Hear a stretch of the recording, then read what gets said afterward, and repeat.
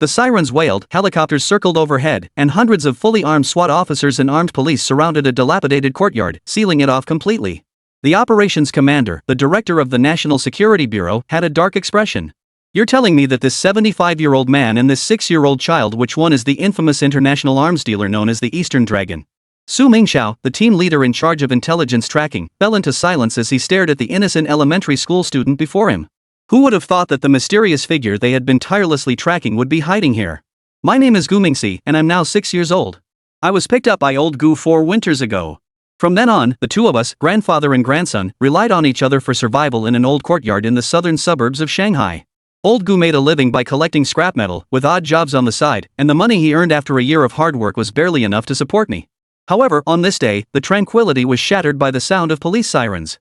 Countless armed police and SWAT teams advanced toward the small courtyard in alternating cover, while 2 armed helicopters hovered overhead. Soon after, SWAT officers and Special Forces soldiers rappelled down. Old Gu was sorting through scrap when he witnessed the scene, stunned. After a sarcastic remark, he was shouted at to crouch on the ground. Then, armed police stormed into the courtyard. This operation was no small matter, with Nanhu City deploying a total of 973 personnel from SWAT, armed police, and Special Forces units, along with armored vehicles. 147 explosion-proof vehicles and 2 armed helicopters were deployed. Yet in the end, only me and 75-year-old old Gu were captured. The operation commander, the director of the Nanhu City National Security Bureau, held our files in hand. He vented his anger at Su Mingxiao, the team leader in charge of data tracking at the National Security Sub-Bureau, demanding to know how the intelligence had been mishandled. Which of this old and young pair resembles the renowned Eastern Divine Dragon? It turned out that Su Mingxiao had spent 5 days and nights tracking the suspect's IP to this location.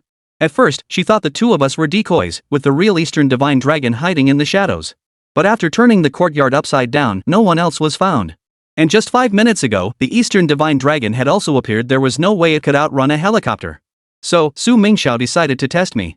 She asked with a smile if I knew about the Eastern Divine Dragon, and I nodded, saying I did. Then she coaxed me into revealing its location, promising to buy me rainbow candy. I directly claimed to be the Eastern Divine Dragon and even reached out my hand asking for candy, which left everyone speechless with exasperation. Su Mingxiao, unwilling to give up, pulled out a phone charm and said she'd give it to me if I told the truth, adding that the Eastern Divine Dragon was a villain. I took the charm, nodded, and promised to tell the truth. But when she asked again, I still insisted I was the Eastern Divine Dragon. The armed soldiers on standby were utterly baffled, glancing at their commander and waiting for the order to retreat. After breaking free from his restraints, old Gu rushed up to me, asking in shock and concern how I, still in elementary school, had become an arms dealer. He asked if I was forced into it, then pulled me into his embrace, angrily telling them to come at him instead and not to bully a child. Chapter 1: Good Children Don't Tell Lies. In the suburbs of Nanhui, an old courtyard. An old man with wrinkled face was sorting through the junk in the courtyard. Inside the room, a 6 or 7-year-old child is playing computer games. This child is not the old man's biological grandson. He was found by the old man 4 winters ago. From that day onward, the 2 unfortunate grandfather and grandson have been relying on each other for survival. Old Mr. Gu's main job was collecting scrap, and his side job was doing odd jobs. The money he earns after a year of hard work barely enough to support the child. But he didn't feel bitter. Instead, he felt filled with happiness. But this simple, peaceful happiness was shattered today by the sound of sirens. The wailing sirens echoed from all directions as countless armed police and special forces advanced toward the small courtyard in alternating formations. In the sky, 2 armed helicopters quickly circled overhead. Soon, a team of special police and a team of special forces rappelled down from the sky. Old Mr. Gu, who was busy sorting through scrap, froze in place upon witnessing the scene. What's going on? Could it be that I, an old man, had stumbled upon the imperial seal? Old Mr. Gu had barely finished his remark when he was immediately ordered to kneel on the ground. Soon after, the gate to the small courtyard was forced open, and a squad of armed police rushed inside. This time, the city had deployed a total of 973 personnel, including special police, armed police, and special forces, along with 147 armored vehicles, 2 anti-riot vehicles, and 2 armed helicopters. A truly massive operation. However, in the end, all they managed to capture were 2 people inside the small courtyard. One was 75-year-old old Mr. Gu, and the other was 6-year-old Gu Mingxi. The commander in charge of the operation, the director of the National Security Bureau of Nanhui City, held the 2 men's files and shouted angrily, "Su Mingxiao, how did you obtain this intelligence?" As he spoke, he grabbed the other person's hand and hurried over to the old man and the boy, saying, "Come, take a look. Does this old man look like an arms dealer, or does this young boy look like an arms dealer? Explain to me who the real legendary Eastern Dragon is between the 2 of them?" The Eastern Dragon mentioned by the bureau chief is a mysterious arms dealer who has recently become very popular online. This Su Mingxiao is the team leader of the data tracking unit within the National Security Bureau. After 5 days and nights of relentless effort, she finally tracked the suspect's IP address to this location. But after all this commotion, they only managed to apprehend an old man and a young child. Su Mingxiao has reviewed the old man's records and knows he is over 75 years old. She also knows the child beside him is an orphan who was found and adopted, and he is just 6 years old this year. Therefore, these two individuals could not possibly be the Eastern Dragon. However, at first, she assumed the old man and the child were being used as decoys by the other side, while the real Eastern Dragon was hiding in the shadows. But the special police and armed police had already searched the entire courtyard 3 times. To put it bluntly, they even used extendable cameras to inspect every mouse hole in the courtyard. Yet, in the end, they found nothing. There was no one else in the courtyard, just the grandfather and grandchild who depended on each other for survival. If the Eastern Dragon wasn't them, then it was highly likely that he had already fled. But that doesn't make sense either. Because just 5 minutes ago, he was still online here. Even if he had fled, he couldn't have outrun a helicopter. After thinking it through, Su Mingxiao decided to take a risk and try again. She broke free from the bureau chief's grip and looked at the old man and the young man in front of her. She wasn't sure what the old man's situation was. After all, as the saying goes, the older one is, the wiser they become. Dealing with an adult of a certain age requires being extra cautious. Otherwise, you'd have no way of telling whether what they were saying was true or false. However, dealing with innocent children was much simpler. Because children are easier to deceive and they speak without reservation. So, Su Mingxiao decided to tease the child a little. With that thought, she turned around, bent down, and smiled at Gu Mingxua. "Little brother, can I ask you a question? Do you know the Eastern Dragon?" Upon hearing this, the director and others immediately grew tense. However, no one interrupted Su Mingxiao's speech.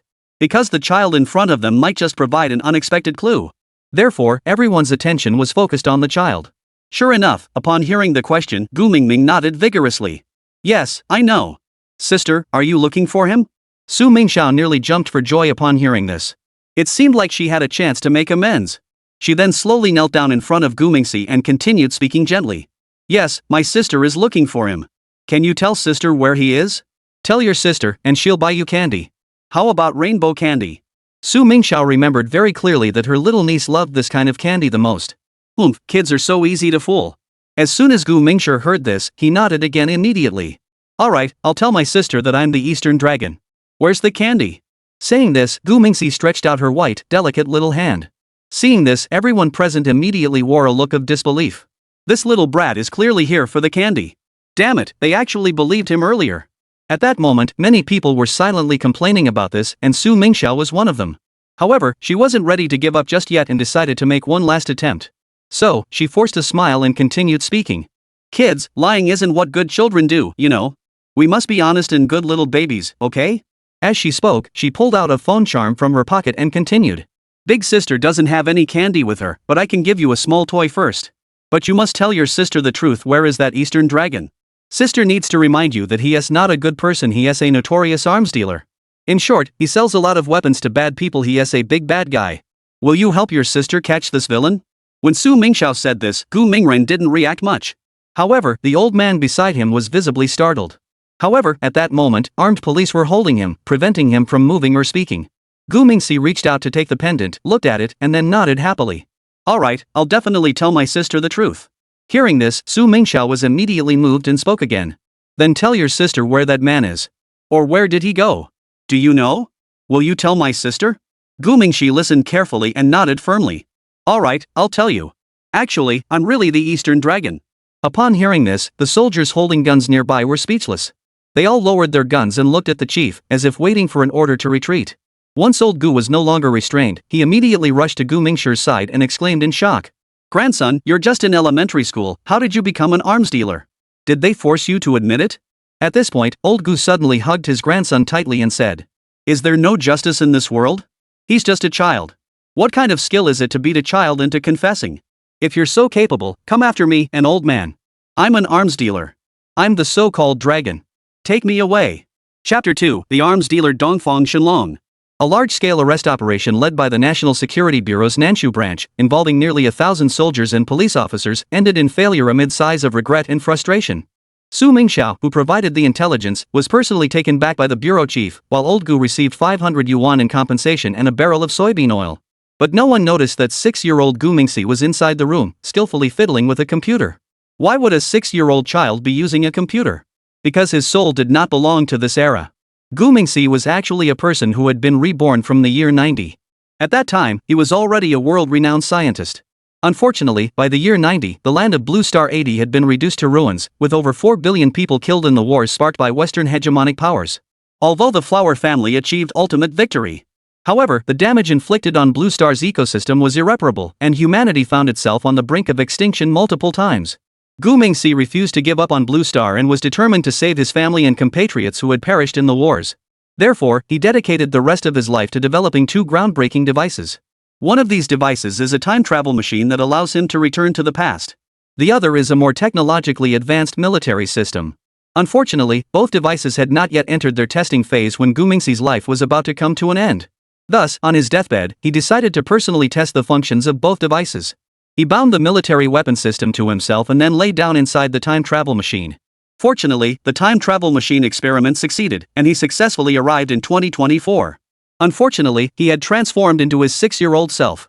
However, there was one silver lining: the military system had been successfully brought along. Unfortunately, the system had sustained some damage, rendering most of its functions temporarily inoperable. With no other options, Gu Ming could only go online under the pseudonym Eastern Dragon and sell military equipment to make some extra money. But little did he know that the missiles he sold to the Houthi rebels a few days ago were too powerful, and a single missile took out an Eagle-class aircraft carrier. Once the news broke, the name Eastern Dragon spread like wildfire across half of Blue Star. What's even more critical is that the Chinese authorities found him before anyone else. That's why the scene earlier occurred. However, luckily for him, he is only a 6-year-old child. Who would believe that a child could be an arms dealer? Even if I admitted it to your face, who would believe me? Therefore, Gu Ming didn't wait for the police to leave before sitting back down at his computer and getting back to work. At that moment, the person sending him a Q message was Mahmoud, the deputy chief of staff of the Banning Pearl Party, whose online name was Fire Seductive Cloud. Yes, you read that correctly, it's the same Sa as in Saoki. Gu Mingxi didn't know if the other party meant it intentionally or not. Anyway, he had persuaded the other person several times, but the other person still insisted on using that name. Gu Mingxi's online name, which also served as his code name, was Dongfang Shenlong. Fire Seductive Cloud, why suddenly switch to Q chat? Isn't the dark web safer than here? Eastern Dragon, I encountered some unexpected issues on my end and can't log back into my dark web account right now. Don't worry, let's continue here for now. Fire Cloud, alright, where were we? Alright, the airstrikes by the Daisho birds have been relentless lately. We can't hold them off anymore. Do you have any good anti-aircraft weapons? I'm willing to pay a high price, and I can transfer the money up front. Upon seeing this message, Gu Mingxi immediately furrowed his brows. The Pearl Party had initially used the banner of upholding justice for Ba Luoyang to launch an attack in retaliation against Dai Xingniao. But who could have predicted that the situation would escalate to the point where they themselves became the primary targets of attack? This situation was extremely awkward. Dai Xingniao has the Eagle sauce backing him up. Therefore, the Pearl Party and indeed the entire Banan Dove faction are now in a very difficult position. The Dai Xingniao's forces are now launching attacks on them every few days. Support from other allies in the Middle East is also lacking. That's why this guy turned to the Houthi militia to find Gu Mingxi. At first, Gu Mingxi didn't want to take on this job. But the offer was simply too tempting. Before he even started, the Fire Cloud directly sent over 200,000 beautiful coins. For Gu Mingxi, who was desperately short of funds at the time, this was a life-saving favor. So, in the end, he decided to take the plunge. After all, he had already offended the Eagle once before, so he didn't care about offending them again. After thinking it over, Gu Ming replied on the keyboard. I don't have any particularly advanced anti-aircraft weapons at the moment. However, I recently modified a batch of anti-aircraft vehicles from the Bear Alliance era. After installing automatic warning and automatic targeting systems, they seem pretty effective. If you're not too picky, I can sell them to you at a discount. Middle East region, a certain base in Lebanon. Mahmoud, deputy chief of staff of the Pearl Party, stared at the computer screen awkwardly. He then shook his head forcefully before looking back at the screen. What's going on? Am I seeing things? How could he say he'd give me equipment from the Bear Alliance era? Is the Eastern Dragon playing games with me? We're at a critical moment, and he's still being so humorous and playful. Thinking this, Mahmoud quickly typed on the keyboard. Dear Mr. Shenlong, I hope you're not joking with me at this critical moment. We're really in a tough spot right now. The Daisang birds are attacking and retaliating against us almost every day. We need more advanced and efficient anti-aircraft equipment. The Mao Xiong Alliance has been dissolved for so long, equipment from last century must be rusty by now. Mahmoud had already phrased this very diplomatically. If he were to be more blunt, he would have called these things military junk. Do you really expect me to use this military junk to fight against the advanced fighter jets provided by the Eagle to the Daisang birds? This is sheer nonsense. Is the Eastern Dragon trying to ruin its own reputation? After sending the message, Mahmoud immediately lit a cigarette. He was really feeling a severe headache at the moment. The commander-in-chief's scolding calls were coming in almost every 3 hours. There was nothing he could do about it after all, he was the military commander in charge of air defense. Regardless of the reason, any failure in air defense is his responsibility. Being scolded was the least of his concerns. He feared that the commander-in-chief might dismiss him at any moment.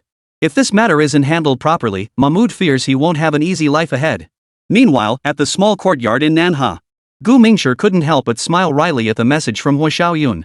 He wasn't laughing at the other party for not recognizing the value of the goods, he was laughing at his own helplessness. Because the military weapons system he was connected to was now experiencing some utterly absurd issues. How to describe this situation? It was just so, over the top. Chapter 3, I'm forced to keep going. The military weapons system brought from the future by Gu Ming. During the time travel process, it must have been interfered with in some way. In any case, by the time he became aware of the system, it had already undergone some transformation. Here, mutated refers to its nature, not its gender. To this day, he still remembers the scene when he first activated the system half a month ago. It was the first day of elementary school for Gu Mingshi, and the teacher was teaching the most basic addition and subtraction. Suddenly, a system notification sounded in his ears. Ding! Congratulations, host, you have successfully activated the military equipment system. This system will be at your service. Ding! The system has detected 85% system damage, with most functions currently inactive. Please locate materials to repair system vulnerabilities as soon as possible. Ding! The system's remaining power is now below 9,998 and will soon enter standby mode. Please repair the system vulnerabilities as soon as possible. As he spoke, the system began to sound like a radio with a dying battery. But Gu Mingshi had heard it clearly. This thing still had 9,998 units of power left. What the heck is this? Is this the after effect of time travel damage? System damage exceeding 85%? This is basically the same as being scrapped, right? Why bother fixing it? I'll just save up and build a new one. Just as Gu Mingshi thought this, the system suddenly rebooted. Ding! System restarted, retrieving host information. Host name, Gu Mingshi. Age, 6 years old. Gender, male. Height, 106 centimeters. Weight, 175 kilograms. System special notice, the host's height is 5 centimeters below the standard level, and the weight is 1 kilogram below the standard level, posing a risk of malnutrition. Upon hearing this, Gu Mingshi couldn't help but chuckle. In this life, he was an orphan, relying on an impoverished old man for survival. Surviving this long was already a miracle. Malnutrition should be a standard symptom. So, your system wants me to go earn money to fix you? Stop daydreaming about grand plans. Just wait to be rebooted and face reality. Just as Gu Mingshi was about to give up on repairing the system, it suddenly launched a stubborn self-rescue attempt. So, it secretly took on a job for Gu Mingshi. Ding! Successfully secured a military weapons order from the Middle Eastern Houthi armed group. Please complete the production and transportation of 2,000 semi-automatic rifles and 100 howitzers within 3 days. Ding! Successfully received a deposit of 10,000 beautiful coins from the Houthi armed group. System reminder, you have 71 hours, 59 minutes, and 52 seconds remaining to deliver the order. Gu Mingshi found himself involuntarily forced into action by the system. What the hell? This is no different from being a pimp. Why didn't you ask me first? I'm just an elementary school student. You want me to go manufacture weapons? This is a joke, right? Hey, kids shouldn't use bad language. Gu Ming was speechless, but he had no choice but to accept it. At least the system had already collected a deposit of 10,000 yuan. 10,000 pretty coins are roughly equivalent to 720,000 flower coins. For someone as penniless as him, this was like a windfall from heaven. So, after school, Gu Mingshi immediately got to work.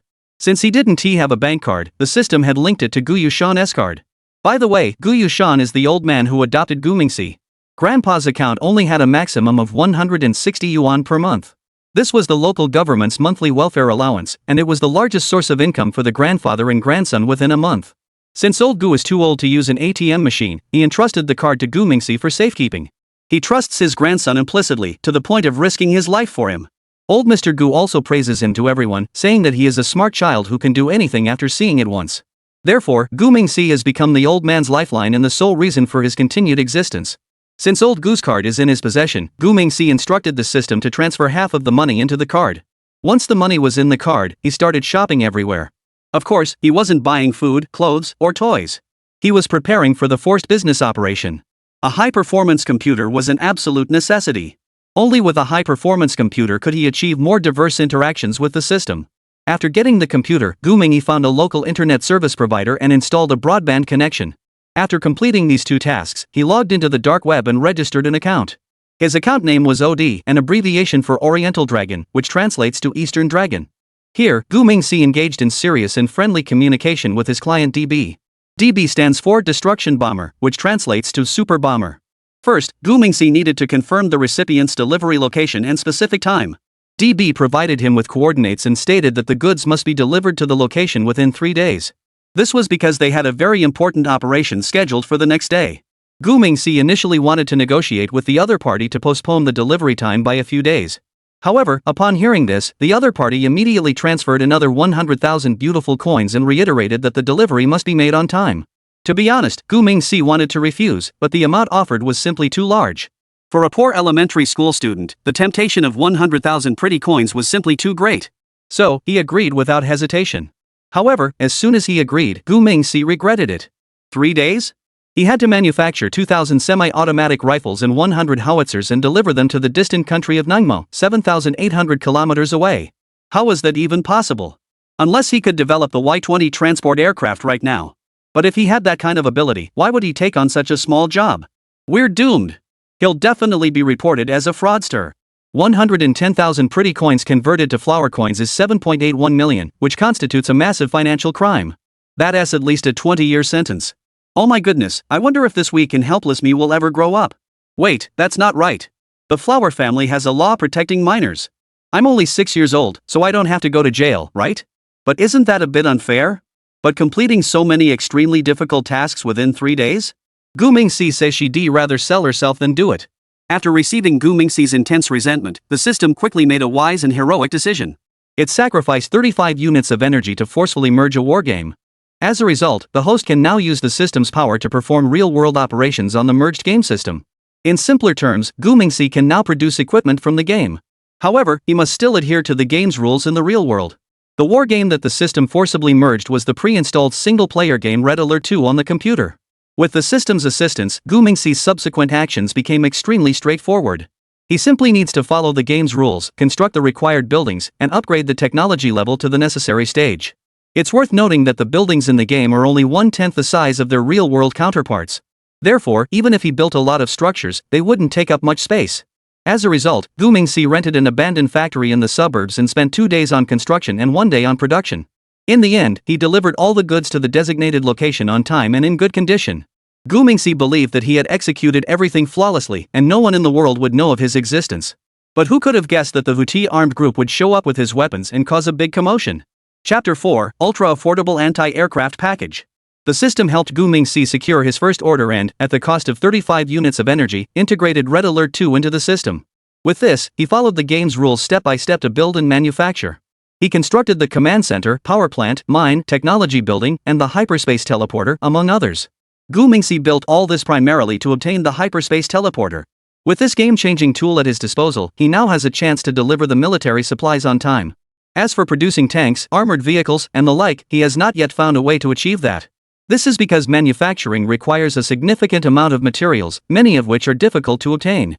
Therefore, while Gu Mingyi currently possesses advanced technology, he is temporarily unable to produce such extraordinary equipment. Nevertheless, the weapons he has produced have already created a miracle. The 2,000 semi-automatic rifles ordered by the Huti forces can be manufactured in the soldier's factory. Because reality and games are still very different. Therefore, the soldier factory cannot produce real humans. However, they can produce complete sets of individual weapons and equipment. Thus, Gu Mingyi not only delivered 2,000 rifles to the Huti forces but also provided them with 2,000 sets of military uniforms, boots, and other equipment free of charge. As for the 100 howitzers, he could only use the Grand Cannon from the game as a substitute. The so-called Grand Cannon is the Gallic Giant Cannon frequently mentioned by players. Its production cost is 2,000 flower coins, so 100 pieces cost 200,000 flower coins. Individual soldier equipment costs 100 coins per set, so 2,000 sets amount to 200,000 flower coins. Therefore, the total cost of the Huti armed forces supplies is 400,000 flower coins. However, they paid the full amount of 300,000 pretty coins, which is equivalent to 2,130,000 flower coins. After deducting the costs of producing various in-game items totaling 930,000, this transaction netted a profit of 800,000. Earning 800,000 in 3 days, that's quite a surprise, isn't it? But the Houthi armed group used these weapons to pull off an even more unexpected surprise. It was an ordinary afternoon. They were preparing to take their heavy artillery to a location to fire a shot. Coincidentally, their drones detected the Eagle-class aircraft carrier strike group. Following the principle of, since we're already here, the artillery team decided to take advantage of the opportunity. But that single strike nearly sank the USS Senhaohar's carrier. Although the US has been denying it in the news. However, videos and photos of the destroyed aircraft carrier have already leaked online. So, whether the Eagle admits it or not no longer matters. As a result, Gu Ming also became an overnight sensation because of this incident. From then on, his arms orders kept coming in one after another. As the saying goes, people fear fame as much as pigs fear fat, and the Eastern Dragon also began to be closely monitored by intelligence agencies worldwide, including the National Security Bureau of the flower planting family. In a lapse of vigilance, Gu Mingxi's IP address was traced. Fortunately, he was working from home, where there were no unusual buildings. Therefore, even the National Security Agency could only locate him and his computer. But who would suspect a 6-year-old child and a 75-year-old man? Nanhui, a suburban courtyard. I've told you all, I'm the Eastern Dragon. But you don't believe me. What can I do? I'm a good child who never tells a lie. Gu Mingyi muttered under his breath while quickly manipulating the computer. Sa Yun was quite dismissive of the equipment from the Mao Shom Alliance era. But since the Eastern Dragon was insisting on moving forward, he had nothing else to say. After all, they really had no other options left. Dai Xingniao, with the covert assistance of Eagle Sauce, had already severed all their connections with the outside world. No assistance from any country could get through, whether by air, sea, or land. Therefore, Sa Yun could only pin all his hopes on this place. As the old saying goes, something is better than nothing, right? The equipment provided by the other side is somewhat outdated. But at least there's something to counter the Magpie's airstrikes. Regardless, this is at least some accountability to the Supreme Commander and the citizens. He has truly done his best, and he is willing to take responsibility for the consequences, willing to stand with this batch of air defense equipment until the end. The equipment was purchased by him, so if it fails to meet expectations, he should be the first to die in the air defense battle. However, he clearly underestimated the capabilities of the Eastern Dragon. What he could put up for sale couldn't possibly be ordinary goods. The Firestorm Cloud faction has sent 500,000 beautiful coins, with no limit on the number of anti-aircraft weapons they are willing to purchase. In simpler terms, as long as it can be purchased within the budget, he wants it all. Therefore, there are now many more viable options available in this situation. Ultimately, Gu Mingxi put together a substantial anti-aircraft package for him. First, 300 sets of individual air defense gear were arranged, sourced from the game's air defense infantry units. Second, 100 automatic anti-aircraft guns from the game's anti-aircraft artillery were arranged. 40 anti-aircraft machine guns from the game's Gatling machine guns were also included.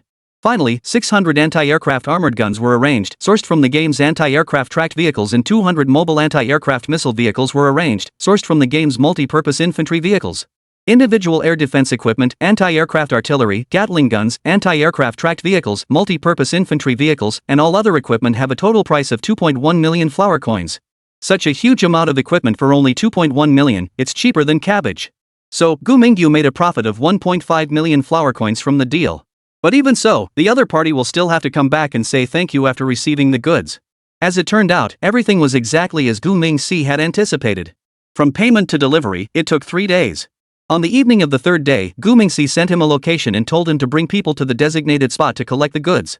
To be honest, Mahmud's mood was incredibly heavy at the time. He had imagined the goods to be a bunch of rusty, crumbling military scrap. Although they might barely fire a few shots, they would certainly be unable to harm the dicing bird. So, on the way there, Mahmud regretted his decision so much he could have kicked himself. He must have been out of his mind to agree to this. How could he have possibly trusted a stranger online? Even though he had been introduced by the deputy commander of the Houthi artillery. But after all, they had never interacted before. How could he have trusted him so easily? Just because he didn't betray the Hussein forces doesn't mean he wouldn't betray me. 50,000 beautiful coins aren't a huge amount, but if word gets out that I was scammed, I'll never be able to show my face in the Middle East district again. Damn it, I should have made him send a sample first to check. Mahmud was sitting in the car, filled with regret, when his aide suddenly ran up and stopped the car. Deputy Chief of Staff, WVE arrived. Please get out and take a look. Those.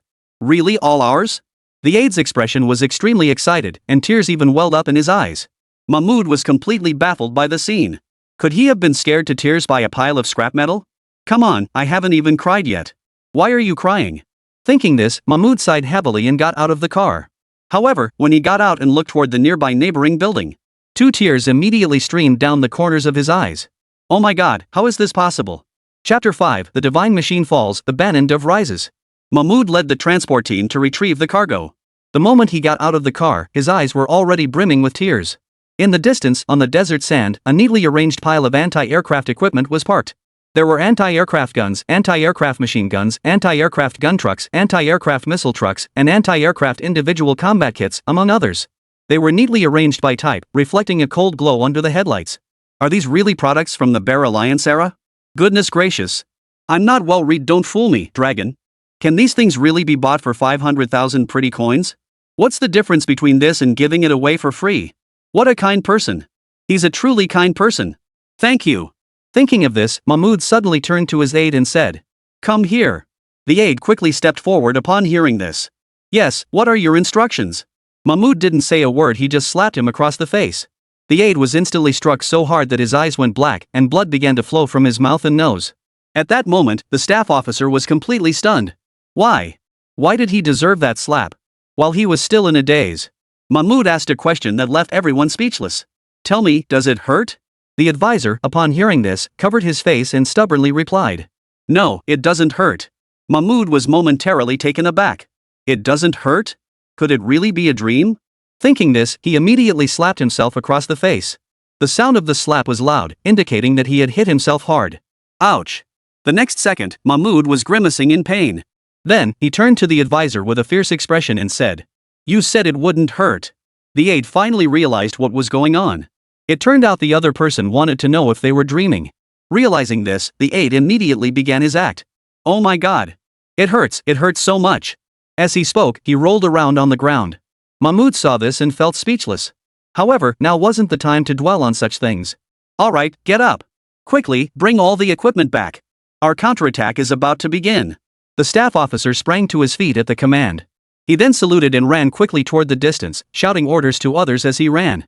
That night, deep into the night, 3 F-15I fighter bombers from the Daiseng Bird Squadron, escorted by 2 F-35I fighters, swiftly flew toward the territory of Banning. This time, they were preparing to carry out bombing strikes on schools, hospitals, and 2 weapon depots and bases in the northern part of Banning. Under the cover of night, the 5 aircraft boldly entered the airspace over Banning. They were confident they could evade local radar detection. In fact, they had carried out similar operations numerous times before. Each time, the Benin Air Defense Forces only reacted after the bombings were completed and the aircraft were already departing. But by then, they had already climbed to a high altitude and were flying away at high speed. Therefore, the Daiseng birds did not take the enemy's air defense seriously. Unfortunately, this time they seemed to have miscalculated. Because, as the 5 aircraft arrived over the bombing zone, the aircraft below suddenly fired various anti-aircraft weapons simultaneously. There were high-caliber machine gun rounds, anti-aircraft shells, anti-aircraft machine gun rounds, and even dozens of small anti-aircraft missiles. These weapons swarmed into the sky, truly terrifying the pilots of the 5 fighter jets. However, what was even more despairing was yet to come. The bullets, shells, and missiles were actually tracking them. Wherever they flew, the shells, bullets, and missiles followed. By the time they realized something was wrong, they had already missed their best chance to escape. Within just a few minutes, an F-35I stealth fighter jet was shot down. This was the most advanced stealth fighter jet in the entire fleet. If it could be shot down by the enemy, what hope did the other planes have? As a result, 4 aircraft urgently climbed and turned around, fleeing in panic. During this time, an F-15I fighter bomber was also hit by a missile.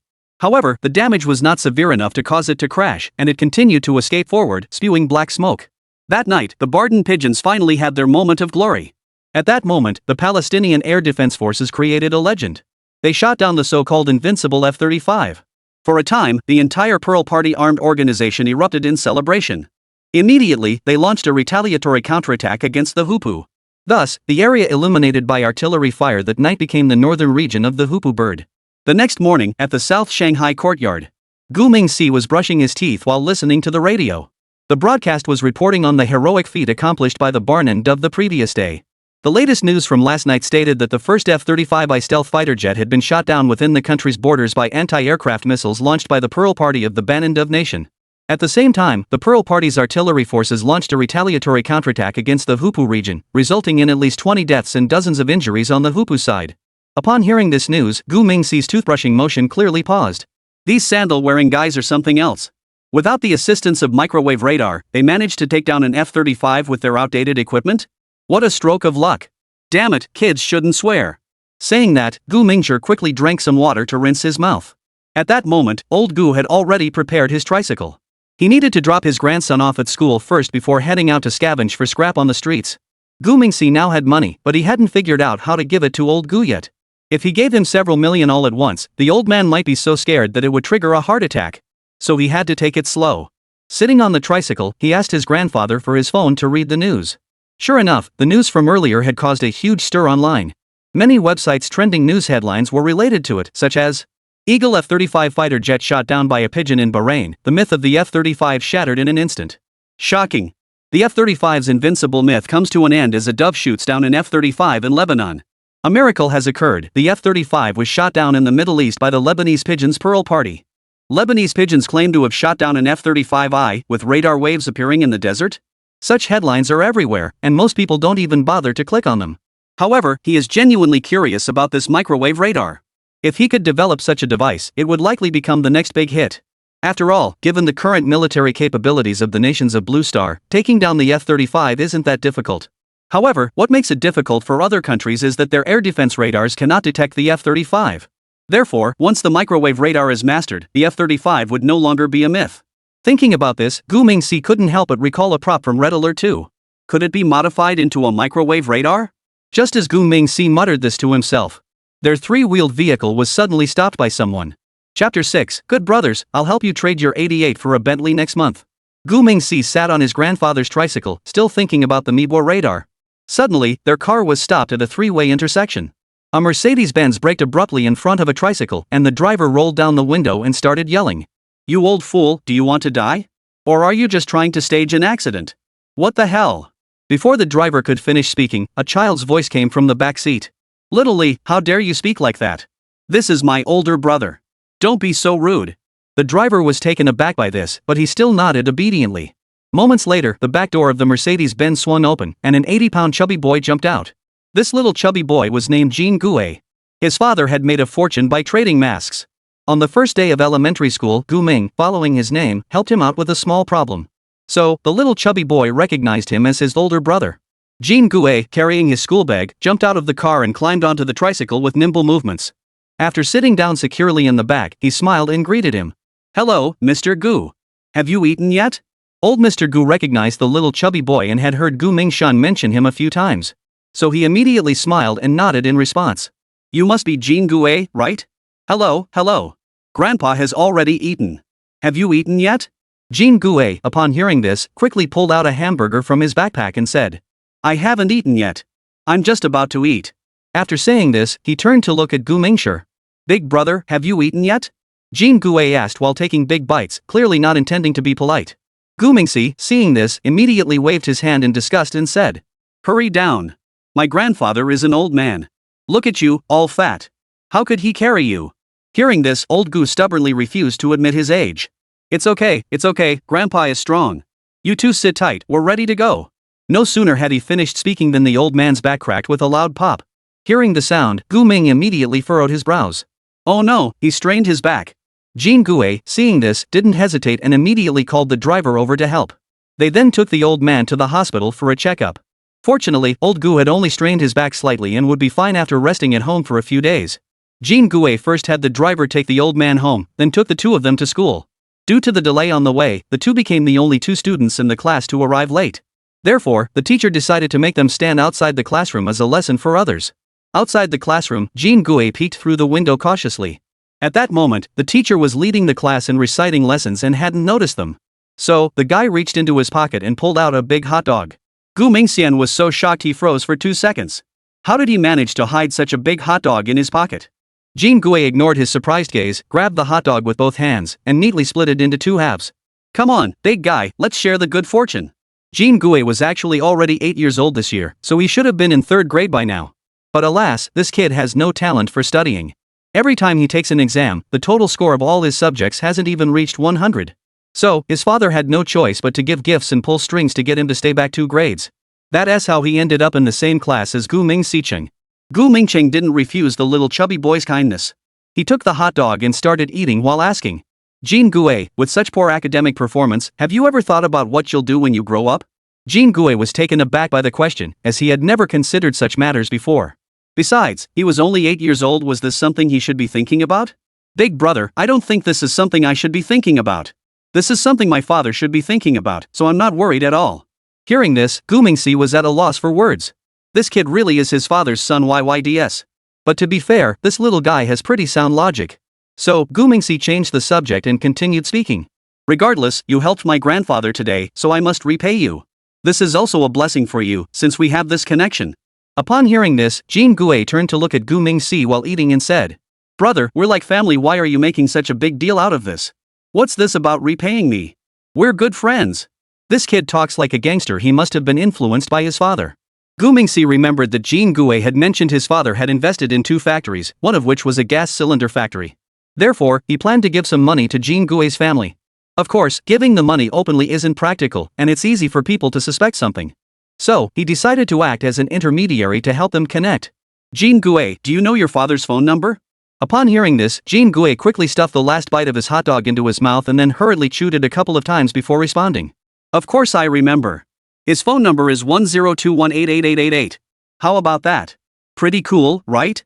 So many eights. Gu Ming didn't respond, just nodded slightly. After a moment, he smiled and said slowly. That's good.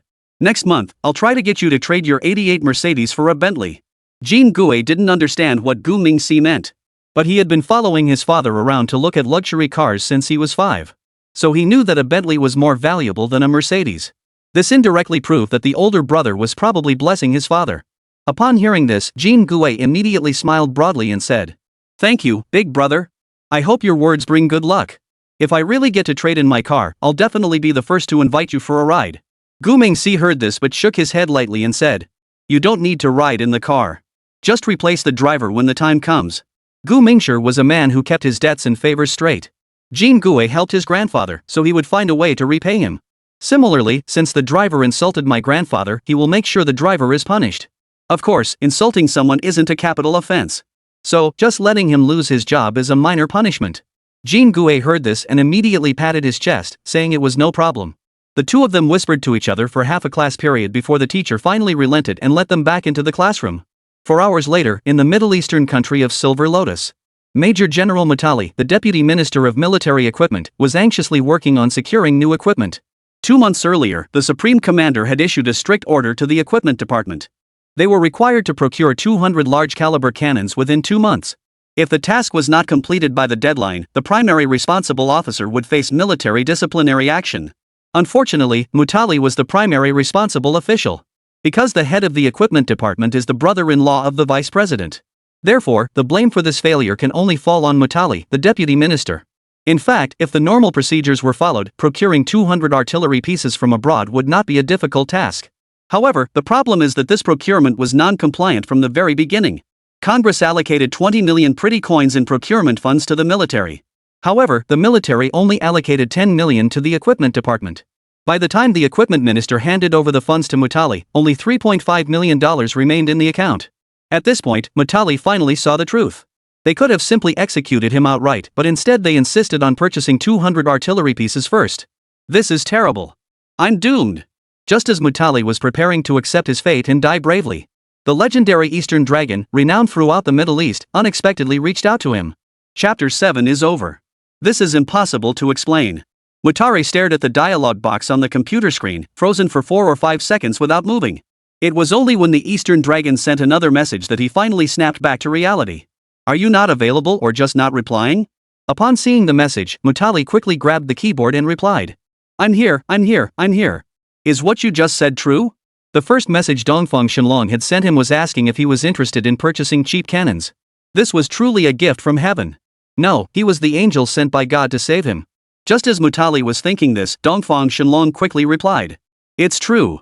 I have a batch of cannons that need to be disposed of and can sell them to you at a discount. Interested? Upon seeing those words, it was no exaggeration to say that Mutali was moved to tears. This person was undoubtedly his savior. So, without hesitation, he replied. Yes. Shortly after sending the message, Dongfang Shenlong replied again. What is your budget, and how many units do you plan to purchase? Mutari felt a bit uneasy upon seeing this question. Because he only had 3.5 million pretty coins in his possession. And now, even a single heavy cannon with significant firepower starts at around 1 million. So, how could he possibly afford 200 units with that amount of money? However, he had no better options at the moment.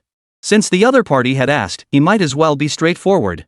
My budget is only 3.5 million, but I need 200 cannons, and they need to be powerful ones. By the time he typed this, Matali was already feeling uneasy and didn't know how to continue. However, Dongfang Shenlong remained silent for just a couple of seconds before replying. If that's all the money you have, then heavy artillery is basically out of the question. Upon seeing this, Matali's heart sank instantly. Sure enough, even the Great Eastern Dragon couldn't save him. Forget it, I might as well commit suicide before the deadline. What a pity he hadn't even seen his daughter grow up yet. Thinking of this, Matali's tears began to flow freely. However, the Eastern Dragon soon sent a second message. If you're only after power, I have a lightweight cannon that would suit your needs perfectly, and it's extremely affordable. Upon seeing the message, Matali immediately wiped away his tears. In that moment, he felt his heart warm up again. It's still the Eastern Dragon. However, speaking so breathlessly could easily scare someone to death. Although Matali felt a bit resentful inside, he dared not type a single word. Cheap yet powerful? Is there really such a cannon? You're not joking with me, are you? Matali was extremely anxious, as he had never heard of such a thing before. The Eastern Dragon didn't beat around the bush, he simply threw him a set of coordinates. Tonight at 6 p.m., bring your men to this location to collect samples and conduct test firings according to the manual. Once you're done, come back and talk to me. After saying that, Dongfang Shenlong went offline, leaving Matali standing there in a daze. What's going on? Are they planning to let me inspect the goods first? What a conscientious seller. After venting his frustration in his mind, Matali quickly stood up. He had to find a few experienced hands to go with him and see for himself. On the other side, Gu Mingming hid in the bathroom to finish his conversation with Matali. There was nothing he could do, he was just a 6-year-old child. If he were to openly fiddle with his phone at school, someone would definitely report him to the teacher. After contacting the buyer, he began remotely operating the production line using his phone. This time, he didn't plan to use any in-game items. Because what he was going to make was too simple. Simple enough that all he needed were some basic cannon parts and a large water pipe. So, what exactly was he trying to make? The thing he was making was called a homemade water pipe gas cannon. Of course, that's the name Gu Mingxi gave it. In reality, its real scientific name is quite intimidating. It is also commonly referred to as the Hell Cannon or the Devil's Horn. Despite having no electronic devices, sights, or complex systems, this cannon possesses significant deterrent power and destructive force. If explained using professional military terminology, this cannon is similar to a hybrid of a howitzer and a mortar, capable of firing along a parabolic trajectory. Therefore, even though its accuracy is not high, due to the large amount of explosives in the ammunition, it can still destroy buildings, penetrate light armored vehicles, and even eliminate a group of soldiers. The structure and principle of the Hell Cannon are actually quite simple. Its main components are a thick metal tube and a gas cylinder. The thick metal tube serves as the barrel, with a metal frame welded to it, typically mounted on wheels. The modified gas cylinder is used as the projectile. Therefore, this rudimentary weapon is easy to produce. However, its projectiles are somewhat problematic, as they require gas cylinders. Of course, this is also the main reason why Gu Mingxi recommended the Hell Cannon to Matali. Because, after all, Mr. Jin Gui's father owned a gas cylinder factory. These days, making money from gas cylinders is tough, so Gu Mingxi decided to lend his father a hand. Before the lunch break ended, Gu Mingxi finally remotely controlled the production line and produced 10 Hell Cannon prototypes. He then followed the instructions from Jin Gui Laoya's phone call to find the online ordering method for his family's business. Without hesitation, he transferred 100,000 yuan to the other party and attached a custom gas cylinder design drawing along with a message. Produce 20 gas cylinders according to the drawings, fill them with gas, and deliver them to the designated location by 5 p.m. Once the goods are inspected and approved, we will contact you regarding further cooperation. After completing these tasks, Gu Mingkai stood up from the restroom stall. However, as soon as he took a step out, he froze in place. There were two reasons for this. First, Jin Gui was standing across from him eating stir-fried noodles, and the sticky brown sauce made him feel nauseous. Second, Gu Mingxi had been squatting in the toilet stall for too long, and his legs were completely numb, making it impossible for him to walk. Jin Gui saw Gu Mingxi finally open the door and step out, and immediately licked the brown noodle sauce off his lips and said, "Brother, you finally came out. If you hadn't come out, I was going to call a crane to rescue you."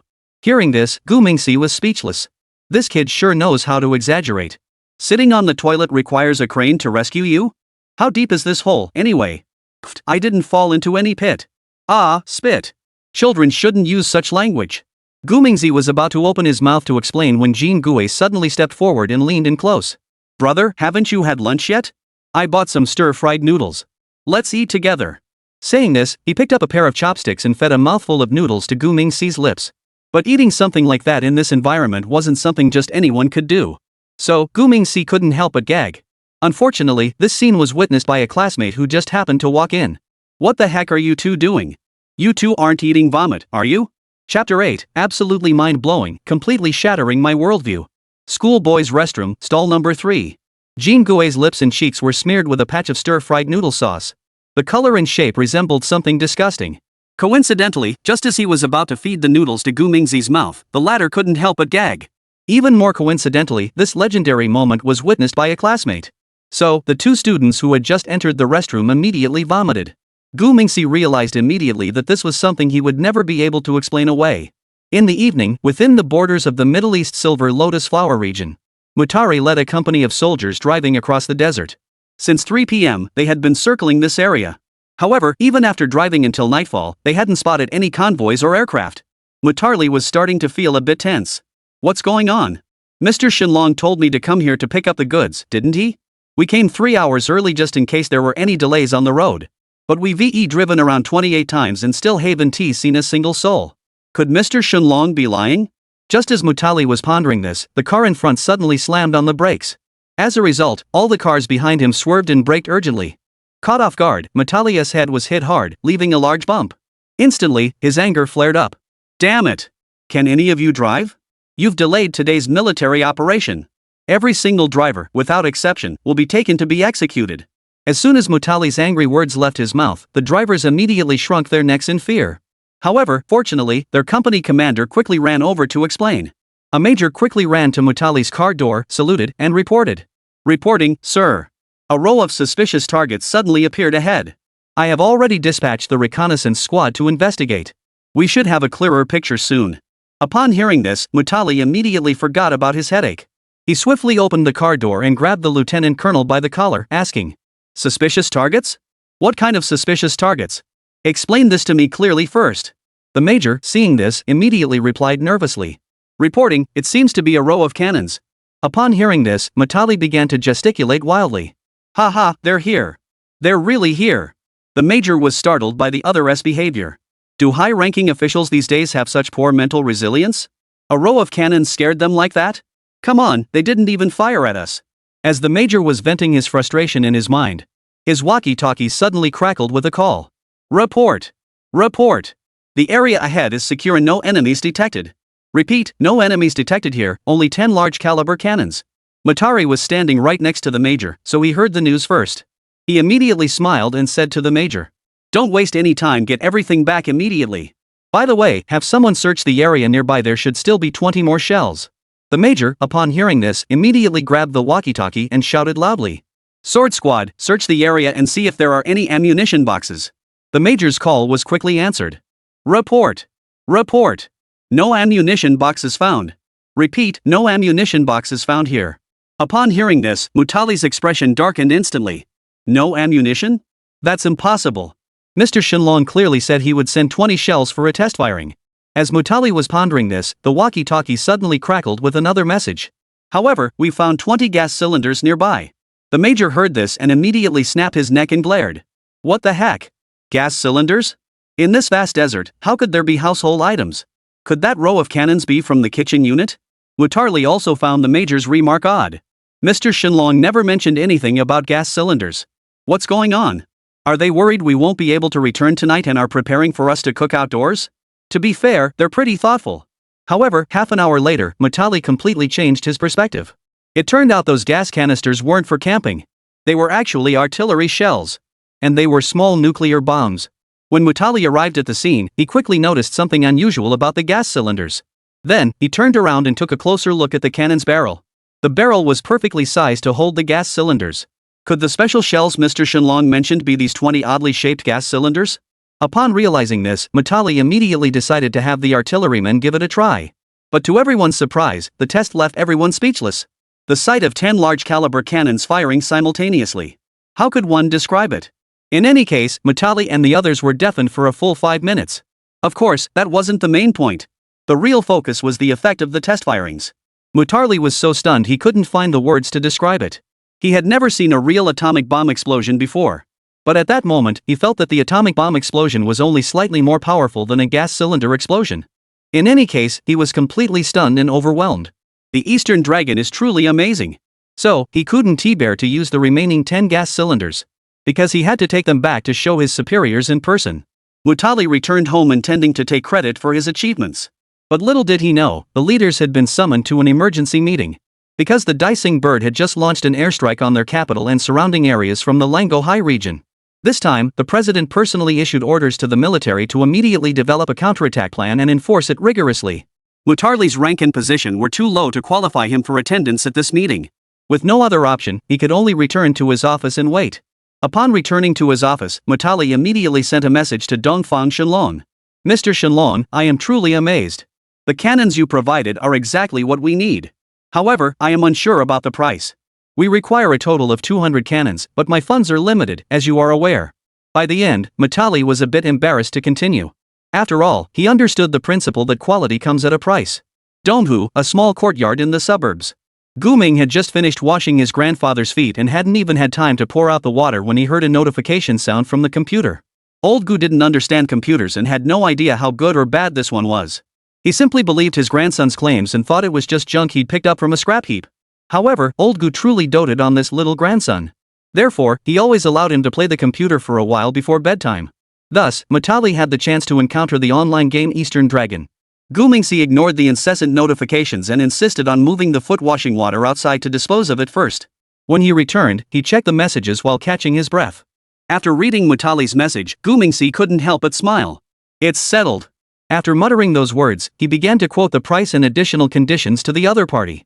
However, an inadvertent oversight on his part led to him and Jin Gue Laoba making a huge profit, though it came at a cost. Chapter 9, The Eastern Dragon. From now on, he's my own brother. Mutali was very satisfied with the gas canister cannon Gumingsi sent him and immediately prepared to inquire about the price and pay the full amount. Gumingsi saw that the other party was a straightforward person, so he also gave him a straightforward price. The cost of a single gas cylinder cannon was approximately 1,300 flower coins, while the cost of the gas cylinders themselves was around 300 flower coins. P.S. Previously, Gumingsi paid Jin Gue's father 100,000 yuan for 20 gas canisters, which was a special price for urgent work. Therefore, under normal business conditions, it would not be possible to sell at such a high price. Making a profit of 200 yuan per unit shouldn't be too much, right? Moreover, although only 200 cannons were purchased, they need as many shells as possible. This deal is definitely a major windfall for the Jin Gue family. Therefore, if they want to maintain a steady business relationship, they can't set the price for the gas cylinders too high. However, one can't be too straightforward, you can't just say everything outright. Therefore, he needs to come up with a sophisticated reason to offer a discount.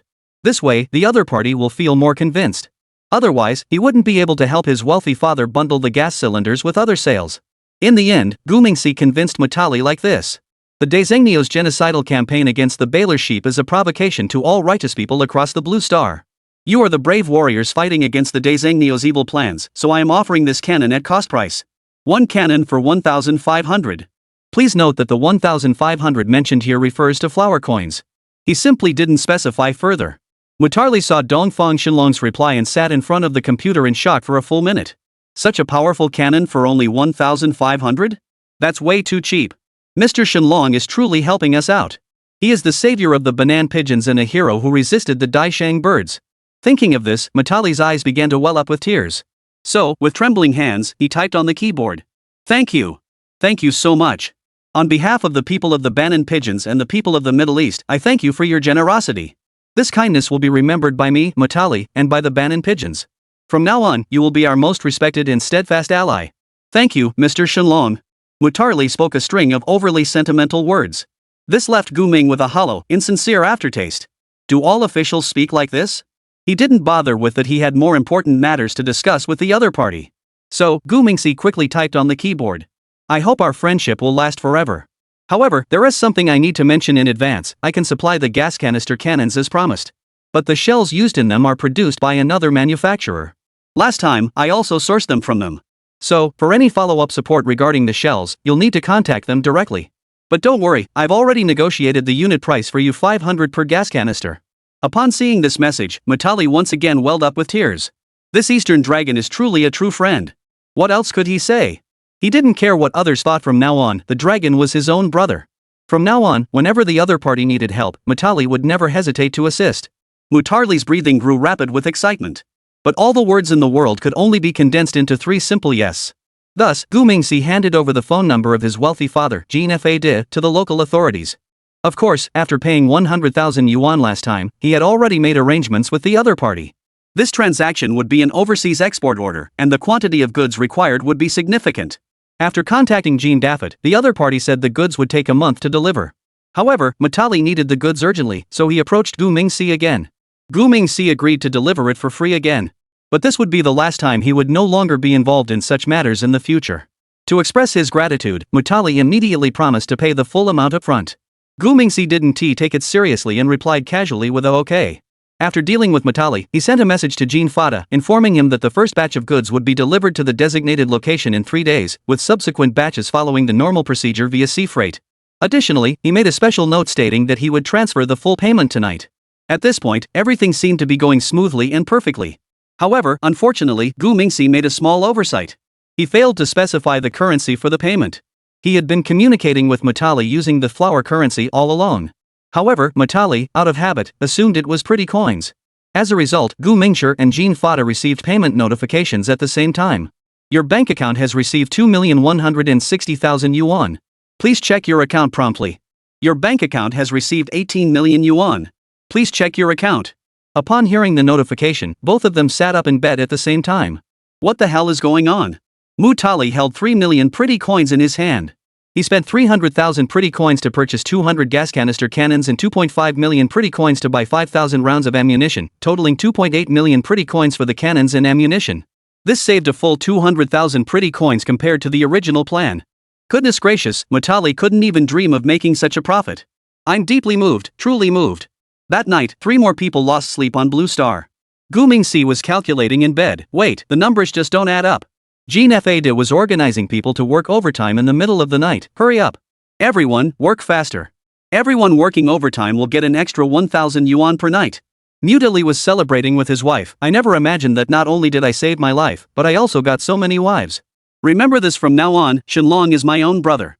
The next morning, Gu Mingxi got up early to prepare breakfast for his grandfather. Since he had money now, breakfast had upgraded from cold steamed buns to bread, milk, and eggs. Old Mr. Gu, unaware of the truth, couldn't bear to eat it and insisted on saving his portion for Gu Mingxi's dinner. Seeing the old man so devoted to caring for him, Gu Mingxi felt a pang of emotion in his nose and heart. He was truly grateful to this old man. Without his selfless love, he would never have grown up or had the opportunity to achieve such greatness in the future.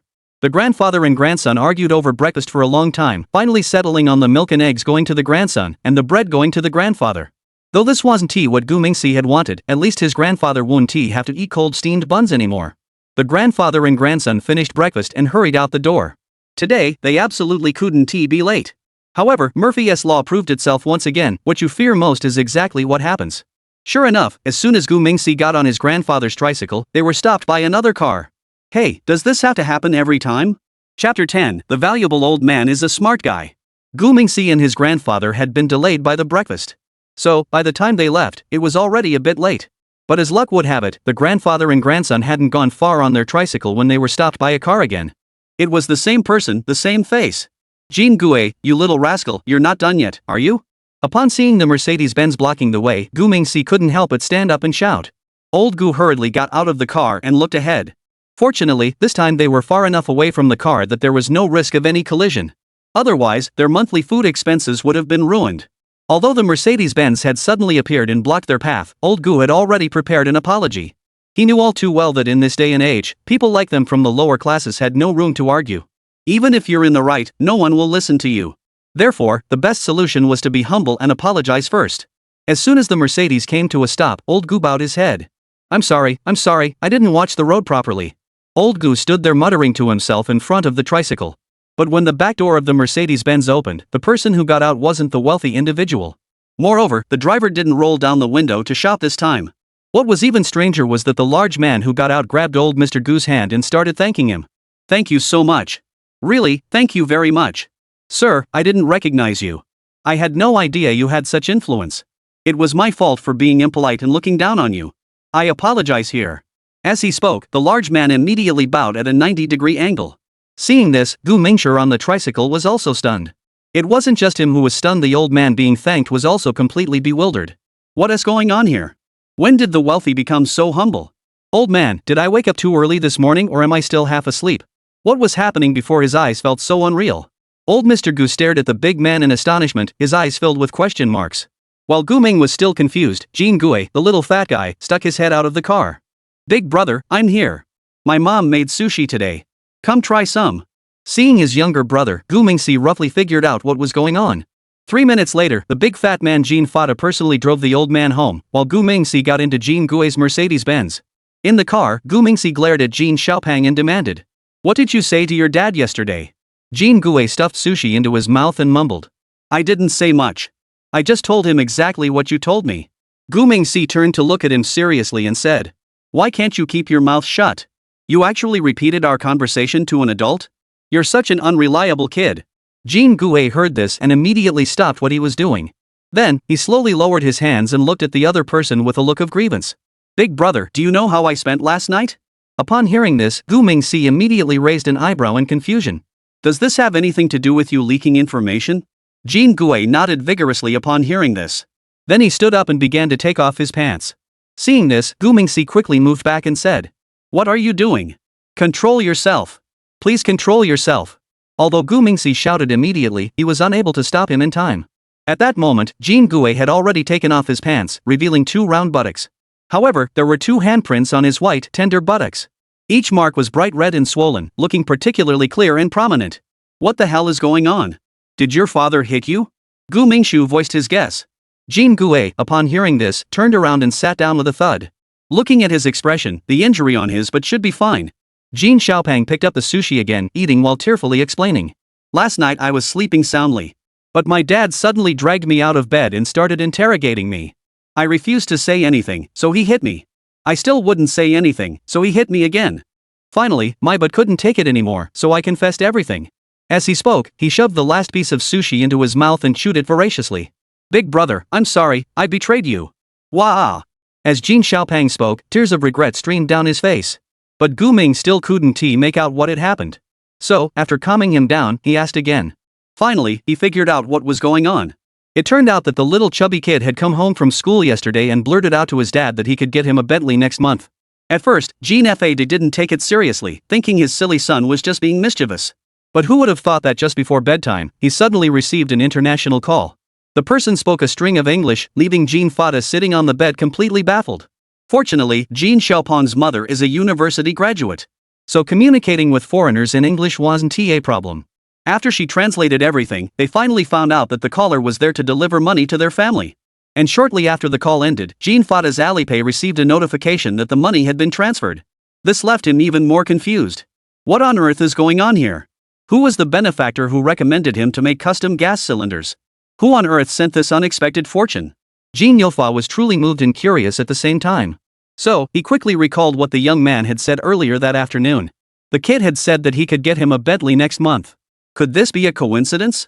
Does this kid really have the ability to do that? The answer was obvious: absolutely not. So, Jean Fad rushed out of the bedroom straight to the children's room, then pulled back the blankets and grabbed Jean Xiaopang. What happened next was just like Jean Xiaopang confessing everything himself. After Gu Mingxi figured out the entire situation, he couldn't help but chuckle softly. I never would have guessed that Jean Gue's father wasn't a fool after all. No wonder he managed to carve out a business empire in the bustling metropolis of Nanhui. Indeed, Gu Mingxi enjoyed working with intelligent individuals. However, he couldn't reveal his true identity yet. Once Jean Fad finishes getting information from old Gu, the next target will definitely be him. No, I need to come up with an excuse to stall him first. Just as Gu Mingxi was pondering this, Jean Gue suddenly turned around and reminded him. "Big brother, we're at school. Hurry up, or we'll be late." Saying this, the little chubby boy didn't even bother to pull up his pants before opening the door and walking out. By the time Gu Mingxi realized and tried to stop him, the guy had already gotten out of the car and taken a few steps forward. A gentle breeze blew by, making my butt feel cool. At that moment, Jean Gue finally realized something. "Oh no, boss, I haven't put my pants on yet." He should have kept quiet the moment he shouted. Everyone's attention turned toward him. Just then, Gu Mingxiang stepped out of the car. Thus, the two found themselves entangled in another misunderstanding that was impossible to explain. At that moment, Gu Mingxi was already considering transferring schools. Chapter 11, Clever but Outwitted. Lunchtime, at Kanaiji Restaurant. Jean Gue was enjoying his meal, holding a burger in one hand and fried chicken in the other. Gu Mingxi held a cup of cola, sipping it while staring at Jean Fada. He finished his entire cup of cola, but the other person was still staring back at him. This made Gu Mingxi feel very uncomfortable. So, he slowly put down his cup, forced a smile, and looked at the other person and said, "Uncle, you've been staring at me for 15 minutes without saying a word. That's a bit creepy." Upon hearing this, Jean Fata immediately broke into a wide smile. He tried to control his expression and act as friendly as possible. "Mingxi, you've misunderstood Uncle. How could Uncle be scary? Look how cute Uncle is. No, I mean very kind and approachable." Hearing this, Jean Gue hurriedly turned his head to explain. "Yes, when my dad isn't hitting people, he's actually pretty approachable. But when he gets angry, he's terrifying. I'm always so scared my legs go weak." Jean Fade, seeing that his older son was about to ruin his image, quickly grabbed a handful of fries and shoved them into his mouth, saying, "Eat more fries. Dad remembers you love fries the most. Not enough? Here, waiter, bring us another 10 portions of fries." Jean Gue was stuffed with fries and almost choked to death by his own father. Gu Ming, seeing the awkward situation, gave an embarrassed laugh and scratched his head before speaking. "Uncle, what did you call me here for? I can't just eat your meal for free, can I?" Jean Fade heard this and immediately laughed and waved his hands. "No, how can you call that freeloading? This is something your uncle is happy to treat you to. Jean Gue is just tagging along with you. Today, I'm specifically inviting you." Jean Gue had his mouth full of fries and couldn't speak, so he can only chew and glare at his father. Gu Ming came here knowing exactly what the other party's intentions were. The problem is that he refuses to bring up the topic, so he can't very well mention the money himself, can he? Just as Gu Mingshi was wondering how to bring up the topic, Jean Gue suddenly swallowed the french fries forcefully and said, "I'm going to the bathroom. Don't steal my fried chicken." Saying that, the little chubby guy grabbed a handful of napkins and ran toward the restroom. Once he was gone, Jean Fa finally couldn't hold back anymore. He smiled at Gu Mingxi and said, "Mingxi, can you tell Uncle the truth? That 18 million order, who exactly recommended it to Uncle? It can't possibly be you, secretly helping Uncle behind his back, can it? What did Gu Mingxi say earlier? His father is indeed a smart man. Look, he accidentally guessed the truth. That's why communicating with smart people is so hassle-free, but he really can't afford to reveal himself right now." So, Gu Mingxi widened his eyes and looked at the other person, feigning confusion. "Uncle, what are you talking about? What 18 million? Today, the teacher only taught us to count up to 100. How long would it take to count 18 million? Jean Fata spent the entire morning trying to persuade old Gu. At first, he thought this old man was his benefactor. However, through their conversation and Jean Fata's keen observation, he finally concluded that the real power behind the scenes who was helping him could never be the old man in front of him. However, he also noticed some unusual things in the Gu family's courtyard. First, the computer in the room named after the old man was quite peculiar. The old man was so poor he could barely afford food and shelter. How could he possibly afford to buy such an expensive computer for his grandson? Jean Fata himself was a computer enthusiast, so he knew a thing or two about computer specifications and performance. At first glance, Gu Mingxi's computer was clearly no ordinary machine. At the very least, he knew it would be difficult to find someone who could assemble a computer with such performance. Because some good things aren't something you can just buy with money. But the parts that he couldn't even afford himself, this kid had almost all of them. What does this indicate? It at least proves one thing. That this kid's father might not be an ordinary person. That's right, this guy has been on the wrong path since he first saw a computer. He certainly doesn't really suspect that the person with the name Gu Mingren is the mastermind behind it all. After all, the kid is only just starting elementary school. So, it's reasonable to suspect that this child's biological father must be an extraordinary individual. Maybe he's the illegitimate son of some super-rich tycoon. Though this idea is a bit far-fetched and melodramatic. But it's the only plausible theory left. Jean Fade considered himself a smart person, so he trusted his instincts implicitly. So, when he heard Gu Ming's response, he immediately nodded with a smile. That 18 million is indeed a lot to count. Since you don't want to say it, Uncle won't ask anymore. After saying that, Jean Fata really didn't plan to dwell on it anymore. If this matter were to be probed further, it could very well upset the powerful figures behind the scenes. Therefore, knowing when to stop is the wisest choice. Mingxi, you and your grandfather have really had a tough life. Uncle doesn't have much to repay you with, so here's what we'll do. From now on, all your tuition fees, living expenses, and your grandfather's uncle will cover everything. Don't be polite to your uncle. I truly want to help you. This is what Jean Fa had already decided on before he came over. Although that big shot behind the scenes certainly isn't short on money. But when it comes to matters involving an illegitimate child, he can't afford to get too involved personally. Therefore, he speculated that the big shot probably needed a frontman. And he just happened to be the perfect person to play that role, using his influence to help Gu Mingxi. Wouldn't that be a win-win situation? Jean Fata thought this through and was ready to act on it. Gu Mingxi, upon hearing this, had originally intended to refuse outright. But upon second thought, he had no legitimate reason to take money from his grandfather. So, the few million in his bank account might as well be worthless. If he could use Jean Fada's name to regularly give money to his grandfather. That seemed like a very reasonable and legal excuse. Even if the National Security Bureau or the Public Security Bureau came to investigate them in the future. He can also use Jean Fada as a shield. Most importantly, the money earned from his gas cylinder factory is clean money. Exporting custom-made gas cylinders overseas doesn't violate any laws. So even if the authorities take notice of him, it won't amount to much. Thinking this, Gu Mingxi immediately smiled and nodded lightly. Great, thank you so much, uncle. Seeing that the other party had agreed so easily to his suggestion, Jean Fada couldn't help but feel even more delighted inside. Haha, I was right after all. This must be the work of the mastermind behind the scenes, instructing him not to refuse my generous offer. Otherwise, a normal child's first reaction would be to be modest. But you secretly agreed so readily. This proves that he truly deserves it. Indeed, someone as clever as you has once again accidentally stumbled upon the truth. But this clever fellow is destined to be undone by his own cleverness. Chapter 12, Su Mingxiao comes again. While Jean Fada was entertaining his money god. At the National Security Bureau of Nanhua City, the data tracking team, led by Su Xiaoming, had also reached a conclusion. Due to inaccurate intelligence, Su Mingxiao received a disciplinary action and was also relieved of his position as team leader. Unwilling to accept this, she took leave and returned home, working day and night for 2 days. Finally, I found her again. Su Xiaoming stared at the computer screen with bloodshot eyes, laughing wildly. Based on her efforts over the past 2 days, she discovered a crucial lead.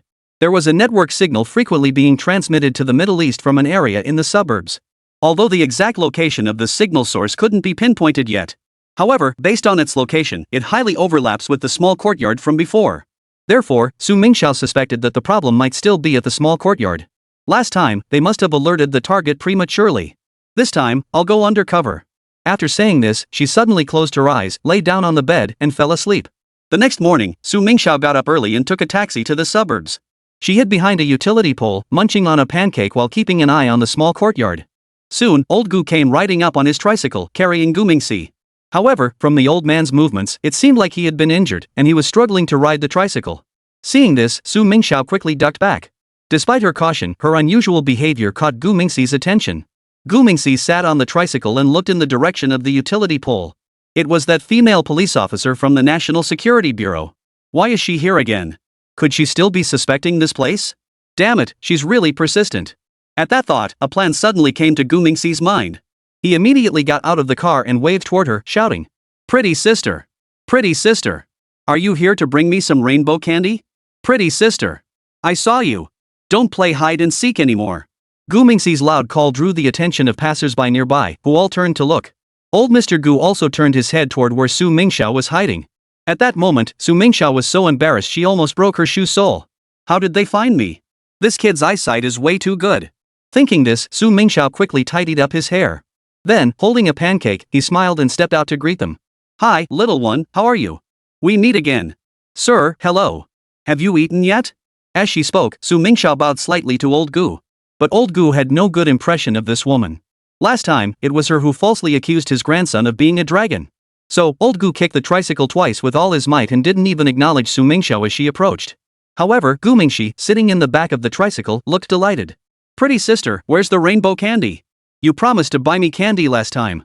Su Mingxiao felt embarrassed and smiled awkwardly, then reached into his pocket and said, "I was in a hurry this time and forgot to buy them." Gu Mingxi, upon hearing this, immediately narrowed her eyes and said, "Did you come in a hurry? What's the beautiful sister busy with?" Upon hearing this, Su Mingxiao realized she had spoken out of turn. So she quickly changed her words and said, No, I was just passing by. I was on my way to work and decided to drop by." Gu Mingxi listened and nodded slowly. Then, to everyone's surprise, he turned around and called out to old Mr. Gu.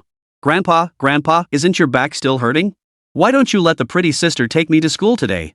Upon hearing this, old Mr. Gu immediately turned to look at him and said, "Good grandson, did you sleep too much? Can't you see who this person is? It was her who brought people to arrest us just 2 days ago." Gu Mingwen, however, smiled and explained on her behalf. "Grandpa, the pretty lady is a good person. She is a police officer. Police officers are all good people. Isn't that what you taught me before?" Old Gu was left speechless by his grandson's rebuke. He had indeed said something similar to the other person before. But the incident last time was truly frustrating. So, he still harbored a bias against this woman. Su Mingxiao, on the other hand, was being showered with compliments from the child, who kept calling her pretty sister and good person, and she gradually lost herself in the flattery. So she took the initiative to flatter him. "Sir, let me take the child for you. I'm young, strong, and have a good back and legs. Leave the child with me, you can go home and rest." Old Mr. Gu had always had a bias against this woman. Now, seeing her like this, he felt even more repulsed. What does this woman want?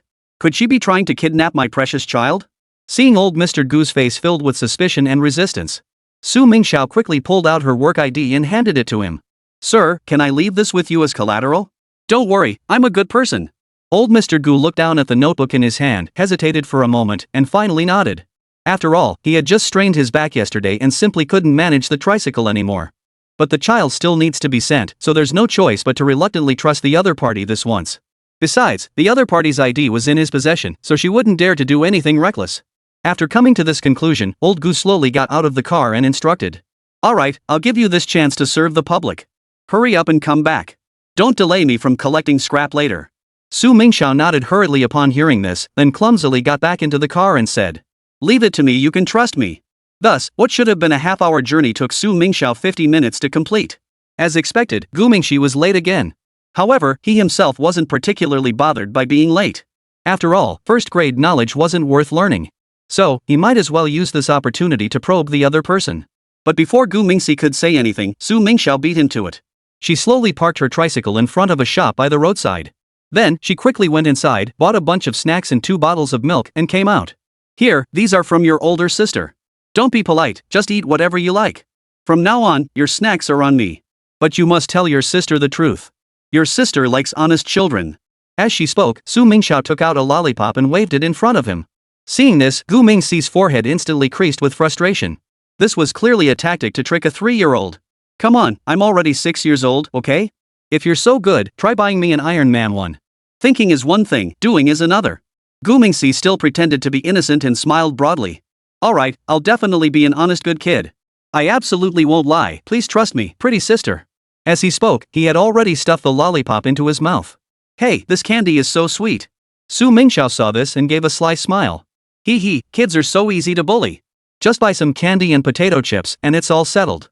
Eastern Dragon, I won't believe you can't find any clues. Thinking this, Su Mingxiao quickly adopted a serious expression and looked at Gu Mingxi. "Alright, then big sister has some questions for you. You promised your sister you wouldn't lie." Gu Mingxi really wanted to roll his eyes upon hearing this. This woman is so chatty. Just ask your question already. See if I'm lying or not, and then we're done.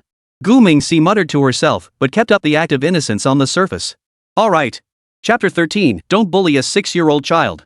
Su Mingxiao and Gu Mingxi sat on a tricycle, drinking milk and eating snacks. During this time, Su Mingxiao asked the other person 4 or 5 questions. All of these questions revolved around the Eastern Dragon. However, how could Gu Mingxi possibly betray himself? So, his answers were all quite exasperating. For example, Su Mingxiao asked him if he knew about the Eastern Dragon. Gu Mingxi replied that he knew, saying it was a divine beast summoned by gathering 7 Dragon Balls. Su Mingxiao, upon hearing this, looked exasperated and said, "That's the Earth Dragon from Dragon Ball." Then, Gu Mingxi asked knowingly, "Is that the strange creature that claims to be the Night Protector with wings on its back?" Su Mingxiao continued with a blank expression, sounding almost defeated, and replied, "That's the Night Dragon from the Disney animation." Gu Mingxi pretended to be surprised and added, "That must be the pink dragon trapped in the magic lamp who speaks like Jackie Chan." Su Mingxiao heard this answer and completely broke down. She hung her head dejectedly and replied weakly, "That's the wish-granting dragon from the Jackie Chan voiced animation." Gu Mingxi always pretended to be surprised first, then a hint of a smile flashed in his eyes. "You little brat, you think you can fool me? Do you really think I'm a 6-year-old kid? Trying to outsmart me? You're just looking for a thrill." Gu Mingxi secretly gloated inside, but Su Mingxiao felt a bit disheartened. She was now completely certain that this brat had no idea who Dongfang Shenlong was. Of course, it was also possible that the other party had never even mentioned his stage name. Thinking of this, a spark of determination reignited in Su Mingxiao's eyes. But just then, Gu Mingxi suddenly poured cold water on her enthusiasm. "Ever since I can remember, it's always been just me and my grandfather. There has never been a third person in our lives." At this point, Gu Mingxi suddenly jumped off the tricycle and faced the other person. "Thank you, beautiful sister, for being willing to enter our lives. I have nothing to repay you with, so I'll sing you a song. Listen to me, thank you, because of you." Su Mingxiao quickly picked up on the key point in the other person's words. Since he could remember, there had never been a third person around him? This means that no one other than his grandfather had ever been around the child. So the Eastern Dragon really isn't here? Just as he was pondering this question, the melody of Gu Mingxi's song snapped him back to reality. After clearly hearing the melody of the song, Su Mingxiao couldn't help but shiver. Then, she quickly stood up and grabbed Gu Mingxi, saying, "Stop. I understand how you feel, but maybe we shouldn't sing this song? It's easy to associate it with some unpleasant memories. Besides, are you trying to say you want to repay me? Not take revenge, right?" Gu Mingxi frowned slightly upon hearing this. "What's going on here? This song was pretty popular when I was a kid. Why doesn't this person like it so much?" Gu Mingxi didn't understand, but he was willing to respect it. "And I'm talking about revenge, not gratitude. He. Gu Mingxi gave a little sly smile and looked at the other person with twinkling eyes. "Sis, do you have any more questions? If there are no more questions, we should head to school. It's already so late, and I'm already late." Gu Mingxi said these words in a very aggrieved tone. Su Mingxiao was so moved that she almost slapped herself. I'm sorry. It's all my fault for forgetting the time. I'll take you to school right now. Let's go." As she spoke, Su Mingxiao stood up and started to push the tricycle. But just then, a Bentley sedan slowly pulled up to the side of the road. The rear window of the car slowly rolled down, and a plump head peeked out. "Brother, what a coincidence. You're late too? We're really in the same boat, aren't we?" Saying this, he pulled his head back and opened the car door. "Hurry up and get in, I'll give you a ride." Gu Mingjian saw this and didn't hesitate, grabbing the snacks and quickly getting into the car. After getting in, he didn't forget to turn around and say goodbye to Su Mingxiao. "Pretty sister, I'm going to school. Thanks for the snacks. Don't forget to give the car back to my grandpa. Goodbye. Don't miss me." After saying that, the little rascal blew a kiss. Seeing this, Su Mingxiao couldn't help but laugh in exasperation. Kids these days really know a lot. However, that Bentley looks pretty suspicious. How could a kid from a poor family know such a wealthy friend? Something's off, very off. Could it be that? Su Mingxiao seemed to have thought of something and quickly jotted down the luxury car's license plate number. Hey, actually, there's no need to remember the license plate number. Anyone who glances at it can remember it. NH88888A. Just look at that license plate, it's truly rare and precious. The word rare here means exactly what it says. As soon as he got into the car, the driver started the engine again. At that moment, he realized that the driver for the Jin Gue family had indeed been replaced. Jin Gue was picking out snacks while laughing and said, "Big brother, who is that beautiful sister? Could she be your mother? Is your mom that young?" This guy was clearly just making small talk, because his attention was completely focused on the snacks. So, Gu Mingjian didn't even bother to acknowledge him. "Eat your snacks. I'm going to play on my phone. Don't bother me." Jin Gue smiled and replied, "Alright," while Gu Mingxi pulled out his phone. This phone had been specially modified by him. Therefore, its functionality far surpassed that of an ordinary phone. At least in terms of security, no one had been able to breach its firewall. At the same time, in a luxurious villa in Nanhui, 4 foreigners were busy at their respective computers. They are currently working to crack the firewall of the Eastern Dragon. These 4 foreigners are no ordinary individuals. They are members of the renowned Black Eagle Squadron. The so-called Black Eagles are the colloquial term for the Eagles hacking unit, a team composed of the Eagles' elite hackers, whose primary mission is to use computers to attack the central computers of other countries. However, the 4 of them have come to Nanhui not to target the Chinese government's computers. They are here to assist the CIA in its operations. The military weapons sold by the Eastern Dragon have made a big splash in the Middle East. The CIA quickly took notice of him and launched a secret, intensive investigation. Ultimately, they narrowed down the suspect's location to Nanhui City in the Zhanghua region. Unfortunately, their capabilities only allowed them to trace it this far. Therefore, the CIA requested assistance from the Black Eagle to help them take down the target. Price is the leader of the Black Eagle team and the main attacker and commander of this cyber attack. At that moment, he had already quietly bypassed the first 3 firewalls and was preparing to carry out a deceptive penetration of the 4th firewall. But just then, 4 computers suddenly sounded alarms simultaneously. Price immediately frowned and shouted, "Trouble! The Eastern Dragon is online. The infiltration plan has failed. Switch to a full-scale assault immediately. Everyone, give it your all and coordinate with me on the attack. We must reach their firewall within 3 minutes." The other 3 heard this and immediately cheered with excitement. Because the stronger the opponent, the more excited they became. On the other side, Gu Mingshi, sitting in the car, furrowed his brows.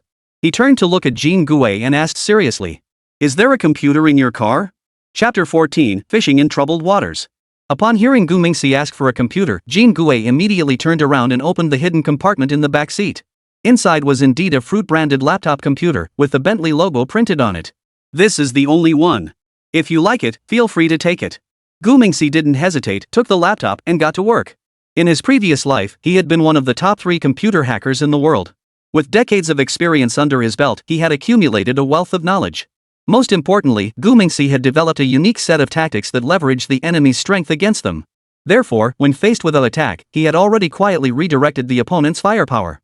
Eagle Sauce, Marseille State, Debayo City, headquarters of Thor Company. The cybersecurity director on duty, TURs, was frantically handling the attack while making emergency calls for assistance. Hello, is this the official cybersecurity bureau of Eagle Sauce? This is Thor Company. Our firewall is under a hacker attack. The attackers are extremely aggressive and we're about to be overwhelmed. If our firewall is breached, Eagle's radar systems will have no secrets left. Thor Company is the largest radar manufacturer for Eagle and also the largest cybersecurity company in the entire Eagle region. One of their core businesses is protecting their clients' cybersecurity. However, today their central computer has been attacked. Moreover, their network firewall has become virtually non-existent. Therefore, TURs was completely panicked and immediately sought help from the authorities. But before he could finish speaking, the system alarms grew even more urgent. This meant that the company's firewall had only one layer left. The previous dozen layers of firewalls had all been breached by the hackers. No! This absolutely cannot happen. TURs shouted while ordering his men to defend quickly. On the other side, inside the Eagle Sauce cybersecurity agency, Director Gilbert personally led 2 members of the Black Eagle team to reinforce Thor Company's firewalls and dispatched another 2 members to lead a counterattack against the enemy. However, the battle didn't last long before all the Black Eagle members realized something was wrong. Defense side. Do you guys feel like the enemy's tactics look familiar? Do you feel the same way? I felt it too. It's exactly like our regular training. Impossible. It can't be someone from our own ranks. They must be intentionally spreading disinformation to undermine our morale. Attacking side. Why is the enemy's defense so stubborn? This is despicable.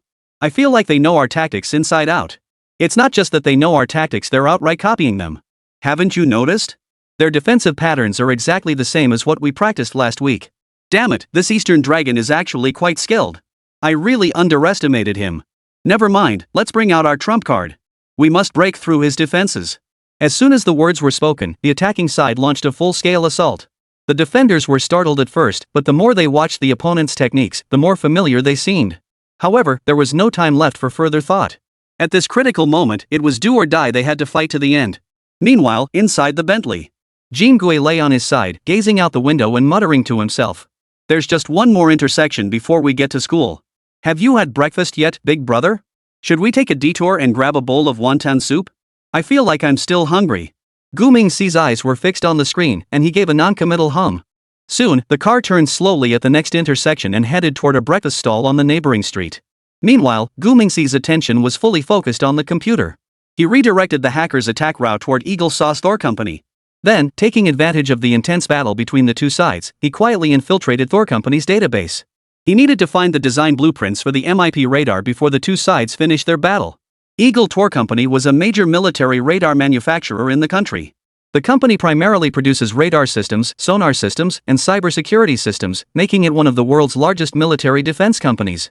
The M-Wave radar developed by the company is the best performing radar on Blue Star and has long been coveted by many. AMI radar operates in the frequency band between 30,300 MHz, with a wavelength of 1 to 10 meters.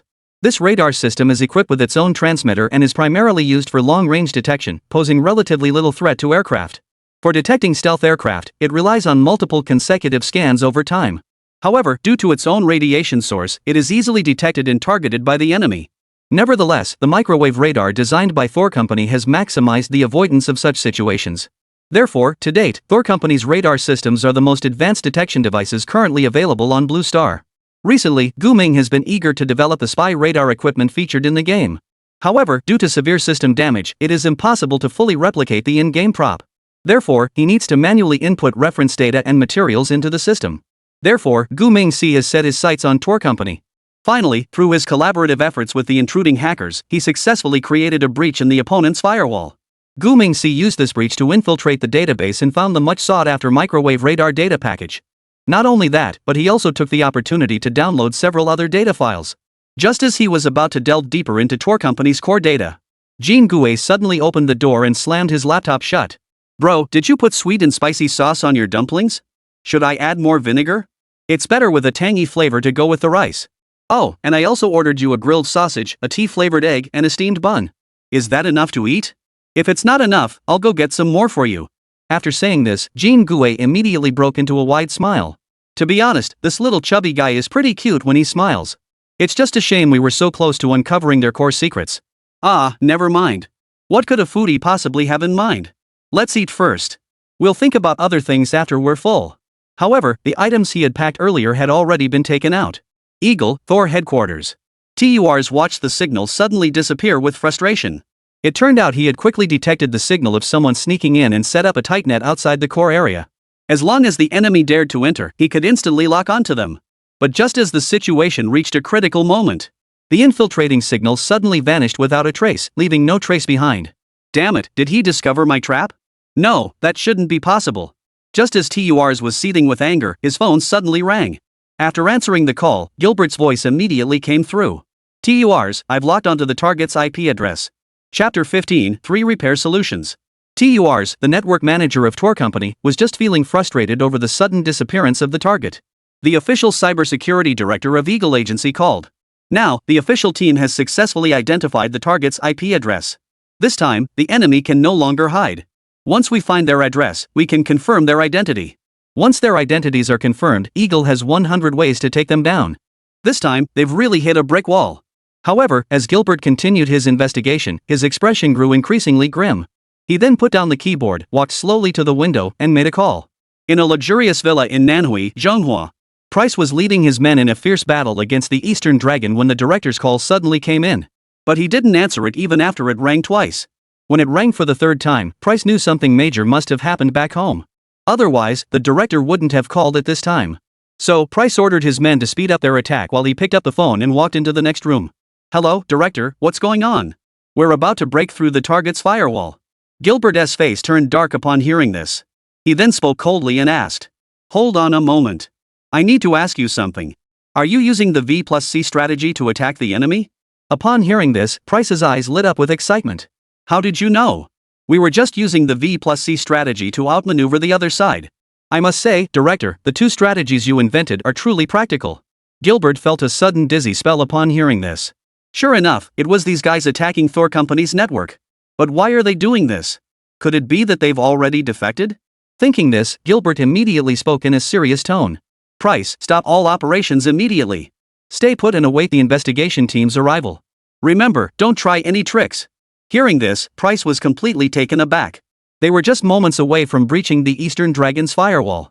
What's going on? Can't we use the tactical methods invented by the director? Director, I don't understand what you mean. We really can break through the target's defenses very soon.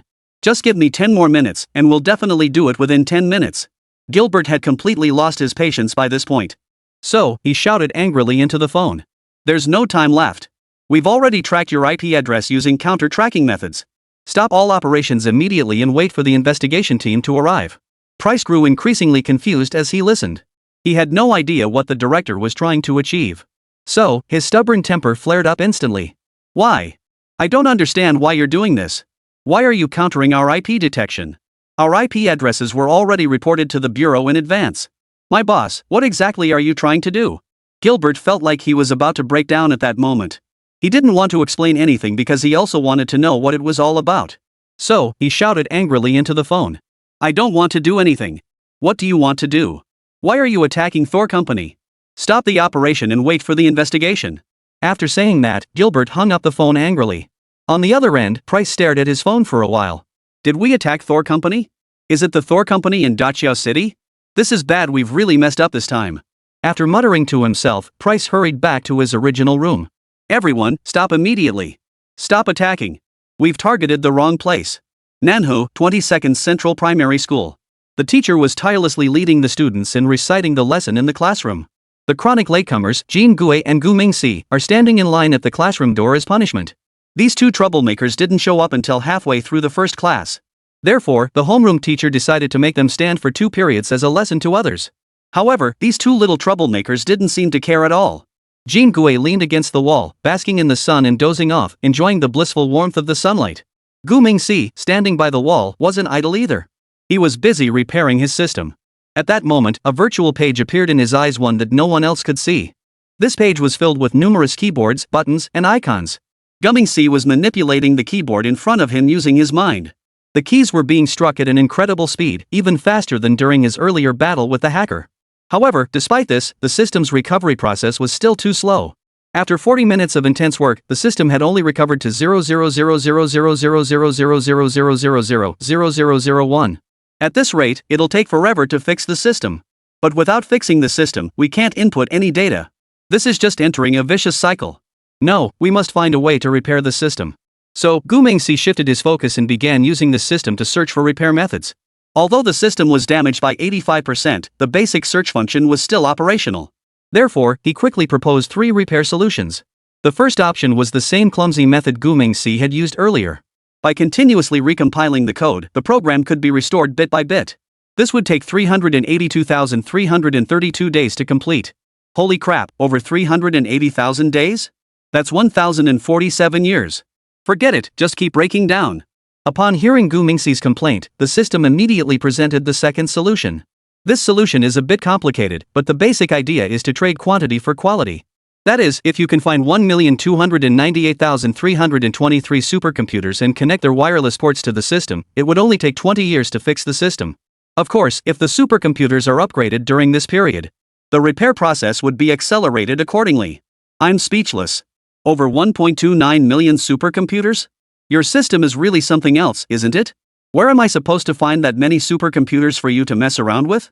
Forget it, just scrap it. Building a new one would be easier. After hearing Gumming's harsh words, the system reluctantly presented the third solution. As soon as the plan was presented, his eyes lit up instantly. I knew it. I knew you had a better solution, you system. You little brat, trying to play mind games with me? Don't you dare forget who invented you. After muttering this, Gumming immediately began to examine it carefully. But after only glancing at 2 pages of the instructions, he couldn't help but burst out cursing again. Damn it, you're clearly messing with me. No sooner had the words left his mouth than a stern voice rang out from nearby. Children shouldn't use such language. Chapter 16, this is exactly the kind of talent we need. Gumming just finished complaining about the system's third repair plan. Coincidentally, the academic affairs director walked over and immediately reprimanded him for his inappropriate language. Of course, the academic affairs director didn't just criticize Gumming, he also called the teacher over for a scolding. Then, there was some good news and some bad news. The good news was that students who were late would no longer have to stand outside as punishment. The bad news is that the homeroom teacher, Mr. Lee, wants them to go to the office after class. After class, in the office. Gumming and Jean Gue stood in front of Mr. Lee's desk. Ms. Lee drank 3 sips of water to calm her anger. Gumming, Jean Gue.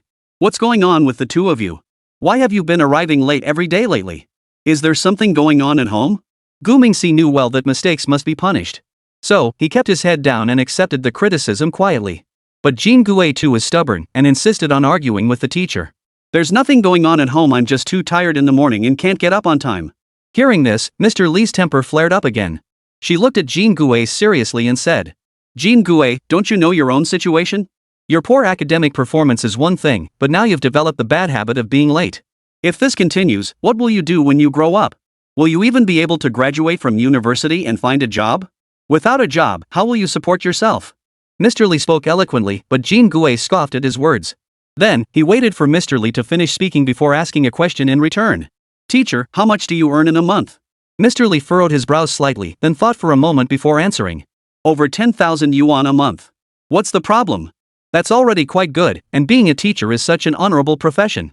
The teacher seemed to know what the other person was about to say, so he quickly took the moral high ground. However, Jean Gue also furrowed his brows tightly and said, My family owns 5 small shops, each renting out for between 50,000 and 100,000 yuan a month. Additionally, my family owns 2 factories, which generate hundreds of thousands of yuan in revenue each month. At this point, he looked at Mr. Lee with sympathy. According to what you're saying, Mr. Lee, if I don't work harder, will I end up just like you when I grow up? Goodness, just thinking about it is a bit scary. Pfft, Gumming couldn't help but laugh out loud. Mr. Lee's face turned ashen in an instant. My self-respect is deeply wounded. This won't do. I must call your parents today. Teachers aren't allowed to punish students, but your dad can't punish you? Thinking this, he pointed at Gumming and said coldly, You go back first. After saying that, he turned to Jean Gue and spoke seriously. Right now, immediately, right this instant. Tell your father to come to the school right away. I'll have to ask Jean Fa to explain what kind of education he gave his son. Jean Gue was speechless upon hearing this. What's the difference between this and just telling his father to come over and beat him up? With a thud, Jean Gui immediately knelt down before the teacher. "Mr. Lee, I was wrong. Can you please not call my parents? I'll study hard and never be late again. But when I grow up, I really don't want to end up as poor as you." Wah! Gu Mingxi, who hadn't gone far, couldn't help but laugh again. This little brat is definitely in for a beating today. However, Gu Mingxi had already made up his mind not to be late anymore. Otherwise, it'll be so embarrassing at the parent-teacher meeting at the end of the month. He couldn't very well let Grandpa Gu go up and make a self-criticism on his behalf, could he? Thinking about this, Gu Mingxi decided to cut ties with Jean Gui. A day passed without incident, and finally, school was out. Jean Gui offered to give Gu Mingxi a ride, so he was able to get home quickly. Upon returning home, Gu Mingxi put down his backpack and turned on the computer. Because the notifications on his phone hadn't stopped since then. However, since the last time they had a misunderstanding over the toilet noodles, Gu Mingxi dared not play with his phone during class breaks anymore. So, he had to wait until he got home to handle it all at once. He turned on the computer and scanned the QR code to log into his account. Immediately, a notification with 99 messages popped up on the screen. Wow, who are all these people? How persistent. After muttering this, Gu Mingxi opened each message one by one to check. Half of the senders were old friends from the Middle East. Most of them were looking for Dongfang Shenlong to restock their ammunition and weapons. Because the military supplies he sold were both cheap and reliable. Therefore, many who had worked with him once quickly became loyal customers. Receiving payments, placing orders, and production, the entire process was carried out smoothly and efficiently. Gu Ming's virtual currency account increased by another 3 million beautiful coins. Then, he responded to some messages from new customers. Most of these people came because of the reputation of the Eastern Dragon. Of course, this wouldn't be possible without the promotion from his loyal customers. However, trust is something that must be built gradually. Therefore, only 2 orders were completed for new customers, resulting in a small profit of 240,000 pretty coins. However, one particular comment caught Gu Ming's attention. This person's online name is Dr. Lu, which translates to Dr. Lu in Chinese. Dr. Lu's message was quite interesting. He did not inquire about any weapon performance issues or the prices of any military equipment. Instead, he provided a very detailed, thorough, and rigorous analysis of all the weapons and equipment he was selling. Yes, this guy sent Gu Mingxi a 37-page analysis report. It must be said that Dr. Lu's analysis was spot on, pointing out all the flaws or defects of the equipment and weapons, and even predicting the service life of 2 weapons. After reading all of this, Gu Mingxi was truly speechless for a long time. What a talent! This is definitely the kind of person I need. I must find a way to contact him. This is exactly the kind of assistant I need. Subsequently, Gu Mingxi used various hacking methods to investigate the other party. However, aside from a fake IP address, he couldn't find anything else. This alone was enough to prove that the other party's expertise in computers was at least on par with his own. Interesting. After muttering that to himself, Gu Mingxi immediately sent the other party a location and date. It was the address of a large amusement park in Nanhui City, with the date set for the weekend morning at 9 a.m. 3 days later. After sending the coordinates and time, he deliberately added a sentence in English. Bet you didn't dare. I bet you don't dare. Gu Mingxi left only that one sentence for the other person. He was clearly provoking the other person, betting that they wouldn't dare. After doing this, Gu Mingxi immediately switched pages and began using the computer communication system. A few seconds later, the wireless port successfully connected to the weapons system. He began to formally study the third solution proposed by the system. This plan was the most feasible one so far. However, implementing these tasks was indeed quite challenging. You're really giving me a tough task. Have you considered that I'm only 6 years old? Some things are simply not meant for a 6-year-old to handle. Chapter 17, The Terrifying Repair Costs. After reviewing the third solution provided by the system, Gu Mingwan felt overwhelmed. He immediately felt like he was bearing a burden that shouldn't be on his shoulders at this age. Because the system's solution was to spend money on emergency repairs. This solution was exactly as it sounded. If he wanted to quickly fix the system, he would have to spend a lot of money. Beautiful coins, Chinese coins, John Cow coins, or big hair coins, any currency would work, as the system would convert them based on the current exchange rate. Currently, the system's base currency is pretty coins, the most widely used currency on Blue Star. Therefore, the system has designated this currency as the settlement unit. Based on the system's plan, given the current situation, approximately 5 units can be repaired first. However, the cost of this repair is as high as 93 million pretty coins, which means each unit costs 18.6 million. This price is truly terrifying, isn't it? He's just a child who has just started elementary school. How can you expect him to earn over 93 million pretty coins? Isn't this just a joke? Moreover, the system imposes time restrictions on the use of this funds. The host must raise the full amount within 1 month to proceed with the repairs. If the funds aren't prepared on time, The repair costs will increase by 50% and continue to rise indefinitely. When Gu Ming saw this rule, he was completely baffled. When he created the system, he didn't program it with a money-obsessed algorithm. Why does this guy need so much money? After some discussion, the system finally provided an answer. The temporal transaction difference was too large. Gu Mingxi was aware of the concept of time-space transactions. It was an ultra-advanced technology invented by a future predecessor, allowing one to use money from the present to purchase goods from the future. However, the trade disparity between the two is enormous. For example, a futuristic item worth 100 units in the future. If you want to purchase and use it now, you would have to spend at least 1 million or more. The exact difference depends entirely on the value of the item you're purchasing. The repair of military systems requires a large quantity of advanced future products. Of course, one could theoretically produce these items domestically. However, the equipment and technology required for research, development, and production of these items cannot be created out of thin air. Therefore, even if the concept of self-sufficiency seems appealing, it would require an enormous investment of human and financial resources. However, he is currently just an elementary school student, and there are simply too many things he is unable to handle on his own. That is why the system proposed this solution. After communicating with the system, Gu Mingxi remained silent for a long time. He kept reviewing the details of the plan repeatedly. To be honest, this is indeed the optimal solution to the problem. As long as he can gradually repair the system, he will be able to access more system functions. The more system functions that were repaired, the more things Gu Mingxi could do, and the more ways he could make money in the future. Thinking this, he immediately tapped the computer desk lightly and said, "Alright, let's go with that. It's just about making a small goal each month, right? What's so hard about that? Let's stick to this plan."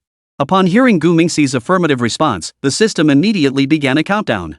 By the time he noticed and tried to stop it, it was already too late. Why the rush? I was just trying to motivate myself. I haven't figured out the specifics yet. Oh my gosh, you useless system. Gu Mingxi was tapping on the computer while complaining. Old Gu walked in carrying meat and vegetables. "Mingxi, look what Grandpa bought. Grandpa is going to fry some meat for you tonight. Are you happy or not?" Upon hearing his grandfather's voice, Mingxi immediately calmed down. Then, he quickly reached out to turn off the computer and ran toward the door. "Whatever Grandpa cooks, I'll eat it happily. As long as Grandpa is here, everything I eat tastes like meat." Old Mr. Gu was immediately amused by his words and immediately invited him to come help. Gu Mingxi was also a pro at household chores. Washing rice and steaming rice were no problem for him. However, this time, he seemed distracted no matter what he did. Because his mind was completely occupied with the idea of earning 90 million. That night was the first time Gu Mingxi had trouble sleeping since his rebirth. As a result, he was late again the next day. However, this time someone took the blame for him, so he didn't receive much criticism. However, his partner, Jean Gue, wasn't so lucky. Yesterday, Mr. Lee called for the parents, but Jean Gue's father was away on a business trip and wasn't home. So, as soon as he returned home this morning, he rushed straight to school. Now, his father is in the office having a heart-to-heart talk with Mr. Lee. Jean Gue and Gu Mingxi are standing in the classroom as punishment. Inside the classroom, next to the blackboard. The two of them, with their panda eyes, are taking turns yawning. This action immediately made the other students in the class feel sleepy. Finally, Gu Mingxi couldn't help but speak up. "Did you not sleep last night either? Stop yawning. It's contagious. I can't help but do it too when I see you doing it." As he spoke, Gu Mingxi let out a big yawn. Jean Gue, seeing this, couldn't resist either. He yawned first before speaking. "Big brother, that's such a redundant question. How could I possibly sleep soundly before my father's belt came down? But who knows if he even came back all night. I was planning to sleep after getting beaten, but I ended up waiting all night." Before he could finish, Jean Gue couldn't help but yawn again. Gu Mingxi shook his head vigorously and continued. "You little brat, you just need a good beating. What kind of good student argues with their teacher? You've been held back twice already. Don't you understand that yet?" Hearing this, Jean Gue sighed heavily and said, "It's just because I'm too familiar with Old Lee. You probably don't know, do you? Old Lee from our class and my dad were high school classmates, and they were really close. My being held back a grade is at least half his doing." At this point, the little chubby guy glanced nervously toward the door. After confirming that neither the teacher nor his dad was there, he pulled out a set of Jian Bingguozi from his pocket. Seeing this, Gu Mingxi was a bit surprised. Is this guy a Doraemon? How does he always manage to pull out something unexpected from his pants pocket? Jean Gue ignored the other person's surprised expression and continued eating while talking. "When I was a kid, Old Lee used to come over to our house all the time to eat. Over time, we became close friends. So, at school, I often forgot he was a teacher. Big brother, the pork-stuffed pancake in the middle want a bite?" Hearing this, Gu Mingxi was startled again. Does Jin Cheng's pancake have pork filling? Where did this guy get such a dark dish? Just as Gu Mingxi was marveling at the pancake, his phone in his pocket started vibrating. Since the school rules prohibited bringing phones, so he had prepared an electronic watch in advance. The watch was linked to his phone, so he could also view the messages. However, upon seeing the message, he became excited. He turned to look at Jean Gouet and said, "I need to go to the restroom. Mr. Lee is coming, please excuse me." After saying that, he added another sentence for good measure. "Don't follow me, and don't bring any food." Chapter 18. This customer is so arrogant. In the men's restroom at school, inside the innermost stall, Gu Mingxi hid there and took out his phone to read the message again. The sender's online name was quite interesting, Goddess Donkey. Translated into Chinese, it means God's donkey or divine donkey. Anyway, this guy has a thing for donkeys. Of course, that wasn't what excited Gu Mingxi. The real focus was that this person had come out of nowhere to talk about a deal worth over 100 million beautiful coins. If this deal goes through, the system repair costs would be settled immediately. It's almost like someone brought a pillow just when I wanted to sleep. How delightful, how delightful. So, Gu Mingxi was very excited and sent a message to the other party. "Dear Mr. Divine Donkey, thank you so much for your trust and support. However, due to limited production capacity at our manufacturing facility, some military equipment is not yet ready for mass production. Therefore, I would like you to provide a purchase list so we can verify and confirm the production status." The message was transmitted via wireless network, crossing half the blue planet to reach the Middle East. At that moment, in a military base in Al-Arar province of the Middle Eastern nation of Brown Bear, Abdul, the chief of staff of the Brown Bear Resistance Army, was intently staring at the computer screen. The screen displayed the chat window between him and the Eastern Dragon. "Do you need me to list the items? Of course, there must be tanks, armored vehicles, and missiles, not a single one can be missing. Oh, and we'll need a few F-35s as well. Otherwise, if we end up in an aerial battle, we'll be at a huge disadvantage." As he spoke, Abdul listed everything he wanted, as if he were making a New Year's wish list. However, when Gu Ming saw the list, his face turned ashen. Why? Because he didn't have the capability to produce any of these things yet. Light armored vehicles and rocket launchers were still manageable. He could cobble something together using the resources he had. But tanks and missiles require heavy industrial technology. His scrap equipment can't handle that. However, Gu Mingxin really doesn't want to let this opportunity slip away. So, he quickly composed himself and replied calmly. "Most of the items on the list are no problem, but the F-35 fighter jet is the only one we can't meet. Moreover, developing such an aircraft is extremely costly, and the price is astronomical. Your budget would only cover a few planes. Therefore, I suggest you consider alternative options." After the message was sent, Gu Mingxi waited a moment before receiving a reply. "Alright, we'll go with your suggestion. How long will it take to ship? Send the items to this address." This divine donkey seemed unusually anxious. They hadn't even finalized the price yet, and he was already rushing about delivery. Gu Mingxi, of course, wouldn't follow the other party's pace. So, he immediately typed on his phone. "Sir, our company never accepts designated delivery addresses.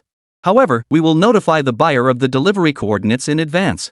Additionally, the total amount of your purchase is quite large, so we require a 40% deposit as a down payment." Alor Province, Military Base. Abdul stared at the computer screen in confusion for a long time. Why do they need to pay in advance? Isn't cash on delivery the norm these days? I haven't even seen the goods yet, how can I possibly pay? After muttering this, Abdul quickly typed on the keyboard. "This is absolutely out of the question. I need to see the item first before I can pay you. Cash on delivery, do you understand? You need to send the item over first, then I can pay you." Abdul didn't understand a word of it at first glance. But he was purchasing military hardware worth billions of pretty coins. Who would dare to offer cash on delivery? What if the goods arrive and the buyer refuses to pay, then takes up arms against you? So, everyone in the arms trade knows that there is no such thing as cash on delivery in this industry. Any buyer who even considers this option probably has ulterior motives. Sure enough, that's exactly what Abdul was thinking at that moment. His original plan was to first obtain the weapons, then use them to fight the official military forces. Once they defeated the official forces, he would then consider whether to pay or not. This move was so clever that even the organization's leader praised him for his wisdom. However, Abdul was a bit too clever for his own good. Because he treated everyone else like they were his little darlings. Sure enough, Gu Mingxi rejected the proposal immediately upon seeing the message. "Sorry, sir, we've never sold goods like this before. Please reconsider my previous suggestion." Abdul, seeing this, lost his temper. So, he angrily typed on the keyboard. "Never sold it this way before? That's because you've never encountered me before. Now that I'm here, you have to sell it this way. I'm warning you, don't make our organization unhappy. Don't you even bother to find out what we used to do." The message was filled with threats. Gu Mingxi read it and immediately furrowed his brows. However, he remained calm and asked in return. I'm all ears. May I ask what organization you belong to? Abdul saw the message and immediately smiled smugly. The name of their organization was enough to strike fear into anyone who heard it. Have you heard of the Venus Front? That's right, we are the Venus Front alliance that makes the Eagles and other countries tremble in fear. If you dare to provoke us, you should know what the consequences will be, right? The Fenris Front Alliance is an extremist armed group, a branch of the former JD organization, and has been explicitly designated by the eagle-wielding nations as a terrorist organization. Their primary objective is to overthrow the official government of the Brown Bear Nation, and they will stop at nothing to achieve this goal. Therefore, this organization is indeed a headache for most people. But who is Gu Ming? He won't fall for their tricks. His expression quickly turned grim. You want to play dirty and fight dirty with me? This is interesting. Immediately, Gu Mingxi had an idea. He deliberately slowed down his tone and typed on the keyboard. In my eyes, a customer is a customer, regardless of which side they're on. Where did you say the delivery location was? Send it to me first so I can take a look. On the other side, Abdul burst out laughing upon seeing the message. Sitting in front of the computer, he stared at the screen with a look of contempt and said, Is that it? The legendary Eastern dragon everyone admires is this incompetent? I just mentioned my name, and he's already scared stiff. Coward, you're such a big coward. After muttering to himself for a moment, Abdul arrogantly sent over the address and added a message at the end. If you know what's good for you, hurry up and bring us what we want. Otherwise, watch out for your family's lives. He didn't even need to say it, the name alone was enough to make Gu Ming even angrier. Alright, you want the stuff, do you? Well, I'll give you a big gift. Sometimes, being too easygoing doesn't get the job done. Some negotiations require strength to speak. After all, truth only resides within the range of cannon fire. Chapter 19, a few words to leave someone speechless. In the southwest of Al Province, Middle East Brown Bear Country, at a certain military airport. This is the only operational airport under the control of the Venus Front Alliance. A reinforced battalion is stationed nearby, making it one of the most heavily guarded areas in Al Ara Province. Abdul chose this location for the handover to ensure a safer transaction with the War God Cloud's cargo. That's right, this guy is trying to pull off a bold blackmail scheme. If the other side dares to refuse, the Fenris Front will make them pay dearly for their defiance. However, this time, Abdul has truly picked the wrong target. Because offending the Eastern Dragon never ends well. Inside the military airport, many people were busy with their tasks. Suddenly, a bright light flashed and a box appeared on the empty ground near the machine room. The patrolling soldiers quickly noticed it. Strange, why is there a box here? I don't know. It wasn't there when I passed by earlier. Speaking of which, what was that flash of light just now? It must have been lightning. Maybe it's going to rain. Don't be silly. It hasn't rained here in ages. A few soldiers muttered to each other as they approached the box. It was a wooden box, and there was a crisp ticking sound coming from inside. The people here were all too familiar with that sound. Because, when they used to go out and cause trouble, they had used something similar to this many times before. A timed bomb? Why is there a timed bomb here? The soldier at the front suddenly shouted loudly. The others heard him and immediately turned and ran, continuing to shout warnings as they fled. Run! There's a bomb! Disperse quickly, there's a bomb here! Before the soldier could finish shouting, an explosion suddenly erupted behind them. A deafening boom. The wooden box was instantly blown to pieces. Immediately, a gray mist quickly spread in all directions. As the wind blew, the mist quickly spread throughout the entire area. Strange, why didn't I die? A person who had been thrown aside by the explosion's shockwave slowly stood up and spoke in confusion. Others, seeing this, also looked down to check their own condition. Indeed, although they had been knocked over by the explosion. However, everyone was alive and unharmed, with no casualties. Only the two unlucky souls who were closest were severely injured, the others showed no signs of injury. Just as everyone was feeling relieved and confused. Suddenly, the helicopter that had just taken off crashed back down. This was their only helicopter. With a loud crash. A massive explosion echoed once more, leaving everyone stunned by the scene before them. Then, more people began to scream and shout. All the computers are fried. Quick, someone fix them. All our instruments are also completely destroyed. Call the repairman, quick. My phone is also broken? What on earth is happening? The radar is out. We're blind. It's over, everything's ruined. In an instant, the entire airport descended into chaos. All electronic devices were completely malfunctioning, scrapped, and burned out. The communications officer, still in shock, tried to report the situation via radio. But when they opened the telegraph machine, they discovered it was also unusable. With no other option, he had no choice but to drive into the city to report the situation in person. Nanhui, number 22 Central Primary School. Gu Ming had been in the restroom for over 20 minutes. As he stared at his phone screen with a sinister grin, someone suddenly forced open the door from the outside. Seeing this, Gu Mingxi quickly looked up to see what was happening. There stood Mr. Li, glaring angrily at him. "Why do you always spend so much time in the restroom? So you were hiding here playing your phone all this time? You good-for-nothing brat. I'll show you what's what." Just as Mr. Li finished speaking, Gu Mingxi's phone rang. Without waiting for the other person to react, Mr. Li quickly reached out and snatched it away. "Goddess donkey? It's a foreign friend?" After saying that, he angrily pressed the answer button. Then, a furious shout came through the receiver. "Was it you who did something at the airport? You dare play this game with me, you Eastern Dragon? Have you forgotten how we started out? I'm warning you, this isn't over. Our feud is settled today. I, Abdul, swear to the gods that I will bring you." Abdul's side was filled with fierce curses and shouts, while Mr. Li's side remained silent with furrowed brows. Gu Mingxi stood there, looking at the other side with a tense expression. He probably doesn't understand Arabic, does he? That's right, the voice on the phone was speaking Arabic. Although Mr. Li was fluent in multiple languages, he truly couldn't understand Arabic. After listening for a moment, he hesitantly spoke up. "Do you speak English? English? Russian? Or German? German? Japanese? Korean?" Mr. Li spoke into the phone for a moment, and with just a few words, he left the other person speechless. With no other option, he hung up the phone and turned to look at Gu Mingxi. Who is this person? What country is he from?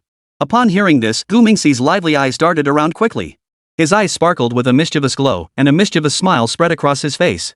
He then spoke excitedly. "Teacher, this is a friend I met online from the distant country of Balayang." Then, he lowered his voice slightly, his tone growing somber as he continued. "I heard that their current living conditions are truly pitiful. The people there face all sorts of hardships every day, and their lives are truly unbearable." At this point, Gu Mingxi shook his head, seeming to feel deep sympathy for the people of Balayang who were struggling in such difficult circumstances. Then, he changed the subject abruptly, his eyes sparkling with intensity as he looked at his teacher and said with deep emotion. "In contrast, we are truly fortunate to live in such a great motherland. Every time I think about this, I feel deeply grateful to our motherland. It is precisely because our nation is growing stronger that we will never suffer the same oppression as the people of Balayang, and it is precisely because our motherland is constantly moving toward prosperity and strength that we have the opportunity to live happy and fulfilling lives." Finally, Gu Mingxi mentioned the children of the Balayang kingdom once again. His brows furrowed slightly, and he sighed with a worried expression. "Ah, I also heard that those poor children of the Balayang people, in such a difficult environment, may not even have the luxury of growing up to adulthood. Therefore, I cherish this friendship all the more and hope we can grow up together with him." As he spoke, Gu Mingxi slowly lowered his head. However, his peripheral vision was secretly glancing at the teacher. To be honest, this kid has quite the way with words, speaking with great emotion and conviction. But Mr. Li still looked at him skeptically for a while. "Is that your excuse for bringing your phone to school?" Gu Mingxi, upon hearing this, felt a bit embarrassed and his lips twitched slightly. Then, he nodded seriously and said, "Yes, I was worried that one day the person might disappear. So, I want to do everything I can to be with him. I cherish this cross-cultural friendship deeply." Though these words made him feel a bit anxious. But Gu Ming had already run out of better excuses. Mr. Li looked down at his phone, then turned to look at the other person. Although what the child said was a bit far-fetched. Logically speaking, there seemed to be no flaws. If this cross-border friendship is genuine, then it might just be something worth encouraging. After all, the Balai sheep over there really deserve sympathy. At this moment, they resemble young flower farmers from decades ago. Thinking of this, Mr. Li sighed softly and said, "All right, I won't pursue the matter of bringing phones to school for now. However, students must prioritize their studies. Keep your phones with me, and I'll return them to you after school. And no more hiding to play. Otherwise, next time I'll confiscate them." After saying this, Mr. Li stepped back to make way. "Let's go, hurry up and go to class." Gu Mingjian saw this and stuck out his tongue playfully, then hurriedly ran out of the compartment, feeling a bit guilty. On the other side, at the military base in Al-Arar province, Abdul was staring at his phone in confusion. He actually dared to hang up on me. Who the heck is he? An American? A Russian? Hans cat? Foot basin chicken? South Korean? The clueless Abdul is truly clueless to the extreme. Chapter 20, the government is cracking down pretty hard. Mr. Li spoke 4 foreign languages on the spot, completely confusing Abdul. But just as he was struggling and staring blankly, the Alliance headquarters called. Accountability is inevitable, as the airport was under his jurisdiction. The destruction of all airport equipment meant the rebels had lost air superiority. Although, their air superiority had never been particularly significant. But there's a big difference between having it and not having it. So, this time, Abdul had really taken the fall for it. Nevertheless, this young man refuses to accept defeat and still wants to take revenge on the Eastern Dragon. But how to take revenge? This is a question worth pondering. Abdul spent the entire day thinking about how to take revenge. Gu Mingji spent the day being a model student at school. To put it bluntly, a year of studying was way too easy. Gu Mingxi transformed into a top student that day, leaving all his teachers speechless. While other students were still practicing 25 and 96, he had already started self-studying 1 2 3 3 4 5 and 24 32. Not only that, but he had also memorized all the classical poetry and prose for the semester and recited a Shakespearean poem in fluent English. Soon, his reputation as a child prodigy spread like wildfire. As a result, Mr. Lee even began considering recommending him for skipping a grade.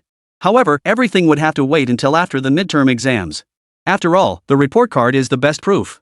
In the evening, Mr. Lee personally drove Gu Mingshi home and praised him highly to old Mr. Gu for a long time. Old Mr. Gu listened to the praise, praising his grandson for his potential, and grabbed Mr. Lee's hand in gratitude. This entire scene was witnessed by someone hiding in the shadows. Later, on his way home, Mr. Lee was stopped by a car. In a Western-style restaurant in Nanhui. Su Mingxiao once again showed his police ID. Can you see it clearly now? I am a national security officer. You are obligated to cooperate with my investigation. Mr. Lee stared at the badge for a long time, confirming it wasn't a fake before speaking. Alright, I'll confess. Hearing this, Su Mingxiao felt a bit tense. Is there finally a breakthrough? So the key point was with the teacher all along. Thinking this, Su Mingxiao quickly pulled out a small notebook and said, "Wait, speak slowly so I can take notes." Mr. Lee picked up his coffee, took a sip, then tilted his head back at a 45-degree angle and looked up at the ceiling before speaking. My name is Li Wanyao, and my English name is Steve Lee. During my graduate studies abroad, I made a mistake that every man has made. But I swear to heaven, it was a few foreign classmates who tricked me while I was drunk and called a prostitute. And that night I was so drunk I didn't even wake up. I'm innocent. At this point, Li Wenyao's face was filled with expressions of grievance and regret. Su Mingxiao sensed something was off. That wasn't what she wanted to ask. Who cares about your gossipy past? What I wanted to ask was about Gu Ming's issue. But before she could speak, Li Wenyao continued. I never thought that something that happened 4 years ago could still involve the National Security Bureau. Sigh, the government's crackdown on such matters these days is really quite severe. Never mind, I'll take full responsibility and accept the consequences. Upon hearing this, Su Mingxiao was completely stunned. She looked at him as if he were a cute little child and said, Wait, who told you to confess all this? I just wanted to ask about Gu Mingxi's matter. Why are you telling me all this dark history? Hearing this, Li Wenyao truly wanted to find a crack in the ground to crawl into, then find a spot to hang himself. Damn it, this is awkwardness opening the door for more awkwardness, awkwardness taken to the extreme. In an instant, his face turned a deep crimson. Seeing this, Su Mingxiao immediately grew tense. Are you okay? Do you need me to call a doctor? Don't worry, we have confidentiality protocols. I'll keep the patient's secrets. After saying this, Su Mingxiao regretted it a little. Confidentiality protocols don't require keeping gossip confidential. What was I even saying? Just as Su Mingxiao was at a loss, Li Wenyao suddenly blurted out a sentence. Go ahead, ask what you want to know. Hearing this, Su Mingxiao felt as though he had been saved. Finally, she could escape this awkward topic. She immediately looked at him seriously and said, I suspect that the young man named Gu Mingxi is connected to an international arms dealer. Therefore, I want to investigate his background thoroughly. Upon hearing this, Li Wenyao, who had been feeling extremely embarrassed, suddenly changed. His gaze grew sharp and his expression became unusually resolute. Impossible. This is absolutely impossible. Ming Si is a well-behaved and virtuous child. I swear on my reputation as a teacher that he could never be involved with such a person. Su Mingxiao, seeing the other party so certain, began to doubt himself as well. Could it be that I've been investigating the wrong direction? At this thought, Su Mingxiao's eyes slowly dimmed. Li Wenyao, who had been excited, noticed the change in atmosphere and gradually grew quiet as well. After calming down completely, he cautiously asked, Su Mingxiao, what's wrong? Did I say something wrong? Su Mingxiao, who had been pretending to be strong, suddenly broke down. She had given so much, yet why hadn't she done her job properly? In that moment, all the grievances, helplessness, and bitterness welled up inside her. With a loud sob, she collapsed onto the desk and burst into tears. This outburst immediately drew the attention of the onlookers around her. Li Wenyao saw this and immediately became tense, then hurried over to comfort her gently. However, to his surprise, the more he tried to comfort her, the harder she cried. In an instant, the looks from the crowd grew increasingly hostile. Hey, young man, what did you do to your girlfriend? Apologize quickly and take her out for something nice to eat. Make it up to her. Handsome guy, didn't you prepare a gift? Take this bouquet and use it to save the day. Remember, women love romance. Be sincere. Sincerity is the ultimate trick. When she looks up, just kiss her. There's nothing a few kisses can't fix. If there is, just do it more times. The crowd started to cheer wildly, and Li Wenyao began to panic. He dares not kiss her. But he knew how to borrow flowers to give as a gift and treat someone to a meal. So he took the flowers and ordered a feast. By the time Su Mingxiao came to her senses, she was completely dumbfounded. Flowers? Fine wine? Candlelit dinner? What is this guy up to? Is he trying to bribe the investigating officer? No way, I'm not that kind of person. I'm warning you. Su Mingxiao was about to stand up to warn the other person. But out of the corner of his eye, he caught sight of someone entering the room. How did he end up here? Oh, here comes a new lead. Chapter 21, A Man of Few Words. Su Mingxiao had been staking out the small courtyard of the Gu family's grandfather and grandson for several days. He had already identified everyone they frequently came into contact with. Apart from the immediate neighbors, only Jean Fada and Li Wenyao had the closest contact with the grandfather and grandson. She had already tested Li Wenyao earlier. This guy seemed a bit naive and didn't appear to be the type to lie. However, he is quite kind-hearted and good at comforting others. Just as Su Mingxiao was about to lower her guard and thank him. Coincidentally, Jean Fada entered the restaurant in a hurry. The two suspects were actually together? Could such a coincidence really happen? No, she couldn't believe it. So, Su Mingxiao immediately said to Li Wenyao, Mr. Li, I've spotted a suspicious target. Please cooperate with me now. I'll act as a representative of the public to thank you. Upon hearing this, Li Wenyao, who had originally wanted to stay out of it, had no choice but to go along with it. But when he found out that the target was his old classmate Jean Fada, Li Wenyao's inner conflict intensified. What should he do? On one side was the female police officer's plea for help, on the other was his former friend. This was such a difficult choice. Just as he was wavering, coincidentally, Jean Fada turned and looked straight at them. Hey, Wenyao? What are you doing here? Before he could finish speaking, he spotted Su Mingxiao across the room. Glancing at the flowers and delicious food on the table, he instantly figured out the truth. Damn it, you finally figured it out. Oh my, I guess I came at the right time after all. Hello, beautiful lady. I'm Wenyao's high school classmate and good friend. My name is Jean Fada. Nice to meet you. Saying this, the guy sat down casually. Seeing this, Su Mingxiao was completely speechless. What's going on here? Is the suspect actually walking into the trap? How am I supposed to conduct a secret investigation now? Everything's been exposed. With no other choice, Su Mingxiao had to improvise and pretend to be Li Wenyao's girlfriend. This way, she would have more opportunities to continue her investigation. Li Wenyao initially refused to cooperate, but was eventually blackmailed by Su Mingxiao with a notebook. There's incriminating evidence against him in there. If Jean Fada found out, it would be like telling the whole world. To protect the secret, he had no choice but to grit his teeth and play alone. Thus, the three of them enjoyed a harmonious and warm dinner together. After the meal, Jean Fada took the initiative to pay the bill. Su Mingxiao then casually suggested paying a visit, cleverly creating an opportunity for the next investigation. While Su Mingxiao was trying to extract information related to Gu Mingshuang, he himself was busy at his computer until late into the night. The situation in the Middle East was evolving in a highly unusual manner. The attacks by the Daizhengnio on the Banan Gu are growing increasingly. The sand city of the Palestinian sheep remains in dire straits. The turban camels and Persian lions are beginning to stir, and representatives from various factions are seeking him out to purchase weapons. The Middle East war situation is highly likely to undergo significant changes. But what no one could have anticipated is that the greatest wildcard in the Middle East is not the shifting attitudes of these major powers. The greatest wildcard in the Middle East is an obscure, marginal organization that has never been taken seriously by outsiders. Middle East, headquarters of the Phaneris Front Alliance. The alliance's deputy leader, Brani, personally conducted a late-night conversation with Abdul. He needed to uncover the truth behind the attack on the airport facilities. Other members of the organization may not understand the technical details. However, as someone who has seen the world, Brani immediately understood after reviewing the report analysis. Only a powerful electromagnetic bomb could cause all electronic devices to malfunction in an instant. Such bombs are typically beyond the capabilities of most organizations, and even some smaller nations may not be able to obtain them. Therefore, Blani felt compelled to tell him that there must be something fishy going on. Powerful electromagnetic bombs, also known as powerful microwave weapons, can be mounted on any type of cruise missile or deployed independently on smart bombs. When detonated, this bomb emits microwaves with a power of billions of watts in a billionth of a second, specifically designed to destroy electronic devices and computer targets used for command, control, and communication. As for the black powder drifting in the air after the explosion, it is highly likely to be graphite powder. The presence of graphite powder is due to the simultaneous use of graphite bombs by the opposing side.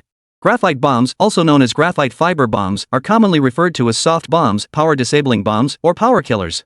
This is a new concept in munitions based on superconducting technology, made from superconducting graphite fiber materials.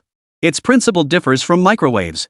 This type of bomb utilizes conductive graphite fibers coated on electrical equipment to destroy the original insulation properties of electronic devices, causing long-term damage to power facilities that is difficult to repair, thereby leading to grid paralysis. Each graphite fiber has a diameter of only a few thousandths of a centimeter, making it virtually impossible to defend against once detonated. Therefore, after viewing the current photos in Blani, he immediately deduced the method employed by the adversary. Electromagnetic bombs combined with graphite bombs. The enemy is determined to paralyze the airport. Abdul, you better give me a perfect explanation. How were the airport coordinates leaked? And to whom were they leaked? If you can't explain it, you won't be going home today. After saying this, Brani slammed a revolver onto the table. Abdul's face immediately broke out in a cold sweat. He was a cunning, treacherous old fox who would stop at nothing to achieve his goals. But when facing Blani, he dared not harbor any illusions. Because the other man was the true master of cunning. You simply cannot deceive him. He always notices problems in the details. Therefore, being honest with him is the wisest choice. So, Abdul confessed everything about how he had threatened the Eastern Dragon and attempted to obtain military supplies for free. Upon hearing this, Brani's brows immediately furrowed tightly. He didn't get angry, didn't get excited, and didn't react at all. He simply sat there quietly and lit a cigar. Once the nicotine had completely calmed his mind, Brani looked at Abdul and spoke again. There are two matters that require your attention. First, sincerely apologize to the Eastern Dragon and seek his forgiveness. Second, find a way to secure a shipment of equipment from him to prepare for the major counterattack in 3 days. After saying this, Brani stared at him for a moment before continuing. If you fail to complete these tasks, the bullets for this gun, either I'll shoot them into your head or you'll have to do it yourself. Do you understand? Brani's voice wasn't very loud. But Abdul felt a deep sense of fear upon hearing his words. He knew the other man's capabilities and understood that his fate in 3 days had already been decided. Although he held the position of chief of staff within the alliance, he was still a pawn in his opponent's hands. Within the alliance organization on the front lines, whoever he wanted dead would not survive. He, Blani, had once followed that great man. Therefore, no one within the entire rebel alliance would question his decision. However, Abdul was also someone who had crawled out of a sea of corpses and blood. He still possesses the basic instincts and backbone of a warrior. Though not much, he does have a little. Why? It's just some equipment that was damaged. Why should we be afraid of him? Abdul grew increasingly agitated, his expression growing increasingly fierce. I should get revenge. We're BK members, after all. Chapter 22, The Deadly Order Must Obtain Forgiveness. Abdul was extremely and felt deeply wronged. They were the ones who were BK members, yet now they were being intimidated into silence by others. If this gets out, how will they ever hold their heads up in the BK circle? Don't they care about their reputation? It was so humiliating. Brani was a seasoned veteran who had weathered many storms. Therefore, his perspective on the matter is far deeper than theirs. At this point, Blani's anger had subsided somewhat. So he turned to Abdul and explained. Use your pig-like brain and think. Someone who can silently deliver an electromagnetic bomb. Does he have the means to deliver other bombs as well? The moment those words left his mouth, Abdul froze in place. Up until that point, he hadn't even considered that possibility. However, hearing the other person say it like that, he couldn't help but feel a pang of anxiety. But what Blani said next made Abdul begin to fear. What if the next time they send something over, it's a high-explosive bomb, a dirty bomb, or even a tactical nuclear weapon? Would you even have the chance to argue with me then? Think about it. Use your pig brain and think about it. After saying that, Blani stood up and walked over to the side. Abdul sat in his chair, wiping sweat from his forehead. At that moment, he finally understood the other party's good intentions. Abdul slowly stood up from his seat.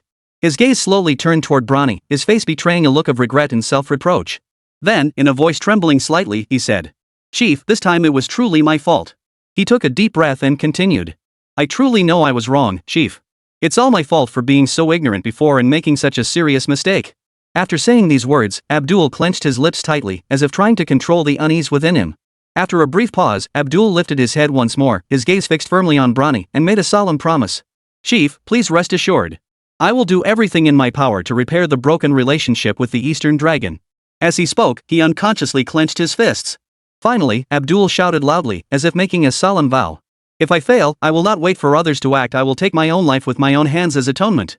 After saying this, the two fell into silence. After a moment, Blani sighed deeply.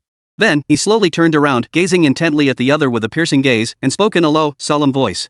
Shooting you won't solve any of the problems we face right now. He paused for a moment, then raised his voice slightly and continued. At this very moment, what we must do most urgently is find a solution to the problem. Remember, it's not about resolving trust issues, but about finding a way to counter the official army.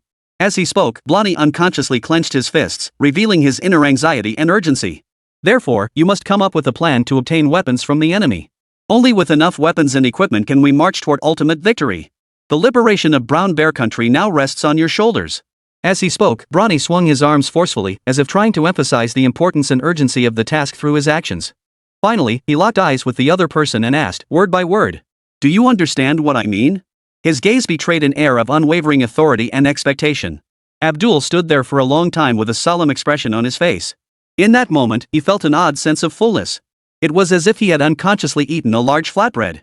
So, Abdul swallowed his saliva, smacked his lips, and nodded solemnly. Yes, I understand. The next day. Today was Saturday, but Gu Ming didn't sleep in. Instead, he got up early to clean the house and exercise. Although his body now looked like that of a 6-year-old. However, his mind and thinking were those of an adult. Therefore, the habits of strengthening his physique and maintaining a healthy lifestyle were well preserved. By the time he finished making breakfast, it was just past 6 o'clock. Due to his lingering back injury, old Gu got up later than usual. Gu Mingxi did not disturb his grandfather but instead quietly finished his meal on his own. Just as he was about to clear the dishes, a notification sound came from the computer. The alerts came one after another, indicating that the sender was likely in a hurry.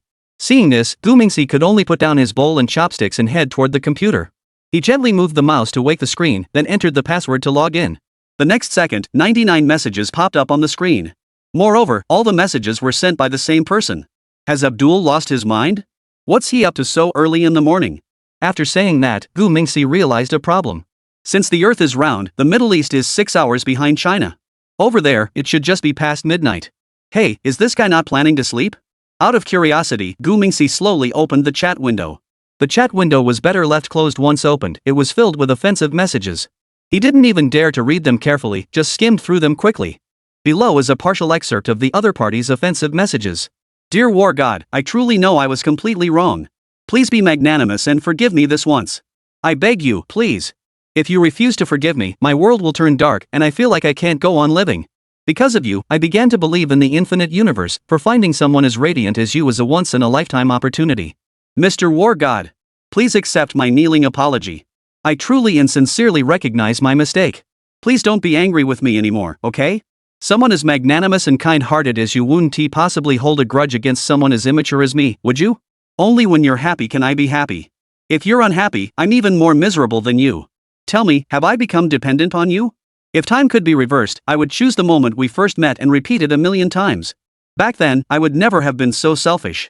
I would have treated you with genuine sincerity. Actually, I'm filled with regret now. I wish I could find a crack in the ground to crawl into. I was so impolite and self-righteous. It's all my fault for causing you trouble. Please have mercy and forgive me. If you're willing to forgive me, I'm willing to sacrifice everything, including my body. The messages sent by the other party were all this long. Gu Mingxi only glanced at them briefly, but immediately felt a wave of nausea and discomfort. Where did this guy learn such things? Has he gotten his hands on some strange, mysterious stuff? Goodness gracious, I can't take this anymore. On the other side, at the Brown Bear Nation Resistance Base, Abdul was holding a book titled 1200 Cheesy Pickup Lines Apology Edition, reading it intently and meticulously taking notes. Oh my goodness, this translated version of the Flower God's book has truly saved my life. The sentences are so touching, I'm almost crying. I'm certain that once the War God reads this, he'll forgive me. As soon as Abdul finished speaking, a notification popped up in the chat window. Message sending failed. You are no longer friends with the recipient. Chapter 23, Dropping by Early in the Morning. After blocking Abdul, Gu Ming felt like the whole world had suddenly become a better place. He then returned to the outer room to continue cleaning up the dishes. But unexpectedly, at that moment, there was a knock on the door from outside. Mr. Gu Mingxi, are you awake yet? I brought breakfast. Come quickly and open the door for me. The voice sounded familiar, like it was Jean Gui's father. What is he doing here so early in the morning? Gu Mingxi, filled with curiosity, hurried to the courtyard gate. With a screeching sound, the iron gate opened, and a plump figure squeezed his way inside. Jean F. Ada was carrying several bags in each hand.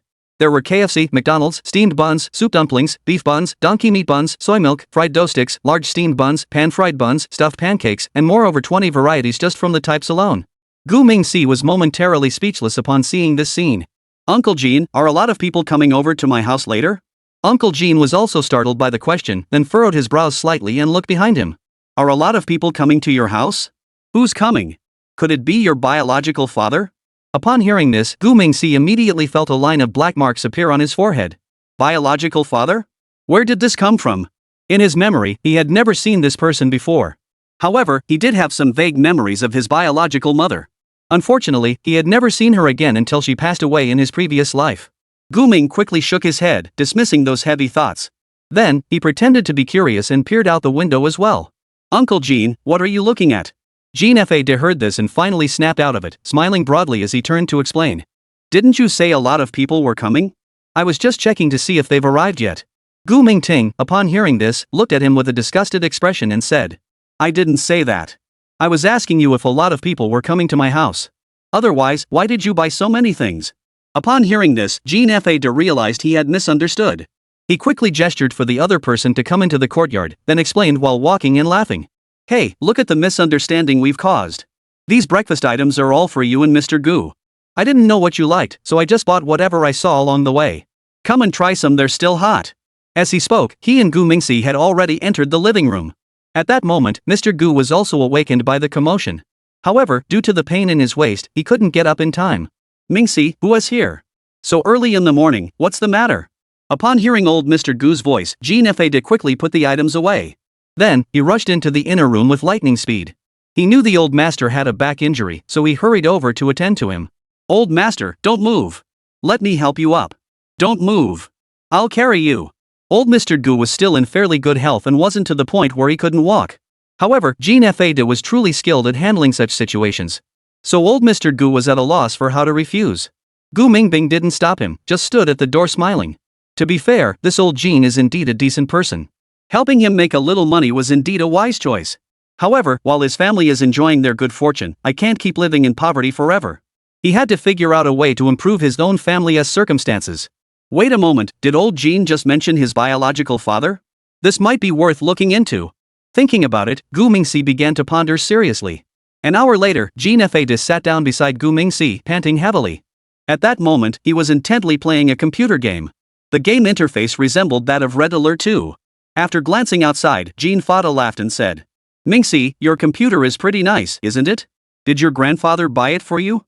His words clearly sounded like a stock phrase. Gu Mingxi heard this and immediately twisted his lips into a cold smile. Sure enough, this guy was starting to ask leading questions. He must be wondering who his real father is, right? Alright, I'll satisfy your curiosity. He continued fiddling with the computer while speaking smugly. No, someone gave it to me. Our family can't afford it. Uncle Jean, do you know how expensive this computer is? You wouldn't believe it if I told you. As he spoke these words, Gu Mingxi's face was brimming with a smug expression. Jean Fa, upon seeing this, couldn't help but burst into laughter. How could I not know? I have a similar computer at home. However, its performance and components can't compare to yours. My computer, which isn't as good as yours, costs over 50,000 yuan. Yours starts at 100,000.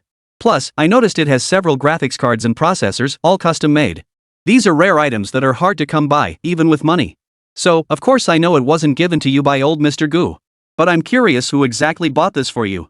Uncle knows a thing or two about computers, so he saw how nice yours is and really wants to buy one for Jean Gue too. Can you tell Uncle where you bought this computer? Uncle wants to buy one too. Upon hearing this, Gu Mingxi suddenly pulled out a special phone. This phone was quite interesting. It wasn't the trendy tablet-style phone, but an outdated Nokia C6. Of course, this phone had been upgraded. Those who experienced the early days of smartphones should recognize this model. The Nokia C6 features a side-sliding full keyboard design, a 3.2-inch 16 million color TFT-resistive touchscreen with a resolution of 360 by 640, and runs on the Symbian 94S 6050 smart operating system. The reason why this phone was chosen as the base model is solely due to its side-sliding keyboard design. Carrying this phone with you is like having a mini laptop. After all, an elementary school student wouldn't carry a laptop around with them. Of course, the phone's original functions and specifications are insufficient to meet his needs. Therefore, he utilized the system to enhance and upgrade the phone. First, the phone's appearance remains unchanged, with the screen still measuring 32 inches. However, he replaced it with an 8K 240Hz high-resolution and high-refresh rate Samsung Odyssey Neo G957 display. This model starts at 1,800 pretty coins, equivalent to approximately 130,000 flower coins. Of course, the display he has is even more expensive. This is because he had it custom made by the manufacturer to specific dimensions. Additionally, he has upgraded the smartphone's smart system and processor. Like computer systems, mobile phone systems are also derived from military-grade operating systems. However, the smartphone processor cannot be produced directly, so Gu Mingxi equipped the phone with the latest 2 nanometers process technology-based Dragon 9 Gen processor. This chip is also a specially customized version, and it comes at a hefty price. Therefore, when Jean Fade saw this phone, he was both surprised and felt a sense of dissonance. However, before Jean Fade could think further, Gu Mingxi had already dialed the phone.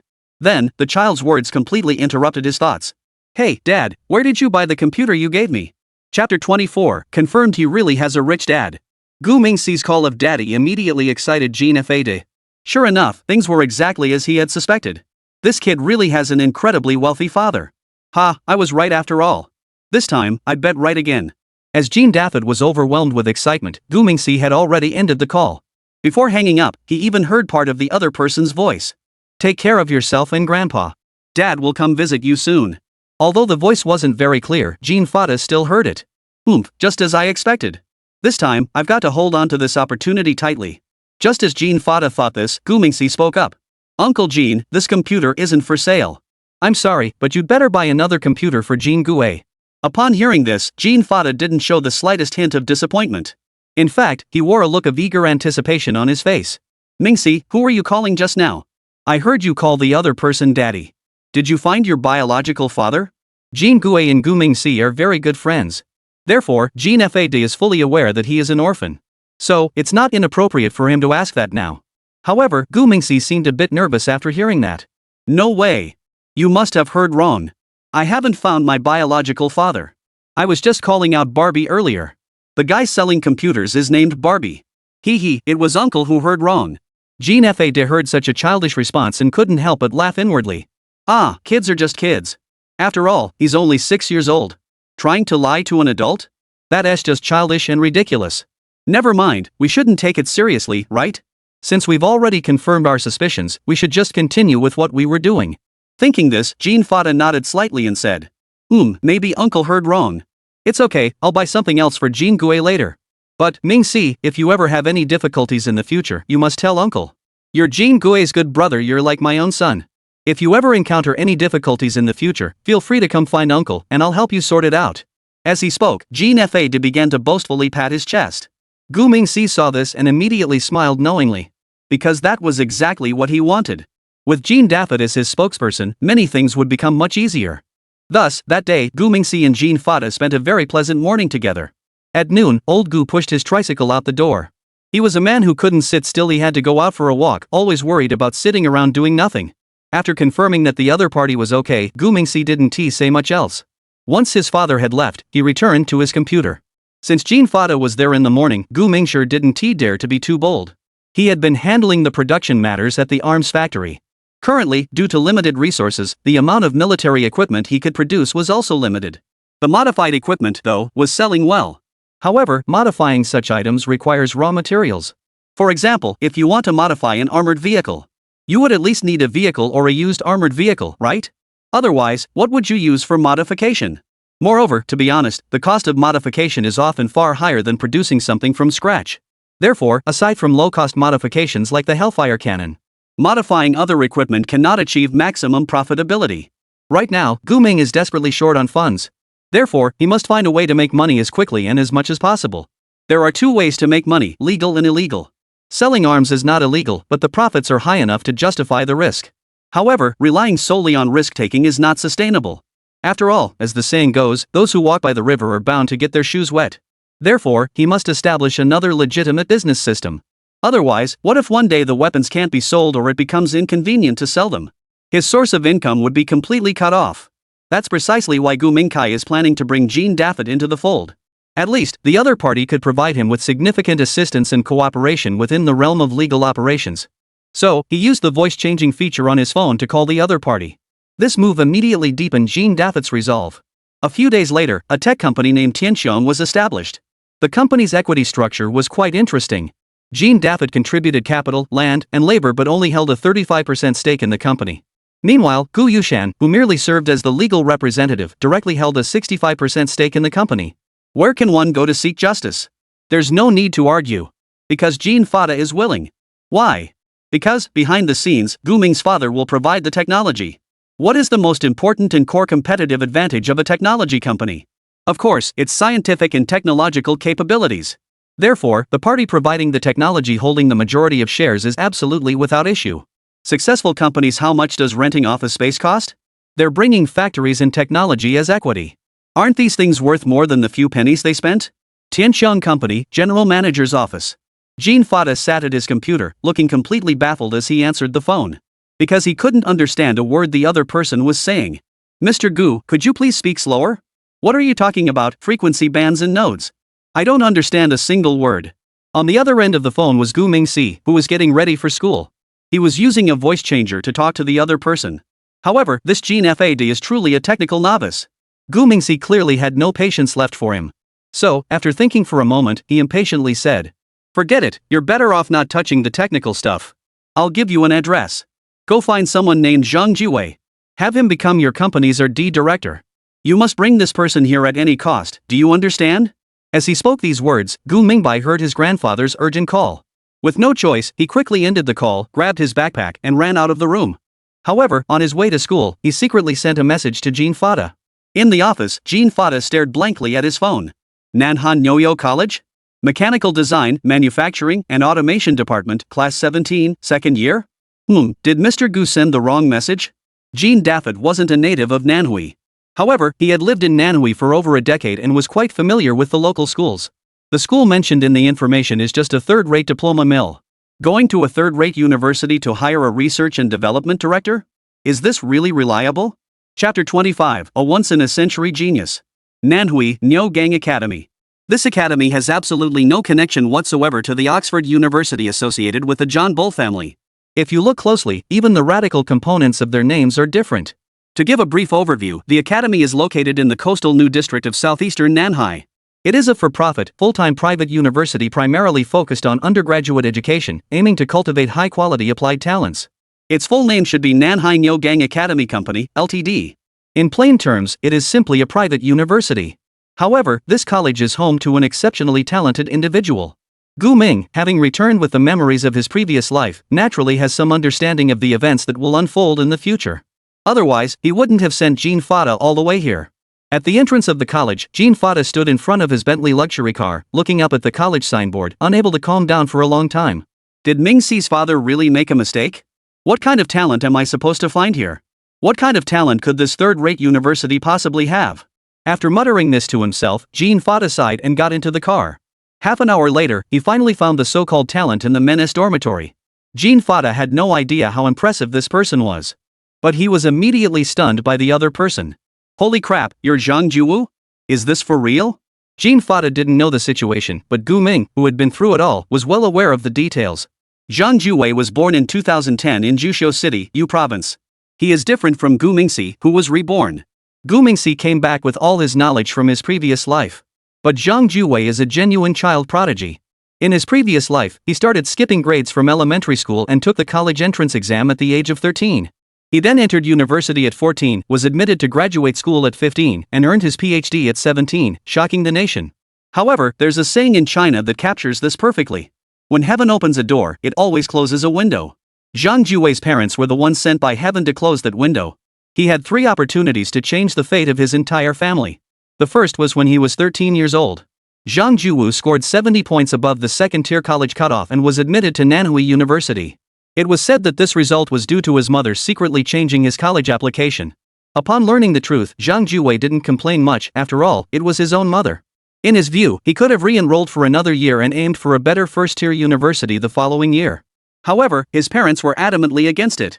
They believed that a child prodigy who had entered university at the age of 14 would be humiliated by repeating a year. Don't they care about their reputation? No way, they absolutely refused to let him repeat a year. Thus, Zhang Jiwu missed his first chance to change his destiny. The second opportunity came when he was 15, when he skipped a grade and was admitted to graduate school. At the time, his advisor offered him the opportunity to study abroad at John Cooper. However, Zhang Jiwu's parents once again opposed the idea. Upon hearing this, Zhang Jiwei did not blame his parents. After all, they were his own flesh and blood. If they didn't want him to go far away, he could stay and fulfill his filial duties. However, he did present his parents with a small condition. That was to buy a house in Kyoto, as he wanted to develop his career and settle there after graduation. To be honest, this young man has a very forward-thinking perspective. But what was the outcome? Zhang Jiwu's parents deceived him. This directly led to the third failed attempt to change his fate. Because when he graduated, a large joint venture company in Kyoto wanted to hire him for an internship and job in Kyoto. However, his parents intervened again, refusing to buy a house and threatening to kill themselves if he didn't return to his hometown county to develop his career. Every time his parents closed the door on his future, they had a perfectly valid reason. Wei, we're only doing this for your own good. As your parents, how could we possibly harm you? Later on, Zhang Juwu chose not to graduate but instead pursued a PhD. Then, he published 2 high-quality papers. And then there was nothing else. It is said that in the end, Zhang Juwu chose to give up on life and no longer wanted to strive for anything. At this point, it was the moment when Zhang Juwu's second attempt to change his fate failed. At just 15 years old, he sits on his bed looking utterly defeated. At this moment, Zhang Juwu shows no trace of the vigor and vitality of his youth. On the contrary, Jean Fade only saw lifelessness in him. Sir, are you talking to me? Who are you? Do we know each other? Zhang Juwei scratched his head and looked at him with vacant eyes. Jean Fada, seeing this, quickly shook his head and pulled out his phone to check a message. Zhang Juwei? A second-year student in Class 17 of the Mechanical Design, Manufacturing, and Automation Department? You're a college student? Jean Fada looked at Zhang Juwu in disbelief and said. Zhang Juwei slowly got out of bed, wearing flip-flops, walked to the dormitory door, and peeked out to look around. Are you a delivery person? I thought the delivery was here. His non-sequitur response really annoyed Jean Fada. So, he frowned and asked sternly. I'm asking you a question. Are you Zhang Juwu? You little brat, don't lie to me. Zhang Juwu pulled out his student ID from his pocket and said. You don't have to speak so loudly, I can hear you. Look for yourself, I'm the real Zhang Juwu. Second-year student, Class 17, Department of Mechanical Design, Manufacturing, and Automation.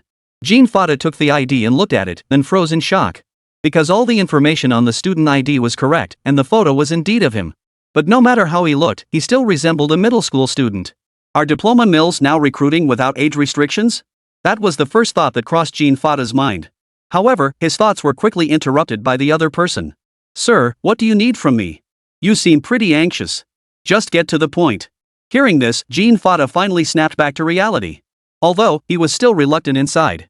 But since Mr. Ming had specifically requested him, he couldn't very well refuse.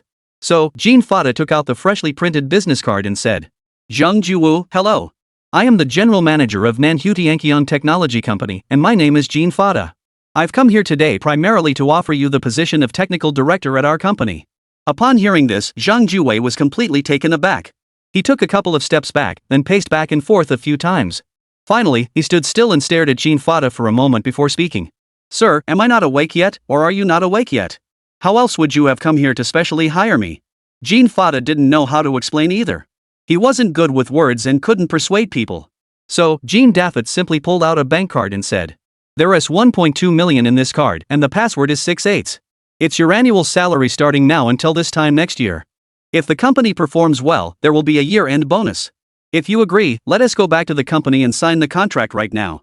Chapter 26, Gratitude for Divine Blessings. Zhang Juwei was completely dumbfounded.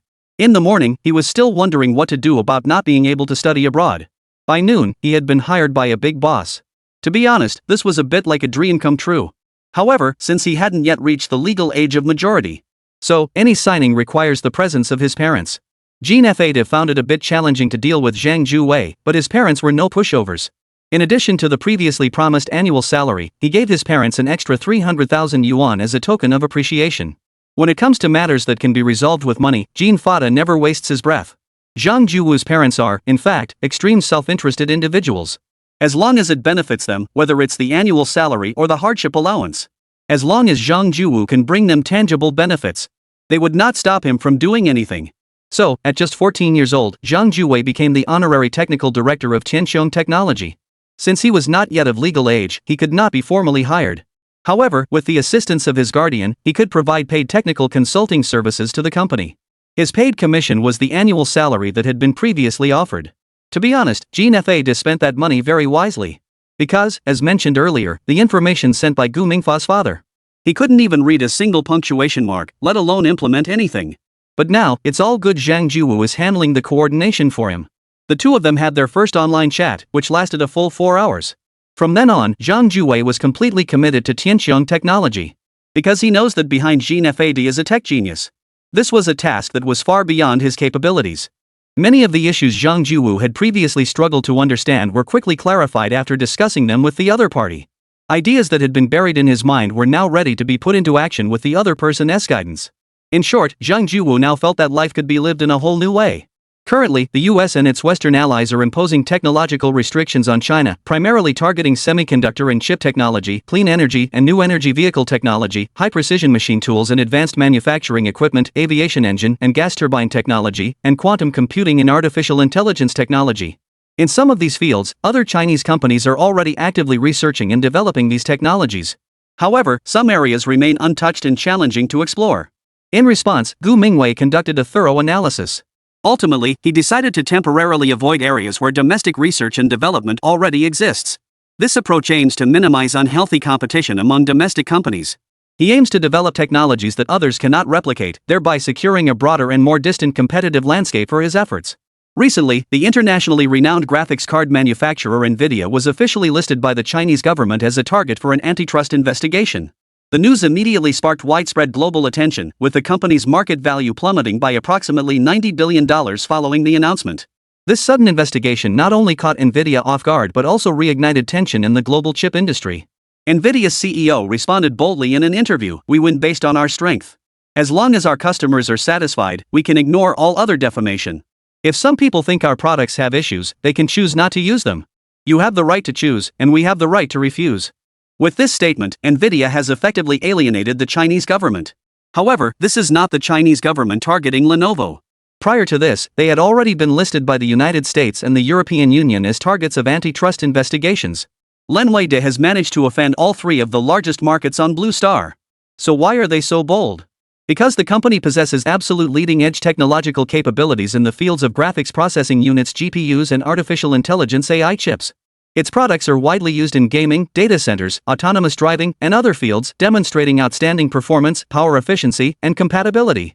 NVIDIA's CUDA technology supports diverse computing tasks, particularly the operation of AI software, enabling them to dominate the AI market. Additionally, the company has built a robust and comprehensive ecosystem, establishing close partnerships with numerous well-known enterprises and research institutions. This not only provides them with abundant technical resources but also triggers a formidable market dominance effect. That might sound a bit lengthy, so let me summarize it briefly. NVIDIA has successfully established its own technological empire. They have monopolized the majority of the top-tier technologies in this industry. As a result, it has become nearly impossible for others to surpass them. No, to be more precise, there are now very few who can even catch up with them. Therefore, it is not NVIDIA that needs the market, it is the market that needs NVIDIA. However, this situation is about to be disrupted in the near future. Because Gu Ming has set his sights on this lucrative market. Since you've chosen to go head-to-head with the official manhwa, I'll take advantage of the situation to seize the market.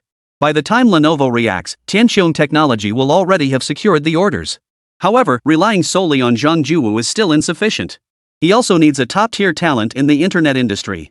After all, chip development simply cannot do without outstanding programmers. Thus, Gu Mingxi set his sights on another person. 2 days earlier, he had come across a news article by chance.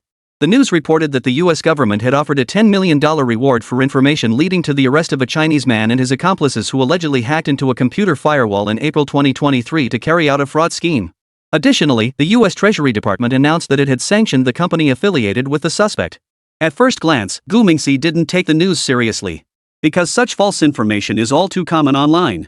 The US claims that this individual hacked over 80,000 firewall devices in less than a year, prompting the US cybersecurity agency to mobilize 10,000 hackers to intercept him online.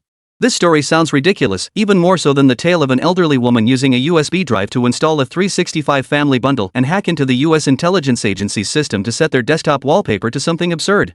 So, after reading the news, Gu Mingxi didn't give it much thought. However, the next day when he checked the news again, the Chinese Foreign Ministry had actually responded to the matter. Instantly, Gu Mingxi's eyes lit up with excitement. This was actually true. Doesn't that mean he's the chosen one sent by heaven? With this thought in mind, Gu Mingxi immediately began busy online. The reason why the Eagle didn't directly demand that the Chinese authorities hand over the person was because the evidence they held wasn't strong enough. Therefore, the US Treasury Department could only impose sanctions on the company in question. However, the other party was just a small domestic company with no significant international business ties. So, after all that, the Eagle was just imposing sanctions for the sake of it. Therefore, they will certainly continue to target the individual in question in the future. Gu Mingxi is getting involved now to lend a hand at a critical moment. Of course, this assistance isn't free. Because his company is currently in need of a chief information officer. You've been sent from heaven to help me, I'm so grateful. Emitaro, Wolyang Shinsen, Haramiya. In any case, it's best to thank all the deities you can think of. After giving thanks, ELL turned into a little devil. Chapter 27, The Mysterious Text Message. Planting flowers saves money in a certain city. Zheng Tianhong was rushing through the streets with a tense expression. Ever since Eagle Sauce announced sanctions against his company, his boss had processed his dismissal that very night. All compensation was paid in full, as if they wanted to cut all ties with him. Damn it, it was that guy who was so obsessed with trying to pull off something big. Now that things have gone south, damn it, they're pinning all the blame on me. Zheng Tianhong muttered a few words before his phone vibrated twice. He pulled out his phone and saw it was a WeChat message from his girlfriend, Xiao Shui. Where are you? Can you hurry up? It's so cold. The message was followed by an angry emoji. After seeing the message, Zheng Tianhong quickly replied with a voice message. I'm almost there, just one more intersection. Wait for me, I'll be there soon. After saying that, he unconsciously picked up his pace. But just then, his phone vibrated lightly again. This time, it wasn't a WeChat message but a text message. The number was unfamiliar to him. Who could this be? Confused, Zheng Tianhong slowed his pace, opened the message, and continued walking forward. Up ahead was a crossroads. Once the traffic light turned green, he could cross. Across the street was the meeting spot Xiao Shui had mentioned. Once they met, they were going to elope together. But just then, Zheng Tianhong couldn't help but glance at his phone. The message screen was already open, and the content from an unknown number read, "Don't go there, it's Eagle Sauce's trap." Upon seeing this message, Zheng Tianhong felt a chill run down his spine. Eagle Sauce's trap? How could that be possible? Xiao Shui would never betray me. Thinking this, Zheng Tianhong quickly called his girlfriend on voice call. However, the other party took a while before finally answering. Hey, where are you? I'm freezing to death. Why aren't you here yet? I'm so hungry. Can we go eat something first when you get here? Hearing the familiar voice, Zheng Tianhong's panicked heart immediately calmed down. He then smiled and said to the person on the other end of the phone, I'll be there soon, just wait a little longer. Don't worry, I'll hurry up. By the way, everything okay over there? The person on the other end of the phone replied without hesitation. Nothing's happening. What could possibly happen? Oh, don't worry, my parents won't find out. Hurry over here, I'll wait for you. I'll hang up now. After saying that, the other person hung up before Zheng Tianhong could respond. This behavior was a bit odd. However, Zheng Tianhong didn't think much of it. Just as he was about to cross the street, his phone vibrated again. It was another message from that unknown number. This time, however, it was a voice message. As everyone knows, users of Apple devices can send voice messages to each other via the iMessage feature. Therefore, when he saw the voice message, Zheng Tianhong wasn't particularly surprised.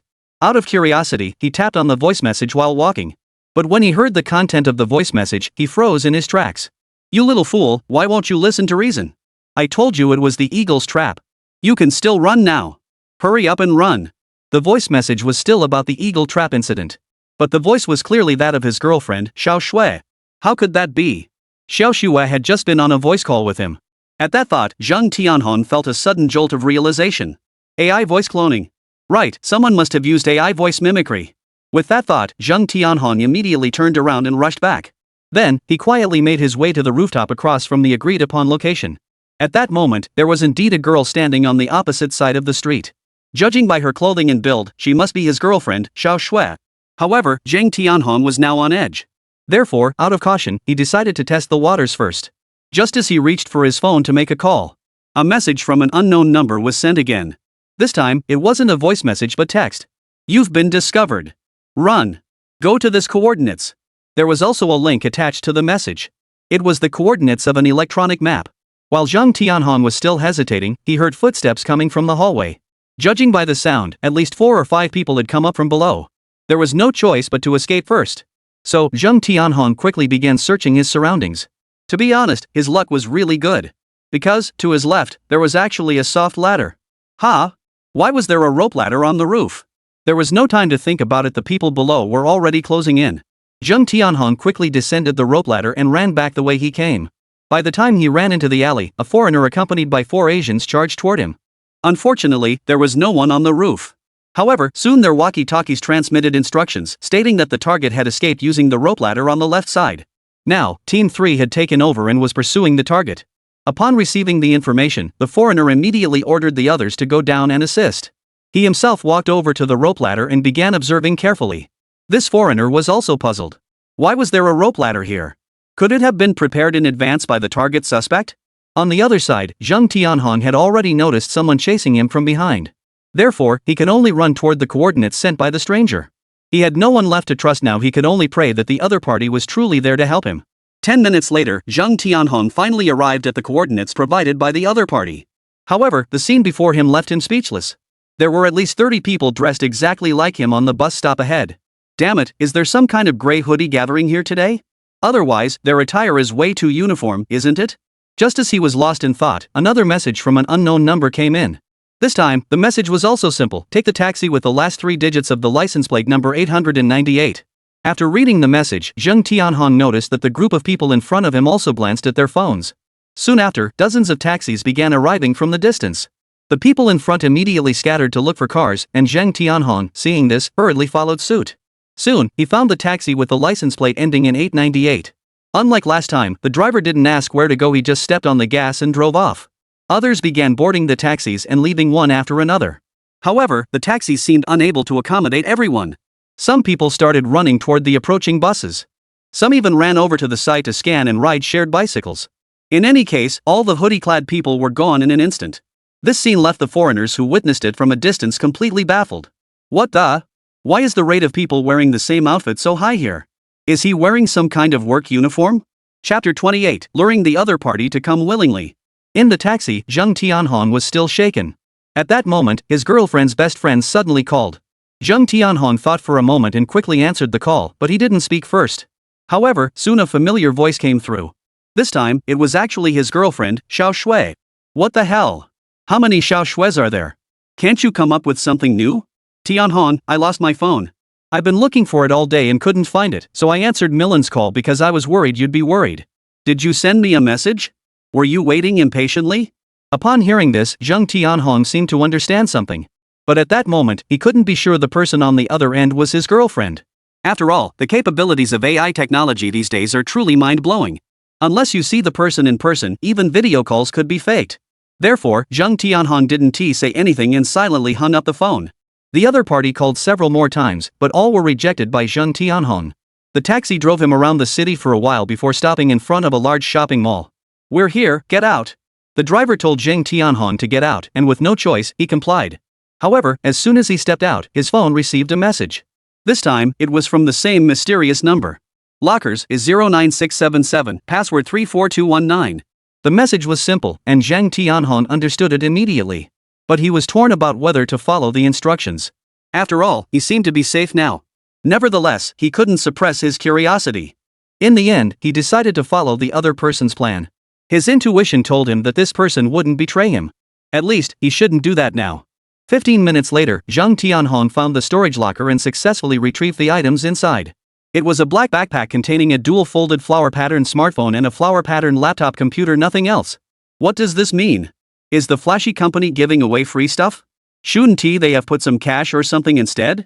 Just as Zheng Tianhong was puzzled, the flower-pattern phone suddenly rang. The caller ID showed the same unknown number from earlier. Finally, the call is coming in. Without thinking twice, Zheng Tianhong quickly answered the call. Hello, who are you? Don't play so mysterious, I'll find out who you are sooner or later. On the other end of the phone was the voice of a middle-aged man. At the same time, at the 22nd Central Station in Nanhui, in the men's restroom, Gu Mingyi, holding the bow tie at her collar, spoke slowly. Young man, don't be so hostile. In a way, we're on the same side. Everything you're looking for is on the computer. If you're interested, I'm sure you'll find me, and then. Before he could finish his sentence, a sudden noise came from outside. Gu Ming, are you ready yet? Are you hiding again playing on your phone? Gu Mingxi, come out here. Oh no, it's Mr. Li's voice. Without saying another word, Gu Mingxi quickly hung up the phone. His sudden action only piqued the other person's curiosity. Shopping mall, in front of the lockers. Zheng Tianhong looked at the disconnected phone and furrowed his brows. This person is quite interesting. Do they want me to come to them? You think you're so great? There are plenty of people looking for me now. Who do you think you are? After saying that, he put his phone away, slung his bag over his shoulder, and turned to leave. His fruit-themed phone, which had been formatted, was left behind in the locker. Half an hour later, in a cafe far from the mall, Zheng Tianhong sat in the corner fiddling with his new computer. The computer wasn't password protected, but it came pre-installed with many software programs. These were all tools commonly used by hackers. It seemed that the person who had helped him had thought things through carefully. However, he soon found some hidden files on the computer. Child's play. Zheng Tianhong muttered under his breath before quickly restoring the hidden files. To his surprise, all the files were evidence of his crimes against the Eagle Agency. Among them were records of his intrusion into 81,000 firewalls, as well as illegal access logs to 23,000 computers within Eagle Sauce's domestic network, along with details of information transmission after the access. The computers Zheng Tianhong had illegally infiltrated spanned critical sectors vital to the Eagle Agency's national security, including government departments, military facilities, and energy institutions. Not only this year's activities, but another folder contained records of all other hacking organization activities he participated in from May 2023 to the present. During this period, he colluded with others to launch 5,500 cyber attacks against targets within the Eagle Agency, including government departments, universities, research institutions, and 170 large enterprises. Zheng Tianhong believed he had destroyed all evidence. The official authorities could only locate him but were unable to present any concrete evidence. However, this small laptop contained nearly all of his previous criminal evidence. If these materials fell into the hands of the Eagle, his fate would either be a mysterious disappearance or an unexpected death one day. Damn it, how did he manage to do that? Zheng Tianhong angrily slammed his fist on the table. This action immediately caught the attention of nearby customers and waitstaff. Zheng Tianhong quickly stood up to apologize, then grabbed the laptop and backpack and left. Meanwhile, Gu Mingxi was sitting in class, dozing off. Since he was caught by his teacher playing with his phone last time, Gu Mingxi had avoided touching it unless absolutely necessary. For simple tasks like sending messages or making calls, his smartwatch on his wrist was more than sufficient. Additionally, he had imitated the death-defying elementary school student Conan and made himself a voice-changing bow tie. This way, he could impersonate his father at any time and communicate with people at the company. While lost in his thoughts, Gu Mingxi was suddenly called on by the teacher. Gu Mingxi, come up and read this passage aloud. Upon hearing this, Gu Mingxi's first reaction was to stand up. But when he stood up, he realized he had no idea what he had learned. Reading the lesson wasn't difficult, but the problem was that he had no idea what to read now. Jin Gue, sitting not far away, saw his best friend looking completely confused. In an instant, he guessed that his friend had been daydreaming earlier. So, he immediately started mimicking a crow's call in a playful manner. Caw! The colleagues couldn't help but cover their mouths and laugh. The teacher picked up a piece of chalk and threw it at him. Stop causing trouble. The teacher scolded him for causing trouble. But in Gu Mingxi's mind, the other person wasn't causing trouble at all. This young man was clearly trying to save himself. So, being as clever as he was, he immediately flipped to the part about the crow drinking water. Then, he read it aloud in a tone almost like a children's news anchor on CCTV. The Crow and the Water, from Aesop's Fables. A crow was thirsty and looked everywhere for water. The crow saw a bottle with water inside. However, there wasn't much water in the bottle, and the opening was too small for the crow to drink from. What should it do? Chapter 29, The Forgotten Battlefield. Gu Mingyong read the story of the crow drinking water perfectly in a clear, childlike tone. This action earned him praise from his teacher and made him the coolest kid in the class. However, as the one who did it, Gu Mingxi felt incredibly embarrassed. When will I ever grow up? Acting cute and innocent is really torturous. No, I need to hurry up and earn money to upgrade the system. But right now, he's been confined by the school. Gu Mingxi doesn't even remember how he managed to endure until the afternoon dismissal. The good student and model child during school hours, what does that have to do with the Eastern Dragon after school? In that 1 second after school, he was like a sealed demon unleashed. This world trembles beneath my feet. Jia. Sitting in the Bentley car of the Jean family, Gu Mingxi fiddled with his phone and spoke with a mischievous smile. Jean Gue couldn't help but furrow his brows tightly. Big brother, you look a bit creepy right now. Is it because of the pressure from studying? Being a top student must be really tough, right? Ah, it must be the studying that's messed up your brain. As he spoke, Jean Gue opened a bag of potato chips and started eating. Then, he continued to eat while rambling on. Thank goodness I'm not good at studying, otherwise I'd probably be a freak too. As soon as he finished speaking, Gu Mingxi grabbed a handful of potato chips and shoved them into his mouth. Then, he picked up a tissue, wiped his hands, and muttered. Shut up, don't bother me. I'm busy. It turned out that Gu Mingxi was chatting with someone named Roar Justice at the time. Roar Justice translates to Justice Roar in Chinese. Since the other party was looking to purchase military weapons, there were some matters that needed to be discussed honestly. For example, this Justice Brother revealed his true identity and the purpose of purchasing the weapons. The Justice Brother's real identity was actually Zeclaria, the chief of staff of the White Rhinoceros Armed Forces of North White Rhinoceros Country in Africa. This time, he had connected with the Eastern Dragon through connections, intending to purchase a large quantity of inexpensive used equipment. The so-called second-hand equipment refers to military gear that was phased out during World War II. Justice Brother had already inquired and found that such equipment was the most cost-effective option available worldwide.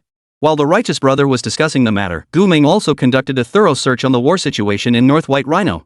Currently, there are only 4 regions in the world where conflicts are ongoing. The first is the Middle East, where the Slipper Guys have been fighting from the beginning of the year to the end, with no respite all year long. The second opponent is the Ermao region. Ermao and Damao have been fighting for 3 years, and these two brothers just can't seem to get enough of each other. The third location is within the borders of Myanmar in Asia, where the guerrilla forces and the government troops frequently engage in battles for no apparent reason. The fourth location is the African region, which is even more chaotic than the Middle East, with North White Rhino being the most turbulent area on the continent. Gu Mingji recently took the time to research this online. Since last year, the White Rhinoceros armed forces have been engaged in armed conflict with another armed group, the White Rhinoceros Rapid Response Force, in the capital, Kamutu. The fighting has since spread to other regions and continues to this day. Over the past year, the conflict has pushed North White Rhinoceros into a full-scale disaster: violence, starvation, disease, death, devastated landscapes, and the suffering of innocent civilians. The two armed groups have plunged 15 out of the country's 18 states into conflict, resulting in over 4.67 million deaths, including more than 7,000 children. The United Nations Assistant Secretary General and Deputy Executive Director of the United Nations Children's Fund stated during a visit to the country that North Bahr el Arar is experiencing one of the most severe crises in modern memory, yet the nation is being forgotten by the world. Yes, Gu Mingjue agreed that the Deputy Executive Director was correct. Because even international news rarely reports on what is happening here. While other regions are also enduring war, news from the Middle East continues to dominate the headlines. However, the conflicts in Africa seem to have been forgotten by the world. It is important to note that North White Rhino is not the only country at war here. On this scorching land, at least 15 countries are currently engulfed in war. But who cares? Gu Ming has some concern. He is actually the last person who wants to see war. But war cannot be ended by mere words. To stop the war, one must fight it. To put it simply, this is what is known as stopping war through war. Only when one side emerges victorious in war, then the war they initiated will come to an end. However, judging from the current situation in North Baishi, this war is far from over. This is because, from a military strength perspective, the two sides in the North Baishi armed conflict are closely matched, with overall parity, and the conflict is evolving into a protracted war of attrition, a tug of war, and a war of endurance, focusing on the consumption of personnel, weapons, and resources. According to relevant data, across the entire country of North White Rhino, the division of the battlefield is becoming increasingly clear. The western regions of Dafu and most of Kor are under the control of the Rapid Support Forces, while the eastern and northern regions are relatively stable and under the control of the White Rhino armed forces. The two sides have largely established a dividing line from Kamutu to the central southern regions of Jirar State and Sena State, forming an east-west divide. Today, Zeklia approached Gu Mingming with the primary objective of breaking the deadlock. After a brief exchange of pleasantries, he immediately presented his list of military equipment. Firearms: 13,000 Kalashnikov AK-47 assault rifles, 100 MG-42 general-purpose machine guns, 100 Czech ZB-53 heavy machine guns, 200 Bren light machine guns, and Czech ZB-26 machine guns, 150 Type 96 light machine guns, 200 MP-18 submachine guns, 150 cubic meters submachine guns, and 2,000 rounds of ammunition for each type. Artillery: 5 Bear Alliance ISU 152mm heavy howitzers, 5 Eagle M101 105mm howitzers, 10 Hanskat FH18 105mm howitzers, 10 Bear ML20 152mm cannon howitzers, 20 Bear ZIS 257mm anti-tank guns, and 20 Eagle M1 155mm howitzers. Armored vehicles: 5 Hans Cat Type 4 tanks, 5 Eagle M26 Pershing tanks, 5 Hans Cat Tiger tanks, 10 Hans Cat Panther tanks. Among the firearms, the only notable mention is the Kalashnikov 1947 type automatic rifle, commonly known as the world-famous AK-47. Looking at these outdated World War II-era weapons, one can't help but furrow their brows in disbelief. These so-called military weapons now lie quietly in military museums around the world. Looking across the entire Blue Star, it seems that no one is selling them anymore, except for himself. However, even so, these pieces of equipment wouldn't come cheap. Moreover, Gu Mingxi currently couldn't estimate their value. The main issue was that he couldn't mass-produce them immediately and could only accept pre-orders. Thus, Gu Mingxi replied slowly, "I can produce these old models, but many parts require special processing and customization, so the production cycle will be longer. Additionally, they currently have no reference prices, so we'll need to negotiate the pricing." After sending the message, he had expected the other party to raise some objections. However, Gu Mingxi never expected the other party to simply send over a map. "Ha? What's going on here? Chapter 30, wherever you want, we'll go there now." Upon receiving the map, Gu Mingxi reflexively opened it to take a look. It was a map of the White Rhino Kingdom with special coordinates marked on it. On the map, the central equatorial state within Baishi's territory was marked in the central and eastern regions, with over 30 small gold mine locations and around 20 small oil fields within Baishi's borders. Upon seeing this, Gu Mingxi's eyes nearly popped out of his head. If he wasn't mistaken, the other party was planning to use these resources to offset the payment, right? Thinking this, Gu Mingxi swallowed hard. At that moment, the righteous roar sent another message. We don't have extra money, but you can pick any location on the map. Whatever you choose, we'll handle it tonight and use it as collateral for the payment. Upon seeing this message, Gu Mingxi nearly jumped out of the car. How bold! Are they really planning to settle the debt with a gold mine and an oil field? I don't even know how to run that kind of business. Thinking this, Gu Mingxi turned to look at Jean Gue, who was eating potato chips, and said, Jean Gue, has your dad ever been involved in gold mines or oil fields? Upon hearing this, Jean Gue furrowed his brows and thought for a moment before saying, I don't think so. If he had that kind of skill, our family would have moved into a bigger house long ago. Gu Mingxi nodded seriously after hearing this. After pondering for a moment, his eyes lit up and he smiled and said, I've got an idea. After muttering to himself, he quickly replied on his phone. Without taking risks, you won't achieve high yields.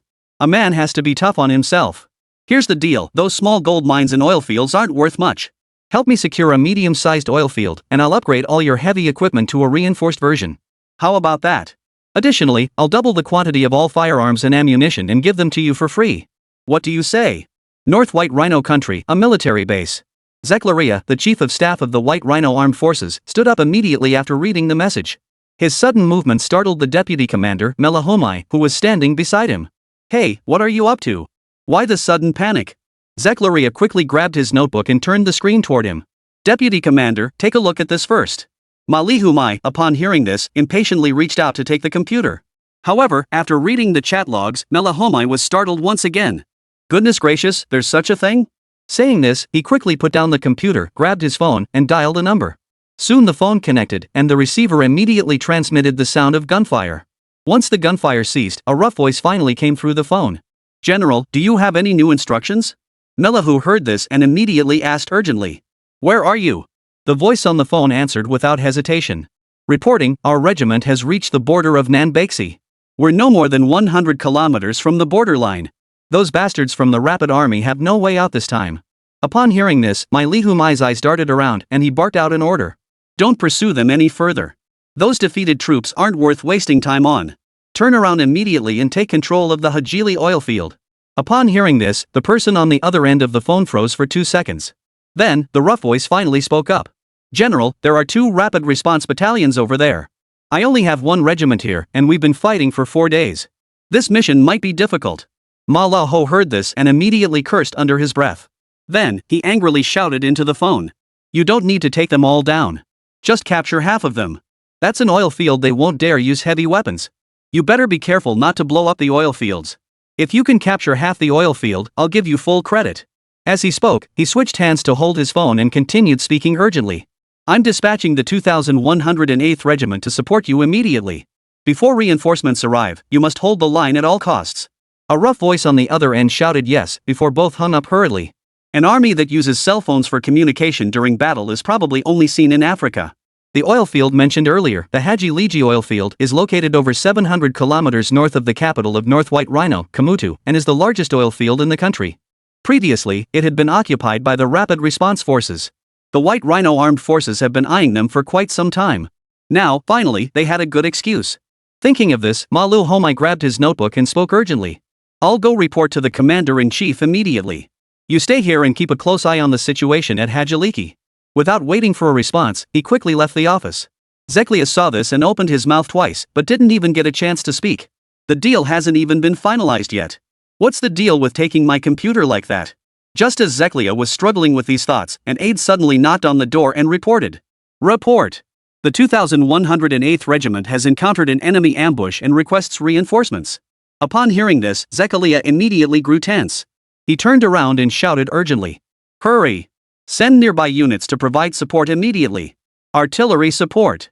Long-range support. Any kind of support is needed. Ensure that the 2108th Regiment breaks out of the encirclement. While the battle raged fiercely within the borders of North Baishi, Gu Mingke was waiting in the car, feeling quite frustrated. This was such a good deal, why did everyone back out halfway through? That's not very polite, is it? Thinking about it, Gu Mingxi couldn't help but sigh softly. Then, he turned to look out the window and finally noticed something was wrong. Ha! This doesn't seem to be the way to my house. Jean Gue, did the driver take the wrong route? At that moment, Jean Gue had already finished a bag of potato chips and was enjoying a soda. Upon hearing the other person's words, he immediately turned around with a smile and said, "That's right, this isn't the way to your house. Today my dad is treating us to dinner, so let's go to my house." Gu Mingguan frowned tightly and said, "No way, my grandfather is waiting for me at home to eat. Tell the driver to turn around. I can't go back, he'll worry." Jean Gue replied with a smile. "Big brother, you can trust me to handle this. I've already sent another driver to pick up our grandfather. Since it's my dad treating us, we can't let him get off easy. I also invited Mr. Li along. He'll come over after work." Upon hearing this, Gu Mingxi couldn't help but twitch the corner of his mouth slightly. This kid really is his father's son. I can tell he is not even trying to be considerate. Thinking of this, Gu Mingxi couldn't help but roll his eyes. This scene was just caught by Jean Gue, who blinked curiously and asked, "Big brother, are you looking down on me? I didn't do anything wrong, did I?"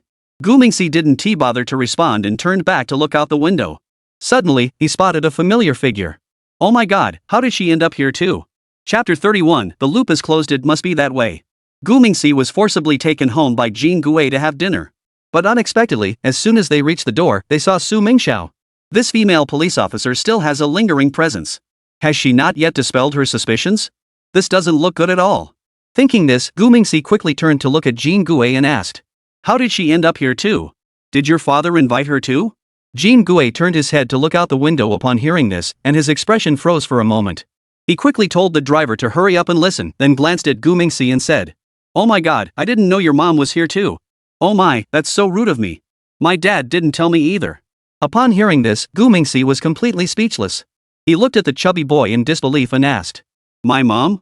After saying that, he finally remembered. On the first day the Jean family replaced their car, the chubby boy had indeed seen the woman. At the time, he had mistaken the woman for his own mother. However, due to an urgent matter at the time, he had been too busy to pay any attention to her. Who would have thought that the misunderstanding would drag on until now without being resolved? Thinking of this, Gu Mingxi immediately wanted to explain everything properly. But just as the little fat man finished speaking, the car slowly came to a stop at the villa's entrance. Jean Gue's villa wasn't very large, it was one of those row houses. So, once the car came to a stop, Su Mingxiao just happened to walk in. Jean Gue immediately approached her with a friendly smile and greeted her. "Hello, auntie. Welcome to our home. Let me show you the way, this way, please." As he spoke, the guy acted like a servant, rushing over to help Su Mingxiao. Su Mingxiao heard this and her expression turned slightly unpleasant. So she reached out and pinched Jean Gue's cheek and said, "Call me sister, not auntie." Jean Gue, being a cunning little devil, immediately caught on. This must be because he's afraid she'll call him old. Ah, these old women who are mothers, they all have the hearts of immature girls. After figuring this out, Jean Gue immediately smiled sweetly and changed her tone. "Sister, welcome to my home. This way, please. Let me show you the way." As he spoke, Jean Gue took the other person's hand and led them toward the villa. However, Su Mingxiao's attention was fixated on him the entire time. Because, upon entering the house, the other person had been carefully examining Gu Mingxi. This behavior made Gu Mingxi feel very uncomfortable. Perhaps due to a sense of guilt, he couldn't shake the feeling that the other person would eventually see through him. Without saying much, the three of them entered the living room together. At that moment, the chef hired by Jean Fata was already busy in the kitchen. Jean Gue's mother, Bu Bian, saw this and immediately came forward to greet them. "Jean Gue, this is..." Su Mingxiao was about to introduce himself when Jean Gue, the little chubby one, suddenly blurted out, "This is Gu Mingxi's mother. How about it? Pretty, isn't she?" As soon as he spoke, a look of embarrassment immediately appeared on both Gu Mingfeng and Su Mingxiao's faces. Among them, Su Mingxiao's expression grew even more grim. "You little fatso, you really dare to speak your mind. I'm only 24 years old this year, where did I get such an older son? I'm a model young woman who married late and had children late, you know. Don't ruin my reputation. I still need to get married someday." After venting in her mind for a while, Su Mingxiao finally managed to force out a wry smile and said, "No, it's not like that. I actually am." Just as Su Mingxiao was about to explain seriously, Jean Fata suddenly came down from the second floor. Upon seeing a stranger, he immediately blurted out reflexively, "Bian, who is this beautiful lady?" Bu Bian turned around and smiled, replying. Jean Gue said, "This is Mingxi's mother." Upon hearing this, Jean Fata nearly stumbled and fell down the stairs. However, at that moment, his suspicions were finally confirmed. At that moment, Jean Fada's mind was engaged in a whirlwind of thoughts. Gu Mingxi had a very wealthy biological father, but that father couldn't keep him by his side. Therefore, Jean Daffett had mistakenly assumed that the other person might be the illegitimate child of some wealthy individual. But an illegitimate child must have a mother, right? Old Gu had brought the child named Gu Ming-si back from outside to raise him. This theory was missing a crucial piece of evidence: the mother. After all, if there's no mother, a wealthy person could simply adopt the child themselves. Now, upon seeing the woman before him, he finally closed the loop on all his speculations. Gu Ming-si has a mother, and she's a very beautiful woman. Everything matches perfectly. Thinking this, Jean Fade smiled and walked forward. Mrs. Gu, how rude of me. I failed to greet you properly. As he spoke, Jean Fada reached out to shake hands with the other person. But as he approached, he froze in his tracks. Oh my goodness. How could it be this woman? Isn't she old Lee's girlfriend? This relationship seems a bit complicated. Wait, let me sort this out. Here's what I think is going on. According to what we know, old Lee's girlfriend is 24 years old, and Gu Ming is 6 years old. This means she was only 18 when she gave birth to the child. Oh my goodness, no wonder she didn't dare to name her child Xiao Si. So she was still just a teenager herself back then. It all makes sense now. At the time, the mother must have been too young and irresponsible, so she abandoned the child after giving birth. Then, old Mr. Gu, being a kind-hearted person, took the child in. Later, when the child grew up to this age, the biological parents came back to claim their child. Damn, this plot is so melodramatic, but the logic makes sense. Ah, it's just a pity for my old Lee. He ended up with such a second-hand wife. But it doesn't matter. It's a different time now. As long as the two of them are happy and content as friends, we should bless and support them. After coming to terms with this, Jean Fade deliberately put on an expression that suggested he understood everything. Then, he forced a fake smile and said, Bayan, you can eat whatever you want, but you can't just say whatever you want. How could Xiao Su possibly be Ming Si's mother? She's Wan Yao's proper girlfriend. Jean Fada explained while frantically winking at the mother and son. Seeing this, Gu Mingxi and Su Mingxiao were even more confused. What's going on with old Jean? What does he mean by constantly winking like that? However, what he said made sense. So, the two of them hurriedly chimed in one after the other. Yes, Mr. Jean is right. I'm not his mother, I really aren't. Right, she's not my mother at all. Don't listen to Jean Gui's nonsense. After saying this, the two of them exchanged a knowing glance. Seeing this, Jean Fade felt even more certain. There's no doubt about it, I've uncovered the truth. I'm so damn smart. Jean Fada was certain of everything, but his wife was still a bit confused. Just then, Bu Bayan turned his head and fixed his gaze on Jean Fada, furrowing his brows and speaking with a look of suspicion. What on earth is going on here? Is our son lying? Just wait until I get my hands on him. She said this while angrily placing her hands on her hips, scheming in her mind about how to discipline the child. Jean Fada saw his wife so angry and hurried forward to grab her by the arm, winking at her and whispering in explanation. Oh, this isn't as simple as it seems.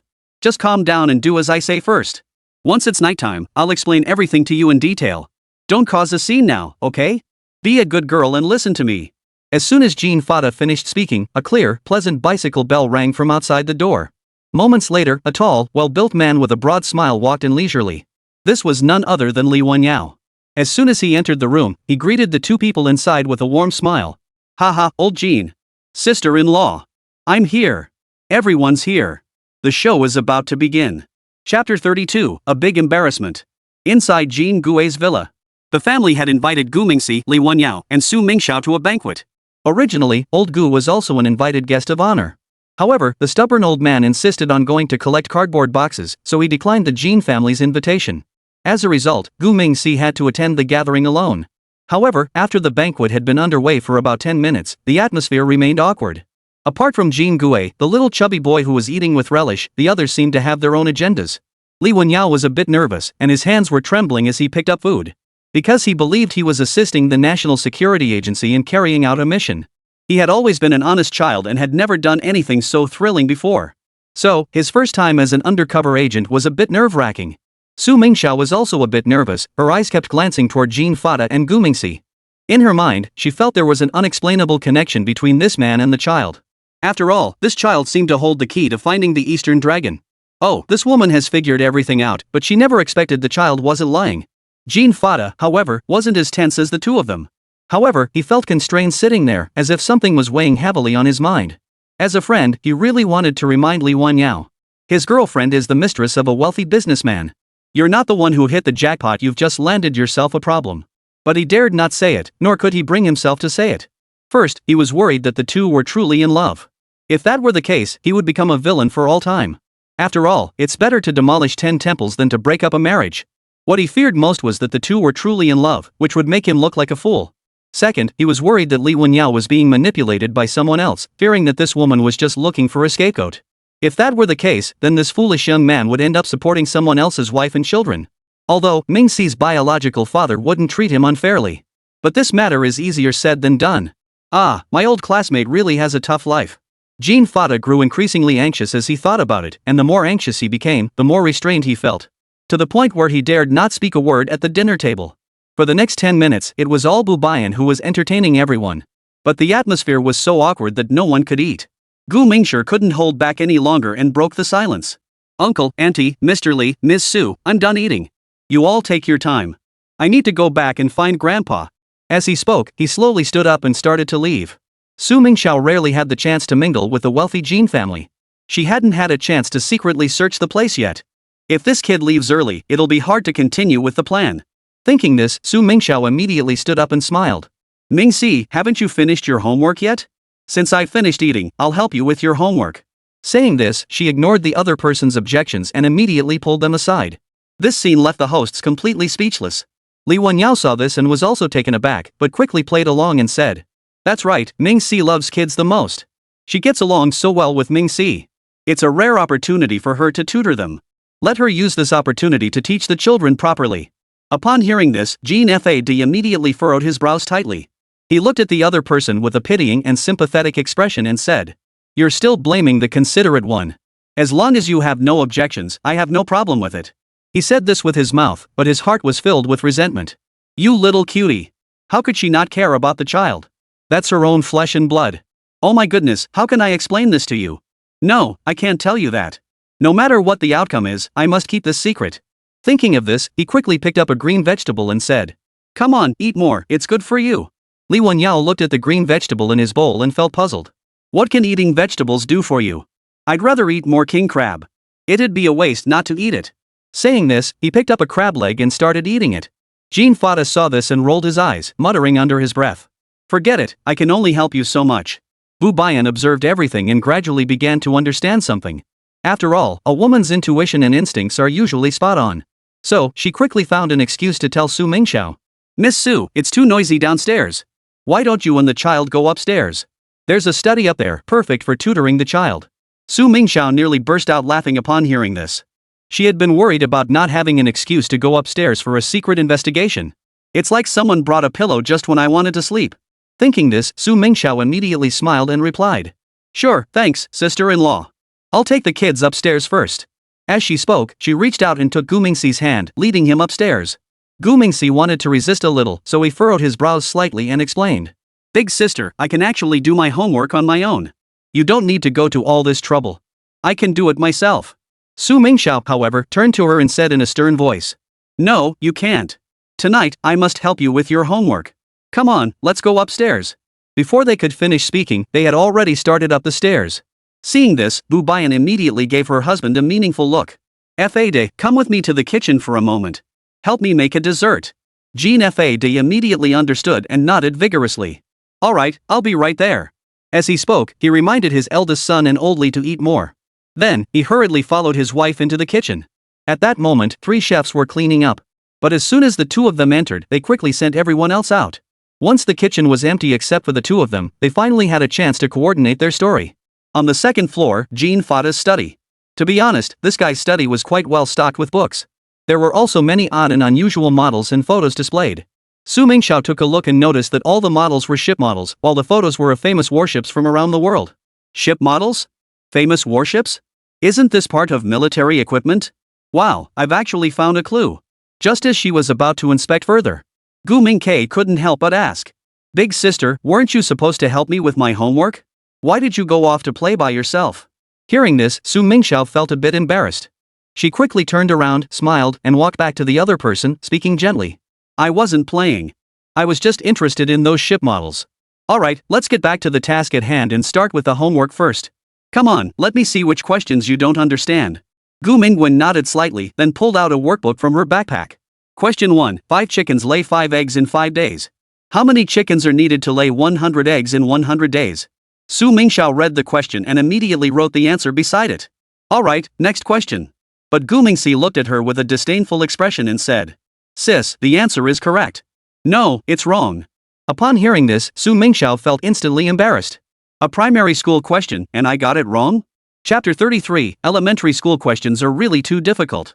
Su Mingxiao looked at Gu Mingxi with a skeptical expression. She couldn't believe she got a first-grade question wrong. So, Su Mingxiao stared at the other person and said, 5 eggs in 5 days, 100 eggs in 100 days, doesn't that require 20 chickens? Gu Mingting listened and looked at the other person with a helpless expression. Of course not. Big sister, how did you graduate from elementary school? Su Mingxiao blushed upon hearing this and quickly changed her words awkwardly. My sister wasn't very good at math in elementary school, but she improved in middle school. Let's switch subjects. Let's talk about Chinese. I was good at Chinese in elementary school. Gu Mingyi gave her a skeptical look. She then calmly pulled out her Chinese workbook. Thinking question. 1. What kind of cloth can't be cut? 2. What gets dirtier the more you wash it? 3. If you accidentally drown and there's no one around, how should you save yourself? Su Mingxiao read the questions and paused for a second. Then, she furrowed her brows and looked at Gu Mingshi in confusion. Is this really a primary school Chinese language question? It's so different from what we learned when we were kids. Gu Mingxi shrugged helplessly after hearing this. Su Mingxiao rolled her eyes slightly, then picked up a pencil and started writing quickly. This little problem won't stump me. Alright, done. The answers Su Mingxiao wrote were as follows. Ultra-high molecular weight polyethylene puncture-resistant fabric, neat and awful, hold your breath and float using water buoyancy. Upon seeing these answers, Gu Mingxi immediately understood. It turned out the other person had been outsmarted by their own education. However, as a primary school student, would they know such complex knowledge?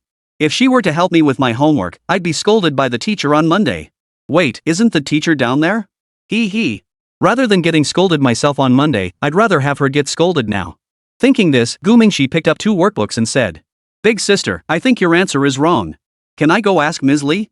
Upon hearing the little one wanted to go downstairs, Su Mingxiao's eyes lit up immediately and said, Yes, there's a teacher downstairs. Then go quickly, but don't come back too soon. Ask him more questions.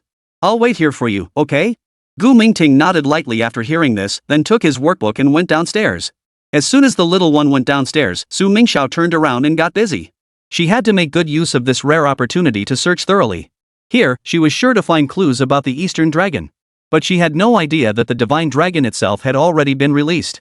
After going downstairs, Gu Mingxi immediately found Li Wanyao. After the other person finished reading Su Mingxiao's answers, his face turned ashen.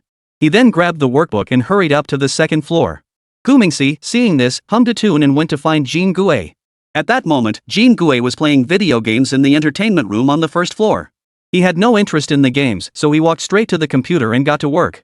He opened the computer, skillfully entered the website address, and quickly logged into his private account.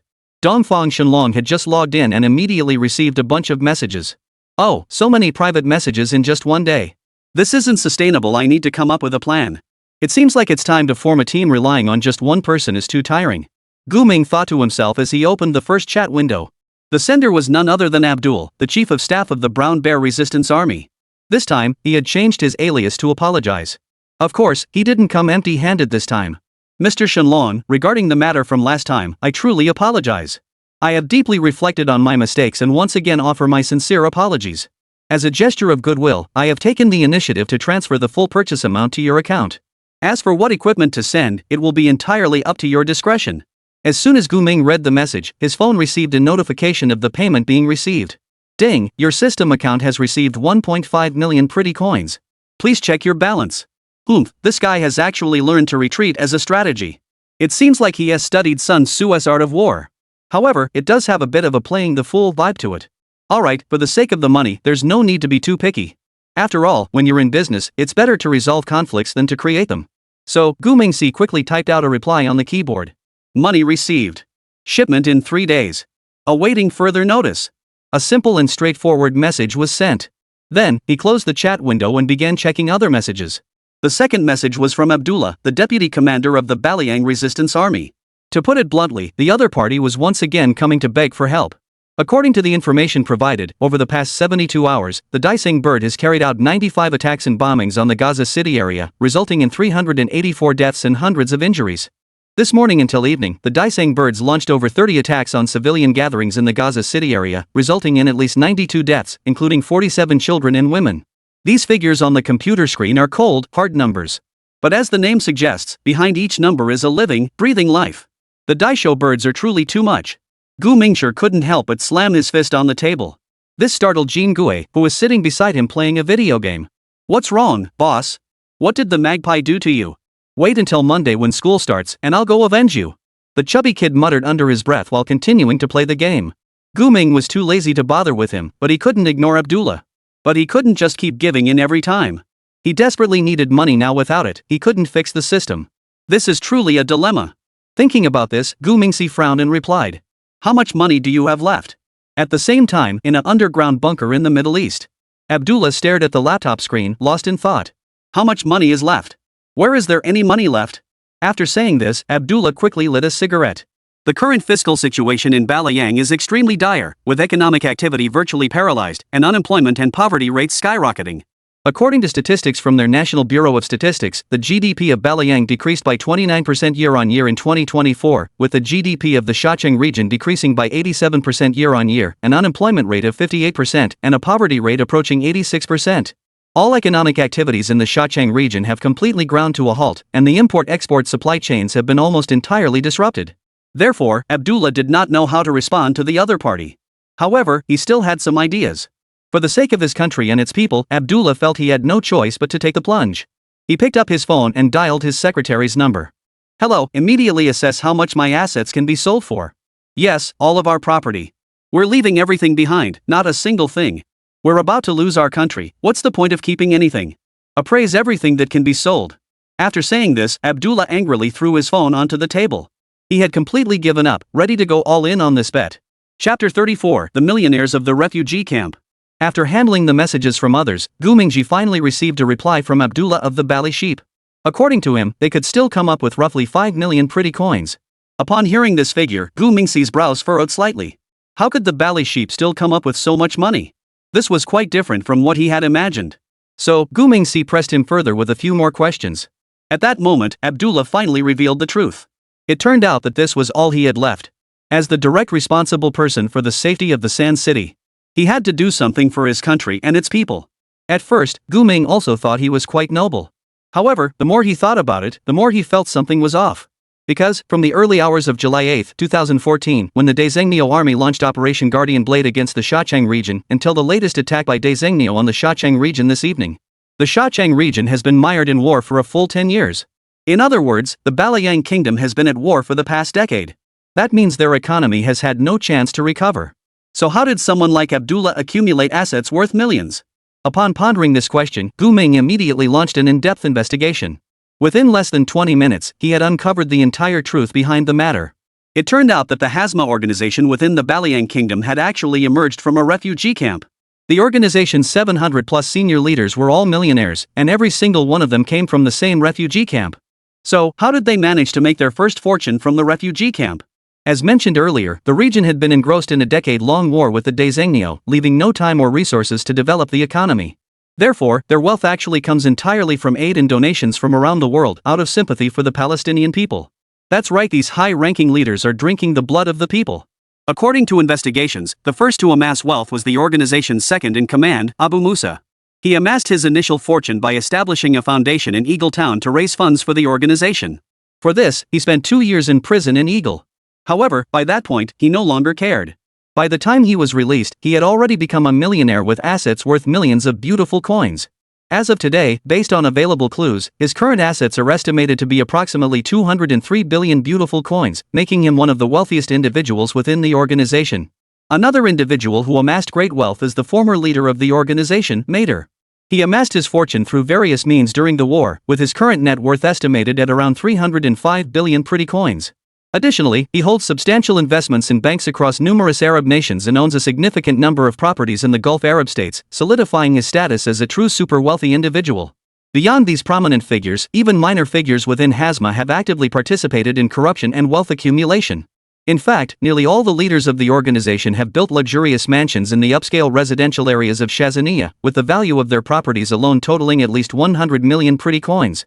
Unfortunately, all these mansions have been reduced to rubble by the Daiseng birds. This may also be one of the key reasons why the Hazma organization holds such a deep-seated hatred for the swallows. However, they haven't been too distressed by the loss of their assets.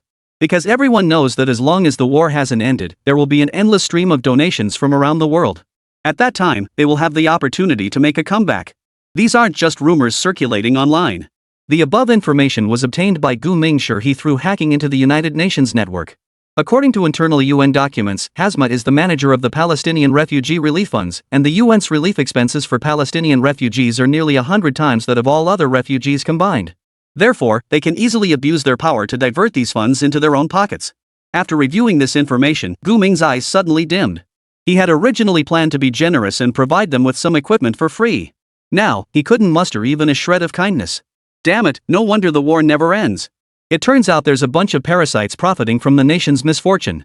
At this point, Gu Mingxi couldn't help but sigh softly and continue his rant. Mercy has no place in the military, and righteousness has no place in wealth. Almost made another losing deal. This habit needs to be changed. No sooner had he finished speaking than Su Mingxiao stormed in from outside, fuming with anger. Seeing the woman enter, Gu Mingxi quickly shut down the computer. Fortunately, the computer had been turned off before she entered. Where did you run off to, you little brat? Oh, you're here? Have you finished your homework? Gu Mingxi picked up the exercise book and handed it to the other person. I've already finished everything. Upon hearing this, Su Mingxiao was taken aback. So fast? Did you just guess randomly? Saying this, she picked up the exercise book and started reading. Sure enough, the answers the other person had written were exactly the same as the ones she had found online. Hey, this kid actually guessed it right. Wait a minute, did he also look it up online? As she spoke, she slowly walked over to the computer and touched the case. It's hot. Oomph, I knew it. You little rascal, you're not being honest. To be fair, Su Mingxiao's little brain was definitely sharp. However, she tends to be a bit careless in her work. She could guess that Gu Mingshi was using the computer to look up homework answers, but she didn't think he could use the computer for other things. But that's just how it is. After all, who would suspect a 6-year-old child? In the average person's mind, children are at most capable of having the bad idea of copying answers. Who would dare to imagine that he was using the internet to trade weapons? In any case, Su Mingxiao wouldn't have thought of that even if you killed him. In the entertainment room, Gu Mingshi heard the other person say he wasn't being honest. For a moment, his heartbeat quickened. He looked at Su Mingxiao nervously and asked in a soft voice. Big sister, what did I do that wasn't honest? You can't just make things up. Hearing this, Su Mingxiao burst into laughter on the spot.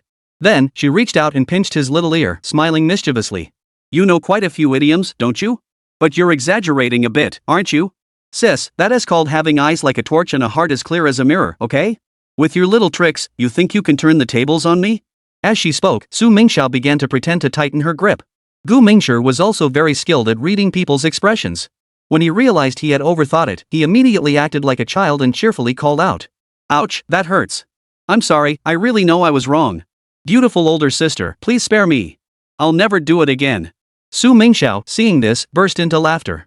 However, just at that moment, her phone suddenly rang. It was a message notification, a defensive measure she had set up in advance. Upon closer inspection, the notification on her phone clearly displayed the IP address of the Jin Gue family. Sure enough, this was one of the Eastern Dragon's hideouts. Thinking of this, Su Mingxiao immediately turned her head to stare at Gu Mingxi, her eyes filled with a complex expression. Chapter 35, Taking on 2 Small Jobs. Gu Mingxi felt uneasy under Su Mingxiao's intense gaze. Why does this woman always act so startled? What did she notice now? Don't just stare at me without saying a word. Gu Mingxi couldn't hold back any longer and decided to speak up. Big sister, what's wrong? Why are you staring at me like that? You're scaring me. Su Mingxiao saw how timid this little brat was and immediately made up her mind. She then quietly led Gu Mingxi to the side and knelt down to speak to him.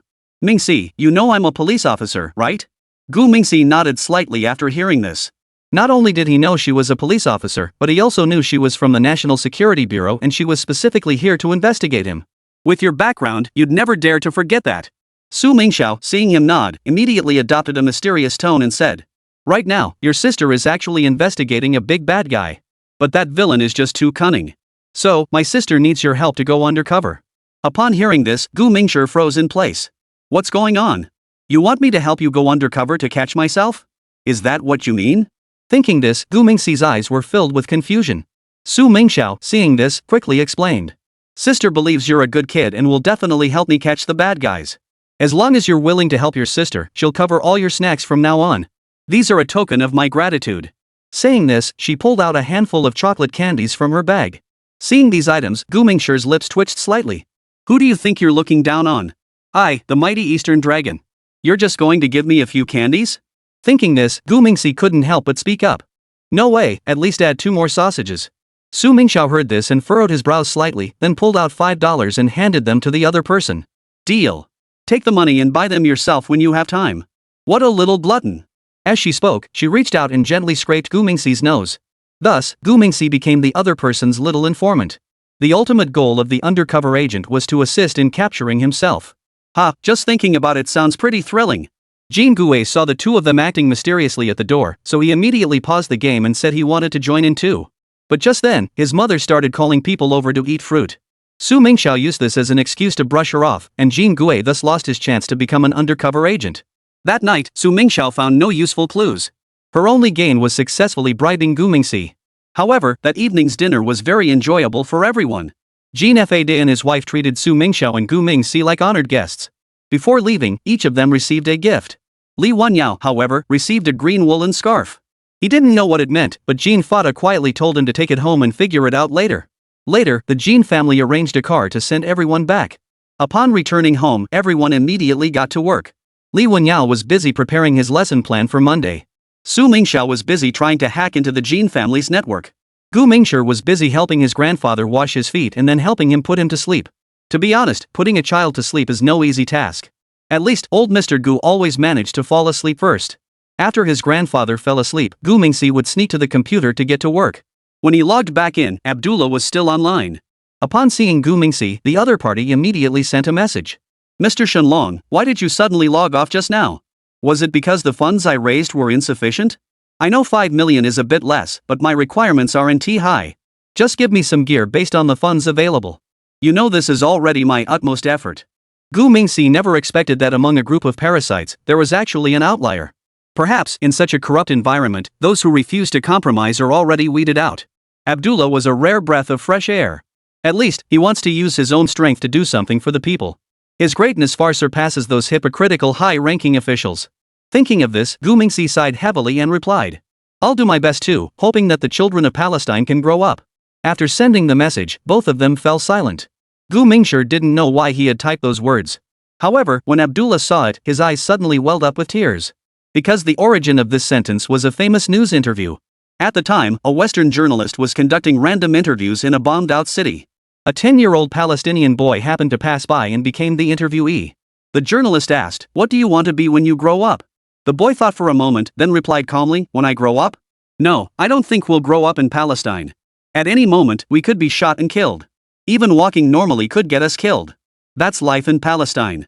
The journalist fell silent, unsure how to respond to the child's words. What is heartbreaking is that the boy who said, We don't grow up in Palestine. Shortly after the interview, he was caught in a bombing and tragically lost his life. Thus, the children of Balashib never grow up, becoming a source of pain for many people. I will do my best to help them grow up, even if it means sacrificing my own life. I will do everything in my power to ensure they become adults. This was the message Abdullah sent back after remaining silent for over 10 minutes. After that, he logged off without even saying goodbye. Gu Mingxi, who was helping them select weapons, remained silent for a while after reading the message. Good luck to you. After saying that, he began operating the computer.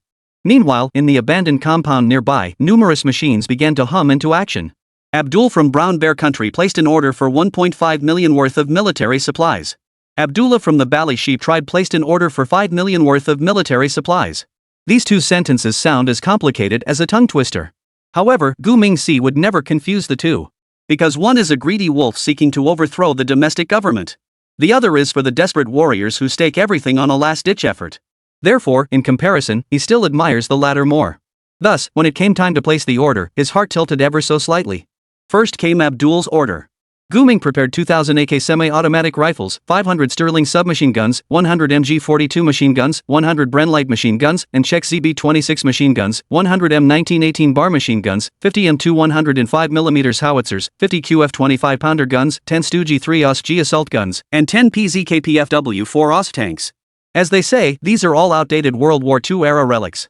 However, by integrating them with props from Red Alert 2 through the system, the remanufactured versions still look as good as new. Moreover, the total cost is less than 500,000, and you can still make a profit of 1 million with a tear in your eye. Next is Abdullah's order, which, as the name suggests, is much more biased. Chapter 36, Love What You Do. Gu Mingxi's order for Abdullah clearly shows favoritism. because he selected only top-tier items for him. First on the list is the M1117 armored vehicle from Eagle. The M1117 armored vehicle is equipped with a small single-man turret, integrating one 127mm caliber M48 heavy machine gun and one 40mm caliber Mk19 grenade launcher.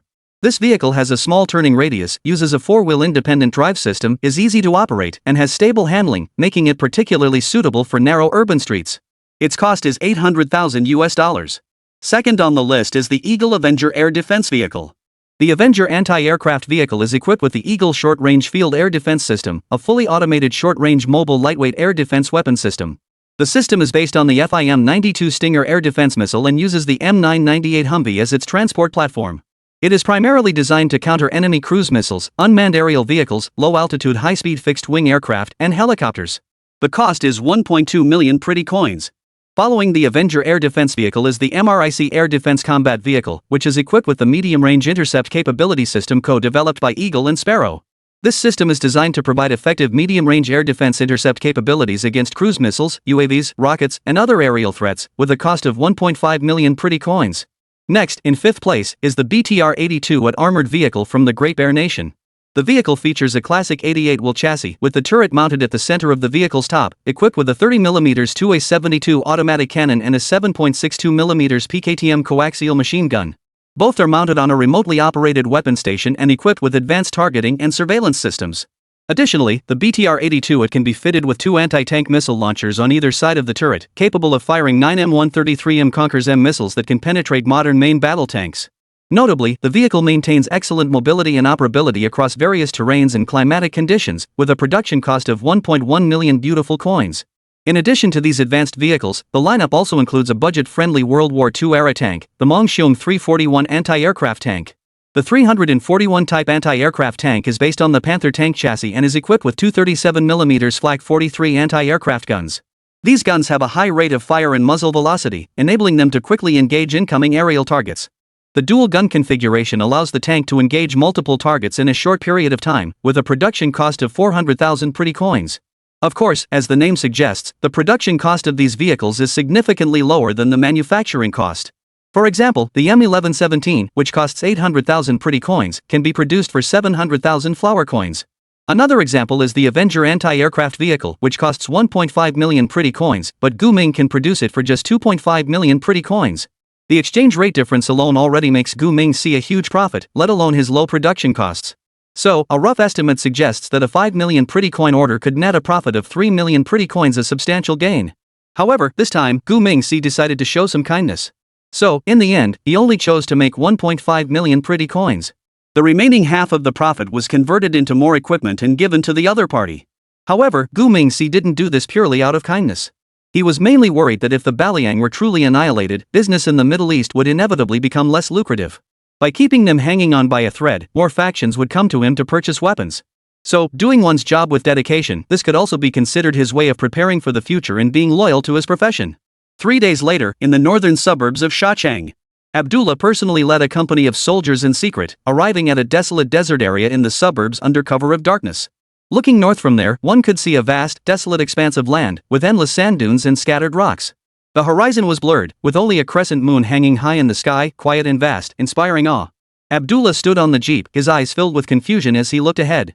Will they really come? The entire area was sealed off by the Daisho birds. Can Mr. Shenlong's transport plane get in? At this thought, he couldn't help but furrow his brows tightly.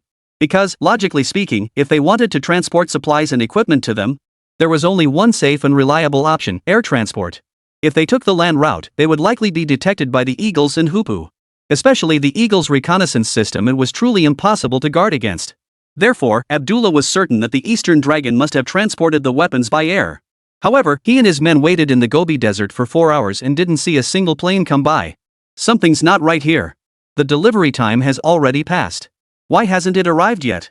After muttering this, Abdullah pulled out his phone and nervously sent a message to the other party. Mr. Shenlong, the delivery time has passed by over 2 hours.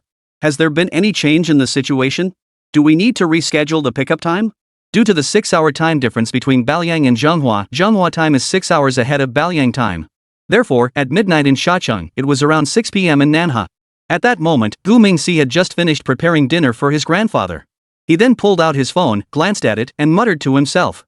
Has that guy not received the goods yet? After saying that, he typed on the keyboard and said, "The item was delivered 2 hours ago. Did you not receive it? Middle East, outskirts of Shachang." Upon seeing the message, Abdullah broke out in a cold sweat. It was delivered 2 hours ago? Where was it delivered? How come I didn't see it? The more he thought about it, the more anxious he became, fearing that someone might have intercepted it. He quickly replied on his phone, "Mr. Shenlong, please don't joke with me. We've been waiting at the pickup point for 4 hours. We arrived 2 hours early. But there's nothing there at all, I swear I'm not lying." As he spoke, he even recorded a video on the spot and sent it over. Guming saw the video and couldn't help but laugh. What a stubborn fool. After saying that, he replied with a laugh, "The coordinates are just a general area. Take your people and search the surrounding area. Don't just stand there waiting. Look around, and if you can't find it, come back and find me." After sending the message, Gumingsi put away his phone and shouted loudly, "Grandpa, are you done yet? Dinner's ready. Wash your hands and come eat." While the two men in the Gu family were busy preparing dinner, Abdullah was leading a group of people across the desert, drinking the wind and eating the sand. However, for them at that moment, it was a very joyful thing. Because they wouldn't have to go far before someone would report. "Report. We've found a tank. Report. I found an armored vehicle. Report. I have missiles. Lots of missiles. Report. I dug out a rocket-propelled vehicle from the sand." The sounds of good news echoed everywhere, and Abdullah was overjoyed. No, he didn't even know whether he was laughing or crying at that moment. Because his mouth was still wide open in a smile. But tears kept falling one after another, unable to stop. Good, good, good. As long as we found it. Our child is finally saved. Chapter 37, The Final Battle Mobilization. Abdullah, deputy commander of the Bali Sheep Nation Resistance Army, claimed to have found a batch of equipment in the Gobi Desert. The Daesengnial military dismissed the news reports with disdain and announced that evening that a new round of airstrikes on Shachang would begin around 9 p.m. What was most infuriating was that they had actually disclosed the bombing coordinates in advance on television. How arrogant! The Daesengnial army clearly does not fear any countermeasures from the Balayang. Shat City, around 8 p.m. Several locations in the northern part of the city had already been completely evacuated. However, the buildings constructed there cannot be moved. Those areas include hospitals, schools, and military facilities. These structures are simply immovable, so they can only evacuate the people in the area in advance. However, the evacuation of personnel does not mean that the Balayang army has abandoned resistance. Abdullah, wearing a steel helmet and camouflage gear, drove a MRIC air defense vehicle into an open area in front of a hospital. Surrounding him were 20 Avenger anti-aircraft vehicles, 15 Type 341 anti-aircraft tanks, 10 BTR-82 armored vehicles, and 6 MRIC anti-aircraft combat vehicles. These are merely part of the newly procured equipment. Other equipment and vehicles were dispersed across 2 other bombing sites. Abdullah stood on the step of the armored vehicle. He first reached out and gently tapped the roof of the armored vehicle, then took the communication device handed to him. At that moment, the radio was connected to all platoon-level units of the resistance forces. The surrounding soldiers stood quietly around the radio, waiting for his pre-battle speech. Abdullah picked up the radio, closed his eyes, and prayed for a few seconds before finally speaking. "Fellow warriors of the Palestinian people. I am your deputy commander, Abdullah, and the overall commander of this dawn operation. At this very moment, I am with you on the front lines of battle." After taking a deep breath, he continued with a solemn expression. "Today, we will witness a miracle. A miracle belonging to the Balai Sheep Resistance Army." At this point, Abdullah suddenly raised his voice. "In 50 minutes, the Daeseng bird bombers will pierce the dark night sky, fly over our homeland, and arrive above us. Then, they will launch missiles capable of destroying everything at our last remaining hospitals, schools, and radar stations. To be honest, I feel just as desperate and heartbroken as you do, because our homeland is being destroyed piece by piece." When Abdullah reached this point, his emotions suddenly surged again. He gripped the communicator tightly and shouted once more. "But this time, we have the weapons to fight back. Mr. Shenlong has sent us a large amount of anti-aircraft equipment. This time, we have a chance to bring down those wicked Daisho birds." After saying this, Abdullah's eyes immediately grew sharp. He looked up at the dark night sky, as if searching for something. The only thing certain was that he was definitely not looking for enemy aircraft. Because at that moment, the enemy forces should still be on their way and couldn't possibly be here yet. But he continued to stare intently at the sky and shouted, "Our deceased loved ones, spouses, and friends are watching us from above. So don't let them down, okay? My warriors. Are you ready? Are you ready to shoot down those damn swallows?" Only Abdullah was left, shouting angrily. The soldiers participating in the battle could hear his shouts through their machines. However, not a single person present responded. Because this was all part of Abdullah's prearranged plan. No one was allowed to speak before launching the attack on the Hupu, to avoid revealing their positions prematurely. Because this was their final battle, their last stand. Though the soldiers could not speak, their hearts were screaming. At that moment, the flames of hatred were about to consume them. All the people they had ever loved were watching from above. Therefore, they could not let them down this time. Every soldier participating in tonight's battle has already prepared himself for death. For they knew that the Daisho birds' attack tonight would be stronger than any before. But they are not afraid. They are fighting for their homeland and their loved ones, and they will die without regret. As everyone felt a burning passion in their hearts, Abdullah's voice rang out once more over the communicator. Let us now join together in silent prayer. Victory will surely be ours. After saying this, Abdullah cut off the communication, and the entire army entered electronic silence. On the other side, over 40 minutes later, 3 batches of Daisuke Bird Air Force units were rapidly approaching the Shachang region. These 3 groups had departed from the Thames Air Base, the Latvi Air Base, and the Manhwa Air Base, respectively. Their takeoff times were different, so their arrival order at the battlefield would also vary. However, all the flight formations shared one common feature. They had made thorough preparations for this mission. The Hupu Air Force is second to none in the Middle East. No other country dares to claim the top spot. This is because the Daisheng Bird Air Force operates approximately 1,000 aircraft, primarily consisting of F-15 fighters, F-16 fighters, and F-35 fighters. Additionally, they are equipped with a large number of upgraded F-16 Isufai and F-15 Irong fighters, as well as custom-made F-35 Iadir stealth fighters. The Hupu Air Force operates 8 major air bases within its territory, enabling it to carry out round-the-clock attack missions at any time. Therefore, in response to Abdullah's morning provocations, the Daezengneo Air Force has made it clear that it will not tolerate such behavior. They will demonstrate to the Palestinian people through concrete actions. Whether your equipment was scavenged or secretly purchased from the Big Hair or the Flower people. In the face of our overwhelming strength, you have no chance of victory. Tonight, we will notify you in advance of the time and coordinates of our strike. The purpose is to give you ample time to prepare. However, we will make you understand how cruel reality truly is. Because, no matter how well you prepare, we, the Daisho birds, will forcibly complete our target strikes. And on our way back, we'll toss a few bombs into the residential area. This is your belated New Year's gift.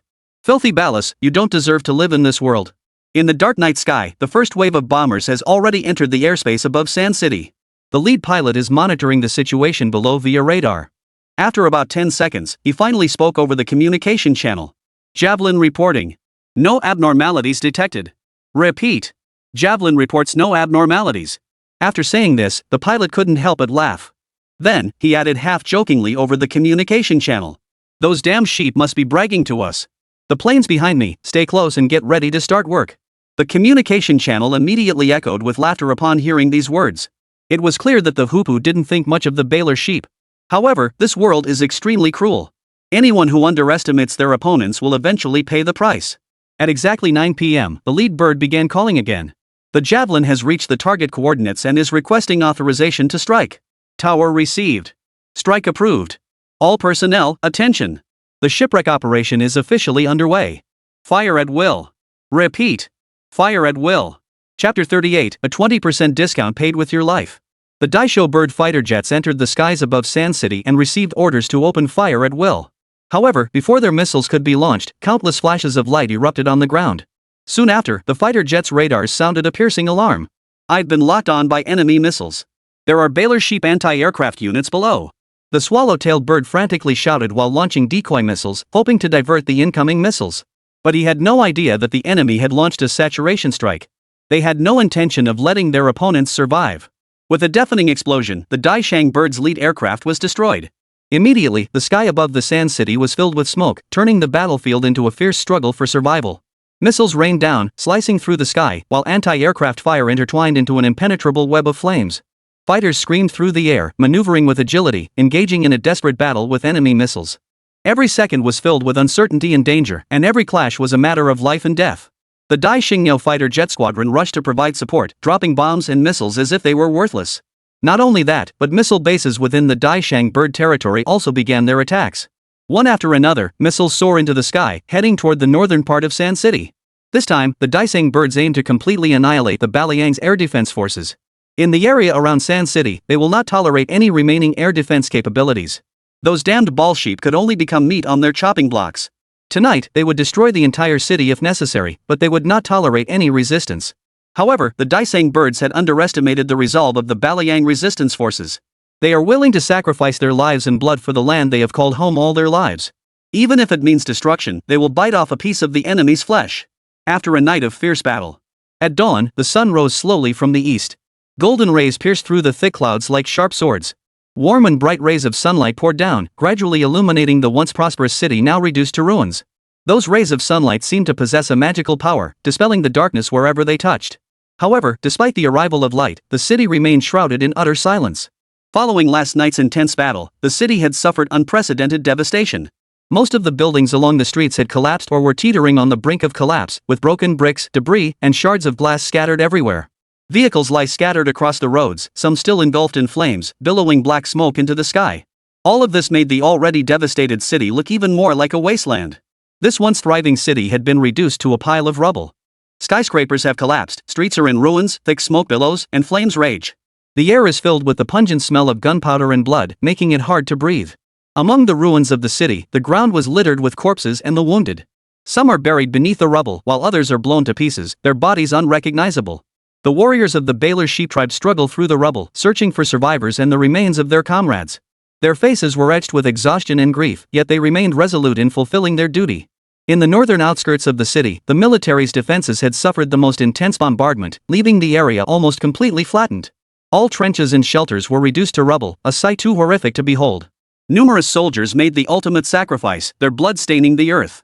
Abdullah and the destroyed MRIC anti-aircraft vehicle were also left behind forever on the playground of a school. He and his men had sacrificed their lives to take down 17 enemy aircraft. Zhenghua, midday. Gu Mingji was having lunch with Jin Gue in the school canteen. Suddenly, his smartwatch received a message. Gu Mingxi feared being discovered, so he pretended to go to the restroom to check the message. With profound reverence, I write this letter to express my heartfelt gratitude. At the critical moment of life and death for the Balayang people, your generosity and kindness have built an impregnable defense line for us, allowing us to find a glimmer of peace and hope amidst the shadow of invasion.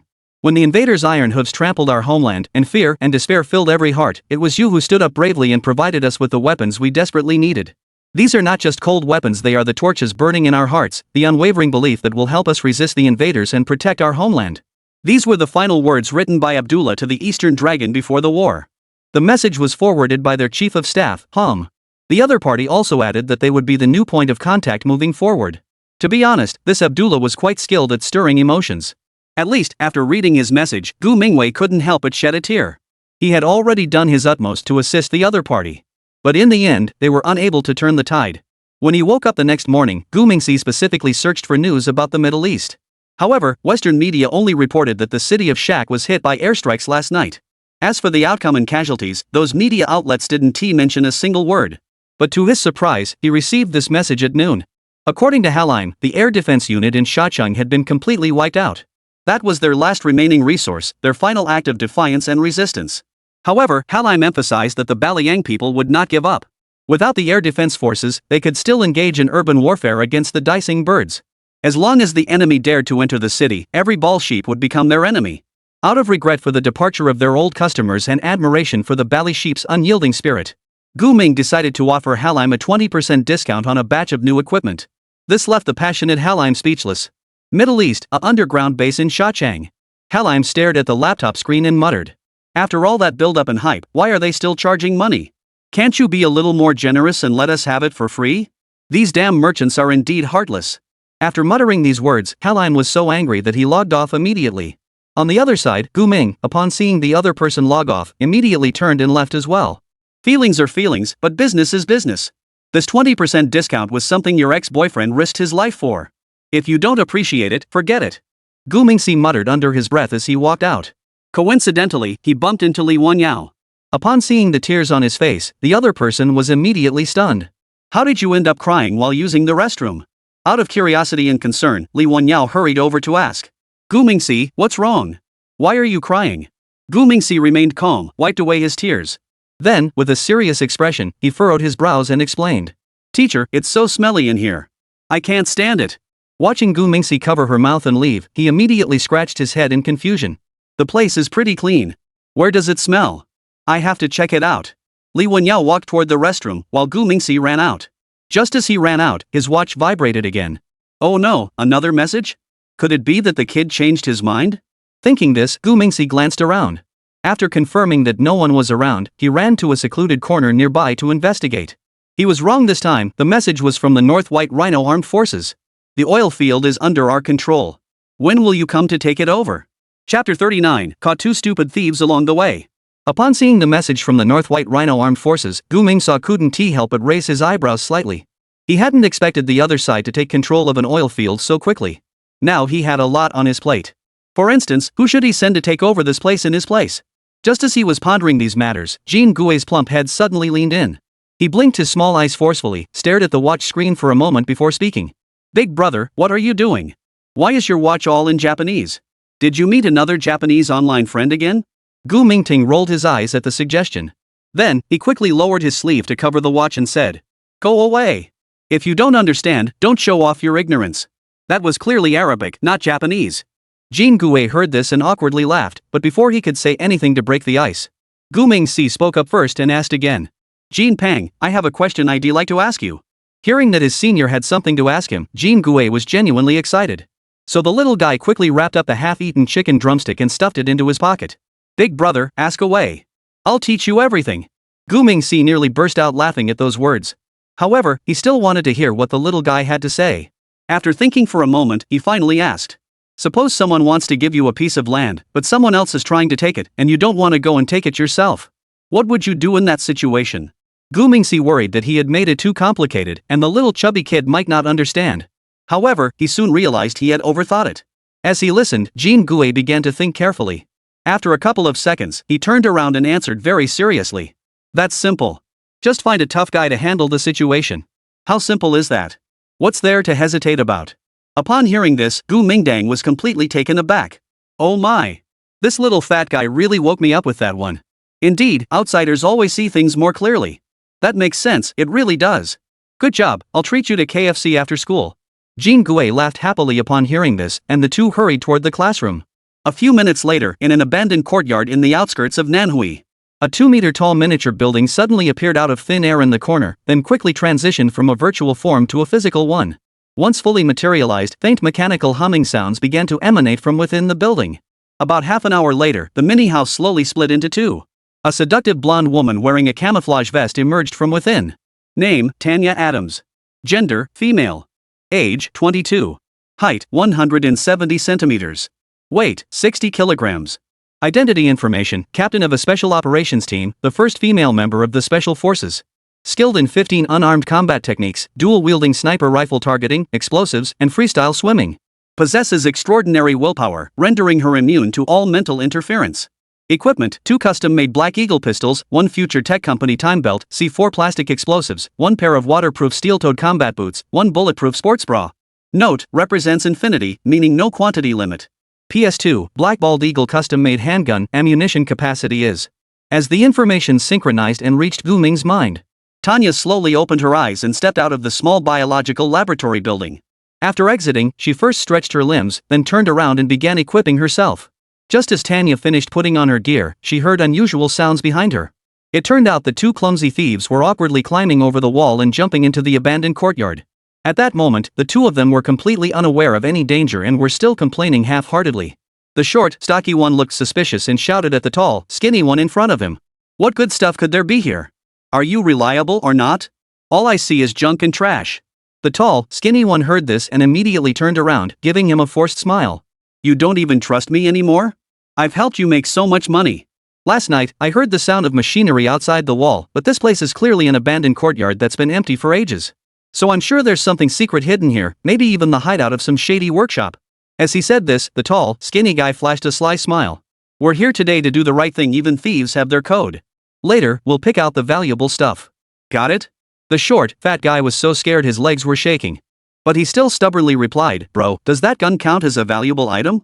The tall, skinny man heard this and immediately looked puzzled, then turned to the short, fat man and said, "A gun? Of course it counts. But you mustn't touch it. Remember, we're thieves, not bandits." As he spoke, the tall, slender man turned around and prepared to continue moving forward. But as soon as he turned around, he spotted a black muzzle. Tanya's pistol was already pressed against his forehead. At the same time, she was talking to someone else through her Bluetooth headset. "Boss, we've spotted 2 small-time crooks. Should we take them out right here? Even without a gun, I have 15 ways to handle them." Hearing this, the tall, skinny man and the short, fat man knelt down simultaneously. Sis, spare our lives. On the other side, Guming was hiding in the corner of the playground, secretly answering a call. If it weren't PE class right now, he wouldn't have had the chance to speak directly with Tanya. If that were the case, the abandoned compound would probably already be in chaos. Gumingsi wasn't afraid of death, he just feared causing unnecessary trouble. So, after thinking for a moment, he furrowed his brows and said, "Don't kill them. Give each of them 500,000 yuan as relocation compensation and have them go with you to Beibexi." Tanya heard this and immediately furrowed her brows into a shape. "Boss, are they worth 500,000 yuan? I'd rather just kill them. They're too much trouble to bring along." Gumingshi didn't have time to explain further, so he replied in a very serious tone. "Do as I say. There will be a team of mercenaries waiting for you over there. If these two are really causing trouble, dispose of them overseas. 50,000, consider it their blood money. No more talk.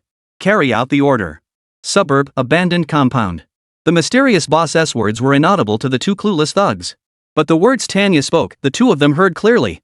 This blonde bombshell boss seems to want to give them 500,000 yuan to keep them quiet. But the blonde with the big waves insists on killing them no matter what. This is a no-brainer, anyone who isn't an idiot should know which choice to make, right? So the two of them immediately started bowing their heads like garlic cloves. "Sis, we're worth 500,000.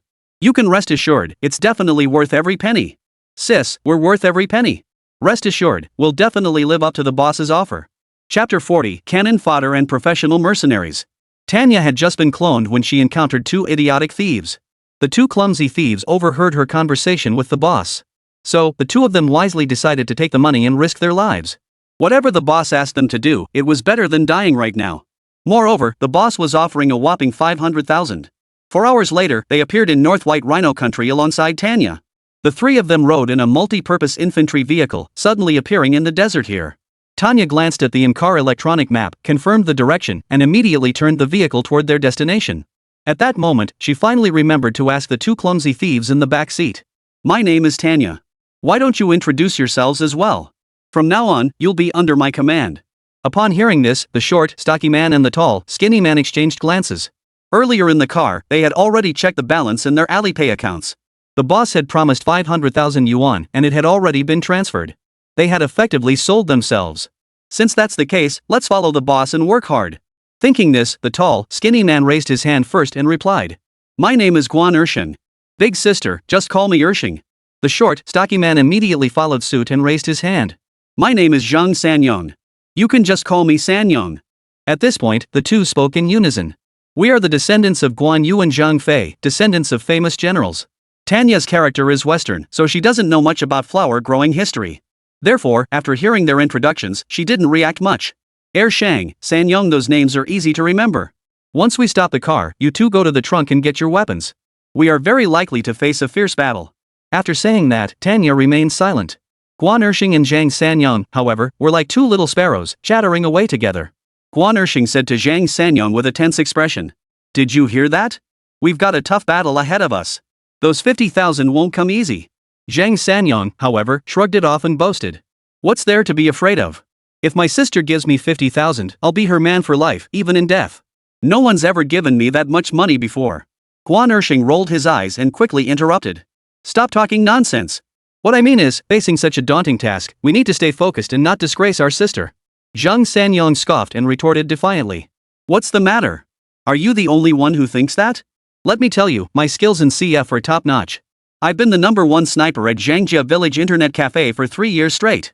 Guan Ershing burst out laughing upon hearing this and mocked him disdainfully. "Oh really? You're pretty good, aren't you? Well, I'm even better. I've been the solo champion in the South Suburb Chicken League for 2 years in a row." The two of them continued to trade insults, neither willing to back down, growing more and more excited, on the verge of a fight. Just then, Tanya suddenly slammed on the brakes and came to a stop by the roadside. She quickly opened the car door, grabbed a pair of binoculars, and began scanning the area. "Get out of the car and grab your gear," Tanya said urgently while looking around. Guan Ershing and Zhang Sanyong heard this and immediately jumped out of the car, running in opposite directions. Then, the two of them rushed to the trunk and scrambled to grab the weapons. "I was here first. Let me go first. Go to hell, I was here first." The two of them argued for a moment before suddenly falling silent. Because the trunk of the car was filled with various firearms. Seeing real guns for the first time, the two were completely stunned. "They're all real. We're done for, we can never go back." Guan Ershing seemed to have thought of something serious. But Zhang Sanyong didn't care about any of that. He immediately bent down and picked up a gun. The Eagle M110 sniper rifle. Fires 7.62mm bullets with a maximum range of 1 kilometer. Features a modular design allowing for the replacement of sight types and can be equipped with a suppressor and bipod, making it a standard issue weapon for Eagle Special Forces. Wow, that's cool. Guan Ershing, who had been looking gloomy, perked up after hearing the other person's mutterings. He first picked up a pistol to play with, then grabbed the nearby semi-automatic rifle and said, "I'll take this AK-47 then. I'll find a 3x scope, that should be enough." Upon hearing this, Zhang Sanyong immediately grew displeased. He then slung his own gun over his shoulder and turned to face the other man, saying, "Can you stop acting like a jerk? You want a 3x scope for an AK-47? What are you trying to do? The effective range is only 400 meters. Why bother using a 3x scope to aim?" Guan Ershing heard this and immediately turned his head away in disdain, replying, "You don't know what you're talking about. I just like it this way. What's it to you? By the way, if there's an airdrop box later, remember to get me the ghillie suit. Watch me take them out." Upon hearing this, Zhang Sanyong actually looked up at the sky. Is there really going to be an airdrop in this situation? Wait, I never said this was a battle royale mode. The two of them were arguing when suddenly a SUV sped over. The vehicle was moving extremely fast, making a lot of noise. Therefore, the three of them turned around almost simultaneously, drew their guns, and aimed at the vehicle. However, the SUV showed no intention of stopping. It drifted around the three of them at 120 miles per hour before finally coming to a stop. Then, a black woman with dreadlocks got out of the car and said, "Are you with the Shenlong boss?" The woman's Mandarin was a bit broken, but Tanya and the others could understand her. Tanya quickly holstered her gun and nodded calmly. "Yes, my name is Tanya. I'm here on behalf of the boss. These two are my subordinates, Wan Er and Zhang San." Upon hearing the older woman introduce herself, Guan Ershing and Zhang Sanyong quickly straightened their posture.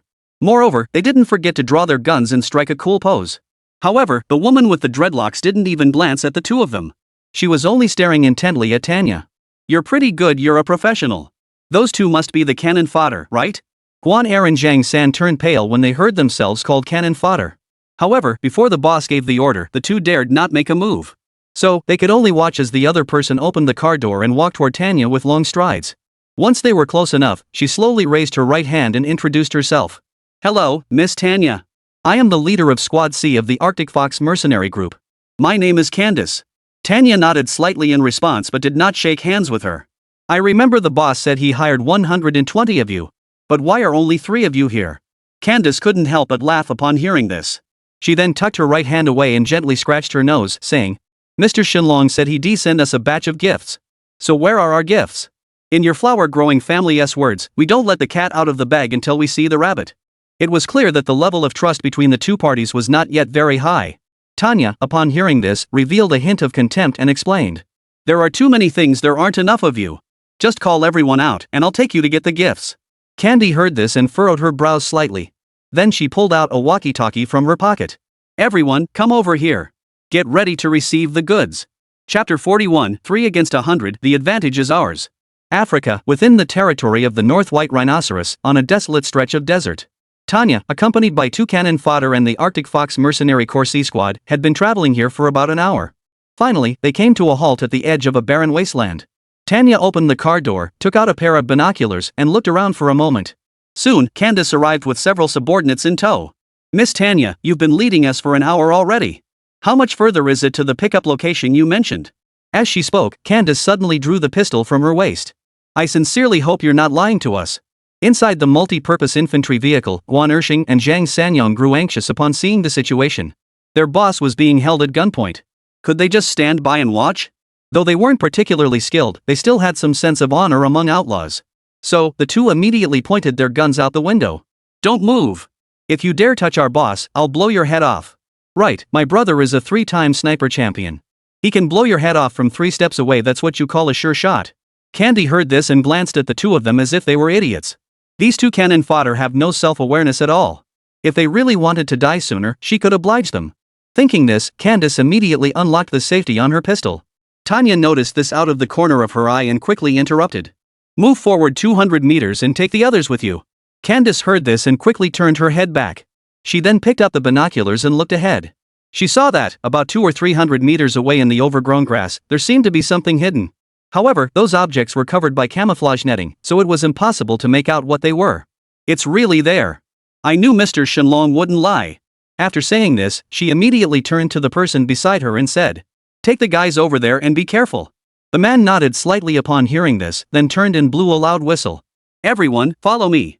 Immediately, dozens of mercenaries got out of the car and started running forward. A few minutes later, cheers erupted from the overgrown grass ahead. Soon after, a deafening roar echoed through the air as a dozen steel-plated war vehicles sped toward them. Candy. You have no idea how awesome these things are. This is exactly what I dreamed of as a kid. Apocalypse tanks. These are apocalypse tanks. Hearing this, Candace was completely taken aback. Soon, more and more tanks began to slowly approach them. Afterward, Candace found out through statistics.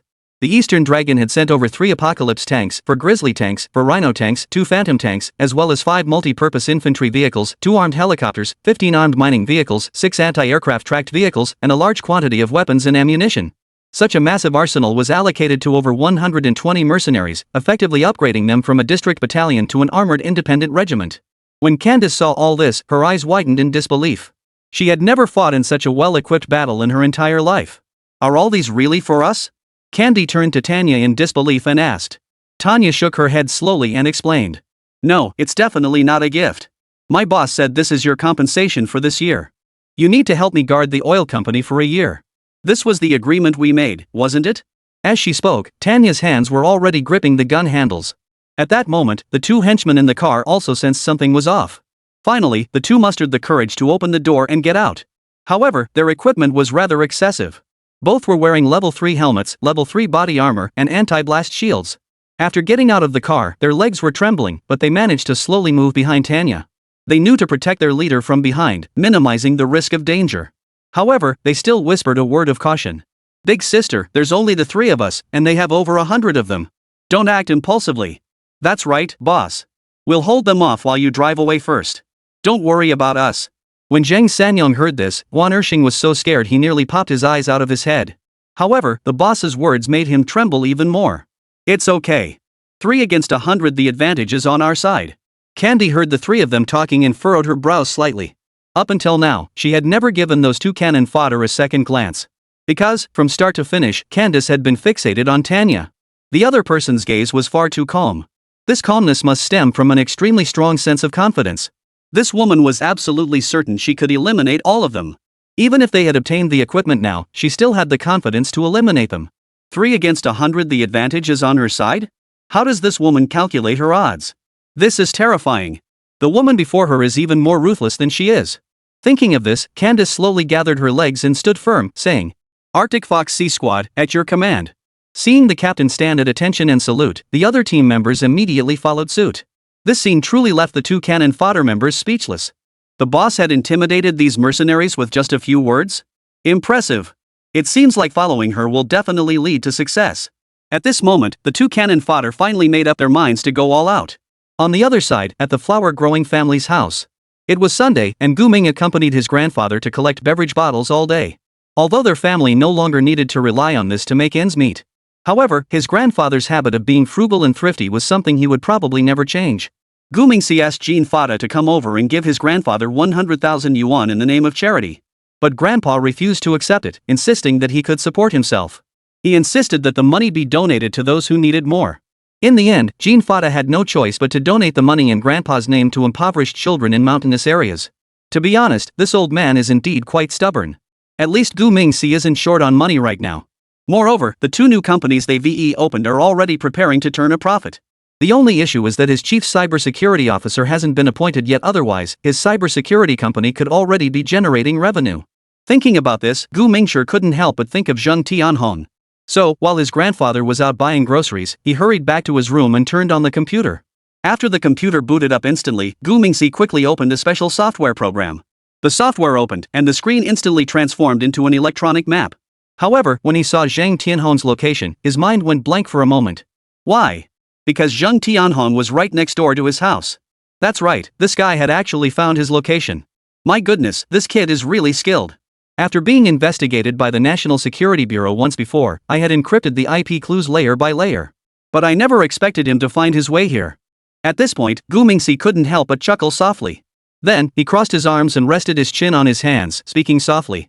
He's truly someone I've taken notice of. Not bad, very good. No sooner had he finished speaking than the iron door at the entrance was suddenly knocked on. Then, a young man's voice came from the direction of the doorway. Is anyone home?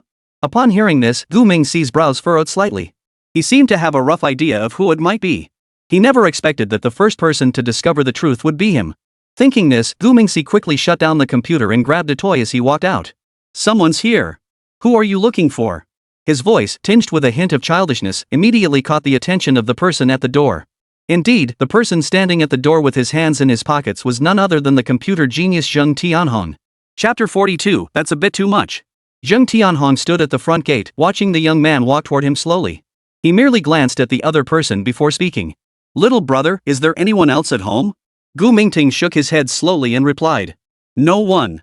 Grandpa went to buy groceries. Big brother, is there anything you need? Zheng Tianhong furrowed his brows slightly upon hearing this.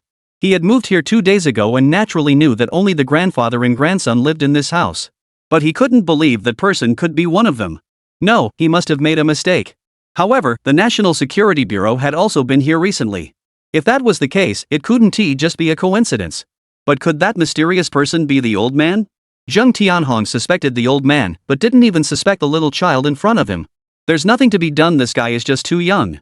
Thinking this, Zheng Tianhong quickly blurted out the excuse he had prepared. Actually, my computer is broken, and I was wondering if I could borrow yours for a moment. Is that okay? Zheng Tianhong had already checked beforehand that this house had installed an 8-category network cable. An 8-category network cable, also known as Cat8, has a maximum transmission speed of 40 gigabits per second, a frequency range of 2000 MHz, and a maximum transmission distance of 30 meters. This type of network cable is suitable for scenarios with extremely high bandwidth requirements. Such cables are typically installed by professional companies or large internet cafes in urban areas. Such a quaint and unassuming rural courtyard shouldn't require such luxurious networking. As the name suggests, he seemed to have noticed something from the other person's eyes. He thought for a moment, smiled, and nodded. Alright, come in with me. At that moment, Gu Mingxi knew there were some things that couldn't be hidden. No, at least not from someone like Zheng Tianhong. This guy must have already gathered a lot of clues. If he just kept playing hide and seek with him, it might end up backfiring. Moreover, it was time for him to find a spokesperson. This Zheng Tianhong fits the bill perfectly. Let's hope he knows when to bow out. If not, he can only apologize. As Gu Mingshi led Zheng Tianhong into the small courtyard. In the abandoned courtyard nearby, the biochemical laboratory building began to operate once again. Given the system's current recovery rate, only 2 bio-soldiers could be cloned at this stage. Gu Mingxi had planned to keep them for future use if there was a chance. But now it seems that time is not on their side. If Zheng Tianhong were to exhibit a stress response or harbor ill intentions, then the only path awaiting him would be death. Gu Mingxi is currently in a child's body, but his soul is extremely resolute. At this moment, he is walking while uploading the clone character information. Name, Matsui Yuriko. Codename, Omega. Gender, female. Age, 16. Height, 160 centimeters. Weight, 48 kilograms. Personal information, born in a small town on an island nation, she exhibited supernatural abilities at a very young age. At the age of 10, she was taken to the Shinra Mine Research Center for research on psychic bioweapons, where she developed psychic abilities such as levitation, telepathy, enhanced perception, and psychic bursts.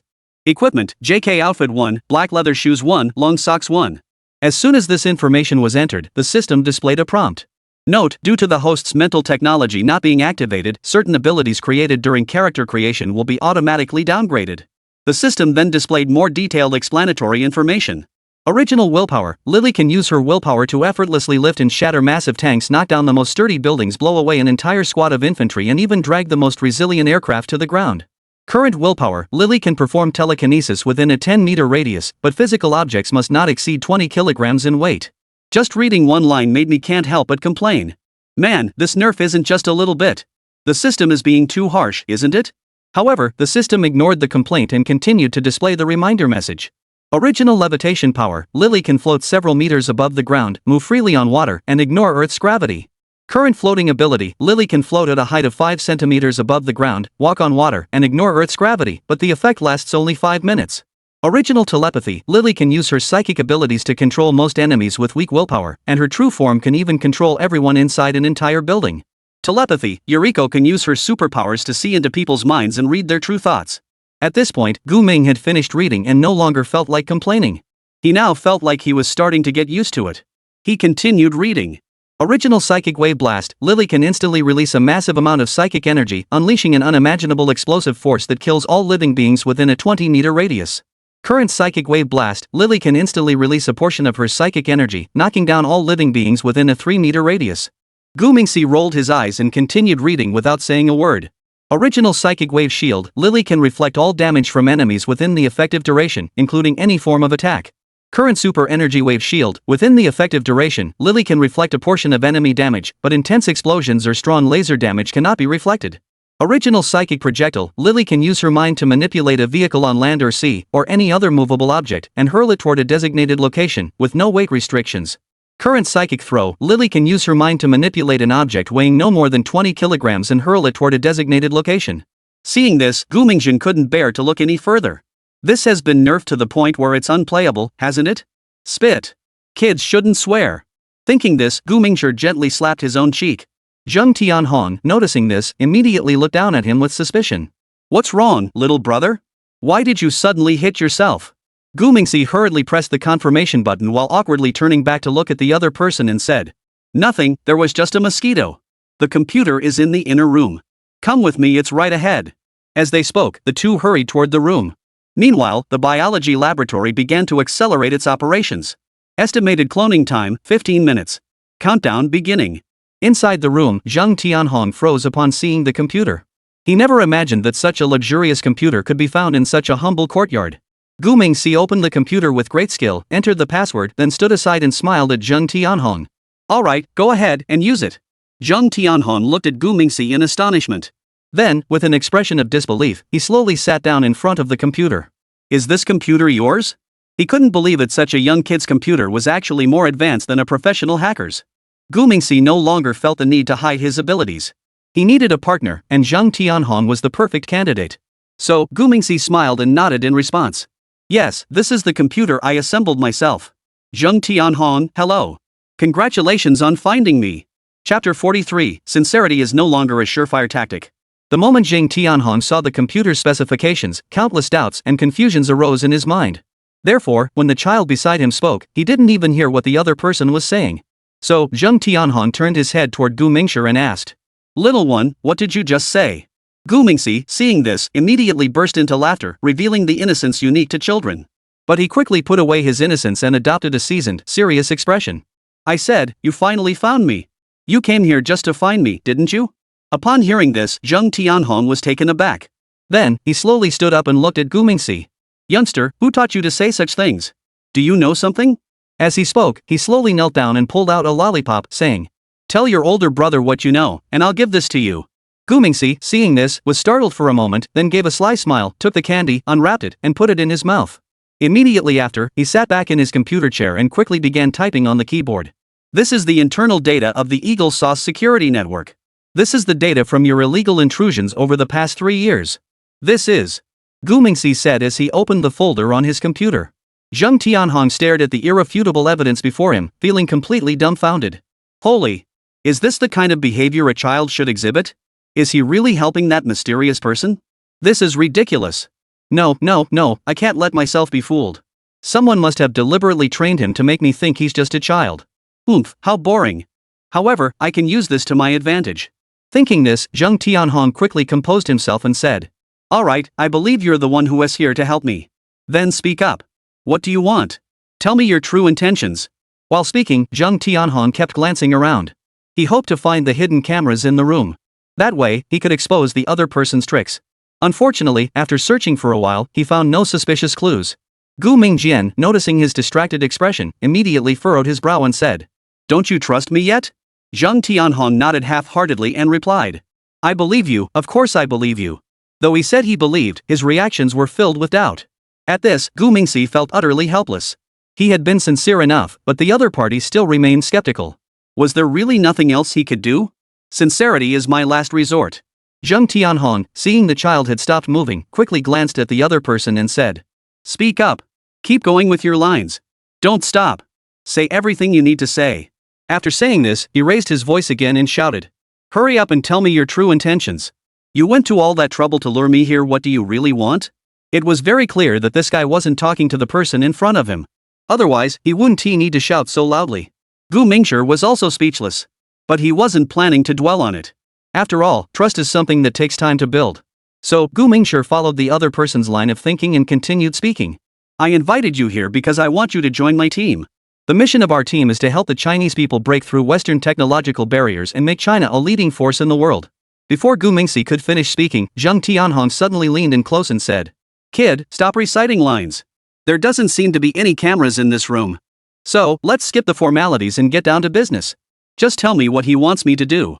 This can be seen from the way Zheng Tianhong treats himself. This guy doesn't take his own words seriously at all. Damn it, this is so frustrating. I've laid my cards on the table and you still don't believe me. What can I do? Forget it. Let us just get this meeting over with. It seems like saying anything else now is pointless. With that, Gu Mingxi sighed softly and pulled out a magnetic card from the drawer.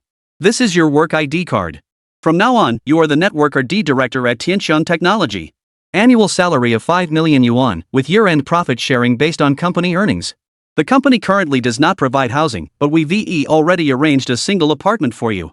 After saying this, Zheng Tianhong immediately furrowed his brows. He hadn't expected that the other party had called him over just to offer him a job.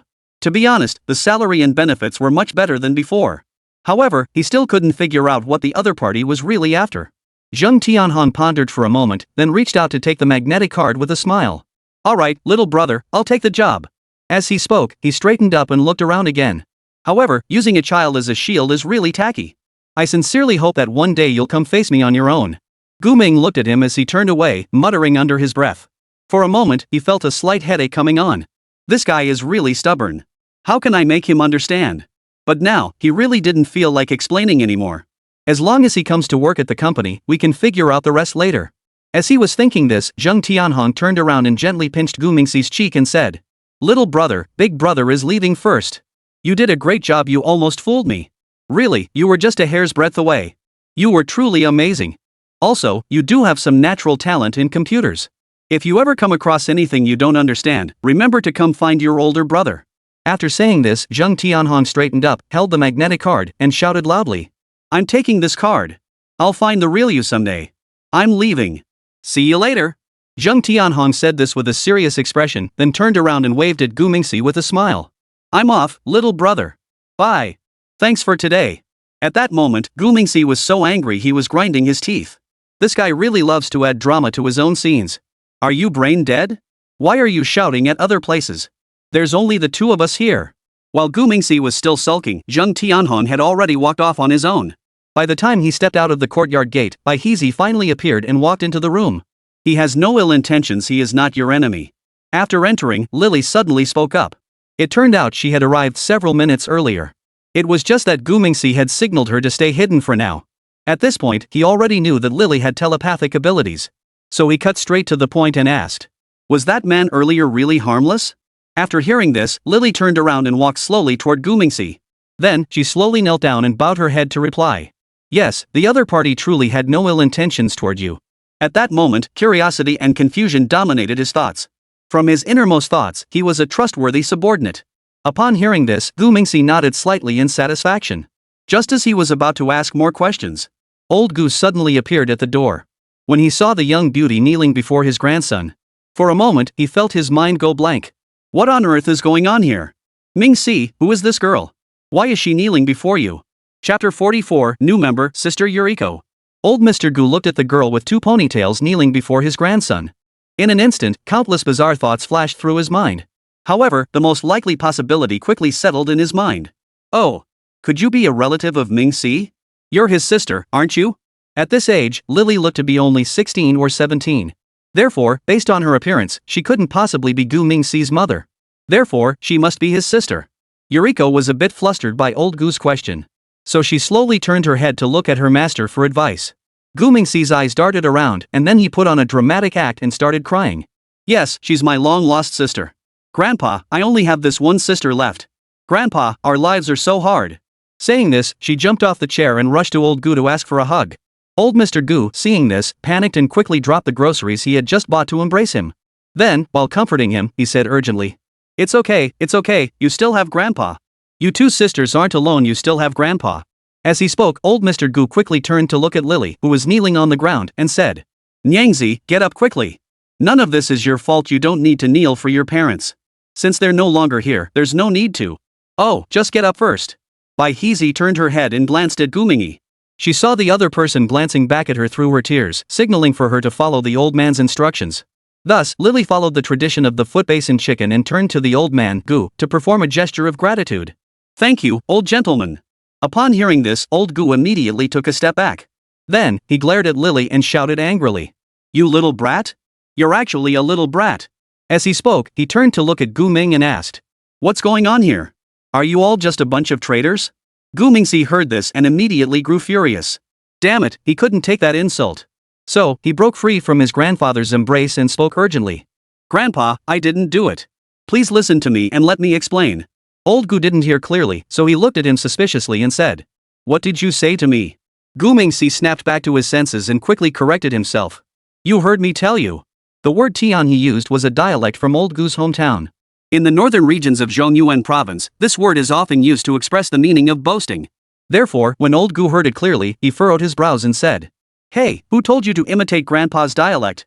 If you're going to speak Mandarin, do you know how to say it properly? Old Mr. Gu himself often mispronounced standard Mandarin. Therefore, he was particularly concerned that he might influence his young grandson. Gu Mingxi heard this and quickly nodded vigorously, then used standard Mandarin to invent a tragic story. According to his story, his father had heartlessly abandoned them, the mother and 2 children, and had never been heard from since. At that time, his mother couldn't support the 2 children, so she abandoned him as a baby by the trash. Later, his mother took his sister and married a man from Jiaobing Island, and the family moved overseas to Jiaobing Island. 6 years later, his mother passed away due to illness, and his sister returned to the Zhuang family with her mother as final wish. She came to visit me in place of her mother. As she spoke, she burst into tears again. Bai Heezy stood by, her face filled with confusion, as if she was completely bewildered by everything happening around her. However, her clever little mind worked quickly, and she immediately understood her master's intentions, deciding to cooperate fully with the performance. She quickly turned her body, placed her hands on the ground, and began to bow her head repeatedly, like a chick pecking at grain. With each bump, her forehead hit the ground with a thud, and she kept muttering. Thank you, Grandpa. Thank you, Grandpa. Those heartfelt words of thanks were filled with gratitude toward old Mr. Gu. I'm thanking you on behalf of my deceased mother for taking care of my younger brother. As she spoke, Lily's voice trembled slightly, and her eyes began to well up with tears. Bai Heezy, I'm bowing to you here. After the last bow, Lily's forehead was slightly red, but she didn't care at all. She continued to look at old Mr. Gu with determination. Old Mr. Gu, seeing this, quickly put down the little grandson he was holding in his arms, hurried over, and reached out his hands, calloused from years of hard work, to help Lily up from the ground. He said with a look of concern. Oh no, this is not good. Get up, my dear. After Lily stood up, old Mr. Gu examined her delicate face closely and couldn't help but praise her. This little girl is truly beautiful, just as charming as Mingxi. After saying this, he gently stroked Lily's hair, his eyes filled with love. Gu Mingxi, standing behind him, saw this and immediately gave him a thumbs up. That acting was spot on, so professional. At that moment, old Mr. Gu turned around with a loving expression and said to Gu Mingxi. From now on, this place is your home. Grandpa will work hard to support you both. Old Mr. Gu made the promise with a joyful smile, as if he were using his not-so-broad shoulders to support a happy sky for the 2 little darlings. Gu Mingxi couldn't help but tear up at the sight. This wasn't acting, he was genuinely moved. Old Mr. Gu, seeing this, quickly turned his head to look at Lily and said. You must study hard and grow up well, understand? Grandpa will take care of you in the future. Don't worry. Finally, old Mr. Gu's voice grew softer as he repeated himself. He couldn't help but start crying as well. It was clear that he was heartbroken over the 2 young children. Yuriko, seeing this, quickly lifted her head, with a few tears still hanging in her eyes. She slowly stretched out her arms and hugged the old man in front of her, saying, Thank you, Grandpa. You're the best. Old Mr. Gu couldn't stop smiling. Gu Mingxi also hurried over and hugged Grandpa from the side. After a moment, he spoke in a playful tone. Grandpa, I'm hungry. I want to eat the sour and spicy cabbage you made. Old Mr. Gu, upon hearing this, quickly wiped away his tears and said. All right, Grandpa will cook right away. Today Grandpa bought some meat, so we'll have cabbage stew with meat. You guys go play, Grandpa will cook. Then, Gu Mingxi tugged at Bai Heezy's hand and said. Sister, let's go back to our room to play. After Lily followed Mingxi into the room, Mingxi finally sighed in relief and whispered. Just now, you scared me to death. Thank goodness you reacted quickly. Yuriko heard this, placed her hand on her chest, and replied. I was just doing it reluctantly. But why did we have to do that? Mingxi leaned in close to Lily's ear and whispered. Because he's the most important person to me. From now on, you must protect him just as you protect me, understand? After receiving the instruction, Lily immediately nodded seriously. Alright, Lily understands. As the two were talking, the cheerful laughter of old Gu came from outside. He hummed a tune as he walked toward the kitchen to prepare some delicious dishes to celebrate. Yuriko looked around at the warm and cozy scene, her heart filled with emotion. She had initially felt like an outsider, but now, just a short time after arriving, she had already felt the warmth of a home. From this moment on, she resolved to protect this hard-won home with all her heart and live with her master like sisters, loving and caring for one another. Guming saw that the other person was lost in thought and was about to ask what was wrong. But just then, his phone buzzed with a message notification. Picking up his phone to check, Gumingsi's face turned dark. These people are asking for trouble. Chapter 45, The Peacemaker Sent by Heaven. Just as Gumingsi had reunited with Lily, bad news came from Tanya's side. It turned out that she had taken the Arctic Fox mercenaries to the Jaliki oil field to take over the site. They had been attacked by the buyer's armed forces, the North White Rhino. That's right, these unreasonable bastards had set their sights on the Arctic Fox's equipment. Could Tanya and her team just let them get away with it? A fierce battle erupted between the two sides. In the face of overwhelming strength, all brutality and unreasonable behavior were useless. After 2 hours of fierce fighting, the two regiments stationed in Gili were decimated by Tanya and her forces, losing 730 men, capturing over 1,000 prisoners, and leaving the remaining 1,100 plus troops in disarray. The Arctic Fox mercenaries numbered only over 120. How did they manage to defeat two regiments? The reasons behind this were actually quite complex. Firstly, the 1,137th and 2,108th regiments stationed here had recently endured several intense battles. Therefore, when they arrived at the oilfield occupation zone, the combined strength of the two regiments was only around 2,000 men. Most importantly, their forces were primarily composed of light infantry. Combined, they couldn't even field a single armored company. If that weren't the case, they wouldn't be coveting the Arctic Fox's equipment. According to the agreement between Gumingi and the North White Rhino forces, the buyer was required to trade the oil fields for the equipment. At this point, the station troops used this as an excuse to forcibly disarm Tanya and her group. Could Tanya and the Arctic Foxes just let them get away with it? Thus, the battle erupted. And so, the outcome was rather awkward. 2,000 people couldn't defeat 100 of the enemy, clearly demonstrating the vast disparity in equipment. Not only that, but the commanders of the 1,137th and 2,108th regiments were also captured. Currently, they are leading their soldiers in formation on the parade ground. Tanya called at this moment to inquire about how to handle the situation. Gu Mingming had just figured out the entire situation. Meanwhile, information from Zeklaria, the chief of staff of the White Rhino Armed Forces, had arrived. The message was too lengthy to view on an electronic watch. With no other option, Gu Mingxi had to restart his computer again. The computer booted up instantly, and he quickly logged into the Shadow Network and his account. Then, Zeklaria's lengthy message appeared before his eyes. However, Gu Mingxi didn't bother to read it carefully, he just skimmed through it briefly. Then, he coldly replied in the chat window. What's the matter? Don't agree?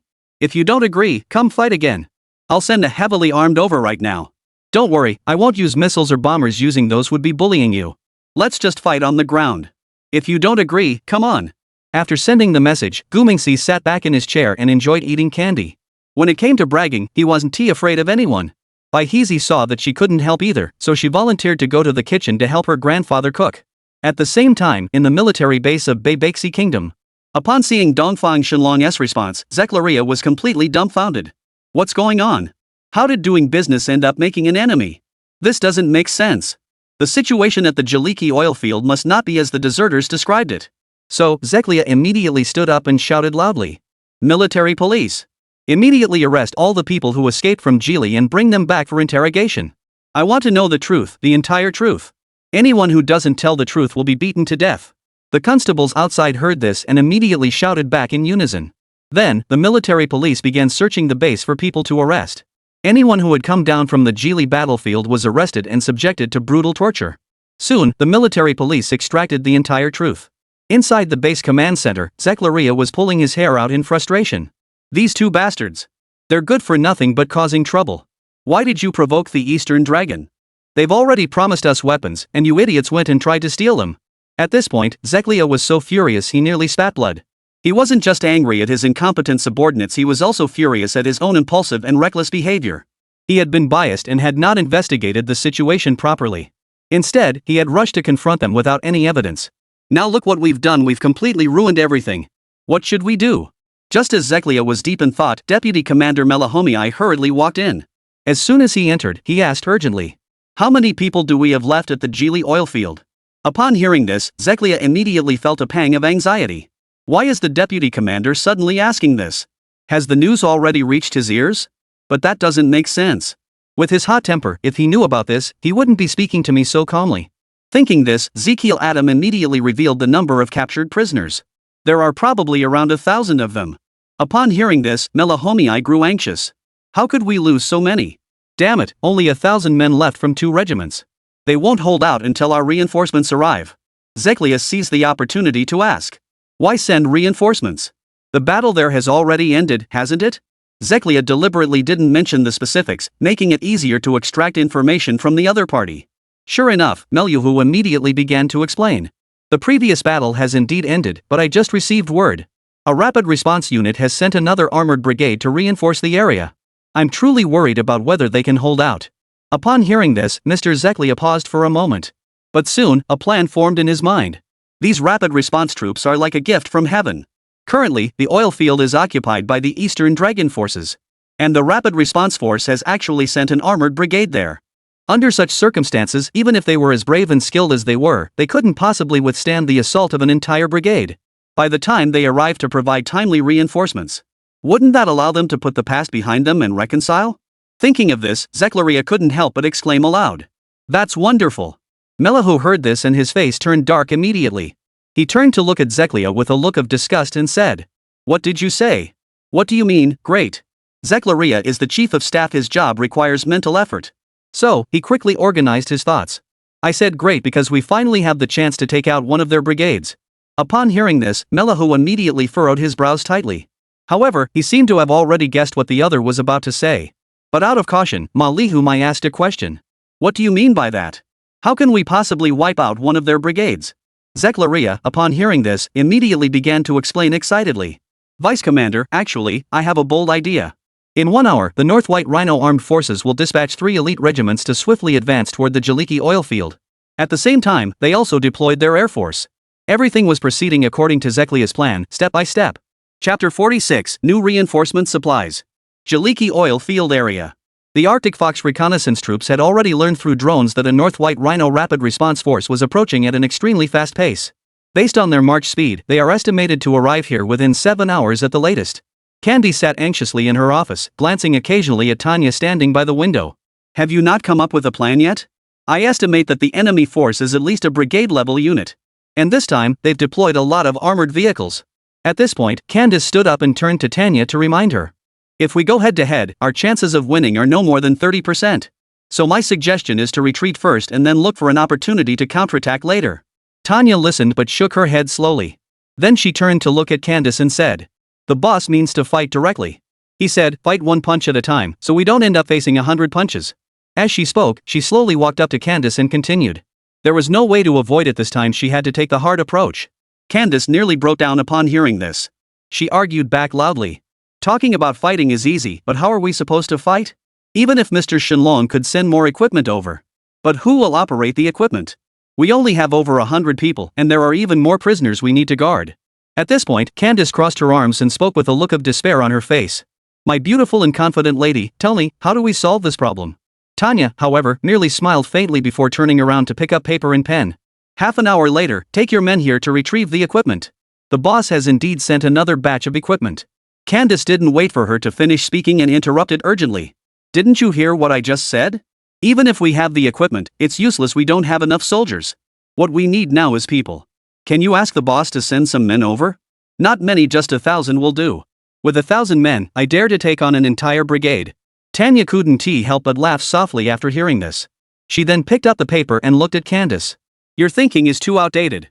It's the 21st century now, it's not about having more people. I don't want to explain too much. Just take the men and bring the equipment back first. As she spoke, she handed the paper to Candace. Candace took the paper, glanced at it, then tore it into pieces. I've noted the coordinates, but I still have my doubts. No matter what the equipment is, it needs someone to operate it. Tanya didn't say anything after hearing this, but simply instructed the others to prepare quickly. Thus, Candace could only storm off angrily. At that moment, Guan Ershing and Zhang Sanyong, who had been waiting by the door, took the opportunity to slip inside. Upon seeing the two, Tanya immediately furrowed her brows slightly and said, What are you doing here? Guan Ershing, upon hearing this, immediately smiled and explained. Big sister, we came in to ask if there's anything we can help with. Zhang Sanyong quickly chimed in. Yeah, when we were fighting here earlier, the two of us didn't dare show our faces the whole time. Now that we think about it, we really feel like cowards. So this time, we have to prove ourselves. Tanya heard this and raised her eyebrows indifferently. Originally, according to the original plan, the two of them were just brought here as cannon fodder. Tanya would have sent the two of them to sign the handover contract on her behalf. But unexpectedly, the buyer's troops here showed no regard for military ethics. Before their troops even got close to the compound, the other side started demanding they surrender their weapons. This wasn't the attitude of someone coming to negotiate a partnership, it was clearly an attempt to seize their equipment by force. With no other choice, the battle had to begin prematurely. Thus, these two cannon fodder lost their purpose. But surprisingly, these two had some decent luck. Despite the intense battle last time, with so many casualties on both sides, yet these two managed to emerge unscathed. To be fair, they did have some survival skills. Therefore, Tanya decided to keep the two of them as henchmen. Upon hearing the two henchmen's words, she immediately thought of something. If she was lucky, maybe she could put them to good use. So, Tanya looked at the two of them and asked seriously, "Do you play computer games?" Upon hearing this, their eyes lit up instantly. Then, Guan Ershing started bragging first. To be honest, I'm the two-time consecutive solo champion of the South Suburb Battle Royale League. Zhang Sanyong immediately followed suit and introduced himself. Me too. Me too. I'm the top sniper at Zhangjia Village Internet Cafe for 3 consecutive years. The Internet Cafe even rewarded me with a mousepad. It's true. Tanya could tell from their behavior that they weren't lying. So she nodded slowly and said, "Alright, stay here then. You'll join me for a game later." Upon hearing this, Guan and Zhang immediately burst into joy. They weren't good at fighting real people, but when it came to playing games, they hadn't been beaten by anyone. So the two of them started rubbing their hands together and getting ready to play. Meanwhile, Candace led a group of over 20 subordinates out in 2 troop transport vehicles. At that moment, everyone's mood was rather somber. Because everyone already knew that at least a brigade of enemies was on its way. They were mercenaries who risked their lives for a bounty, but they weren't suicidal fools. If they could have fled earlier, who would be so foolish as to stay behind and wait for certain death? But no one dared to voice this thought aloud. After all, the reputation of the Eastern Dragon was at stake. If they dared to betray the other side, they'd probably never have a good life again. So, everyone is still willing to take one last gamble. After all, the Eastern Dragon is someone capable of creating miracles. Half an hour later, they finally arrived at the edge of a forest. Candy looked down at the electronic map and confirmed that the coordinates matched the forest ahead. She then led the way out of the car and shouted loudly, "Everyone, move out. Scout team, go check out the situation in the forest ahead. Everyone else stay on alert." Everyone tensed up. After Candace's loud commands, over 20 people immediately sprang into action. A 4-person team advanced cautiously toward the forest, fully on guard. 2 snipers had already taken positions in the trees nearby. The others found cover and entered combat mode. Candace herself, however, boldly jumped onto the roof of the vehicle. At that moment, she was peering into the forest through a pair of binoculars. There's definitely something there. There seem to be quite a few of them. Just as Candace finished muttering to herself, the scout team relayed the news. Reporting to the captain, we've discovered supplies. There are 3 large shipping containers filled with. My goodness. This is unbelievable. The person reporting the news grew increasingly excited as he spoke. So much so that he couldn't utter any useful information afterward. So, Candace lost her temper right then and there. Can you be more professional? After saying that, she turned to the others and said, "Groups 2 and 3, follow me inside. The rest of you stay here and keep watch." Damn it, this is driving me crazy. Chapter 47, A Modern War Without Soldiers. Candy led her men quickly into the forest. Then, she too was stunned by the scene before her. 3 large shipping containers were neatly stacked in the forest. At that moment, the advance team had already opened one of them. Then, hundreds of items were displayed before everyone's eyes. My goodness, there are so many. After muttering this, Candace immediately understood what Tanya meant. It turned out that the boss intended to use this tactic against the enemy. 5 hours later, they were approximately 130 kilometers away from the Jaliki oil field. The North White Rhino Rapid Response Forces J819 Armored Brigade had begun to gradually spread out into a lateral formation. At that moment, they were about to enter the missile unit's launch radius. The brigade commander, Brooke, was using a satellite phone to contact headquarters. However, since a few minutes ago, the phone had been unable to make outgoing calls. At first, everyone assumed it was a poor signal, but they gradually realized the severity of the situation. He immediately ordered his staff to try contacting headquarters via radio. However, the response was that the radio was also unable to establish a connection. At this point, Brooke had a rough idea of what had happened. After all, he was one of the few people who had studied abroad in the West. Electromagnetic interference. Damn it, I never thought they'd have such equipment. As he said this, cold sweat began to trickle down Brooke's forehead. Because electromagnetic interference is rarely used alone. Therefore, what happened next was the enemy's true tactic. Quick! Everyone, be on high alert! Brooke suddenly shouted loudly. He grabbed the walkie-talkie and shouted into it, but the communication channel was filled with static. As a result, all his subordinates continued to advance forward quickly according to plan. Seeing this, Brooke grew truly anxious and urgently ordered the driver to speed up. He needed to get to the front of the convoy and stop the entire brigade's vehicles. However, his opponents seemed unprepared to give him an opportunity. Countless drones began to race toward them at high speed. Before many people could even make out what they were, the convoy began to explode violently one after another. Boom! Boom! Boom! One after another, the drones detonated themselves, hitting their targets. The tracks of the tanks and the wheels of the armored vehicles were blown off. Then, a swarm of drones swarmed like locusts. The personnel of the 819th Armored Brigade hadn't even figured out what was happening. They were already suffering heavy casualties in large numbers. Pitifully, the soldiers were almost completely helpless against the drones. When they raised their guns to fire, a magazine of bullets might not even hit one drone. However, a single self-destructing drone could take out an entire group of people. Anti-aircraft weapons could be used, but they never got the chance to be deployed. Many high-caliber machine guns hadn't even fired a shot before they were completely destroyed by the drones. Facing such a scene, everyone felt despair in their hearts. Fortunately, everyone soon discovered an important fact. The primary target of these drone attacks was not people. They were systematically destroying all the equipment. Moreover, as long as you did not actively attack the drones, they would not bother you at all. So, those with quick wits immediately abandoned their vehicles and fled for their lives. No matter how expensive the equipment, your own life is worth more. Once the first one runs, there will be a second, a third, and 1,000 more. Soon, all of Brooke's troops abandoned their equipment. They fled in groups into the nearest forests. Brooke was also escorted here by his guards. But he truly couldn't bear to part with that equipment. He had tried to send men to retrieve a few armored vehicles. However, the men he sent were blown up by drones halfway there. These drones not only self-destructed, but they also dropped grenades. The most disgusting part was that they could lock onto targets and chase them down to throw grenades. Brooke nearly died from grenades 5 times. If it weren't for the guards risking their lives to save him, he would be nothing but a broken body now. So, after this incident, Brooke dared not show his face again. He can only hide in the forest with his soldiers, peering at the battlefield and watching helplessly as all their equipment is blown to pieces and burned to the ground. On the other side, inside the Jaliki oil refinery, a meeting room that could hold 50 people had been converted into an internet cafe. Tanya sat in the boss's chair, crossing her legs, watching the sun set. Candy was moving between the computers, occasionally asking about the results. Out of the 120-plus members of Arctic Fox, only around 40 skilled gamers could be found. Therefore, there were still over 10 empty seats available. However, fortunately, Guan Ershing and Zhang Sanyong were both skilled gamers. Therefore, most of the time, he could take turns operating other machines. At that moment, the two of them had already taken on most of the critical attack tasks. On the screen, the battlefield was shrouded in smoke and filled with the sounds of gunfire, as countless drones swarmed in like locusts. Old 3, watch the 3 o'clock direction.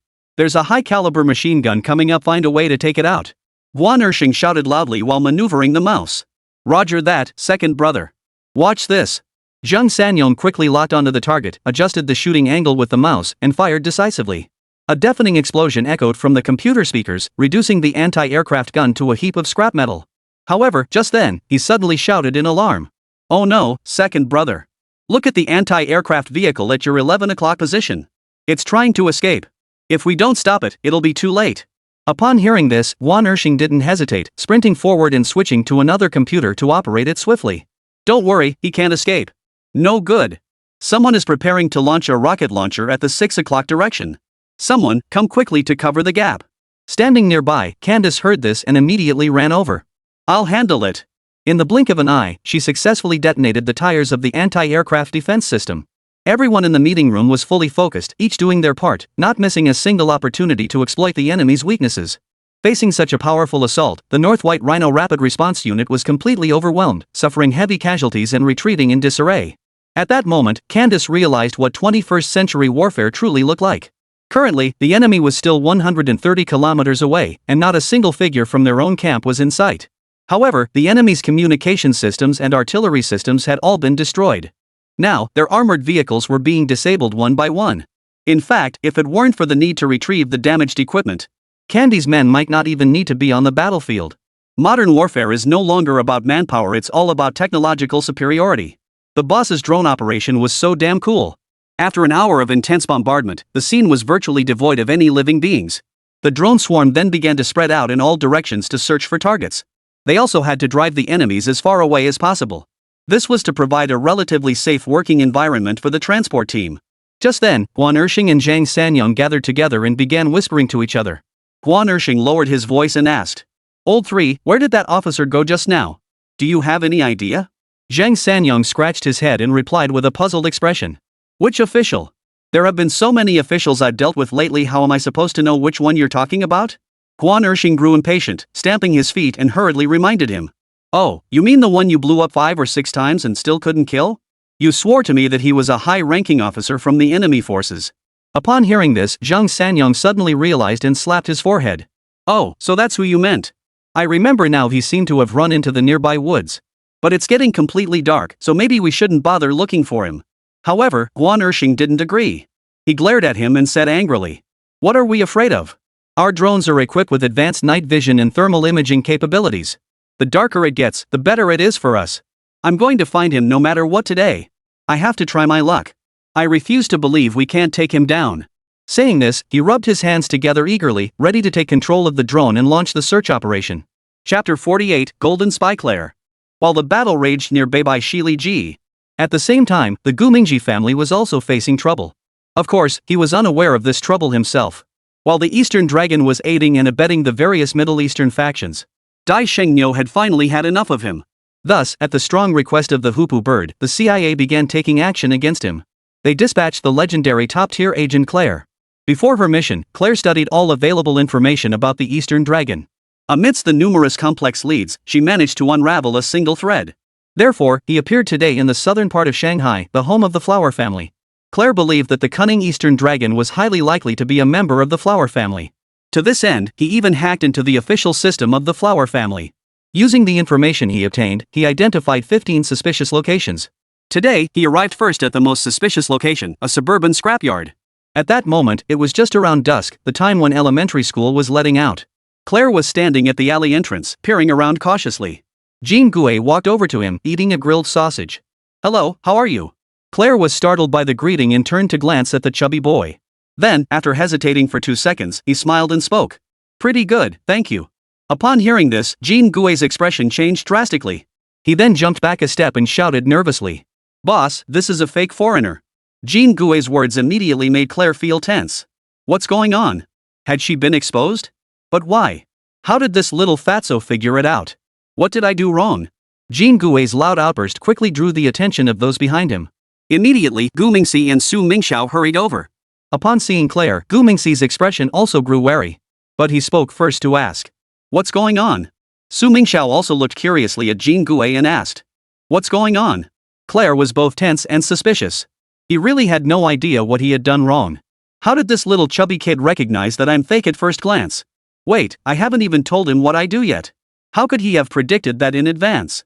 Under the puzzled gazes of the 3 people, Jean Gue swallowed the last bite of his grilled sausage before finally speaking. His answer was wrong. The 3 of them were left even more confused. Wrong answer? What's going on? The 3 remained silent, waiting for an explanation. Jean Gue, seeing this, immediately began to explain in detail. Earlier, when I saw him, I greeted him exactly as the textbook taught. I asked, "How are you?" But he didn't say fine, thank you, and you? So, he's a fake foreigner. Upon hearing this, Gu Mingshi, Su Mingxiao, and Claire were all stunned. That's it? You're really exaggerating.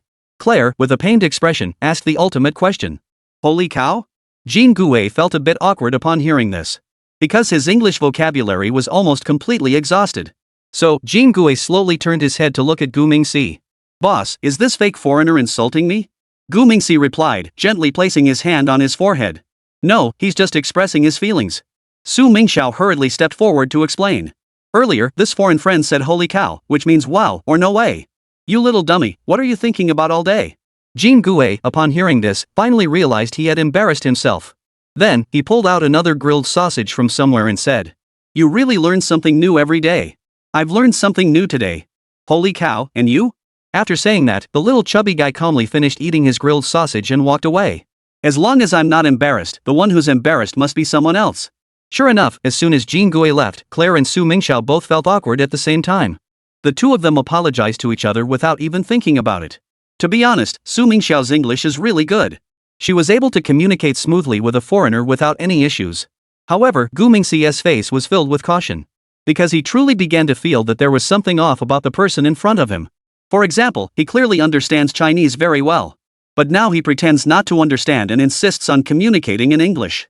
Why would he think that? Of course, it's because of that holy cow. If he didn't understand Chinese, he wouldn't have uttered that exclamation earlier. The fact that he said that proves he understood what Jean Gui said. But now he's acting as if he's completely unfamiliar with the Chinese culture. The more someone tries to hide something, the more it suggests there is something wrong. Therefore, Gu Mingxi grew increasingly wary of this man.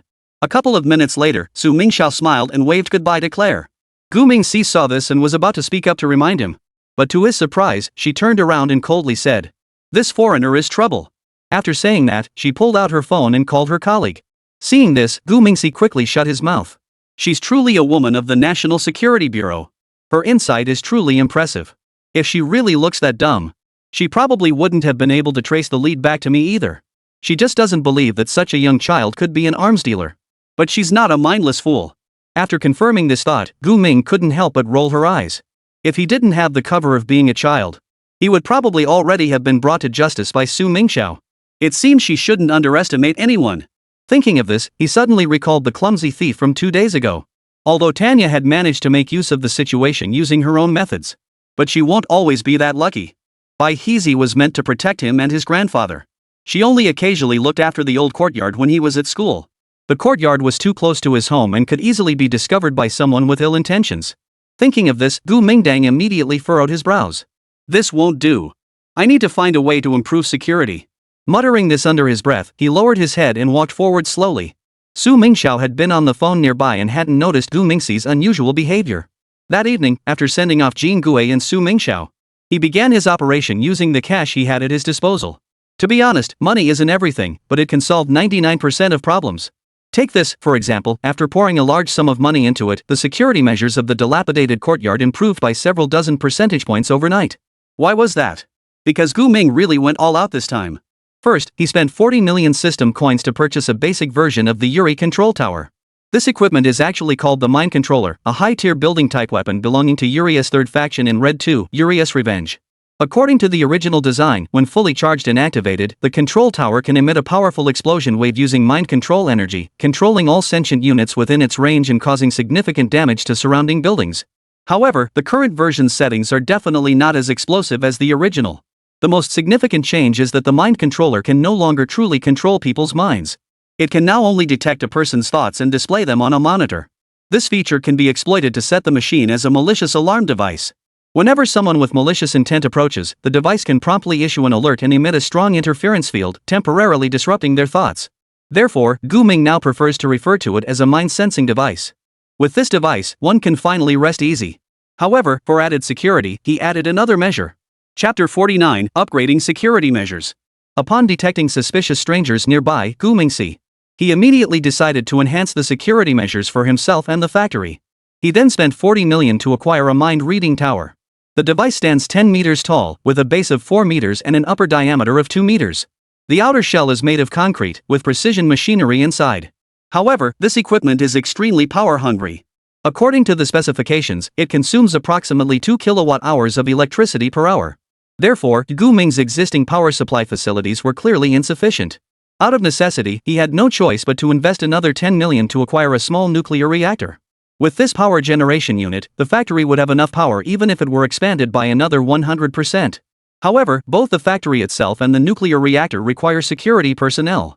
Therefore, Gu Mingxi used up the only cloning quota available at this stage. He actually succeeded in cloning Boris from Red Alert 2 in the biolab. This Boris, like Tanya, is a hero-tier special unit and is also known as an elite combat soldier. In the game's lore, he wields an enhanced AKM assault rifle, making him unstoppable. He can take down anything in his path, and most soldiers stand no chance against him. Moreover, he can single-handedly hold off several tanks without being crushed, and can even call in air support using laser guidance. The real-life clone of Boris retains most of his original skills. However, the laser-guided call for fighter jets is currently impossible to replicate. After all, Gu Mingxin doesn't have the capability to form his own air force yet. Nevertheless, he is more than capable of guarding homes and factories. Most importantly, Boris has a full beard and looks disheveled, which fits the image of someone living in an abandoned courtyard. These are the first-tier tactics Gu Mingxi employs. His second layer of tactics, however, is truly outrageous. Because he has purchased all the old houses near the abandoned compound. The abandoned compound in Gu Mingxi's home are actually very typical examples of suburban areas. Fortunately, the property prices in this area aren't very high, and many people were more than willing to sell. Previously, no one wanted to buy them because they were old, run down, and small. Now that someone is willing to buy them, those people are all over the moon. Of course, this isn't something Gu Mingxi can handle on his own. So, he enlisted the help of Jean Fa to handle the matter on his behalf. Soon after, all the other families in the area moved out, except for his own. In other words, the entire area is now owned by Gu Mingxi's family. This matter also brought a major problem to his family. However, that is something to be discussed later. Speaking of which, after Gu Mingxi finished his preparations, he immediately felt a sense of security. Without the disturbance of nearby neighbors, he found it much easier to get things done. Soon, Boris, the homeless man living in the abandoned courtyard, became a regular visitor to the Gu family's small courtyard. Old Mr. Gu was a kind-hearted man and never looked down on him. On the contrary, he cared deeply about him and was always willing to chat and drink with him, whether there was anything to talk about or not. Gu Mingxi was very satisfied with this arrangement. With Boris keeping his grandfather company, he felt much more at ease. As a result, Lily could now focus on following him. While Gu Mingxi was busy, the golden spy Claire wasn't idle either. Since nearly exposing his identity last time, he hadn't appeared near the Gu family's residence. Moreover, he soon discovered that he was being followed. Over the past few days, he had been busy trying to shake off the tail following him. Of course, Claire hadn't forgotten to continue investigating the suspects. At first, he mistakenly believed that the Eastern Dragon was hiding among the people who had been moved. For this purpose, he even took half a month to investigate each one individually. However, after half a month of effort, he realized that all his efforts had been in vain. Because the families who had moved away were all ordinary, lower-class citizens. There were no suspicious leads to further investigate. As a result, Claire shifted all his focus onto the Gu family and their grandfather. This family was getting stranger and stranger the more he looked into it. Claire discovered that although the old man Gu was a scavenger, however, his bank account contained a substantial amount of savings. These funds were all transferred to him by a man named Jean Fata. Upon investigation, it was revealed that Jean Fata was a local wealthy businessman. But why would a wealthy businessman go out of his way to befriend a scavenger? All of this seemed highly suspicious and eerie. So Claire quietly sneaked back to the area near the small courtyard. Anyway, everyone had moved out, and there were plenty of places to hide. But what he didn't know was that every one of his moves was being watched. In an old, dilapidated courtyard, there was a room that looked old on the outside but was actually clean and tidy inside. Boris stared at the computer screen, drinking beer and making a phone call. "Boss, the foreigner is back. He's right at your 5 o'clock position. Should we take him out this time?" On the other side, in the Gu family courtyard, Gu Ming was helping his grandfather wash dishes and clean the house. He was wearing a neckband-style Bluetooth headset, pretending to listen to music. But as soon as old Gu left the kitchen, he quickly spoke into the microphone. "No need, just keep a close eye on him. As long as he doesn't do anything that endangers the factory, you don't need to worry about him. With the mind-reading device in place, he won't have the chance to do anything reckless. I've got Lily here, you don't need to worry about me." No sooner had he finished speaking than old Mr. Gu's voice echoed from the courtyard. "Mingxi, I'm going to play chess with your Bao grandfather. Stay home and do your homework. Grandpa will be back soon." As he spoke, he turned to Lily, who was clearing the dishes in the dining room, and said, "Xiaoyi, Grandpa is going out for a bit. Take good care of your younger brother. There's some fruit we bought in the kitchen. You can all eat it together later." Hannah heard this and hurried out to see him off respectfully. Old Mr. Gu saw this and quickly waved his hands to signal it wasn't necessary, then carried a bottle of white wine and hummed a tune as he left. He said he was going to play chess, but Boris is a big Russian guy, how could he possibly know how to play chess? So, the old man was just sneaking off to drink with him. This Boris, though a cyborg, has the personality of a drunkard. Even though alcohol no longer affected him, he couldn't break the habit of having a drink now and then. So, Gu Ming didn't bother to correct this little flaw of his. After all, Grandpa is pretty lonely and always needs someone to keep him company. Plus, at his age, the appeal of a young woman is pretty limited. So, having someone to drink with and chat with is quite nice. To cater to the old man's love for stories, Gu Mingxi even went out of his way to input a wealth of ancient and modern tales into Boris's system. This way, the two could drink and talk freely. Now, that's all he can do for Grandpa. As old Mr. Gu stepped out of the small courtyard, Gu Mingxi emerged from the room and said, "Lily, don't sweep the floor yet. Go find a way to get the foreigner out of here. Don't let him disturb Grandpa's post-meal entertainment time." Yuriko nodded slightly upon hearing this, then turned and hurried out the door. On the other side, Claire hadn't yet realized the severity of the situation. At that moment, he was carefully assembling his equipment. This time, I'm sure I'll find a clue. Eastern Dragon, just you wait. Chapter 50, Gods of the World, come to my rescue. Claire was hiding in a two-story house 100 meters away from the Gu family's residence. At this moment, all the residents of the building had already moved out, leaving only the sound of his busy work echoing through the empty building. As the sun set in the west, its remaining rays cast a golden glow on the weathered walls, enveloping the lifeless building in an eerie golden hue. Claire was busy constructing testing equipment. But just as he was fully focused, a sudden burst of laughter echoed from outside. It sounded like the soft laughter of a young girl. How could there be anyone else here? As soon as he said that, Claire immediately drew his pistol and began attaching a silencer. Then, he slowly made his way toward the source of the sound. Finally, he stopped in front of a door at the end of the corridor. Sure enough, the door was ajar, as if it had just been opened. Whoever you are. From now on, you're nothing but a dead man. Claire was known for her ruthlessness and would never spare anyone who threatened her. Whether the person inside had noticed him or not, he had to die now. With a deep breath, Claire pushed open the iron door. A loud, creaking sound echoed through the empty hallway, like the groan of a sleeping ghost being awakened. The room was dimly lit and completely empty, with only a few scattered wooden chairs and an old table covered in dust. The air was filled with a musty, rotten smell. What's going on? The people who lived here had only moved out less than 2 days ago.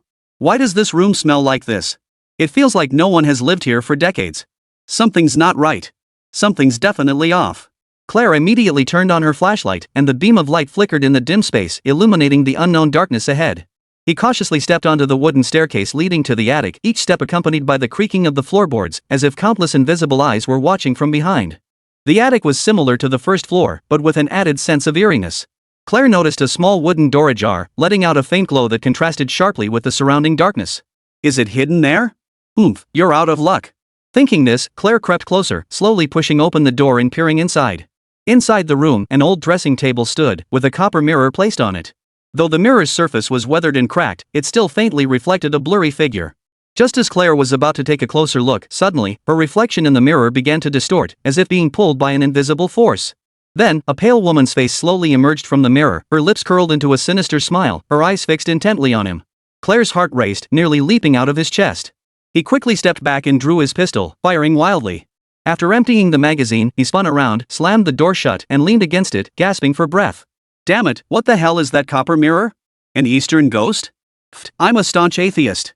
After muttering these words for a moment, Claire gathered her courage and opened the door slightly again. The mirror had returned to its calm state, except for the patches of discoloration and the additional bullet holes. Claire exhaled deeply, telling herself it was just a trick of the light and her imagination, but the unease lingered like a shadow. Soon, night fell. After setting up her equipment, Claire returned to the first floor and found a relatively clean corner to spend the night. The surroundings were so quiet that she could only hear her own breathing and the occasional rustling of the wind in the distance. However, just as she was about to fall asleep, a low, mournful cry echoed faintly, intermittent and heart-wrenching, as if it were coming from every corner of the building at the same time, yet also seeming to originate from the distant horizon. What on earth was happening? Damn it, it must be that guy from earlier playing a trick on me. I'm not afraid of any Eastern ghosts. I'm an atheist, everything is fake. Claire was tough talking, but his body told a different story. He clung tightly to himself, trying to use reason to dispel the fear within him. But the crying grew louder and louder, closer and closer, as if countless restless souls were wandering through the empty building, searching for someone to confide in. Claire closed her eyes tightly and silently prayed that it was all just a dream. But when she opened her eyes, the crying continued, heart-wrenching and piercing, straight to the soul. Damn it, I should have joined the church. Otherwise, I wouldn't be here now without even a cross. Damn it, you cursed Eastern ghost, I'll fight you to the death. Saying this, Claire grabbed her pistol and rushed out to search the area. He fired several shots at anything suspicious. He kept going until his magazine was completely empty, then returned to the resting area where he had been earlier. There were no ghosts after all. I was just too tense, just too tired lately. I'll feel better after a good night's sleep. Saying that, Claire wrapped herself in a woolen coat and fell asleep. But just as he was drifting off to sleep, a series of hurried footsteps echoed through the building. The footsteps grew louder as they approached, each step echoing on Claire's tense nerves. He held his breath, opened his eyes, and turned on the flashlight, trying to locate the source of the sound. However, the footsteps suddenly stopped right above his head. Immediately afterward, a chilling breeze swept over him, sending shivers down his spine. Had it found him? Right above him? Thinking this, Claire slowly raised his head to look at the ceiling. But just then, a faint glow appeared at the stairwell entrance. The human eye is highly sensitive to light, so Claire quickly noticed something was amiss. She quickly turned her head toward the staircase in the distance. There, a woman dressed in an old-fashioned cheongsam was slowly descending the stairs. Her face was blurry, but her eyes were unusually bright, emanating a chill that didn't belong to this world. The woman passed by Claire silently, as if he were nothing more than air, and walked straight toward the mirrored room where the face had appeared earlier, disappearing behind the bedroom door. Claire stood frozen in place, his mind a whirl of emotions. He realized he had encountered the legendary ghost. Oh my god, there really are ghosts in this house. This isn't about being brave or not. It's all my fault for not joining the church. If I had, the church's God would have protected me. I have to get out of here. This place isn't for me. Sorry for the disturbance. Claire realized she had to leave this place as soon as possible, or she would become one of the many souls haunting this building. So, she stood up slowly, her legs trembling, and then leaned against the wall, stumbling her way out. He was so tense that he couldn't even hold the gun steady in his hands. But Claire no longer had the courage to turn back and retrieve the gun. At that moment, he finally understood that nothing else mattered, only staying alive was what truly mattered. God, save me. Virgin Mary, have mercy on me. If I can just get out alive, I'll join your church. No, after I get out, I'll join every church there is. So, all the gods of the world, please come and protect me. Amen. Amen. Hallelujah. God, save me. Claire trembled all over in fear as she stumbled out. What should have been a 2-minute walk took her 5 or 6 minutes to complete. On the other side, at the Gu family courtyard, Gu Mingxi walked out of the room holding a cup of milk. Because he faintly heard the cries of a man. Just as he was curious about it, Lily walked in from outside with her hands behind her back. Upon seeing her, Gu Mingxi immediately asked curiously, "Is everything resolved?" Yuriko nodded slightly in affirmation. Yes, the person has been scared away. Gu Mingxi heard this and his expression froze. The person was scared away? Then what about the crying earlier? Oh, I see. Chapter 51, Tianqiang Company, First High-Level Meeting. The largest St. Thomas Church in Nanhui. This is a modern Gothic-style building consisting of a chapel and a 3-story annex, with the main structure inspired by Gothic-style churches. Claire drove straight to the church entrance. At that moment, a large-scale lecture ceremony was taking place there. However, after getting out of the car, Claire rushed in wildly. Then, she slid to her knees in front of a bishop. "I want to convert to Christianity." Archbishop Blanc was completely stunned. Why? First, because this guy was acting completely insane. Second, his attire was too eclectic. As seen, Claire had 3 strands of Buddhist prayer beads and 4 amulets hanging around his neck, with a stack of yellow talismans stuffed into the pocket of his suit jacket. Not only that, but his belt was adorned with several strings of Taoist bagua mirrors and copper coins. Upon seeing this scene, Bai Longdi was instantly thrown into disarray. This guy must be here to cause trouble, right? But before he could speak up, Claire pulled out a stack of money and shoved it into his hands. "Save me. I need divine protection. Quick, give me a few of your crosses. Oh, and fill up 10 liters of holy water for me too." Bai Longdi looked at the bills in his hand and estimated that there must be $5,000 or $6,000. But with so many people watching, he couldn't just take it. One must still maintain appearances. "Friend, please come over and talk slowly. God will bless everyone." Before Bai Longdi could finish speaking, Claire pulled out another stack of bills and interrupted him. "I'll donate another 200,000. This is the deposit, I'll pay the rest with my card." Upon hearing this, Bai Longdi's expression immediately changed slightly. Then, he leaned forward slightly and asked in a low voice, "Is it pretty coins?" Claire was startled by the question, then nodded vigorously and said, "Yes, as long as you agree to let the gods accept me." "Oh my goodness, you have no idea what I just witnessed." Bai Longdi's eyes lit up upon hearing this. Then, he reached out and gently helped the other person to their feet, saying, "Child, rest assured, you are safe now. Come, let's welcome our new friend. Let's listen to his story together." The last 2 sentences were clearly spoken by Bai Longdi for the benefit of those around him.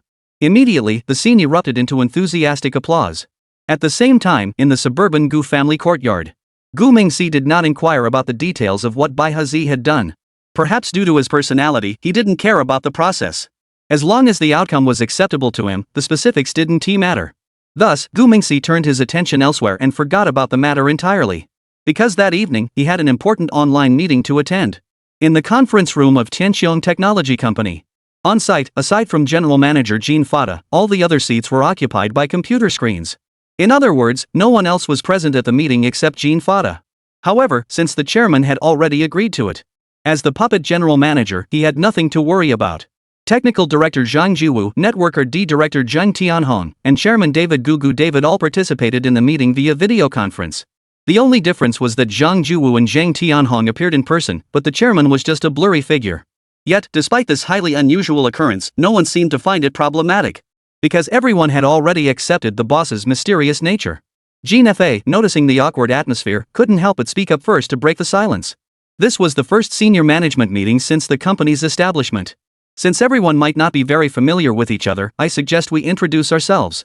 As soon as he finished speaking, Zheng Tianhong interrupted him without mercy. No need. I've already reviewed everyone's profiles. Let us get straight to the point. My stance has always been efficiency and effectiveness. Zhang Juwu immediately responded on the screen. Exactly, let's get started quickly. I can't wait to get started. After saying this, he and Zheng Tianhong turned to look at Jean Fada at the same time. Jean Fada felt a bit awkward under their gaze, so he forced a smile and said, I agree. Let's get started then. Zheng Tianhong, however, frowned deeply and said, Let's get started then. As the general manager, you should set the tone for our future work. For example, which area should we focus on developing next? Jean Fada felt overwhelmed upon hearing this. Which area should we focus on? I only know how to make gas cylinders and do contract manufacturing. If I say we should focus on this area, would these experts kill me with their glares? Jean Fada grew increasingly anxious as he thought about it, and the more anxious he became, the less he knew what to say. So he furrowed his brows and bowed his head in deep thought. Zhang Juwu, seeing this, couldn't help but interrupt. I think we should consider moving toward the AI field. If we have a solid economic foundation, I think we should delve deeper into this field. Upon hearing this, Gu Mingxi's eyes lit up with a hint of surprise. In fact, he had already set the tone for the company in his mind. Now he just wanted to see what ideas the two new hires had. Sure enough, Zhang Juwu opened his mouth and gave him a pleasant surprise. The development of AI will be the mainstream direction of future technology. Therefore, he didn't rush to speak but turned to Zheng Tianhong and asked, Tianhong, what do you think of this? You're the expert in computer science. Zheng Tianhong paused for a moment, furrowed his brows slightly, and then said, AI and computers are actually two different things. This isn't something that can be explained in a few words. Gu Mingji, realizing he had said enough, didn't want to continue. So he quickly pretended to be interested and pressed on with his questions. Then tell me your thoughts on the development of the AI field. I'd like to hear some professional opinions or suggestions. Zheng Tianhong perked up at this. He began to speak about AI.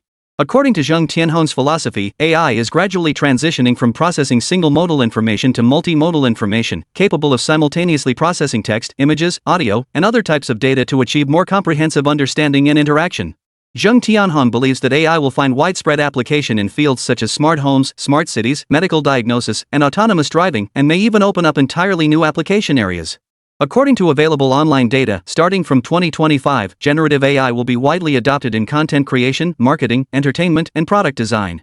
Zheng Tianhong also believes that current AI agents are gradually transcending the boundaries of traditional auxiliary tools, gaining the ability to make autonomous decisions and execute tasks. Therefore, AI agents will play a crucial role in fields such as healthcare, finance, and supply chain management by automating complex processes to enhance efficiency. At this point, Zhang Juwu couldn't help but interrupt. Hold on, I think most of what you're talking about are just big concepts. They're too abstract, too big, and too detached from reality. These things are hard to monetize right now. Zheng Tianhong immediately felt a bit. He stopped speaking and looked at the other person's screen. Alright, then give me something that's easier to monetize. Tell me something more down to earth, and I'll listen carefully. Go ahead, I'm listening. Zhang Juwu saw that the other person was provoking him with his words, so he also began to speak bluntly. Alright, then I'll tell you what I think.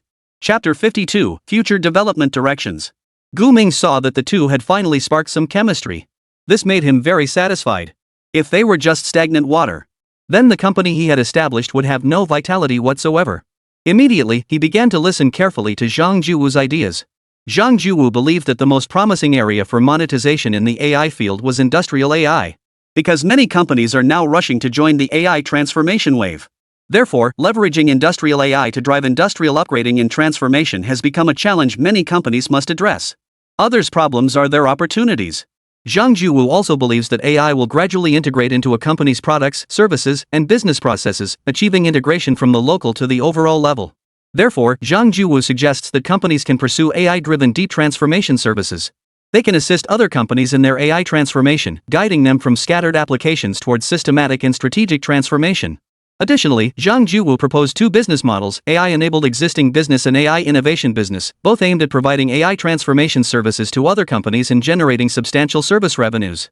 Additionally, Zhang Juwu believes that AI security services could also be a key focus area for their development. 2024 is the year of AI technology's explosive growth, with AI applications becoming increasingly widespread. However, issues such as AI data security, transparency, and ethics will inevitably become more prominent. Therefore, Zhang Juwu believes that countries will increasingly prioritize AI governance in the future, enacting more relevant laws and regulations to regulate AI development to ensure it aligns with ethical standards and societal interests. Therefore, if they can seize this opportunity and become the rulemakers in the AI industry, then the value of their company will be immeasurable. Additionally, Zhang Juwu emphasizes that companies should prioritize research and development in green AI technologies. This is because people will increasingly scrutinize AI's energy consumption, and future AI development will increasingly rely on renewable energy and green technologies. Therefore, he boldly predicts that AI will achieve optimal resource allocation in sectors such as agriculture and transportation, reduce carbon footprints, and contribute to sustainable development. In addition to the above, Zhang Juwu also believes that as the frequency and complexity of cyber attacks continue to rise, AI will play a critical role in cybersecurity. AI will leverage machine learning technology to anticipate threats in advance and implement defensive measures, thereby enhancing overall security capabilities. The security sector will also become one of the key areas where AI will make a significant impact. Upon hearing this, Gu Ming couldn't help but chuckle to himself. You tell me, were those high salaries he offered really worth it? He believes that even if he's not at the company, Tianxian will still thrive. This is the importance of talent. However, while his technical backbone is now strong enough, logistics management remains a headache. After all, most of his money comes from selling weapons. Therefore, how to launder the money and inject it into the company is also an urgent issue that needs to be resolved. Upon realizing this, Gu Ming immediately began to think seriously. As he pondered, Zhang Juwu and Zheng Tianhong on the other side nearly came to blows. Although both of their ideas were excellent, as the saying goes, two tigers cannot share the same mountain. Therefore, conflicts between them were a natural occurrence. What mattered was that Gu Mingxi could maintain a balance between them. Thus, Gu Mingxi, who was deep in thought, quickly snapped back to reality. He then cleared his throat lightly in the chat channel and said, "Alright, stop arguing. It must be said that your insights are all very good. The AI field is also an excellent direction to pursue." As he spoke, Gu Mingxi suddenly sent a file to both of them at the same time. After both of them had seen the file, he finally spoke again to explain. "This is the direction I've set for the company's development over the next 5 years. The plan outlines the tasks assigned to you in detail and specifies the deadlines for completion." After saying this, Gu Mingxi paused for a few seconds. He needed the two people across from him to carefully review the contents of the document. Therefore, he waited until they looked up at him before continuing. "If there are any questions or difficulties, please raise them now. Don't complain later that I didn't provide the necessary resources." Zheng Tianhong thought for a moment, then furrowed his brows and said, "Regarding personnel, according to your plan, I currently don't have enough people on hand. I need at least 30 to 35 more people, and they must be highly skilled professionals." Upon hearing this, Gu Mingxi nodded slowly and said, "Alright, I'll give you a quota of 40 people. What kind of talent do you need? You go and recruit them yourself. There is no budget limit for recruitment, but I need to see results as soon as possible." Zheng Tianhong nodded firmly in response. "Alright, give me 2 months. I'll make sure you see the results you want." Gu Mingting nodded in satisfaction. Immediately, Zhang Juwu also chimed in. "My part is much simpler. I just need advanced equipment and a suitable location. As long as the funding is sufficient, it should be easily resolved." Gu Mingxi almost couldn't help but laugh out loud upon hearing this. He had everything else, but what he lacked was advanced equipment. The equipment available for exchange in this system are all cutting-edge technologies. So, there is nothing Zhang Juwu can't think of that he can't get his hands on. Thinking of this, Gu Mingxi nodded slowly and replied, "That's not a problem. Give me a list tomorrow, and I'll have old Jean handle the venue arrangements." Zhang Juwu nodded slightly after hearing this, but then he thought of something else. "Oh, by the way, could you help me get a leave of absence from school? Otherwise, classes will take up too much time." Upon hearing this, Zheng Tianhong exclaimed excitedly, his eyes widening as he looked at him. "What? You're still in school? Are you serious? So you're just a kid after all?" Zhang Juwu heard this and immediately grew impatient. He turned serious and retorted angrily. "What do you mean, a little kid? I'll be 15 next month, okay?" Upon hearing this, Zheng Tianhong jumped up in excitement. He stared at the computer screen in disbelief and exclaimed, "Damn it! Are minors even allowed? Boss, this is hiring child labor. Watch out, I'll report you to the labor bureau." Gu Ming heard this and rolled his eyes. "You're shocked into this state at 15? Well, you should know that I'm only 6 years old. That would be enough to kill me. Look at you, you've never seen the world." Thinking of this, Gu Mingxi ignored the other person's words and turned to look at Zhang Juwu. "Don't worry about the class issue. I just invested in your school last month. Now I'm the third largest shareholder there, so this isn't a big deal. Just focus on your work. I'll arrange for the school to assign you a private studio. When you need any research equipment, just fill out a form and submit it to the principal. Zhang Juwu couldn't help but roll his eyes slightly after hearing this. Sure enough, the wealthy can act so recklessly. It seems my boss really has some clout. At that moment, it wasn't just Zhang Juwei who began to look at Gu Mingxi in a new light. Zheng Tianhong's opinion of him had also improved significantly. At least, the other person was someone who acted with great determination. Not bad. Working for such a boss isn't a bad deal. Gu Mingxi saw that both of them had no further questions and was about to announce the end of the meeting. Jean Fada, who had remained silent the entire time, suddenly looked up and spoke. I've got it. I've got it. I've got it. I've remembered a field with good market prospects. We can do online lending. This is definitely a surefire money-making venture. What do you think? My idea isn't bad, is it? Chapter 53, Making Money is Just a Side Hustle. Gu Mingxi was discussing the development strategy with two talented individuals. Jean Fada was daydreaming the whole time, and by the time the three of them had finished discussing everything, he suddenly looked up and interjected, suggesting they could develop online lending. Upon hearing Jean Fada's suggestion, Gu Mingxi, Zheng Tianhong, and Zhang Juwu froze in shock. The three of them shot him a disdainful glance, and two of them quietly logged off. Upon seeing this, Jean Fada immediately looked completely bewildered and clueless, quickly turning his head to look at the people across from him. He widened his eyes in astonishment and said, "Oh my goodness, old Gu. Wasn't my suggestion a good one? Why aren't they saying a word and just logging off like that?" Gu Mingli thought for a moment before slowly beginning to explain to Jean Fada. "Old Jean, our company is an internet technology company. Online lending is completely outside the scope of our business operations. Do you understand what I'm saying?" Jean Fada didn't seem convinced after hearing this. He immediately reached into his pocket, pulled out his phone, and began fiddling with the screen while urgently rebutting. "That's not right, old Gu. Take a look at this Ant technology company, and then take a look at that Qiandu network technology. They're not all just tech companies in name, secretly engaging in online lending and financial services behind the scenes."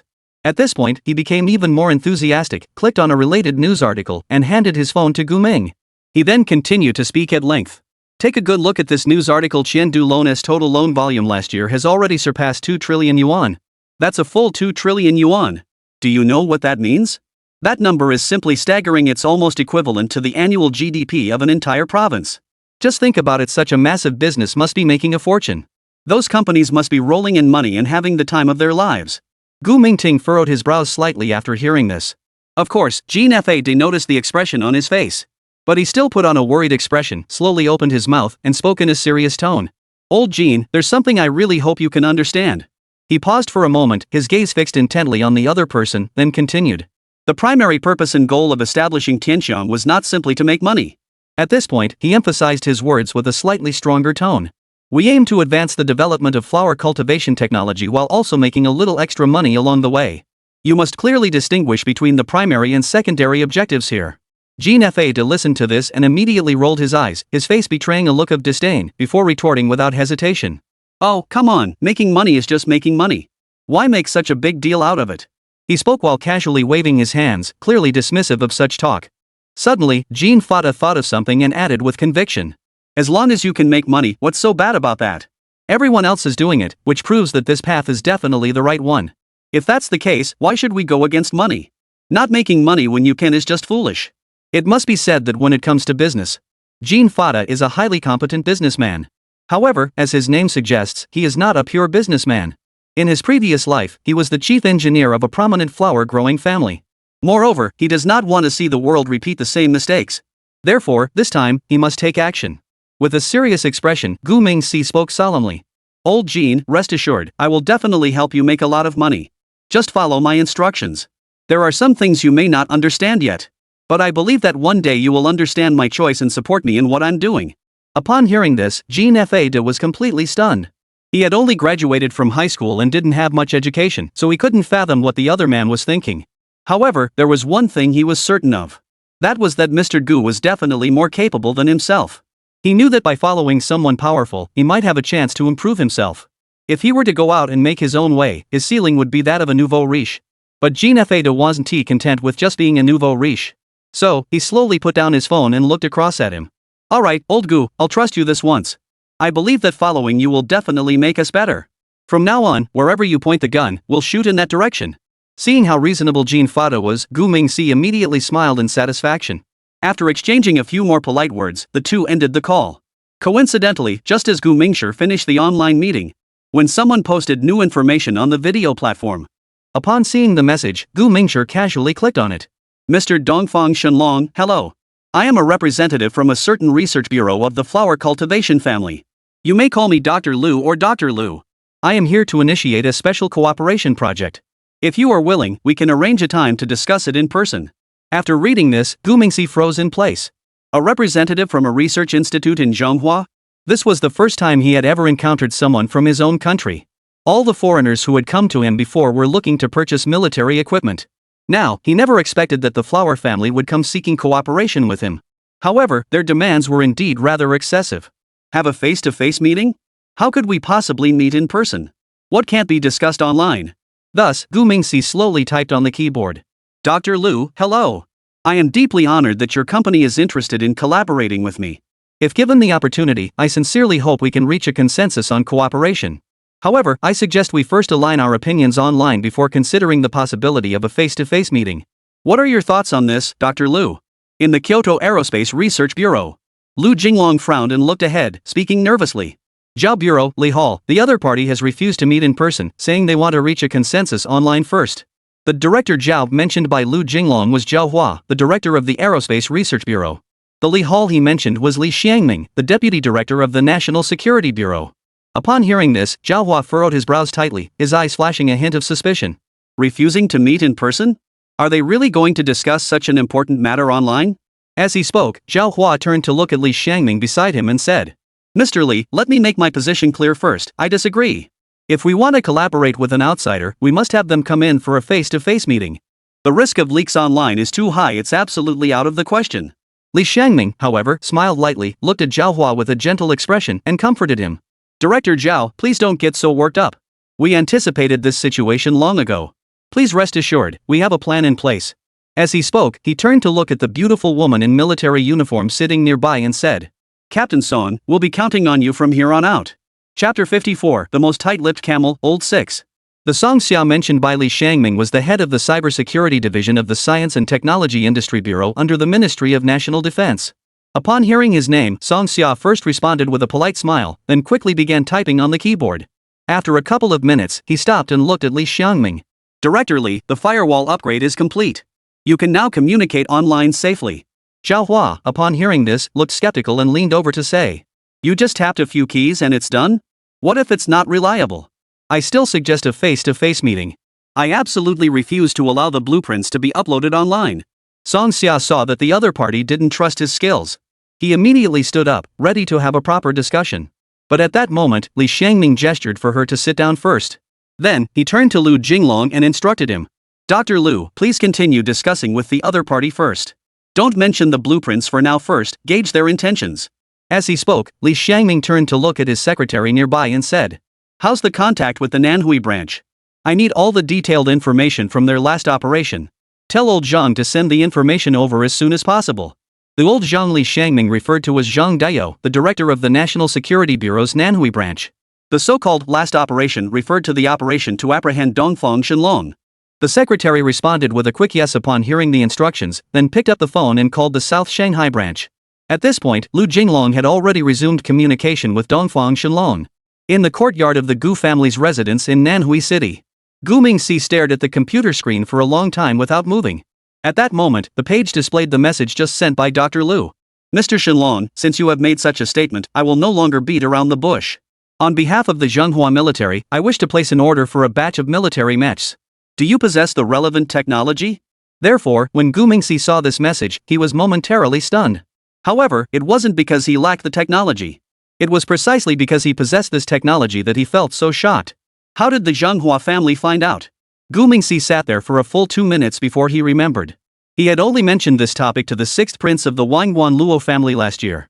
At the time, the guy wanted to spend 200 million beautiful coins to commission him to design a set of Iron Man armor. To be honest, this technology was just a simple matter during the peak of the military weapons system. As long as you choose the design and configuration, the system could produce it in minutes. However, the system is currently damaged at 85%, rendering most of its functions inoperable. However, if the client is willing to lower their expectations and settle for a standard combat suit, Guming still had confidence that he could help them manufacture it. Unfortunately, the sixth prince wasn't interested in the bulky standard combat armor. So the matter was quickly put to rest. But who could have predicted that a year later, the Flower family would come knocking? There's no doubt about it, it must have been that sixth prince who betrayed us. It couldn't be him, no one else knew about the armor. Thinking of this, Gu Mingxi immediately sent a disdainful emoji to Camel's sixth prince. Then, he slowly typed out his response on the keyboard. I have the mecha technology, but the manufacturing costs are too high. It would be more cost-effective to just buy armored vehicles. So, if the other party wants to enhance their land forces, I have a few decent tank models to recommend. As soon as he sent the message, Camel Lao Lu replied. The guy replied with a big question mark emoji. Gu Ming saw this and his lips twitched, then he started to settle the score with him. Middle East, Camel Kingdom. The country's sixth prince and prime minister, Kazisharan, had just finished a meeting and sat down to rest. Unexpectedly, his 24K pure gold phone received a message from Shenlong. Contempt? Why would he look down on me? I didn't skimp on giving him money last time. So, Kazisharan casually replied with a question. But unexpectedly, the other party immediately launched into a tirade. Did you leak the mecha information? Didn't I tell you not to mention this kind of thing to outsiders? I treated you like a friend and you're using me to brag? Tell me the truth, who else did you tell about this? Messages like these were sent by Dongfang Shenlong in a single breath, totaling over 20. Shi Zishirong read them and immediately felt a wave of frustration wash over him. How long has it been since this happened? How did he find out about it now? Oh no, this is so embarrassing. Kazisharang held his phone for a moment, then he promptly transferred 20 million beautiful coins to the other party. Then, he replied in a very half-hearted manner. Dragon brother, this is the deposit for my next batch of equipment. Take it for now. Once we decide what to buy, I'll let you know right away. As for that mecha thing, I just mentioned it offhand last year while drinking with Eagle Sauce, John Bull, Gull Rooster, Big Hair, Hans Cat, and the representative from Flower Country. Don't worry, I haven't told anyone else. You know me, I'm a man of my word. On the other side, Gu Ming saw the message and his lips twitched even more violently. You call that not telling anyone? You might as well have shouted it from the rooftops. If that is the case, then Eagle and the others must know I have this skill now? But so much time has passed, why hasn't anyone mentioned it? Could it be that they didn't believe what Camel Lao Lu said? Only the honest flower-growing family took it to heart? Hey, you know what? This is truly characteristic of the flower-growing family. The flower-growing family is all about believing whatever they hear. Otherwise, how did the things the Eagles boasted about in the past all come true for the flower-growing folks? Wow, they're coming to me to verify the truth. I need to think this through carefully. After all, mecha costs are too high. Selling them too expensively would be ripping off our own people, and selling them too cheaply wouldn't even cover the costs. Even though they're our own people, we can't possibly do a losing deal, right? Thinking this, Gu Mingming quickly opened his computer and started searching. He hoped to find a way to balance the profits and losses. Meanwhile, after obtaining the mecha technology from Dongfang Shenlong, at the Kyoto Aerospace Research Institute, experts and professors began to argue heatedly. Led by Zhao Hua, the chief designer of the Xingtian mecha, the conservative faction expressed strong doubts about Dongfang Shenlong's claims. They simply did not believe that the other side had mastered mecha technology. After all, they had invested billions of yuan and spent 5 years without successfully developing the technology. How could an obscure arms dealer like them possibly possess such cutting-edge technology? They refuse to believe it, no matter what. They don't believe that even the most elite research team in the country could break through the exoskeleton system, yet Eastern Dragon claims to have done so with ease. However, the young and radical faction led by Lu Jinglong suggested giving the other side the benefit of the doubt. After all, the Eastern Dragon has brought many surprises to the world. Therefore, they should boldly attempt to seek cooperation this time. As a result, representatives from both factions began arguing heatedly in the meeting room. Li Xiangming had been invited to handle cybersecurity matters. He was essentially an outsider, so he didn't know whom to advise. In desperation, he had no choice but to call his superiors for help. Otherwise, these experts would have argued until who knows when. About 10 minutes later, a call came in. The person who made the call made the final decision on the spot. Chapter 55, when it comes to mecha, who on the entire Blue Star can match us? Experts and professors from the Kyoto Aerospace Research Institute. Due to the issue of whether or not the Eastern Dragon possesses mecha technology, a highly intense debate and discussion ensued. To put it bluntly, if it weren't for the security personnel on site, those people would have already been in a brawl. Fortunately, at a critical moment, General Wu Gaoga, Secretary General of the Ministry of National Defense, made a phone call. He made the final decision over the phone, confirming the collaboration with the Eastern Dragon. So why were Xingtian Mecha's chief designer Zhao Hua and others? Why were they so cautious and opposed to this matter? because the mecha they designed had the potential to revolutionize modern warfare. According to design documents, the Xingtian mecha is also known as the Super Soldier mecha. This combat armor is an integrated super combat unit featuring intelligent remote control and wearable technology. This mech can detect and eliminate enemies from 10 kilometers away. Zhao Hua once confidently claimed that a single mech combat unit could easily confront and neutralize an entire modern armored company. However, given the current progress in technological research and development, the earliest this mecha can achieve mature mass production technology is 2035. Zhao Hua and a group of older, more conservative individuals are highly patient. They believe that with persistent research and refinement, the goal will eventually be achieved smoothly. However, the younger, more ambitious researchers are eager to leverage external resources to accelerate the process. Upon hearing that others already possess similar mature technologies, they wanted to first develop a batch of mechs as references to accelerate the development of the super mech. Zhao Hua and others, however, believed they were taking shortcuts and being lazy. Therefore, the two factions had been harboring deep-seated resentment toward each other for a long time. Thus, the intense arguments that just occurred were nothing out of the ordinary. However, now that the Secretary General has personally intervened to clarify the matter, there was no longer any need for further debate. Nevertheless, Zhao Hua remained steadfast in his principles and refused to hand over his design drawings. As a result, Lu Jinglong and the others have made concessions. They plan to order a batch of mechs developed by Dongfang Shenlong. Once they have these mechs, they will reverse engineer the design drawings. Then they could compare the two sets of blueprints. At that point, it would be clear who was superior and who was inferior. Taking the best from both and improving upon them is precisely what they should be doing. However, these old-timers have become too set in their ways, always insisting on working in isolation. That's why they say they're old. Many of their ideas are outdated. Lu Jinglong shook his head slightly, quickly clearing his thoughts. Then, he quickly typed on the keyboard and said, "Mr. Shenlong, price is not an issue. We are ready to place an order for 10 units of the mecha. Please provide a quote. If the price is acceptable, we can make the payment today." After sending the message, Lu Jinglong and the others began to wait anxiously. After about 10 minutes, Dongfang Shenlong finally replied. "You've been too vague about this matter, so I can't provide a specific quote. Here's what we'll do, I'll send you the list and you can take your time to select the items. Once you've made your choice, just let me know." Immediately after that message, a list of items was sent.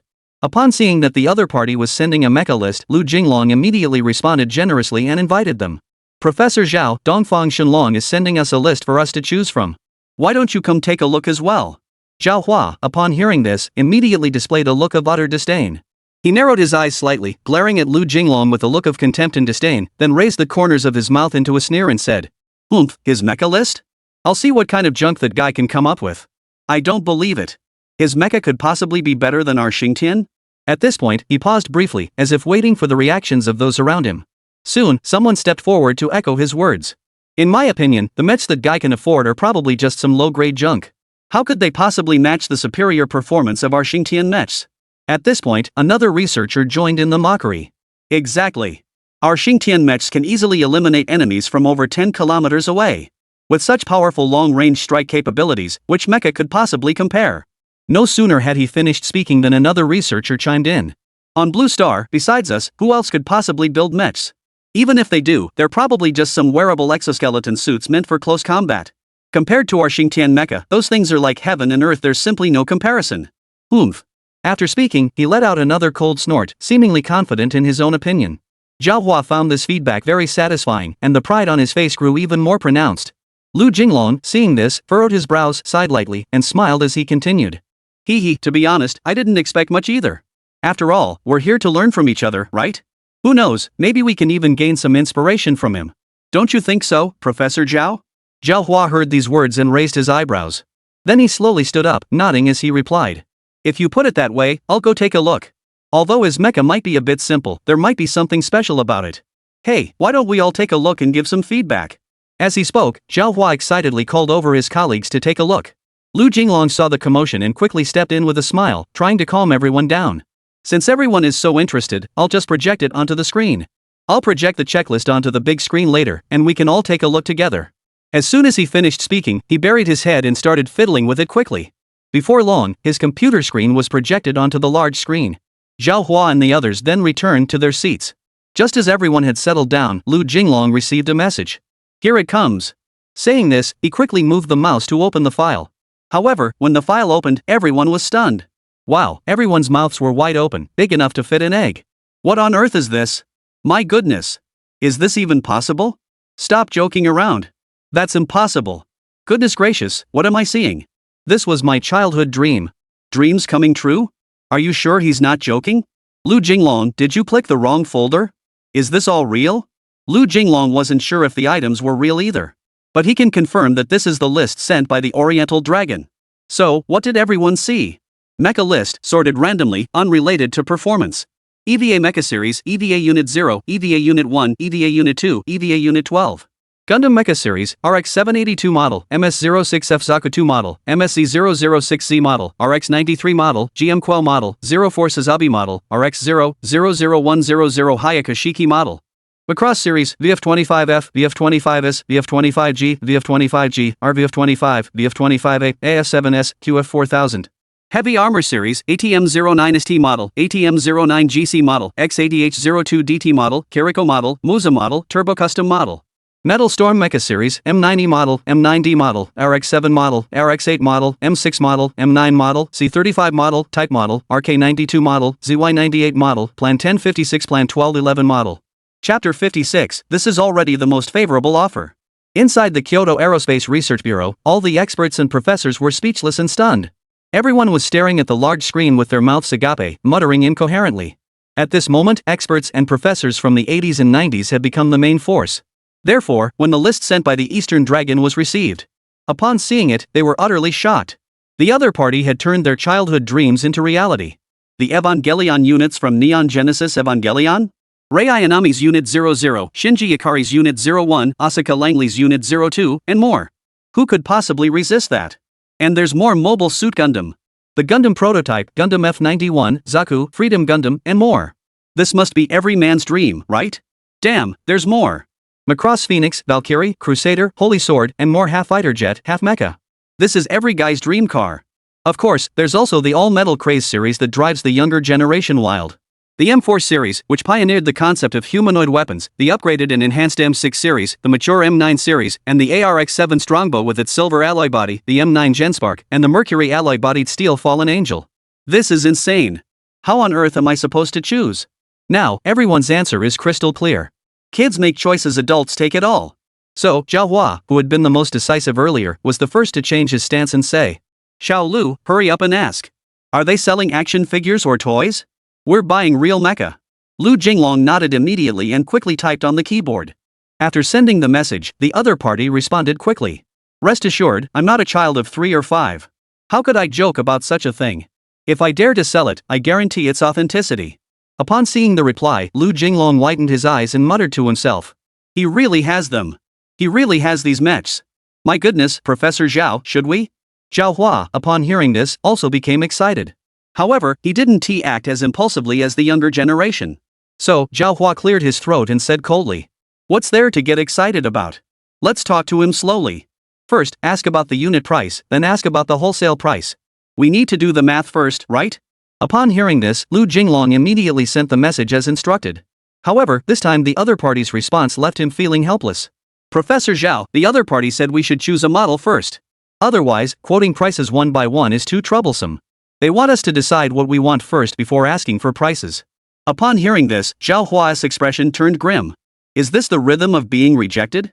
It's just a mecha, isn't it? How expensive could it possibly be? Zhao Hua was still a bit confused at that moment. Otherwise, he wouldn't have come up with such a ridiculous question. Then ask about the Gundam 04 Sazabi model. Ask him how much each unit costs and what the pricing is for bulk purchases. Lu Jinglong nodded immediately and agreed, then quickly entered the information to inquire. On the other side, at the Gu family courtyard in Zhonghuai Nanhu, Gu Mingxi looked at the information and furrowed his brows slightly. These guys sure know how to pick. Wait a moment, I'll look up his cost price. As he spoke, he began searching through the system pages. The 04 Sazabi, also known as MG29 Sazabi, is entirely crimson red. The cockpit features a full-view monitoring system with a headroom height of dimension. The original mecha stands 2,560 meters tall, with a base weight of 3,050 tons and a fully loaded weight of 7,120 tons. The engine power is 3,960 kilowatts, thrust is 133,000 kilograms, and there are 28 attitude control nozzles. The mecha's acceleration is 187 g, with an effective sensor detection radius of 22,600 meters. It is equipped with the Tsukumu sensing system, a psycho frame, and 2 external thrusters on the back. Fixed armaments include one megaparticle cannon with a rated output power of 88 megawatts, mounted on the front of the waist. Two beam swords are stored within the forearm armor of both hands, with one armed handheld armor shield selected as the primary weapon. The shields are equipped with 3 small missiles, and the handheld weapon is a beam rifle with a rated output power of 102 megawatts, with a beam warhammer concealed within the handheld shield.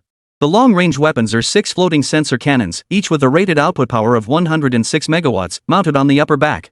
A 1:1 scale Shizabi, with a total cost price of 88 billion pretty coins. This is still the low-cost price handled by Guming. If others wish to develop it, the total cost would at least be 10 to 15 times higher. Of course, this assumes you have access to complete technological support. After completing the inquiry, Gumingsi picked up a piece of paper and began to sketch. Total cost 88 billion pretty coins. I can't possibly sell it at a loss, can I? Adding 200 million for each mecha isn't too much, is it? But 108 has both whole and decimal numbers. If the other party asks to round down a decimal, we'll still lose out. Forget it, let us just go with 1.1 billion. Alright, that is settled. After muttering these words, Gumingsi hurriedly typed back on the keyboard. This mecha originally costs 19 billion, but since you're one of us, I'll give you an internal price. Take it for 11 billion. After sending the message, Gumingsi smiled satisfactorily. To be honest, he really is a natural-born businessman. However, on the other side, the buyers were all completely stunned. Lu Jinglong, Zhao Hua, and the others stared at the large screen in disbelief, speechless for a moment. After about 4 or 5 seconds, whispers began to fill the meeting room. Goodness gracious, this guy is so bold. A broken mecha, and he's asking for 11 billion. And that's after a discount. Goodness gracious, is he treating us like complete fools? Suddenly, someone in the meeting room widened his eyes and shouted in disbelief. Immediately, the person next to him chimed in. Exactly. This isn't just treating us like fools, it's treating us like complete idiots who know nothing. I really want to ask that seller, is this mech made of pure gold or something? 11 billion? How on earth did he come up with such an absurd price? The man grew increasingly furious, waving his hands wildly in the air. There's not a shred of sincerity here. It's pure extortion. This behavior is utterly despicable. It's truly appalling, a greedy, unscrupulous merchant. Another person spoke up angrily, shouting in indignation. At that moment, a bold yet cautious individual stepped forward and shouted. What are you afraid of? Since he dares to demand such an exorbitant price, we don't need to be polite. Let's just pay him back on the spot. We'll haggle him down to 1.1 million. If he refuses to sell, then we'll part ways. Who needs him anyway? No sooner had the words left his mouth than a burst of laughter erupted around him. One of them slapped the shoulder of the man who had spoken earlier and laughed.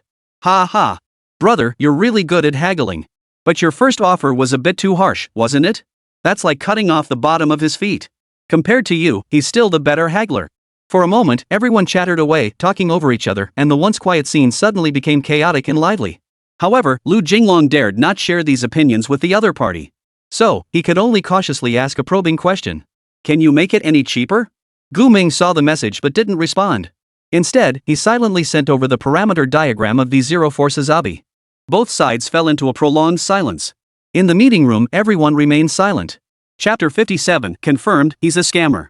Kyoto Aerospace Research Bureau. The people in the meeting room remained silent for a full 10 minutes. Some stood, others sat, all staring blankly at the large screen. The various configurations and detailed specifications of the mecha were displayed on the screen in complete silence. Everyone stared at it intently for a very long time. Finally, Professor Zhao Hua couldn't help but break the silence first. I don't believe it. I just can't believe it. How could anyone possibly create such a thing? The Eastern Dragon is a person, he's not the real wish-granting dragon. As he spoke, Zhao Hua slowly sat down in his chair. Having quit smoking 3 years ago, he actively asked a colleague for a cigarette. Now, he didn't care about the no-smoking rule in the conference room. Seeing this, others immediately followed suit, pulling out cigarettes and lighting them for themselves. To be honest, I never imagined things would turn out like this. I had considered many possible outcomes, but I never imagined his mech would be like this. Lu Jinglong spoke excitedly while smoking. The others, upon hearing this, couldn't help but agree. This time, I firmly stand on Professor Zhao Hua's side. Everyone, please think carefully. In this world, how could anyone possibly create such a massive mecha? I'll never believe such a thing could happen in modern times. One person shouted excitedly. Another person immediately countered, but the point isn't whether we believe it or not anymore, okay? The key is that they've already explicitly asked if we're interested in purchasing it. They've even provided detailed information about the price and specifications. All we have to do now is decide whether or not to buy it. At that moment, someone else chimed in, exactly. Why are we wasting time arguing whether this is real or not? Let's just buy one and see for ourselves. However, someone else raised a different perspective. But what if the other party has only drawn up a design blueprint that looks realistic? There are countless cases of telecommunications fraud these days. We must proceed with caution. After all, the amount involved here isn't $11, it's a whopping $11 billion. Others nodded in agreement. That's right, we mustn't act impulsively. If we cause major losses, the consequences would be unimaginable. This is a massive sum of $11 billion. Such a heavy responsibility is not something we can afford to bear. As everyone was discussing and hesitating, a firm voice suddenly rang out, but in my opinion, we should still dare to give it a try. Don't forget, he's the legendary Eastern Dragon. Back then, it was he who assisted the Slipper guy and nearly succeeded in sinking the Eagle-winged aircraft carrier. So, he must be someone we can trust. Everyone chimed in, sharing their opinions. Zhao Hua finished half a cigarette, his mood already calm. He looked up at the screen for a moment before speaking again. It doesn't seem like he's just bragging. I'll make the decision, let us buy one and take a look.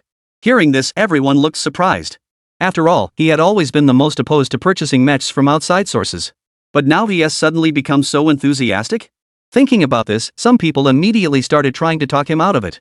Old Zhao, you can't act impulsively on this. 1.1 billion? Are you out of your mind? This isn't reliable. Right, old Zhao, I think we should consult higher-ups first and then hold an expanded meeting to discuss it further. Zhao Hua heard this, furrowed his brows, then forcefully crushed the cigarette butt and said decisively, "No need. If anything goes wrong, I'll take responsibility." As he spoke, he slowly stood up, his expression serious. "I just don't believe it, someone could actually create such a mecha. Xiao Lu, place the order now and bring one back for us to inspect." Lu Jinglong, upon hearing this, immediately stood up respectfully and looked at the other person, saying, "Professor Zhao, I think I'm starting to admire you. Alright, I'm willing to take responsibility for this with you today. If anything goes wrong, I'm willing to face the consequences with you." Others who heard this were immediately inspired. As a result, more and more people expressed their willingness to share the responsibility. To be honest, the scene truly moved Zhao Hua. The research bureau hadn't been this united in a long time. However, as the chief designer of the mecha project, how could he possibly let these young people risk their lives alongside him? So, Zhao Hua gently waved his hand and said, "Enough, everyone, stop talking. Even if you want to take responsibility, you're not qualified yet. If the sky falls, we old-timers will be here to hold it up. Everyone sit down. I will take full responsibility for this." As he spoke, he turned to look at Lu Jing and said, "Quick, send a message to the other party. Order one right now, I'll personally apply for the funds." Zhao Hua is a leading expert in the scientific research community of the flower cultivation family. The government allocates him research funds of up to 2 or 300 million yuan annually. So, if he wants to apply for 1.1 billion yuan in special funds, apart from the somewhat cumbersome procedures, the rest isn't a major issue. Seeing the chief designer take such responsibility, his image in people's eyes instantly grew in stature. Lu Jinglong quickly sat down and began working diligently. However, the other party quickly poured cold water on the idea. Lu Jinglong stared at the screen repeatedly, nearly popping his eyes out of his head. "Professor Zhao, take a look at the big screen. I'm not sure if I'm seeing things." Upon hearing this, Zhao Hua immediately grew annoyed. He turned around, furrowed his brows, and glared at the other person in displeasure. "Little Lu, you're only 30 years old this year. Are you seeing things? I'm almost 60 and my eyes aren't blurry. Why are yours?" As he spoke, he turned his head to look at the large screen in the distance. At that moment, those who had seen the screen before Zhao Hua had already been unable to contain their dissatisfaction and anger, and they all launched into a new round of furious criticism. "Goodness gracious, I don't know if you can tolerate this anymore, but I certainly can't. This is way too much. It's absolutely outrageous." One person shouted angrily, his voice trembling with emotion. Another person quickly agreed, "It's not just excessive, it's blatant and brazen provocation. Let's just call the police. This guy is definitely a telecommunications fraudster." "Wait, what's the number for 110 again?" Someone else interjected with a different opinion. "Why call the police? Isn't Director Lee from the National Security Bureau right here? Let's report it directly to Director Lee, that's way more reliable than dealing with regular cops." "That's right. Director Lee is right here. I'm going to report him right now. That guy named Dongfang Shenlong is definitely a fraudster. There's no doubt about it." Everyone was talking all at once, their emotions growing more and more heated. Standing aside, Zhao Hua listened quietly to his colleagues' complaints. His gaze was fixed on the large screen, his mouth slightly open, as if he had fallen into a trance. At that moment, the screen displayed the message from Dongfang Shenlong. "Sorry, the minimum order is 100 units. We don't sell them individually." Chapter 58. Suddenly, everyone became fiercely passionate. Zhao Hua looked up at the screen, his heart racing. "Mecha units require a minimum order of 100? No, sell individually. He recognized all of these. But when they were all connected, they looked so unfamiliar. A mech costing 1.1 billion each, and they want a minimum order of 100 units? That's a total of 110 billion. Goodness gracious, the trial and error cost is way too high. No, this isn't even about whether it's high or not. This is downright terrifying. Zhao Hua was genuinely startled. So much so that Lu Jinglong called him twice and he didn't respond. When the other person tried to call him a third time, Zhao Hua finally snapped out of it and turned to look at him. What's wrong? What did you say? Zhao Hua looked at Lu Jinglong in surprise and asked. At that moment, Lu Jinglong's emotions suddenly flared up like a spark, causing him to become extremely agitated. He clenched his fists tightly, his knuckles turning slightly white from the force, his facial muscles tensing, and his expression growing incredibly serious. He stared straight ahead with a determined gaze and replied in a low yet powerful voice, Professor Zhao, please rest assured. After a brief pause, as if to emphasize the weight of his words, he raised his voice and continued, What's 100 units? That's nothing. As long as we work together, there's no obstacle we can't overcome. Before Lu Jinglong had finished speaking, his words seemed to stir up a storm, and the young people around him began to respond enthusiastically. A tall young man was the first to shout, Professor Zhao. We're willing to follow you. No matter how big the challenge, we'll face it together. Immediately, another young man wearing glasses chimed in, That's right. What's the harm in risking our futures? What's the harm in sharing all the responsibility with you? It's all worth it. At that moment, a young woman stepped forward from the crowd and declared, Professor Zhao. We support you. No matter what happens, we will stand by your side and never back down. Her voice was clear and loud, echoing through the air. Soon, more people joined in the chorus, Professor Zhao. Don't worry, we're here. For a moment, the chanting echoed throughout the entire space, with determination and resolve shining in everyone's eyes. For some reason, the conference room suddenly became filled with passion. These young people were one more passionate than the next, their eyes wide open and fists clenched. Looking at them, it was as if they were about to head off to the battlefield. Zhao Hua was completely baffled. What was wrong with these young people? Of course, he found it hard to understand the younger generation's mindset. Imagine this, you've been obsessed with anime props since you were a kid, and now you have the chance to see them come to life and you get to witness it all firsthand.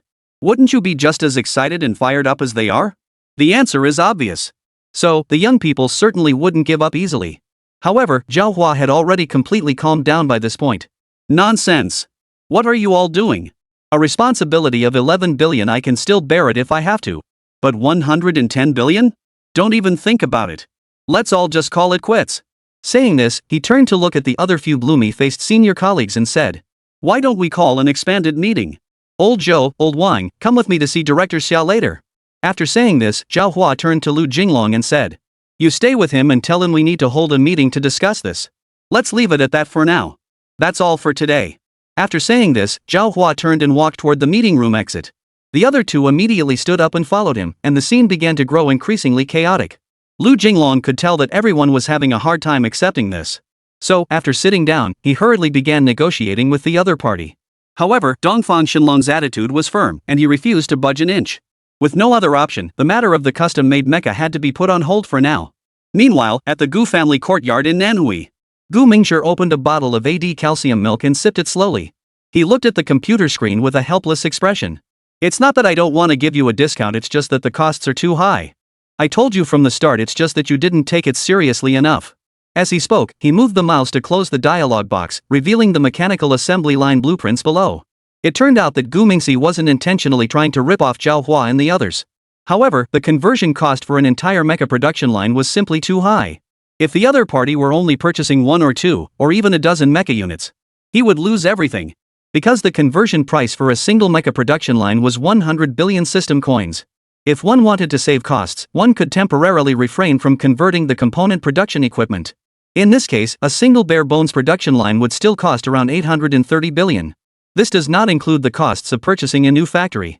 Therefore, if the other party places too few purchase orders, they simply cannot afford such a massive upfront payment. More importantly, they don't have enough money to cover the upfront costs for the production lines. Without production lines, what would they use to manufacture the mechs for them? In summary, Gu Mingxuan needs to find buyers and collect payment first. Only once the funds are in place can further discussions be considered. If there is no money, it's better to stop talking nonsense and get to the point. Thus, the first round of negotiations between the two parties, which lasted an hour, came to an end. Fortunately, Gu Mingxi wasn't dealing with just one customer. Shortly after his conversation with Dr. Liu, Abdul, the chief of staff of the Brown Bear Resistance Army, also extended a cooperation invitation to him. The equipment Abdul had brought back last time had left their faction's leader highly satisfied. Therefore, he had been sent today to discuss long-term cooperation.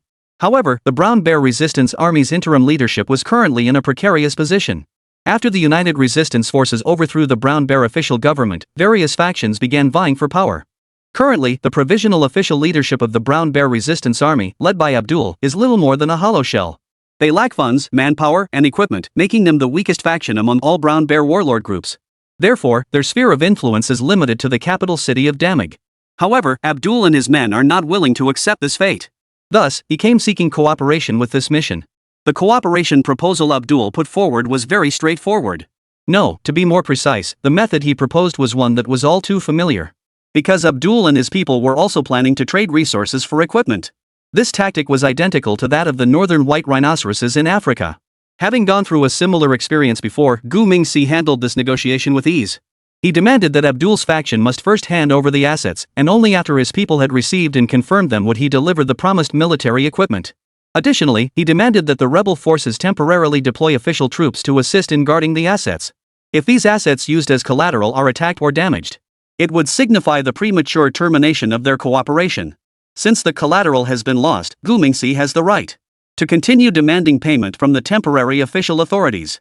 It must be said that these conditions are truly extremely stringent. But do Abdul and his men have a choice? No, they have no choice at all. Because they have nothing left to rely on. In fact, they have reached a critical juncture of survival or extinction. If they continue to hesitate and be indecisive now, they will soon be replaced by other factions. After all, their former allies are all ruthless and merciless individuals. Therefore, Abdul didn't hold out for long before giving in. As promised, Gu Ming promised to send someone over in 3 days to inventory the collateral assets. These 3 days were given to Abdul and his men to prepare. At the same time, this was also the preparation time Gu Mingxi had secured for himself.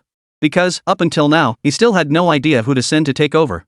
Tanya was tied up in Beibexi, and on his side, there were only Boris and Lily. Who should he send in his place this time? Chapter 59, Too Arrogant Even Deceiving Armed Militants. Gu Mingxi told Abdul to wait 3 days, giving both sides time to prepare. Now, Gu Mingxi only has 3 trusted artificial humans under his command. Given Lily's abilities and appearance, she was clearly unsuitable to replace him. Therefore, this task can only be entrusted to old Boris. However, sending just one Boris alone, he wasn't confident he could handle the situation. After all, the Brown Bear Kingdom is now KB Paradise. There are so many KB organizations, big and small, that you can't count them all on 2 hands. There's no way around it. The Brown Bear Resistance was once in this line of work. This time, he's basically taking food from the tiger's mouth. But how to pull it off this time? He'll have established himself in Brown Bear country. There will definitely be more people looking to collaborate with him in the future. More clients mean more business, and more business means more money. He really needs money right now. This expensive, outdated system is a real pain. I'm considering replacing it with a new one. As Gu Ming thought this, the system suddenly popped up a message. Detected an external advertisement for the Husai Armed Forces. Please review, host.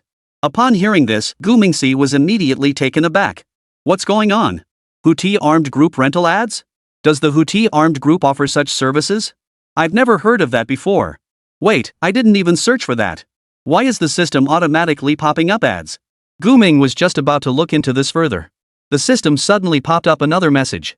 Ding, we've added the relevant contact person as your friend. Ding, we have automatically sent you an inquiry message. Ding, the responsible person from the Husai Armed Rental Office has replied. The system displayed 3 consecutive message notifications, clearly indicating its relentless determination to survive. At this point, Gu Ming probably had a good idea of what the system meant. You little thing, you're getting more and more human-like. Not bad, it even knows to help me out. He thought to himself as he moved the mouse and clicked on the dialog box. He saw that the person chatting with him was named God's Pocket. God's Pocket? That's a pretty interesting username. Just as he was about to make a joke about the username, God's Pocket had already sent the second message. Dear customer, your request has been reported to our supervisor. The current status is under review, and you should receive a response within 10 to 15 minutes. If you have any further needs, please feel free to let me know. I will do my utmost to provide you with the best possible service. Upon seeing this message, Gu Mingxi couldn't help but laugh awkwardly. To be honest, this Husai Armed Forces is pretty impressive. E-commerce really knows how to organize things. Not bad. They seem somewhat reliable now. Gu Mingxi began to review the chat history. The first message was automatically sent by the system on his behalf. It asked about the Houthi militia's mercenary rates and whether there were any discounts for long-term stays abroad. God's Pocket's response was a price list and the fees for troops stationed abroad. Based on the information provided, it was clear that the Houthi militia did indeed have mercenaries, and their pricing was relatively reasonable. For example, their mercenaries are organized into teams of 10. The fee for each squad is 30,000 pretty coins. Of course, this is merely the base rate for the squad.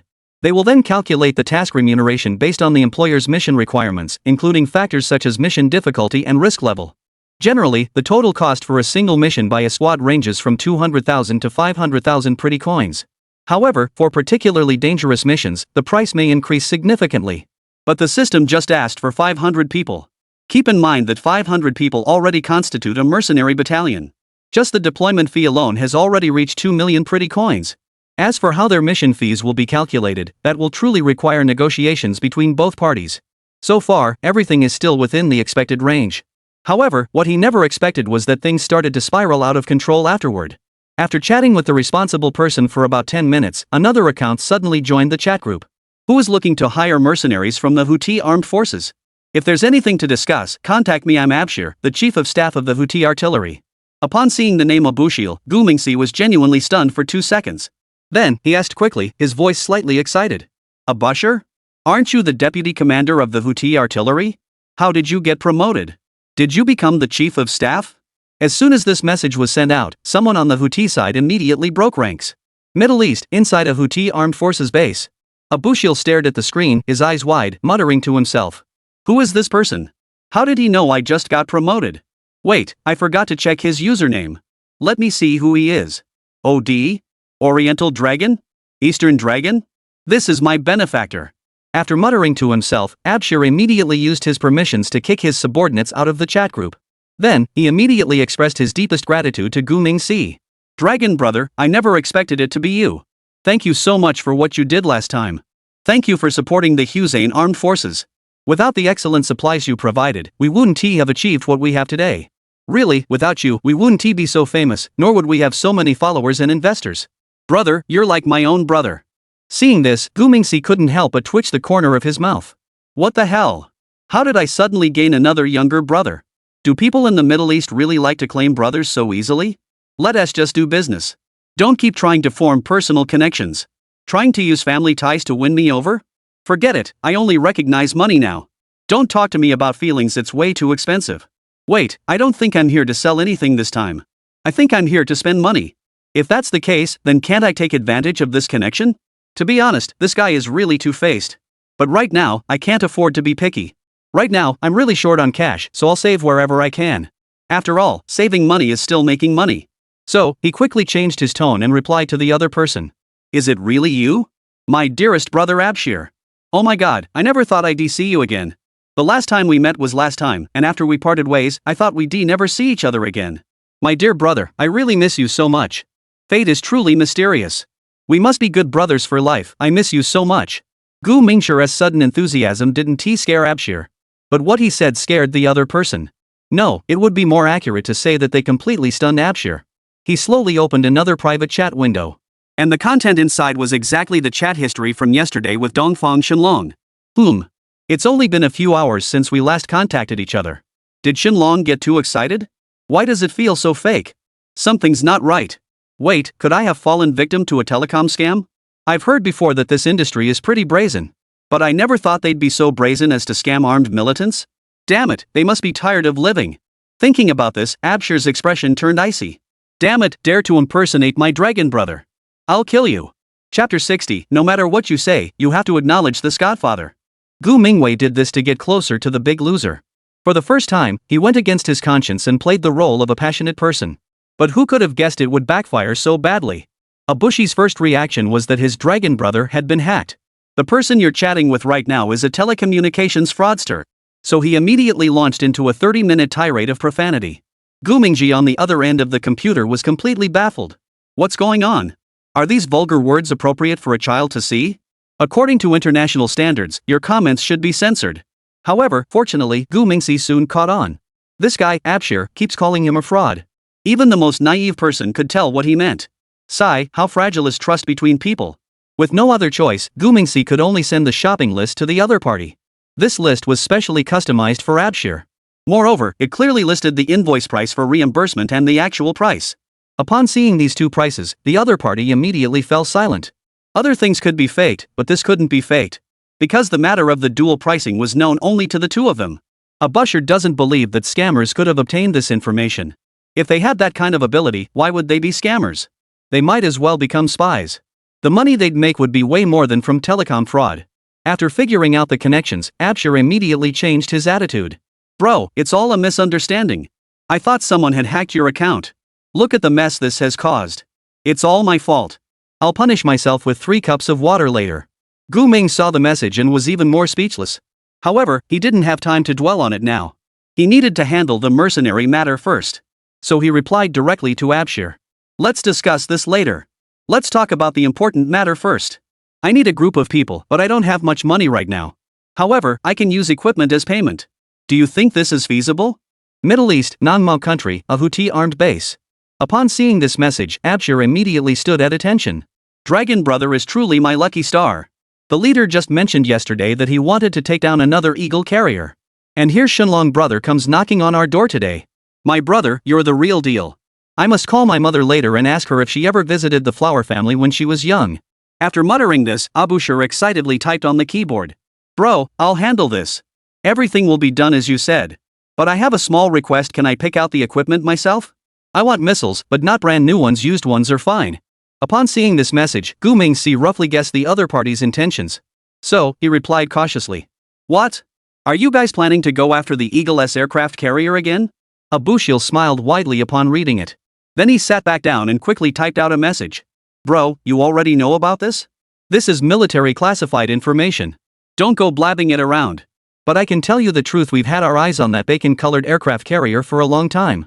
We have to find a way to take it down again, and this time we need to make a bigger splash than last time. Abushil grew more and more excited as he spoke, nearly spilling the entire plan.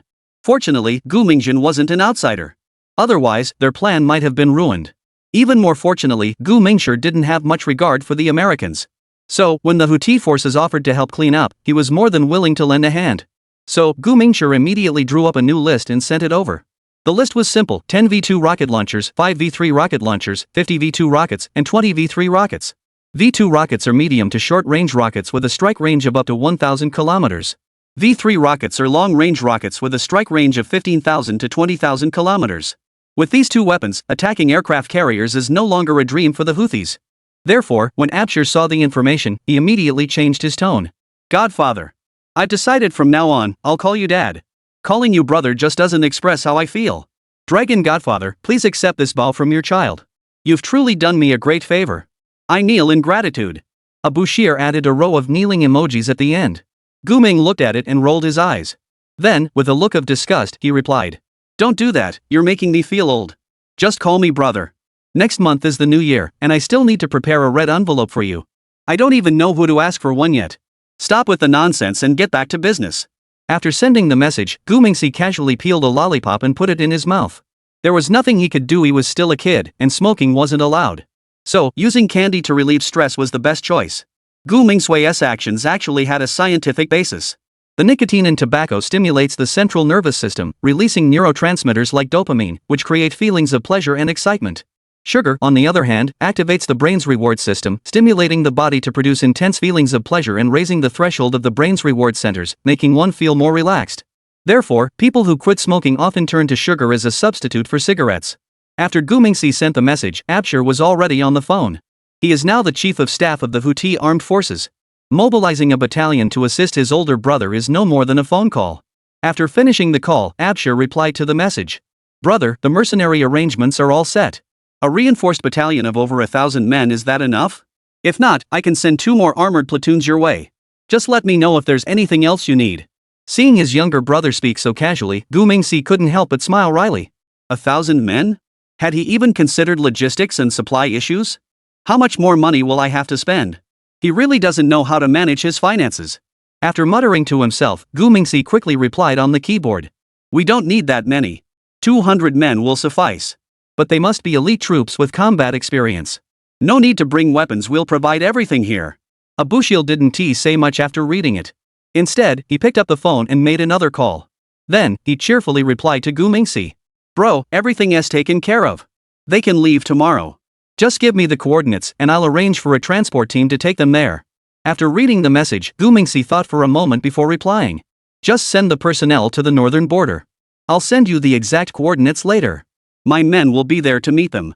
Don't worry about anything else. Abushir read the message and furrowed his brows slightly. Then he carefully typed out a message on the keyboard.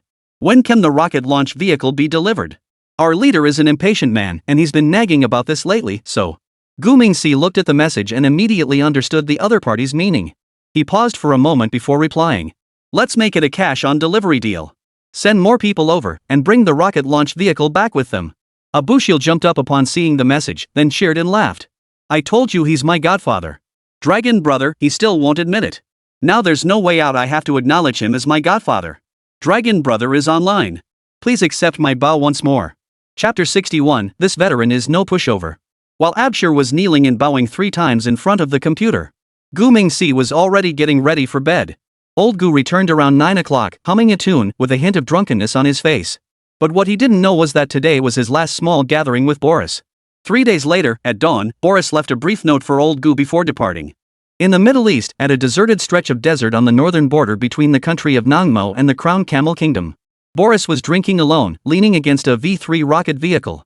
After waiting for 2 hours, Abshir finally arrived with his convoy. Upon seeing the row of rocket launchers parked in a line, his eyes nearly popped out of his head. Holy cow, there are so many rocket launchers just parked here like that? Can't you at least camouflage them or provide some cover?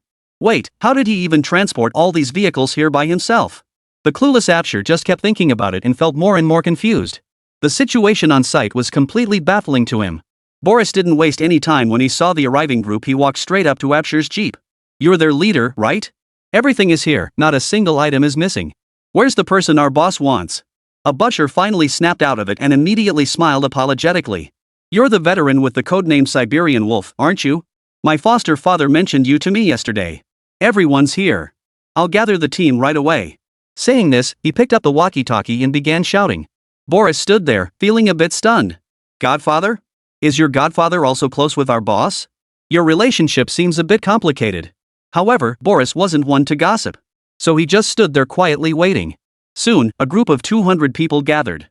These people were dressed in a variety of clothes, some carrying or dragging a bundle. Boris glanced over and asked in confusion. Is this your elite force? Abhil heard this and immediately stood up straight and said. Of course. Each of them has at least 3 years of combat experience. And their average educational level has reached the elementary school level, making them the undisputed elite of our organization. Boris felt speechless upon hearing this. However, out of respect for the boss, he decided not to comment further at that moment. So he pointed to the package in one of their hands and said, What are all these things? Abhil immediately smiled and explained. The boss said he'd provide the equipment and lodging. So the soldiers only brought some spare clothes. Upon hearing this, Boris nodded awkwardly.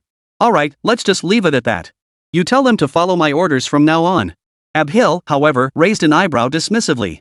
Then he turned to the person standing at the front and said, Major Tariq, come here. A tall, muscular man quickly walked over upon hearing this. Upon seeing Abshir, he saluted immediately and said, Your Excellency, the Chief of Staff, Tariq will obey your orders. Abdul Salam, upon seeing this, glanced sideways at Boris and said, The old gentleman has spoken. From now on, you will follow his commands. Hurry up and go greet him. Abushil's words clearly carried a provocative tone. Tariq understood the leader's intentions upon hearing this. He took 2 steps forward and spoke coldly. Do you want us to follow this old man's orders? Alright, but he'd better make us all convinced first. After saying this, he slowly leaned forward and continued speaking. Otherwise, just follow my orders obediently. Let me introduce myself. I am Tariq, Deputy Commander of the Hussein Special Operations Brigade. As Tariq spoke, he slowly raised his right hand.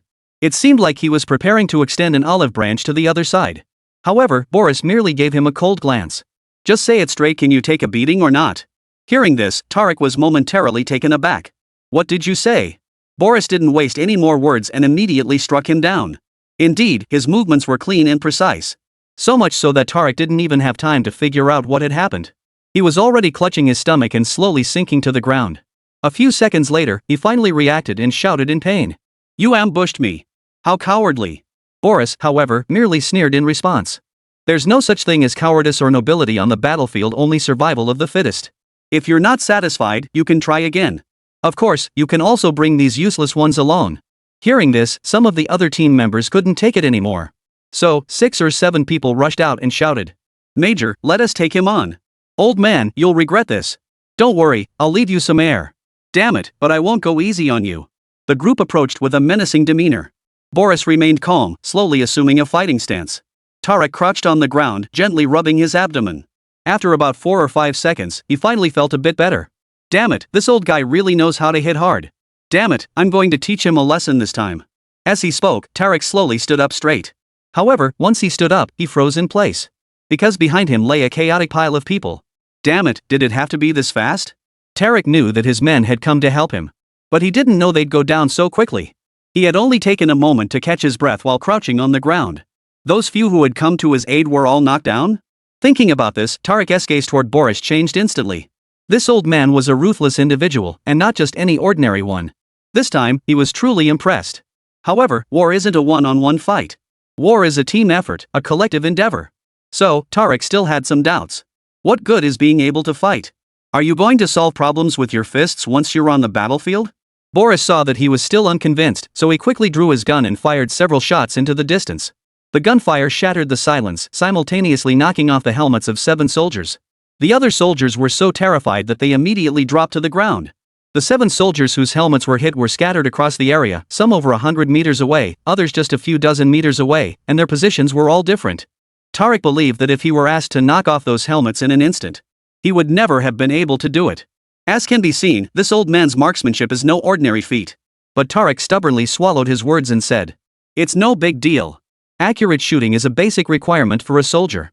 It's nothing to make a fuss about." Abushil saw through his subordinate's predicament and also gained some insight into Boris's capabilities. So he stepped in at the right moment to smooth things over and said, "Tarek, stop complaining. Follow orders and obey commands." Tarek, seeing his superior offering him a way out, quickly took the opportunity to salute and say, "Yes, I will ensure the task is completed." As he spoke, he turned and saluted Boris. "Sir, Tarek and the Cobra Special Forces squad are at your command." Boris nodded approvingly at the sight. He then pulled out a walkie-talkie from his pocket and shouted, "All right, bring the plane over here."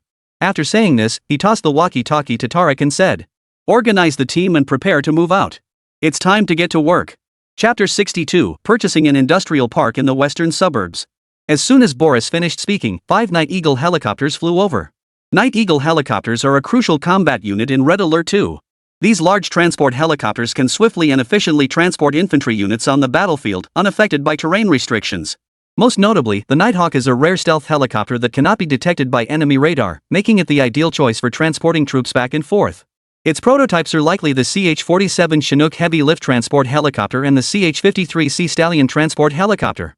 However, the Nighthawk helicopter is clearly superior to its real-world prototypes in terms of performance and safety. However, in terms of payload capacity, the two are evenly matched.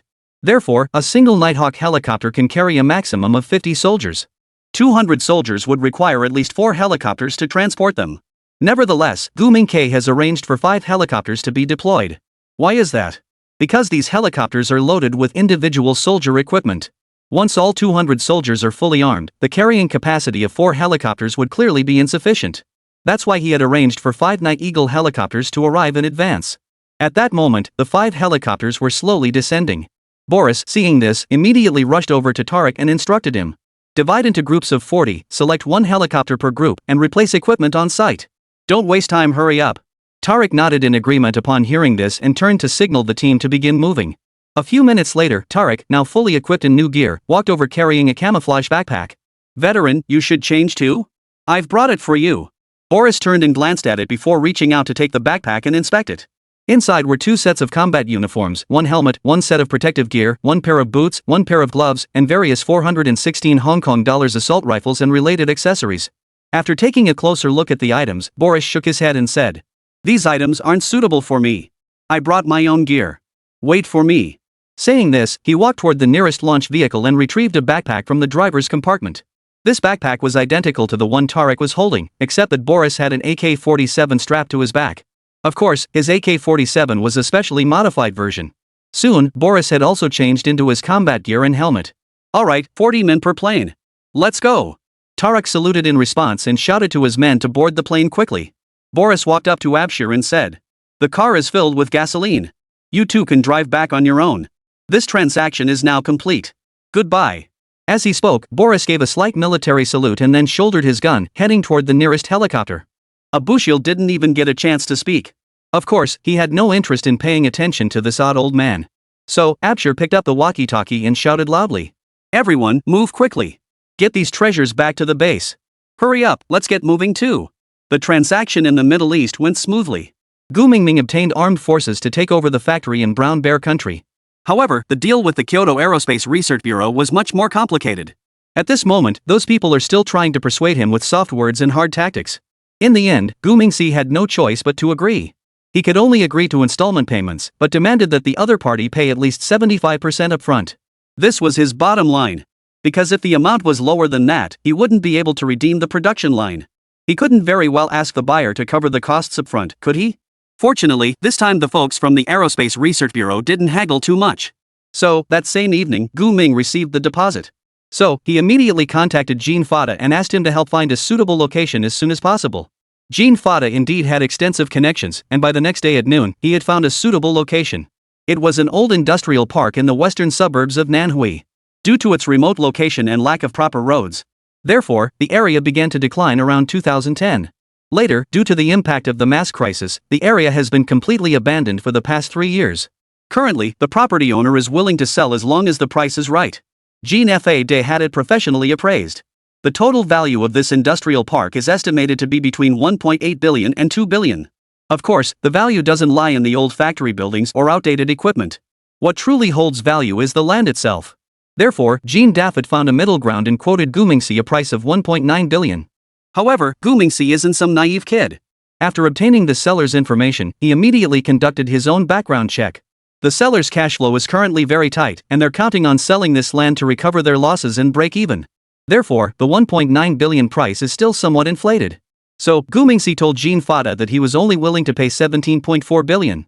If the price exceeds that, he'll ask him to help find other options. Jean Fada felt quite torn, as the seller was also his friend. However, the person actually making the decision and paying the money wasn't him. So, he could only relay the investor's decision honestly. When the seller heard the news, he was nearly ready to curse. Because their group had an upcoming bank loan of 1.7 billion yuan. If they were to use that money to repay the bank loan and interest, they would only be left with 40 million in funds. This buyer really did his calculations down to the last detail. You might say 40 million is a lot of profit. But this is a deal worth hundreds of millions. A deal worth billions only made 40 million in profit? That's a bit hard to swallow. But if you say 40 million is too little? But this is real, hard cash. Which company has 40 million sitting idle in its accounts? Sigh, this guy really knows how to play people. So, the seller agreed within 24 hours. Immediately, both parties signed the purchase agreement. The old industrial park in the western suburbs was successfully transferred to Gu Yushan's name. That's right, Gu Mingxi transferred the entire industrial park to his grandfather's name. This was unavoidable, as he is not yet of legal age. If he were to find someone else to hold the property on his behalf, he wouldn't feel entirely at ease. Therefore, with no other option, he had no choice but to temporarily register it under his grandfather's name. Upon learning of this situation, Jean Fada became even more certain of his previous thoughts. This must be a way for Gu Mingxi's father to repay a debt of gratitude. Ah, the wealthy are so extravagant. This is no small gesture, buying an entire industrial park and giving it away. But he couldn't figure out why he had to give away an entire industrial park. There's no real potential for development here, and the transportation isn't very convenient either. Sigh, I just don't get it, not at all. Jean Fada doesn't understand, but that's okay as long as he listens to him.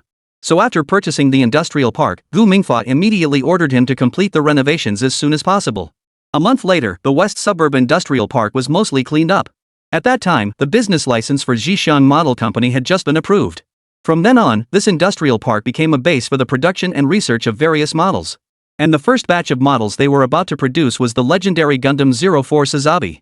Chapter 63, Unexpected Delivery. Nanhui, West Suburban Industrial Park. At this time, the factory buildings were still the original, somewhat outdated structures. However, the interior had undergone a complete transformation. As the surveillance robot's perspective slowly entered the largest production workshop, the first thing to catch the eye was the neatly arranged production line, with each machine assigned its own task, operating smoothly and efficiently, emitting a low, rhythmic hum. On the assembly lines, various robotic arms move with precision and skill, executing complex tasks such as assembly, welding, and inspection. They work tirelessly, significantly enhancing production efficiency. Several AI machine engineers, dressed in uniform work attire and wearing safety helmets, move back and forth among the machines, monitoring screen data or adjusting mechanical parameters to ensure that every process is optimized. Occasionally, the crisp clanging of metal intertwines with the hum of machinery, creating a unique symphony of industrial sounds. Inside the workshop, the lights are bright and evenly distributed, illuminating the entire space as if it were daytime. The air is filled with the faint scent of machine oil, an indispensable aroma of production activities. Massive unmanned material transport vehicles glide along tracks, delivering raw materials and finished products to designated locations on schedule. The entire production process operates like a precision-tuned machine, with every component seamlessly interconnected and indispensable. As the sun sets, the bustling scene inside the factory shows no signs of slowing down, but instead gains a touch of tension as night falls.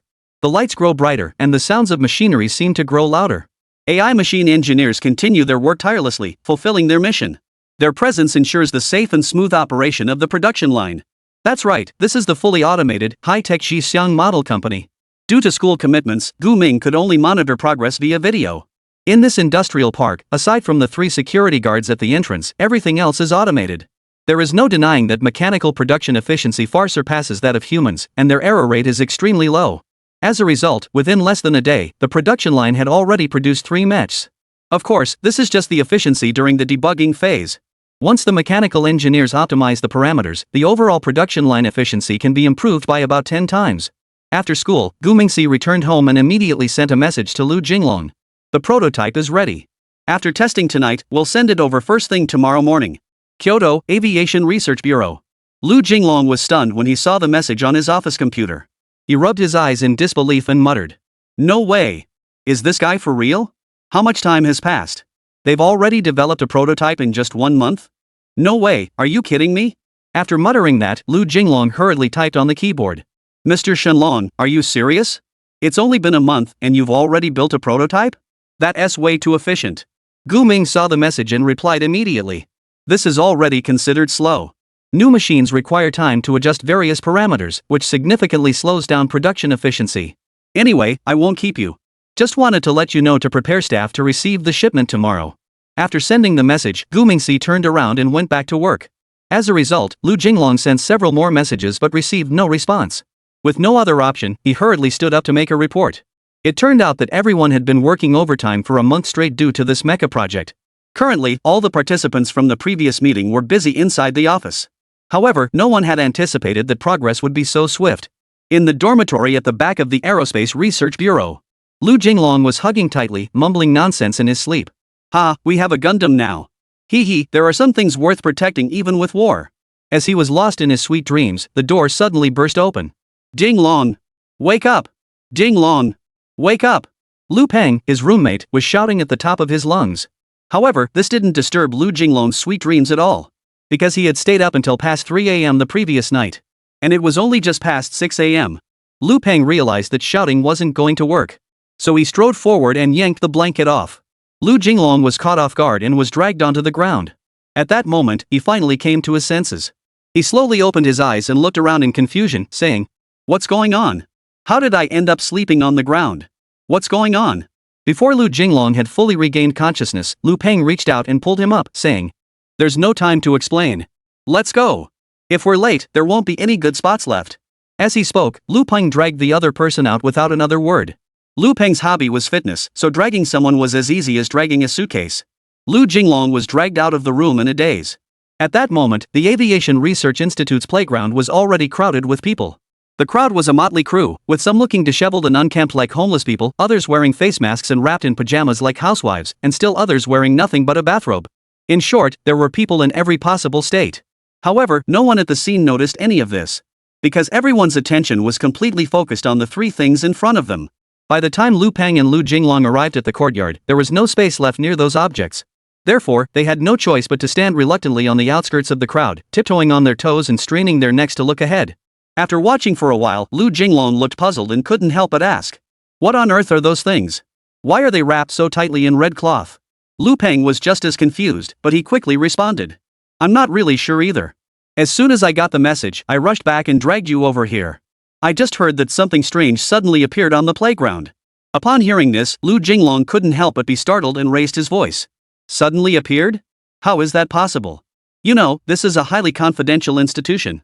How could such a thing happen?" Did the security guards not notice anything unusual at all? Lu Peng shook his head repeatedly, indicating that he was equally unaware of the situation, and then hurried to explain. Don't ask me. I don't know any more than you do. But, don't you think their appearance kind of resembles a Gundam? Lu Jinglong, however, dismissed the idea with a scoff. Gundam? Are you kidding? Gundams aren't that short. However, just then, someone else interrupted from the side. What if they're crouching down? The moment those words left his mouth, it was like a bolt of lightning cutting through the night sky, instantly causing Lu Jinglong to realize the truth. Suddenly, his eyes lit up like stars. Immediately, Lu Jinglong rushed forward and pushed his way through the crowd. At the same time, he shouted at the top of his lungs. That's right. It all makes sense now. Lu Peng, hurry up and follow me. His voice, filled with uncontrollable excitement and enthusiasm, rang out clearly amidst the chaotic surroundings. Lu Peng, seeing this, immediately acted swiftly, pushing his way to the front and shouting to the crowd. Comrades in front, please make way. Please make way for us, we're from the Special Operations Unit. He emphasized his identity deliberately, hoping to attract the attention of those around him and gain easier passage. Please cooperate. Can everyone make way, please? Lu Jinglong also began shouting hoarsely, with beads of sweat already forming on his forehead. But he didn't stop walking or lower his voice. The Special Mecha Research Office mentioned by Lu Peng is officially known as the Special Mecha Research Office, a specialized agency responsible for exploring and developing mecha technology.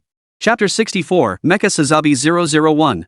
Lu Peng and Lu Jinglong finally managed to push their way to the front. At that moment, two daring individuals had already attempted to remove the red cloth. However, the procurement of Gundam mecha currently falls under top secret classification. Therefore, upon witnessing this scene, the two immediately panicked. Stop! Don't touch it! Lu Jinglong stepped forward quickly to stop the two men. Lu Peng quickly rushed forward and dragged the person back into the crowd. This isn't something you can just look at. Do you know what confidentiality protocols mean? Lu Peng was renowned as a burly man in the research bureau. So, when everyone saw him there, those who had been somewhat defiant immediately lost their nerve. But their mouths were still sharp. Hey, what's so great about the Special Affairs Office? How do you prove this is your stuff? Exactly. If it's really yours, how could you just leave it out in the open like that? You're joking. The Special Equipment Office is a joke. They burn through billions every year and accomplish nothing. Don't you know everyone calls you the money-burning office? Oh, come on, everyone already knows that. You don't have to say it out loud in front of everyone. That's embarrassing. Right, you guys from the money-burning office? Hearing this, Lu Peng's anger flared up immediately. However, Lu Jinglong had already started making a call beside him. He had no time to deal with the onlookers, he had to report the situation to Professor Zhao as soon as possible. At that moment, the security guards finally arrived at the scene. Everyone was dispersed to a distance of 10 meters, and the perimeter barriers had already been set up. Not only that, but the engineering team was still on site, quickly erecting temporary shelters. Zhao Hua and a group of senior scientific researchers hurried over. Lu Jinglong and Lu Peng immediately went up to greet them. Professor Zhao, Professor Wang, you've all arrived? There are 3 of them up ahead. I'll lead the way for the leaders. Saying this, Lu Peng turned around and began leading the way. Zhao Hua glanced back at the crowd of onlookers around him and said, Why are there still so many people here? The security detail. Why haven't they cleared the area yet? The security company commander finally reacted upon hearing this. He immediately ordered the soldiers to begin clearing the area. Before long, the scene was left with only the security company and the Special Operations Unit. Lu Jinglong and Lu Peng took 2 white lab coats from their colleagues. Then, they followed Zhao Hua and the others into the temporary shed. The shack was built very high, estimated to be over 30 meters tall. At that moment, the workers inside had already finished installing the lighting. Once the researchers entered, the workers quickly withdrew. At this point, the items on the ground were still covered by red envelopes. Zhao Hua led his team around the 3 massive red envelopes. Visually, these structures appeared to be no more than 6 or 7 meters tall. They don't match the parameters of that Sazabi thing. Zhao Hua muttered in confusion. Lu Jinglong, upon hearing this, immediately stepped forward and reminded him. Professor Zhao, maybe it's just crouched down. If he's crouching, then the dimensions should be about right. Upon hearing this, Zhao Hua nodded slowly and said, That's possible. Never mind, no need to guess. Let's uncover it and see what the truth is. Lu Peng immediately smiled and raised his hand. Let me do it. Professor Zhao, should we reveal them all at once or one by one? As he spoke, he had already run over to the nearby red cloth. Zhao Hua thought for a moment before answering. One at a time. Let's start with this one first. Lu Peng nodded immediately upon hearing this, then grabbed the red cloth with both hands and began to pull. At that moment, the cameraman responsible for recording had already set up the camera. Everyone's expressions were extremely tense. After a loud rustling sound, the red cloth finally fell completely to the ground. Then, everyone at the scene was so surprised that they all opened their mouths wide. Sure enough, beneath the red cloth stood a towering, head-lowered, half-crouching Gundam mecha.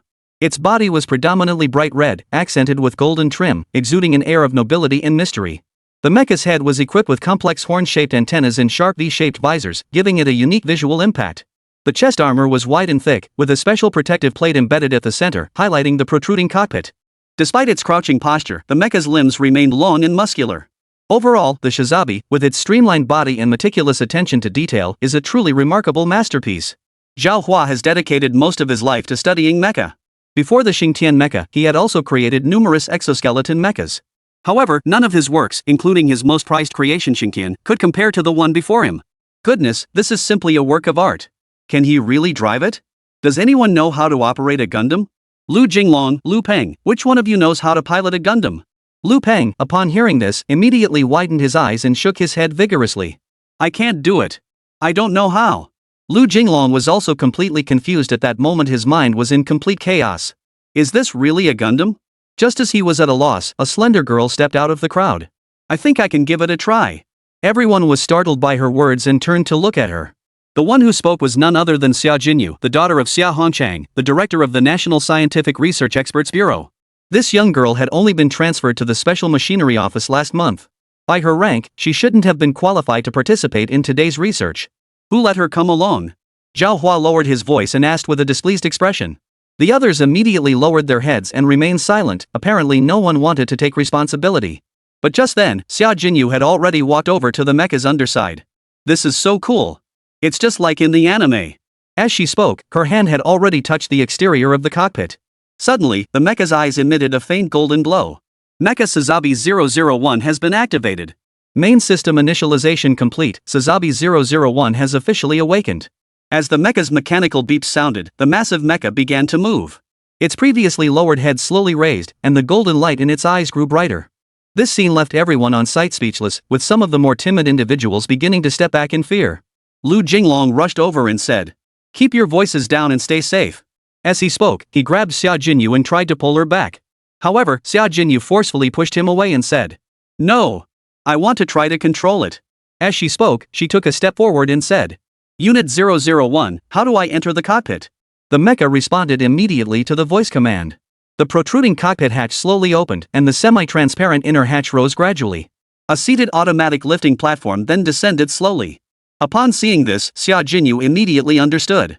"I get it." Saying this, she quickly ran over and sat down. Then, the lift slowly rose, carrying her into the cockpit. The next second, the semi-transparent inner cabin door closed, and the outer shell door shut. Warning! Pilot has entered. Mecha Sazabi 001 ready to activate. Non-essential personnel, evacuate immediately. Warning! All unauthorized personnel must evacuate immediately. After the mechanical warning sound ceased, several air valves on the mecha began to release air one after another. At that moment, Lu Jinglong, who was closest to the mecha, was immediately sprayed so forcefully that his hair stood on end. As he backed away, he muttered with a twitching mouth. Holy crap, they're serious? Chapter 65, What to do when the mech is lost. Urgent. Xia Jinyu, by a stroke of luck, found herself inside the mecha Sazabi 001. Upon entering, the cockpit instantly transformed into a 180-degree panoramic projection. At that moment, it seemed as though there was only a transparent glass panel in front of her. However, from the outside, the cockpit was covered in thick armor. So cool! It's so cool! Xia Jinyu was so excited that she started dancing around. Then, the mecha began to synchronize its movements and jump in rhythm. Seeing this, Zhao Hua, Lu Jinglong, and the others were so scared that they immediately backed up several steps. What's going on here? Can mechs go crazy? No, it's not the mecha going crazy, it's the pilot who's a bit off. Oh, I get it. It's Xia Jinyu operating the mecha. Quick, tell her to stop messing around. This is dangerous. Upon hearing this, Lu Jinglong immediately snatched his colleague's phone and said, I know her number, I'll call her. As he spoke, Lu Jinglong quickly dialed the number. The next second, the sound of a ringing phone echoed from inside the mecha cockpit. Xia Jinyu saw this and quickly picked up the phone to answer it. Hello? At the same time, the mecha was also making the motion to answer the phone. Seeing this, everyone's eyes sparkled with excitement. This is truly amazing. Immediately, Zhao Hua hurried over to the phone and said to Xia Jinyu, Xia, don't get too excited. Stay calm, smile, and cooperate with us for the experiment, okay? Inside the mecha cockpit, Xia Jinyu nodded vigorously upon hearing this. Alright, Uncle Zhao, I'll try to calm down. It's my first time piloting a Gundam, so I'm a bit too excited. Ah! This is my childhood dream. As Xia Jinyu excitedly said this, the Gundam Mecha 001 also began to tap its feet lightly. Suddenly, everyone felt as though they were experiencing an earthquake. So, Zhao Hua hurriedly spoke up again to calm everyone down. Xia. Calm down. You must stay calm. Research is a serious matter, you must not get excited. Calm down and cooperate with our experimental procedures. Upon hearing this, Xia Jinyu quickly took 2 deep breaths and calmed herself down. Alright, I'm calm now. Uncle Zhao, no, Director Zhao, what are your next instructions? Seeing that the towering mecha had stopped moving, everyone finally exhaled deeply in relief. After a moment, Zhao Hua thought for a moment and tried to ask. Xia, can you operate the mecha to take a couple of steps? Xia Jinyu immediately operated the mecha to take 2 steps forward, then the mecha quickly retreated 2 steps backward. Report, is this acceptable? Zhao Hua and the others were all amazed. This big thing is pretty agile. However, everyone was extremely curious at that moment. How did that girl manage to operate it so smoothly? She should be a beginner, so her movements shouldn't be this smooth. Thinking this, Zhao Hua couldn't help but ask. Xia, how did you do that? Is this mecha easy to operate? Xia Jinyu replied with a smile. I didn't operate anything. I just thought about it, and the mech started moving on its own. Oh, this shows that it's in neural synchronization autopilot mode. Do I need to switch to manual driving mode? Upon hearing this, everyone shook their heads vigorously. No. Manual driving mode is fine, no need to switch. Zhao Hua also started persuading everyone right away. Oh my goodness, if we really switch to manual mode. Who knows if it might destroy the base. This mecha has a lot of super weapons. Thinking of this, Zhao Hua immediately came up with a bold idea. He spoke seriously into the phone. Xia, take the mech weapons off. We need to study the weapons first. Xia Jinyu nodded in agreement upon hearing this. Immediately, the mecha began to move around, searching frantically. However, after searching its body for a while, it couldn't find any weapons. A few minutes later, Xia Jinyu's voice finally came through the phone. Zhao Bureau, the mecha AI says it's not equipped with any weapons. I haven't found any weapons, so there are no weapons. Upon hearing this, Zhao Hua's eyes widened in disbelief. He turned to look at the mecha nearby in disbelief. No weapons? This shouldn't be happening. The payment we made included weapons. As he spoke, he turned to look at Lu Jinglong and asked. Xiao Lu, what's going on here? Lu Jinglong was also getting a bit nervous at this point. He quickly called for someone to bring a computer over. I'll go ask right now. As he spoke, Lu Jinglong began to busy himself nearby. At this point, Zhao Hua tried to communicate with Xia Jinyu again. It's okay, no weapons, no problem. Why don't you try taking off? Actually, as soon as he said that, Zhao Hua regretted it. However, by the time he wanted to take back his words, the mecha in the distance had already issued another warning. Warning! The takeoff system is ready to activate. All personnel on site, evacuate immediately. Mecha Sazabi 001, takeoff system ready.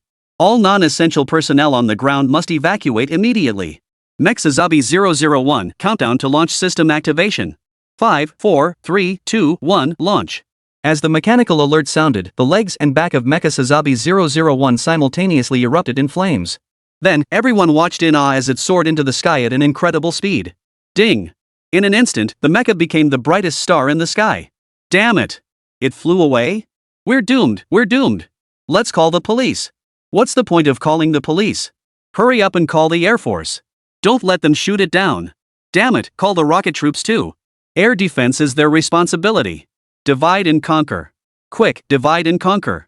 In an instant, Zhao Hua and the others were in complete chaos, rushing around frantically.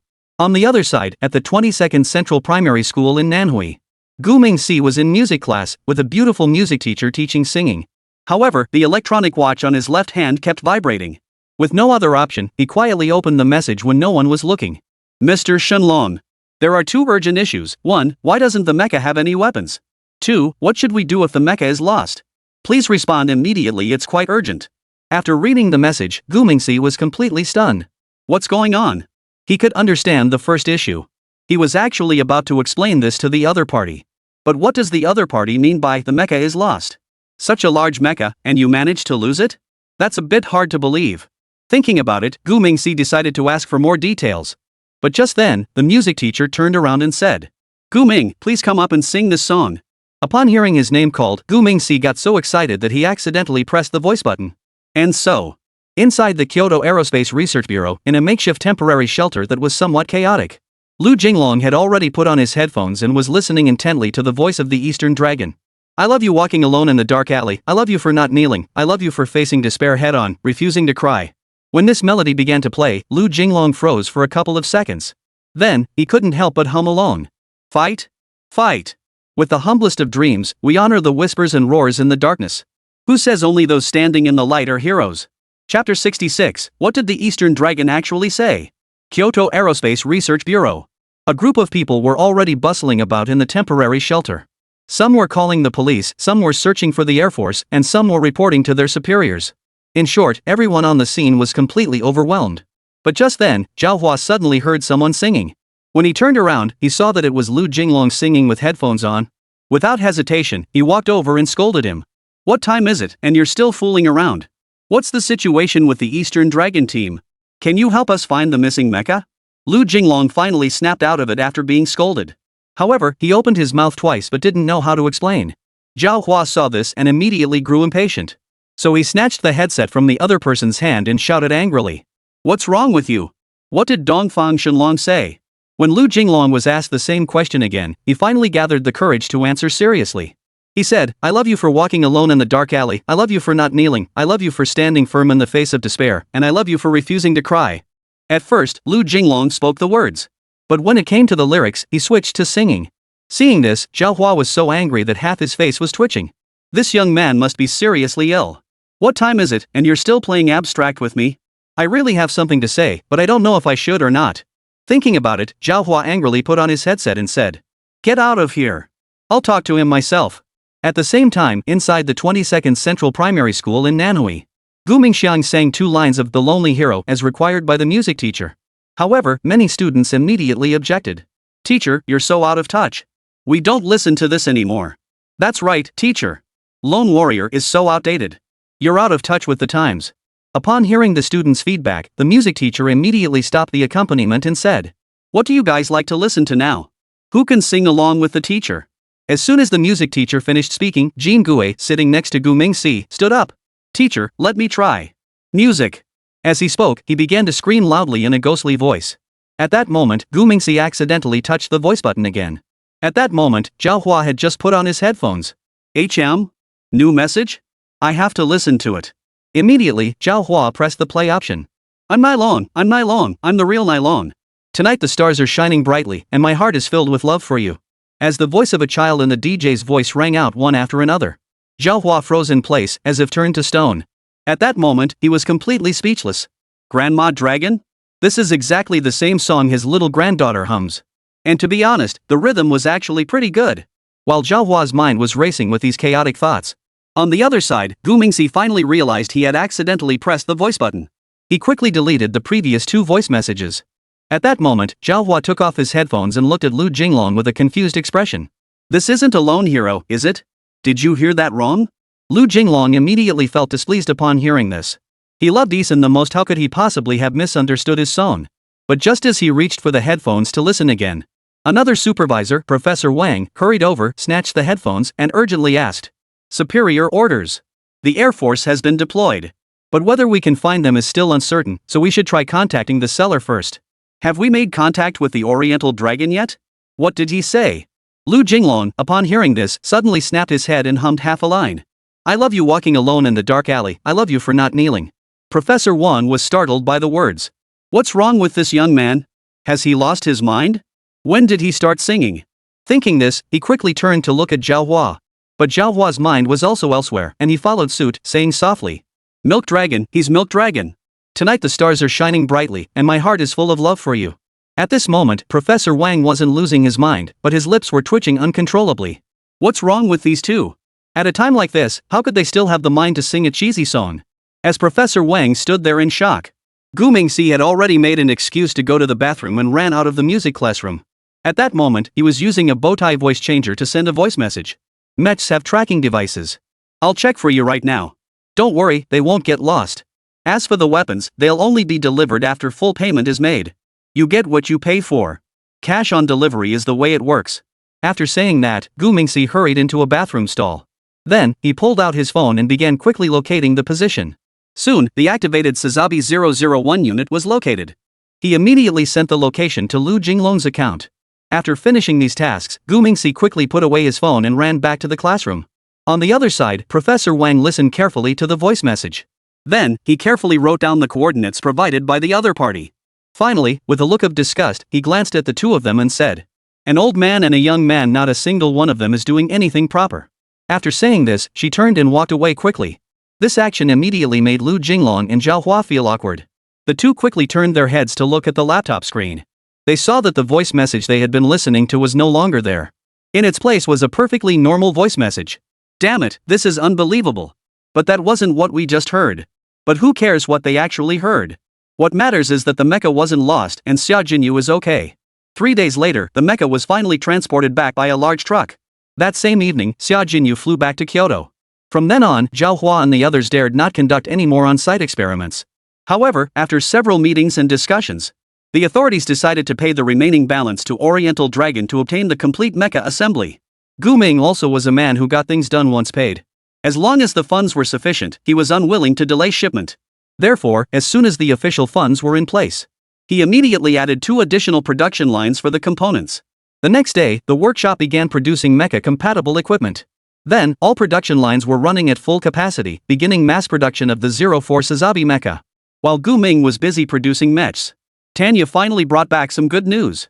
The North White Rhino Armed Forces had sent a representative named He Tan. Currently, they are discussing the relevant compensation matters. Of course, Gu Mingxi's side is the party receiving compensation. The heavily damaged North White Rhino Armed Forces can only be the party forced to cede territory and pay compensation. Why? Because truth lies within the range of cannon fire. If you can't beat them, you have to surrender, otherwise, they'll attack you again next time.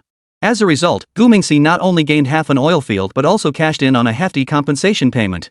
With this money, he began to implement his new plan. Chapter 67, Renovating the Jaliki Oil Field. Tanya, accompanied by 2 cannon fodder and Arctic Fox mercenaries, finally successfully took control of the Jili oil field. Although it was only half an oil field, its value was already extremely high. With proper management, earning several million a month should not be a problem. However, the oil field's output is heavily influenced by external factors. For example, the oil field's critical infrastructure includes the central control system and power plants, and the condition of these facilities directly determines the oil field's production output. Since crude oil from oil fields is first transported to collection stations and then conveyed to refineries via oil pipelines, it is essential to carefully consider the efficiency of various intermediate processes. For example, fluctuations in oil prices can also impact the output value of an oil field. International oil prices are one of the key factors influencing the output value of an oil field.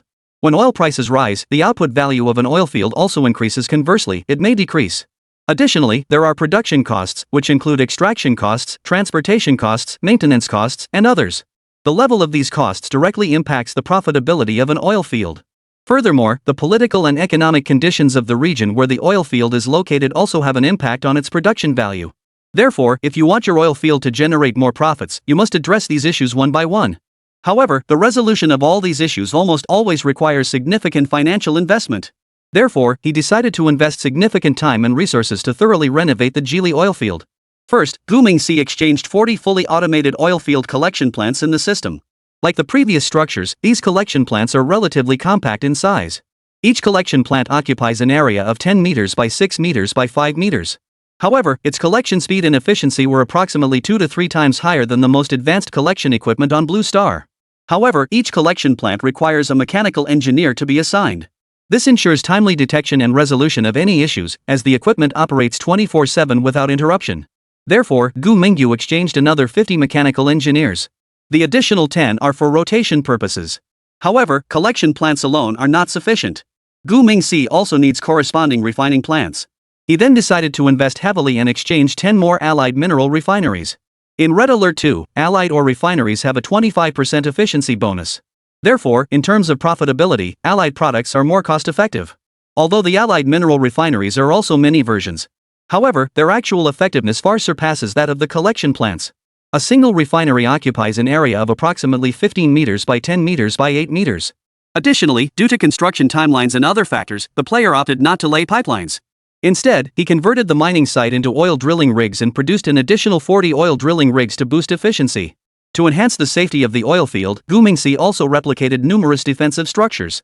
Therefore, the total cost of the renovation project was as follows: 40 automatic collection plants, costing 47 million, 20 mechanical engineers, costing 510,000, 10 allied mineral refineries, costing 20 million, totaling 7,210,000. Additionally, he invested heavily in a complete set of defensive facilities, produced an extra 40 collection vehicles, and built 2 nuclear power plants, with total costs estimated at 42 million. The combined cost of both amounts to 114.1 million. However, Gu Mingjue believes that every penny was well spent. Production facilities have already been introduced earlier, so I will not repeat them here. Below, we will primarily explain the defensive facilities. In the area of the Jili oil field that belongs to him, Gu Mingxi constructed a concrete wall with a perimeter of 52 kilometers. Along these walls, at regular intervals, there are Allied machine gun bunkers, Patriot air defense missiles, sentry guns, magnetic blast coils, anti-aircraft guns, or Gatling cannons. In the center of the oil field extraction zone, there is also a larger, reinforced mind-reading device. Additionally, Tanya and her team possess a large number of drone systems. The Jili oil field is now armed to the teeth. Unless someone comes with a nuclear bomb, no one will be able to take the oil field easily. The oil fields in North White Rhinoceros, Africa, are now basically secure. On the other side, Boris is leading his men in taking over the second resource-based company. Middle East, Brown Bear Nation. Boris and Tariq, along with 200 Houthi armed members, are driving armored vehicles through the streets of the capital city of Brown Bear Nation, showing off their strength. Along the way, several armed groups attempted to target their equipment. However, upon realizing their strength, all the armed groups along the way immediately backed down. Their convoy was led by 2 Apocalypse tanks, with Boris sitting in the lead vehicle, personally overseeing operations. 4 Rhino tanks followed closely behind, guarding both sides. Behind them were 15 anti-aircraft tracked vehicles and 20 multi-purpose infantry vehicles. Tariq was seated in one of the multi-purpose infantry vehicles, responsible for directing the convoy's response to aerial reconnaissance and attacks. At the rear of the entire formation, 3 Grizzly tanks provided rear cover. Seeing such an elite armored division, those local warlords, who had risen from humble beginnings, dared not entertain any mischievous thoughts. They now only hoped that the enemy wouldn't take them as targets for no reason. Of course, it wasn't just the local factions along the route that feared Boris's forces. Even their partner Abdul and his faction were nearly paralyzed with fear. Are you saying they're here to take over the resource company? Are you sure they're not here to take over Damaged City? This is way too terrifying. If modern cities had city gates, I'd rather die than open the gates for you. But unfortunately, modern cities don't have walls or gates. So Boris and his crew just strolled right into the city center. It's said that on the day they entered the city, the people rushed to line the streets to welcome them. Everyone thought the official army had returned. But who would have thought they were actually temporary official guests? The Grand Hall, the temporary official residence. Boris arrived at Abdul's office accompanied by 2 soldiers. The soldiers waited outside while Boris went in alone to negotiate. The temporary official stated according to the original plan that the meeting was supposed to be between the highest leader and Boris. However, after the other side made such a big show, they urgently changed it to Abdul. Abdul didn't want to, but he dared not refuse. So, he had no choice but to sit across from Boris. Boris had never met Abdul and had no interest in building any rapport with him. So he simply pulled out the contract drafted by his boss and slammed it on the table, saying, "Sign here, and I'll take you to take over the company right away. You've been given 3 days. You should be ready by then, right?" Abdul, upon hearing this, hurriedly smiled and nodded. "Yes, everything is ready. I just didn't expect so many of you to come. So we didn't make adequate preparations for your arrival. So, what do you think?" Abdul wanted to tell Boris and the others to go back first and come back later to take over. But the words were on the tip of his tongue, yet he dared not utter them. Because Boris had placed a handgun gently on the table. "What do you want to say?" "It's okay, go ahead and speak your mind. I'm a man who listens to advice. Go ahead and speak your mind." Chapter 68, The Difference Between Then and Now. After hearing Boris's words, Abdul couldn't help but shiver. He glanced down at the gun in front of him and swallowed nervously. "You call that being open to advice? Then what about pulling out your gun? Do you have to be so arrogant? This is my territory. Don't you know we have thousands of men? You only have a few dozen armored vehicles. What's so great about that? I believe you won't be able to kill us all in a single day. So I still have a good chance of escaping alive." At this thought, Abdul's train of thought suddenly came to a halt. "We have thousands of people, the advantage is on our side. Then why am I thinking about escaping? Damn it, have I really been intimidated by them?" At that thought, Abdul immediately drew his own gun. But before he could place it on the table, Boris acted quickly, raising his gun and firing a shot. With a loud bang, Abdul's gun was immediately knocked out of his hand. The soldiers outside heard the gunshot and immediately surrounded the room, trying to rush inside. However, at that moment, they were blocked by the soldiers at the door. Why were two people able to stop dozens of soldiers? The reason was simple. They were both strapped with detonators. Those two dense rows were enough to blow up the entire building. Damn, do they have to be so ruthless? Are you the KB members, or are we the KB members? That's too much. You're really taking it too far. This should be our job. You must stay calm and not get excited. When Abdul's soldiers saw the enemy pull out a bomb, one by one, they immediately turned around and ran out of the building. In less than a minute, the entire hall was empty. Why were the soldiers rushing to escape? It's actually quite understandable. They were once rebel fighters. They were desperate men who risked their lives to start a new venture. If they didn't fight with all their might, they wouldn't have a bright future. But now the situation is different. They are now official regular soldiers. They have a position, a salary, status, and the government even provides them with wives. So, with so much to cherish, why risk your life? Are they foolish? They don't know if others are foolish. But the soldiers on the front lines aren't stupid. Whoever wants to risk their life can go ahead.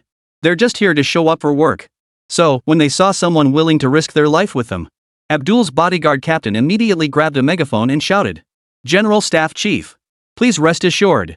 I have already called the police for you. The riot police will be here shortly." Upon hearing this, Abdul's face turned green with anger in the room. "I have something to say, but I don't know if I should or shouldn't. You're my personal bodyguards. The weapons you're holding are far superior to those of the riot police. But you actually called the police for me? I really need to thank your ancestors for this. You bastards really made me proud. Don't say another word. Once we get back, I'm replacing every single one of you." After thinking this through, Abdul began his self-rescue operation. "Sir, don't act impulsively. We're friends. I'm Abdul. We had a great chat online. You even accepted my most sincere apology. I promised to treat you to a meal. Do you remember?" Abdul said everything he felt was important. He believed the other person wouldn't really take his life. Sure enough, after hearing his words, the other person slowly lowered the gun. However, the words he spoke left Abdul feeling extremely embarrassed. "I'm sorry, I don't know you.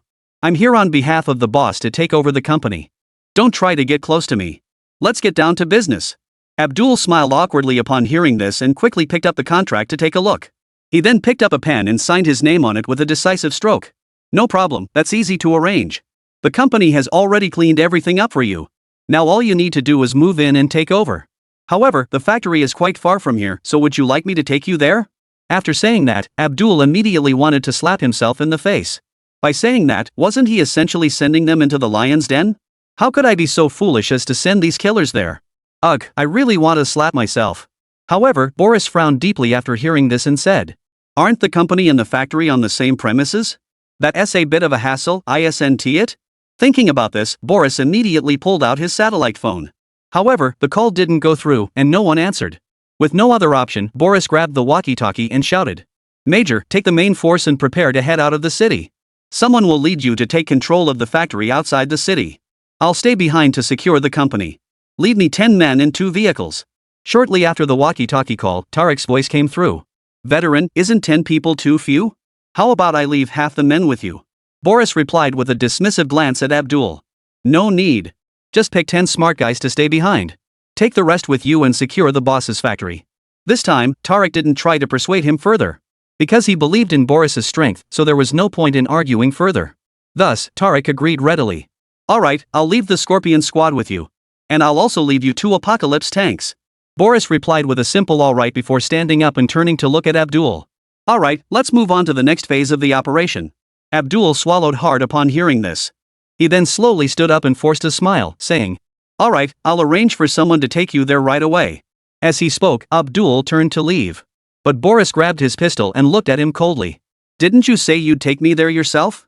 The factory is too far away, there's no need for you to go out of your way. But the company in the city center still needs you to take me there."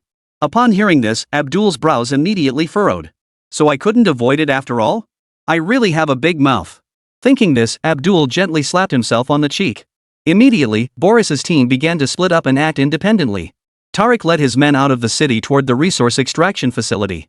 Meanwhile, Boris dragged Abdul toward the headquarters in the city center. Soon, they arrived at the headquarters building of the Damak Natural Gas Company in the city center. The Malaysian Natural Gas Company was an important energy firm in Brown Bear Nation, boasting significant natural gas reserves.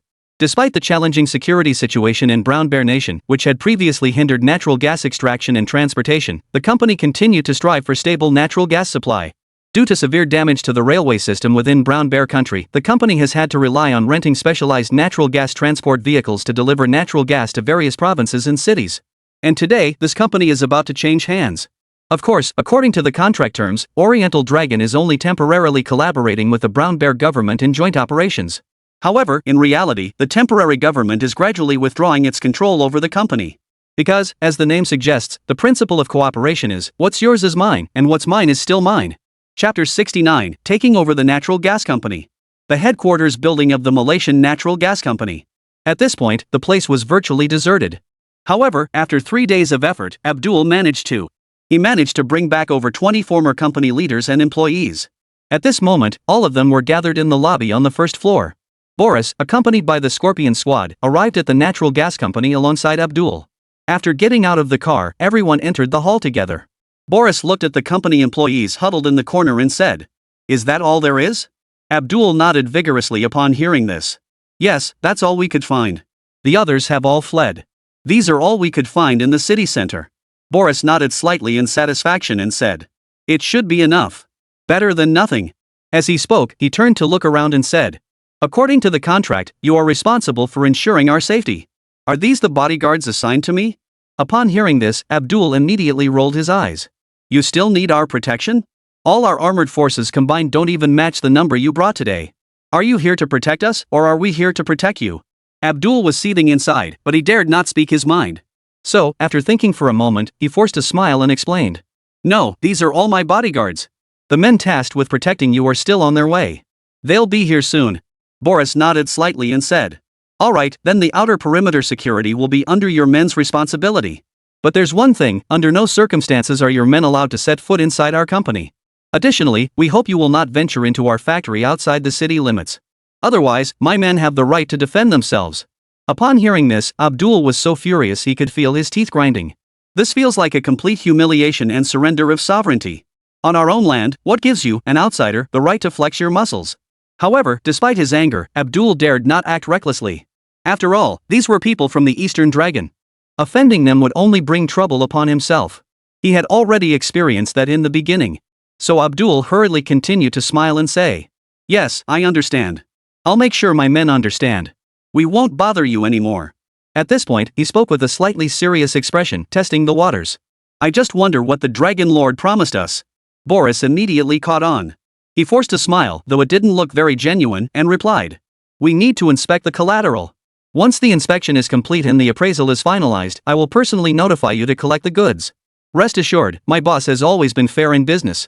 As he said this, Boris gave Abdul a challenging glare and continued, "Besides, with me staying here, what do you have to worry about?" Seeing Boris's expression at that moment, Abdul couldn't help but shiver slightly. "Oh my goodness. It's precisely because you're here that I'm worried, you know? You're more like a KB member than I am. I'm really afraid you'll get upset and go out to take it out on society." Thinking of this, Abdul immediately forced a smile that looked worse than crying. "Yes, with you here, there's really nothing to worry about. Anyway, you go ahead and get back to work. I'll go contact the security team right away." Boris nodded slightly upon hearing this, then watched as the other person left with his men. Soon, the scene was taken over by the Scorpion Squad to control the situation. Boris then turned to the person crouched in the corner and said, "Everyone, please stay calm. I'm the temporary manager sent by the boss. You can call me Boris or manager. In any case, from now on, you are all employees of the Eastern Dragon Pavilion." Upon hearing this, some of the more knowledgeable individuals quickly raised their heads. The name Eastern Dragon was not unfamiliar to them. Immediately, someone mustered the courage to ask in a low voice, "Do we have to stay and work here? I have a 5-year-old child and a 60-year-old mother at home. My husband was beaten to death by those thugs recently. If I don't go back, they'll all starve to death." Hearing this, the others began to stir restlessly. Boris could tell that everyone was quite emotional. So, after thinking for a moment, he finally spoke up. "This is a company, not a prison. Once it's time to clock out, you're free to go home. However, I suggest you collect your first month's salary before leaving." As he spoke, Boris snapped his fingers behind him. Immediately, a member of the Scorpion Squad drove a multi-purpose infantry vehicle to the entrance. Then, Boris had someone open the rear doors and shouted loudly, "The boss knows that money means nothing to you right now. Therefore, your wages will be paid in the form of food." After saying this, he turned to the young woman from earlier and said, "If I were you, I would choose to stay and work. Because everyone's base salary is 10 pounds of pork, 30 pounds of flatbread, plus 3 boxes of milk and 10 pounds of vegetables per month. Additionally, our company provides room and board. Those in need can move into the company premises to live. Mr. Shenlong will guarantee everyone's safety." As soon as these words were spoken, everyone present became immediately excited. Some people even began to cover their faces and cry. They couldn't believe that such a good thing could happen in this city. Therefore, what happened next was predictable. Everyone chose to stay and work, willing to use their knowledge to repay the Eastern Dragon. Later, Boris had a discussion with several former mid-level managers to gather information about the current operational status of the natural gas company. First, regarding distribution, their company was still regularly supplying natural gas to residents to meet their daily needs. However, due to the significant reduction in staff, the supply time has been gradually decreasing. Before Abdul captured them, only 4 employees were still on duty at the company. Additionally, the ongoing conflict in Brown Bear Country has had a significant impact on the company. To address the unrest, the company had been strengthening security measures to ensure the safety of its employees and assets. However, how could a single company possibly withstand an organized military force? Therefore, a few days before the rebel forces breached the city walls of Damascus, the company's senior management decided to flee collectively, leaving the company in the hands of some middle-level managers and employees. Shortly after the rebel forces occupied the city, they declared the natural gas company to be state-owned property. Boris also learned that the company's biggest challenge now is likely the destruction of infrastructure. During the Civil War, much of the infrastructure in Brown Bear's domestic territory was severely damaged in the conflict, including natural gas pipelines and high-voltage transmission towers, leading to issues such as natural gas supply disruptions and power shortages. Therefore, the middle management suggested that the company quickly organize repair teams to restore the damaged infrastructure as soon as possible to resume normal natural gas supply. Chapter 70, A Severe Labor Shortage. Boris carefully collected and organized the opinions of the company's middle management. He then called Tariq via satellite phone. According to Tariq, the situation inside the factory was also not good. Although military personnel have been stationed there all along. However, all the workers had fled the premises. Additionally, much of the equipment within the factory premises had been removed. Therefore, the factory they had taken over was essentially an empty shell. After receiving all the information from both sides, Boris arranged for someone to send an email to Gu Mingshi.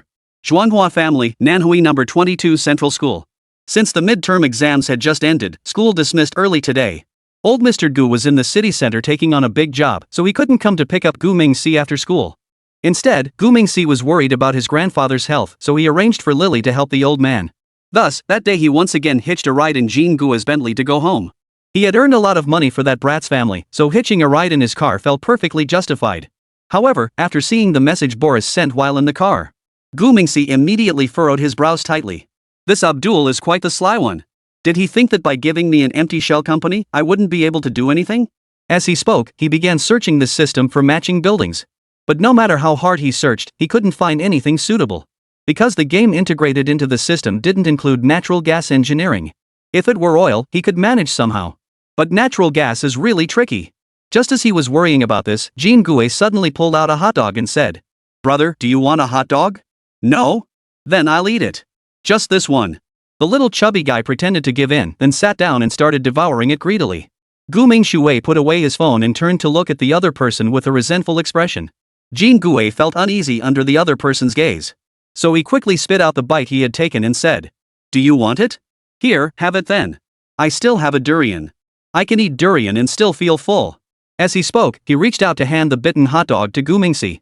Seeing this, Gu Mingxi quickly waved his hands and said, "No, it's not about the food." As he spoke, he leaned back in the leather seat and complained bitterly. "Fatso, when your dad first started the gas cylinder factory, did he ever face a shortage of manpower?" At that moment, Jean Gue was putting the hot dog he had spit out back into his mouth. Seeing this, Gu Mingxi couldn't help but gag. "You bastard, can you be any more disgusting?" Jean Gue, however, didn't seem to care, continuing to eat while saying, "I bit it myself. How can I complain about it? Besides, this hot dog is so delicious." Saying this, the little chubby boy took another big bite. After swallowing what was in his mouth, he finally answered the question. "The situation you mentioned earlier actually did happen. Every time my dad gets drunk, he starts telling me how tough it was when he first started his business. I've heard it so many times, I could recite it by heart." Upon hearing this, Gu Mingxi perked up immediately. He turned to Jean Gue and asked seriously, "How did he solve that problem? Did he spend a lot of money to hire someone from outside the company?" Jean Gue chuckled and then licked his lips before saying, "No, hiring from the public only gets you cheap, unskilled labor. These people aren't worth much and it's not worth the trouble." After a moment of thought, he tilted his head and continued, "I remember my father saying that hiring skilled technicians is the hardest part. A new factory needs a few skilled workers who can hold their own to get off the ground. How to recruit these skilled technical workers is the most headache-inducing task. Yeah, that's exactly what he said. Jean Gue finished speaking and took a big bite of his hot dog. Gu Mingxi seemed to have been inspired by something. After thinking for a moment, he finally spoke up again. So, what did your dad do back then? By this time, Jean Gue had finished his hot dog and was about to start eating a durian with his hands. My dad just used one move. He poached the wall. He said it was a brilliant move that killed two birds with one stone. Gu Mingjiang couldn't take it anymore when he heard this. He pinched his nose and glared at Jean Gue angrily. When did you hide a durian in the car? You don't know you're not supposed to eat that in a closed space? Jean Gue took a deep breath upon hearing this, then said with a look of satisfaction on his face. Why not? This smell is so delicious. I just love this smell. It doesn't smell as strong outside. Upon hearing this, Gu Mingshi immediately rolled his eyes. He then turned to the driver and shouted loudly. Open the window quickly. Can't you smell how strong it is? At that moment, the driver slowly turned his face, which was covered by a makeshift gas mask, and said, I have some spare masks. Do you need one, Mr. Gu? Gu Mingjian silently gave him a thumbs up. Then, he insisted that the driver pull over to the side of the road. Why bother riding in such a miserable car? So, Gu Mingyi resolutely got out of the car. But who would have thought that the little chubby guy also got out of the car holding a durian? Still, the air outside was much fresher than inside the car. So, the little chubby kid decided to follow him without saying a word. So the two children walked outside, and the car slowly followed behind. At that moment, the two of them continued their casual conversation. It turned out that Jean Gue Laoyi had pulled a sneaky move. He had spent a fortune to poach several top technicians from competing factories. This not only solved the technical shortage in their factory but also deprived their competitors of a key competitive advantage. As a result, Jean Fa did not only established a foothold in the gas cylinder industry but has also persevered until today. To be fair, this guy really knows how to do business. After hearing about Jean Gue Laoye's exploits, Gu Mingxi decided to follow in his footsteps. Immediately upon returning home, he made a satellite call to Boris. He then arranged for the company to purchase a large quantity of supplies, including grain, vegetables, meat, dairy products, eggs, and other items, totaling 10 truckloads. These supplies were delivered to the Western Industrial Park and then transported to the Middle East via a hyperspace transporter. Notably, the mini-factory within the abandoned compound was also fully relocated to the industrial park. As a result, there were no longer any risks near the Gu family courtyard. However, what he didn't expect was that as soon as he had relocated the mini-military factory, a real estate developer manager came knocking on his door in the middle of the night. Of course, he didn't come alone. He arrived with a car full of people and a bulldozer. At that moment, old Mr. Guan Bai Heezy hadn't returned yet, and the courtyard was empty except for Gu Mingxi. However, the developer was clearly someone who couldn't wait. So, he lit a cigarette and glared at Gu Mingxi angrily. You little bastard, have all your family members died? You've been waiting this long and not a single person has come back? I won't waste any more words. Just tear it down for me. Chapter 71, The Only Good Person. While Gu Mingxi was busy handling overseas debt settlement assets, little did he know that a small-time developer had dared to provoke him. At that moment, old Gu and Baiha were both absent. Moreover, there were no neighbors left in their vicinity. So, there seemed to be nothing to fear. So, Gu Mingxi, with his hands in his pockets, looked at the arrogant developer's manager and said, You just want to tear it down? Do you have an official demolition notice from the authorities? Show it to me. To be honest, at that moment, Gu Mingshi did look a bit like a little expert.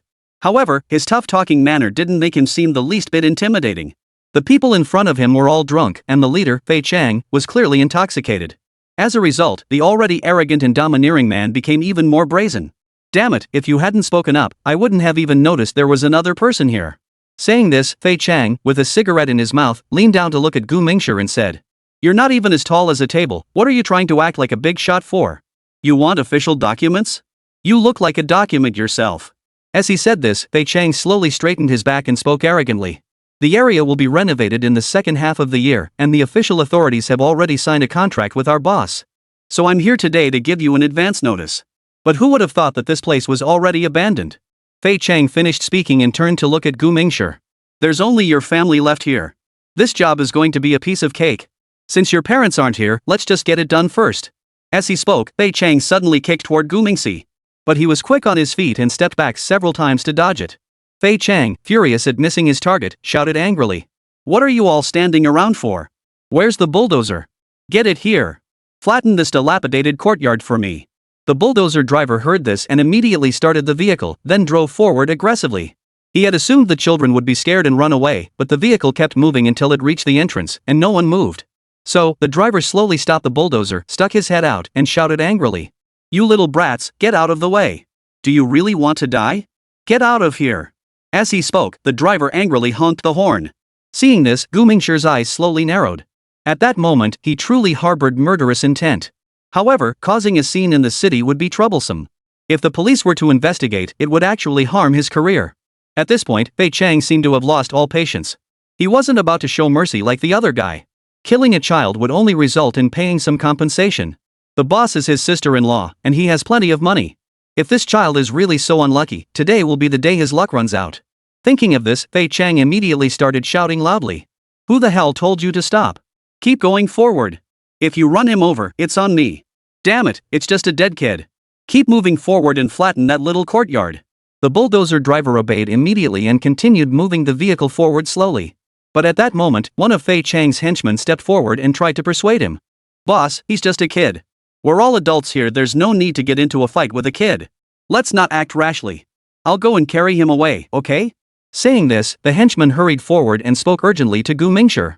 "Little boy, listen to your older brother and come with me quickly. Otherwise, they'll really try to push you aside. Come with me now." The henchman spoke while quickly approaching Gu Mingxi. Seeing this, Gu Mingxi immediately had a plan in mind. Looking at the fat man in front of him, who seemed like a good person, he decided to spare him. The rest of them, if killed, would be troublesome, but if merely injured, it wouldn't be a big deal. Thus, Gu Mingxi pretended to be terrified and let the fat man carry him away. At the same time, his hand in his pants pressed the start button. The fat henchman feared that Fei Chang and the others might harm the child further. So he carried him and ran off as far as he could. To be honest, among this group, he was the only decent person. If it weren't for the hardships of life, he wouldn't have gotten involved in such shady business. And so, the following scene unfolded.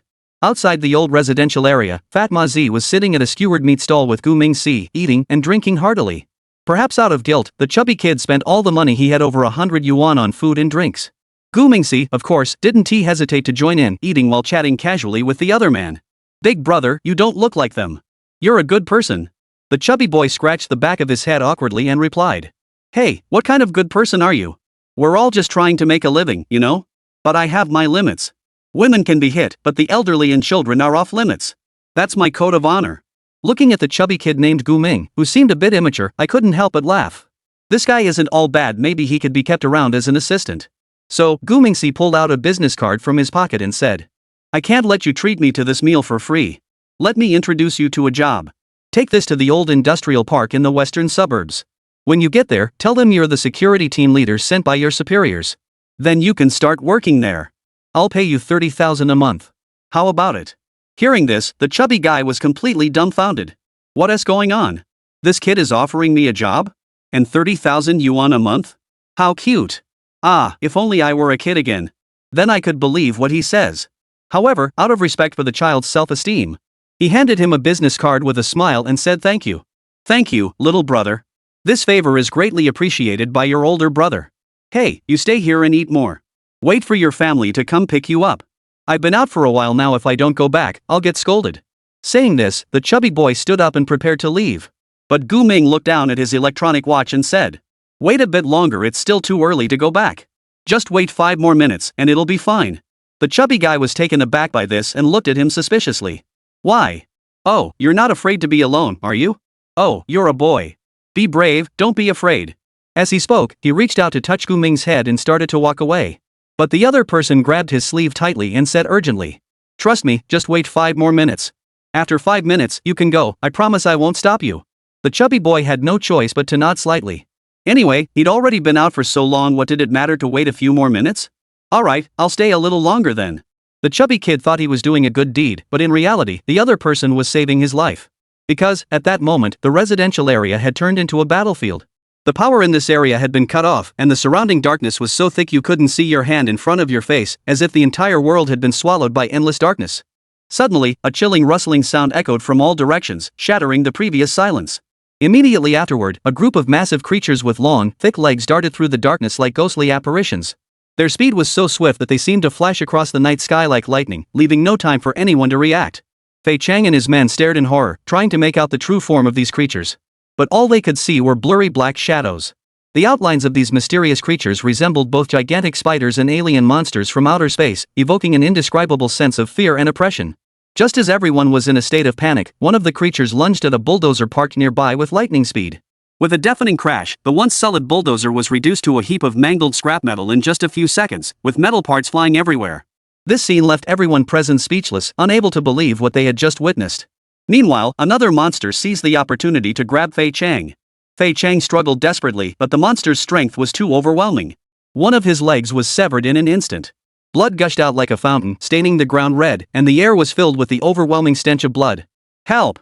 Fei Chang let out a heart-wrenching scream. "Call for help quickly!" The other subordinates also began to panic and shout frantically. "Monster! There's a monster here!" Screams echoed through the night, filling the darkness. Chapter 72. These strange occurrences aren't following the script. Gu Mingzi, before being carried out by the fat guy, used his phone to remotely activate 10 terrifying robots. These terrifying robots were anti-tank units from Red Alert 2, belonging to the Soviet faction. Players also refer to them as spiders, characterized by their high speed, strong attack power, and unique attack method. They jump up, burrow into tanks to charge electricity, then shake and attack the tank, or jump and fly past to instantly kill infantry. These robots were originally designed in the game to target enemy tanks and armored vehicles. Therefore, using them against humans is like using a sledgehammer to crack a nut. However, concerns about the name potentially causing fatalities and attracting more trouble led to a change. Therefore, he added a command to the terror robots: they are not allowed to launch lethal attacks against humans. This is also the main reason why the bulldozer was instantly dismantled, yet the people did not all die. 10 terror robots darted back and forth in the shadows, dragging Fei Chang and the others one by one into the darkness. They would leave behind a leg or an arm, and the victims would scream in terror and despair in the darkness. Fei Chang had brought 21 people with him, except for the chubby guy who had been eating street food with Gu Mingzi. The others were all disabled overnight, and some even went mad with fear. This was karma for these villains. After all, they hadn't done anything different in the past. However, what Gu Mingzi never expected was this unintended massacre had actually driven an agent mad. Yes, it was Claire, the same one who had been scared by Lily once before. Tonight, he came here with full determination and thorough preparation. Just look at his full gear, it's clear he has put a lot of thought into it.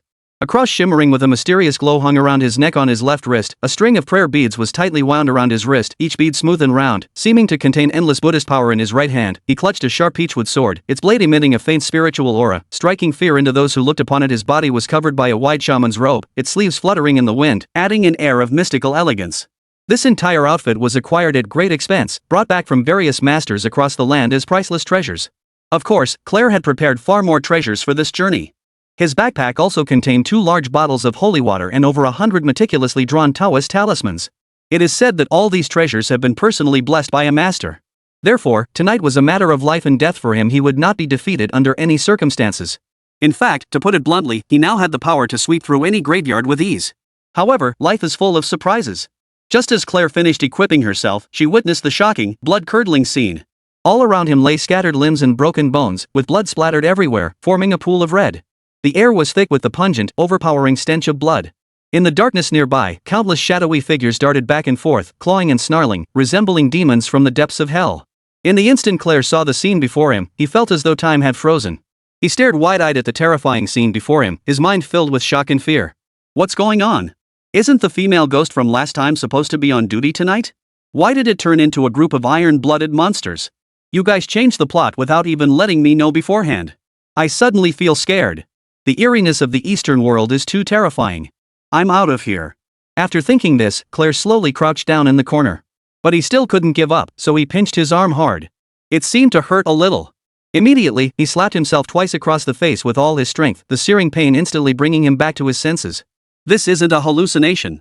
After saying that, Claire quickly covered her mouth with her left hand and curled up in the corner like a frightened rabbit.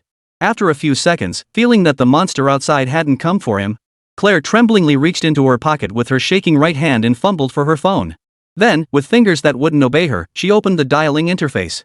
After hesitating for a moment, she finally dialed the 3 terrifying numbers. The call connected quickly, and a steady, serious voice came through the receiver. "Hello, this is the 110 Emergency Center. Please speak." He took a deep breath and stammered in Chinese, "Hello, this is the police? I need to report a crime." The operator sensed Claire's tension and quickly reassured him, "Sir, please stay calm. Take your time and tell us what happened." Claire suddenly became agitated, her voice trembling with fear and panic. "There's someone fighting a monster here. I'm telling you the truth. The operator was taken aback for a moment, then spoke as calmly as possible. Sir, have you been drinking? Claire hurriedly added, believe me, I haven't been drinking. I'm telling you the truth. However, the operator on the other end of the line remained skeptical, as the situation sounded too bizarre to be true. Sir, please calm down. I need to verify your identity first. Could you provide your ID number? Claire, however, grew increasingly anxious and pleaded desperately, please, help me. It's terrifying. Those monsters are demons from hell. They're terrifying. I need help now. The operator sighed before continuing to calmly reassure her. All right, sir, I've noted down the situation you've described. However, I now need to verify your identity. Could you please cooperate? Seeing that the other party still didn't believe her, Claire was so desperate she was about to cry, threatening, I'm not joking with you. If you don't take this seriously, I'll file a complaint against you for negligence. At this point, the operator had lost some patience and adopted a more serious tone. All right, sir, please try to stay calm and tell us your exact location. I'll dispatch nearby patrol officers to verify your information on site. Please state your current location. Claire quickly provided her address. At the same time, Gu Ming had already parted ways with the chubby guy, but he wasn't planning to go home either. After all, the situation over there must be quite unsettling. So, he pulled out his phone and called Jean Gue. Hey, where are you? I want to come over to your place for a while. Oh, and have your dad call my grandfather. Tell him that he didn't come last time, and we must invite him to dinner today. Alright, I'll talk to him later. After hanging up, Gu Mingshire hailed a taxi and left. A few minutes later, a police car screeched to a halt. Soon, more ambulances and police cars began to converge on the area. Curious onlookers gathered in increasing numbers nearby, speculating about what had happened. Chapter 73, Demolition Without Compensation? Calculated for me. Near the Gu family's small courtyard, a group of investigators and emergency personnel had already gathered. However, the scene was indeed rather bizarre. Firstly, the foreign national who had called the police could not be found. The police searched all the nearby houses but couldn't find the person who initially called the police. Secondly, the victims' reactions were highly unusual, as if they had been severely traumatized. Some were screaming about monsters, others about strangers, and still others about aliens invading Earth. In short, the injured individuals were becoming increasingly irrational, each more incoherent than the last. However, the injuries on their bodies were truly horrific, one worse than the other. Some had severed hands, others had severed feet, and some had been stabbed with blood-soaked wounds. In short, there wasn't a single person left at the scene who was unharmed. Wait, something's wrong? Didn't that fat kid return to the scene later? How come the police didn't notice him? That's because the kid heard the sirens and immediately took off running. So, when the first batch of police arrived at the scene, there were only a group of people lying on the ground left. Since this is an old residential area, there are no surveillance cameras installed. As a result, the case was classified as a gang fight. As for who the perpetrators were, we'll have to wait until the victims regain consciousness to ask them. Additionally, since all the residences at the scene were vacant, there were no eyewitnesses. As a result, the police quickly ordered the team to stand down and sent the victims to the hospital for treatment. When Jean F.A. returned with the Gu family around 10:30 p.m., everything had returned to normal, and there was no more commotion. However, the next day, police officers came to the house to conduct an inquiry. Old Gu told them the truth, and they didn't say much else. Later, it was heard that all the victims had gone mad. Thus, the matter became an unsolved case. On the other side, the lucky fat boy who narrowly escaped the incident hid in his rented room for 3 days. For those 3 days, he dared not step outside, fearing that the ghosts would find him. Finally, starving to the point of collapse, he cautiously ventured out to search for food. His gang had been wiped out, and the chubby kid began wandering aimlessly on the streets. Although he didn't make much money following Chango, at least he could manage to get by with 3 meals a day. Now, he was about to become a beggar, with no idea where his next meal would come from. Fatso muttered to himself as he reached into his pocket. Unfortunately, there wasn't a single penny in there. But he did pull out a business card. Jixiang Model Factory? The business card only had the company name and a phone number. There was no other information. Could this kid be a scammer? Kids probably wouldn't scam people. Thinking this, the chubby kid dialed the number on the card. The person who answered was an old man. After confirming the address, he scanned a bike and headed over. What Fatso didn't expect was that the factory was much larger than he had imagined. But what surprised him even more was that his 3 colleagues were older than his father. That's right, he had successfully landed a job as a security guard at Jixian Model Factory and even became the team leader. However, looking at the 3 elderly men under his command, the chubby guy couldn't help but feel down. Is this place reliable? While he was watching the 3 old men still arguing about this, his phone suddenly buzzed with a notification sound. He quickly grabbed his phone to check. 1, 10, 100, 1,000, 10,000. There's really 3,000 in wages? And it was paid in advance. After expressing his astonishment, the chubby guy picked up his security cap, adjusted it properly, and said, From now on, the factory is my home, and I, Xing Rongdao, swear to be loyal to the boss until death. Well, to be honest, this kid really is a fool with good fortune. Thanks to him, the model factory indeed avoided a major crisis later on. From then on, the chubby guy became a trusted confidant of Gu Mingxin. Of course, these are all details for later and cannot be elaborated on at this time. The incident where Fei Chang led a group to forcibly demolish houses at night, resulting in injuries and disabilities, quickly caught the attention of the relevant authorities in Nanhui. Now, online discussions about this incident are growing increasingly heated. Moreover, public opinion is beginning to trend toward an uncontrollable direction. Some say that they were violently demolished overnight and beaten by local residents. Others claim that this is the city's shining example eliminating evils for the people. Others claim that the incident was the result of a turf war between rival gangs. In any case, the situation is becoming increasingly problematic. Out of desperation, efforts are being made to quickly stabilize the online public opinion. The official authorities in Nanhui are preparing to hold a demolition mobilization meeting ahead of schedule. To prevent public sentiment from escalating further, the authorities have raised the demolition standards to the highest level nationwide. The purpose is to prevent any unforeseen complications from arising in the relocation process. However, the authorities never anticipated the situation would turn out to be surprisingly smooth. Because, in that residential area, there were only two households left, Gu Yushan and Jean Fad. Of course, Jean Fada was merely holding the property rights on behalf of Gu Mingxi. Otherwise, it would be highly unreasonable for a single individual to own so many properties. Thus, the large conference room that could accommodate over 100 people was occupied by Jean Fada alone. Why didn't old Gu come? Because he had to go collect scrap, so he signed a proxy agreement. As a result, Jean Fada became the sole representative of the demolition area. As mentioned earlier, this man is extremely business savvy. Therefore, before the meeting officially began, Jean Fada had already drafted an agreement. The contents of this agreement were also very straightforward. First, 3 million yuan in cash to cover the daily expenses of the Gu Yushan family. Second, the remaining amount would not require any form of monetary compensation, as he wished to convert it into shares in a joint development project. In simpler terms, Jean Fada only requires the government and the developer to pay 3 million yuan, which will be used as living expenses for the Gu family. Then, all remaining compensation would be converted into shares. He intends to jointly develop the suburban residential area with the developer. Upon hearing this, the developers were all taken aback. We've never compensated like this before. If you do it this way, we seem to be losing even more. This is a nationally designated key project. How dare you meddle in this matter? Therefore, the developers initially refused outright. However, Jean Fad came with a team of lawyers. So, when his lawyer explained the law to everyone on the spot, the developer felt like he had two heads.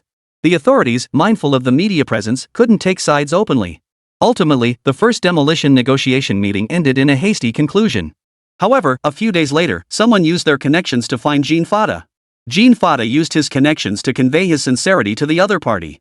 In the end, the developer agreed to transfer 3% of the shares plus 3 million yuan in cash. Although this outcome was not as favorable as Gu Ming had anticipated. However, it was still within an acceptable range.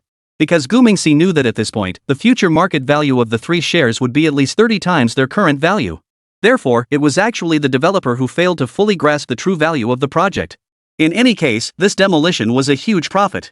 While Gu Mingxi was still rejoicing over the profits. Over in the Middle East, the Brown Bear country is causing trouble again. This Abdul is truly a constant source of trouble. Chapter 74, Trouble's coming, someone's looking for us.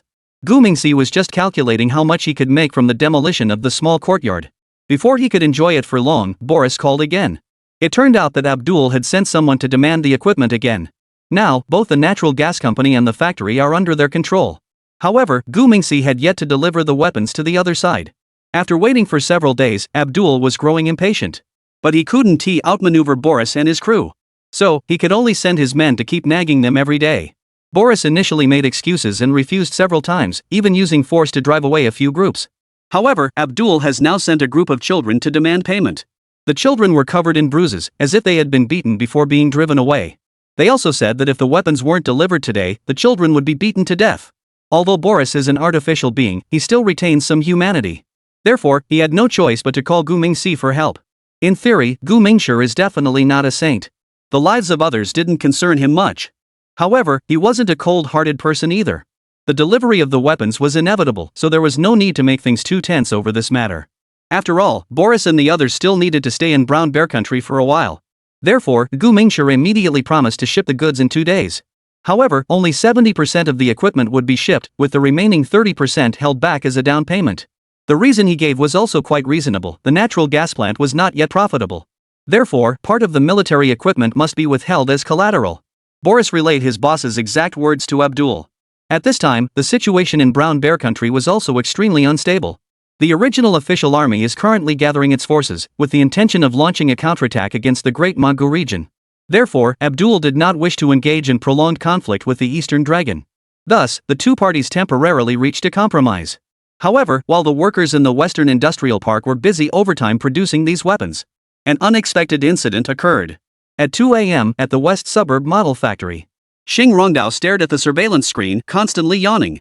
The elderly man working the night shift with him was already snoring loudly. However, he was a diligent and responsible person who felt he had to earn his wages. So, Xing Rongdao downed 2 cups of strong coffee in quick succession. "No, I can't sleep. The factory is my home, and the boss is my father. I'd rather die." Before he could finish his inspiring declaration, he suddenly noticed something was wrong. Did the camera flash just now? After muttering this, Xing Rongda leaned closer to the screen and began observing carefully. At that moment, camera 16 also flashed briefly. But the image quickly returned to the normal scene. Xing Rongdao stared at the screen for a while, and suddenly an idea popped into his head. This scene feels familiar. It was from a Mission Impossible movie. Someone had taken control of the surveillance. Damn it, there must be a thief trying to steal something. After saying that, Xing Rongdao turned around to wake up the sleeping old man. However, no matter how loudly he shouted, the old man didn't respond at all. With no other option, he put on his riot gear and charged out. At the same time, at the southeast corner of the compound, 5 men in black were gathered together discussing something. Among the 5, there was Claire, who had nearly been scared out of her wits a few days earlier, and the other 4 were Asian. However, the identities of these 4 were no ordinary individuals. The 2 standing to Claire's left were Matsumura Ken and Wakaku Sakota. They are high-ranking spies from the Jiuzhong Xianyang Society stationed in Japan. The 2 standing to Claire's right are Lee Jae-gon and Park Jae-hyun. They are 2 high-ranking agents from the KCIA of South Korea. This time, they had come specifically to assist Claire at the behest of their superiors. Because Claire was nearly scared to death. Therefore, Eagle Sauce urgently contacted Foot Basin Chicken and South Stick Country to send reinforcements nearby. Thus, these 4 unlucky individuals ended up by Claire's side. One thing that must be emphasized is that the efficiency of the Foot Basin Chicken is extremely high. Upon learning that Eagle was investigating the Eastern Dragon, they had been quietly mobilizing forces to follow up on the investigation. Moreover, they knew the situation in the flower planting family far better than the Eagle Squad. Therefore, the Foot Basin Chicken agents quickly pinpointed the old industrial park in the western suburbs. In fact, the process of pinpointing this location was quite straightforward. The Foot Basin Chicken agents investigated the recent procurement lists of all factories in the South Shanghai region. Because the Eastern Dragon is an arms dealer. Therefore, no matter where he is, he will always need a large amount of steel. Therefore, the Xianyang Society began their investigation from here. Finally, they narrowed down the suspicious location to this old industrial park. The reason is simple: the steel procurement volume here has suddenly surged.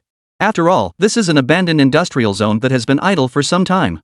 Why the sudden surge in steel purchases recently? It's reasonable to suspect that the Eastern Dragon might be hiding here.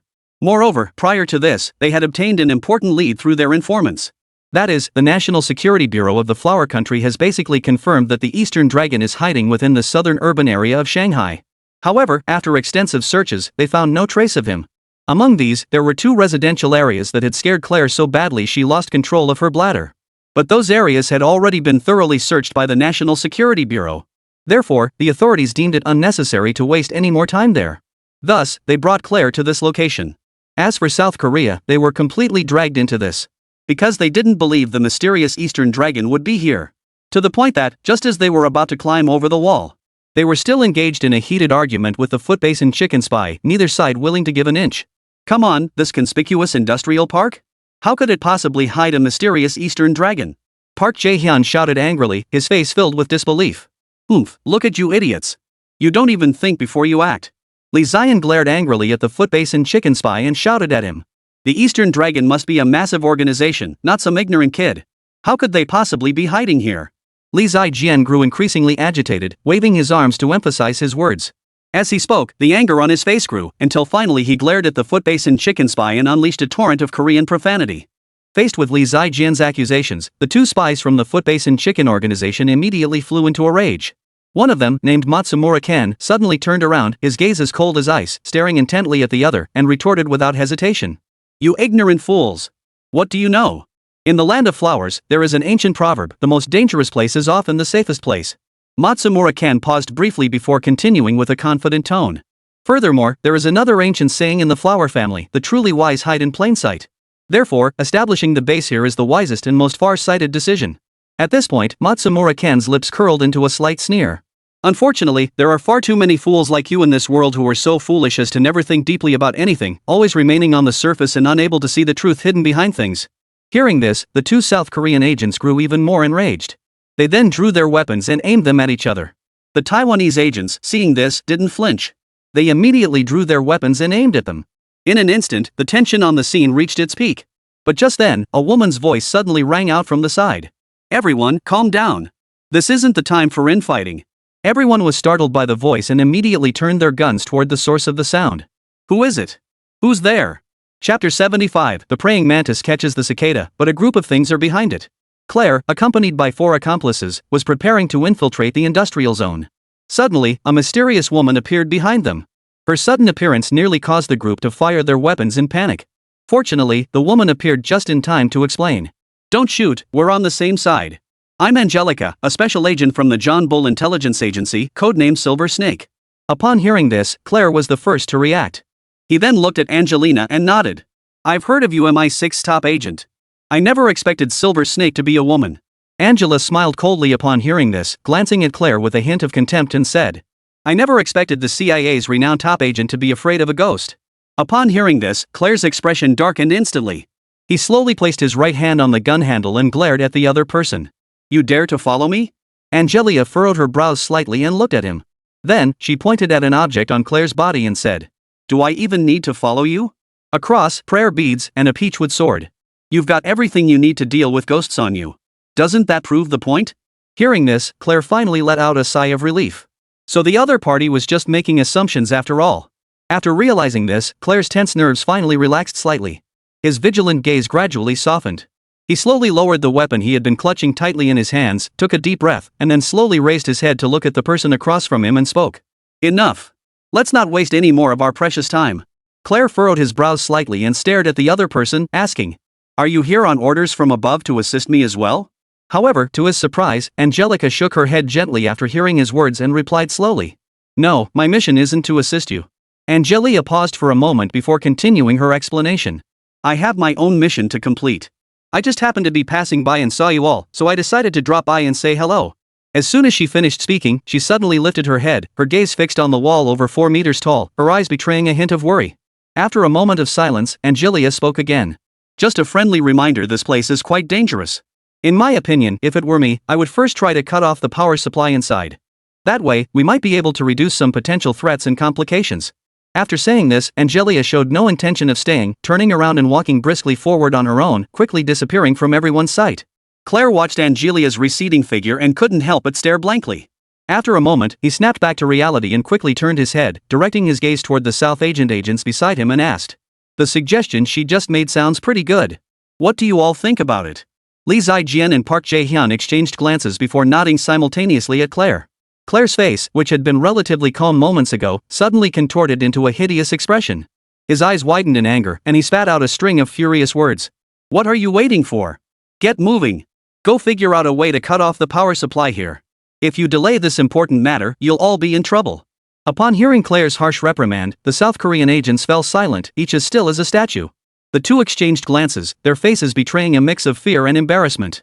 Among them, Lee Zai, who was slightly bolder, stammered in response. "All right, we'll go right away. Please rest assured." After speaking, he hurriedly turned around and waved to Park Jae-hyun. Park Jae-hyun nodded quickly and followed him out in a hurry. They began to rack their brains, trying to figure out how to cut off the power supply to the factory. Meanwhile, Claire exchanged a glance with the two henchmen, and the three of them immediately began pulling out their rope guns. One pine tree. Matsumura Ken let out a soft cry and led the way up the wall. Thus, the original 5-person team was temporarily split into 2 groups due to the mission's requirements. One group consisted of South Stick agents tasked with cutting off the power supply. The other group, consisting of Claire and the 2 foot soldiers, would directly infiltrate the model factory to carry out a more classified and dangerous mission. But what they didn't know was that after the 2 groups had split up and begun their respective missions, Angela had circled around and returned to her original position. She stood by the wall, gently lifting her head to look upward with a faint smile. Have these people never heard of the proverb from the flower family? The mantis catches the cicada, but the snake is behind it. Humph, in the end, it's still me who wins. As she spoke, she began to follow the path Claire had taken to sneak in. However, what Angelia didn't know was, there was another shadow following her from behind. The figure moved silently to where Angelia was standing. Then, he slowly looked up at the sky above and muttered, "You must not have studied flower culture properly, so you didn't know that there's a falcon behind the silver snake. You all keep struggling up front. In the end, the one who wins will be me." After saying this, the dark figure began climbing the wall. At the same time, inside the model factory, Xing Rongdao held a riot shield and shone a bright flashlight along the base of the wall as he moved forward slowly. Another 20 steps forward, and he would reach the abnormal monitoring zone. He quietly holstered his pistol and switched to an electric baton, feeling his way forward. But just then, 4 figures suddenly jumped down from the wall one after another.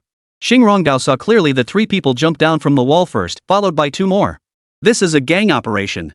At that thought, Xing Rongdao's first instinct was to call the police. But when he reached for his phone, he suddenly remembered. He was currently in a dangerous situation and couldn't risk revealing his identity. Otherwise, the past would be impossible to explain. Thinking this, Xing Rongdao couldn't help but lower his head slowly, his gaze falling on the electric baton he was clutching tightly in his hand. This wasn't just any ordinary gadget, it was a genuine professional-grade security device. Using this against someone would leave them unconscious with a single shock.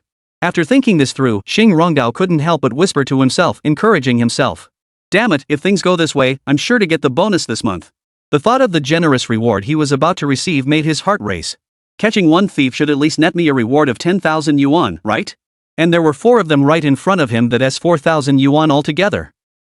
Back in the day when I was collecting protection money on the streets, I worked my ass off for a month and still couldn't make 40,000 yuan. Xing Rong grew increasingly delighted as he thought about it, his lips curling into a sly smile. Things were really turning around for him now. He never expected that on his first day on the job, such a great opportunity would present itself. It seemed like he was destined for great wealth. As he spoke, Xing Rongdao grabbed the electric baton and quietly followed behind.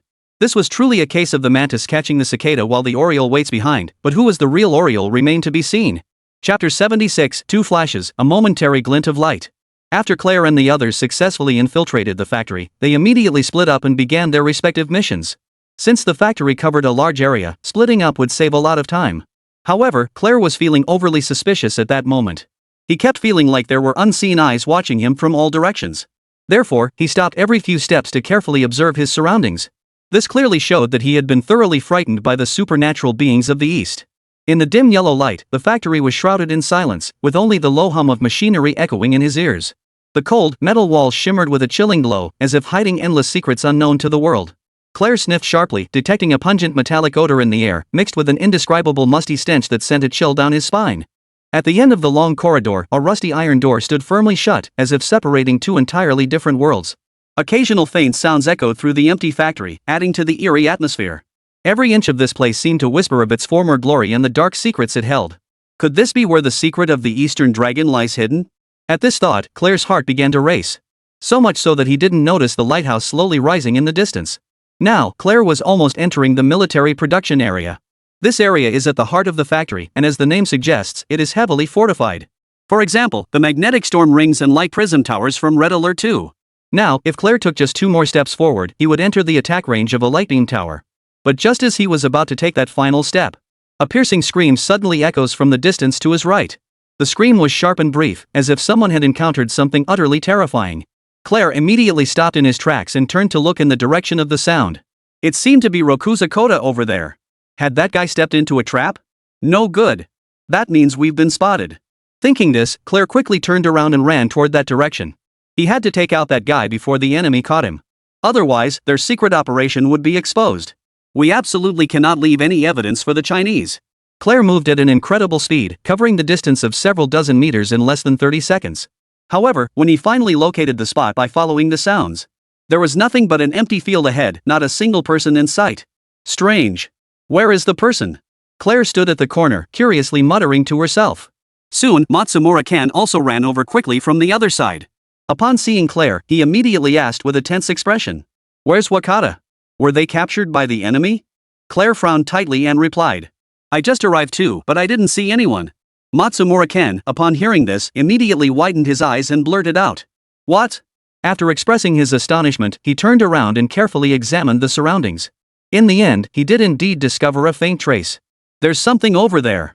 Saying this, he pulled out a flashlight and shone it toward the empty space to the right front. Claire turned her head immediately and saw a pair of black sneakers lying on the ground about 10 steps ahead. "Those are Rikuzo Koda's shoes. I recognize them." Saying this, Matsumura-ken carefully walked toward the shoes. Claire had also intended to follow, but at that moment, his peripheral vision detected something amiss. He stopped in his tracks and turned his head toward that direction. He saw that the lighthouse on the playground, 30 steps away, was slowly rotating. The odd thing he had noticed out of the corner of his eye was the rotation at the top of the lighthouse. This light. Why isn't it lit? Yes, the slowly rotating lighthouse was not emitting any light. What do you call a lighthouse that doesn't light up? Besides, why is there suddenly a lighthouse in the middle of the playground? This is all so strange. Could there be something unclean here? Thinking this, Claire quickly clutched the cross, peachwood sword, and Buddhist beads in her hands. But just as he was about to perform the ritual and recite the scriptures, a blinding light suddenly flashed a few meters ahead. The light was bright and fleeting, vanishing in an instant. However, Claire managed to see it clearly this time. It was a pillar of light with a diameter of about 1 meter. The beam of light was emanating from the top of that suspicious light tower. "Matsumura-ken, did you see that? That beam of light." Claire's words trailed off mid-sentence. Because there was no longer any trace of Matsumura-ken in front of him. Not far in front of him, there were only 2 severed legs remaining. And the parts above the knees were completely gone. My God! What on earth is going on this time? Saying this, Claire plopped down onto the ground. At that moment, he realized that there were no shoes lying there in the distance. It was just a pair of feet still wearing shoes. Damn it, the ghosts of the Eastern world are too terrifying. Amitabha, Hallelujah, Mother Mary and the Holy Child, protect me. At the same time, Xing Rongdao, who was still crouched near the wall, was also curious. He witnessed 2 flashes of white light ahead.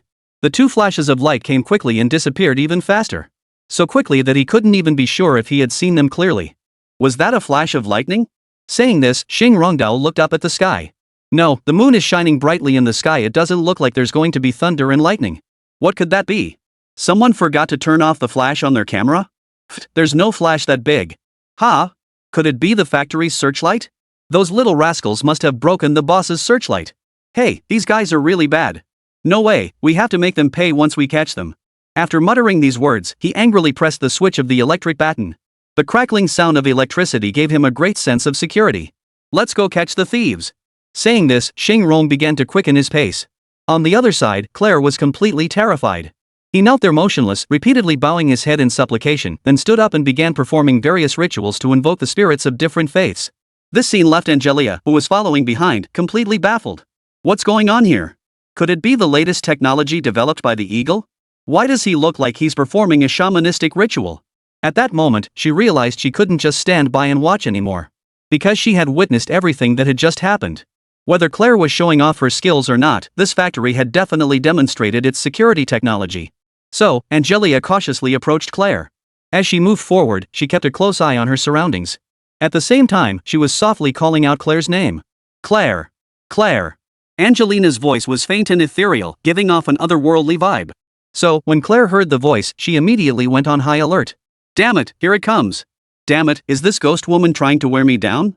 Damn it, I'm going to fight her to the death today. With that thought, Claire suddenly sprang into action. Chapter 77, One catches a female ghost, one catches a female thief. After hearing Ah Piao calling her name, he remained calm and pretended to continue with his work. Then, once she confirmed the other had entered her attack range, she spun around and poured the holy water she had opened. The Holy Father commands you. The Holy Son commands you. The Cross commands you. Impure evil spirit, I banish you. Angela was accidentally doused with a bone-chilling splash. In such cold weather, with such cold water, you poured it all onto my chest. On purpose, right? You bastard, you did it on purpose. Angelia didn't even have time to yell back. Claire suddenly started moving quickly again. After realizing his first strike had failed, he immediately pulled out another handful of glutinous rice from his pocket. Then, as Angelia opened her mouth, he threw it out with all his strength. 5 days of demonic torment, 10,000 gods' commands, hurry as the law decrees. Claire's mind was already in a state of confusion. Therefore, he couldn't recall the full Eastern exorcism incantation. Meanwhile, Angelica was suddenly stuffed with raw glutinous rice. Unfortunately, a few grains nearly choked her. So she quickly covered her throat with both hands and started coughing violently. However, her movements were so vigorous that her hair flew back and hit her face. At that moment, Claire happened to open her eyes and sneak a peek. Damn, this ghost is pretty powerful. Is she also casting a spell to counteract it? But it seems like Eastern magic is more effective. Indeed, when it comes to Eastern mysteries, Eastern secrets are the way to go.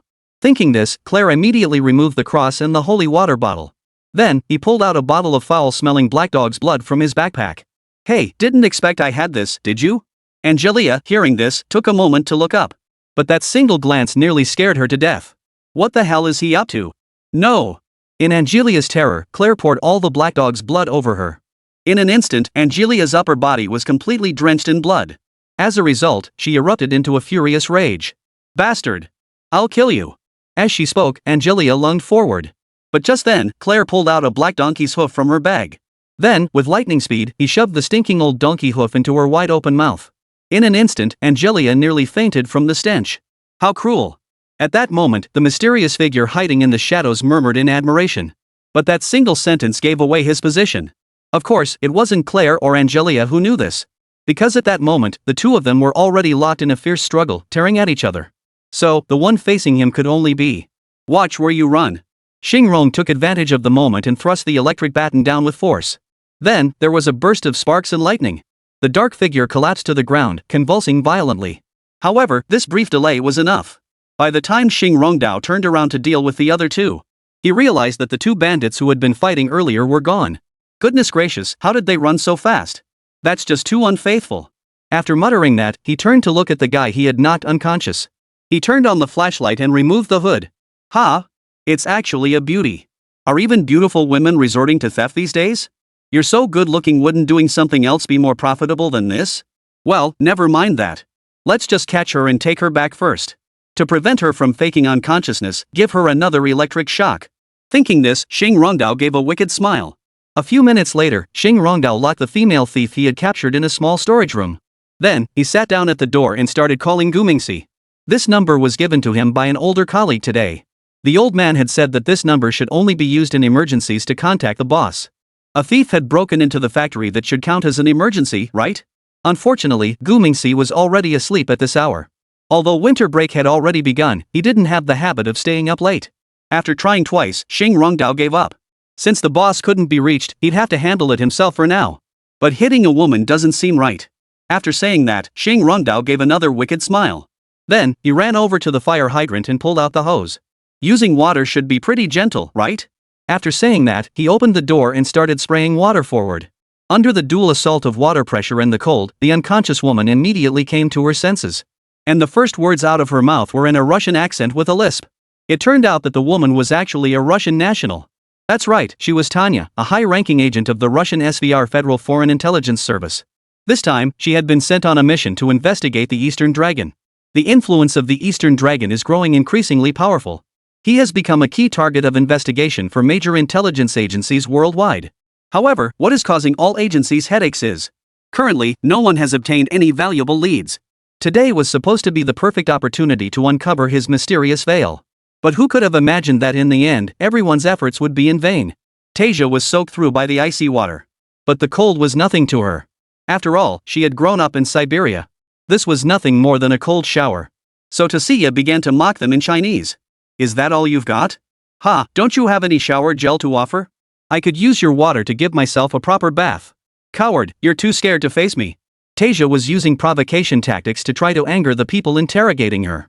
However, her plan was still too superficial. Xingrongdao isn't very smart, but he is not stupid enough to fall for that. Alright, since you want some excitement, I'll give you what you want full force. Saying that, he actually turned the faucet all the way to maximum. In an instant, Tasia was knocked against the wall. The immense force of the impact nearly broke her spine. Then, Xingrongdao continued to forcefully push the other person while shouting angrily. Are you going to talk or not? You won't, will you? Alright, then I'll keep going. Tasia heard this and really wanted to curse the other person's mother. However, the powerful stream of water was washing over her so fiercely that she dared not open her mouth. If she opened her mouth now, cold water would rush in through her mouth and nose. So she endured the excruciating pain and cold, keeping her mouth shut. You bastard, you're taking advantage of me because I can't speak. Just wait until I get out, I'll wring your neck. Are you going to speak or not? If you don't, I'll have to resort to even harsher methods. Xing Rongdao repeated his question several times, but the other person remained silent. He slowly turned off the faucet and said harshly, "Remember, you forced me to do this. Don't bother with my ruthlessness." With that, he slammed the iron door shut and left. Tasia, seeing this, struggled desperately to escape. But when she reached the door, she realized it had already been locked from the outside. Damn it, he really was careful. But this place can't hold me. As she spoke, Tasha began to look around. But just then, she gradually sensed something was wrong. So, she slowly raised her head, her face filled with fear, and said, "This bastard, is he even human?" Chapter 78, Zhang Tianhong's heaven-defying invention. Agent Tasia, known as Big Hair, grew up in Siberia. Therefore, the cold was no match for her. However, the place where Xing Rongdao had her locked up was a cold storage room. Now, after watering the plants, he turned on the cooling system. Oh my goodness! It's the dead of winter. You're actually turning on the air conditioning in this weather? Do you want us to freeze to death? And I'm still soaking wet. In an instant, Tasha's expression changed. At that moment, she finally realized the severity of the situation. She's going to die. She really is going to die. So Tasha started panicking, struggling, and banging everything around her. Come back. Come back. There must be something we can talk about. There's no need for this. I have important information to exchange with you. Tasia shouted loudly inside, while Xing Rong lit a cigarette and leaned against the door. He heard the words of the conversation but deliberately ignored them. After 15 minutes, when the sounds inside grew faint, he kicked the door hard and shouted, "Are you dead? Not dead?" Upon hearing the noise, Tasia, who had been crouched by the door, slowly stood up and said, "I'm still alive. I really have information. We can talk this out." Xing Rongdao heard this and gave a sly smile, then lit a cigarette and spoke lazily. "Want to talk? Then show some sincerity. I'm not in a hurry. I'll wait here for you to speak." Upon hearing this, Tasia's expression immediately grew solemn. It seemed the other party was extremely cunning. Tricking him into opening the door first was out of the question. There was only one option left, the toothpaste squeeze tactic, revealing information bit by bit. While Xing Rongdao and Tasia were engaged in a battle of wits through the freezer door, Gu Mingshi was once again awakened by the sound of a phone vibrating. After getting up, he first quietly observed his grandfather's room. After confirming that the snoring was loud enough to shake the house, he finally got dressed and quietly made his way outside. Lily, who was sleeping across from him, saw this and immediately got up to follow, keeping a vigilant eye on the surroundings of the small courtyard. Once they reached the center of the courtyard, Gu Mingxi finally picked up the phone to answer it. "Zheng Tianhong, are you out of your mind? Do you even know what time it is?" It turned out that the person who had called him was Zheng Tianhong. However, he wasn't the least bit angry at Gu Mingxi's cursing. Because, at that moment, his emotions were simply too overwhelming. Success! We did it! Zheng Tianhong's voice was so excited that he couldn't hear what the other person was saying. Gu Mingxi, seeing this, sighed heavily and then looked down at the notification on his phone. After confirming that the phone had automatically opened the voice-changing software, he spoke in his serious tone. "What on earth is going on at this hour? You better give me a satisfactory answer, or else." At this point, Zheng Tianhong had calmed down a bit. He then made a very serious request. "Start a video conference now. I have a big surprise for you. Let me call Xiaozhang first." "I did it! I did it!" After saying this, Zheng Tianhong hurriedly hung up the phone. Gu Mingjian frowned deeply upon seeing this. What on earth is he up to? Why is he holding an online meeting in the middle of the night? Though puzzled, he quickly returned to his room. He then quietly closed the door and opened his computer. Soon, Zheng Tianhong sent a video conference invitation. Gu Ming immediately created a virtual avatar and entered the meeting room. At that moment, Zheng Tianhong and Zhang Jiwu were already engaged in a heated discussion. Upon seeing Gu Mingxi enter, Zheng Tianhong quickly changed the subject and explained again. "Boss, we've succeeded. Our bottomless project has achieved a major breakthrough. I can confidently say that we can now easily outperform ChatGPT." "No, I didn't express myself accurately. It should be that all AI are inferior. Bottomless is the strongest." As he spoke, Zheng Tianhong started getting excited and started dancing around.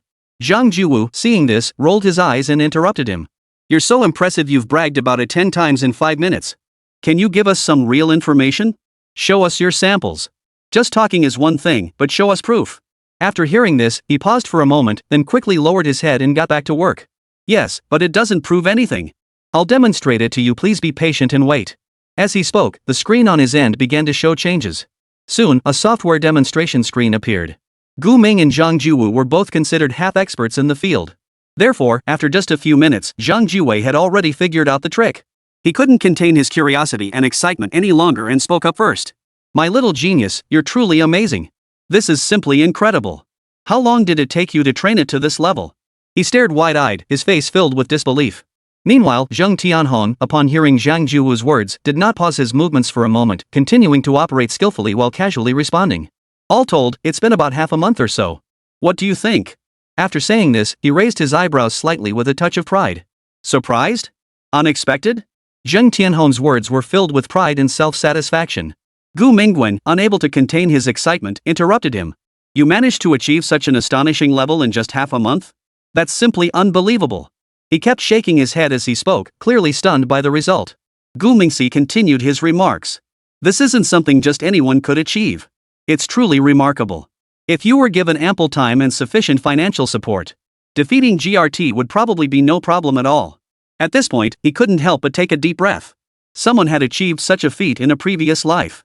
But that was over a decade later. Yet Zheng Tianhong had managed to accomplish it ahead of schedule. Could this be the butterfly effect of his rebirth? It's truly unbelievable. Just as I was marveling at the name, Zhang Juwu hurriedly chimed in. Yes, I completely agree with what old Gu said. That's amazing. Then, he smiled broadly and began to praise him. Oh my goodness, Zhang, you're truly amazing. To quietly and modestly achieve such a great feat is truly impressive. Impressive. Zheng Tianhong, hearing these words of praise, couldn't help but blush and chuckle a couple of times before hurriedly explaining. Actually, this isn't all my doing. It's mainly because I know an upperclassman who has been dedicated to researching AI models for years. Unfortunately, despite his exceptional talent, he never encountered a mentor who recognized his potential, which is why he never managed to secure any significant investment. At this point, Zheng Tianhong paused briefly, took a sip of water to moisten his throat, and continued telling the rest of the story. Chapter 79, The Super AI System. Zheng Tianhong spoke earnestly about his senior story, while Gu Mingdi and Zhang Juwu listened intently. Zheng Tianhong spoke in a calm voice. Later, by chance, he mentioned this to me. Upon hearing it, I felt the project had potential, so I decided to take a bold step and invest 5 million yuan in it. Before he could finish, Zhang Juwei, who had been listening quietly, suddenly widened his eyes in disbelief and shouted. Wait, how much did you say you invested? Zheng Tianhong seemed unaware that the number he had just mentioned was out of the ordinary. He turned back to the computer screen and casually replied. 5 million? What's the big deal? However, this statement was like a thunderclap to Zhang Juwei. He suddenly jumped to his feet, placed both hands on the desk, leaned forward, and shouted with an extremely exaggerated expression and tone. What? Only 5 million? Are you kidding me? You know, the Americans were planning to spend 50 billion on this project. And you managed to pull it off with just a measly 5 million? My goodness, that's simply unbelievable. Oh my gosh, I can't even imagine what's going to happen next. As it turned out, Zhang Juwu's shock at that moment was entirely justified. Because Zheng Tianhong and his senior's invention would soon set the entire world ablaze. In the midst of this storm, Eagle Sauce and the entire Western high-tech industry will undergo a major transformation. Now, let's take a closer look at the bottomless system brought by Zheng Tianhong. With the rapid development of artificial intelligence technology, Bottomless, as a pioneering AI system, will profoundly impact various aspects of the global economy, social life, and environmental protection through its outstanding technical capabilities and wide range of applications. In the economic sector, Bottomless enhances industry productivity through its efficient data processing capabilities and adaptive learning algorithms. According to a report by the McKinsey Global Institute, AI technology is expected to add 13 trillion beautiful coins to the global economy by 2030, while Bottomless is projected to directly drive over 25 trillion beautiful coins in economic growth. For example, in the manufacturing sector, Bottomless' intelligent predictive maintenance system can reduce equipment downtime by 35%, significantly improving production efficiency. Its models have performed exceptionally well in international evaluations, achieving accuracy rates 20% higher than traditional models. Additionally, Bottomless' sufficient data processing and low latency response times are accelerating digital transformation across industries. For instance, in the retail sector, its intelligent recommendation system can increase sales by 35% while reducing operational costs by 20%. In the social sector, Bottomless applications in the healthcare field will significantly improve the quality and efficiency of medical services. Its medical imaging analysis system achieves an accuracy rate of 98%, enabling the detection of early-stage abnormalities and assisting doctors in developing more effective treatment plans. For example, in cancer screening, Bottomless models can increase early diagnosis rates by 43%, significantly improving patient survival rates. In the education sector, Bottomless is driving educational equity and personalized learning. For instance, in mathematics education, its intelligent tutoring system can improve students' academic performance by 35%. Finally, in environmental protection, Bottomless applications in energy management and environmental protection contribute to optimized resource utilization and reduced carbon emissions.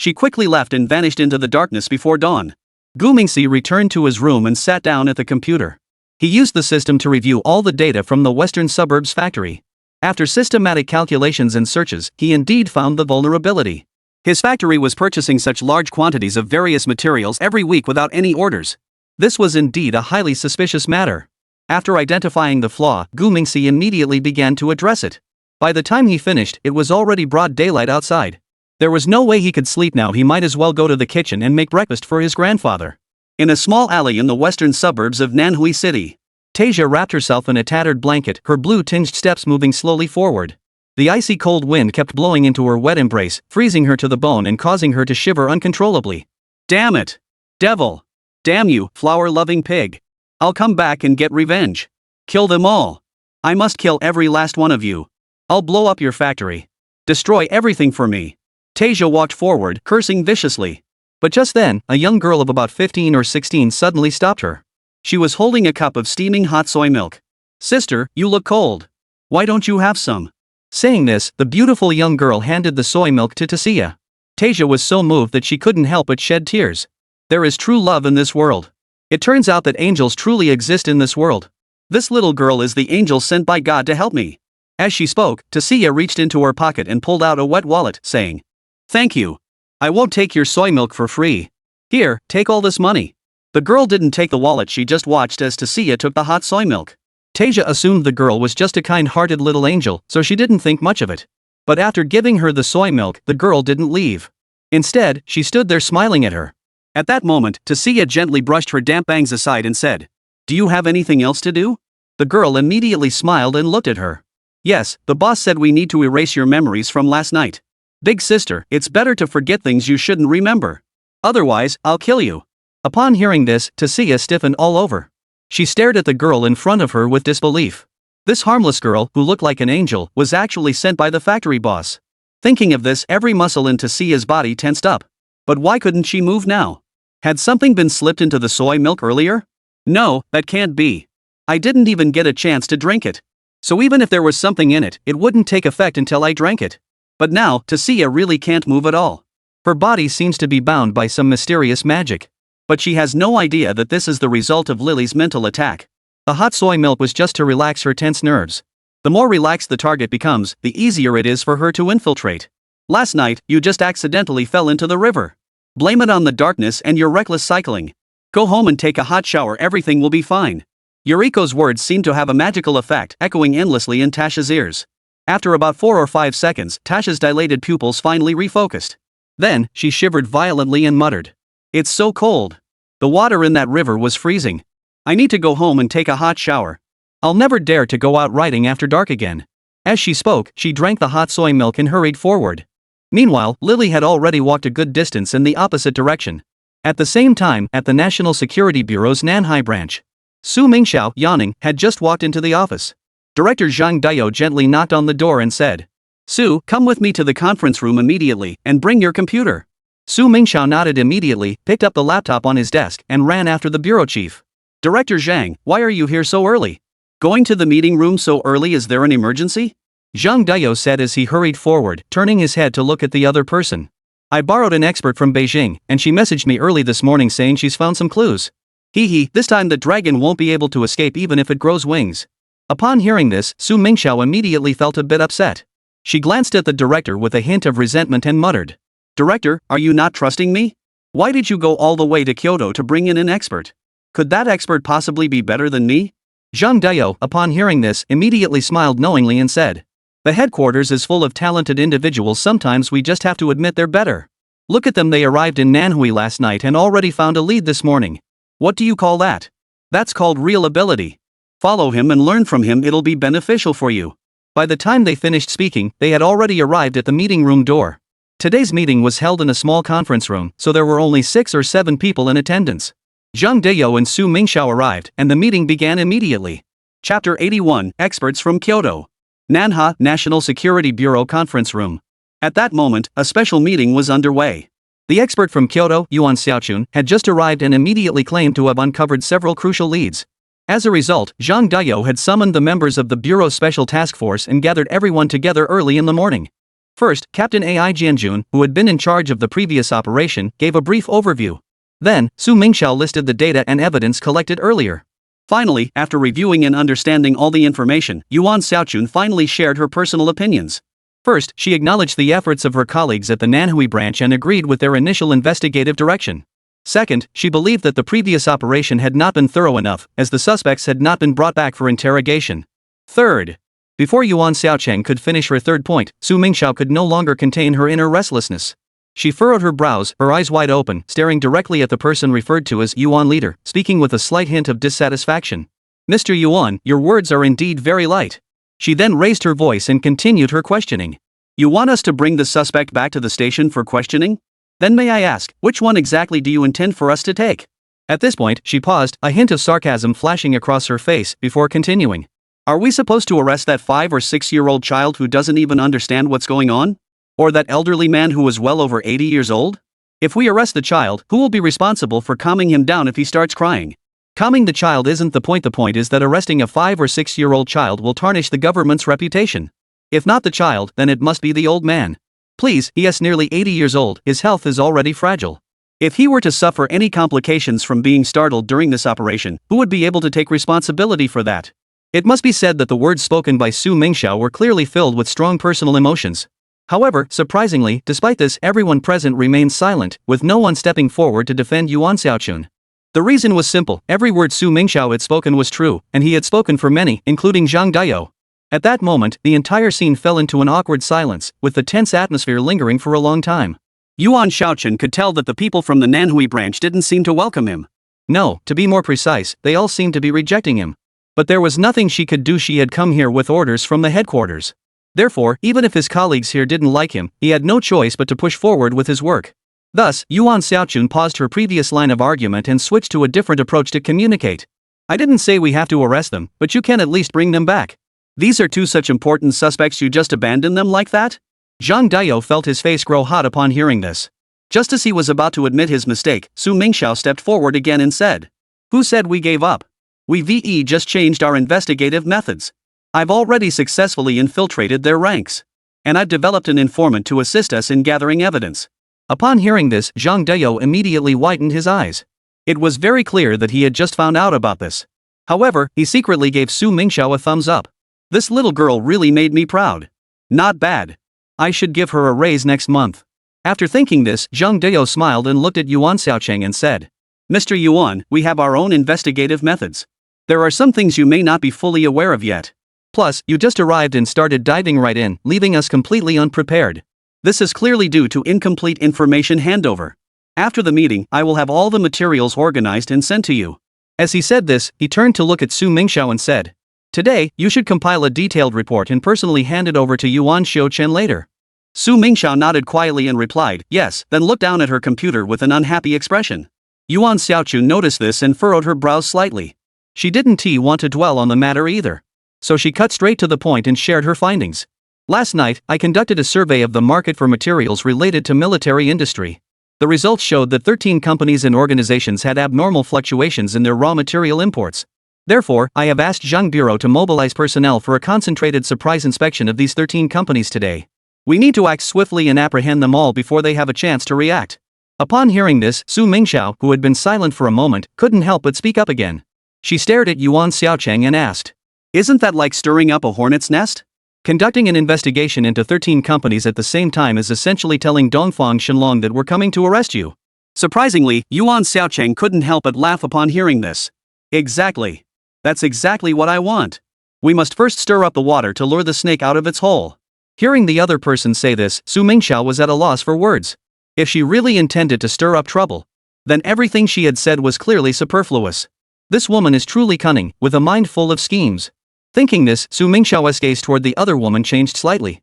Yuan Xiaochun seemed to notice this as well, so she glanced at her and gave her a subtle wink with her left eye. "Oh my god, this woman is flirting with me. Could she be a lesbian?" At this thought, Su Mingxiao quickly clamped her legs together and lowered her head in silence. Just then, Zhang Daiyou paused slightly. He narrowed his eyes slightly, quickly sorting through various possibilities in his mind. Then, he slowly opened his mouth and spoke in a steady, determined voice, breaking the brief silence. "The suggestion Yuan Chu just made was excellent.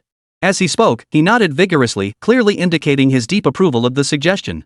Immediately afterward, Zhang Dao scanned the room, his gaze sweeping over everyone present, and continued to share his thoughts.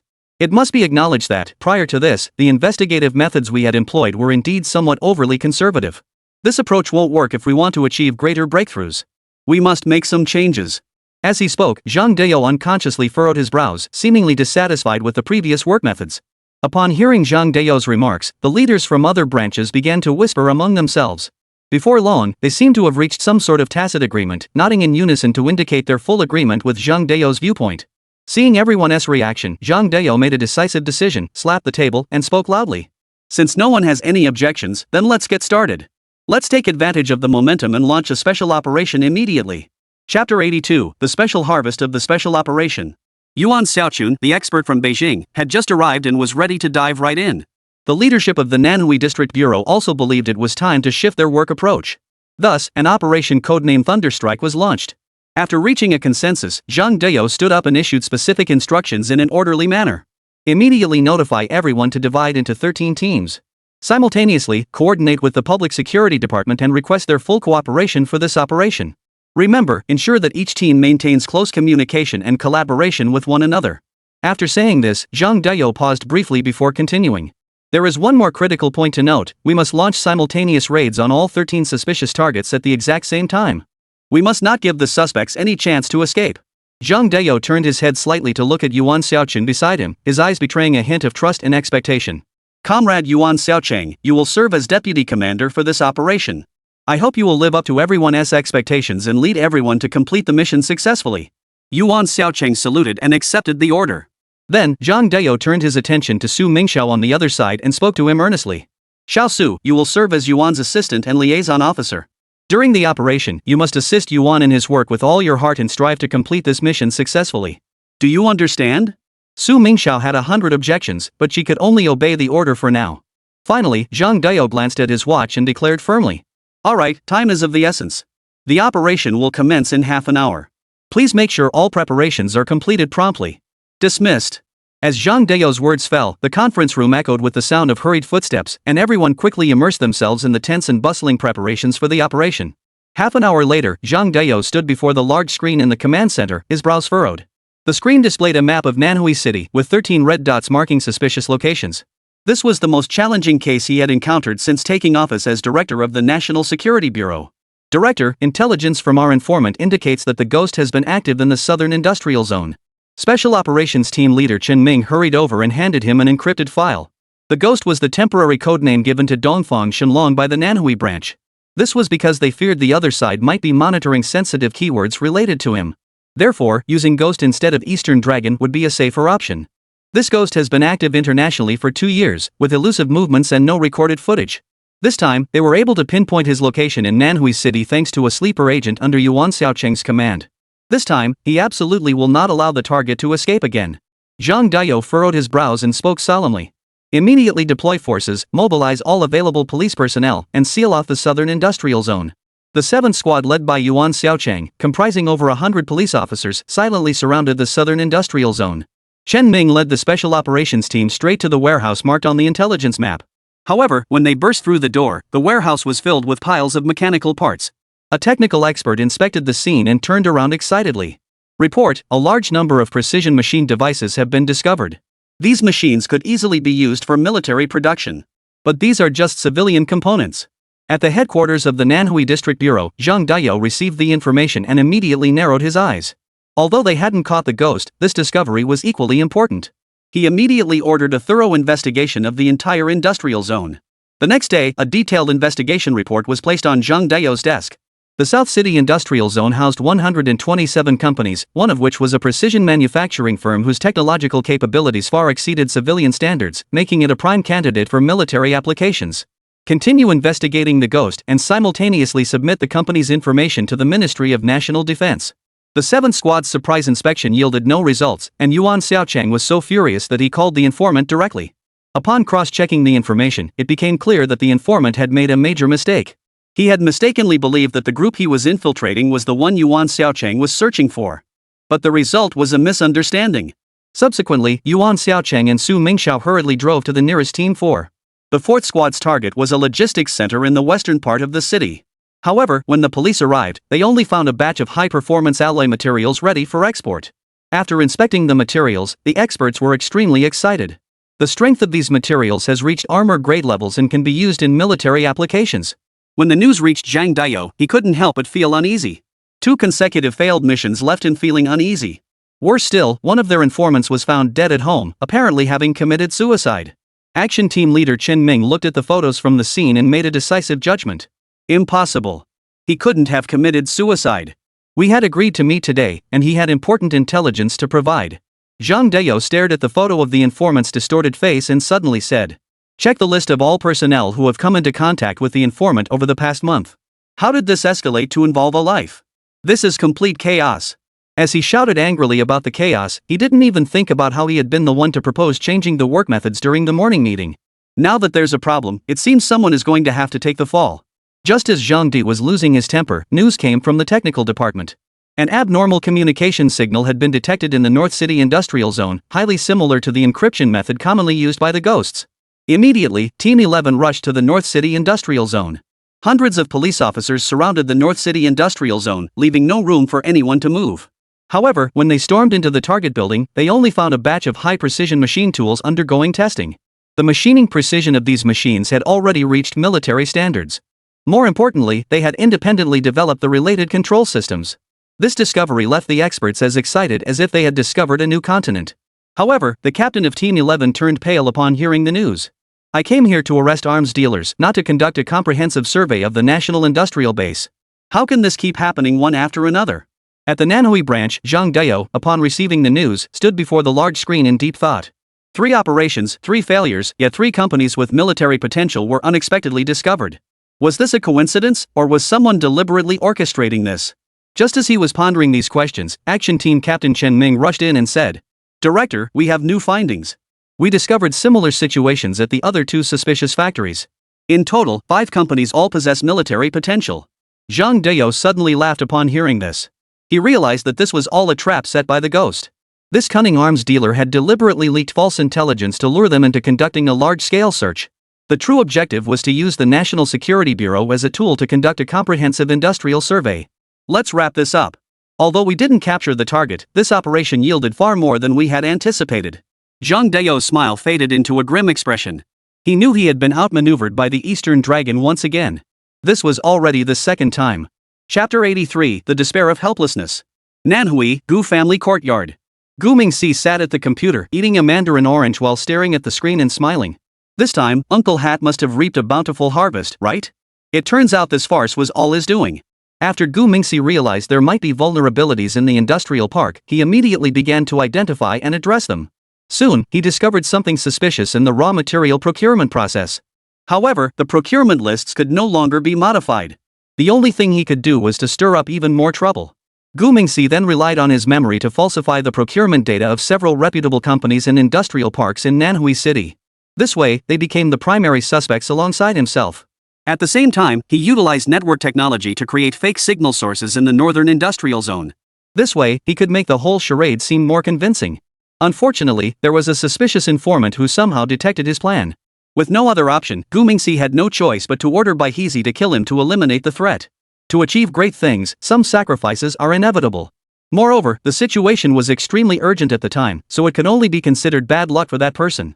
However, Gu Mingxi had already obtained the family information of the person in question. A transfer of 8 million yuan will be split into 23 installments and sent to the family's account. This is the only thing he can do for the other person now. Speaking of which, after Gu Mingxi's repeated misdirection, the leadership of the National Security Bureau's Nanshur branch finally realized something was amiss. As a result, operations by several other teams were quickly halted. At his model factory, police cars had even arrived at the main gate. Xing Rongdao was so scared in the duty room that he almost wet his diaper. Fortunately, the police turned around at the gate and withdrew.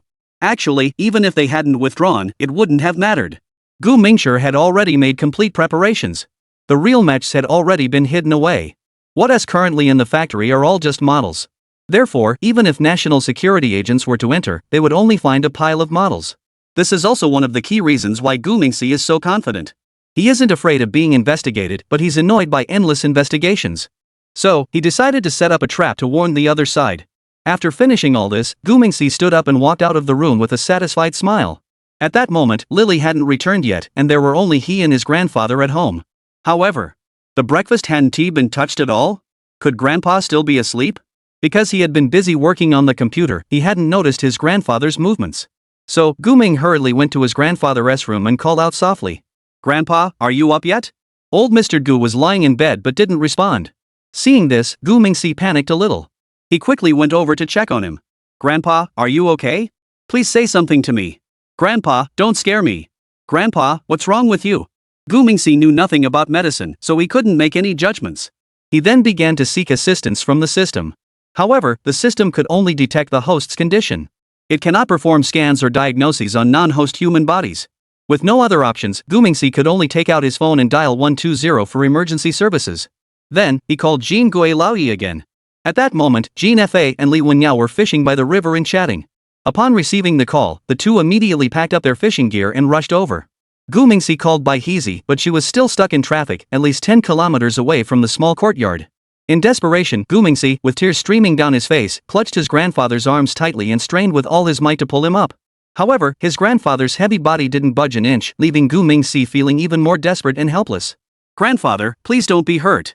Grandfather, I beg you, please don't be hurt." Gu Mingxi cried out hoarsely, tears streaming down his face, some falling onto his clothes, others hitting the floor. At that moment, his heart was filled with fear and worry. The little boy was truly afraid of losing the only person he loved most in the world. "Who can come to help me? I beg you, please come and help me." Gu Mingxi dragged his grandfather while shouting loudly to those around him.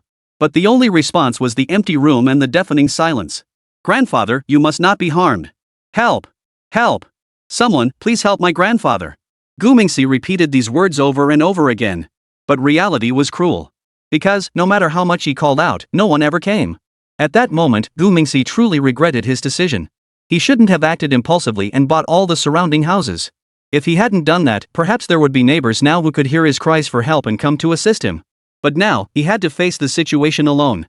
Gu Mingxi's heart was filled with regret and self-blame. What was worst of all was that he hated himself deeply, hating that he was now just a weak child. So, when the person closest to him fell ill, he was powerless to help. He couldn't even manage to drag his grandfather out of bed, something as simple as that. This sense of helplessness weighs on him like a mountain, leaving him unable to breathe. "Help me! Who can save me? Save my grandfather!" Gu Ming continued to shout, but there was no response from anyone around him. His heart sank into an abyss, unsure of how to save his grandfather. Just as Gu Mingxi was at his most helpless and despairing, the iron gate of the quiet courtyard suddenly emitted a dull, thunderous sound. It seemed as though something was violently colliding with it. Someone was banging on the door? Immediately afterward, two women's voices could be heard outside, shouting hoarsely. But Gu Mingxi was too tense to make out what they were shouting. All he could hear was the loud banging on the door. However, his cries for help never ceased. The sound of the iron door being struck echoed repeatedly, each blow as forceful as a sledgehammer striking the door, causing the once solid iron door to begin swaying dangerously. After more than a dozen such violent collisions, finally, with a deafening crash, the iron door could no longer withstand the immense force and crashed to the ground with a thunderous crash. In an instant, two figures darted inside like bolts of lightning. The two who burst in were none other than Su Mingxiao and Yuan Xiaocheng. Their faces were filled with urgency, and their eyes betrayed endless concern and worry. At that moment, Yuan Xiaocheng was still clutching a handgun tightly in her hand. However, when the two of them rushed into the room despite the pain in their bodies, they realized they had made a mistake. Yuan Xiaocheng had searched every room, but found no trace of the Eastern Dragon. All they saw was an elderly man lying on the bed with a grim expression and a child crying uncontrollably. "Save the people first!" Su Mingxiao shouted loudly and immediately ran over to help. Gu Mingxi, upon seeing a familiar face, choked up and pointed behind her, shouting, "Sister Su, save my grandfather! Please, please save him! I beg you!" Desperate, Gu Mingxi placed all his hopes on the other person. Su Mingxiao was also a very kind-hearted person. Without a moment's hesitation, she began helping old Mr. Gu get dressed. "Mingxi, don't be afraid, your sister is here. Have you called 120 yet? Sister is helping Grandpa get dressed. If you haven't called, do it immediately." Gu Mingxi wiped away her tears and nodded. I did, but the ambulance won't arrive for another 40 minutes. Su Mingxiao heard this and immediately furrowed his brows. "We can't wait that long. Yuan Chu, go outside and bring the car in quickly. Let's take the old man to the hospital first." Chapter 84, Yuan Xiaocheng vs. Lily. Nanhui, First Central Hospital. Outside the emergency room, Gu Mingshi stood at the window with his hands clasped together, praying incessantly. Yuan Xiaocheng and Su Mingxiao were standing a short distance away, chatting quietly. Why had these two suddenly appeared at the Gu family's small courtyard? It was because, after a series of failures in the special operation, Yuan Xiaochun had thought of the entire plan before Zhang Deo. So, he had Su Mingxiao take her to the site where the signal source was first detected. As their car came to a stop at the entrance of the courtyard, they heard the sound of a child's cries for help coming from inside. Without hesitating, the two immediately charged toward the iron gate of the courtyard. Fortunately, the iron gate was severely dilapidated and didn't take long to be forced open by the two of them. Fortunately, they arrived in time to save old Mr. Gu's life. Otherwise, he would have died of a heart attack in bed today. Yuan Xiaochun asked Su Mingxiao in detail about Gu Ming's condition. Upon learning that he was an orphan, she immediately pulled out a bank card and said, "There's 50,000 yuan in this card. Please donate it all to this unfortunate child. Judging by the old man's circumstances, I doubt he can afford the medical expenses." Upon hearing this, Su Mingxiao immediately started rummaging through his bag and took out his own bank card, saying, "I only have 8,000 yuan left in my account. I'll donate that too." Yuan Xiaocheng didn't say anything after hearing this, just gave him a faint smile. But soon, Yuan Xiaocheng's brows furrowed tightly. Because she had recalled the situation at the Gu household. When she had rushed in to check the situation earlier, she seemed to have seen a computer in one of the rooms. In this day and age, having a computer at home was nothing out of the ordinary. However, the specifications of that computer seemed quite extraordinary. Although Yuan Xiaochun wasn't particularly knowledgeable about computers, she had seen her fair share of them. So she quickly realized something was off. Something's off, that kind of computer looks out of place in this kind of household. Thinking this, Yuan Xiaochun turned to look at Su Mingxiao and said, "I need to go back to the courtyard. Stay here and watch the kids. If anything happens, just call Zhang Bureau directly. I'll be back in a moment." Saying this, Yuan Xiaochun pulled out the keys and hurried toward the elevator. Su Mingxiao had no idea what he was rushing off to do. At that moment, she was too lazy to ask and only hoped that Mr. Gu would be safe. Just as Yuan Xiaochun stepped into the elevator, Jean Fada rushed out on the other side. Upon seeing this familiar face, Su Mingxiao immediately waved to him. "Old Jean, you're here." Jean Fada rushed over as soon as he saw Su Mingxiao. He then hurriedly inquired about Mr. Gu's condition. Upon learning that he was being rushed to the hospital, he immediately volunteered to pay the hospital fees. Su Mingxiao handed 2 bank cards to Jean Fada and said, "There's 58,000 yuan in these 2 cards. Take them too, and deposit more money. This one's password is my birthday, and this card. Damn it, she didn't tell me the password." Jean Daffet couldn't help but burst into laughter upon hearing this. Then he pulled out a black Centurion bank card and said, "Thank you for your kindness, but don't worry about the money. I'll go deposit 5 million first. If it's not enough, we'll talk later." After saying that, Jean Fada turned around and walked away quickly. Su Mingxiao stood there feeling extremely awkward. 5 million yuan? Do the wealthy really act so recklessly when it comes to medical expenses? After muttering these 2 sentences under her breath, she glared at Yuan Xiaocheng's bank card with a resentful expression and said, "You hypocritical woman, you give the card but not the password? Are you trying to make me guess?" While Su Mingxiao was venting her frustration, Yuan Xiaocheng was already driving toward the Gu family's residence. 20 minutes later, her car came to a stop once again at the entrance of the small courtyard. However, the iron gate of the small courtyard had been propped open and secured by someone. Upon seeing this, Yuan Xiaochun immediately furrowed her brows tightly and slowly drew the gun from her waist. Yuan Xiaochun realized there might be danger inside the courtyard, but the arrogant woman decided to act alone. She slowly pushed open the iron gate of the small courtyard, gripping her pistol tightly as she cautiously stepped inside. At that moment, the wind swept up the scattered dry leaves on the ground, creating a rustling sound. Suddenly, Yuan Xiaochun sensed someone behind her. She quickly raised her gun and turned to look behind her. Sure enough, a little girl had appeared behind her. She looked to be no more than 16 years old. Yuan Xiaochun stood in the center of the courtyard, saying nothing, but kept his gun steady, pointing it at the woman across from him. Her breathing was steady, and she spoke in a cold, stern tone. "Don't move. Who are you?" At that moment, the girl standing across from her didn't need to be asked. She was the strongest artificial human created by Gu Mingchuan, Lily. At that moment, Lily was wearing a simple black bodysuit, holding a short knife that glinted coldly in her hand. "You shouldn't have come back." As she spoke, she moved slowly, her movements as graceful as a cat, her toes lightly touching the ground, as if she could leap into the air at any moment. Yuan Xiaochun heard these words and immediately knew he had made the right decision to return. There's definitely something off about this place. Though he didn't know who this girl was, it was always better to capture her first. So she spoke coldly. "I am Yuan Xiaochun from the National Security Bureau of the Flower Kingdom. Now, I formally warn you to put your hands on your head and kneel down. I need to take you back for questioning. Please cooperate." Upon hearing this, Lily smiled lightly, her eyes gleaming with a hint of mockery, and the corners of her mouth curled upward slightly, as if she couldn't care less about the situation before her. You'll regret coming back. Her voice sounded as though it were coming from an ice cellar. Yuan Xiaocheng frowned and shouted harshly. I advise you not to resist in vain. Don't even think about escaping, you won't get away. After hearing this, Lily laughed softly once more, her voice clear yet tinged with a hint of danger. Escape? I have no intention of escaping. Her voice sounded like wind chimes swaying in the breeze, carrying an unsettling rhythm. Yuan Xiaochen said nothing more, his fingers gently pulling the trigger. Because she sensed the danger. This girl was highly unusual, she had to act first. The gunshot echoed through the courtyard, the bullet tearing through the air, heading straight for Lily's thigh. However, Lily's movements were faster than she had anticipated. Her body moved like a light leaf, shifting slightly to the side. The bullet grazed the hem of her dress and struck the wooden box behind her, sending splinters flying in all directions. Yuan Xiaochun's brows furrowed slightly, but she didn't stop. Her aim was lightning fast. In an instant, the second and third bullets were fired in rapid succession. Each bullet carried a deadly threat, but Lily's movements were always a split second faster. Her body seemed weightless, darting through the gaps between the bullets. The short knife in her hand danced, reflecting a blinding glow. Your aim is good, but not fast enough. Yuriko's voice carried a hint of mockery as her figure suddenly accelerated, like a black bolt of lightning, charging straight toward Yuan Xiaochen. Yuan Xiaocheng quickly stepped back, firing his gun repeatedly, but Yuriko's speed was simply too fast, and the bullets always missed by a hair's breadth. Her heart began to race, and beads of sweat broke out on her forehead. Yuriko knew she couldn't keep this up any longer. So, she waited for the last bullet to be fired, then leaped lightly once more, dodging the fatal blow.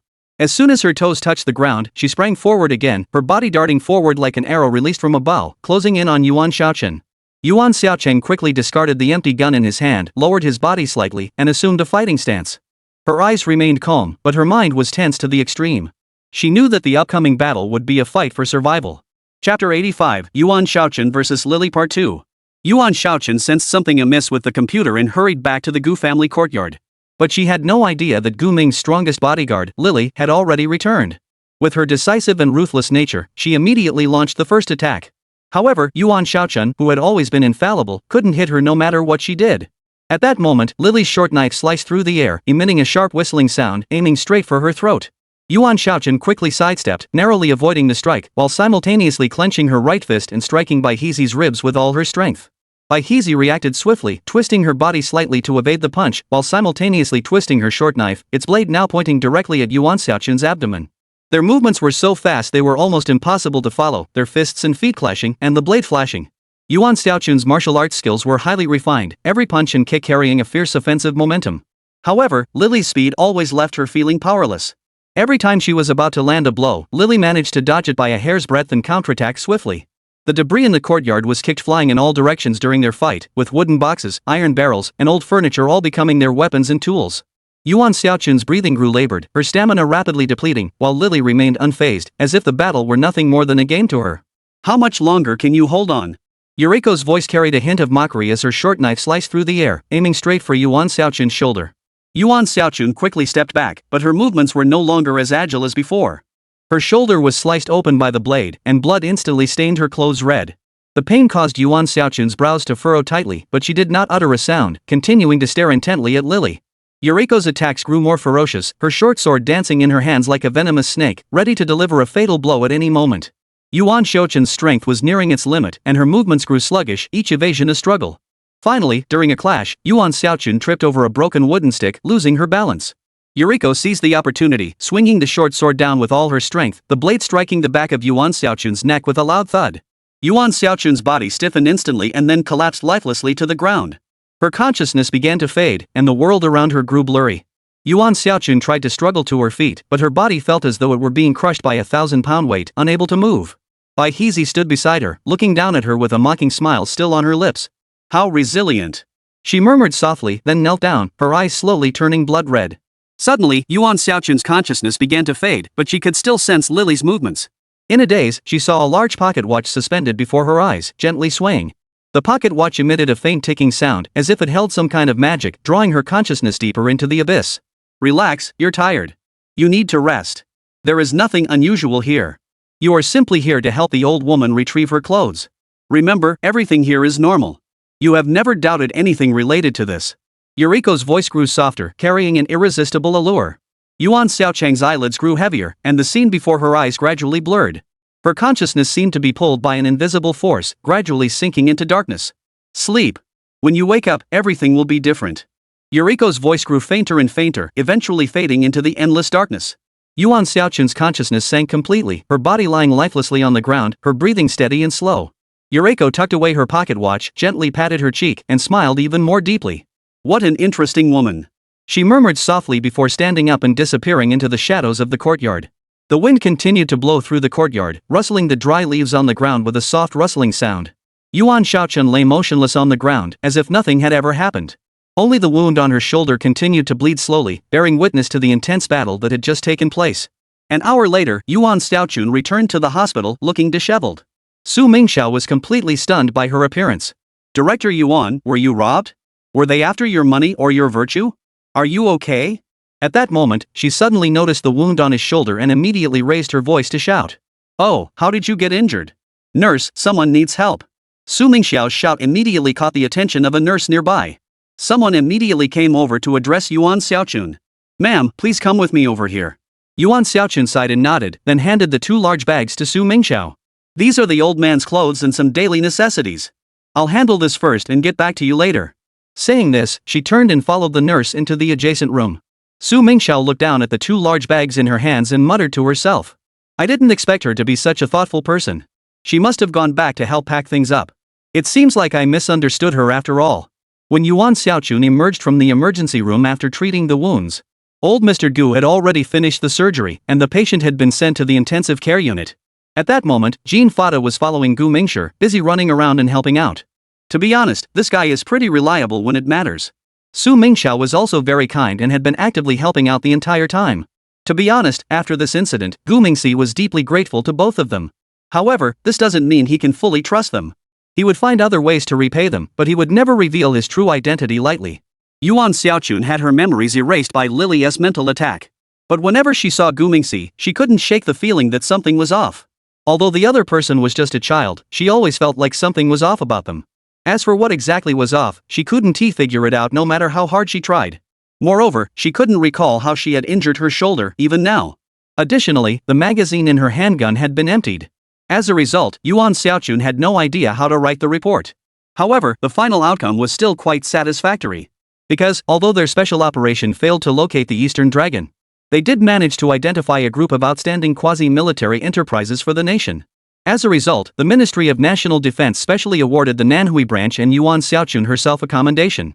Therefore, she simply made up an excuse to brush off the matter of her empty magazine. Late at night, in the VIP intensive care unit of the 1st Central Hospital. The inner room was the intensive care unit, while the outer room was furnished like a living room. Yuan Xiaochun had already returned to write her report. Now, only Jean Fada, Gu Mingxi, and Su Mingxiao remained in the hospital. At that moment, Gu Mingxi was eating candy while deep in thought. Returning to the small courtyard was out of the question. There had already been enough trouble there. Therefore, the house must be changed. However, this was not the most important matter. The most urgent priority was to expedite the development of medical technology. Because the post-surgery doctors had already made it very clear that the patient had a high probability of suffering severe complications. If modern medical technology can solve the problem, then we can only rely on future medical technology. Don't worry, Grandpa, I won't let anything happen to you. Chapter 86, the decision is made advancing into medical technology.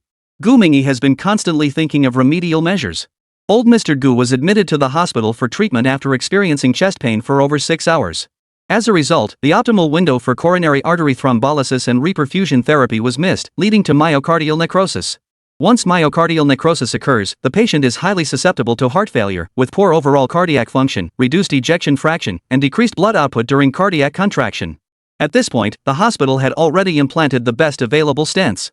However, this symptomatic treatment fails to address the underlying issue and cannot completely resolve Mr. Gu's condition.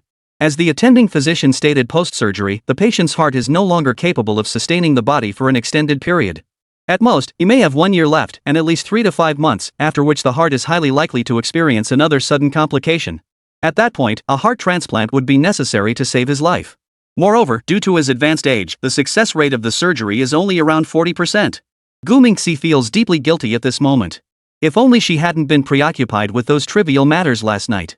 He might have noticed something unusual about his grandfather and brought him to the hospital sooner. If Right now, Gu Mingxi's mind is truly in disarray. He couldn't help but blame himself and dwell on the past. So, he bit down hard on the candy in his mouth and swallowed it. Then, he took 2 deep breaths before finally calming down. At that moment, his thoughts began to clear. At the same time, Su Mingxiao stood up and said he was going out to buy some midnight snacks. Jean Fada directly pulled out 3,000 cash and handed it to the other person. Get something nice. Don't be so polite. We all need to replenish our nutrients. Su Mingxiao had donated all his savings to Mr. Gu. Although Jean Fada had deposited 5 million yuan into the hospital account in one go. But she still wanted to fulfill her duty. So she also deposited the 8,000 yuan in her account. As for Yuan Xiaochun, Su Mingxiao didn't touch the money in her account. At this point, she didn't feel the need to be overly sentimental. She simply took the money gracefully and quickly walked out of the ward. As soon as she left, Gu Mingxi started fiddling with her phone. Jean Fada saw this and paused for a moment before sighing and muttering to himself. After all, she's still just a child. After saying that, he turned around and went out to smoke. Jean Fada mistakenly thought that Gu Mingxi was playing a game. But in reality, he was using his phone to search for clues to save someone. Gu Mingxi relied on his memory to recall information related to future medical technology. In fact, the future development of medical technology will profoundly transform the field of medicine. Some of the super medical technologies seen in science fiction films will gradually transition from imagination to reality. For example, nanomedicine technology, such as the nanobots in Transcendence, which have the potential to enter the human body to repair cells, eliminate pathogens, or deliver medications, while Real Steel demonstrates its application in emergency medicine. Holographic medical diagnostic technology will become increasingly widespread, such as the holographic doctor in Star Trek and the holographic images in Iron Man, making future medical procedures more intuitive and precise. Additionally, bionic organs and cybernetic body parts, such as the cyborgs in RoboCop and the fusion of human consciousness with mechanical bodies in Ghost in the Shell, not only repair damaged body parts but may also enhance human capabilities. This is also a direction for human research and development in medical technology. However, the most popular among the general public are AI doctors, such as the AI in Big Hero 6 and the AI surgical system in Prometheus, which will significantly improve the efficiency and accuracy of diagnosis and surgery. Additionally, bioprinting and 3D organ printing technology, such as the regeneration of human bodies from DNA samples in The Fifth Element, hold promise for addressing the challenges of organ transplantation. Gu Mingjie just looked it up online. Recently, the team at the Second Physics Institute of Hans Katzter University developed the first DNA nanorobots capable of modifying artificial cells. In Zhonghua, Jijun Pharmaceutical is the first domestic startup company dedicated to the research, development, and industrialization of medical intelligent nanorobots.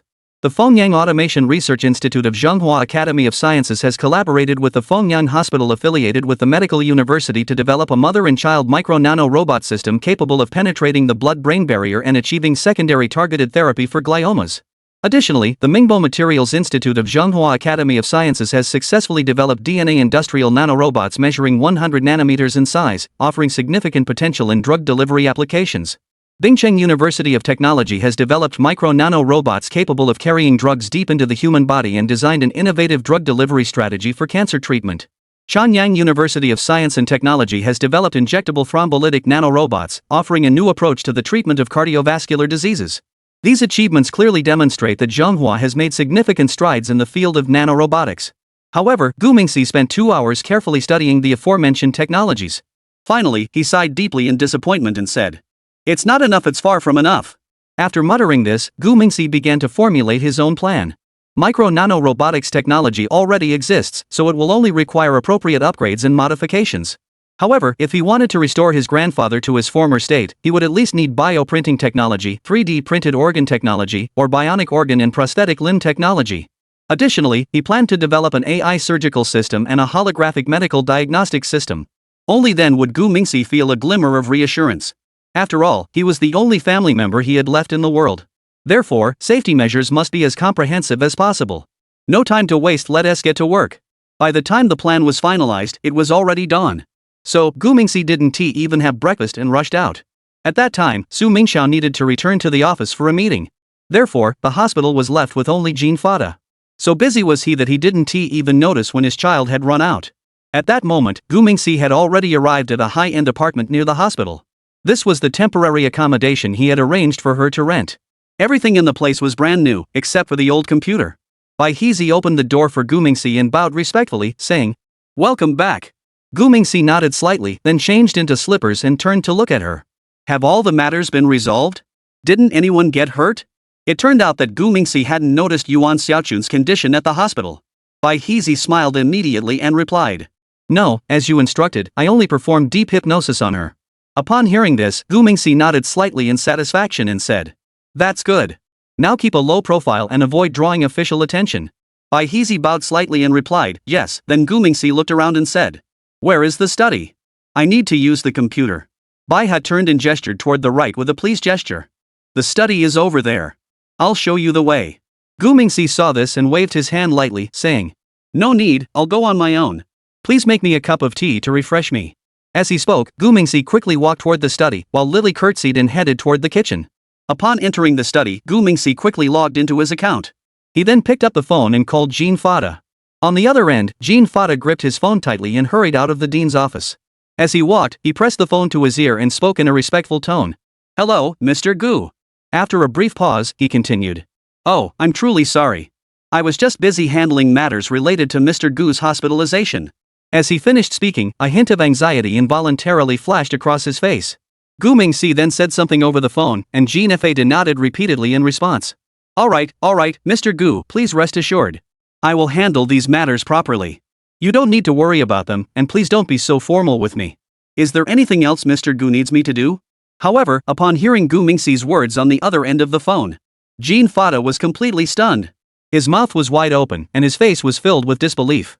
After several seconds, he finally snapped out of it and stammered. "What?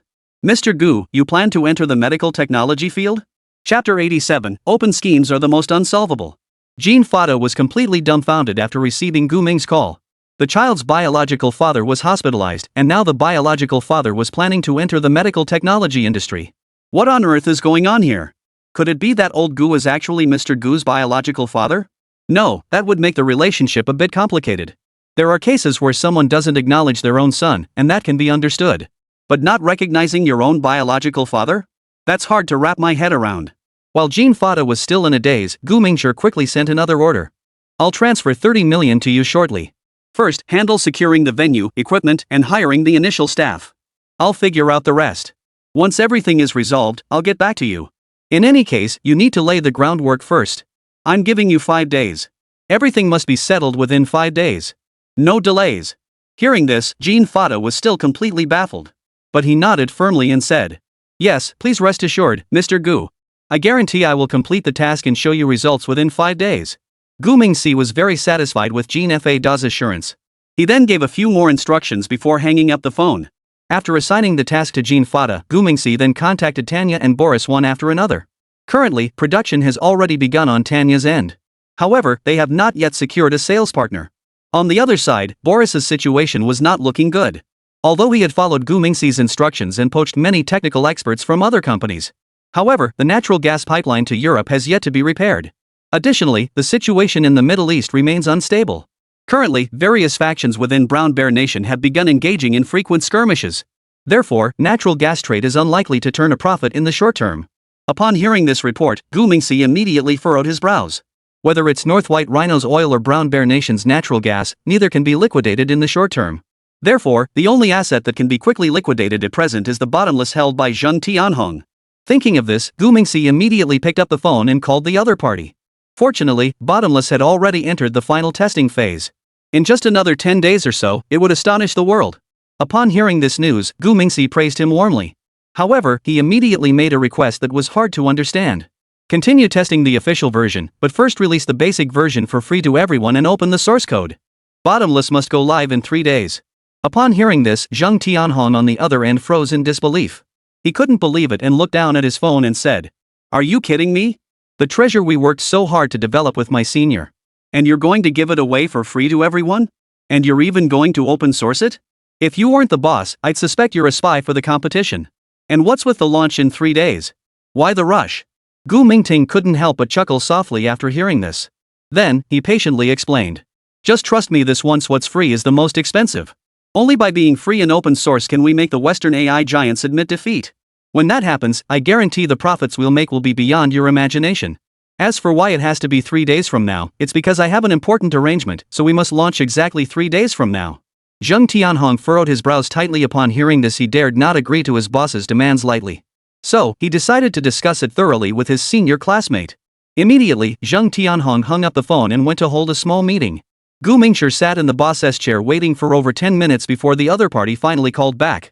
Fortunately, Zheng Tianhong reported that his senior had accepted his suggestion. Because his senior said that the only way to defeat all conspiracies is with a straightforward, open strategy. Open strategies are unbeatable. Free is the way to grow.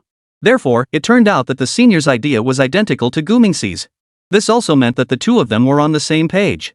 Since they were going to release the basic version publicly, there was no need to wait for the final version's testing. Thus, 3 days later, Zheng Tianhong and his team released Bottomless online. With the vigorous promotion by numerous online influencers, it quickly gained widespread attention from netizens. The reason lies in the fact that the R1 model released by Bottomless boasts high performance and low cost, making it a hot topic in the field of artificial intelligence. Shortly thereafter, netizens, AI companies, and even official institutions began testing it. In various benchmark tests, the R1 model demonstrated outstanding performance, rivaling and even surpassing top models like OpenAI's GPT-4. For example, in the AIME 2024 math benchmark test, Bottomless R1 achieved a success rate of 815, surpassing OpenAI's 01 inference model. What is particularly noteworthy is that the training cost of the R1 model is only 5.08 million pretty coins, far lower than the training costs of large companies like OpenAI. This provides a more cost-effective solution for developing high-performance AI models. In addition to technical breakthroughs, Bottomless R1's open-source and free-to-use strategy has also garnered widespread attention. Users can access and use the model without incurring high costs. This low-threshold access has enabled the R1 model to spread rapidly in a short period, attracting a large number of users. However, the sharp increase in user traffic has also brought technical challenges. Bottomless' official website and API services have crashed multiple times due to excessive traffic, further sparking public attention and discussion about the R1 model. The popularity of Bottomless has not only attracted users but also drawn widespread attention from the media and the industry. Major global media outlets have reported on the R1 model, praising its innovations and breakthroughs in the field of AI. Therefore, when Bottomless was launched, the three major stock indices closed sharply lower. Among them, Inda's stock price plummeted by 1,736 to close at 10,648 pretty coins per share, hitting its lowest point since November last year. Its total market capitalization now stands at 270 trillion pretty coins, with a loss of 610 billion pretty coins in a single day, setting a record for the largest single-day market capitalization loss in history. The sharp decline in Inda's stock price caused the net worth of its founder, Peng Shuren, to plummet by 23 billion pretty coins. Meanwhile, under Yingda's lead, the semiconductor chip sector has suffered across the board. Guijiawan fell by 1,498, microcomputer dropped by 1,363, chip manufacturer Boda declined by 1,862, and EGDN fell by 15. Eagle Sauce President Traore, who had just proposed the Stargate plan last month, found himself in an extremely awkward situation. What Eagle Sauce aimed to achieve with 500 billion, a little-known flower-growing company managed to accomplish with just 5 million. This has left many investors skeptical, wondering if they were duped by the Eagle Sauce administration. As a result, the project's sponsors have convened emergency board meetings to conduct a cautious review of the situation and temporarily suspend all investment activities. The White House, President's Office. Travis was so angry his face had turned green. He had received 4 complaint calls today, all condemning the Stargate project. If these had been calls from ordinary people, Traore wouldn't have reacted so strongly. But it just so happens that all the calls are coming from the ultra-wealthy and influential tycoons within the Eagle Agency. They are the official sponsors. If you offend them, Traore won't have much of a pleasant time during his term. At this thought, Traore felt a strong urge welling up inside him. He quickly picked up his phone and dialed the number of CIA Director Morton without hesitation. The call was answered quickly, and Traore spoke urgently. Put the matter of the Eastern Dragon on hold for now. Listen, Morton, I need you to immediately deploy our top agent to take action. His voice betrayed no hint of doubt as he continued his orders. Have him investigate who the real mastermind behind Bottomless is. I absolutely refuse to believe that such a small company, with only a few dozen employees, could have orchestrated something like this. There must be a huge secret and conspiracy lurking behind this.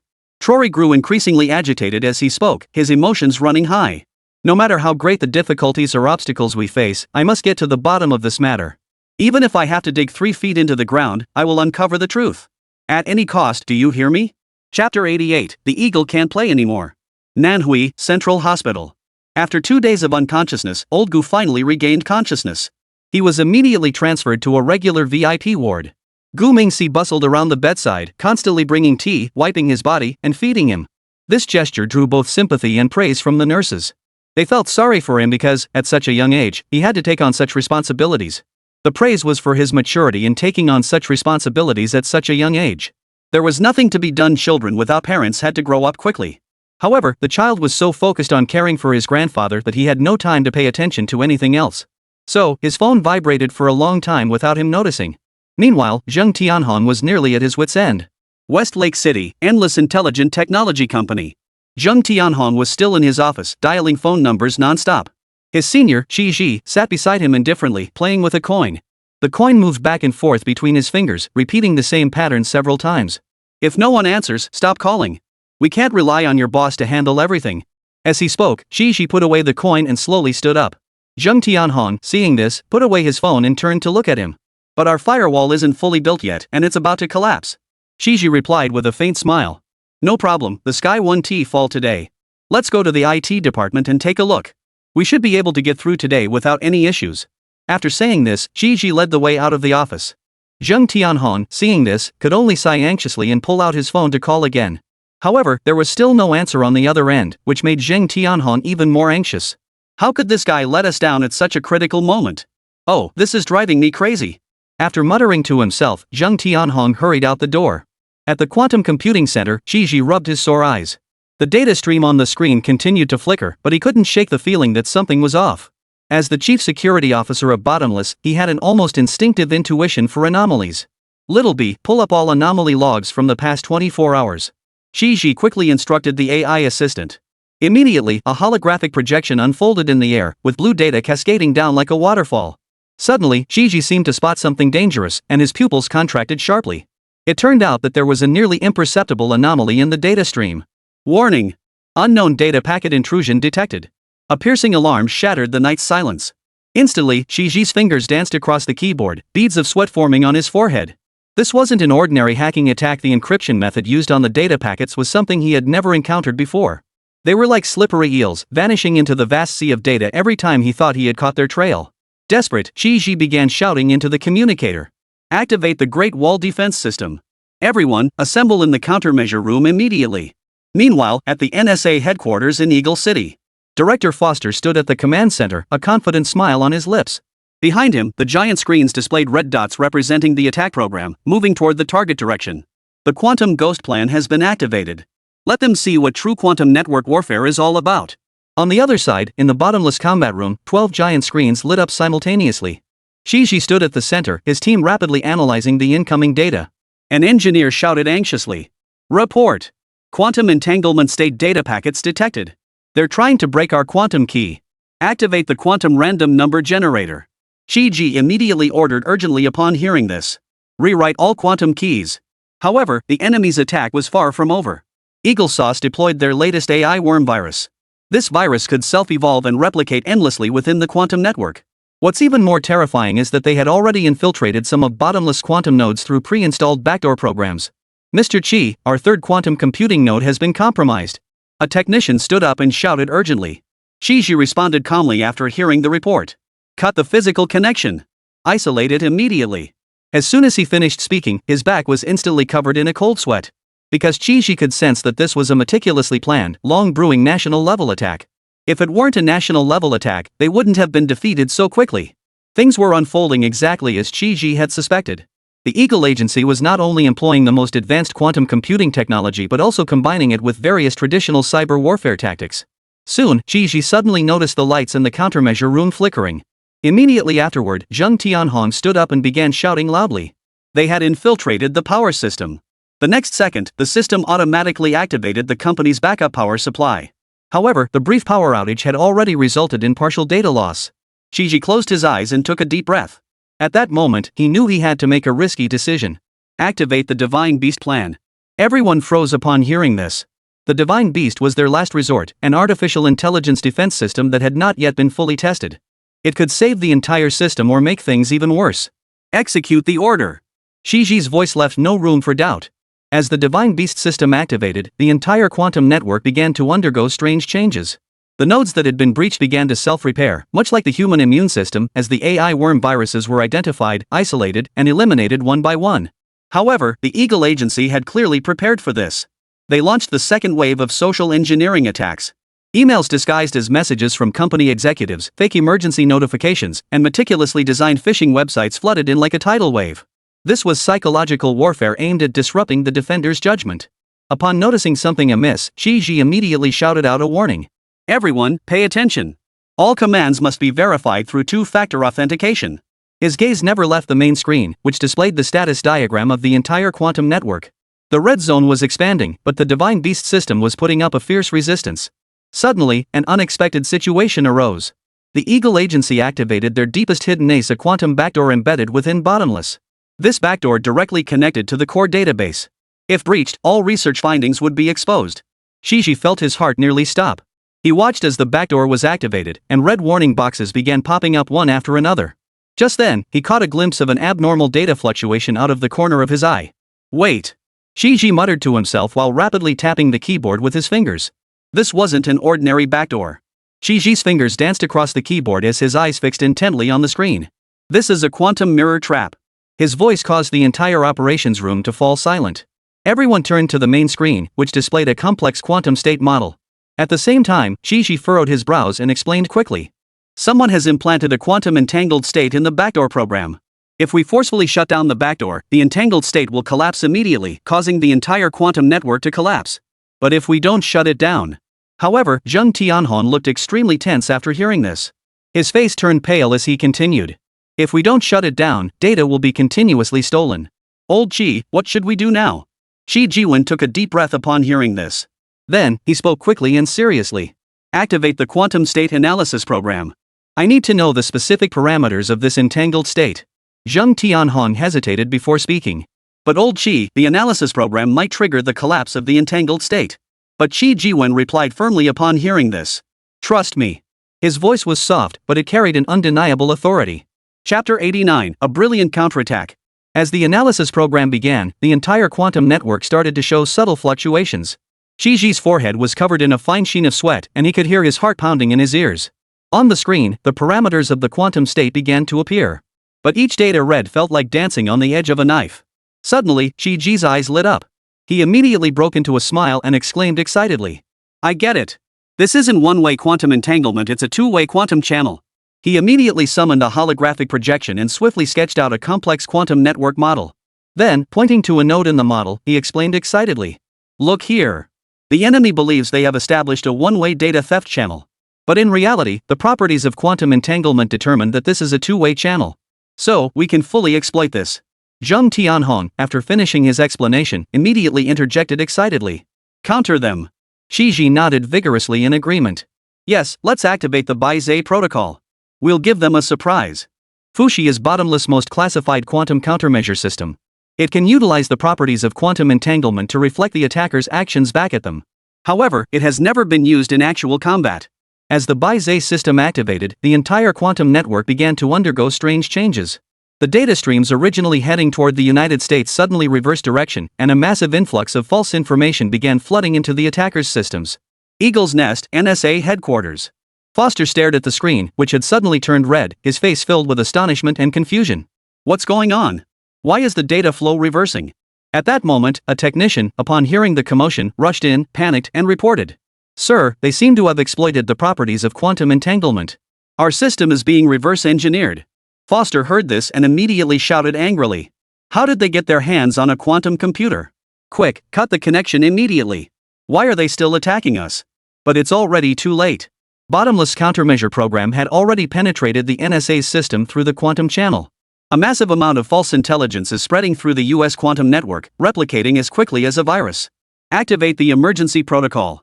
Foster's voice was already hoarse. Activate the Zeus shield defense system immediately. But the Aegis system, upon activation, immediately faced an even more intense counterattack. Bottomless AI system, the Divine Beast, has evolved new capabilities. It can mimic human thought patterns and create nearly perfect false intelligence. Inside the control room, Shiji watched the constantly fluctuating data on the screen, a faint smile finally appearing on his lips.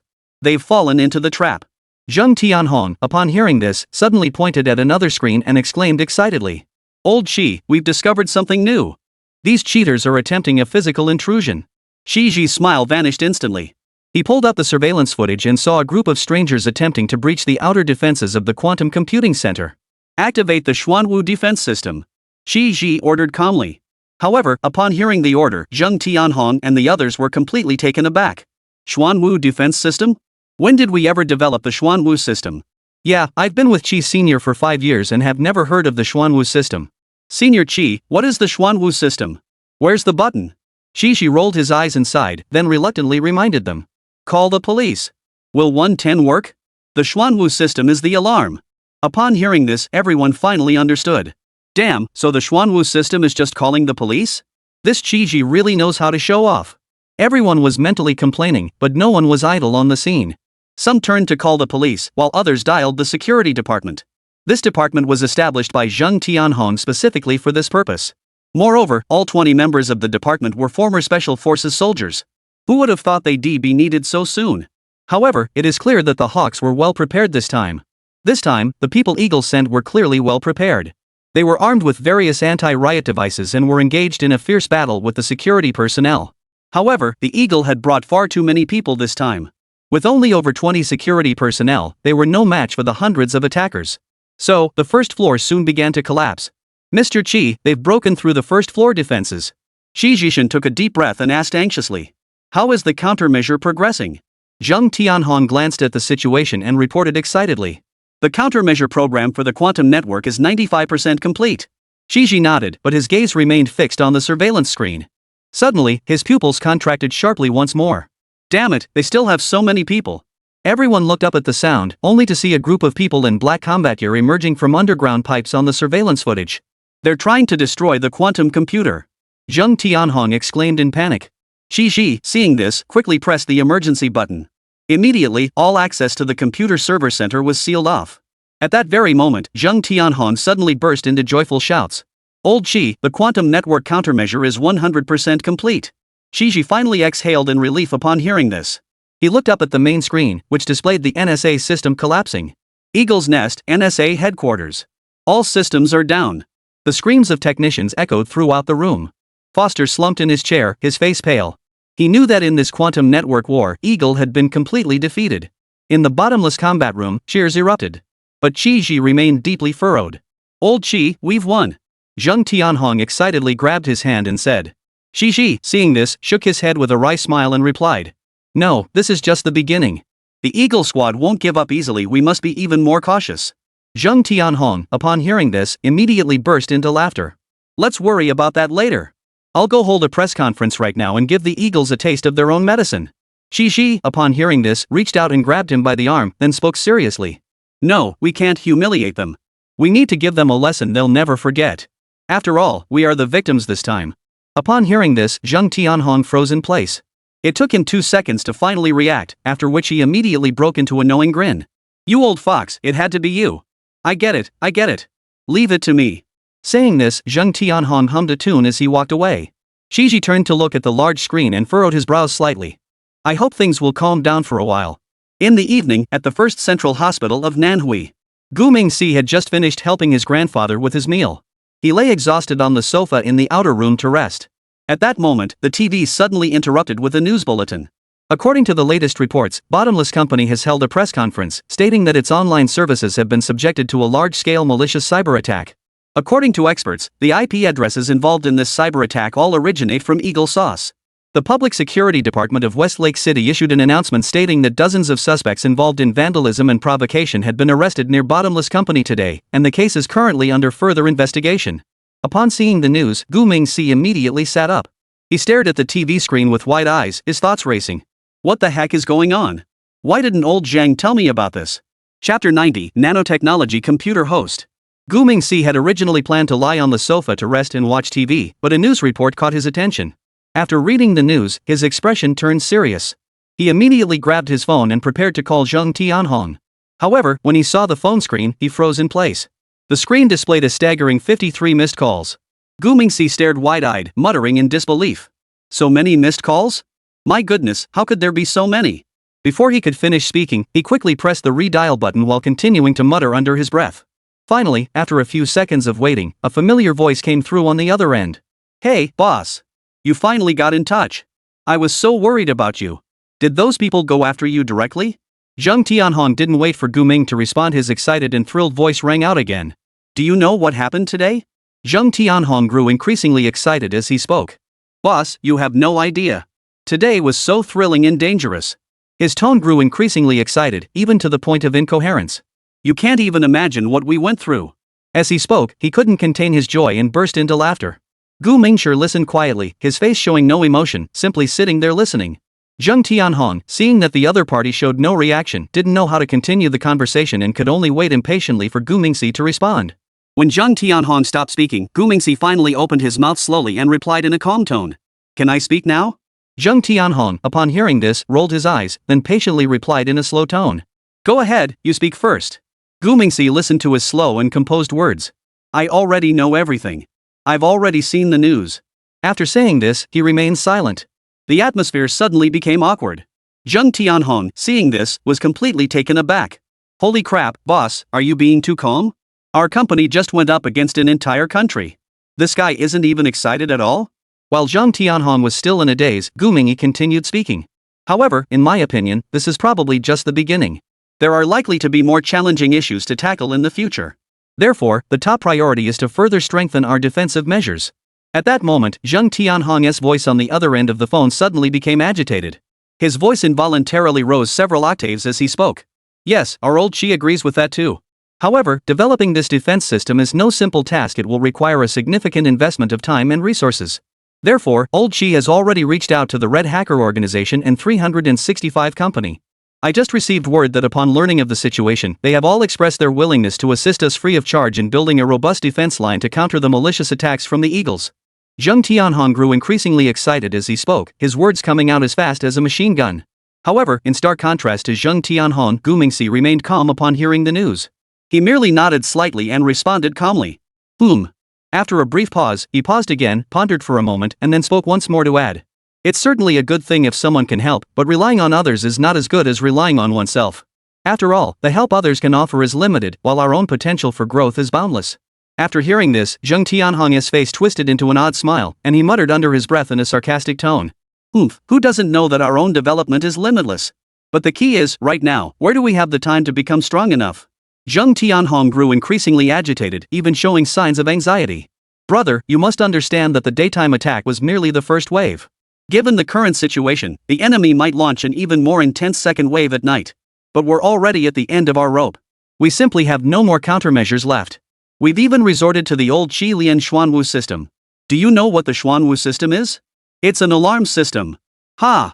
Upon hearing Zheng Tianhong's words, Gu Mingyuan's previously calm expression changed slightly. He didn't laugh along but remained silent for a moment before speaking slowly. Is that so? Then, he raised the corners of his mouth slightly, speaking with confidence. Don't worry, it's not a big deal. I'll immediately arrange for someone to deliver some supplies to you. I assure you that from now on, Bottomless will never encounter such a tricky problem again. Zheng Tianhong was taken aback once again upon hearing this. Then, with a face brimming with joy, he shouted into the phone with growing excitement. Haha, boss, you finally came through this time. That's great, absolutely fantastic. Hurry up and send the items over, time is of the essence. I need to quickly reassign some staff and prepare for the debugging work as soon as possible. At that moment, Zheng Tianhong vaguely guessed what the boss was sending over. However, Gu Mingshi didn't bother to explain further at that moment. The two exchanged a few brief words before hanging up. Gu Mingshi then picked up his phone and began operating it. At that moment, his phone was already connected to the military weapons system. Therefore, he could remotely control everything in the West Suburb Industrial Park. Now, Gu Mingshi needed to obtain a quantum computer. Although Bottomless also had 2 supercomputers. However, they had only just begun to scratch the surface of quantum computing. That's why the previous confrontation was so challenging. Currently, on Blue Star, Eagle's quantum computers lead in the number of quantum bits. IBM's Eagle processor has 129 quantum bits, while Gogel's Sycamore processor has 55 quantum bits. Additionally, Eagle has been actively supporting quantum computing research and development through its National Quantum Initiative since 2017, investing significant funds in quantum technology R&D and infrastructure development. Therefore, in the field of quantum computing, they are in a relatively leading position. Of course, in recent years, China has been catching up. According to announcements from the Chinese Academy of Sciences, in 2023, a research team composed of multiple expert institutions successfully developed a quantum computing prototype machine named 993, equipped with 255 photons. Its performance and computing power are now on par with those of the US. However, these institutions and organizations would never lend their quantum computers to others for use. No, forget about lending it, they wouldn't even let Gu Ming and his team touch it. Therefore, relying on others is not the solution. Gu Mingshi decided to build a quantum computer on his own. After a thorough search in the system, he finally found a glimmer of hope. In the third installment of the Red Alert series, the Rising Sun Empire, where Lily was located, possessed a technology called nanotechnology computer hosts. In the game, only by developing this technology can you train Lily and the Rocket Angels. This nanotechnology computer mainframe is also called the nanocore, which is essentially a super quantum computer. Therefore, using it as a temporary solution is completely feasible. No, to be more precise, this is almost a case of overkill. Therefore, Gu-Ming needs to carefully modify it. Otherwise, Bottomless would turn into a military factory. After 5 or 6 hours of hard work, Gu-Ming finally completed the reprogramming. Shortly thereafter, the West Suburb Industrial Park gained an additional production line. An hour later, the production of nanotech computer mainboard components was completed. The automatic loading and unloading system loaded all the components onto the vehicles. The unmanned vehicles, with their cargo compartments attached, slowly drove out of the workshop area, parked the compartments in the transfer zone, and disconnected them. A standard truck cab then connected to the trailer, loaded it, and quickly departed the factory.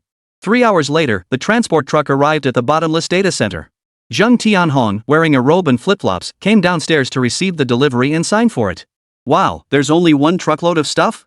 Is there such a small quantum computer? Boss, don't pull a fast one on me.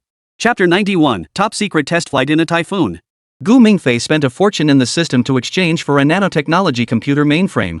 This supercomputer, in the strictest sense, is also a type of quantum computer. Because a quantum computer is a physical device that follows the laws of quantum mechanics to perform high-speed mathematical and logical operations, as well as store and process quantum information. Broadly speaking, any device that processes and computes quantum information and runs quantum algorithms can be referred to as a quantum computer. With this national treasure-level mainframe stationed at Bottomless, the Eagle can no longer gain any advantage. While Bottomless is busy fending off the Eagle's quantum-level cyber attacks, the military is conducting a top-secret test flight experiment. To prevent any leaks, they even had to take an aircraft carrier out to international waters for testing. Within the test flight zone, several Type 055 large destroyers, Type 815 electronic reconnaissance ships, and the latest submarines are stationed nearby to provide support. The goal is to ensure that this operation is completed successfully under strict confidentiality, with all data tested as planned. However, there are always many coincidences in the world. Thus, the saying "no coincidence is too small to be written down" holds true. At the same time, the Eagle was also conducting a top-secret test flight. Coincidentally, the two test areas are only 1,100 kilometers apart. On the Ludong-class aircraft carrier, a Zero-4 Sazabi-type aircraft stands tall and silent on the deck. No, it has since been renamed the Yinglong. Neural synchronization rate 98%, quantum core temperature normal, weapon systems online. Top-tier pilot Wang Rui's fingers swiftly glide across the control panel, while the floating blue data streams in the cockpit reflect deeply within his pupils. Typhoon Haiyan was raging 200 kilometers away, but the tactile sensation of the wearable combat suit clinging to his skin reminded him of the feeling of his father holding him and letting the wind blow through his hair 20 years ago. Back then, he seemed to have said that when he grew up, he would follow his father and learn to fly a plane. Now, 20 years had passed in the blink of an eye. Not only had he piloted the 6th-generation fighter jet of the Flower family, but he had also piloted a flight mecha even more advanced than the fighter jet. Unfortunately, his father was still somewhere out at sea, with no trace of him to this day. Wang Rui's thoughts were suddenly interrupted by a loud shout. Yinglong 1, prepare for the 7th jump test. The voice of the base commander came through his headset. The weather radar shows a typhoon eye forming. This is our best cover. Wang Rui acknowledged the message and began executing the procedures in an orderly manner. The vector thrusters on the back of the steel colossus erupted with blue flames, and the mecha, standing over 10 meters tall, broke through the clouds. The torrential rain shattered into tiny droplets on the nano-coated surface, and Wang Rui could clearly feel the vibrations from each raindrop hitting the armor. Thanks to the neural direct connection system, the mech had become an extension of his body. However, just moments after the Yinglong 1 took off, an alarm pierced the communication channel. Alarm! Airspace alert! An unidentified flying object has been detected in the northeast, traveling at Mach 35. The holographic projection instantly switched to a tactical map, showing 2 crimson dots approaching the airspace boundary in an eerie serpentine trajectory. Wang Rui's Adam's apple bobbed as his father's voice from before his disappearance suddenly echoed in his memory. Continue the mission, the motherland needs you. So, when Wang Rui received the order to engage, he immediately activated his mecha at full speed. Why launch an offensive? Because the test flight of the Yinglong was top secret. Therefore, if any situation arises that could lead to a leak, the experimental team must take the safest measures to keep the secret secure. What is the safest method? Naturally, destroying any suspicious targets that may be leaking information is the safest option. Meanwhile, at the Eagle Air Force Base on the Sandwich Islands, the electronic warfare experts at the base asked urgently, F-47 Dark Star, do you copy? The reconnaissance team reports a suspicious signal at your 5 o'clock position. Please proceed to investigate. Acknowledge upon receipt. After a long pause, the communication channel finally responded. F-47 Dark Star, copy. Proceed immediately to conduct additional reconnaissance. After finishing the base communication, Colonel Jack Miller gently licked his cracked lips. The data streams flickering on his helmet HUD dyed his irises an eerie green. The carbon fiber frame of the F-47 cockpit trembled violently as the turbulent winds at the edge of the typhoon tested the limits of this 3 billion beautiful coin fighter jet. The breath of his wingman, Tom, came through the encrypted channel. Colonel, why did the Flower Man choose such terrible weather for the test? What the hell are they up to? It turned out that the Eagle had already discovered the Flower family's situation first. Jack Miller immediately smiled and replied after hearing the question. Who cares what they're doing? Let's go check it out. The flower growers have been claiming we don't have 6th-generation aircraft. Well, today we'll show them the real deal. But the problem is, their radar might not even detect us. Ha! The two spoke, then immediately turned and accelerated toward the 5 o'clock direction. A few minutes later, their tactical screens suddenly erupted with blinding red light. A dozen blue lightning bolts streaked down from the depths of the clouds. Soon, the outline of a massive object began to emerge from the thunderstorm. Jack Miller felt a cold sweat break out on the back of his neck at the sight. Because that was not the outline of any known aircraft. God almighty, that thing was hovering vertically in the air. Tom's screams were accompanied by the screeching sounds of metal twisting. It had no wings. No tail. This couldn't be possible. A red steel colossus emerged from the downpour, its shoulder plates bearing a 5-star pattern illuminated by lightning, glowing a sickly white. Tom watched in horror as the monster raised its right arm, its 12-barrel micro-missile launchers spinning to lock onto him. Disperse! Disperse! The screams were drowned out by the explosions as an F-47 turned into a burning fireball and plummeted into the raging waves. Metal fragments erupted from the wreckage, sparking off the armor of the mecha. Wang Rui watched everything unfold with a cold gaze, his heart filled with excitement and pride. Dad, this time we don't have to hide. If they dare to come, I'll take them all down. At the same time, Jack Miller swiftly maneuvered his fighter jet in a flanking maneuver. The target is using an unknown propulsion system, with heat signatures overlapping the Typhoon's core. Our radar echoes indicate it's a humanoid object. His AI assistant's voice coldly reminded him. Immediately, Jack Miller yanked the control stick, and the F-47 executed a Cobra maneuver at 9G overload. Sweat-soaked flight suit clung to his back as he saw the steel colossus knee joints spew blue flames, completing in 180-degree spin in a posture defying aerodynamics. Taste this. He pressed the missile launch button, and 6 AIM-260 missiles tore through the rain curtain. The mech's chest suddenly unfolded a honeycomb-shaped shield, and the missiles disintegrated into a shower of sparks upon impact. Amidst the flying debris, the electromagnetic railgun on the giant's shoulder began charging, weaving a deathly net of azure arcs in the downpour. As the missiles disintegrated in the electromagnetic storm, Jack finally caught a glimpse of the mech's back, where a dragon-shaped emblem flickered with a faint glow. A dragon from the Flower family? What the hell is this thing? Is this a super-powered humanoid mech? Science fiction has come to life? Jack Miller had no time to think further. He had to transmit the intelligence back immediately. Command Center. This is Ghost Knight 1. The Flower people have created a mech. Repeat, it's a humanoid super mech. He frantically pounded the data link terminal, using every means at his disposal to transmit the information. But just then, as the steel fingers pierced the F-47 cockpit canopy, Jack heard the clearest sound of metal tearing he had ever heard in his life. The neural interface system faithfully transmitted the sensation to Wang Rui, who smelled the metallic scent of hydraulic fluid mixed with blood. In that moment, he seemed to see his father smiling at him. But soon, a burning smell suddenly filled his nostrils, and the flashing red warning lights on the control panel snapped him back to reality. Quantum core overload. Recommend immediate return to base. Chapter 92, The Fated Nemesis. 10 minutes later, the Yinglong 1 stumbled and crashed back into the air. The deck of the Ludong warship erupted into chaos. In a special office on the aircraft carrier, Zhao Hua, Lu Jinglong, and others stared intently at the large screen. The screen displayed all the data from the Yinglong 1. Lu Jinglong focused on multiple parameters in the neural synchronization section. The neural synchronization rate was only 98%. Was it really not working? Zhao Hua frowned and muttered upon hearing this. It shouldn't be that bad. The other data are all better than expected. However, during the recent battle, the pilot's brainwaves showed significant fluctuations. Lu Jinglong turned his head toward the medical expert upon hearing this. Professor Wang, how's the health assessment? Is Wang Rui's condition okay? Professor Wang did not respond immediately upon hearing the question. She simply lowered her head and carefully transcribed the relevant data. After a few seconds, she slowly raised her head and spoke. It's bad, very bad. The driver's brain seems to have been damaged. Quick, notify the emergency response team to prepare. Once Unit 1 arrives, immediately administer first aid to the driver. As Professor Wang finished speaking, an announcement came over the intercom. Attention! Attention! Dragon 1 has successfully returned. Please have all expert teams prepare for a re-inspection. Attention! Attention! Inglong 1. As soon as the announcement sounded once, Professor Wang immediately stood up and headed outside. Notify all medical team members to assemble on the deck. Before she could finish speaking, she had already rushed out of the office. Lu Jinglong, seeing this, paused for a moment before also standing up and muttering, "Professor Zhao, should we also?" Before he could finish, Zhao Hua frowned and scolded him. "You're not part of the medical team. What good would you do at the scene? Leave the drivers to them and the mechs to us." After saying this, Zhao Hua picked up a freshly printed form and began studying it. Can't achieve 100% synchronization? Is that really impossible? If that's the case, things are going to get complicated. And what about the quantum core overload issue? What's the root cause of that? Lu Jinglong heard this and opened his mouth to say something. But the words stopped at his lips. Immediately, Lu Jinglong sat down and secretly opened the Shadow Network software, preparing to contact Dongfang Shenlong.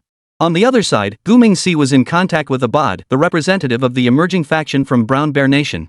This emerging faction was named the Peace Front, a newly formed organization less than a month old. The organization's emblem was a clenched fist holding a machine gun, which clearly had connections to the Persian Lion Guard, the Banan Dove Pearl Party, and other international resistance factions. This connection is not only evident in the emblem but also in the comprehensive support provided in terms of tactics, strategy, and funding.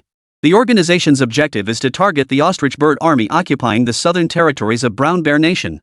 Since its establishment, the organization has been issuing daily threats and demands for the Hupu army to withdraw its forces within a specified timeframe, while also announcing reconnaissance operations in the occupied territories to prepare for future resistance actions. Such a high-profile stance and clear position have put significant pressure on the Hupu bird army. Based on information from the organization's official sources, it can be inferred that its members primarily consist of former official soldiers of the Brown Bear Kingdom and militiamen who fought alongside the official forces. Therefore, they possess a certain level of professionalism in both tactics and strategy. Today, Abad, the deputy commander of the Peace Front, came to Gu Mingxi to discuss the procurement of weapons. As mentioned earlier, they have received assistance from other international groups such as the Persian Lions and the Banan Doves. Therefore, Abad is now in a position of strength. Gu Mingxi noticed the unread message notification from Lu Jinglong. However, he really didn't have the time to deal with him at the moment after sales service clearly wasn't as important as securing new business. Abad is like a poor man who suddenly came into money. He wants to spend lavishly to show off his wealth but also wants to be frugal and not get shortchanged. Therefore, he haggles fiercely over every piece of equipment he purchases. Gu Mingxi stared at the computer screen, his forehead veins throbbing. This buyer named Abad had been haggling with him for 3 straight hours. From AK-47s to RPGs, from hand grenades to armored vehicles, every single item had to be haggled over. If it weren't for the fact that Gu Mingxi desperately needed the money, he would have blocked this guy immediately. "Mr. Shenlong, I need another 500 AKs, but your price is too high. I saw a lower price on the black market yesterday, 15% less than yours." Gumming took a deep breath, trying to keep his voice calm. His voice, altered by a voice changer, had an eerie electronic tone. "Mr. Abad, you should know very well what kind of quality the goods on the black market are. I'm providing brand new military-grade items, not even a drop of gun oil has been touched. If you're requesting an additional 5,000 units, I can offer you a 12% discount. But if it's just 500, you'd better save your money." Abad burst into laughter upon hearing this. He then shamelessly countered the offer. "An 8% discount, and I'll throw in an extra 5,000 rounds of ammunition. If you agree, I'll add another 2,000 units." Gu Ming's fingers tapped the table unconsciously. The blue glow from the monitor reflected on his gloomy face, and he felt like a sheep that had been completely shorn. This Abad is a vampire, squeezing every last penny of profit. "Do you even have any money? If you say you don't have money, you just placed a 50 million pretty coin order. If you say you have money, you're making me pay for 5,000 bullets out of my own pocket. Can't you afford 5,000 bullets?" Anger aside, we still have to keep talking. Making money is more important. Enduring a little frustration isn't a big deal. So, Gu Mingxi gritted his teeth and said, "Mr. Abad, this is making it very difficult for me. This shipment came from Eastern Europe, and the fees for clearing customs alone account for 20% of the cost. I'll give you a 10% discount and throw in 2,000 rounds of ammunition. This is my final offer." Gu Mingxi also started making up numbers, aiming to keep the other party guessing. Then, a soft laugh came through the headphones. "Mr. Shenlong, we're all in business. So you should also know that the arms trade isn't easy these days. I have a lot of connections to maintain on my end.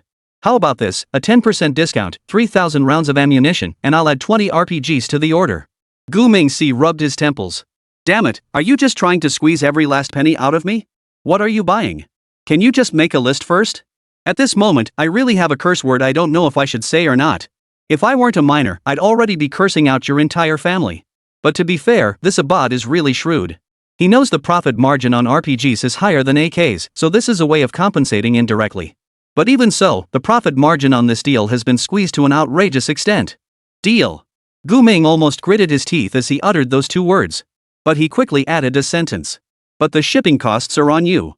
Although he had virtually no transportation costs, he figured he might as well squeeze out whatever he could. However, Abad immediately interjected. No way, we'll split the shipping costs evenly. Additionally, I want to pay in diamonds. You know how complicated international transfers are these days. Gu Ming's fingers clenched tightly. What the hell are you talking about? Did your family just get internet access? Paying with diamonds means losing part of the profit. Because he'll have to find someone to convert the diamonds into cash. This Abad is a devil. I can't help but swear. Chapter 93, QA time. Gu Ming was so angry his teeth were aching.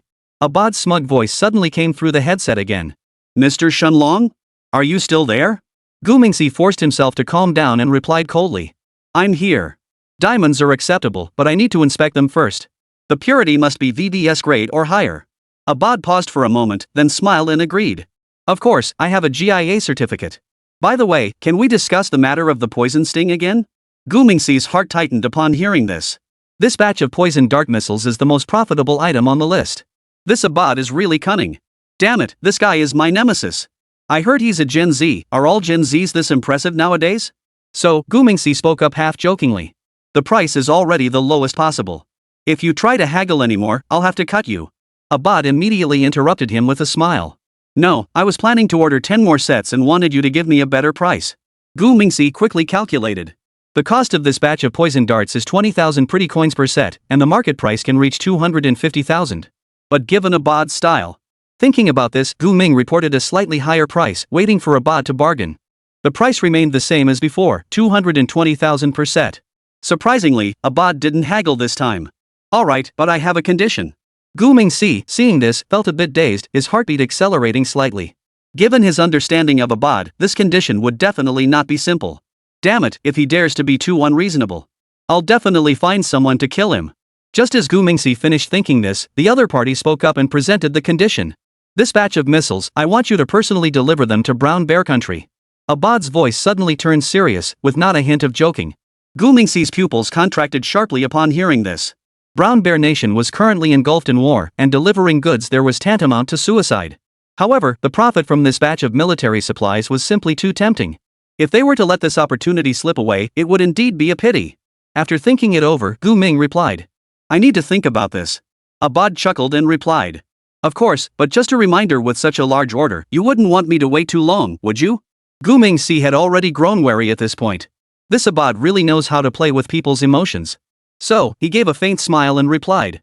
Let me think about it. I'll give you an answer tomorrow. Alright, I look forward to hearing from you. Abad finished speaking and cut off the communication. Gu Mingxi took off his headphones, leaned back in his chair, and exhaled deeply. The encrypted communication software on the screen automatically deleted all records. He then stood up, walked to the liquor cabinet, and poured himself a glass of yogurt. The milky white liquid swirled in the cup, just like his wavering heart at that moment. Something was definitely amiss. It seems it's time to get a proper stand-in. Just as Gu Ming finished muttering this, the laptop beeped again. Only then did he remember that he hadn't checked Dr. Lu's message yet. He quickly downed the yogurt in his cup and rushed back to the computer to continue his work. At this point, he was too lazy to type, so he immediately sent a voice call to the other party. After all, with the voice changer, he wasn't worried the other party would recognize him. On the Ludong warship, Lu Jinglong saw the voice call invitation from Dongfang Shenlong. In an instant, a melody unconsciously played in his mind. I love you walking alone in the dark alley, I love you for not kneeling, I love you for facing despair head-on, refusing to cry. This guy isn't going to sing to himself again, is he? And pretending to sing like a child is really terrible. Thinking of this, Lu Jinglong immediately hung up and quickly typed on the keyboard. I can't talk right now. Let us communicate in text. Please answer my question first. After sending the message, Gu Ming saw it and finally remembered to check his messages. He saw that Lu Jinglong had sent over a dozen messages, all asking about mecha-related questions.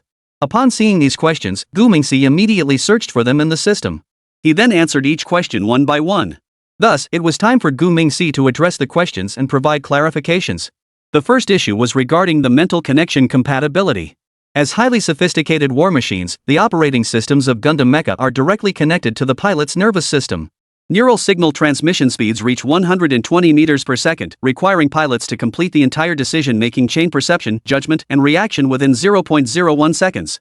A 100% mental compatibility rate means that the pilot's neural circuits are in perfect resonance with the mecha's control system, enabling complete synchronization between thought and action.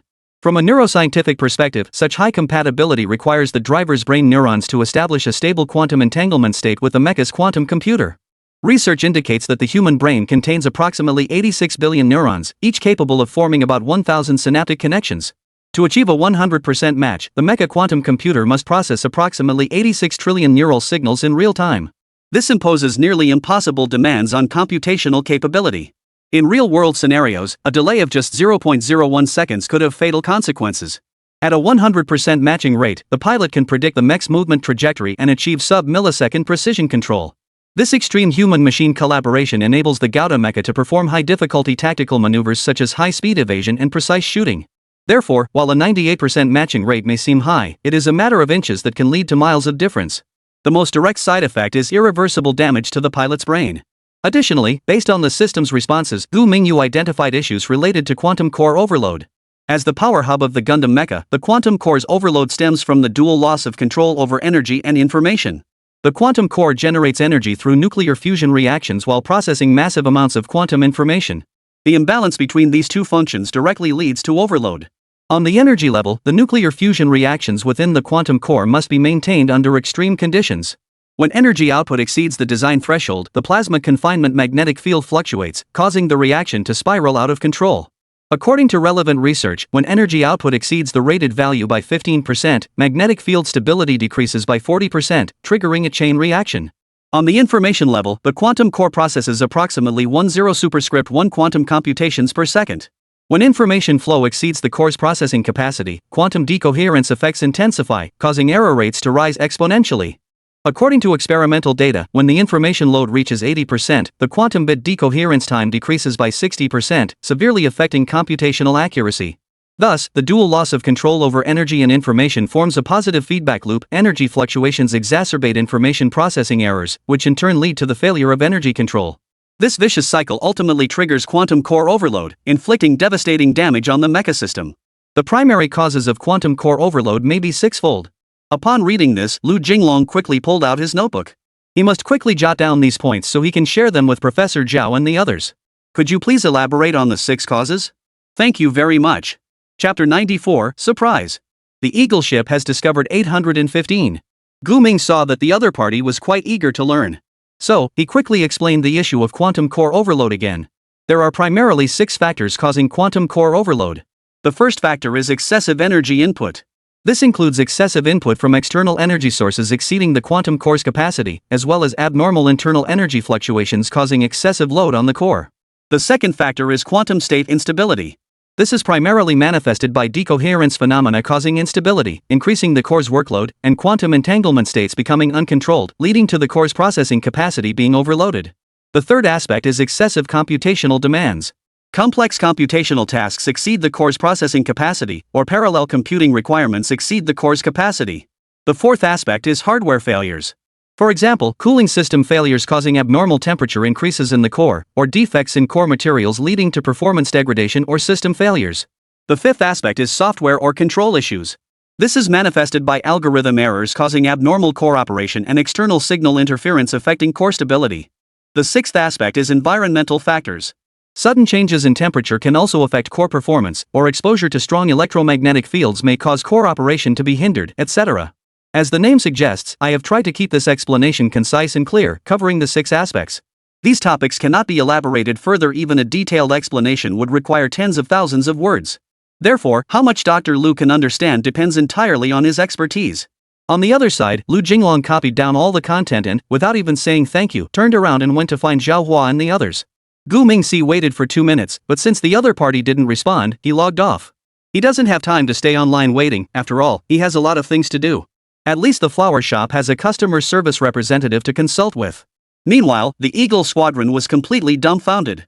The 2 6th-generation prototype aircraft they were testing suddenly lost contact.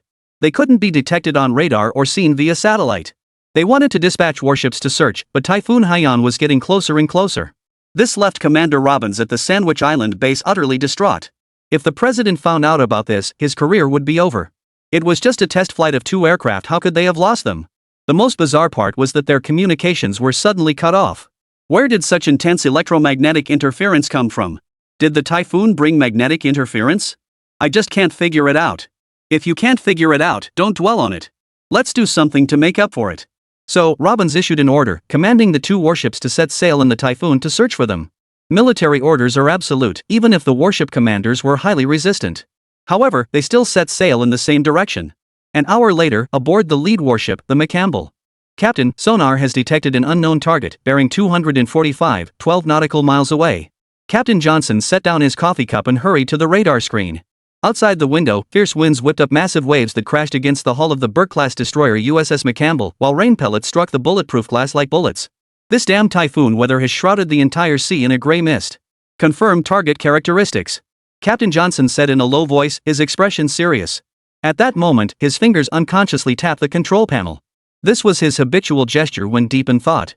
As the commander of this $1.8 billion destroyer, he must make the most accurate decision in the shortest possible time. Target speed 12 knots, electronic signature detected. The radar operator paused briefly before continuing. It's a Type 815 electronic reconnaissance ship. Upon hearing this, Johnson's spirits immediately perked up. Can our radar detect the 815? So suddenly? Johnson's joy was short-lived, his expression quickly turned grim. No, this is the enemy deliberately letting us detect them. Damn it, what do these flower-planting people want? They even exposed their own target? Have they become so brazen?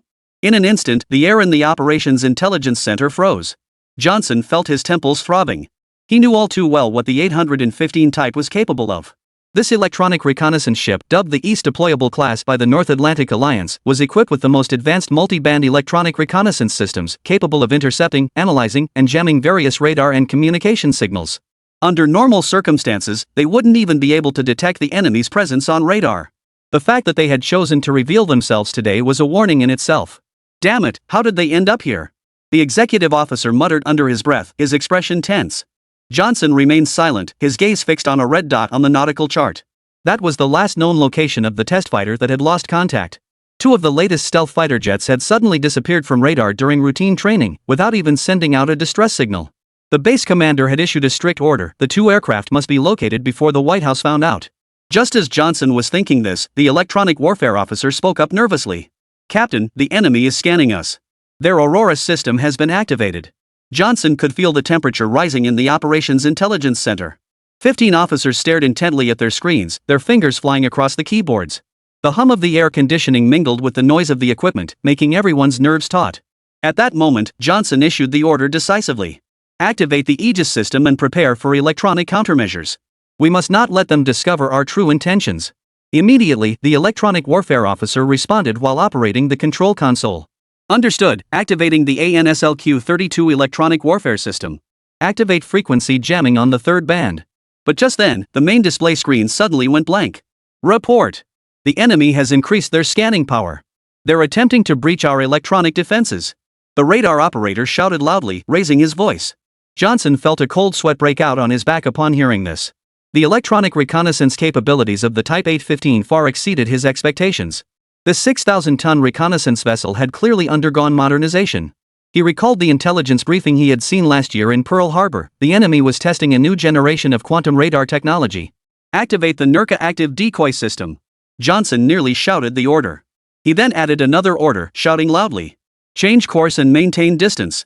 The destroyer jerked sharply to the side, and the immense inertia caused everyone to grip the handrails tightly. Johnson felt his stomach churning, unsure whether it was from the violent motion or the tension. Just then, the electronic warfare officer shouted urgently, his voice slightly panicked. Report. The enemy has launched jamming signals. Our radar systems are severely compromised. The main lights in the Combat Information Center suddenly went out, leaving only the red glow of emergency lights. Johnson caught a faint whiff of burning, a sign of overloaded electronic equipment. His fingers dug deeply into his palms, forcing himself to stay calm. He then shouted out the orders. Activate the backup power supply. Switch to anti-interference mode. Contact the carrier strike group at base and request reinforcements. But just then, the sonar operator suddenly shouted. Captain. Abnormal sonar readings detected underwater. It could be a submarine. Johnson felt his heart nearly leap out of his chest. If the enemy has deployed a submarine, this electronic countermeasure operation is likely a carefully planned trap. He hurried to the sonar display screen, where a complex sonar pattern showed a blurry target moving slowly. Confirm the target's characteristics. Johnson nearly shouted the words. Analyzing. The sonar operator's voice suddenly became strange. Wait, this sonar pattern isn't from a submarine. Suddenly, all the screens in the operations intelligence center flashed simultaneously. The blinding blue light caused everyone to instinctively close their eyes. When Johnson opened his eyes again, he witnessed a shocking scene. On the sonar display, the blurry target was rapidly ascending. Full battle readiness. Johnson shouted into the communicator, "This is not a drill."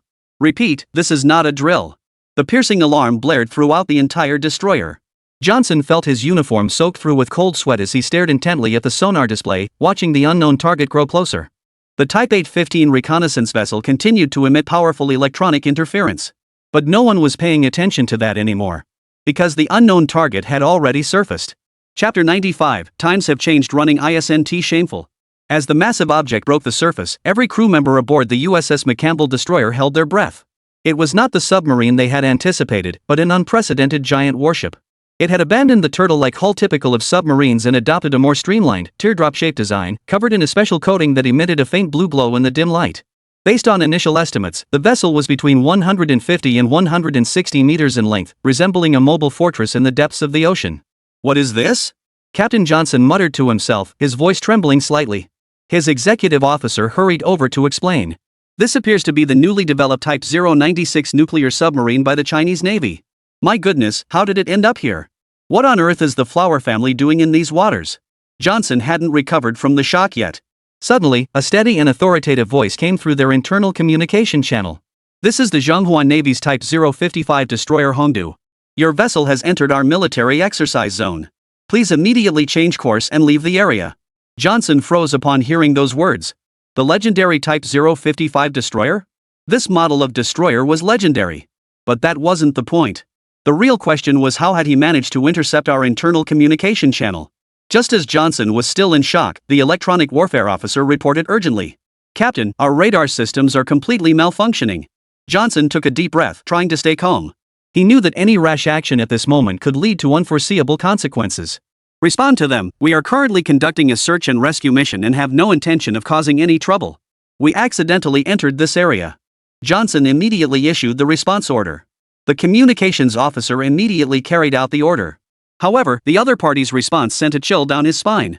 "Your actions have posed a threat to the safety of our military exercises. Cease all electronic reconnaissance activities immediately, or we will take necessary measures." Johnson felt a sense of helplessness upon hearing this. Shouldn't you have issued this notice before taking action? You've already started acting for half an hour before thinking to issue the notice? What about everything we just went through? Johnson was completely speechless at this point. But there was nothing he could do. The other side was powerful, and their arguments were sound. Plus, he knows he is not just facing a destroyer, but the will of a powerful nation. Wait, isn't there a Ticonderoga-class cruiser behind them? Thinking of this, Johnson hurriedly ordered his men to try contacting the friendly forces behind them. However, the electronic warfare officer replied with a grim expression, saying that those guys had already turned around and fled far away. At that moment, Johnson truly felt despair. At that moment, he recalled the rapid development of the Chinese Navy in recent years. From aircraft carriers to new-generation destroyers, from submarines to amphibious assault ships, the Zhonghua Navy's capabilities had already undergone a complete transformation.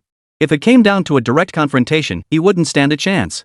Just then, the executive officer whispered, "Captain, what should we do next?" Johnson remained silent for a moment before finally making a decision.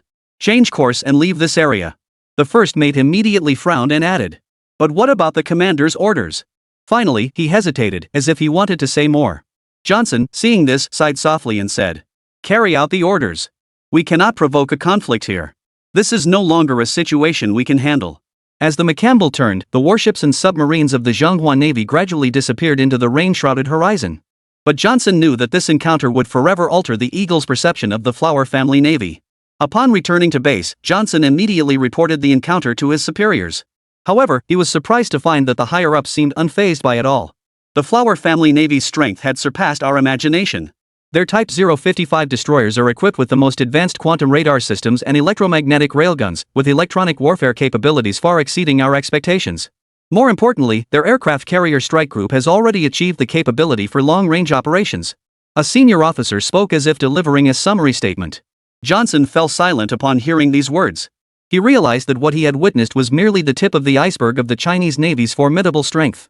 In the rise of this Eastern superpower, the enhancement of naval power is merely one aspect of its overall development. The Eagle Navy can no longer dominate the Blue Planet. The times have truly changed. The people inside the sandwich base were still reeling from the shock. The Eagle Navy headquarters called to demand an explanation. Base Commander Robbins was reprimanded for half an hour before finally getting the chance to report the true situation to headquarters. When the Navy headquarters learned the truth, they fell silent for a moment. Ultimately, they ordered the sandwich base to wait until after the typhoon had passed before setting sail again. This time, headquarters would tell the White House that the search and rescue operation had to be abandoned due to weather conditions. Furthermore, headquarters repeatedly emphasized that they must maintain a consistent narrative. Thus, Typhoon Haiyan successfully completed its cover operation. 2 days later, the typhoon had passed. Johnson and his team were once again ordered to set sail for the rescue mission. This time, there were no further incidents in that area. The Navy from the Flower family had already vanished without a trace. In the end, Eagle found some debris from 2 aircraft. However, the pilots and the black boxes had mysteriously vanished. Meanwhile, the Chinese East Sea Fleet gained an Eagle squadron prisoner and 2 damaged black boxes. Zhao Hua, Lu Jinglong, and their team were also temporarily unable to return to the capital. They were directly transferred to a military research base, where they were working with local experts to attempt to decode the recovered black boxes. As for the Yinglong-class mecha, all piloting tests have been temporarily suspended. Air Force pilots are all highly valued personnel. They absolutely must not be exposed to unnecessary risks. Otherwise, such non-combat losses would be utterly unacceptable. As a result, the Air Force nearly sued the Navy. Fortunately, Wang Rui's brain injuries were not severe. However, it is now impossible for him to pilot a mecha again. While the Zhenghua military was busy beyond belief, Gu Ming's side was also in a state of chaos. He urgently needed funds to upgrade his laboratory. However, his recent major investor has instructed him to personally travel to the country of Tanzongxiong. If he were an adult, he might just bite the bullet and go for it. But he's just a 6-year-old kid. So even if he went himself, would they believe him? That's simply impossible. Thus, finding a suitable stand-in became a tricky task. Before this, Gu Ming had already recruited Tanya, Boris, and Lily. If it weren't for the fact that they all had various tasks to handle, selecting one of the 3 to serve as a body double would have been no problem. But the problem is that they are all currently occupied with their own tasks. Therefore, Gu Mingxi must now come up with an alternative solution. However, both cloning technology and bionic technology are beyond his current capabilities. Sai, it seems we'll have to make do for now. As he spoke, Gu Mingxi reluctantly pressed an option. Chapter 96, Mud can't be made into a wall, it's all ruined. Gu Mingxi sighed and reluctantly pressed an option on the screen. Immediately, a dialog box popped up on the system's 3D virtual interface. Do you wish to activate the stand-in plan?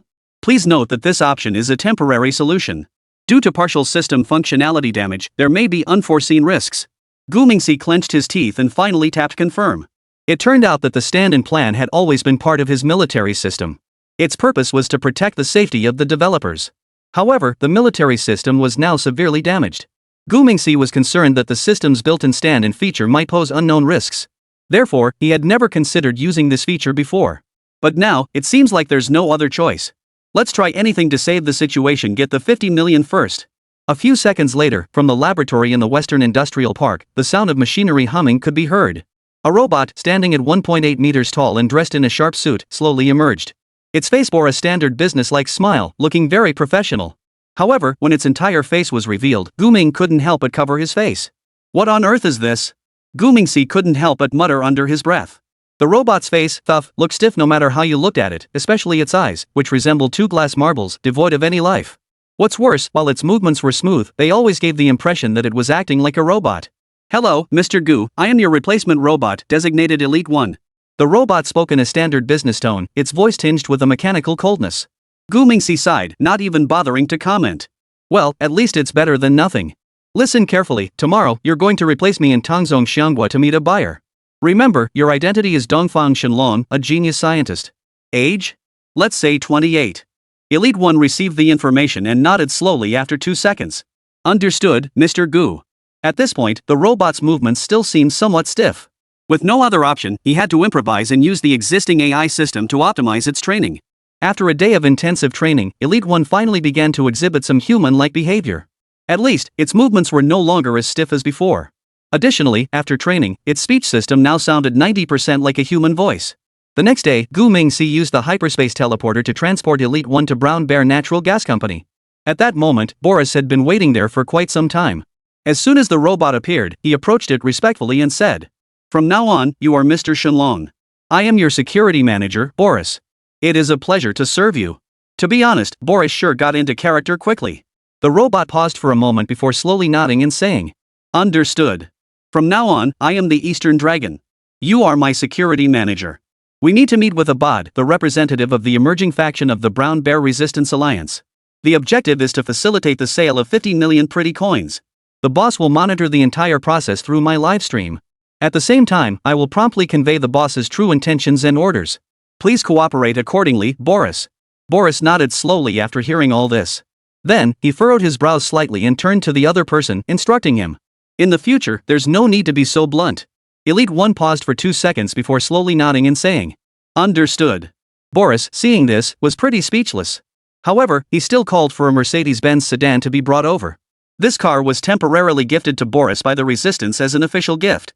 It was said that the car had previously been the private vehicle of the former Brown Bear president. Subsequently, the body double robot, accompanied by Boris in 2 armored vehicles, headed to the meeting location in a city in the southern part of Brown Bear Nation. 3 hours later, in a luxury hotel suite, Abad was sitting on the sofa waiting. He had heard that the Eastern Dragon was not only an arms dealer but also a genius scientist. Therefore, he was filled with anticipation. However, when he saw Shenlong walk in, his expression froze instantly. "Are you Mr. Shenlong?" Abad asked in astonishment, unsure of himself. "Yes, I am the Eastern Dragon." The robot answered with a smile, his voice still cold. Abad furrowed his brows, feeling that something was off. He scrutinized the Eastern Dragon before him, noticing that his movements were stiff, especially his eyes, which didn't look like those of a living being. "Mr. Dragon, have you been too tired lately?" Abad asked cautiously. "Oh, yes, I've been working on several research projects lately, so I am a bit tired." The robot replied, its accent now sounding almost human. However, Abad grew increasingly suspicious, but he decided to continue the conversation for now. After all, the other party was a genius scientist, perhaps he was just a bit eccentric. However, the subsequent conversation left Abad completely devastated. "Mr. Shenlong, what are your thoughts on the current situation in the Middle East?" Abad had asked the question offhandedly. However, after a 2-second pause, the robot responded with a formulaic answer. "Server busy, please try again later." Upon hearing this, Abad froze in shock. He looked at the other person in disbelief and said, "What does that mean? Mr. Shenlong, what are you talking about?" At that moment, the robot suddenly moved its head and spoke again. "The server is busy and has automatically switched to the Qiandu system." Then, the robot began reciting at an extremely fast pace. "Regarding the current situation in the Middle East, I believe its complexity and uncertainty are highly significant. This can be analyzed from the following aspects. First, the ongoing conflicts and tensions, including the conflict between the Bala sheep and the Daishang birds, as well as the dramatic changes in the Brown Bear Kingdom." The robot began to recite the information from the online AI query system at length. The speed of his speech and the thoroughness of his analysis left Abad speechless. Before the robot could finish, he couldn't help but interrupt. "Mr. Shenlong, could you please simplify that? Slower is fine too." The robot nodded upon hearing this and continued in a slower tone. "In simple terms, the situation in the Middle East in 2025 will still face significant uncertainty and unpredictability. Server reconnection successful, beginning another search. Abad." Meanwhile, Gu Mingxi, who was far away in an apartment, was watching everything through remote monitoring. He covered his face tightly, regretting his decision deeply. If only he hadn't used this temporary stand-in. "Oh my god, now all I can do is pray that Abad is a nice guy." As Gu Mingxi covered his face, too embarrassed to look at the screen, the stand-in robot suddenly stopped moving, its eyes flickered a few times, and then it spoke. "Warning, system malfunction detected. Entering reboot mode." Abad, who was speechless, jumped up in place upon hearing this. He took a big step back, his eyes wide with shock and confusion. "What the hell? Restart? What's going on here?" Before he could react, the robot suddenly jumped up as well. Then it began spinning in place, muttering to itself. "Rebooting, please wait. Rebooting, please wait." Abad was completely dumbfounded. What the hell is going on here? He stood there nervously pointing at the robot and shouted, "Who are you?" The robot stopped spinning, tilted its head, and looked at Abad, suddenly flashing a sinister smile. "I am the Eastern Dragon, a weapons dealer and a genius scientist, aged 28. When Abad saw this, he nearly wet himself. Immediately, he broke down, grabbed the phone on the table, and dialed the security number. "Quick, someone come here. There's a person, no, a robot gone mad." A few minutes later, a group of security guards burst into the room and subdued the robot. Boris saw this and rushed in with his men, and both sides immediately found themselves in a standoff. At that moment, Abad collapsed onto the sofa, sweating profusely, and looked at Boris and asked, "What's going on here? Where is Mr. Shenlong really? Where's the sincerity you promised?" Meanwhile, Gu Mingxi sighed at the computer and turned off the surveillance screen. He knew that the stand-in plan had completely failed. It was simply too embarrassing. It seemed he would have to come up with another plan. Gu Mingxi muttered to himself, his fingers flying across the keyboard as he began searching for the next solution. Chapter 97, Abadan's True Intentions. Abad locked Boris and the robot in a private room. He then quickly opened his computer and contacted the Eagle Agent representative. Abad stared at the computer screen, reviewing their previous chat logs. At that moment, his fingertips trembled slightly on the keyboard, and for a moment, he didn't know what to say. It turned out that Eagle had offered Abad 5 million beautiful coins to entice him to make the Eastern Dragon appear, promising to give him all the weapons the dragon brought. Faced with such temptation, the young Abad couldn't resist. He had committed a buyer's worst mistake. At that moment, a long-awaited light rain began to fall outside. It had been half a year since it last rained here, hadn't it? The rain fell gently outside the window, and Abad felt his temples throbbing. He picked up the now-cold coffee, but his hands were shaking so badly that the brown liquid rippled in the cup. This 50 million isn't going to be easy to earn. After muttering this under his breath, he finally entered the information for the Eagle Agent. The mission failed. The other side sent a robot. He might have figured out our plan. The message was sent, and shortly after, a ding sounded, signaling a new message. It was a video conference invitation from Eagle Agent Hunter. Abad took a deep breath and clicked accept. The screen lit up, revealing the sharp-featured face of Eagle Agent Hunter. "Abadan, what's going on? Why didn't the Eastern Dragon show up? My plan was flawless. How could he have noticed anything? Is there a problem on your end?" Abad was about to speak when he suddenly noticed the video feed beginning to distort. Immediately afterward, a third video feed forcefully interrupted the conference call. On Hunter's end, an automatic notification appeared informing the other party that they had disconnected. The one who forcefully inserted the video was a 3D virtual avatar with the head of a dragon and the body of a human. In that instant, Abad felt as though all the blood in his body had frozen. Is that the Eastern Dragon? The dragon was dressed in a black suit, leaning back in a leather chair, with a smirk on its face. "Good evening, Mr. Abad." His voice was as gentle as ever, yet it sent a chill down Abad's spine. "How has my robot been entertaining you? You must be very curious now, right? Do you know where you went wrong?" The Eastern Dragon gently tapped the table, speaking in a half-joking, cheerful tone. But cold sweat was streaming down Abadan's face. Seeing that Abadan didn't respond, Shenlong smiled lightly and spoke again. "Actually, ever since you suggested using diamonds as payment, I've been suspicious of your motives. Now that the value of diamonds has plummeted, you dare to use them to buy military supplies? Did your family just get internet access, or are you living in the past? When you're out in the world, use your brain, will you?" Abad was truly scolded into submission. Since he was in the wrong, he opened his mouth several times but couldn't utter a word. At that moment, cold sweat trickled down his spine, soaking his shirt. Seeing that Abad wasn't speaking, Dongfang Shenlong continued to talk to himself. "Do you know what, Abad? I've been waiting for you to come to your senses on your own. But it seems I overestimated our friendship and underestimated your resolve to oppose the eagle. You're not a hero, you're a clown." The scene suddenly shifts, and a surveillance video begins to play. It shows Abad meeting with Hunter in secret late at night. If this evidence were handed over to your organization, it would be enough for your leaders to execute you dozens of times, wouldn't it? The voice of the Eastern Dragon remains calm, showing no intention of rubbing salt into the wound. However, Abad's face had already turned ashen. That's right, he had contacted the Eagle Agent's representative on his own.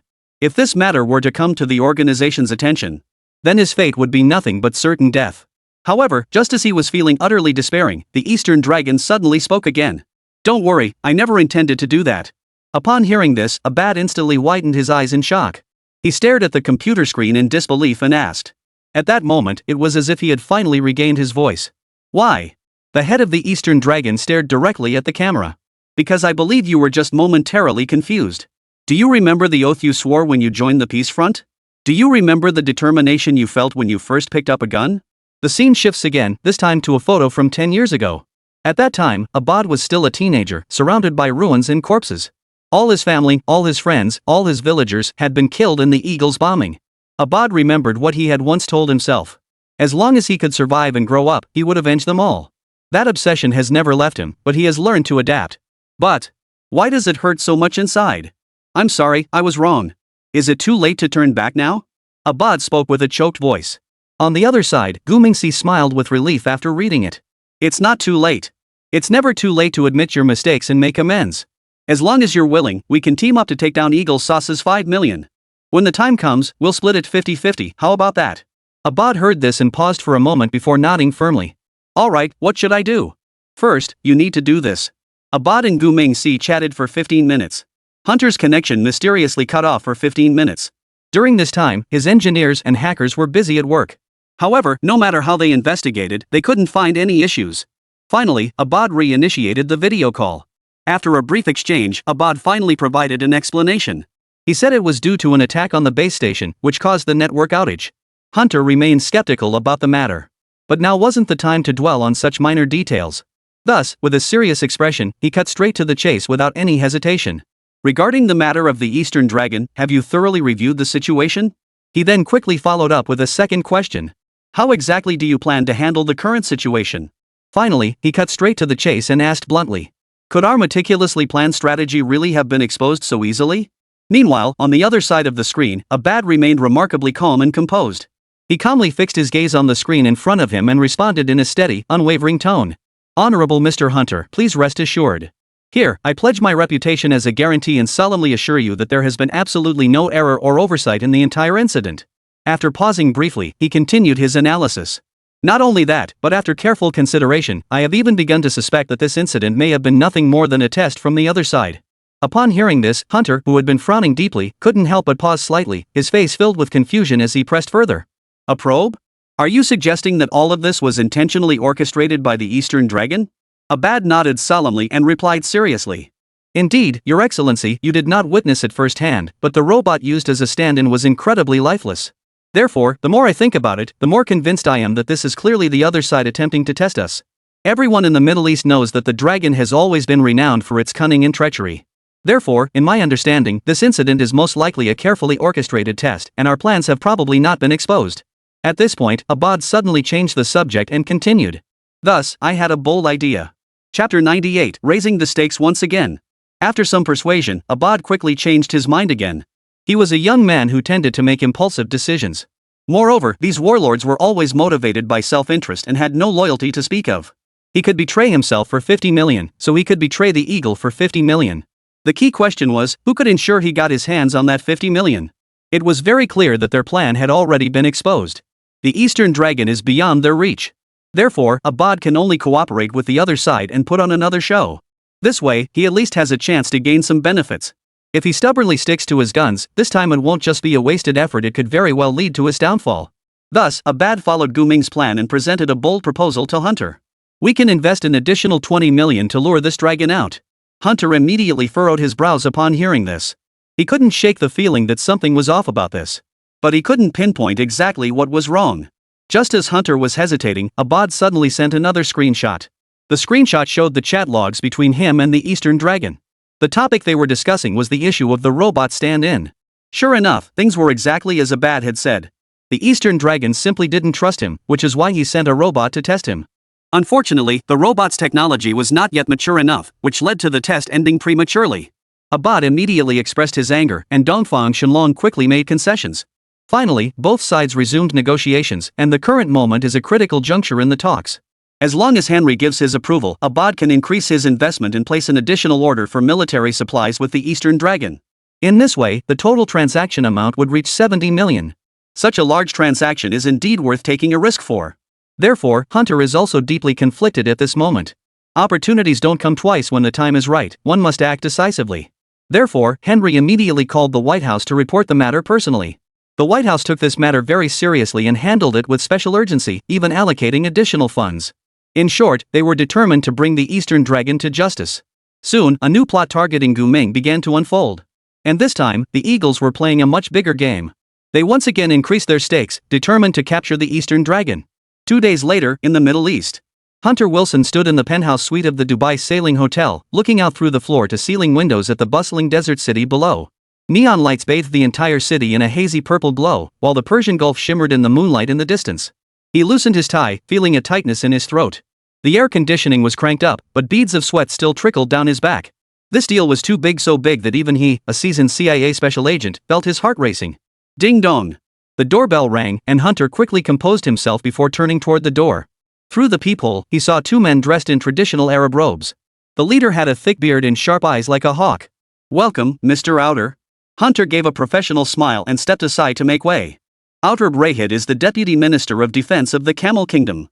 Hunter was preparing to bring him into the plan, intending to have him act as a guarantor for Abad. Only then could they dispel the Eastern Dragon's suspicions. Outerburr nodded slightly, his English heavy with a Middle Eastern accent.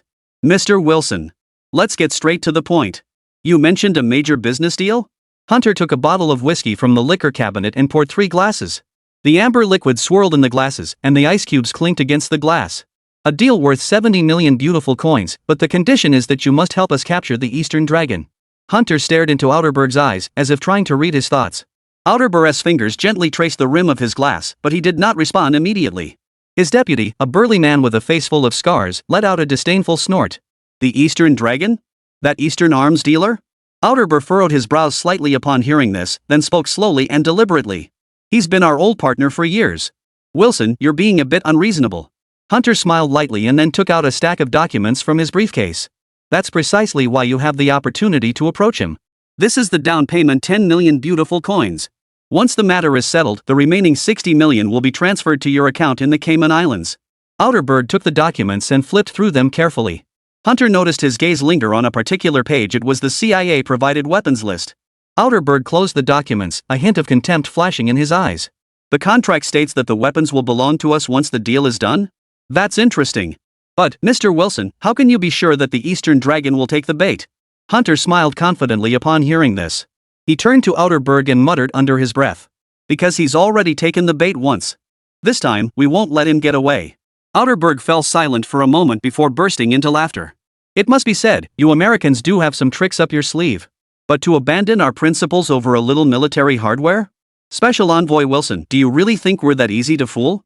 Hunter immediately wore a sly smile upon hearing this. Then he pulled out a procurement contract and said, "What about this $2 trillion oil cooperation agreement? Shouldn't this money be enough to compensate for the loss of principles?" Outerburg heard this and froze for a moment, then his eyes flashed with a greedy expression. At that moment, Hunter knew the deal was as good as done.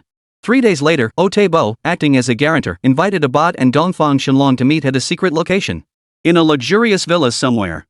The mysterious arms dealer from the Master's program finally made an appearance. Eastern Dragon was younger than people had imagined, in his early 30s, wearing a well-tailored custom suit, with a Patek Philippe watch on his wrist. "Old friend. I'm only here because of you." Xing Rong greeted him in fluent English. It turned out that this time, Gu Ming was sent as a stand-in. Robots aren't reliable, so we had no choice but to make do with what we had. However, fortunately, Xing Rongdo had studied acting in university. So he handled the situation with ease. Upon hearing this, Outerburg immediately laughed, then signaled his men to step back and personally poured a cup of black tea for Dongfang Shenlong. "Mr. Shenlong, we've known each other for 3 years now, haven't we? It's truly rare to see you today. Speaking of which, I must thank Abad for that." Abad heard this and awkwardly chuckled. Xingrong then took a sip of the red tea, its aroma slowly unfolding in his mouth. He maintained a composed expression and spoke in a casual tone. "Yes, Mr. Outer, this really is a special occasion." Xing Rongdao, with his flawless acting skills, perfectly replicated the composure and cunning of an Eastern Dragon. "However, the fact that you have come personally must mean that this matter is of great importance." Outerburg glanced at Abad, who immediately stepped forward to interject.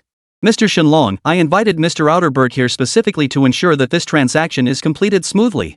Shall we discuss the matter at hand first?" Outerburg nodded in agreement upon hearing this. "Right, let's discuss the matter at hand first. Mr. Shenlong, where is that batch of weapons now?" Every move the three made in the room was being watched by Hunter and the others. At that moment, everything they were doing was displayed on the monitors. Hunter kept a close eye on the screen, afraid of missing even the slightest detail. Chapter 99, A Perfect Performance. Hunter stared at the screen for a long time but couldn't detect any suspicious activity. The expressions on the three people's faces were natural, and their conversation seemed normal. However, Hunter couldn't shake the feeling that something was off. Is this person really the Eastern Dragon? Hunter dared not make a hasty judgment. He could only wait for the moment when the culprit was caught red-handed. Otherwise, who knows what kind of person they've captured this time. But just as Outerburg demanded to inspect the weapons on site, the Eastern Dragon insisted that payment must be made first. According to his rules, he had always adhered to the principle of no payment, no delivery. The fact that he had come in person was sufficient proof of his sincerity. However, the rule of payment before delivery cannot be broken, the money must be transferred first. With no other option, Abad pretended to step out to make a call.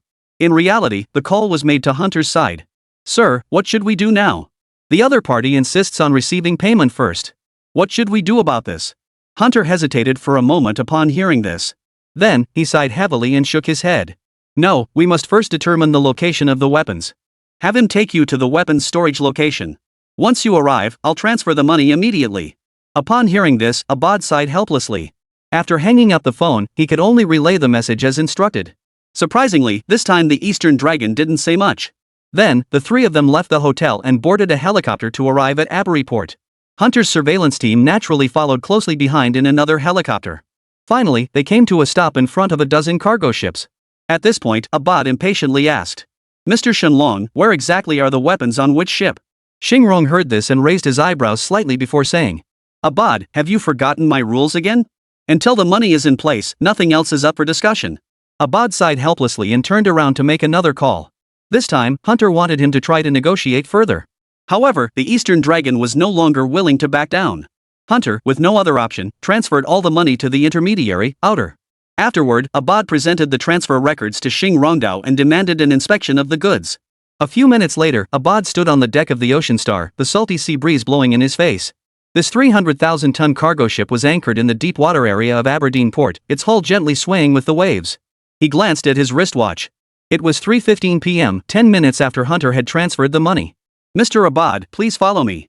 Xing Rongda poked his head out of the cabin.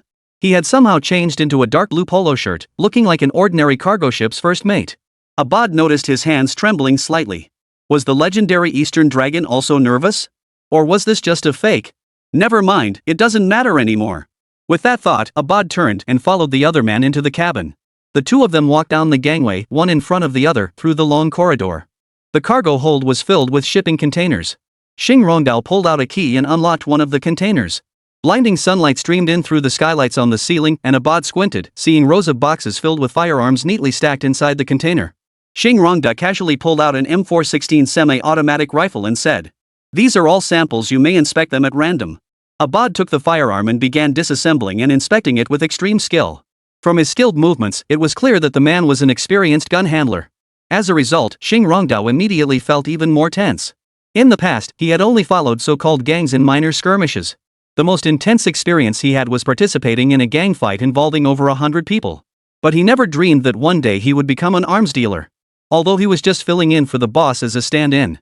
But this experience was definitely something he could brag about for the rest of his life. It's all the boss's fault for giving him too much. 1,000,000 flower coins. Just for helping him put on a show, he got that much money. For someone who studied acting, it was the greatest recognition of his 4 years at university. Xingrong, lost in his thoughts, was suddenly tapped on the shoulder by Abad. The gun is no problem, but I still want to see the armored vehicle and missiles. Xing Rongdao nodded slightly and replied calmly. No problem, follow me. But the signal is bad there. Never mind, we'll be up there soon anyway. Saying this, Xing Rongdao led Abad down to the lower levels. Of course, everything they were doing was just for Hunter's benefit. At that moment, Hunter, who was monitoring the screens, hadn't noticed anything unusual.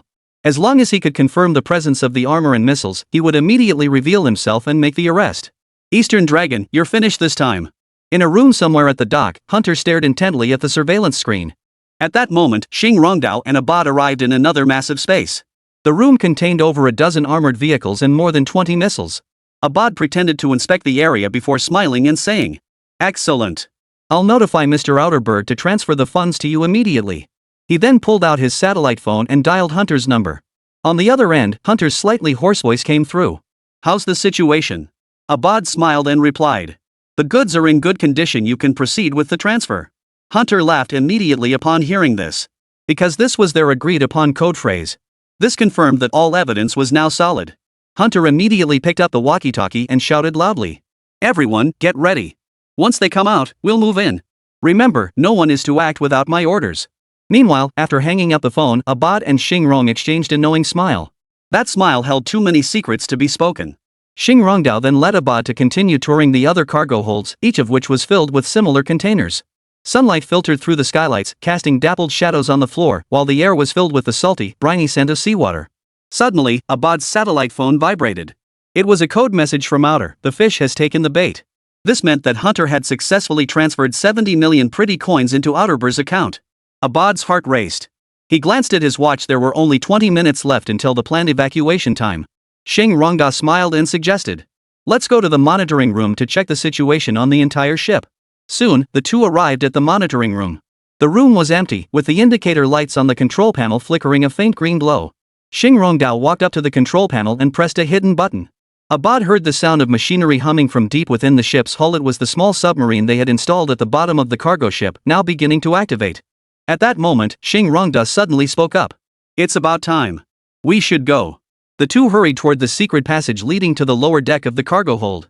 The passage was narrow, barely wide enough for one person to pass through.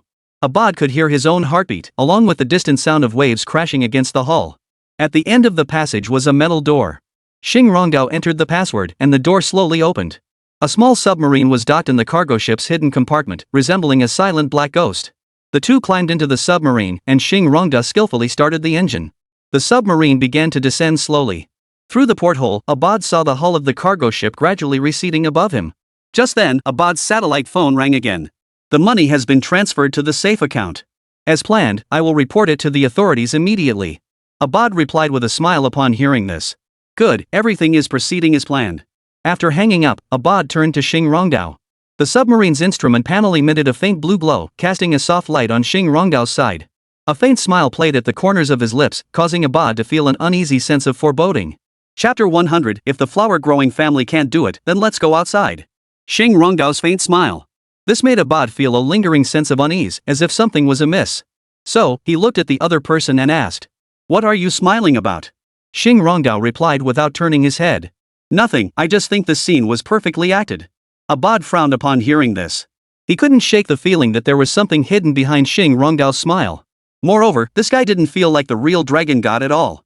He was more like an actor, a particularly amateur one at that. As Abad's mind wandered, the submarine continued to descend, soon disappearing into the depths of the ocean. Meanwhile, at a 7-star hotel in Dubai, Outer had already returned to the hotel by car and was sitting on the sofa in his suite, drinking. The laptop in front of him displayed the balance of his bank account, 0. Seeing this, Outer smiled slightly, then picked up his phone and dialed the emergency number. Then, he began his performance. "I need to report a crime. I've been scammed. Someone impersonated me and stole 70 million pretty coins." Within 10 minutes of reporting the incident, the police arrived at the hotel. Outer showed them all the transaction records and communication logs, claiming he was also a victim. He tearfully accused Dongfang Shenlong of his crimes. Outerberg explained to the police with great emotion. "Hunter's money never entered my account, it was directly transferred to Dongfang Shenlong's account. He hacked into my computer, or maybe Hunter entered a fake money transfer page. In any case, the money is gone." On the other side, Hunter was already as anxious as an ant on a hot pan. Because, after Abad entered the monitoring room, his surveillance feed disappeared. At first, he mistakenly thought it was a signal issue. But soon Hunter realized something was wrong. He immediately ordered all his men to mobilize immediately. They rushed onto the Ocean Star and conducted a thorough search of the entire cargo ship. However, after 4 hours of searching, they only found a container full of toy guns. As for the armored vehicles and missiles, they weren't found on the ship at all. At that moment, Hunter had no choice but to admit he had been deceived. So, Hunter led his men to Outerber to confront him. However, when he learned of the other party's actions, he felt as though the sky was falling. "You actually chose to call the police? Our operation was supposed to be conducted in secret. By calling the police, you've exposed us. Moreover, the money that was lost belongs to the official legal agency. What good does reporting it to the authorities in the Emirate Federation do? Are you trying to look like a law-abiding citizen?" Hunter is a tough guy, he won't fall for such a crude trick. But just as he was about to forcibly arrest Outerberg and bring him back to the country for interrogation, his phone received a text message starting with the number 86. "Cooperation was smooth, thank you very much. The commission has been transferred, please check your account." The message was sent in Chinese. Hunter stared at it for a while but couldn't make out what it meant. However, he no longer had the opportunity to verify the message's meaning in person, because FBI Special Agent Virginia had already arrived with her team. "Hunter, I am FBI Senior Detective Virginia. You have the right to remain silent, but anything you say can and will be used against you in court. Additionally, you have been deprived of your right to hire a lawyer. You must first explain everything to us." Hunter was completely dumbfounded at this point. He had been sent on a mission to set a trap to capture the Eastern Dragon. Now, how did he end up being arrested by the FBI? This situation is all wrong. What do these people want? Even when Hunter was sentenced to 30 years in prison, he still couldn't figure out what was going on. He couldn't explain why there was an extra 5 million in his wife's account. And the money was actually transferred from a flower shop. Hunter only found out after being wrongfully imprisoned that he had been the one being manipulated all along. Dongfang Shenlong, Abad, and Outer were all part of the same gang. They had conspired to defraud Eagle Sauce of 70 million pretty coins. But he, as the special envoy, had become the scapegoat. Every time he thought about it, Hunter would curse for an hour straight. Dealing with the Eastern Dragon is too difficult, and being Eagle Sauce's special envoy is too difficult. If given another chance, he would never dare to provoke them again. The Eagle Sauce special envoy was sent to prison by Gu Ming. Xing Rongdo had his fill of drama in the Middle East. Abad doesn't really care who the Eastern Dragon is. He only cares about when the money and weapons will arrive. Since Outerber was involved this time, Gu Mingxi planned to divide the money into 3 shares for distribution. However, Outerber is already a wealthy tycoon from the Chieftain Federation, so he didn't even bother with such a small amount. He agreed to make a cameo appearance solely out of respect for the Eastern Dragon. At least, Hunter and Abad didn't have that kind of respect. Gu Mingxi naturally knew the other party's intentions. Since they wanted a favor instead of money, there was no choice but to repay the favor in the future. In the end, Abad's side received 15 million pretty coins and 20 million pretty coins worth of military supplies. This wasn't Gu Mingxi taking advantage of him, it was Abad who voluntarily requested to exchange the 20 million for military supplies. Thus, this deal not only eliminated the cost of the military supplies but also netted a profit of 45 million pretty coins. However, after investing this money into system repairs, it barely suffices to restore a single medical technology. Moreover, to redeem that technology, an additional 37 million pretty coins must be paid. In an apartment next to the hospital in Nanhui, Gu Mingxi stared at the system's 3D virtual interface in silence for a long time. After watching for a while, Lily finally spoke up with concern. "Sir, have you encountered any difficulties?" Gu Mingxi snapped out of his trance upon hearing Lily's words. He slowly turned his head toward her and asked seriously, "Bai Heezy, do you know how to make money quickly?" Yuriko raised her eyebrows slightly and replied, "This is simple. Just go rob someone. Go after whoever has the most money." She furrowed her brow slightly, tilted her head, and thought for a moment before continuing. "There's a saying online, isn't there? While my neighbors stockpile grain, I stockpile guns. My neighbors are my granary. Since others have it, we don't need to go through all that trouble." Upon hearing this, Gu Mingxi immediately let out a wry smile. Then, he sighed slowly and muttered to himself, "But, the flower planting family is a country with strict rule of law. Robbery isn't really appropriate, is it?" He had only spoken those words in passing. But to his surprise, Lily straightened her head and looked at him seriously. "It doesn't have to be here, does it? If it's not allowed in the flower planting family, then let's go somewhere else. Anyway, it's still robbery no matter where you do it." The speaker had no ill intent, but the listener took it to heart. Yuriko really woke everyone up with that one sentence. "Right, if the flower-growing family can't do it, let's go abroad and snatch it. I'm a weapons dealer, what can't a weapons dealer do?" Good kids don't say bad words. Chapter 101, Robbing an African Diamond Mine. Bai Heezy's words completely broke through Gu Mingxi's rigid way of thinking. There are 2 ways to make money, one is through technology, and the other is through force. He is currently the most formidable arms dealer on Blue Star. If selling arms takes too long to make money, then skip the selling process altogether and just go straight to the customers and take it by force. This way, the clients will feel afraid and develop a fear of insufficient firepower. As a result, they will have no choice but to purchase more weapons. You can both steal their stuff and sell them arms. This is truly a win-win situation. Immediately, Gu Ming began to seriously consider where to start. First, he thought of the Middle East. The region is plagued by constant warfare, so another band of raiders wouldn't stand out. However, due to the constant conflicts, there wasn't much left to loot in the Middle East. Should he go after oil? He already had his own oil fields. Moreover, most of the oil fields in the Middle East are heavily guarded by armed forces. If they were to try to seize them by force, the losses would likely be enormous. Therefore, the Middle East was quickly ruled out. Next, there is the African region where North White Rhino is located. While Africa does have numerous armed groups, however, their combat capabilities and firepower are generally poor. Nevertheless, the region is rich in diamond and gold mines. Therefore, Africa is actually an ideal hunting ground. Moreover, he has his most elite armed forces stationed there. Thus, Tanya's armed group transformed into a robbery gang. Of course, they wouldn't dare to do such things openly. At least, they couldn't do such things under the banner of the Eastern Dragon. Thus, a band of outlaws known as Lu Fei was born. Their slogan was to become the strongest bandit king in Africa. Just 3 days after its formation, the Lu Fei bandits committed a shocking crime that shook all of Africa. One dark night, Tanya, wearing a mask, crouched behind a sand dune, the barrel of her M4 carbine still warm from recent use.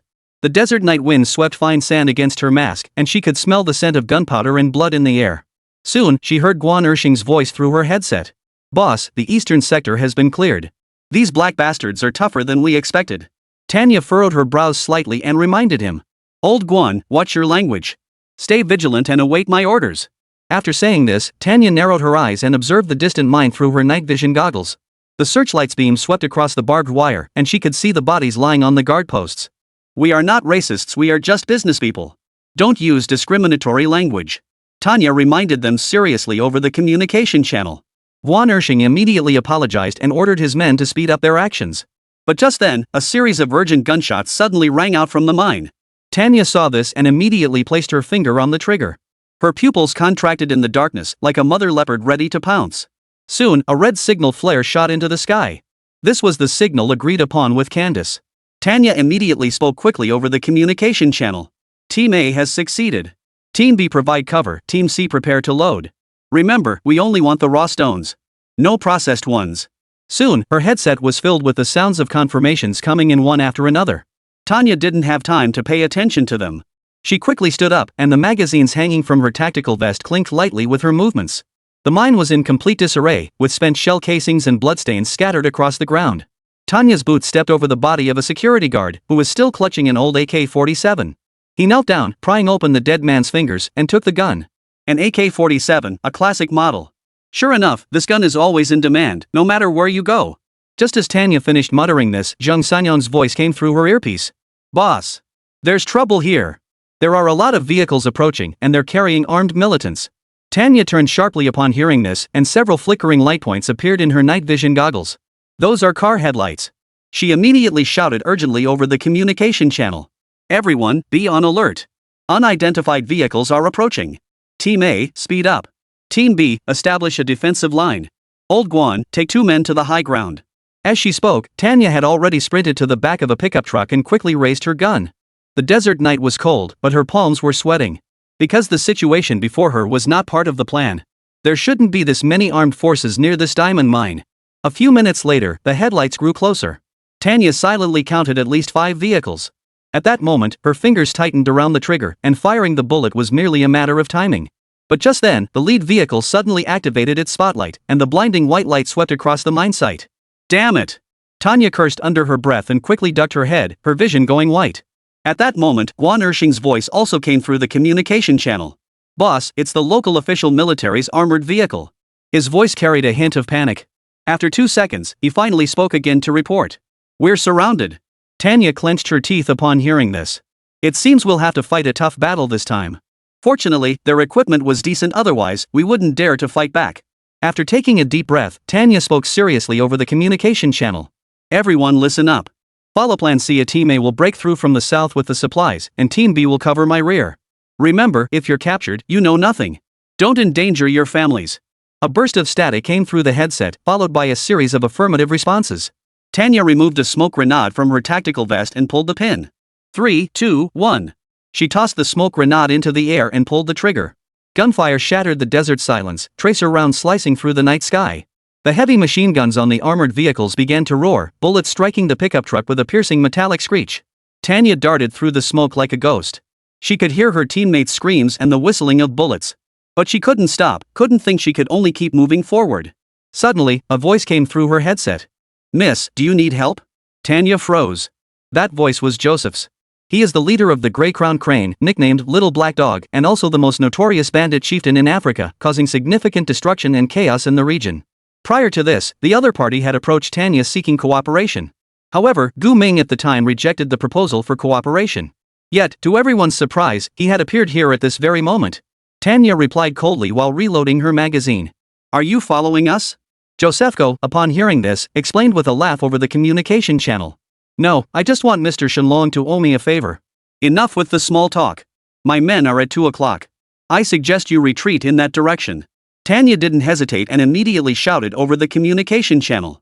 "Everyone, break through toward the 2 o'clock direction. Meet up with the people with the little black dog." Tanya and her group fought their way back while retreating. After about 10 minutes, they finally spotted Joseph and the others. At that moment, they were already assisting in sniping the official troops. Tanya and her group sprinted frantically, bullets whizzing past them. Some fell under the hail of bullets, while others continued to run desperately. Tanya could feel bullets grazing her arm, but she had no pain receptors. Just as they were about to reach Joseph's position, a deafening explosion erupted from ahead. Tanya was knocked to the ground by the blast wave, her ears ringing. She looked up and saw an armored vehicle engulfed in flames. It turned out that the official army's rocket had hit the vehicle near Joseph's position. "Get in the car!" Joseph's voice came from another vehicle. Tanya scrambled to her feet and stumbled into the passenger seat. The driver was a young man with an Asian appearance, wearing sunglasses, with a faint smile on his lips. "Fasten your seatbelts, we're taking off." Josephko sat in the back seat, firing out the window. "Hurry up and drive. What the hell are you waiting for? Go!" Suddenly, their SUV roared to life and sped off, leaving a trail of dust in the desert. Chapter 102, Earning Military Funds Through Robbery. Tanya led her men to raid a diamond mine. But they hadn't anticipated that the other side had already made preparations and requested reinforcements from the official military. Despite their fierce firepower, they were no match for the regular army. Fortunately, the most powerful leader in Africa, Little Black Dog, arrived just in time and generously came to their rescue. Without Little Black Dog, Tanya and her group would have suffered significant losses this time. Nanhui, Central Hospital Apartments. Gu Ming had already received Tanya's call. Little Black Dog Josephko stated that he was very eager to collaborate with him. The other party stated that he currently had over 500 professional bandits under his command. However, they only had a paltry 200 or so old guns. This combat strength might have been formidable in the past. But in the modern world, his weapons are now outdated. Therefore, Josephko proposed a partnership with Gu Mingxi. They would each contribute manpower and weapons, with all loot divided equally.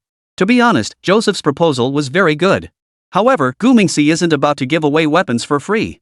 Moreover, once the other party truly grew strong, they might no longer need him. At that point, his interests would no longer be guaranteed. Therefore, Gu Mingxi refused to agree to a 50-50 split from the start. His demand was an 80-20 split, leaving Joseph only 2 layers of benefits. Such harsh terms were clearly unacceptable to the other party. Therefore, Gu Mingxi presented his second proposal. He stated that he could provide the other party with a batch of weapons and ammunition on credit. However, once Joseph received the weapons, he must assist Tanya in completing 5 robberies. Once these 5 robberies were completed, the weapons and ammunition would belong to them. Additionally, he would provide the other party with an extra batch of new armored vehicles. After all, guns are something you can still get your hands on through some connections in the underworld. But armored vehicles are not something you can just buy with connections. Joseph is a man with big ambitions. He doesn't want to spend his whole life as a gangster. Becoming a warlord in Africa is his ultimate dream. Therefore, the terms Gu Ming offered him were simply too tempting to refuse. So, the two parties quickly reached an agreement. The next day, Gu Mingxi delivered 300 semi-automatic rifles, 50 heavy machine guns, 20 individual rocket launchers, hundreds of hand grenades, and 500 sets of bulletproof vests to Joseph. When he saw all this, Joseph was so moved he was about to cry. Later, Josephko demonstrated what it means to reciprocate kindness with kindness. When it came to combat, Tanya and Candace were both skilled fighters. However, when it came to raiding and looting, they couldn't hold a candle to Josephko. After receiving the weapons, Josephko was so excited that he couldn't sleep that night. He had been waiting for this moment for a long time. With this batch of weapons, all of Africa would become his hunting ground. Time was of the essence, so the next day he began acting alongside Tanya. Their first target was the Dantagru group in Africa. Dantagru was the wealthiest man in Africa, with businesses spanning the entire continent. Before meeting Tanya, Joseph had already set his sights on their oil refinery in Nigeria. The raid was scheduled for 3 a.m. Once the time came, Josephko divided the team into 3 groups. The first group was tasked with cutting off the power supply, the second group was responsible for securing the security room, and the third group would follow him directly to the general manager's office. The entire operation took only 15 minutes, and the refinery was under their control. Joseko pressed an AK-47 against the general manager's head and growled, "Tell Dantagru I want 300 million pretty coins. If he doesn't give it, I'll blow this place up. Don't worry, I'm just a robber, not a KB member. As long as the money is paid, I'll leave immediately. And I guarantee we won't bother you again for 5 years." The general manager here is Dantagru's right-hand man, and the value of this refinery far exceeds 300 million pretty coins. So, the ransom was transferred to the account shortly thereafter. After Joseph confirmed that the money had been transferred, he smiled satisfactorily. Of course, this is just the beginning. Next, they set their sights on the Leafin Group. The owner of this luxury goods giant was hosting a jewelry exhibition in Johannesburg, with exhibits valued at over $1 billion. So, Josephko led his men, disguised as security personnel, into the venue. Before the operation, he specifically instructed his men to target only the most valuable items and not waste time on anything else. When the agreed-upon time arrived, he and Tanya coordinated with their inside contacts to sweep the exhibition hall clean of its treasures. By the time the police arrived, they had already vanished into the labyrinthine alleys of Johannesburg. Just 2 days later, Joseph Ko set his sights on the Dales family. This time, Josiko and his men chose kidnapping as their method. They kidnapped the family's heir at a private estate on the outskirts of Cape Town. This time, they carried out a brutal massacre, fighting their way in from the outer perimeter. In the face of superior firepower, the security guards' weapons were as laughable as children's toys. This time, negotiations over the ransom dragged on for 3 days. Ultimately, Josefko confined the hostages to an abandoned diamond mine, which was equipped with robust defensive fortifications. In the end, the Dales family paid 200 million pretty coins. After this successful deal, Josefko approached Gu Ming again for a discussion. He felt he had been shortchanged and demanded a share of the spoils. Gu Mingxi, of course, ignored him, but promised to send him a batch of tanks at a later date. Upon hearing this, Josefko couldn't sleep all night from excitement. After all, his greatest dream was to become a warlord. How could a warlord possibly be without tanks? So, he decided to treat all this money as military funds he had earned himself. Thus, Josefko wasted no time in setting his sights on the Rickham Group. The specific project involved communication satellites, so Josefko led his men to seize the ground control station located in Namibia. This time, he threatened to cut off the entire African communication network. Joseph directly sent a video call invitation to the group's CEO. You have 24 hours. Otherwise, the African continent will be plunged back into the Stone Age. I know you know who I am, and I know I mean what I say. As a result, this ransom demand netted Joseph 300 million beautiful coins. More importantly, he now controls the entire communication network across Africa. Now, he can eavesdrop on any call he wants and intercept any information he desires. So, while the Rickham Group was still scrambling to raise funds, Yoshiko had Tanya take advantage of the situation to hack into the Kish Group's system using the equipment. This time, Joseph and his team did not resort to violent means but instead hacked into the enemy's system. The Kish Group is an agricultural giant, controlling 1/3 of Africa's food supply. Once they had what they wanted, Josefko went out to send the ransom video. You have two options, either pay 1 billion pretty coins, or watch your food supply chain collapse within 3 days. The Kish Group initially chose to report the incident to the authorities, but their stock lost 700 million the next day. It turned out that Tanya had also stolen a lot of incriminating information about the group's executives. Therefore, upon learning that the other party had reported the matter to the authorities, they immediately leaked some information. As a result, the group's stock began to plummet the next day. If they had continued to leak the blackmail material, the Kish Group would have lost more than 10 billion. From then on, the Kish Group completely gave up resistance and obediently transferred the ransom to the designated account. When the final ransom payment was received, Josefko exceeded his KPI targets. Gu Ming looked at the 25 billion beautiful coins in his account and finally let a satisfied smile appear on his face. Not enough. This amount was still far less than he had anticipated. But it would have to suffice. Chapter 103, Super Medical System. Within half a month, Joseph had managed to collect 25 billion pretty coins for Gu Mingxi. Though the amount was still like a drop in the bucket, it at least provided immediate relief. As a result, Gu Mingxi didn't plan to shortchange Joseph. That same day, he sent another 1,500 guns to the other party, including rifles, machine guns, submachine guns, and heavy machine guns. Additionally, he sent 4 Gatling gun turrets, 5 125mm main gun Rhino tanks, and 1 Night Eagle helicopter. When Tanya delivered these items to Joseph Ko, the recipient was so moved that he cried while bowing deeply toward the east. Although the value of this equipment was far from 25 billion. However, these items were not something that could be purchased with 25 billion. Therefore, Josefko was truly grateful to the Eastern Dragon from the bottom of his heart. Moreover, he immediately wrote a document on the spot, stating that the other party was his closest friend. In the future, should he encounter any difficulties in the African region, Joseph would spare no effort to provide assistance. After Tanya took the written pledge, Josefko quickly left with the equipment. Why was he in such a hurry to leave? Because he had completely angered the 5 major tycoons of Africa.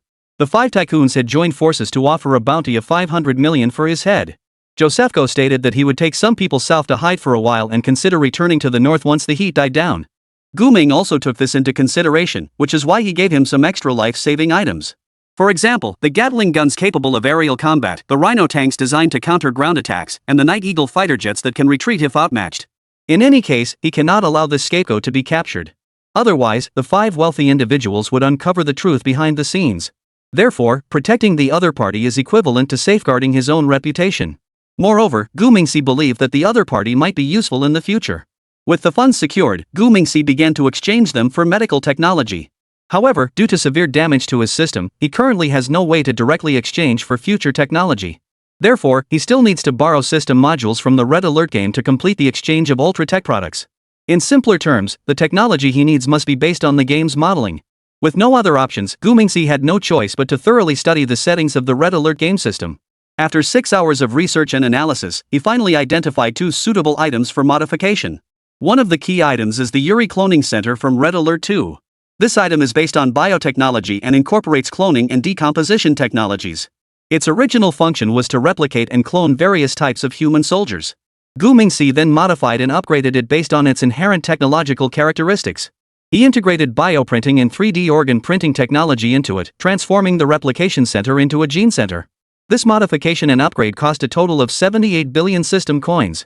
Another important item is the hospital from Red Alert 1.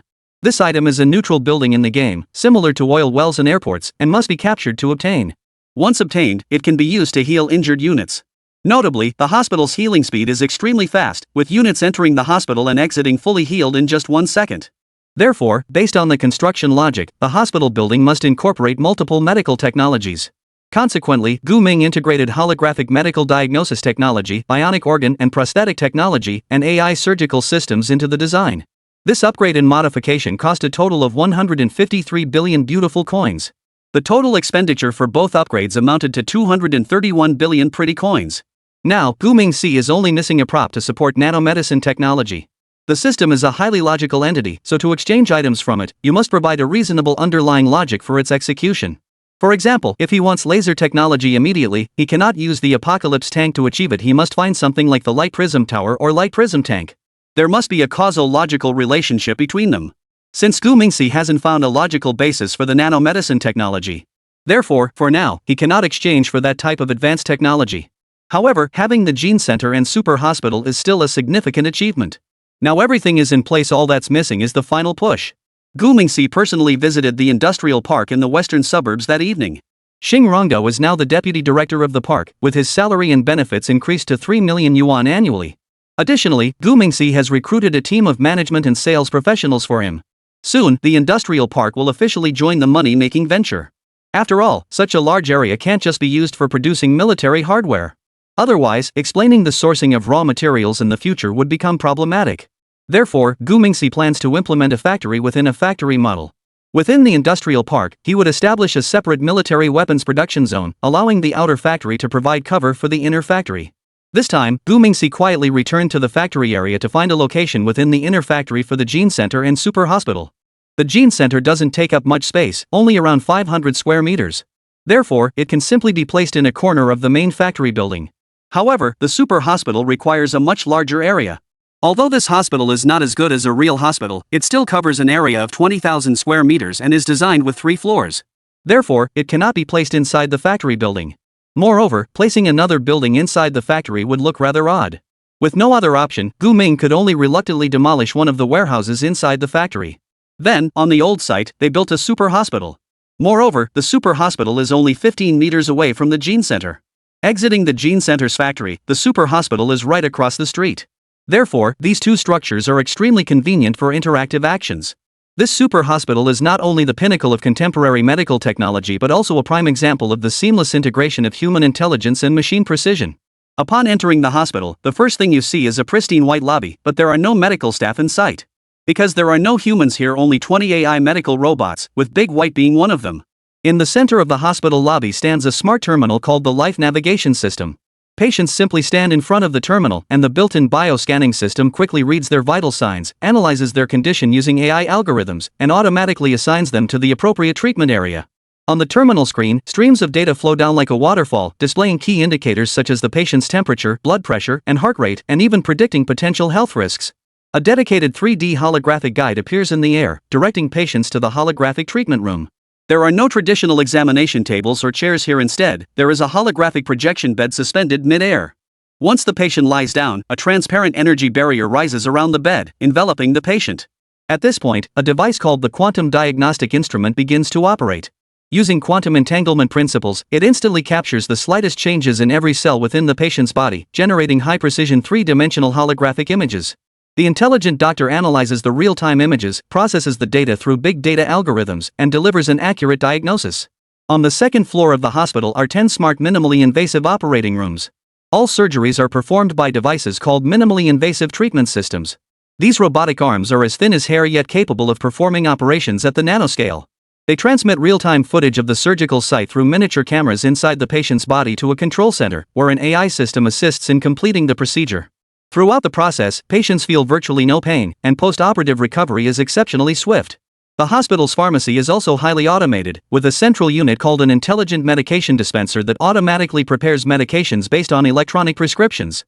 The machine contains hundreds of medications, and through precise mechanical arms and sensors, it ensures that every pill is dispensed accurately. Once dispensed, the medications are delivered directly to the patient via a pneumatic pipeline system. As for the third floor of the hospital, that will be a rather mysterious place. Chapter 104: Negotiations in the Abandoned Factory. The third floor of the super hospital is closely connected to the gene center. The computers here are interconnected with the culture dishes and other equipment in that area. In simpler terms, the third floor here functions more like a diagnostic room and an operating room. The gene center, on the other hand, functions more like a workshop or laboratory where commands are executed. The AI diagnostic system issues commands here, and the gene center executes those commands and completes the operations. For safety reasons, live experiments were conducted on several animals. The results proved that the items exchanged in the system are absolutely worth every penny. For example, short-legged sheep, severely ill dogs, and cats on the brink of death were all fully restored to health with the assistance of the super hospital and the gene center. This demonstrates that while their technology surpasses the understanding of modern humans, however, their efficacy and results are undeniably evident. Therefore, Gu Mingxi planned to send his grandfather to the super hospital for further treatment once his condition stabilized. Shortly thereafter, Jean Fa brought some good news. Through his connections, Tianqiong Technology had acquired a hospital. This hospital was originally the 7th Central Hospital of Nanhui, but due to the merger of the 7th and 11th Central Hospitals, it was relocated to a new hospital in the eastern part of the city. Therefore, the old hospital had been left idle. Before the acquisition, the hospital had been leased to a private hospital owned by a man. However, Jean Fada took decisive action, purchasing the entire hospital for 270 million yuan. Of course, he didn't have that much cash on hand, so he had to opt for loans and installment payments. Nevertheless, in the prime real estate of Nanhui, successfully completing such a transaction was no small feat. To be honest, 270 million really isn't that expensive. With some effort, one could probably scrape together that amount. But Jean Fada insisted on taking out a bank loan, mainly to benefit the bank's connections. In this society, it's all about connections. They helped facilitate this deal for you. You can't very well let them do all that work for nothing, can you? In any case, this is all about connections and relationships. However, after the hospital was purchased, the original tenant refused to move out, citing the principle that a sale does not terminate a lease. This left Jean Fada utterly perplexed. With no other option, he had to report the matter to Gu Mingxi. Immediately, Gu Mingxi handed the matter over to Xing Rongdao. But unexpectedly, the other party was no pushover either. That same day, they tracked down Xing Rongdao's former boss, Fei Chang. This guy was lucky during the last forced demolition, he only lost one hand. However, thanks to timely medical attention, his hand was successfully reattached. Now his left hand is still in a cast. So, Fei Chang earned himself the nickname One-Armed Chang in the underworld. Broken-handed Chang, along with dozens of his men and the owner of a private hospital, Lu Bao, met with Xing Rongdao at an abandoned factory in the southern suburbs. This location, far from the city center, is unlikely to attract the attention of the authorities, making it an ideal negotiation site for underworld figures. If the talks go well, they'll negotiate. If not, it'll come down to their skills. This time, broken-handed Chang brought along only the toughest of the tough. It was said that among them were several fugitive murderers, whose methods were ruthless and brutal. Therefore, Lu Bao and Fei Chang were confident they had the upper hand. The two sides had agreed to meet at 1 p.m., but it was already 1:30 p.m. and no one had shown up yet. Lu Bao grew impatient and immediately pulled out his phone to call. Xing Rongdao answered quickly. "Do you have any sense of time? We've been waiting here for half an hour. Do you still want to discuss the hospital matter? If you don't want to discuss it, don't bother me again in the future. Lu Bao is a businessman, the consequences will be severe." However, Xing Rongdao replied in a lazy tone after hearing this. Don't worry, we're already at the main gate. Why not live a little longer? Why rush to your death?" Upon hearing this, Lu Bao was so angry that he started cursing. The content was too inappropriate and contained too many profanities, so it will not be repeated here.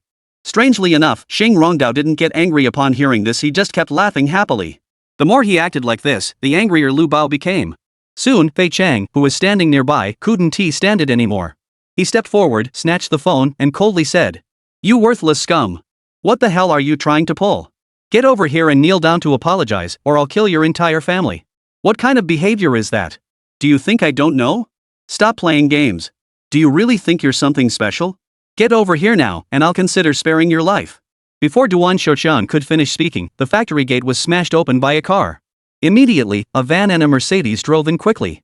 Seeing this, Duan Shouchang immediately handed the phone back to Liu Bao and signaled to his two henchmen to prepare their weapons. All of them were carrying sharpened kitchen knives. This time, they had no intention of letting the others off easily. Today, they must be given a stern look to make them understand what the black society is all about. However, the subsequent developments far exceeded everyone's expectations. The van sped ahead and came to a stop in front of the crowd. 7 muscular men quickly got out.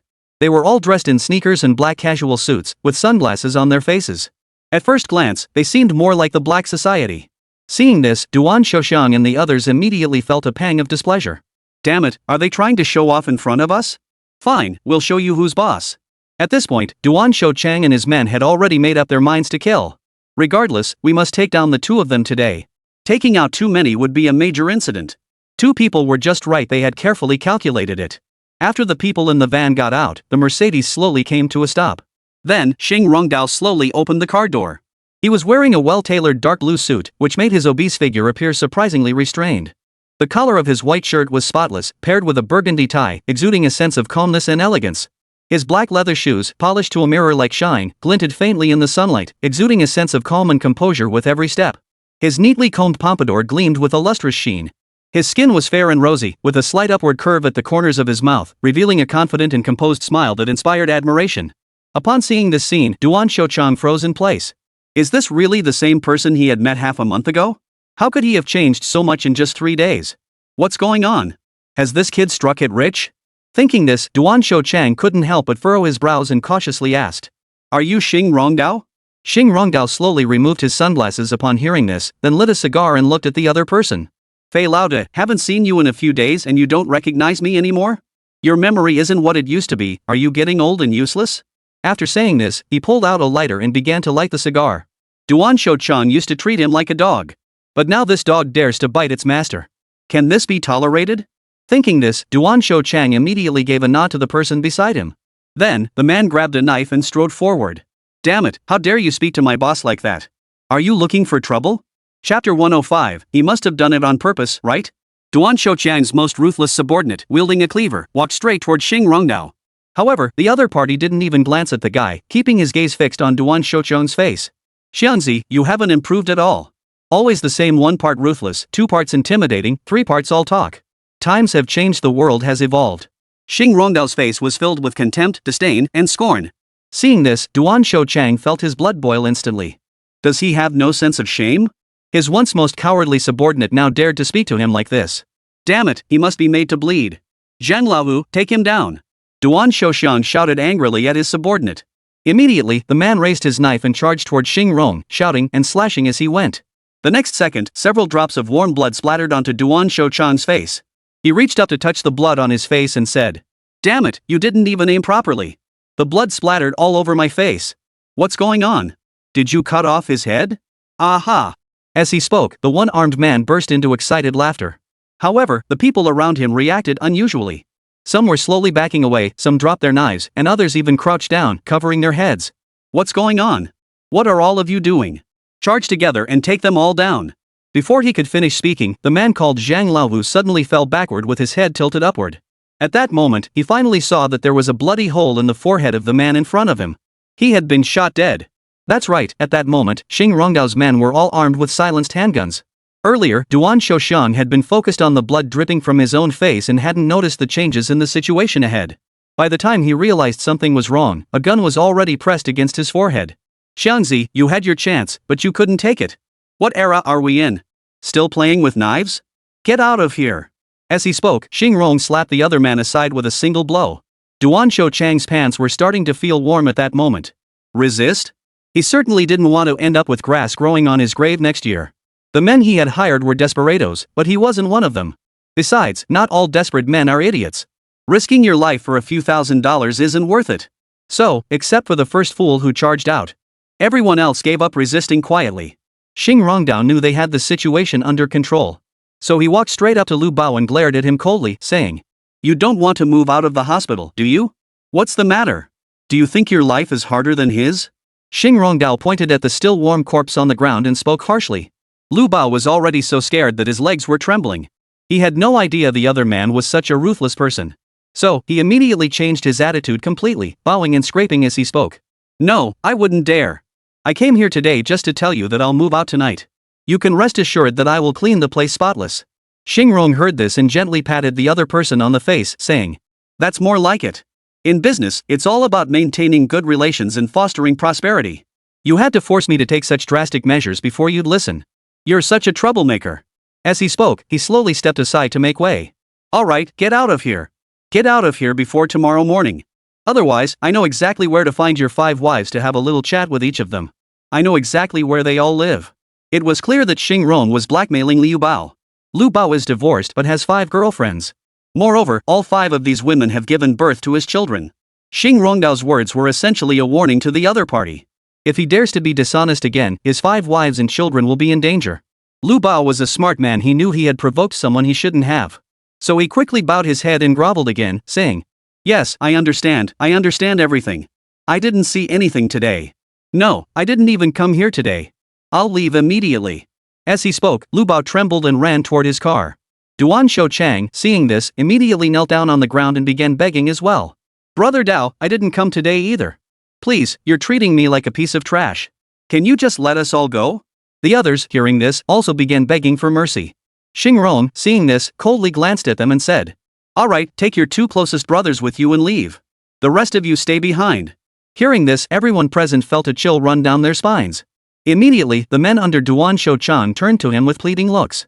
But it was no use. He truly only chose 2 of his most trusted men to flee. The remaining men were mostly new recruits who had recently joined him or had been hired with money. Therefore, Duan Shou Chang didn't care about their lives. However, the turn of events was something no one had anticipated. Xingrongdao turned and walked to the back of the Mercedes-Benz, then pulled out a woven bag from the trunk and said, Here is 2 million yuan. You can divide it among yourselves. However, those who take the money must follow me from now on. My boss is short-handed lately. You're lucky to have defected. Upon hearing this, the men exchanged glances with one another. At that moment, a bald man with a scar on his face stood up and walked over. Brother Dao, my name is Zhao Wei, nicknamed Scarface. If you don't mind having me, I'll follow you from now on. Xingrong heard this, nodded slightly, and handed over a few stacks of cash. Alright, you're in. Starting today, you're part of my security division too. This is your monthly salary plus a bonus. Zhao Wei couldn't help but grin widely upon hearing this.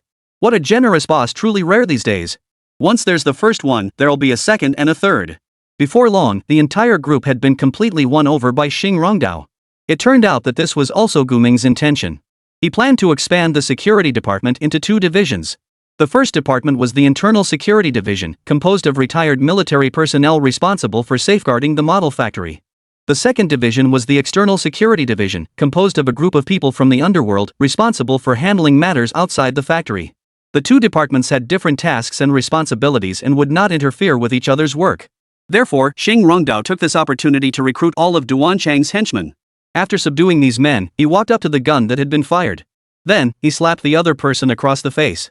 Who the hell told you to aim for the head? Didn't I make it clear when we arrived?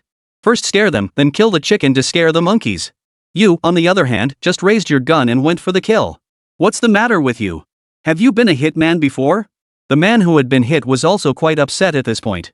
He looked at Xingrong with a sorrowful expression and explained seriously. I was aiming for his shoulder. But I didn't expect him to suddenly turn his head and hit the bullet with his own head. Technically speaking, he committed suicide. I'm completely innocent. Just as he finished speaking, someone suddenly shouted from the side. Boss, this guy doesn't seem to be dead yet. Should I finish him off with another shot? Xingrong heard this and froze for a moment, but quickly thought of something. He turned around and shouted excitedly. Go to hell. No one is to touch him. After saying that, he quickly pulled out his phone and called Gu Mingxi. Hello, boss, I found the test subject you wanted. Yes, it's definitely not an animal, it's a human. Is he willing? Well, sort of. As he spoke, Xingrongdao glanced down at the motionless figure lying on the ground. Chapter 106, A Rare Experiment. Nanhui, West Suburban Industrial Park. Before the super hospital officially moved, Gu Mingxi still had an important experiment to conduct. Xingrongdao's men accidentally struck a man in the head. However, the man was lucky and didn't die on the spot. Fortunately, Gu Mingxi was in need of an experimental subject. So Xingrongdao brought the man back. In most people's minds, a bullet to the head is a sure death sentence. However, there is a misconception here. because the chances of survival after a bullet hits the head are relatively high. According to some studies, the survival rate after a head wound can reach 42%. Specifically, the survival rate after a bullet hits the head depends on various factors, including how the bullet penetrates the brain, the specific location of the impact, and whether timely medical treatment is received, among others. Therefore, the person who was hit at the time was merely in shock. After Xing Rongdao quickly pulled him back into the industrial park, Gu Mingdang immediately remotely directed the medical AI to perform emergency treatment and resuscitation. This was a truly rare opportunity. The difference between human experimentation and animal experimentation is like night and day. And who would dare to risk their own life for an experiment? Therefore, this experiment was truly invaluable. However, the ultra-high-tech product ultimately produced by the system did not disappoint Gu Mingxi's expectations. The operating room was silent except for the steady beep of the monitors.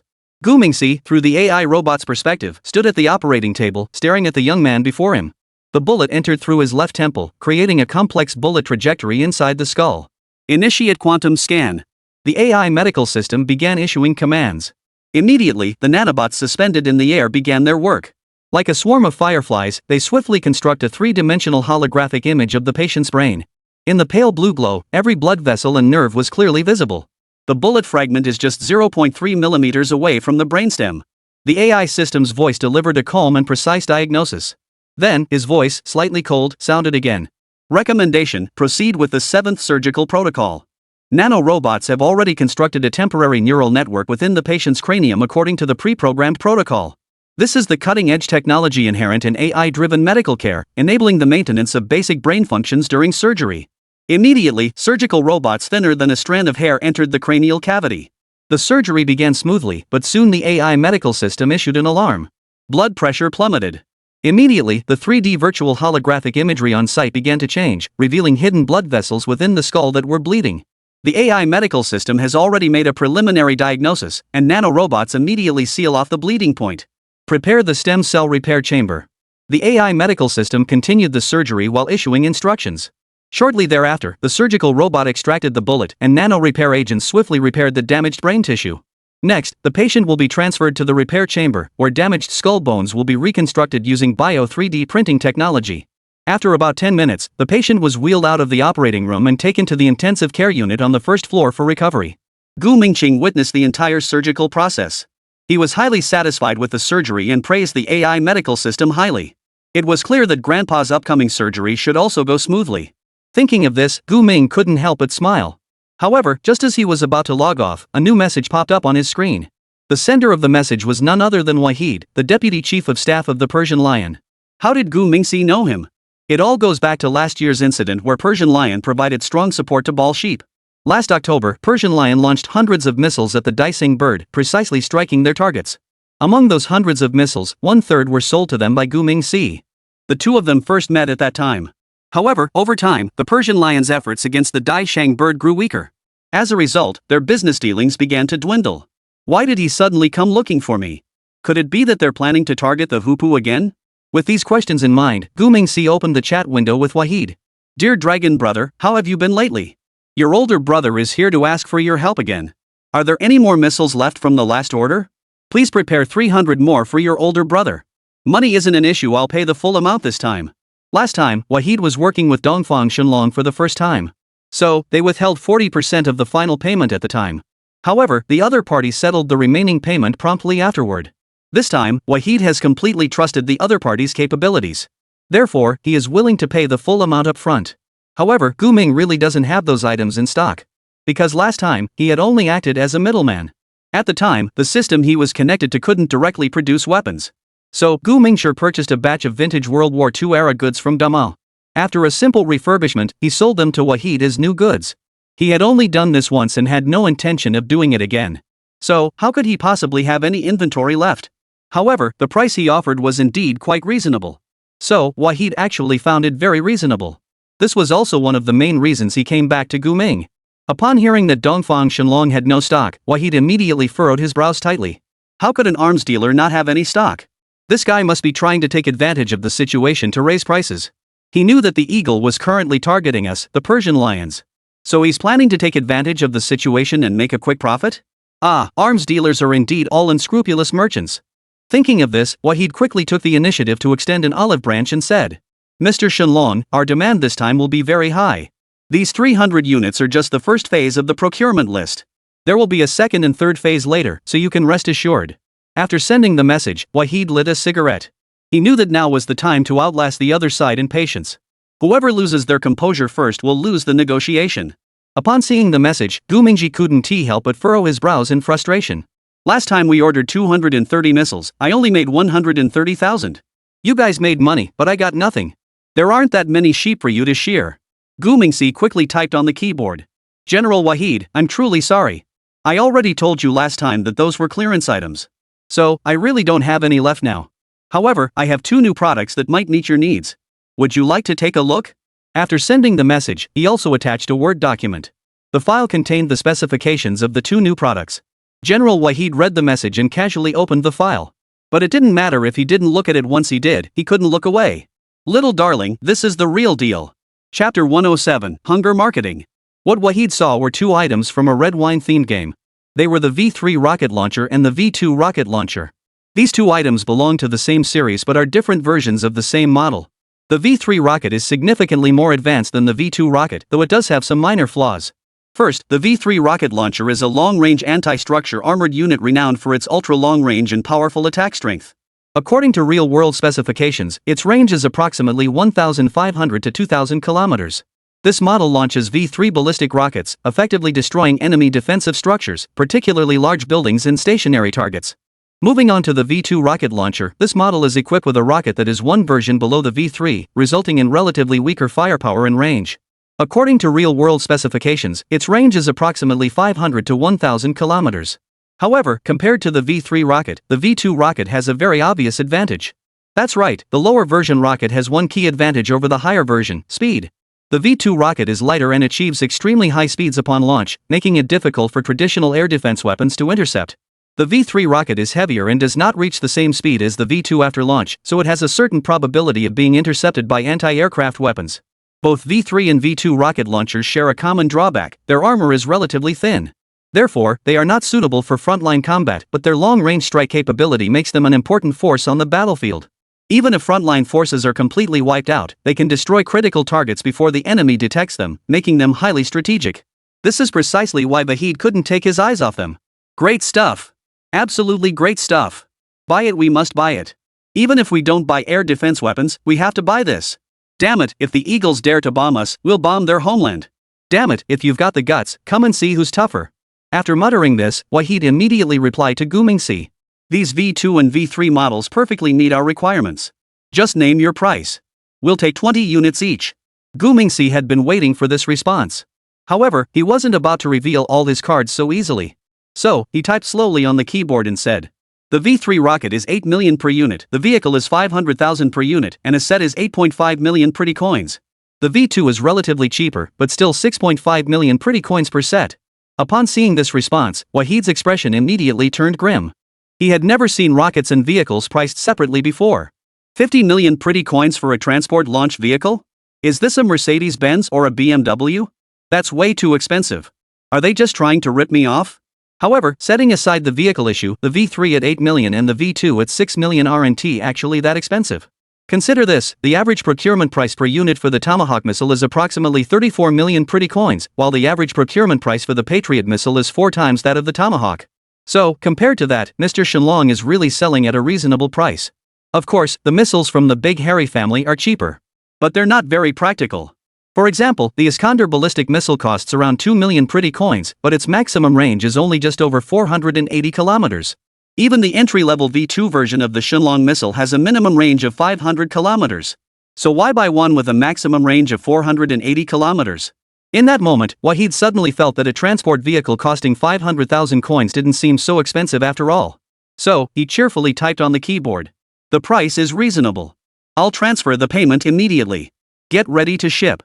However, after sending the message, the response he received was far from satisfactory. After reading the message, Wahid nearly blew a fuse. Mr. Wahid, I just mentioned the regular price earlier. However, due to the current economic situation, our raw materials have become extremely scarce, and sometimes we can't even get them in stock. So, whatever we have now is what we can sell.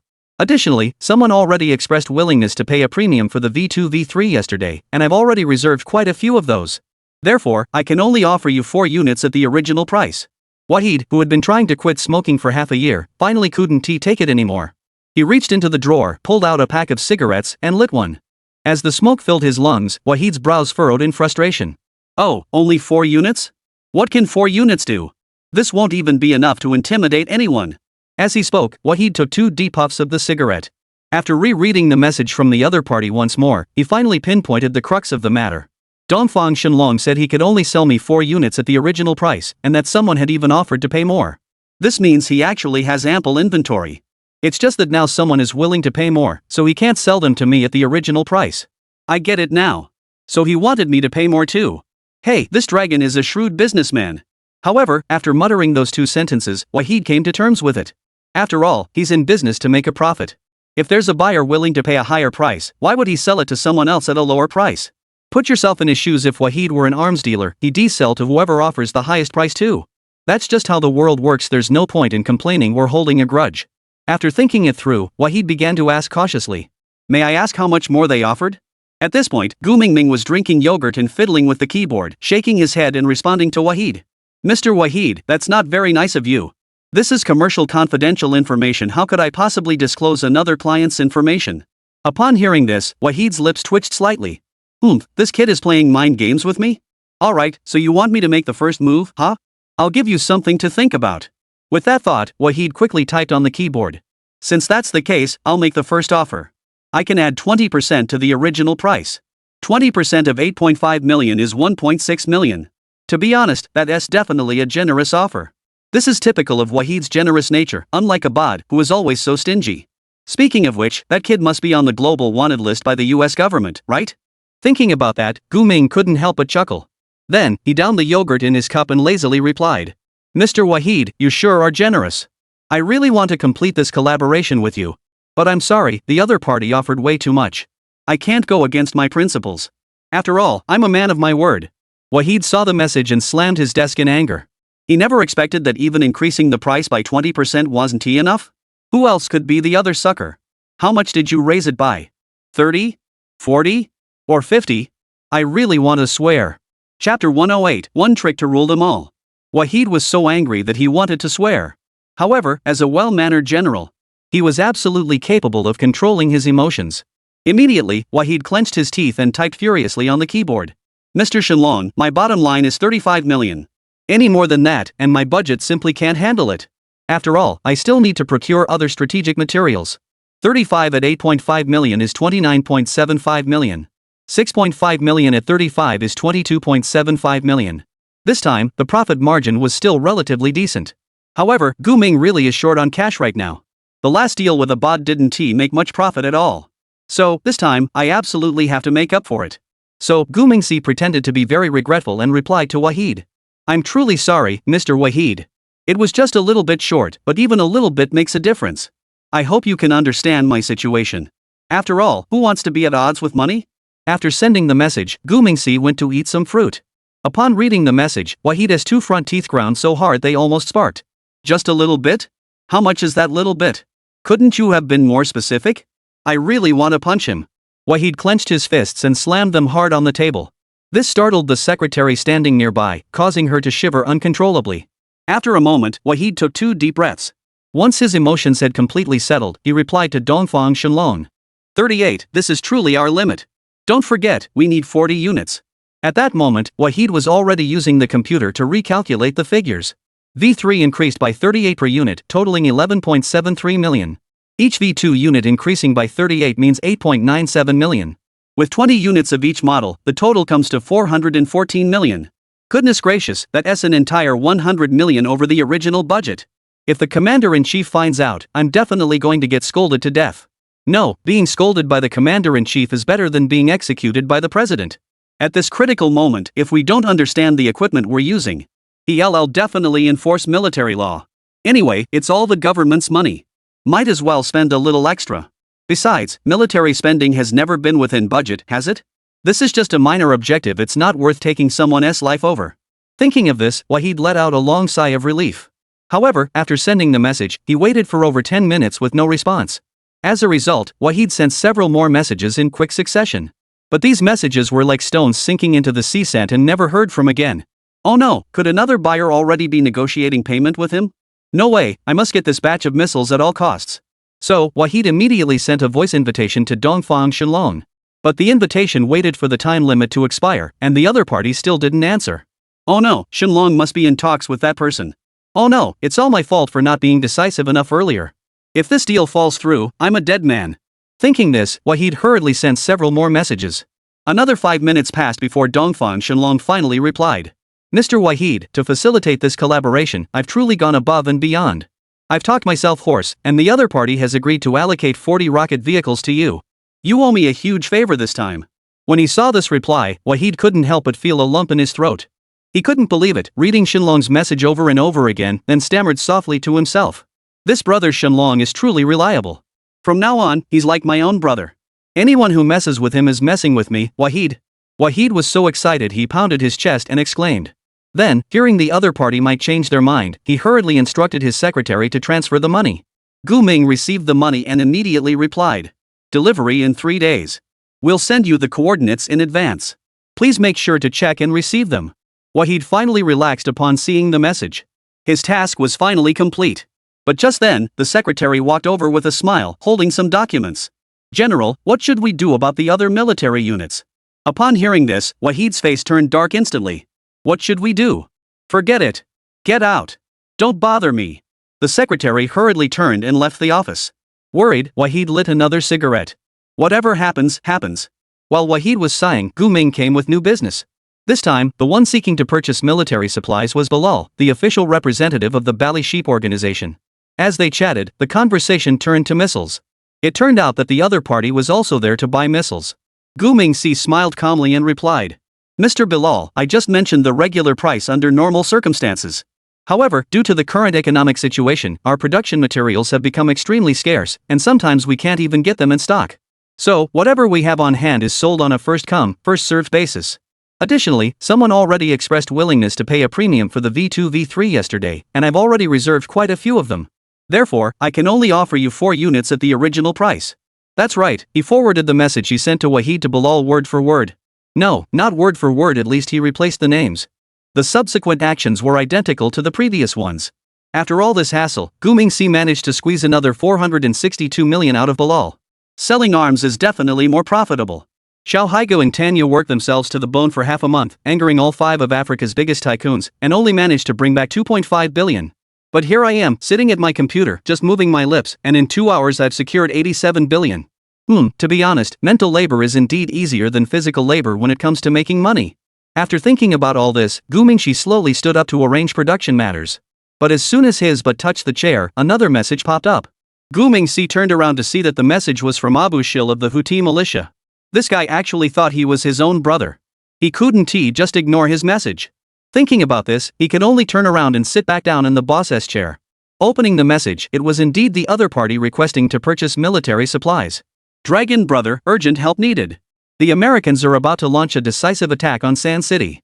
We must support the Balyang. We urgently need heavy firepower support.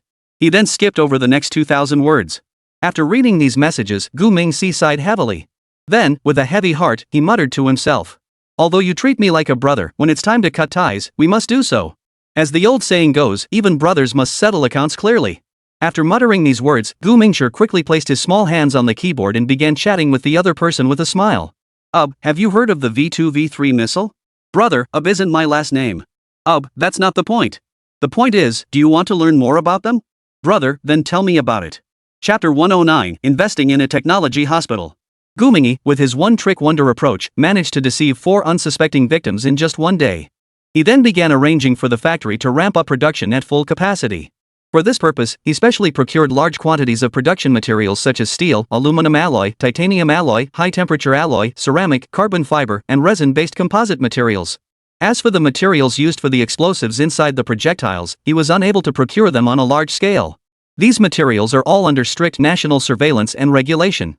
If you buy a small amount, the authorities won't pay much attention. However, if you purchase them in large quantities, you will be subject to further investigations. Therefore, he plans to obtain these materials through the system. Although the price is slightly higher than on the open market, he can sell them for a significantly higher price than before.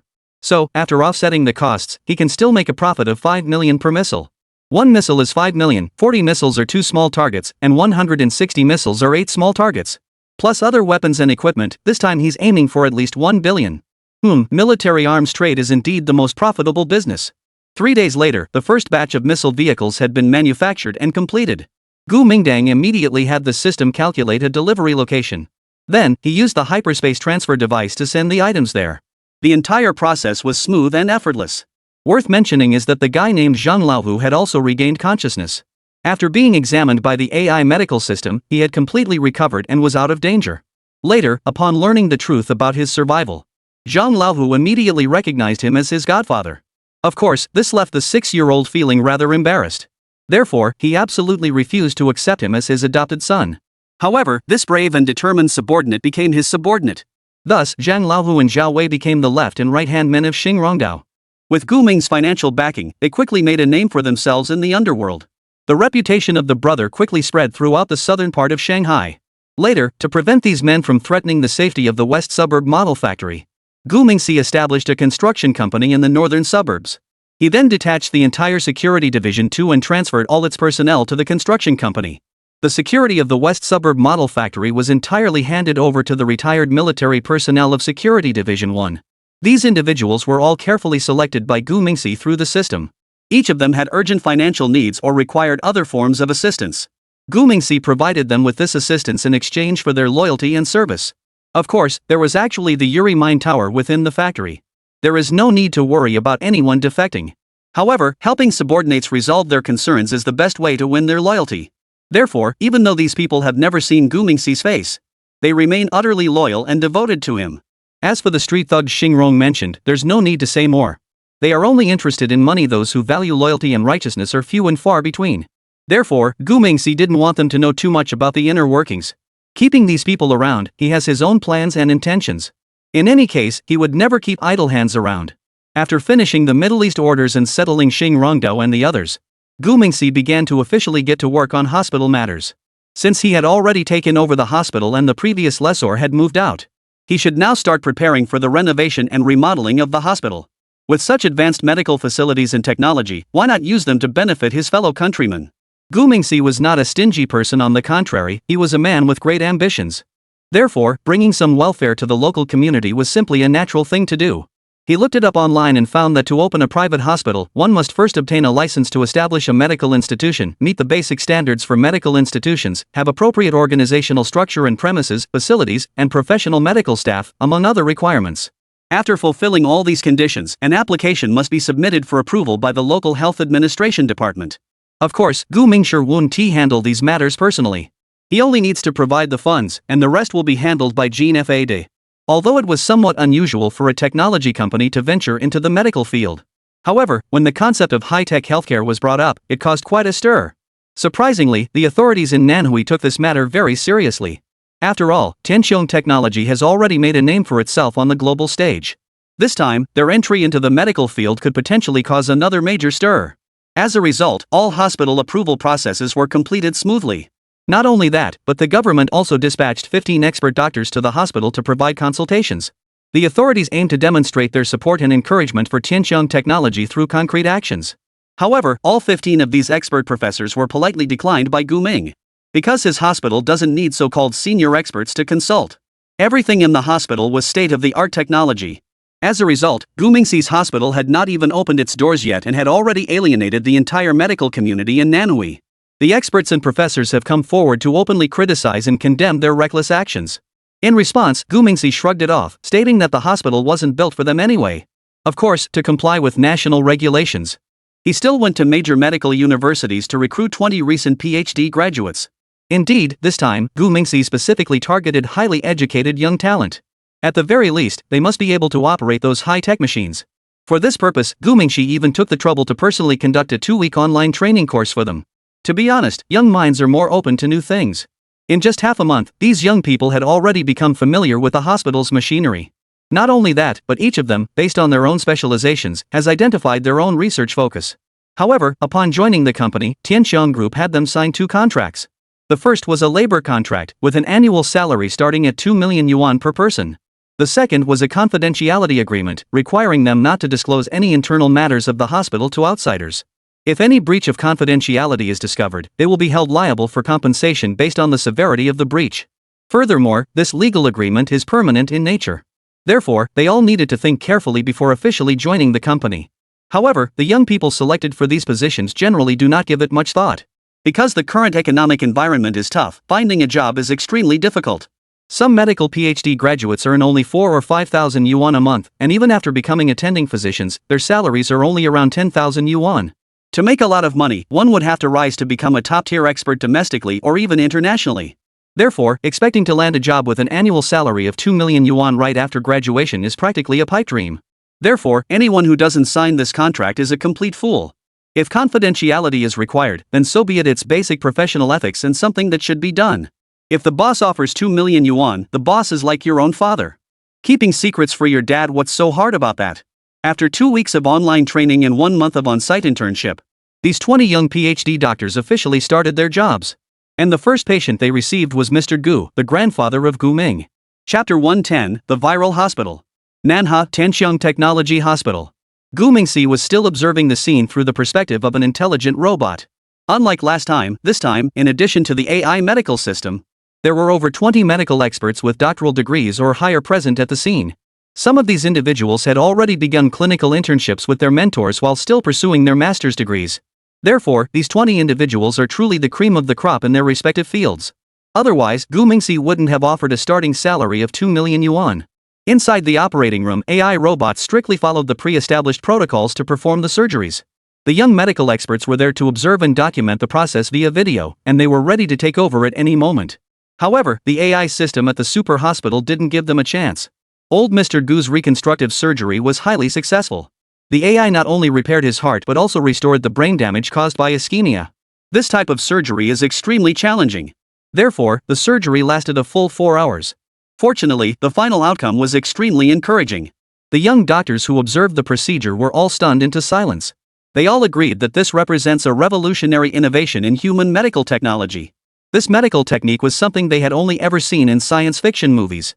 Now, seeing something from the movies suddenly become a reality, everyone was initially a bit overwhelmed. After the surgery, the elderly patient was transferred to the ICU for 24-hour observation. If no complications arise, he will be transferred to a regular ward. Following this surgery, the young doctors gained a new perspective on their work. Everyone firmly believes that they are now at the forefront of global medical technology. However, the beginning of anything is always the hardest.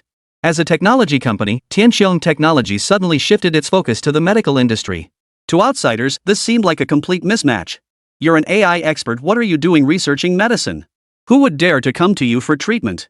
What if you end up killing someone? However, Gu Ming didn't seem concerned. He never intended to use this for profit in the first place.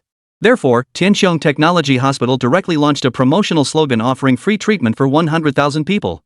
That's right, he would provide free treatment to the first 100,000 patients seeking medical care at the hospital. They had only prepared 500 yuan per day for hospitalization fees, with all other expenses fully waived. Why not waive the 500 yuan hospitalization fee? Because Gu Mingxi can't afford to operate at a loss. A hospital's electricity bills still need to be covered by the patients.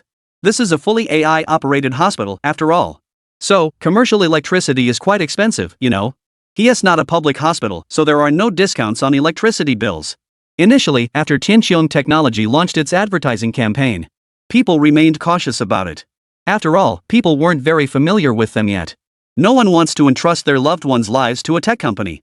However, they soon received their first batch of test subjects. All of these people are desperate family members of patients who have run out of options and are at the end of their rope. They have tried every possible solution, yet their children or parents still have no hope of survival. Therefore, Tianqiang Technology Hospital is their last hope. Some patients are so desperate that they can't even afford the daily hospital fee of 500 yuan.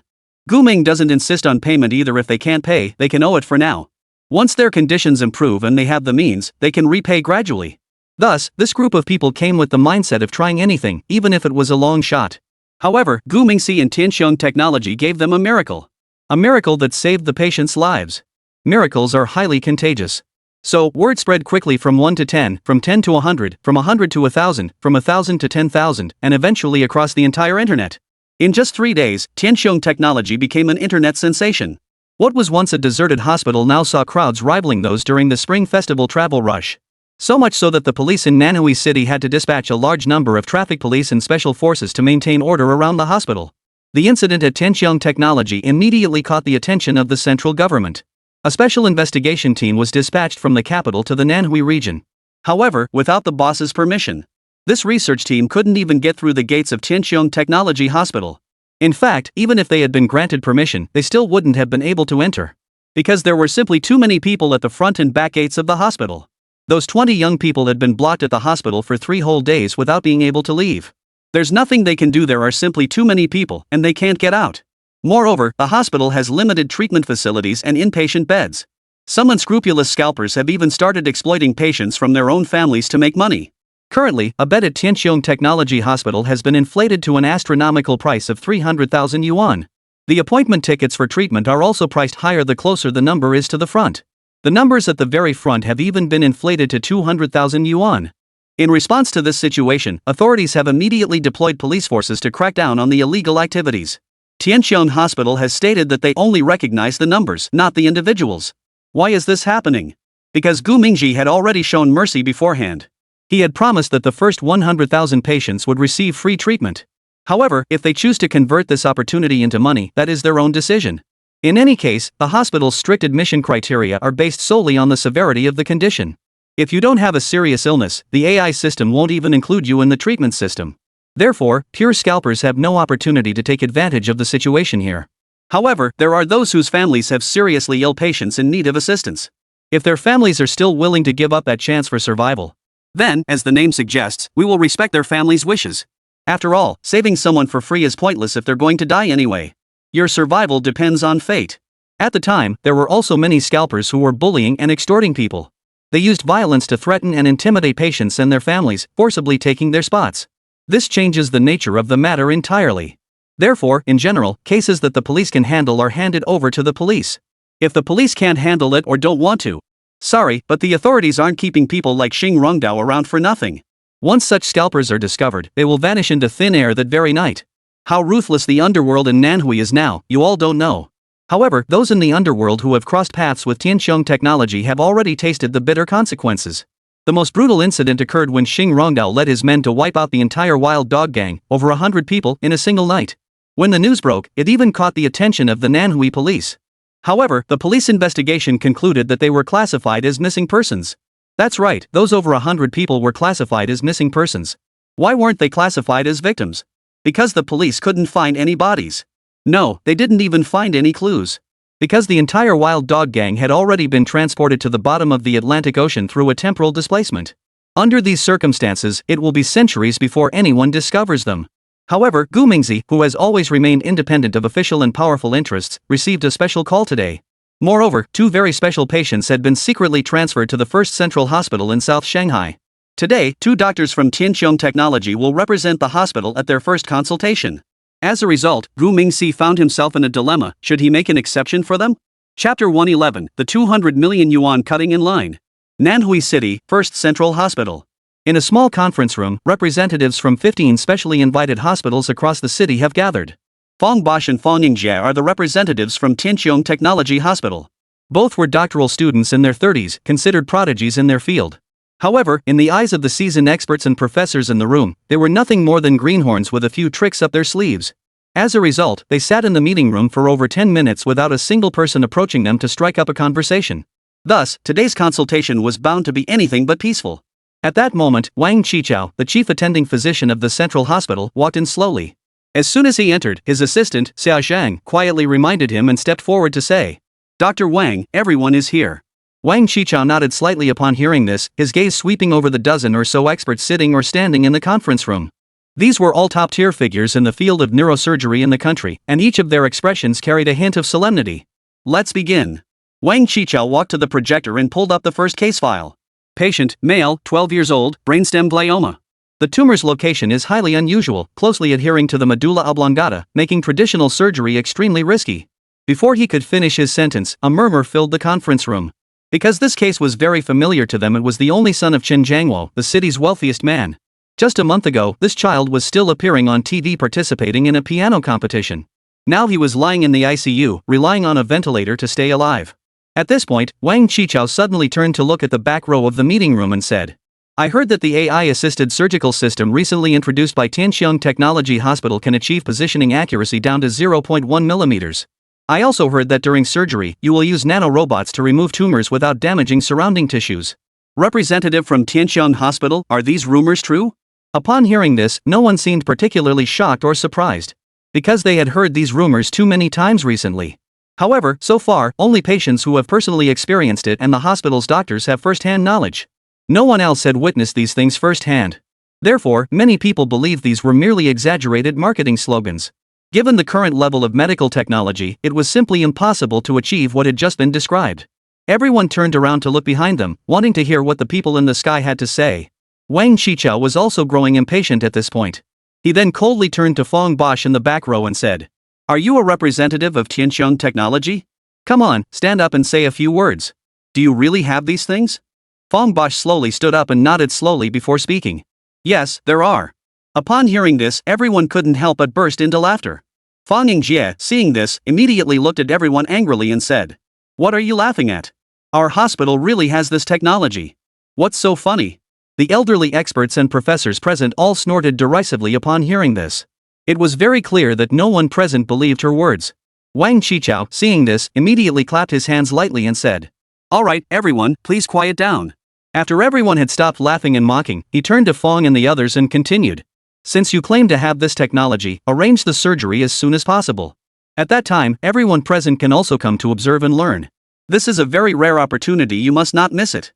Before Wang Qichao could finish speaking, Fang Yingjie suddenly interrupted him. I'm sorry, but we don't have any available slots right now.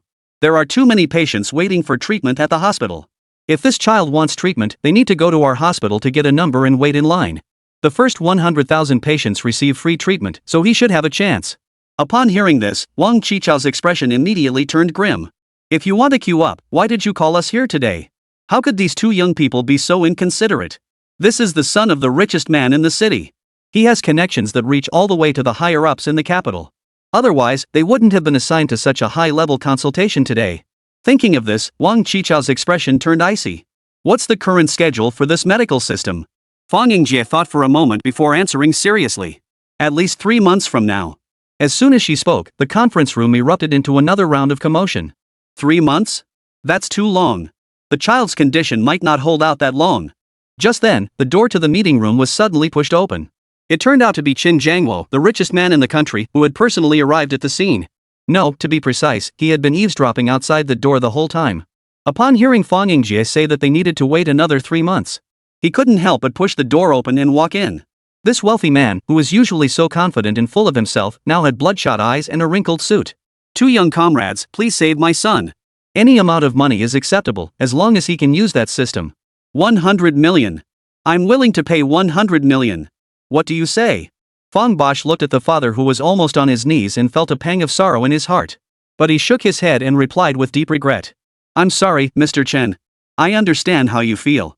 However, the hospital's resources are limited, and we must prioritize patients based on the severity of their conditions. Many other patients from other families are in even more critical condition than your son. Even so, they must be prioritized according to the regulations. Upon hearing this, Chen Jianguo's face turned ashen.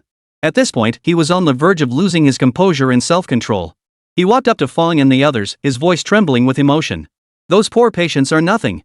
Go back and tell them I'll give them money. As long as they're willing to give up their surgery spots, I'll give them whatever money they want. Damn it, I don't believe it. I'll bet someone will go for the money. After saying this, Chen Jianbin pulled out his phone and spoke excitedly.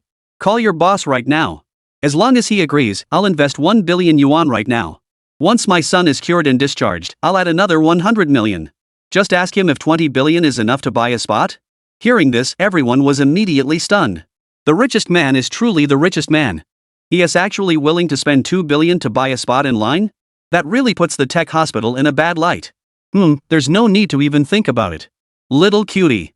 Who would turn down such a huge investment? If it were my hospital, I'd be begging them to perform the surgery right now. What a pity none of us here have the means to earn that kind of money. Sigh, this tech hospital should really be the one to strike it rich. While everyone was complaining in their hearts, Fong Bosch was still negotiating with the boss. After briefly explaining the situation, he put the phone on speaker and handed it to Qin Jiangwo. Mr. Chen, our boss has something to say to you. Chapter 112, Two cases, yet treated differently. Fong Bosch turned on the speakerphone and handed the phone to Chen Jiangwo. Upon seeing this, the other party immediately revealed a look of contempt and arrogance. Is that it? I thought you had some backbone. In the end, you'll still have to bow and scrape before me, one to you? I've never seen anyone who can resist money. Chen Jiangwo muttered to himself while smiling and speaking aloud. Mr. Gu, hello. I'm Chen Jiangwo, the CEO of Guangtian Group. The young man has already explained everything to you, right? Let me tell you, money isn't an issue at all. Before he could finish, Gu Mingxi interrupted him using a voice changer. Alright, since money isn't an issue, then please invest 370 billion and help build a new hospital. That way, all the problems will be solved. As the first partner, I will arrange for your son to perform the opening surgery at the new hospital. Upon hearing this, Chen Jiangwo's face turned dark instantly. This guy sure knows how to rub salt in the wound. 37 billion? How dare you ask for such an exorbitant amount? Does your rundown hospital really deserve that much money? You must be desperate for money. Thinking this, Chen Jiangwo immediately frowned and spoke up. Mr. Gu, if you're going to talk like this, you're going to offend people easily. You should understand how I feel right now. My son's condition is extremely critical.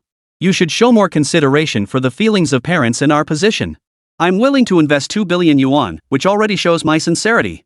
What's 30 billion to you? Gu Mingwen couldn't help but burst into laughter upon hearing this. Chen Jiangwo was instantly enraged by his attitude. So he snatched the phone and scolded her coldly. What's so funny? What's so funny? I'm begging you to save my life, and you're putting on airs? Mr. Gu, you'd better not provoke me. By this point, Chen Jiangwo had completely lost control. He glared with bloodshot eyes and shouted frantically. You should know what level this consultation is at. If I, Chen, had no connections or influence, I wouldn't be here cutting in line. Think carefully before you speak to me. However, his words had the opposite effect. Immediately, Gu Mingxi coldly replied. Then please return the phone to Xiaofeng. Chen Jiangwo was taken aback. He thought the other party had really backed down. So, he angrily threw the phone at Fong Bosch and said, Here, your boss has something to say. Fong Bosch took the phone and immediately held it to his ear and asked, Boss, what are your instructions? Huh? Isn't that a bit inappropriate? Yes, I understand. Yes, I understand. After saying this, Fong Bosch hung up the phone and stuffed it into his pocket. Chen Jiangwo, seeing this, immediately adopted a triumphant expression and said, How about it? What did your boss say? Fong Bosch ignored him and turned to look at Wang Qichao in front of him, saying, Professor Wang, the hospital received an official notice from the health authorities to assist with the case. However, the notice clearly stated that it was for a consultation regarding an Air Force hero. Is the notice incorrect, or is there some misunderstanding? At this point, Fong Bosch's expression grew serious. He stared intently into Wang Qichao's eyes and continued seriously. Our boss has instructed us to request that your hospital verify the details and provide us with a response. If there's nothing else, we'll take our leave. The hospital is really busy. As he spoke, he turned around, picked up his briefcase, and prepared to leave. Fang Yingjie, seeing this, immediately grabbed her bag and followed suit. Judging by their demeanor, these two were really going to leave as soon as they said so. But at that moment, Wang Qichao was starting to panic. The important matter hasn't been handled yet. How could he let the Tianqiang people leave? This time, he was counting on them to help solve the problem. At the same time, Chen Jiangwo was also getting a bit impatient. What do you mean? What do you mean by that? My son's life isn't worth anything? You can't do this. I'll go to the capital to report you. I have money. Crossing me won't end well for you. Wang Qichao, seeing that the other party was getting too worked up, quickly arranged for a few people to take him away. After the meeting room was restored to order, he hurriedly opened the second case on the projector. According to the information provided, this was a top-tier pilot named Wang Rui. During a recent test flight mission, the aircraft suddenly malfunctioned. He successfully made an emergency landing at the last moment, saving the experimental aircraft worth hundreds of millions of dollars, but suffered severe brain nerve damage due to the violent impact. Fong Bosch and Fang Yingjie were both experts in neurology and neurosurgery. After carefully reviewing Wang Rui's medical reports, they quickly reached a conclusion. His condition was definitely not caused by the severe impact. It appears to be a type of internal neural tear, resulting in multiple nerve fiber ruptures. This condition typically results in permanent functional impairment, and the issue is indeed extremely serious. Immediately, the two began to whisper to each other. Wang Qichao noticed the two whispering and immediately furrowed his brows, clearing his throat before speaking. Two young colleagues from Tianqiang Technology. Please observe the meeting etiquette. I haven't finished introducing everyone yet.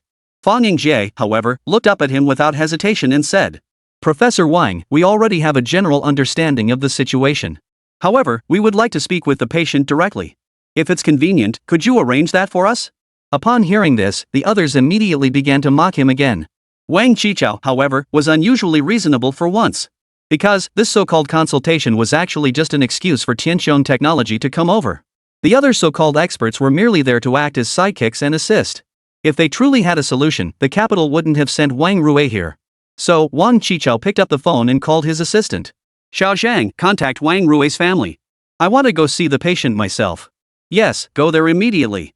Half an hour later, in Wang Rui's hospital room. At that moment, he was lying quietly on the hospital bed, as if he had just fallen asleep. His mother was sitting by the bed, reading him an aviation magazine. Upon seeing Wang Qichao enter, Wang Rui's mother hurriedly stood up. Dr. Wang, you're here again? Is there any hope for my son Wang Rui's condition? If it's really hopeless, we won't trouble the country anymore. As she spoke, tears welled up in Wang Rui's mother's eyes. Seeing this, Wang Qichao rushed over to comfort her. Please rest assured, we will definitely find a way to cure Wang Rui. Rest assured, we won't give up, and neither will the country. Fang Yingjie frowned slightly upon seeing this, then stepped forward and whispered softly. I want to see Wang Rui's medical report. Meanwhile, Fang Bosch walked over to the bedside and carefully observed Wang Rui's condition. Although he was unconscious, the patient's vital signs were stable. At that moment, Wang Rui's mother noticed the insignia on the white coats of the two men. Tianqiong Technology Hospital? Isn't that the same place where?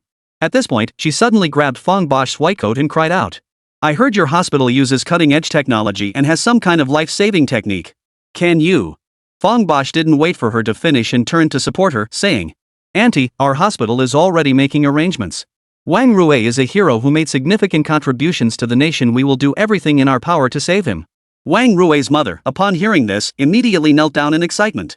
She kept thanking them while crying, and as she cried, she promised, Thank you, thank you. As long as you can save my son, I'll sell everything I own. I'll sell my house and raise the money for his treatment. His father passed away early, and he's the only child of the Wang family. If anything happens to him, how can I face his father after I die? Wang Rui's mother was so overcome with emotion by the end that she was weeping uncontrollably. Fang Bosch and Fang Yingjie supported each other while continuously trying to comfort her. Auntie, please rest assured. Our hospital is free. Everything is free. Auntie, our boss has approved it. We'll prioritize surgery for Wang Rui. Once we get back, we'll start planning the surgery. Chapter 113, The Emergency Surgery. Fang Bosch and Fang Yingjie conducted a detailed investigation into Wang Rui's condition. However, they were unable to obtain any valuable information from the family. Nevertheless, based on the existing symptoms, the patient's brain nerve damage was definitely not caused by a collision. Without a clear understanding of the actual situation, they couldn't provide a targeted surgical plan. However, when the two reported their findings to the hospital, the boss gave an astonishing response. Don't worry about the plan. Bring the patient over tonight. I've already made arrangements. Treatment can begin at any time. Upon hearing this, Fang Yingjie immediately excitedly told Wang Rui's mother. At that moment, the weight on her heart finally lifted. Wang Qichao, seeing this, tried to plead on behalf of Chen Jiangwo. However, the person on the other end hung up as soon as they heard the beginning of the call. This left Wang Qichao deeply disappointed, but there was something even more infuriating. Our boss said, no outsiders are allowed to visit. Commercial secrets must not be disclosed. Fang Yingjie put away her phone and looked at Wang Qichao with a smug expression. Upon hearing this, Wang Qichao immediately protested urgently. What you're doing is violating the instructions from higher-ups. There's a document from the Beijing office requiring us experts to personally observe the procedure on site. It's all to ensure the safety of the surgery and to take responsibility for the patient's lives. You dare to gather for observation? You're completely out of control. Fang Bosch, upon hearing this, immediately put down the documents he was holding and coldly said, So are you going to treat them or not? If you won't treat them, we'll pass the opportunity on to someone else. Asking for help and making so many demands, where did you get the nerve? Saying this, Fang Bosch turned and walked toward the ward exit. Fang Yingjie saw this and immediately tried to persuade him. Yes, you should think it over carefully. Our boss's words are the hospital's rules. If you don't want to follow them, then there's nothing we can do to help you. After saying that, Fang Yingjie turned and walked out as well. At that moment, the ward door was pushed open from the outside. An elderly man in military uniform strode in from outside. Treatment is necessary. Treatment doesn't need an observation team. It's all nonsense. No one is allowed to go. As long as we can save the patient, that's all that matters. Wang Qichao noticed the man's expression freeze upon seeing him. He wanted to argue back, but upon seeing the 3 gold stars on the man's shoulders, he immediately shut his mouth tightly.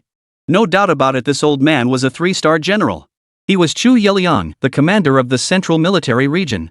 Additionally, he was the overall director and commander of the Dragon Project. Wang Rui was the descendant of a hero and one of the young soldiers he had been most looking forward to. Therefore, after the incident occurred, Chu Yiliang had been personally rushing around non-stop. His goal is to save this young man who fell seriously ill due to the experiment. Since conventional methods are ineffective, we must try unconventional methods. If this surgery is successful, he will personally report to the central authorities and request permission for the military to introduce this series of medical technologies. Because this could save the lives of many more soldiers. Heroes who were injured or fell ill on missions could finally have a chance at recovery.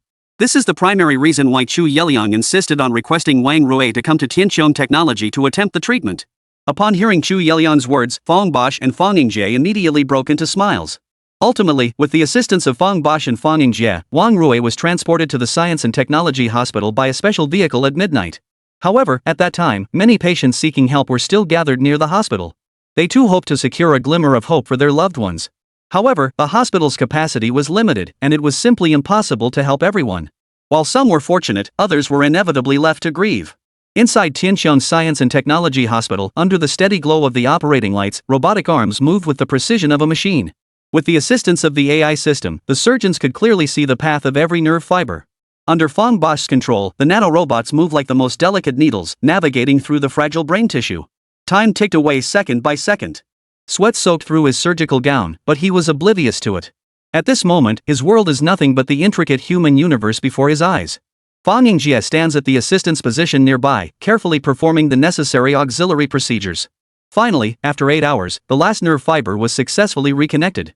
Fong Bosch exhaled deeply and looked up at the monitor. Fong Yingjie, noticing this, immediately spoke in perfect sync. All vital signs are stable, and the patient's vital signs are normal. Hearing this, Fong Bosch's eyes lit up with a hint of joy. He then solemnly announced. The surgery was successful. Then, the patient was wheeled into the intensive care unit by the medical staff. As Fong Bosch and Fong Yingjie stepped out of the operating room, Wang Rui's mother rushed over to greet them. The two removed their masks, revealing tired yet relieved smiles. The surgery went smoothly, now it's just a matter of recovery. Auntie, you can rest assured we succeeded. Hearing this, Wang Rui's mother's tears welled up in her eyes. She tightly grasped both of their hands and choked out. Thank you so much. Without you, my little Rui would have. I sincerely thank you, and I thank you on behalf of his father. As she spoke, the emotional mother tried to kneel down. Fong Bosch and Fong Yingjie quickly reached out to stop her. Auntie, please don't do that. This is what we should do. Auntie, please stand up. There's no need to thank us. If you must thank someone, thank our boss. That's right. This was an emergency surgery arranged by the boss at the last minute. Otherwise, it wouldn't have been possible to get a spot so quickly. Please rest assured, Wang Rui will definitely recover soon. Wang Rui's mother became even more emotional upon hearing this. She really wanted to meet the boss of Tianqiong and express her gratitude in person. However, Fong Bosch and Fong Yingjie stated that they did not have the authority to do so. With no other option, Wang Rui's mother could only bow deeply toward the surveillance camera. She was certain that the boss here could see her through the camera. As it turned out, Gu Mingxi had been closely monitoring the surgery. When he saw the mother bowing to the camera, the corners of his eyes unconsciously welled up with tears. How annoying. Why did sand get into my eyes? Children with mothers are truly blessed. After saying that, he jumped off the boss's chair and began preparing breakfast for his grandfather. The news of Wang Rui's successful surgery spread quickly. For a moment, the entire southern Shanghai region and indeed the entire medical community of Zhenghua seemed to have been struck by a nuclear bomb. From morning onward, all the doctors, professors, experts, and researchers were discussing the matter. But there was one non-medical individual who was the most excited. He was Chen Zhangwo, the wealthiest man in Nanhui. Wang Rui's condition wasn't as severe as his son's. Yet now this man had been cured, while his own son hadn't even made it onto the waiting list. Damn it, this is clearly done to provoke me. Alright, Tianqiong Technology, huh? You'll see. You'll be begging me someday. Damn it, Yugu family, just wait and see. Chapter 114, Jean Fad is depressed. Chen Zhangwo ranked first on the 2024 South Shanghai Wealth List. He is the founder of the All Come to Snatch e-commerce platform. His group operates in multiple industries, including real estate, technology, automotive, online lending, finance, and e-commerce.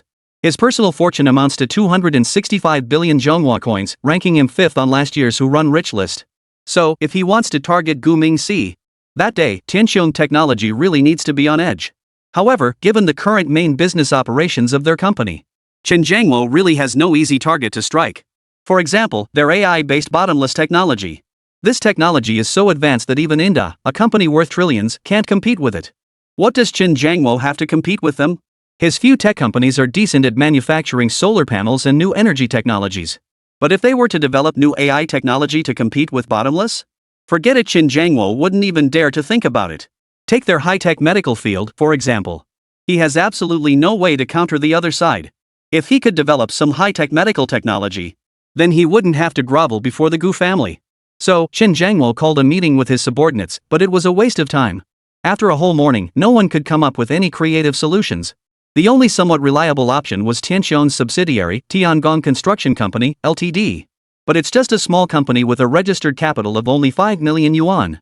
Moreover, they haven't taken on any projects so far. If Qin Jiangwo really wanted to do something, he would have to go with this newly established small company. However, someone had privately told him that the people in this company were not to be trusted. A saying has been circulating in the underworld of Nanhui recently. It goes like this: better to face a ghost than to provoke Tiangong Construction. These people are ruthless. Many who have crossed them have disappeared. All of them have vanished without a trace, neither seen alive nor found dead. So, even if the victims' families report it to the police, they only go through the motions of taking statements and then leave. There's nothing to go on. For all these reasons, everyone advised Qin Jiangwo not to mess with Tiangong Construction. As a result, Chen Jiangui can only focus his efforts on official channels. After all, he has some well-connected friends in those circles. Recently, a certain official online had a famous quote that went viral. It's hard to support a company, but it's easy to destroy them. Chen Jiangui planned to leverage this connection to target Tianxiong Company. So, he immediately began making moves. After some maneuvering, Chen Jiangui actually managed to find a weakness in the person surnamed Gu. It turns out Tianxiong isn't as united as it seems. Half a month later, inside Jinxing Company, Jean Fada stood by the floor-to-ceiling windows in his office, watching the tax bureau's convoy enter the building below. This was the third surprise inspection this month, and each time it was Zhang Wei's doing. Mr. Jean, the tax bureau officials said they need to audit the accounts for the past 3 years.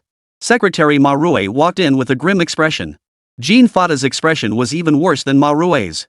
But he could only sigh heavily and reply, "Let them inspect it then. Call everyone from the finance department back to work overtime." As he spoke, Jean Fada reached up and rubbed his temples forcefully. He didn't know what was going on. Lately, officials from various departments had been coming to bother him one after another. Today it's this, tomorrow it's that, leaving him exhausted and irritable. Had he offended someone? No, probably not. I'm such a shrewd person, how could I have offended anyone? While Jean Fada was still lost in his thoughts, his phone on the desk started vibrating. He picked up the phone and saw it was a call from Zhou, the deputy director of RD at Tianxiong. Is something wrong at Tianxiong too? Mr. Jean, the approval for the new drug has been delayed again. The city's senior official said our clinical trial data isn't sufficient and we need to redo the phase 3 trials. Jean Fada clenched his fists tightly upon hearing this. This new anti-cancer drug was the company's key project for the year. Although they haven't invested much time in RD, the clinical trial data is clearly already sufficient. Someone is deliberately trying to sabotage us. It seems we've offended someone. With a heavy sigh, Jean Fada replied, I understand. You prepare the materials according to their requirements first. I'll figure out the rest. Jean Fada took the phone and was about to call Gu Mingxi. However, before he could dial the number, Zhao Li, the manager in charge of production safety, knocked on the door and walked in. Mr. Jean, the fire department officials are here. They said someone filed a formal complaint alleging that our company's fire safety facilities are non-compliant. What should we do? Upon hearing this, Jean Fada's face turned green with anger. This is getting a bit too much, isn't it? We just had the annual inspection last week and all the equipment is brand new. This is outright slander. Don't these people even bother to review properly? Although Jean Fada was venting his frustration internally, he dared not voice any complaints. He forced a smile and personally went to greet the inspection team. So, Jean Fada smiled politely and led the inspectors through each floor. After 4 hours of non-stop work, he finally saw the leaders off. At lunchtime, Deputy General Manager Oldley looked worried and said to Jean Fada, Mr. Jean, this isn't sustainable. This month alone, we've spent over $1 million just dealing with inspections, and no work has been able to proceed. All our plans have been disrupted. And we've only just passed the halfway point of the month, there's still another half month left. Jean Fada lost his appetite completely upon hearing this. Just as he was thinking of how to respond to Oldley, Secretary Ma Rui rushed in, knocking urgently on the door. Mr. Jean, the leaders from the Urban Management Department are here. They said someone reported that our company is engaged in illegal expansion and must cease operations immediately for rectification. Upon hearing this, Jean Fada finally couldn't hold back any longer. All he heard was a loud thud as his fist slammed down on the table. The force was so great that the cutlery clattered loudly, and various dishes spilled across half the table. Damn it, that's too much. Do they really think we're pushovers? That's way too much. Old Lee rushed over and began to calmly persuade him. Mr. Jean, please calm down. Why don't I go find someone to talk to them? Hearing this, Old Lee suddenly lowered his voice and continued. I heard that our mayor has been very critical of us lately. Should we go pay him a visit? Upon hearing this, Jean Fada's brows furrowed even more tightly. He had also heard this rumor. But how could they possibly be connected to the mayor? After all, the mayor of Manhwa is a provincial-level official. They're just small-time figures. How could they possibly have the opportunity to come into contact with him? If there was no contact, how could they have offended him? Therefore, Jean Fada didn't even consider that possibility from the start. Things are different now. I have my own way of handling this. At this point, we mustn't act recklessly. Be careful not to give them any ammunition. Old Lee, upon hearing this, didn't say much more. Instead, he turned around and motioned for Manhwa to leave with him. Immediately, Jean Fada fell into deep thought. If there wasn't an issue on our end, then it was highly likely that Tianqiong Technology had gotten into trouble. Since they couldn't do anything to Tianqiong, they shifted their focus to us. His Jinxin company was essentially taking the heat for Tianqiong. Upon realizing this, Jean Fada suddenly had an epiphany. He quickly pulled out his phone and called Gu Mingxi. After all, the one who tied the bell must be the one to untie it. This major problem could only be resolved by the person responsible. Chapter 115, The Solution to the Stalemate. Jean Fada called Gu Mingxi. At that moment, he had just finished assisting the nurse with Grandpa's physical examination. Before he could catch his breath, the other party's call came in. Thus, Gu Mingxi could only take the phone and rush to a quiet corner to answer it. At that moment, his phone had already been equipped with voice-changing software. Therefore, the moment the call connected, his voice had already transformed into that of an adult. Hello, old Jean, what's going on? Upon hearing Gu Mingxi's calm voice, Jean Fada immediately felt his heart settle. So, after taking a deep breath, he recounted everything that had happened over the past 2 weeks. After hearing everything, Gu Mingxi immediately had a plan in mind. He then instructed the other party to cooperate fully with the authorities. Whatever the authorities asked him to do, he would do it, and the rest would be handled by him. Upon hearing this, Jean Fada felt as though he had a pillar of support. Soon after, the two hung up the phone. After hanging up, Gu Mingxi immediately thought of Chen Jiangwo. Apart from him, no one else had the influence to mobilize official resources. As Jean Fada had said, they had no connection with the mayor at all. Nanhui was such a large municipality, with so many pressing matters to attend to every day. Why would they go out of their way to deal with a private company like theirs? Unless someone had specifically requested it, they wouldn't bother to give orders to their subordinates. Therefore, Chen Jiangwo was the most likely suspect. However, all of this is just Gu Mingxi's speculation. Without any evidence, it's not appropriate to make unfounded accusations. Besides, even if you do pin something on them, they might not admit it. I suspect he just wants to show some leniency and get his child treated.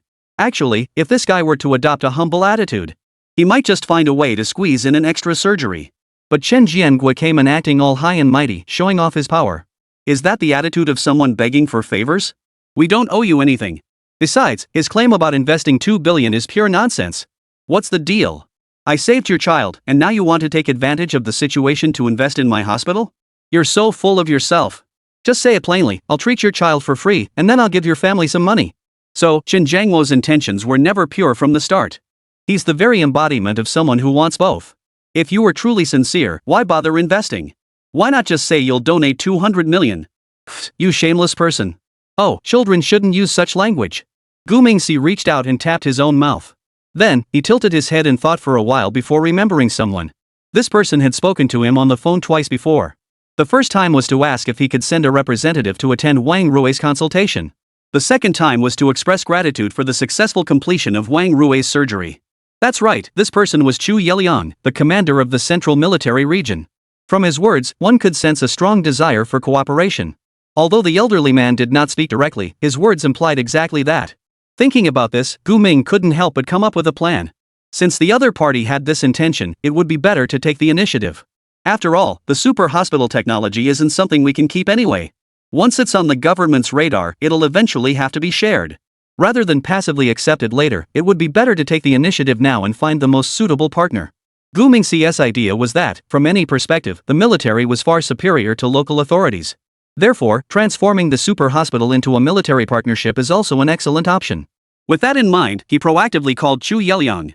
2 days later, multiple government departments in Nanhui City, including the Municipal Government, Tax Bureau, Industrial and Commercial Administration, Fire Department, and Urban Management, conducted a joint enforcement action against Jinxin Company. The company's meeting room had turned into a large-scale public criticism session. Department heads and their leaders took turns delivering serious criticism and education to Jean Fada. This scene nearly drove him to the brink of vomiting blood. However, just as these official leaders were discussing the decision to suspend operations and impose penalties, suddenly, the meeting room door was pushed open. A middle-aged man in military uniform strode in, his 2 bars and 3 stars on his shoulders gleaming in the sunlight. Behind him were 2 other military officers, one a major and the other a captain. Mr. Jean, it's a pleasure to meet you. I am Li Zhe from the equipment department of the military region. The colonel at the front smiled and extended his hand. This scene left everyone present completely bewildered. How did the military personnel end up here? Has this company even offended the military? Wow, this is going to be interesting. Thinking of this, the joint enforcement officers all wore expressions of anticipation. At that moment, Jean Fa also stood there dumbfounded. After a moment, he hurriedly stood up and shook hands with the other party. Hello. I am the general manager of Jinxing Company, and my name is Jean Fada. May I ask what brings you here? Upon hearing this, Colonel Li immediately smiled, withdrew his hand, and explained. Our military region has been closely monitoring your company for quite some time. Especially your research and development of the intelligent diagnostic system and battlefield emergency medical equipment, which have great application potential. Jean Fada was taken aback upon hearing this. Then, his heart began to race. This must be Mr. Gu's doing, right? How ingenious. Bringing in military personnel to counterbalance local interests, that's a bold move. But I like it. Thinking this, Jean Fa hurriedly humbled himself. Thank you. We are truly grateful that the military leadership has taken notice of us. We still have many shortcomings and need to continue improving. Colonel Li smiled upon hearing this and then pulled out a document from his briefcase. From today onward, your company is officially listed as a military cooperation partner. This is the cooperation agreement. Please take a look. If there are no issues, please sign it. Jean Fada's hands trembled as he took the document. This meant they had not only secured military orders. More importantly, with this status, the authorities would think twice before causing any trouble. Seeing this, the local government representatives present immediately grew displeased. Suddenly, the city official representative, Copan, stood up and demanded an explanation. Wait a moment, what's going on here? Did you make a mistake? Upon hearing this, Colonel Li turned around and glared at him coldly. Comrade, who are you? Copan quickly straightened his administrative jacket and said, I am Copan, the secretary of the South Shanghai City office. Upon hearing this, Colonel Li snorted coldly and replied dismissively. So you're just a secretary? Then take a seat. The relevant documents have already been sent to the mayor's office. As he spoke, Colonel Li turned to look at Jean Fada and said, Mr. Jean, please feel free to share any difficulties or requests you may have. Whatever we can resolve, we will do our utmost to assist you. As Colonel Li spoke these words, his eyes inadvertently glanced at the crowd beside him. Upon seeing this, the expressions of those present immediately turned somber. Copan, of course, was not satisfied with this. He immediately spoke up loudly. Colonel Li, I think you've got the wrong person. The intelligent diagnostic system was developed by Tianqiong Technology. This is just Jinxin Limited Company. The two are not even the same organization. Chapter 116, ultimately just a temp, taking the blame for everything. Upon hearing this, Li Zuan from the Military Region Equipment Department couldn't help but laugh. He had a decent temper and didn't confront Copan directly. He just stared at the latter with an amused expression for a moment before speaking. Comrade Secretary, I have a few questions to ask you first. Once you've answered them, we'll come back to this topic. Copan heard this and gave a cold laugh, shrugging indifferently in response. All right, ask as many questions as you like. Actions speak louder than words. There's no need for empty talk. Colonel Li, after hearing this, shook his head disdainfully and then asked seriously. I'll ask you first, who is the general manager of Tianqiong Technology? Copan was taken aback by the question. He hadn't really looked into this matter before. Because the authorities had been focusing their investigations on the chairman of Tianqiong. That guy surnamed Gu was quite mysterious. It's said that no one has ever seen his true face. Therefore, upon hearing this question, Copan felt a bit awkward. This must be the Gu family, right? It seems to be Gu. Copan pretended to think carefully, but he was actually hoping someone nearby would remind him. But before anyone could remind him, Colonel Li answered. Mr. Gu is the chairman of Tianqiong, and the general manager is this Mr. Jean. Upon hearing this, Copan's face turned even more awkward. At the same time, he suddenly understood something. Suddenly, Copan understood what the other person was trying to convey. However, Colonel Li had no intention of giving him a chance to speak. Since Mr. Jean is the general manager of Tianqiong Company, then, the company under his name, Jinxing Company, must be affiliated with Tianqiong Technology. Therefore, collaborating with Tianqiong is equivalent to collaborating with Jinxin. Moreover, this matter has already been reported to the central authorities by our military region and has been approved. At this point, Colonel Lee swept his gaze around the room. At that moment, the so-called department representatives and leaders all turned pale. Oh no, this man has come with the imperial mandate. Since the central authorities have already issued instructions, why are they still causing trouble for Jinshin? Isn't this just causing trouble for the higher-ups? Thinking this, someone immediately reacted. The man pulled out his phone, pretended to answer it, and spoke loudly. What? It's a misunderstanding? How could such a rookie mistake happen? When I get back, I'll deal with you all seriously. As he spoke, he continued talking on the phone while walking out of the meeting room. With one example set, the others immediately caught on. So, most of them started pulling out their phones and shouting randomly. What? False accusation? How did you only discover this now? This is delaying important matters. I'll handle it personally when I get back. How could you make such a mistake? This is so embarrassing. Negligence. This is serious negligence. You'll be held accountable. What? A temporary worker made a mistake? These temporary workers are trouble. I'll fire that one as soon as I get back. No mercy. Jean Fada couldn't help but twitch the corner of his mouth upon seeing this scene. You tell me, can't you act a little more convincingly? I can tolerate someone holding the phone upside down and even someone with the screen locked. But someone holding a glasses case while talking on the phone is a bit too much, isn't it? You officials, I really appreciate your efforts. In just a moment, the once crowded meeting room was left with only Copan alone. Seeing this, he could only awkwardly smile and say, well, I'll go back and investigate. There must be some misunderstanding here. As he spoke, he turned to look at Jean Fada and smiled apologetically. Mr. Jean, please rest assured. I will definitely give you a satisfactory response. I will take full responsibility for this matter. Copan finished speaking, picked up his water cup and walked toward the meeting room exit. As he walked, he muttered to himself as if trying to save face. Please stay. Everyone, please stay. No need to see me off. I'll start the investigation as soon as I get back. Wait for my good news. Everyone, please stay here. By the time he finished speaking, he had already hurried to the door. However, Jean Fada, Lise, and the others didn't move at all. No one seemed inclined to see him off. After getting into the car, Copan immediately called the mayor. He had to inform the old man of the sudden developments here as soon as possible. Otherwise, the higher-ups would leave a bad impression on the capital.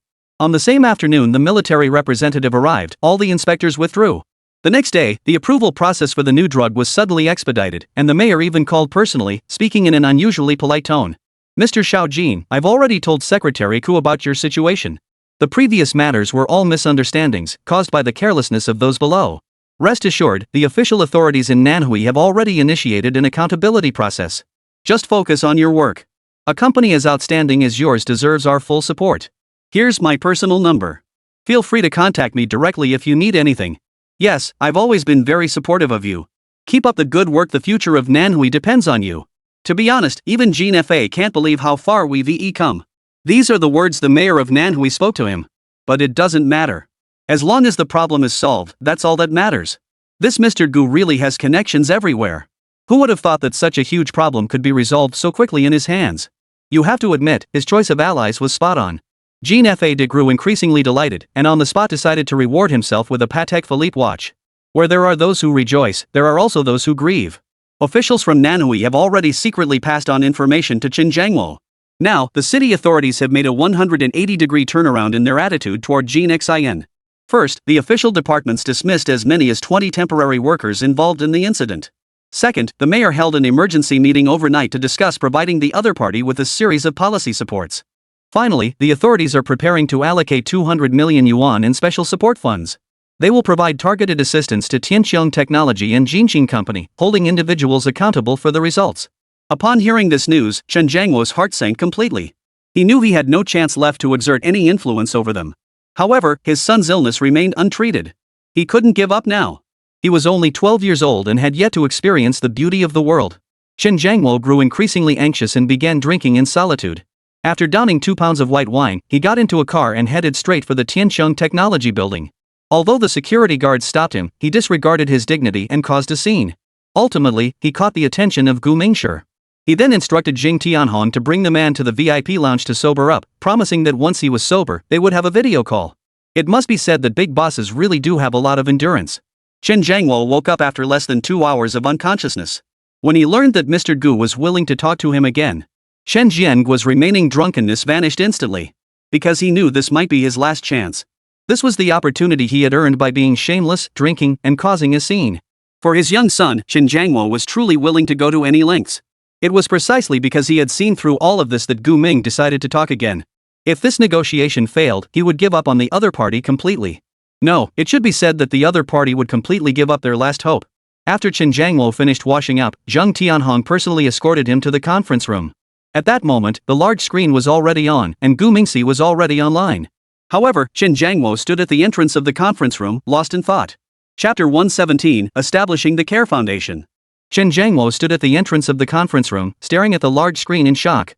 Because, at that moment, the screen only showed a person sitting in the shadows. Even when he squinted his eyes and looked closely, he couldn't make out the person's features. What was going on? Did the other person not want him to see their face?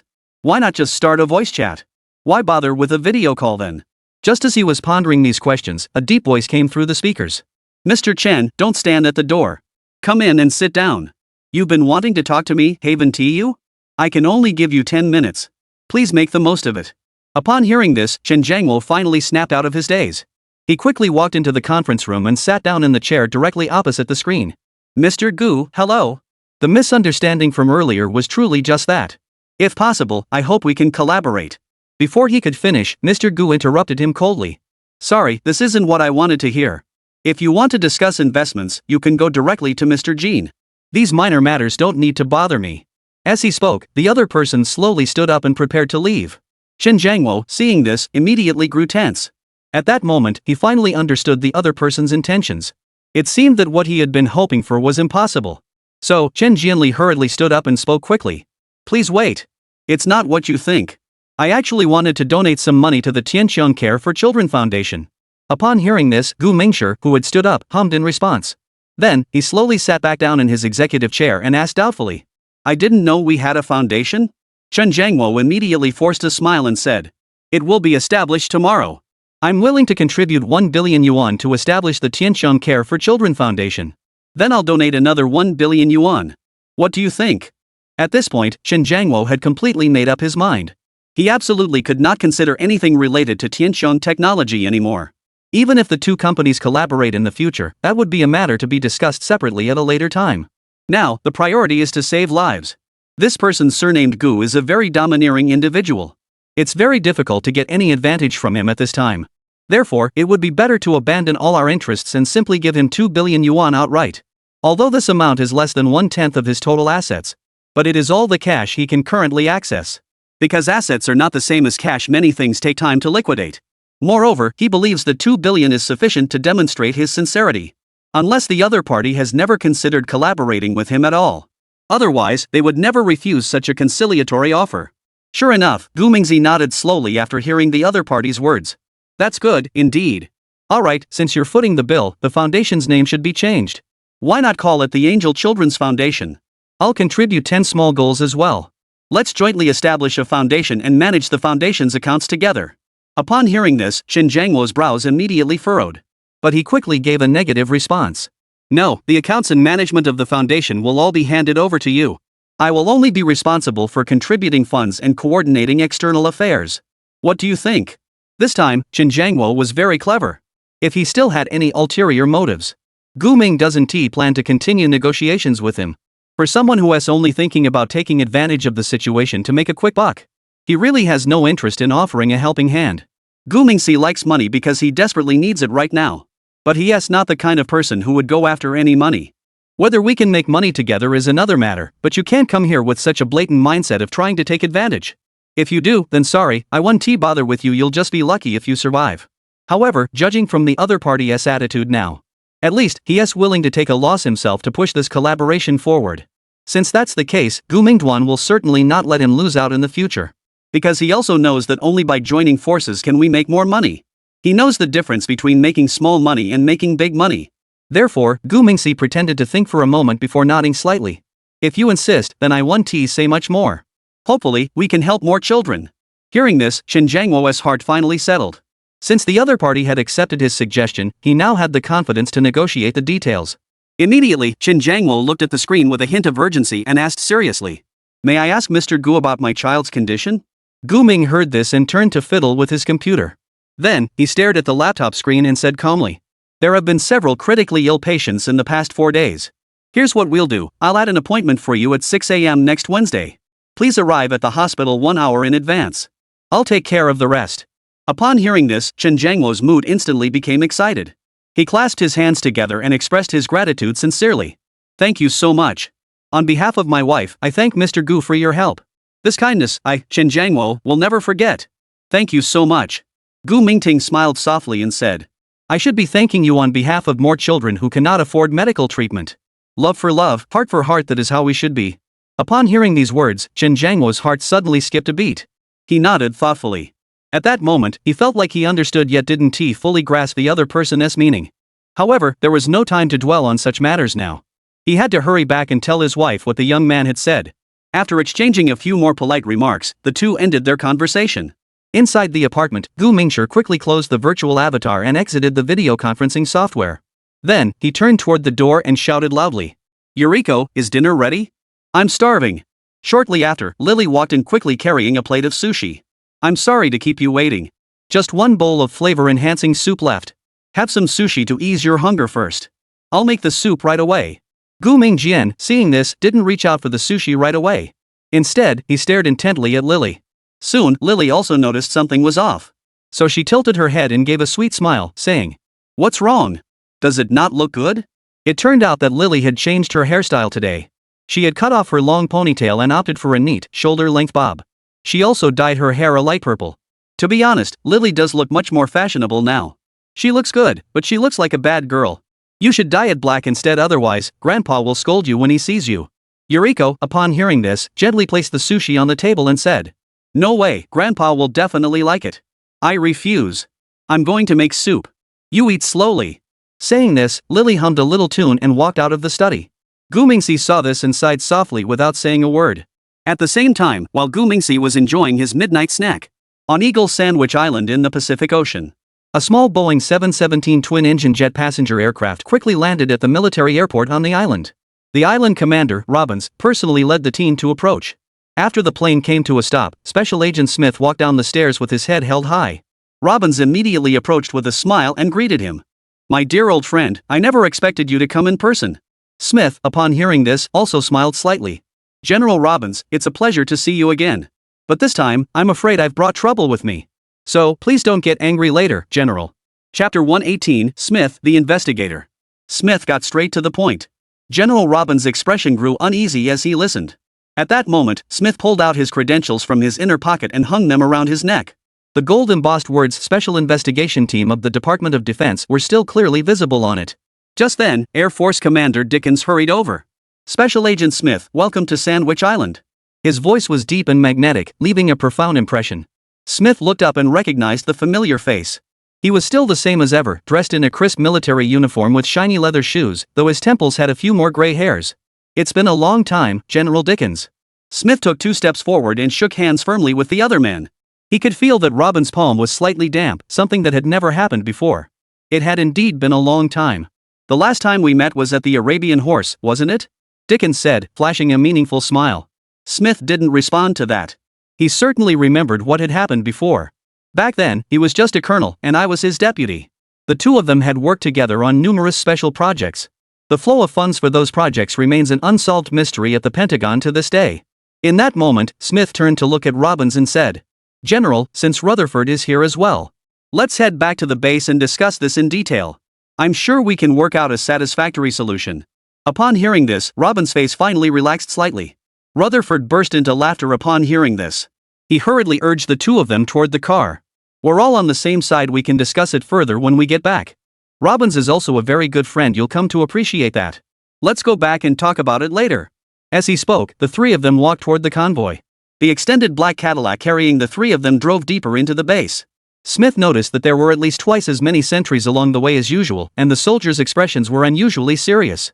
Have you heard about the recent investigation into arms smuggling? How's it going? Rutherford suddenly asked out of the blue.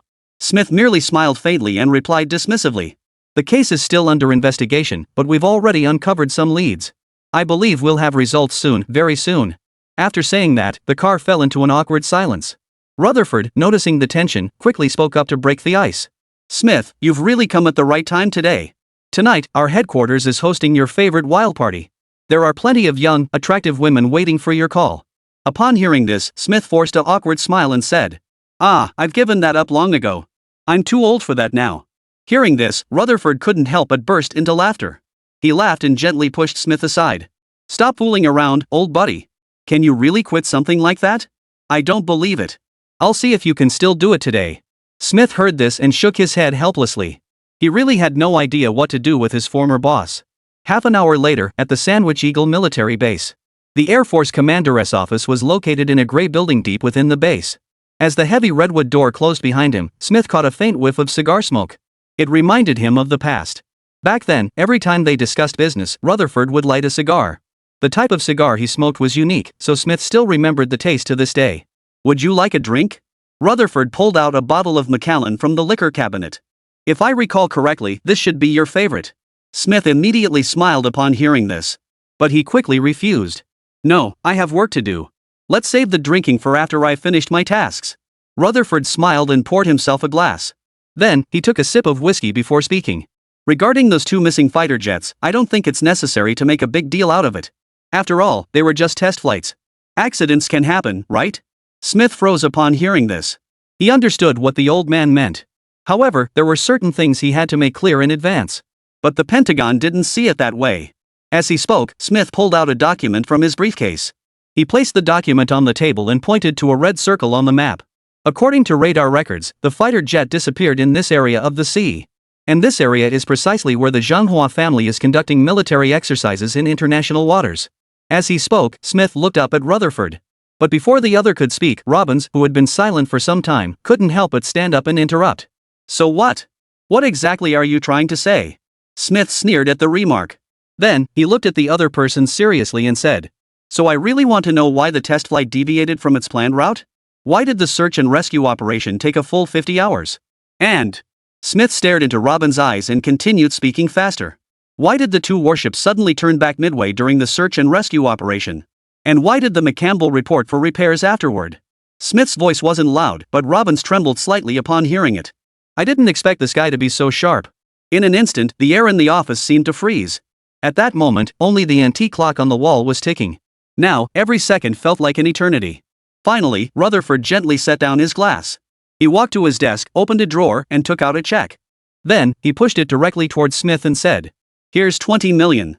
It should be enough for you to live the life you want after retirement. Immediately, Smith looked at the check and suddenly smiled.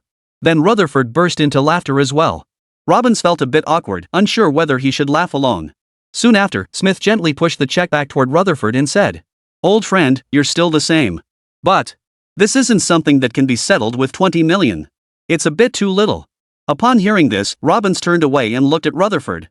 Rutherford, noticing this, signaled with his eyes for him not to panic. Then, he slowly picked up the wine glass and smiled as he asked, So, name your price. How much do you want? Smith furrowed his brows slightly upon hearing this. He thought for a few seconds before finally speaking. 5 million should be enough. Upon hearing this, Robbins' expression turned grim. Are you out of your mind?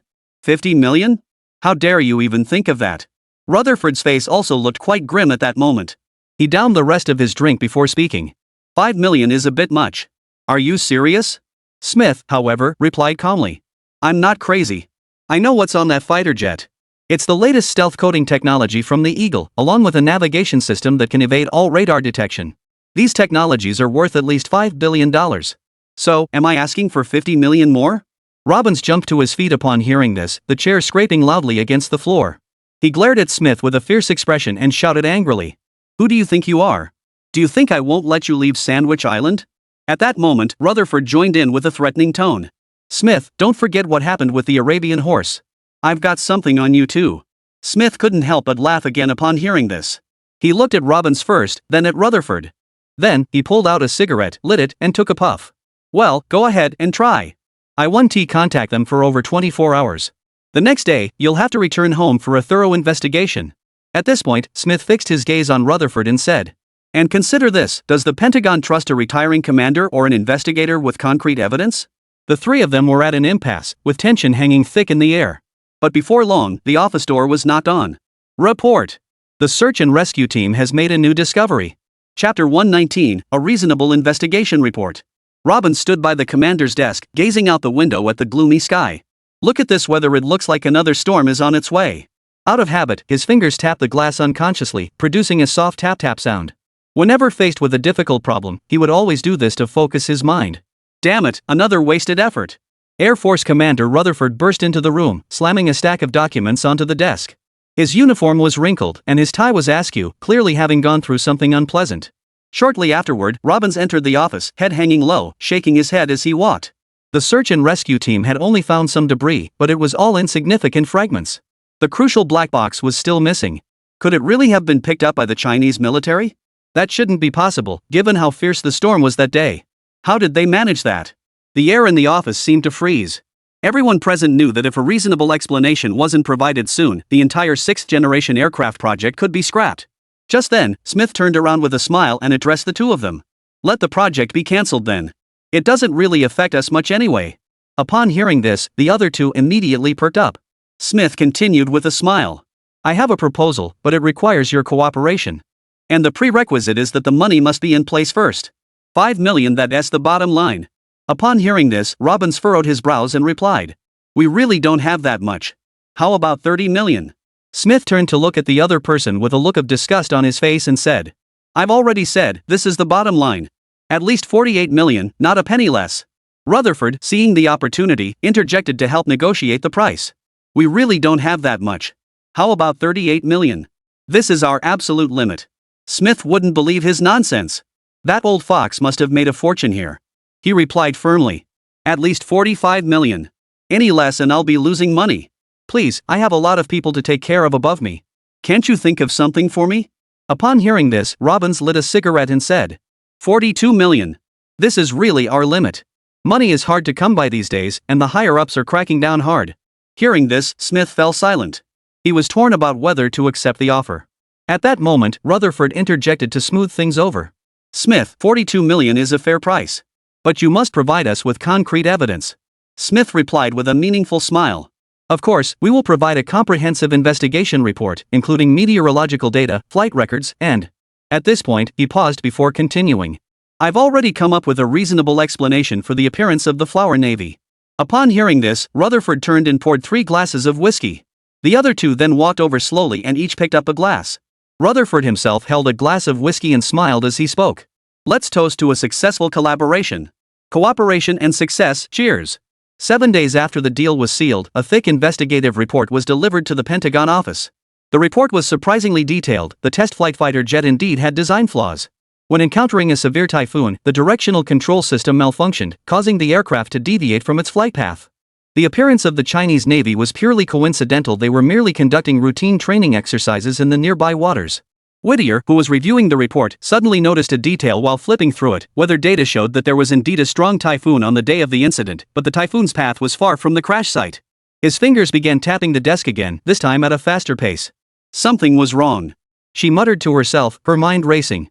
Just then, his computer received an anonymous email. The attachment was a blurry video showing several people breaking into her home and leaving 2 bags of cash under her bed.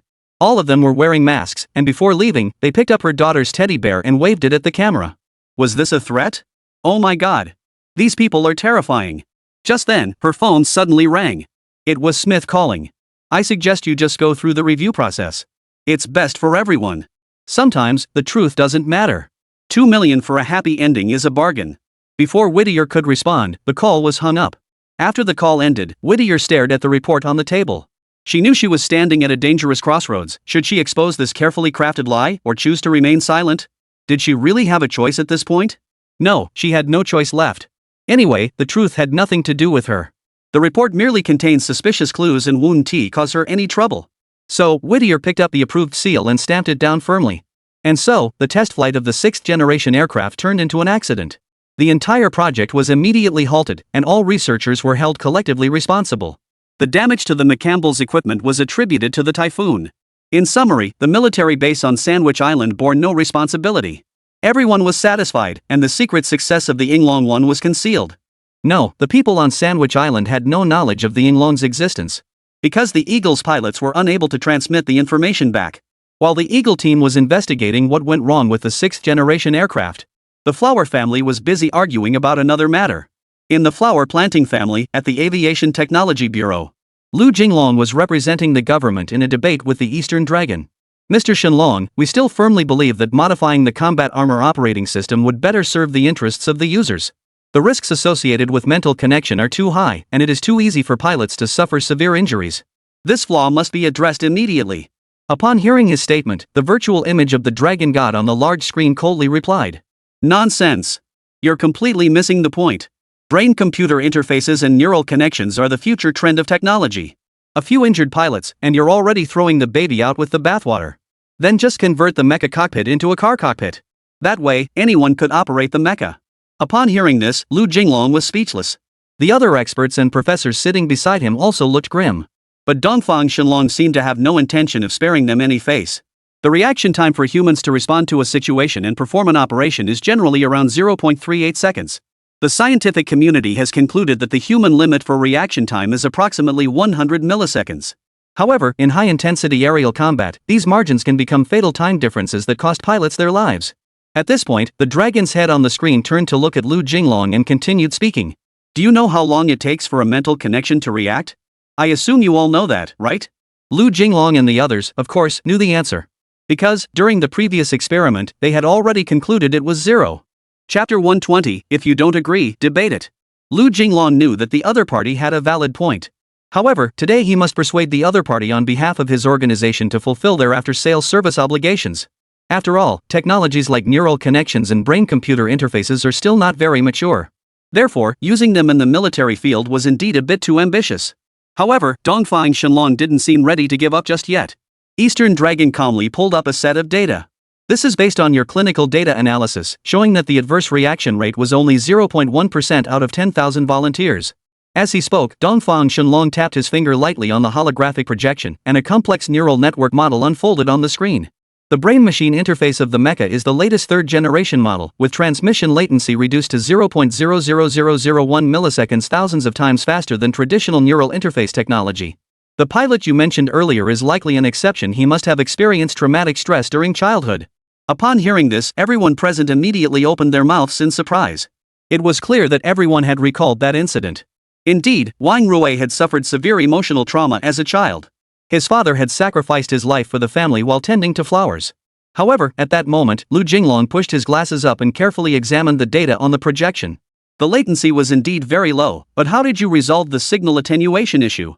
Traditional technology experiences significant signal loss during high-frequency transmission.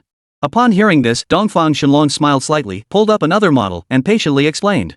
"We utilized the quantum tunneling effect to construct nanoscale quantum channels between neurons and chips, reducing signal loss by 90%.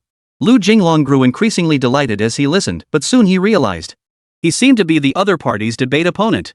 He quickly furrowed his brows and began to argue defensively. Even so, long-term use could still lead to nerve damage. The cerebral cortex, when exposed to high-frequency electrical stimulation over an extended period, may cause neuronal overexcitation, potentially leading to cell apoptosis.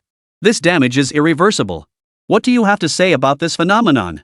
The Eastern Dragon had already prepared for this. He quickly pulled up the previous data and continued. "As I mentioned earlier, these findings are based on your clinical data analysis. Out of 10,000 volunteers, the adverse reaction rate was only 0.1%. Moreover, Dongfang Shenlong began to zoom in on a specific detail for a detailed explanation. Look here, the adaptive adjustment system can automatically adjust the stimulation intensity based on the user's brainwaves." Before Dongfang Shenlong could finish speaking, the nervous Lu Jinglong immediately interrupted him. "Safety is only one aspect. I'm asking you, is consciousness linking technology truly mature? If human brains are directly connected to mechs, what happens if information contamination occurs? If the pilot has violent tendencies, could that affect the mecha's actions? Have you considered these issues?" The Eastern Dragon smiled upon hearing this.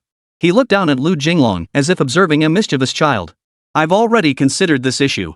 As he spoke, Dongfang Shenlong played a demonstration video. Through quantum encryption and consciousness firewall technology, this issue has been completely resolved. Each user's consciousness is strictly isolated, and data exchange can only be completed after authorization from the backend. This setting should be familiar to you, but for some reason, you manually disabled the feature at the time. Upon hearing this, the experts and professors in the room fell into an awkward silence. They had done so to allow Wang Rui to operate the mecha smoothly. At the time, they had indeed manually disabled the isolation system. Seeing himself at a disadvantage again, Lu Jinglong quickly changed the subject. At this point, he was starting to sound a bit desperate. The experts and professors around him also noticed this. However, none of them spoke up to stop his reckless behavior. There seems to be an issue with the algorithm of your firewall. The mecha firewall seems to have a backdoor. This is a serious vulnerability, a terrifying thing. Dongfang Shenlong merely smiled faintly upon hearing this. Then, he removed all the data and holographic projections and said, "But you didn't mention that I also added a real-time monitoring system to the mecha. Within the back-end command center system, once an anomaly is detected, the connection between the pilot and the mech will be immediately severed. This is actually a safety measure, protecting both the pilot and the mech." As he spoke, Dongfang Shenlong paused briefly before continuing. "However, your back-end command center did not disconnect the connection immediately at that time. Therefore, strictly speaking, this accident was caused by your error." As soon as these words were spoken, everyone present gasped in shock. They never expected the other party to know that as well? This is bad. It's like trying to steal a chicken but ending up losing the rice. Everyone couldn't help but glance toward the leadership seats. At that moment, the leaders' faces were as dark as ink. Fortunately, at that moment, Lu Jinglong stepped forward again to divert everyone's attention. However, the backdoor could also be exploited by local authorities. If hackers use this backdoor to infiltrate the system, wouldn't they be able to directly control the users' minds? Upon hearing this, Dongfang Shenlong immediately produced an electronic document and said, "This is the system's security protocol. We have adopted blockchain technology, and all data exchanges require multi-factor verification. Moreover," as he spoke, he pulled up and enlarged the system architecture diagram and continued, "we have also implemented physical isolation at the hardware level. Even if the software is breached, the hardware will automatically disconnect the connection." Lu Jinglong fell completely silent upon hearing this. He stood there, looking up and examining every technical detail, trying to find any vulnerabilities. But he had to admit that the Dongfang Shenlong team had indeed thought everything through thoroughly. With a deep sigh, Lu Jinglong spoke with a hint of discouragement. The final question: if the user has a pre-existing mental illness, could this system exacerbate their condition? Upon hearing this, Dongfang Shenlong immediately pulled up a medical data file. Before producing the mechs, we collaborated with hundreds of mental health research centers worldwide to develop special filtering algorithms. For patients with mental illnesses, the system automatically adjusts parameters to ensure it does not exacerbate their condition. As he spoke, he pulled up several special data points and smiled. In fact, in some cases, this technology has actually helped patients alleviate their symptoms. Speechless. Completely speechless. Lu Jinglong took off his glasses and massaged his temples. "It seems I really underestimated your technical capabilities. This is a disaster. We've really embarrassed ourselves this time. Leaders, I'm sorry, I failed to complete the mission. This Eastern Dragon is simply too powerful. I can't beat him, I really can't." Just as Lu Jinglong was hanging his head in defeat, suddenly, a woman's voice came from the corner. May I ask a question?" Chapter 121, Professional Level Debate. Everyone turned their heads toward the corner upon hearing this. There stood Xia Jinyu, standing up timidly from her seat. She was the only pilot so far to have achieved a 100% match with a mecha. Besides her, there was only Wang Rui, who had a 98% match. However, since Xia Jinyu came from a research background, she was not an official test pilot. Therefore, the crucial task of test flying fell on Wang Rui, who had the second highest compatibility rating. Yet the outcome was somewhat disappointing. Now, all hopes are pinned on her. Therefore, when she had questions to ask, Zhao Hua and the other leaders did not stop her. On the other side, Gu Mingxi saw Xia Jinyu on the screen. He didn't recognize the girl, but judging by her attire, she must be from the research institute. He then turned to her and nodded seriously. "If you have any questions, ask away." Xia Jinyu, seeing this, first looked around to the left and right. Seeing that no one else had any objections, she smiled and looked at the screen. "Actually, what I wanted to ask is, do you need a pilot's license to operate a mecha?" As soon as she spoke, all the experts and professors present were instantly dumbfounded. Zhao Hua opened his mouth twice, wanting to say something but closed it again. Is that even a question? In this setting, at this event, shouldn't you be asking technical questions? What's the difference between this and a brain teaser? Oh well, it seems pointless to regret letting her speak now. But just then, Dongfang Shenlong actually answered the question seriously. Principles aren't necessary. Because the structure of a mecha is different from that of a fighter jet. All visible instruments are merely backup measures. The primary operation of a mecha is the neural connection system. When you connect to the mecha, you become the mecha, and the mecha becomes you. Upon hearing this, everyone froze in unison. They had assumed the neural connection was an auxiliary piloting system. They never expected it to be the opposite. The instruments and buttons inside the cockpit were actually the so-called backup measures. It seems they had underestimated the mecha. Just as everyone was deep in thought, Xia Jinyu suddenly looked at the screen and said with a smile. So, according to you, I could also be a mecha pilot? Her voice quickly snapped everyone back to reality. Everyone immediately looked up at the large screen. At that moment, Dongfang Shenlong paused for a moment before nodding and saying, "As long as your compatibility reaches 100% and you have no adverse reactions, in principle, you can become a mecha pilot." Upon hearing this, Xia Jinyu immediately jumped up in excitement.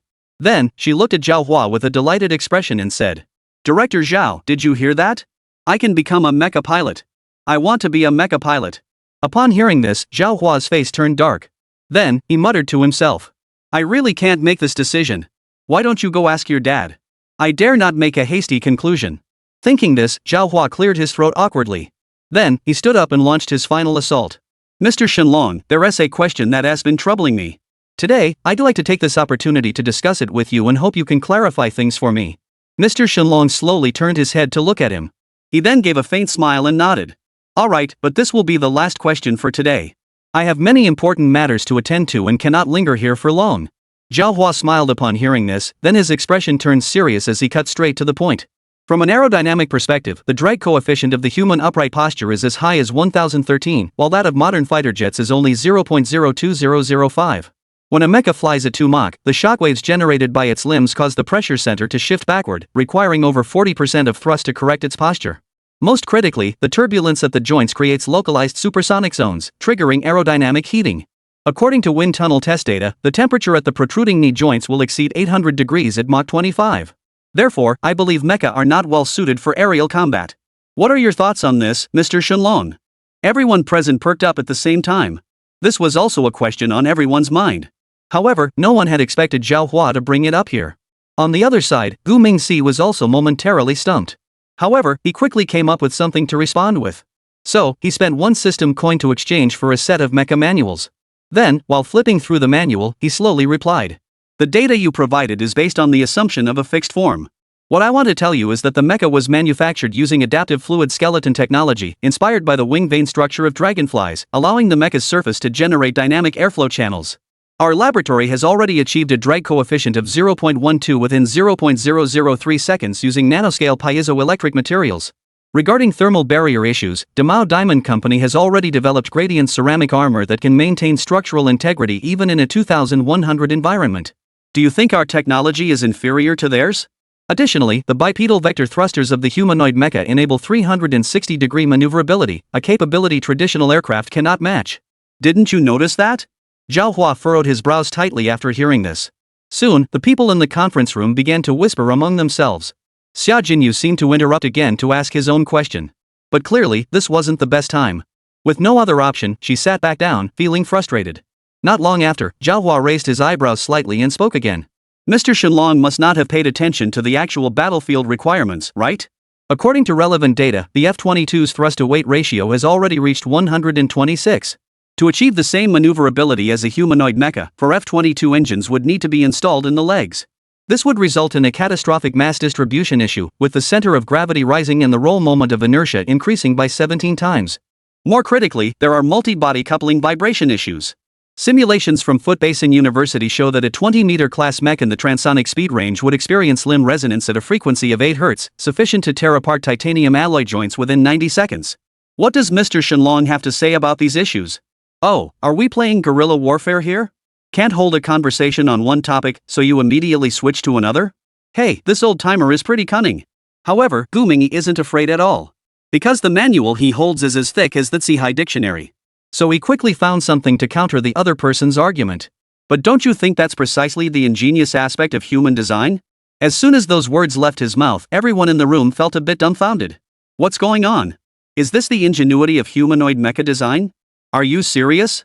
Before anyone could question him, Dongfang Shenlong continued speaking. To address these challenges, the mecha incorporates multiple biomimetic solutions in its design. The first is a distributed micro-turbojet array, inspired by the muscle arrangement of hummingbirds in flight, with 32 sets of directional thrusters arranged along the torso. The second is the introduction of quantum gyroscope arrays, drawing inspiration from the human vestibular system to achieve millisecond-level attitude prediction. This has been proven in Lockheed Martin's Valkyrie prototype, which demonstrates emergency evasion efficiency 300% higher than the F-22. Additionally, humanoid exoskeletons can achieve seamless transition between air and land operations, offering value in real combat scenarios that fighter jets cannot replace. Chapter 122, Different Dimensions. Zhao Hua initiated a professional-level debate with the Eastern Dragon. However, he did not expect the opponent's theoretical knowledge to be far more extensive than he had imagined. In order to restore some dignity for the Aviation Research Bureau, Zhao Hua could only strain his brain to shift the topic and present new counterarguments. Mr. Shenlong, are you ignoring the fundamental contradiction of energy consumption? According to the Reynolds similarity principle, maintaining hovering at 20 meters requires 530 megawatts of power, equivalent to 13 times the output of a Nimitz-class aircraft carrier reactor. However, the current battery energy density is only 260 Wh/kg, meaning that 78 tons of batteries would need to be carried, and this doesn't even account for the 12 megawatts cooling system required for aerodynamic heating. More critically, the Kármán vortices generated by the mecha's limb movements would cause periodic aerodynamic loads, reducing structural fatigue life to just 300 hours. How did you solve this problem? At this point, everyone present suddenly widened their eyes in astonishment. No way? Old Zhao, are you even trying to act? You're not even asking a question. You're just openly stealing someone else's techniques, aren't you? Aren't these the very problems we struggled with when researching mecha? Their mecha seems to have already solved all these problems. What's the matter? We can't figure it out by reverse engineering, so you just went and asked them directly? This is classified technology, do you think they'd just tell you? At this thought, everyone quickly looked up at the large screen. At the same time, everyone silently pulled out their notebooks and pens. If you dare to say it, we dare to write it down. This time, the Eastern Dragon remained silent for a few seconds. Then, he slowly raised his head and looked at Zhao Hua before speaking slowly. Director Zhao, you must know that energy issues are the key driver of technological revolution. The Flower Engineering Academy announced last year that it had developed a compact fusion device capable of achieving 15 billion plasma confinement within a 12-meter diameter. Combined with superconducting wireless power transmission technology, mechs can rely on low Earth orbit energy satellites to achieve sustained combat operations. As for structural lifespan, the 3D printed gradient lattice structure, combined with shape memory alloys, has already achieved self-repairing functionality. Tests by Boeing have shown that such materials can withstand over 5,000 hours in simulated combat conditions. I think you should understand now, right? Zhao Hua was stunned upon hearing this. Wow, this dragon is pretty cunning. You didn't say a single word about what I wanted to hear, but instead went on about things everyone already knows. Is that interesting? Can't you just be honest and straightforward? No, I can't give up. I need to take this opportunity to ask more questions. So, Zhao Hua thought for a moment and spoke again. Let's not talk about energy issues.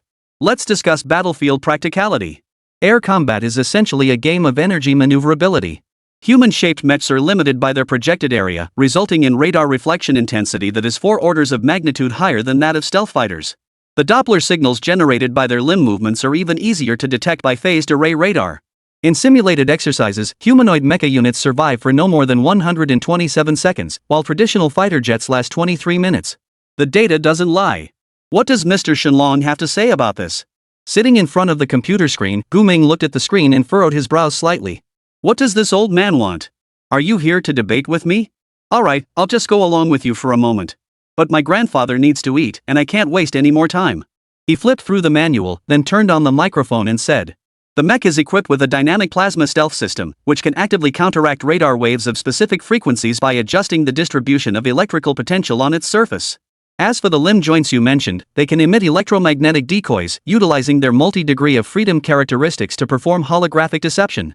Additionally, according to tests conducted by Eagle Sauce Thor Company, the system achieves a 92% deception success rate against X-band radar.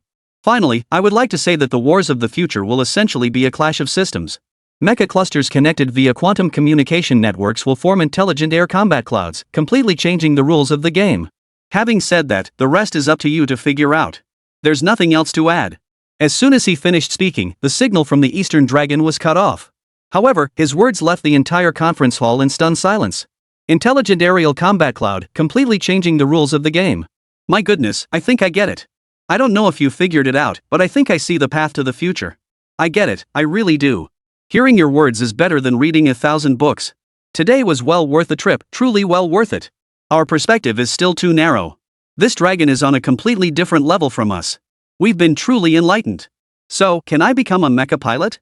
Just as a group of experts and professors were expressing their feelings, Xia Jinyu suddenly interjected with this question.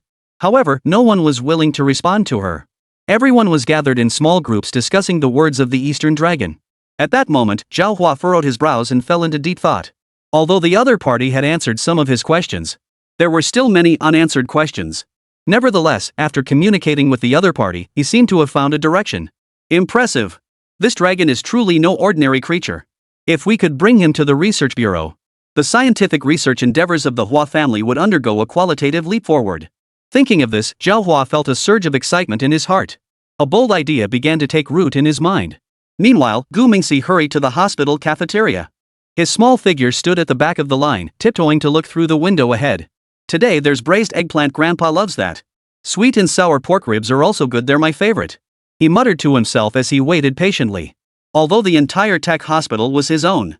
But to avoid drawing attention, he had to pretend to be an ordinary patient. Just as he was eagerly waiting for his meal, a familiar female voice suddenly came from behind him. Gu Mingxi, my friend, we meet again? Hello? Upon hearing the voice, Gu Mingxi quickly turned around to look behind him. He saw Yuan Xiaochen standing not far away, holding 2 large bags and looking at him. Are you Sister Yuan? I'm Su's sister's colleague. I remember you. Gu Mingxi gave a cute smile. Yuan Xiaocheng, seeing this, immediately raised both hands and smiled. Would you like to join me for lunch today? I've already bought lunch. Let's go back and eat together. Gu Mingxi frowned slightly upon seeing this. He didn't know what this woman was up to again. But the best course of action now was to remain calm and wait for her to make the first move. So, he immediately smiled and nodded lightly. Sure, thanks for the invitation, Sister Yuan. I'd like some sweet and sour pork ribs. Do you have any sweet and sour pork ribs? Yuan Xiaochen looked down at the plastic bag in her hand and said. No sweet and sour pork ribs, but we have braised lion's head meatballs. This is a specialty of Lao Ji, and it tastes excellent. Gu Mingwen smiled and clapped his hands upon hearing this. Great, braised lion's head meatballs are also delicious. Thank you, Sister Yuan.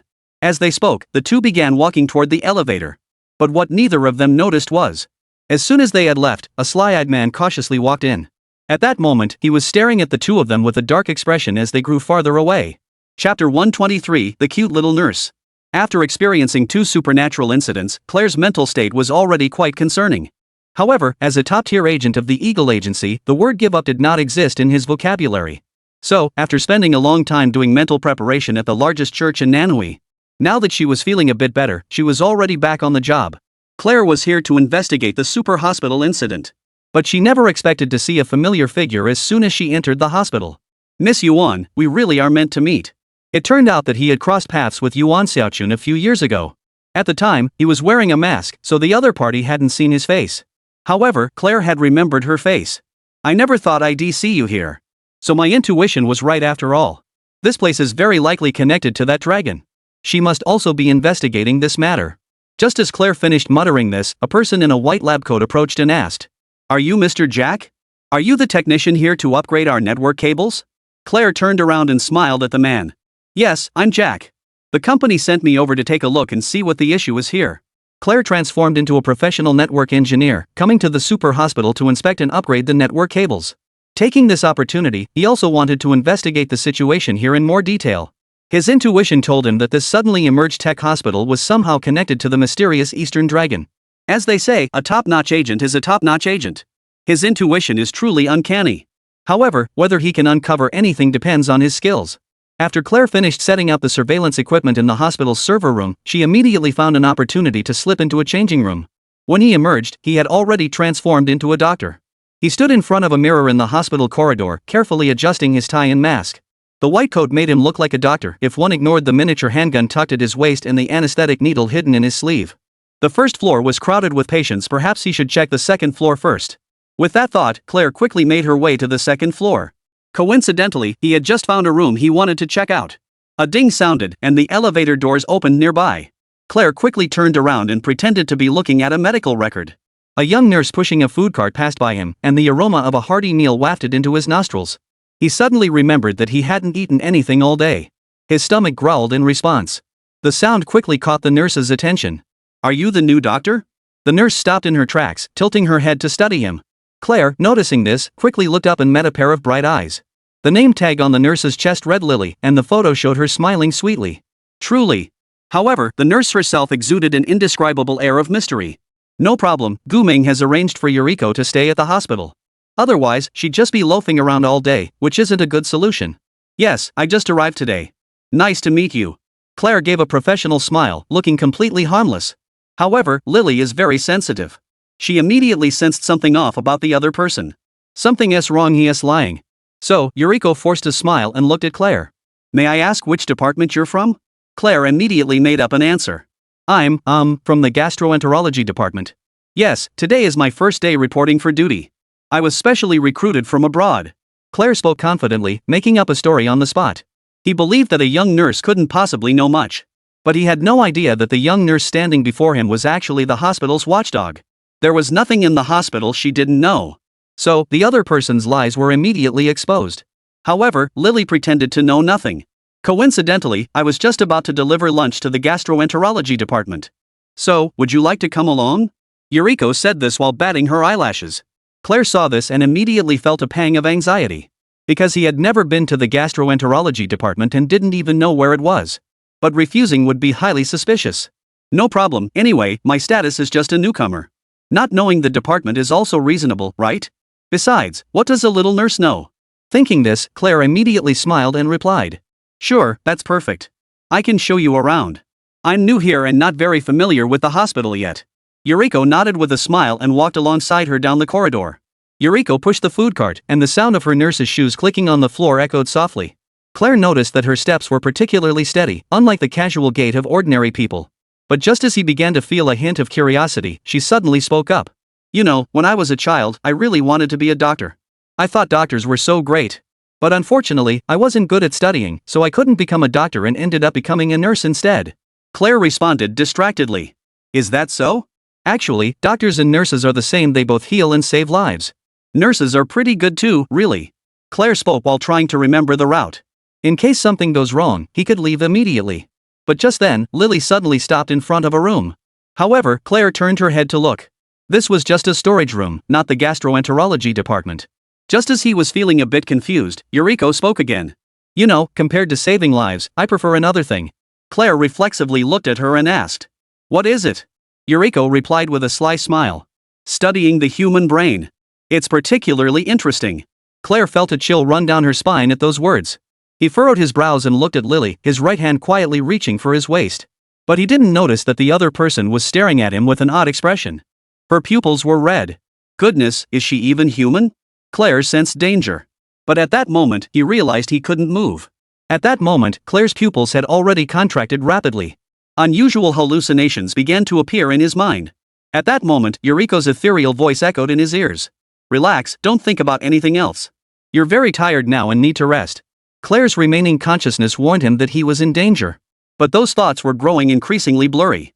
He tried to struggle, but his limbs felt as though they weren't his own. The sound of Lily's gentle humming echoed in his ears, like a lullaby from his childhood. Yuriko's voice grew softer, as if an angel were singing. In an instant, Claire suddenly opened his eyes. He found himself standing in a wheat field. Golden wheat waves rippled in the wind, and the sound of a flute drifted from the distance. What was going on? He was clearly in the hospital. Where was he? Claire had just asked that question. Yuriko's voice echoed from all directions. Welcome to my world. Chapter 124, Claire's Report. Claire immediately turned around in tension upon hearing this. Immediately, he saw Lily, wearing a white dress, standing barefoot in a wheat field not far away. Her short hair had turned into long hair, gently swaying in the wind, beautiful beyond belief. What did you do to me? Claire took a step back in fear, only to discover she had stepped on a frog. The frog croaked and jumped away, transforming into a lion. The lion opened its bloodthirsty jaws and lunged toward her head. Claire screamed in terror. But the next second, the lion turned into a swarm of butterflies. This is so bizarre. This place is so bizarre. Am I still alive? Claire wiped the cold sweat from her forehead while her mind raced. At that moment, Yuriko's voice rang out again. Don't worry, this is just the beginning. Yuriko chuckled, her tone filled with teasing. Next, you must complete your assignment before you can leave. As she finished speaking, the scene suddenly shifted. Claire found herself sitting in a classroom, with a test paper in front of her. The questions on the test were all about him. For example, what his name was, what he did for a living, and why he was there, among other things. In short, every question on the test was about his personal secrets. At that moment, he looked down and realized he was wearing an elementary school uniform. Was she an elementary school student? This is the final exam venue. The exam has begun. No more looking around. Yuriko had somehow transformed into an exam proctor, wearing thick glasses. Answer the questions quickly and don't waste time. Look, the other children are almost finished. Claire realized upon hearing this that there were still many elementary school students sitting around her. They were all writing quickly, and she had indeed fallen behind by a lot. So Claire sneered and muttered coldly. What's the big deal? I'm a top student. These questions are no match for me. She finished the exam in just a few minutes. However, when he handed the paper to Lily, the classroom suddenly began to spin and Claire started falling rapidly downward. He passed through layer after layer of floors and finally landed in a huge soup bowl, surrounded by floating carrots and broccoli. These were all the things he hated eating the most. But he was so hungry now. So he really wanted to taste what was in front of him. But just then, Lily held a soup spoon and smiled at him. "Try some, it's my special homemade lunch." Claire watched as the figure grew larger and larger, instantly transforming into a giant. He tried to struggle, but found that his hands and feet had turned into noodles. He looked in horror as his noodle hands floated in the soup, while Lily stirred the broth with a spoon. Damn it, so I'm the one being eaten? Just as Claire was being picked up and about to be put into the giant's mouth, he suddenly heard a stranger's voice in his ear. Wake up, wake up! Young man, why are you standing there spacing out?" Claire suddenly opened her eyes and found herself sitting on a hospital bench. A security guard was slapping his face. "Doctor, are you okay?" Claire sat up nervously upon seeing this. Then, he quickly looked around to assess the situation. The corridor was empty, with no nurses or food carts in sight. Was everything that just happened a dream? This dream is so terrifying and so real. Claire shook her head vigorously. He gently tapped his cheeks and muttered to himself. "It must be because I've been too tired lately. The work pressure has been too intense lately. Otherwise, I wouldn't keep encountering those things." As she spoke, Claire pulled out a cross and kissed it. Then he took out the Buddha jade pendant he had just bought and kissed it. "Amit Bab Buddha, hallelujah. Protect me, protect me." Claire's superstitious actions puzzled the security guard. Soon, he was escorted out of the hospital. All of this was witnessed by Gu Mingxi, who was sitting at the computer.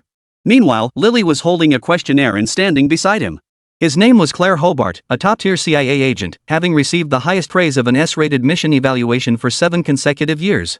By the way, the people who came to the residential area and the factory recently were all him. At this point, she handed the A4 paper in her hand to Gu Mingxi.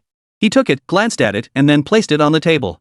Seeing her boss's displeased expression, Lily took the initiative to remind him. "Should we deal with him? I can make him disappear tonight." Gu Mingxi shook his head slowly and said, "There's no need. Killing one Claire won't stop the others from coming. It's meaningless. Let's just keep him around for now. It might be useful to have him pass on some messages to the Eagles." At this point, he turned to look at Lily and smiled. "Come here. You can do it." Then, Gu Mingxi began whispering to Yuriko. That evening, Claire returned to her hiding spot and immediately opened her computer to write a report. A strong voice in his mind urged him to report his findings to headquarters. So, he quickly summarized the information in his mind and wrote it down. Just a few minutes later, his lengthy report, spanning thousands of words, appeared on the desk of the CIA director. Director General Morton read the report carefully 3 times. But the more he read, the more unbelievable it seemed. Was he losing his mind, or had Claire gone mad? Could this really be submitted to the president? Doesn't this guy fear being sent to a mental institution? It seems like I've put too much pressure on him. Why would Morton think that? Because Claire's investigation report states the following. Investigation report on the suspected Oriental Dragon manufacturing plant. Investigation background. Recently, a mysterious company named Super Manufacturing Factory has emerged in the target area, producing products with unusual functions, even exhibiting supernatural effects. Preliminary investigations revealed that this factory was actually established by aliens. To gain a deeper understanding, our team has formed a special investigation group in collaboration with the South Stick and Foot Basin Chicken teams to investigate its operational model, product characteristics, and the impact of its products. Investigation methods. 1. On-site inspection. Investigation team members disguised themselves as workers and infiltrated the factory to experience its operations firsthand. 2. Confidential interviews. Conducted discussions with employees, customers, and nearby residents to uncover the factory's inner workings. 3. Investigation analysis. The factory belongs to an extraterrestrial civilization of level 3 and is currently manufacturing interstellar warships. 4. Literature review. Referenced materials include Factory Manufacturing Guide and Factory Industrial Behavior Manual. Investigation findings. 1. Factory appearance and facilities. The factory appears ordinary on the outside, but details are peculiar. Chimneys emit rainbow-colored smoke, machines produce musical sounds, production lines can automatically adjust, and even provide psychological massage for workers. 2. Employee identity. Employees hail from various planets across the Milky Way, resembling humans but with glowing eyes and additional fingers. They arrived on Earth through an interstellar labor dispatch company to learn Earth's manufacturing technology and promote advanced technological products. 3. Investigation summary. An alien civilization of level 3 has begun invading Blue Star, and the Flower family is merely a stepping stone. Morton reviewed the report again, and his eyebrows quickly furrowed into a knot. Can this really be submitted? Claire, what the hell are you doing? Chapter 125, The Successor, Louise. Morton held the investigation report, unable to stop cursing under his breath. Does Claire think she's a secret agent or something? Aliens aren't even under the CIA's jurisdiction. Pfft, there were no aliens involved in this incident at all. If this report is actually submitted, my director's career is as good as over. With no other option, he had to contact Claire directly. After calling the satellite phone, the other party answered shortly afterward. Hello, Director, why are you calling personally? Do you have any further instructions? Do I need to continue following up on the aliens? Upon hearing this, Morton's face turned as dark as night. It's over. His top-notch agent is finished. With a sigh, Morton spoke. Claire, I've read your report. The agency is currently investigating this matter.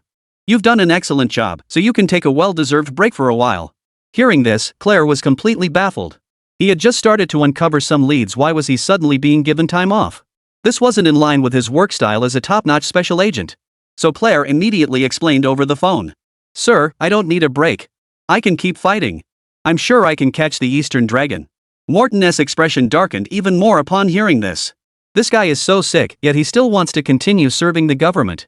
No wonder he's the best agent under his command. However, his illness can't be delayed any longer. Hurry up and convince him to return to the psychiatric hospital for treatment. With that thought, Morton immediately spoke in a serious tone. Claire, you must obey orders. I hereby declare your mission complete. Now, return to your leave immediately. Claire sighed heavily upon hearing this. Though she didn't know why this was happening, she seemed to have no other choice. Thus, Claire reluctantly nodded in agreement. Morton, seeing that the other party had agreed, gave a few more instructions before hanging up the phone. He then turned around and tossed the report into the shredder. Unbelievable. I almost ruined one of my best men. What kind of magic does this Eastern Dragon have that he could torture someone like that? After muttering this under his breath, Morton picked up the phone and called his CIA contact. Louise, have you finished your work yet? There's been an issue with Claire's side. We need you to come over and lend a hand. At that moment, Louise was conducting intelligence gathering operations within the territory of Demao.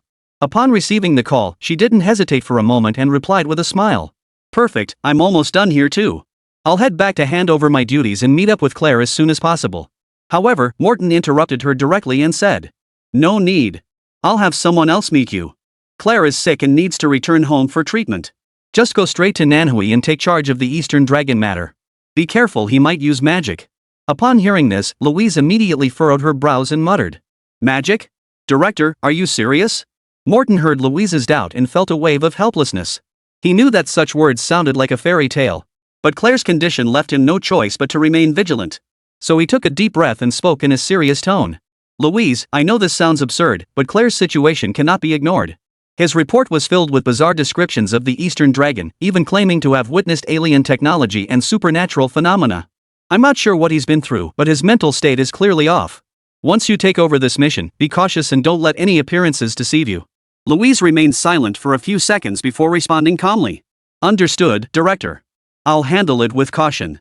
However, if Claire really encountered something beyond our understanding, should we reassess the danger level of this mission? Morton heard this and rubbed his temples. After a moment of thought, he spoke, his voice sounding slightly weary. At this point, Claire's situation appears to be an isolated case. You go to Manhwa first and investigate. See if you can find any leads. If you discover anything unusual, report back to me immediately. Remember, safety comes first. Exercise caution at all times. Understood. Louise replied briefly before hanging up the phone. After hanging up, Morton sat in his office chair and began to ponder. Claire was one of his most outstanding agents, having carried out countless dangerous missions without ever encountering any issues.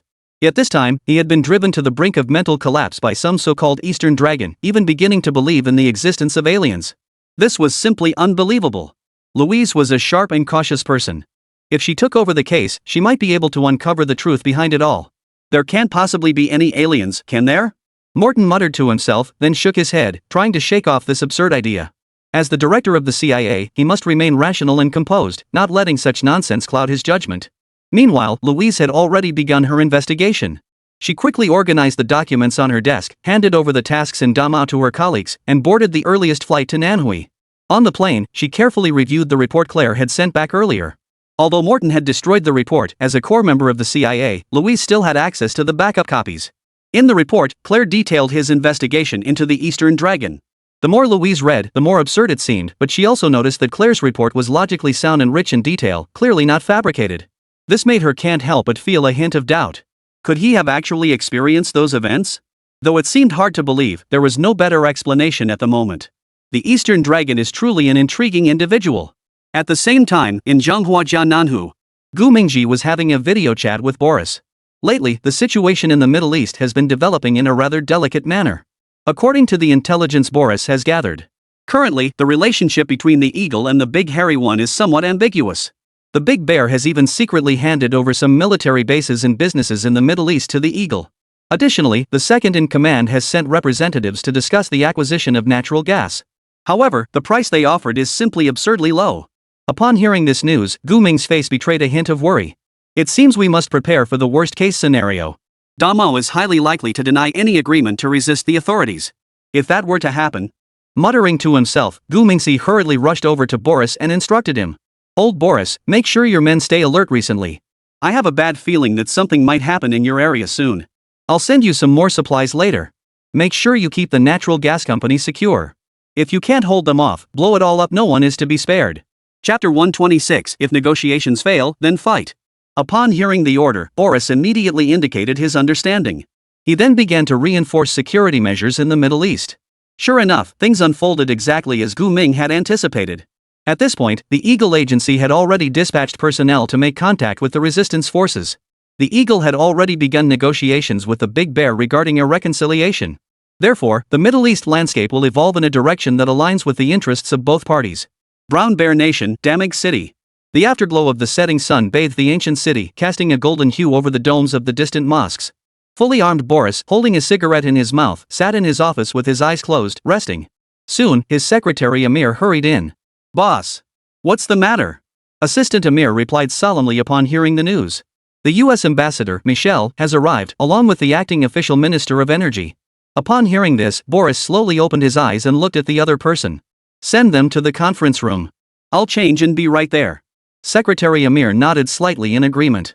He then removed the magazine and grenade from his body and said, "These people are such a hassle. They insist on talking before we even fight." After saying this, he straightened his suit collar and tie, picked up the documents on the desk, and walked out.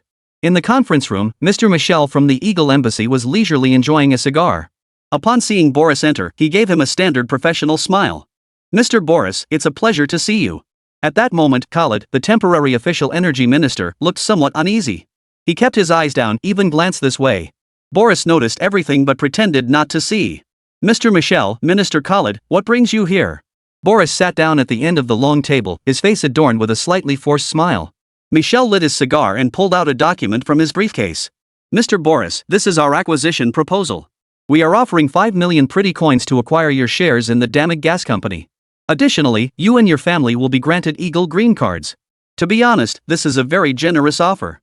Boris furrowed his brows slightly upon hearing this, then reached out to flip through the documents. It really is 5 million. These people really know how to think outside the box. Such a large company, and you're only offering 5 million? You could have just taken it, but you want me to sign a contract. What a civilized bunch. Thinking about it, Boris couldn't help but laugh. "Mr. Michel, the amount of money is wrong, isn't it? Such a large company, and you're only offering 5 million? Isn't that a bit too little?" Mr. Michel's smile faded from his face upon hearing this. Then, he looked at Boris seriously and said, "Mr. Boris, you must understand that this is a critical time. The provisional government needs the support of the Eagle, and we need to ensure energy security. If you insist on refusing..." At this point, he turned his head and gave Khalid a meaningful glance. Khalid, noticing this, quickly stepped forward to add. "According to the newly enacted Wartime Energy Management Act, the government has the authority to seize critical energy facilities. If you refuse to agree to the acquisition, we may have no choice but to take compulsory measures." Boris stood up immediately upon hearing this. Then, he also looked at Khalid seriously and asked, "Have you discussed this with my boss?" Upon hearing this, Khalid immediately shrunk his neck. How dare we tell him that? They knew exactly who the Eastern Dragon was. So there's no way we'd dare to tell him in advance. If it weren't for Eagle Sauce pressing so hard, Khalid wouldn't have come here personally today. Thus, Khalid chose to remain silent. Michel looked at Boris with curiosity and said, "What's the matter? Isn't Boris the real boss? Who is your boss? Can I meet him?" Boris replied with a cold smile. "Sorry, you're not qualified yet. This company isn't for sale. Please leave now." Michel's expression suddenly turned grim. He glared at Boris with a threatening expression. "Mr. Boris, I find your attitude highly objectionable. I advise you to think this through carefully. The current situation is far from safe. Boris, however, responded with a mocking smile. Unsafe? Great. The more unsafe it is, the more excited I get. If you have any tricks up your sleeve, go ahead and use them. I'll be waiting here. Upon hearing this, Michelle snorted coldly and turned to leave. Khalid, however, looked at Boris with a troubled expression and said, Mr. Boris, this has nothing to do with us. We are neutral. We are neutral. Goodbye, please reconsider. Farewell. Saying this, Khalid turned and hurried out of the meeting room. Shortly after everyone had left, the sky grew completely dark. As night fell, Boris stood on the top floor of the company building, gazing out at the dimly lit factory grounds. He ordered his men to shut off all the power. Because he knew that a tough battle was coming tonight. Therefore, light would reveal too much. Only by remaining completely silent in the darkness could they adapt to any situation. At that moment, all his men were already prepared for battle. Additionally, the boss had sent new robotic dogs and drones. With these tools, Boris was confident he could take them on.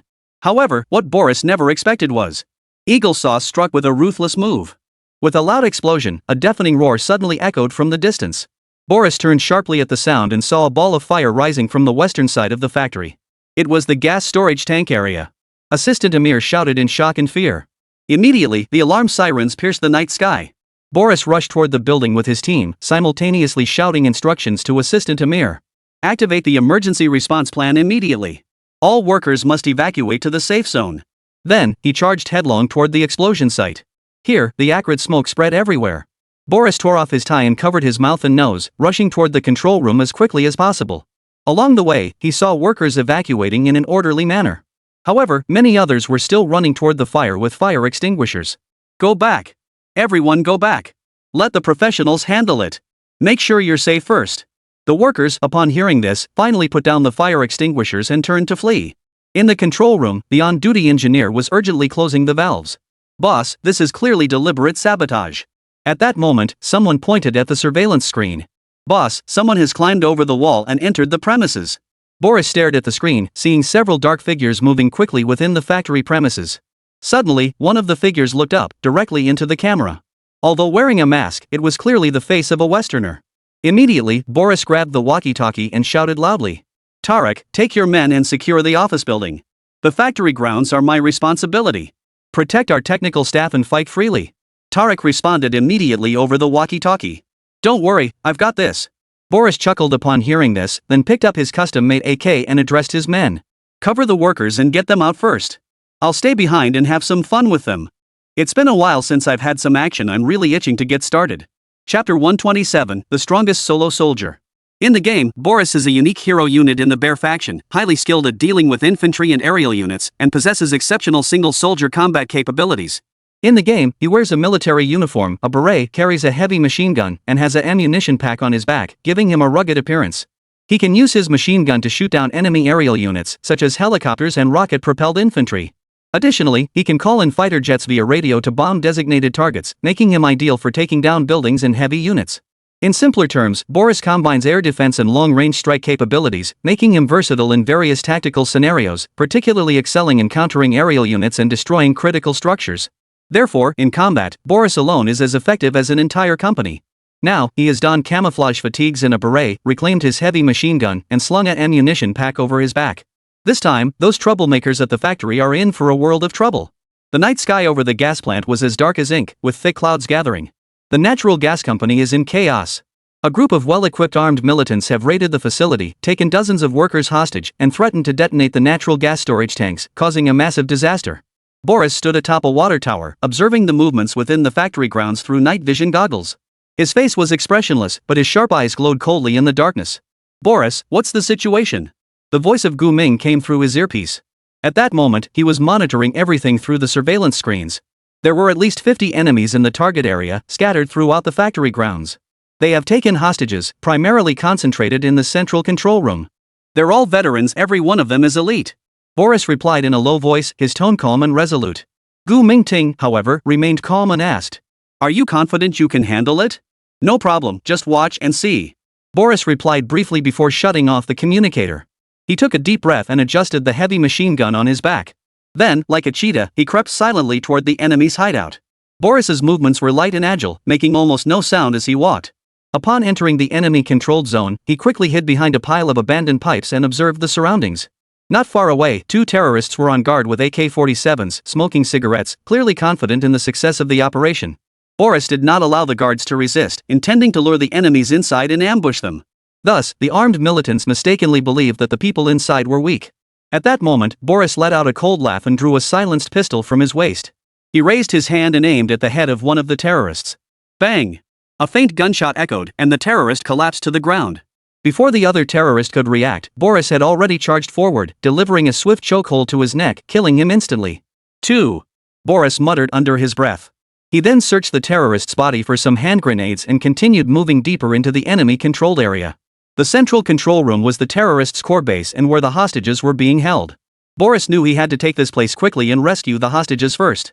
He moved forward along the shadows of the factory, avoiding several patrolling enemies, and eventually reached the outer perimeter of the control room. 3 heavily armed militants were guarding the entrance to the control room. They were wearing bulletproof vests and wielding light machine guns, clearly not ordinary grunts. Boris furrowed his brow, pulled out a flashbang grenade from his backpack, and pulled the pin.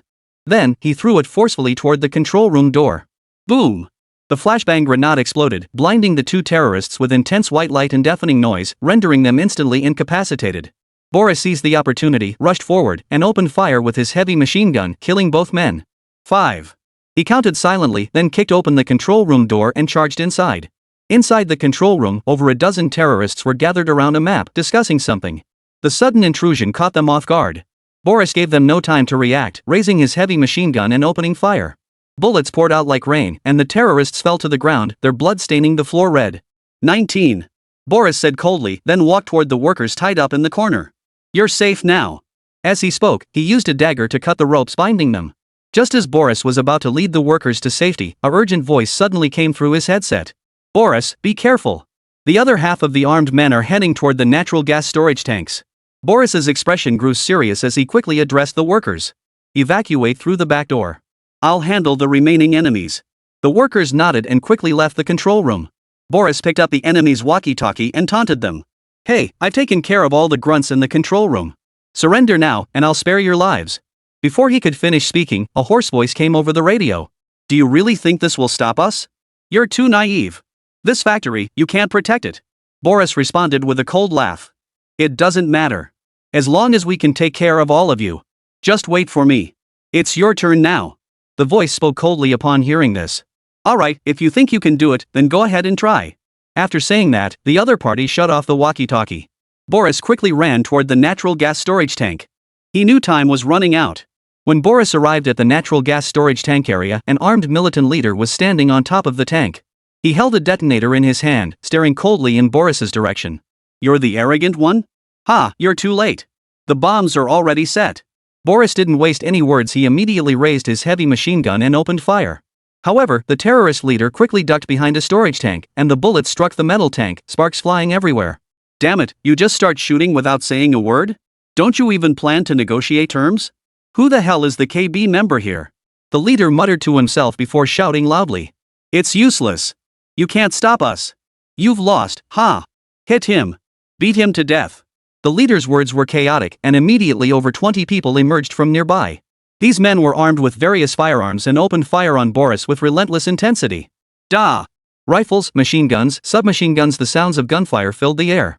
Before the gunfire could hit him, Boris dropped the machine gun and quickly took cover behind a nearby structure. Hiding behind a concrete pillar, he casually lit a cigarette and pulled out a communicator to turn it on. Boss, we're counting on you this time. The rest should all be here. At the computer screen, Gu Mingjian smiled slightly and replied. Alright, leave the rest to me. The drone is ready. Begin targeting. Chapter 128, A Snapshot of Modern Warfare. Boris smiled lightly upon hearing this, then lit a cigarette with a leisurely air. A few seconds later, a loud roar echoed through the sky. 2 large drones screeched in, firing several missiles at all the armed militants. Boom! In the massive explosion, the bandits hiding nearby were blown to pieces.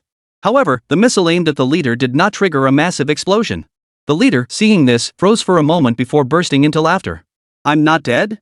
Your missile failed. Ha! Then you'll all die. As he spoke, he quickly pressed the detonation button. But after 1, 2, 3 presses, nothing happened. What's going on? Why isn't it exploding?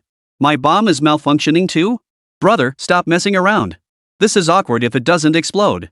The leader tried a few more times, but there was still no response. It turned out that the missiles fired at him were electromagnetic bombs. The detonator and the bomb's electronic components were completely destroyed. So, no matter how many times he pressed the button, it wouldn't explode. The leader was desperate and dropped the detonator on the ground. Boris emerged slowly from behind the cover, holding a pistol. Hey, come down. It's pretty windy up there. Come down and we'll talk this out. He emphasized the last two words heavily.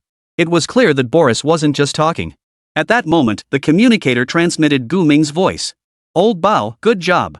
Everyone is safe now, and the natural gas company is protected. Boris just smiled after hearing this, then gave the OK sign to the drone. The leader wouldn't just surrender like that. Suddenly, he raised his AK and fired at Boris. But before he could pull the trigger, a small drone acted first.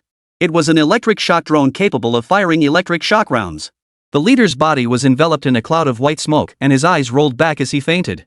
Boris saw this and didn't hesitate, rushing forward to tie him up. Just then, Tarek's voice came over the walkie-talkie. Old Boris, another group has arrived outside.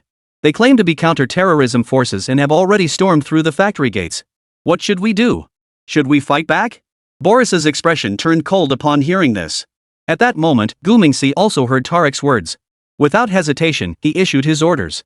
Fight! Let them see what we're made of. His voice came through the drone, and Boris smiled slightly upon hearing it. Then, he picked up the walkie-talkie and coldly ordered. Attack! Full firepower! Tarek immediately grew excited upon hearing this. He then shouted into the walkie-talkie. This is Command Tower Tarek. I order full firepower. Begin the counterattack. No sooner had he finished speaking than the 4 trees in the courtyard suddenly flickered. The next second, 4 phantom tanks revealed their true forms. Boom! Boom! Boom! Boom! 4 cannon blasts echoed, and the troops rushing into the courtyard were instantly stunned. The 2 armored vehicles that had just arrived at the entrance were blown to pieces. Commander O'Keefe, his eyes wide with terror, shouted furiously. Damn it! They dared to fire back. Eradicate them! As he spoke, he was the first to charge into the building, carrying an assault rifle. However, upon entering the hall, he was the first to freeze in place. Because there wasn't a single person in sight. But there were 3 rows of machine dogs armed with guns. Damn it! Retreat immediately! Occam didn't hesitate and turned to run. Immediately, gunfire erupted from behind him. Not only were gunshots heard inside the hall. Gunfire erupted from all directions within the courtyard. Bullets were flying through the air as densely as rain. Da! Da! Occam and the others quickly fell into pools of blood. However, fortunately, none of the bullets hit vital areas. Everyone was only hit in the limbs, temporarily losing their ability to fight. He struggled to crawl behind the flower bed, picked up the walkie-talkie, and shouted. Reinforcements! We need reinforcements. There's an ambush here. The enemy's firepower is too intense. We need artillery support. Occam's words quickly reached a location 10 kilometers away. This is a temporary artillery position of the official artillery unit. 20 artillery pieces have been set up here and are fully prepared for combat. Noel, who was in charge of on-site command, heard the distress call and was about to turn around to order his men to provide artillery support. But when he turned around, he was so terrified he couldn't move a muscle. Why? Because, at that moment, hundreds of drones were hovering above them. Each drone was equipped with a miniature submachine gun. Noel may not have eaten pork, but he had seen pigs run. He knew that if he dared to move even an inch, everyone would be riddled with bullets. Don't move! Everyone stay still! Retreat! Retreat! Retreat! Everyone to the courtyard with the cannons. Upon hearing the commander's orders, everyone immediately retreated swiftly. The drones remained hovering in mid-air, simply observing everything from their original positions. Noel swallowed hard at the sight. He knew that he and his men had managed to save their lives. They were temporarily safe, but O'Keefe and the others were in trouble. Occam led 4 armored vehicles and 300 soldiers into the natural gas plant. Their plan was to seize control of the company and the facility under the pretext of counter-terrorism. However, they had barely stepped through the gates when they were surrounded by the enemy's machine swarm. In the air, a dozen drones were darting back and forth, occasionally dropping a grenade, triggering explosions and screams. Dozens of machine dogs, armed with weapons, closed in from all directions. They fired while advancing, their movements smooth and fluid. The most critical issue was that these machines were bulletproof. Occam personally shot 2 of them, but it had no effect at all. How are we supposed to win this battle? There was simply no way to counter this. But that wasn't the most despairing part for Occam. What was most despairing was that he saw a group of people standing in the distance of the factory area. Yes, they were a group of heavily armed people. Once the mechanical dogs and drones are finished, those people will probably move in. Damn it, this feeling is utterly hopeless. Forget it, this isn't what the plan called for at all. So, Okum tore off his white underwear, slipped it over the gun barrel, and raised it. "We're not fighting anymore, we surrender." "We surrender!" Okum shouted in Chinese as loudly as he could. This scene left Tarek deeply disappointed. Damn it, I didn't even get a chance to act yet. These cowards are already surrendering. Don't you have any backbone?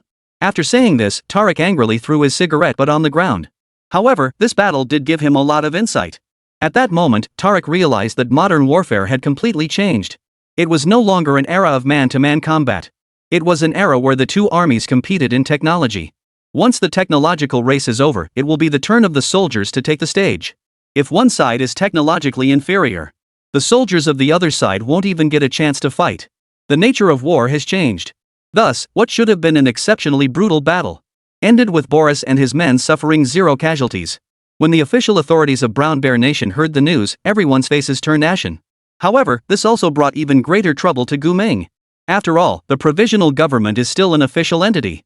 Their armed forces weren't made of paper. Chapter 129, a Catch-22 situation. Abdul led a reinforced regiment to surround the natural gas company. At this point, he had been appointed as the commander of the defense and security forces of Damik City, commanding a force of 3,500 troops. Now, aside from 500 soldiers stationed around the city and at headquarters, all the remaining troops have been deployed.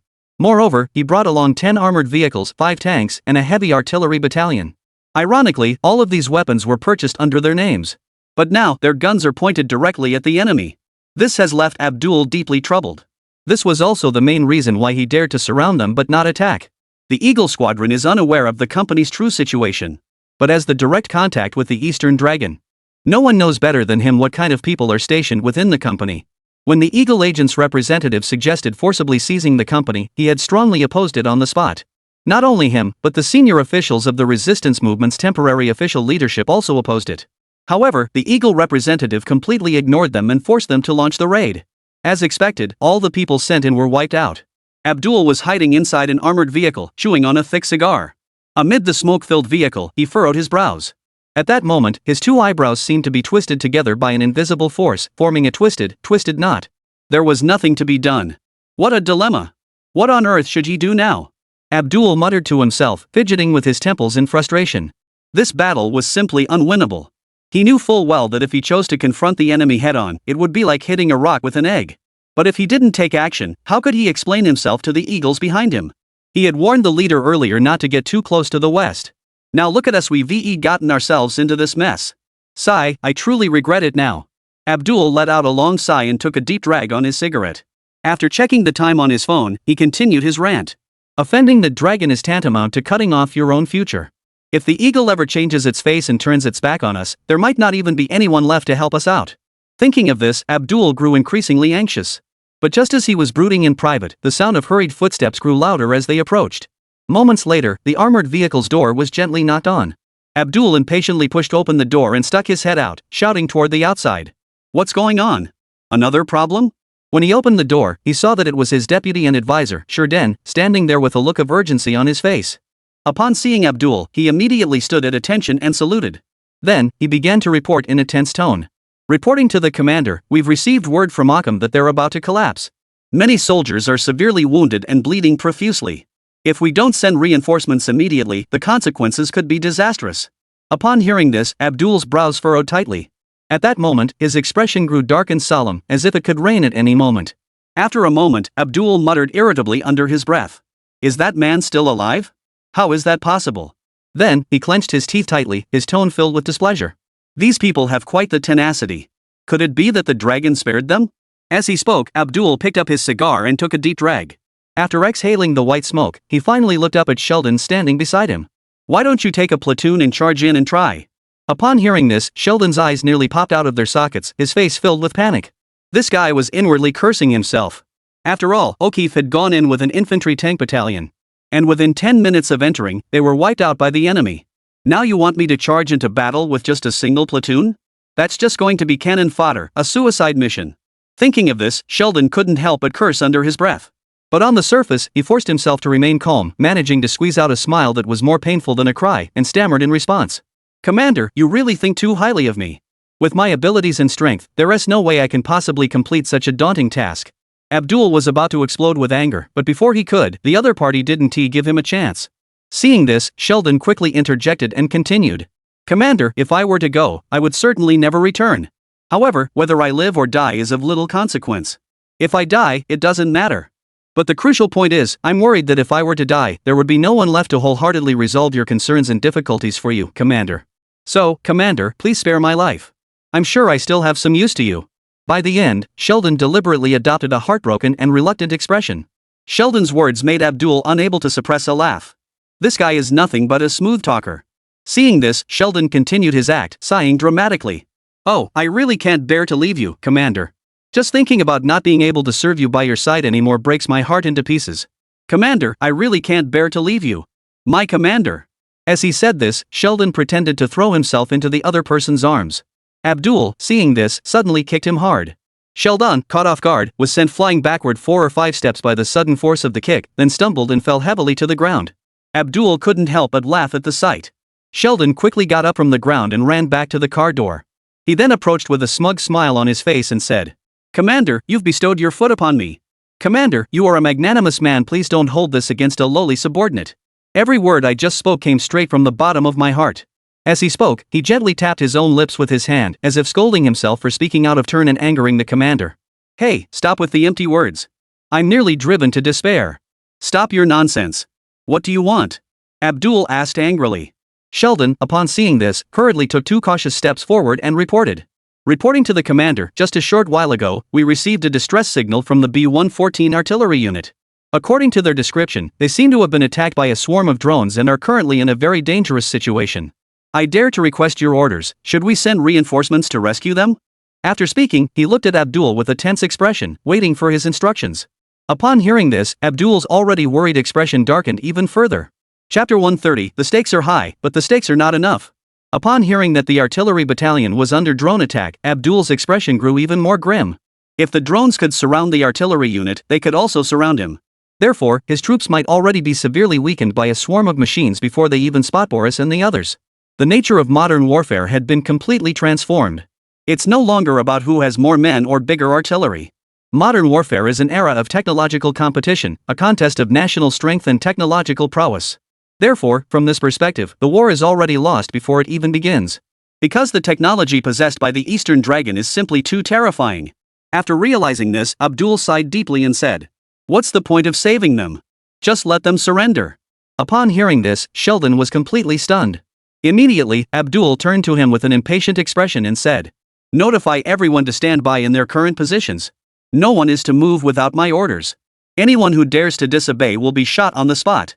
Upon hearing this, Sheldon immediately saluted and replied. After that, Abdul turned around and retreated into the car, instructing the other person to close the door for him. Once inside the armored vehicle, Abdul immediately called the commander.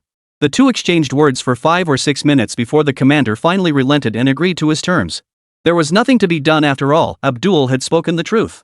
So, Abdul took out his laptop and logged into his account. It was time to have a serious talk with him. As Abdul pressed the enter key, an invisible network quickly spread out. On the other side of Blue Star, in a hospital ward in Nanhui City, Gu Mingxi looked down at the communication software on his phone, where an old acquaintance's avatar was flashing continuously. Abdul? Has this guy finally woken up? Oomph, he must have been beaten up badly. After muttering under his breath, Gu Mingxi picked up his phone and hurried into the bathroom.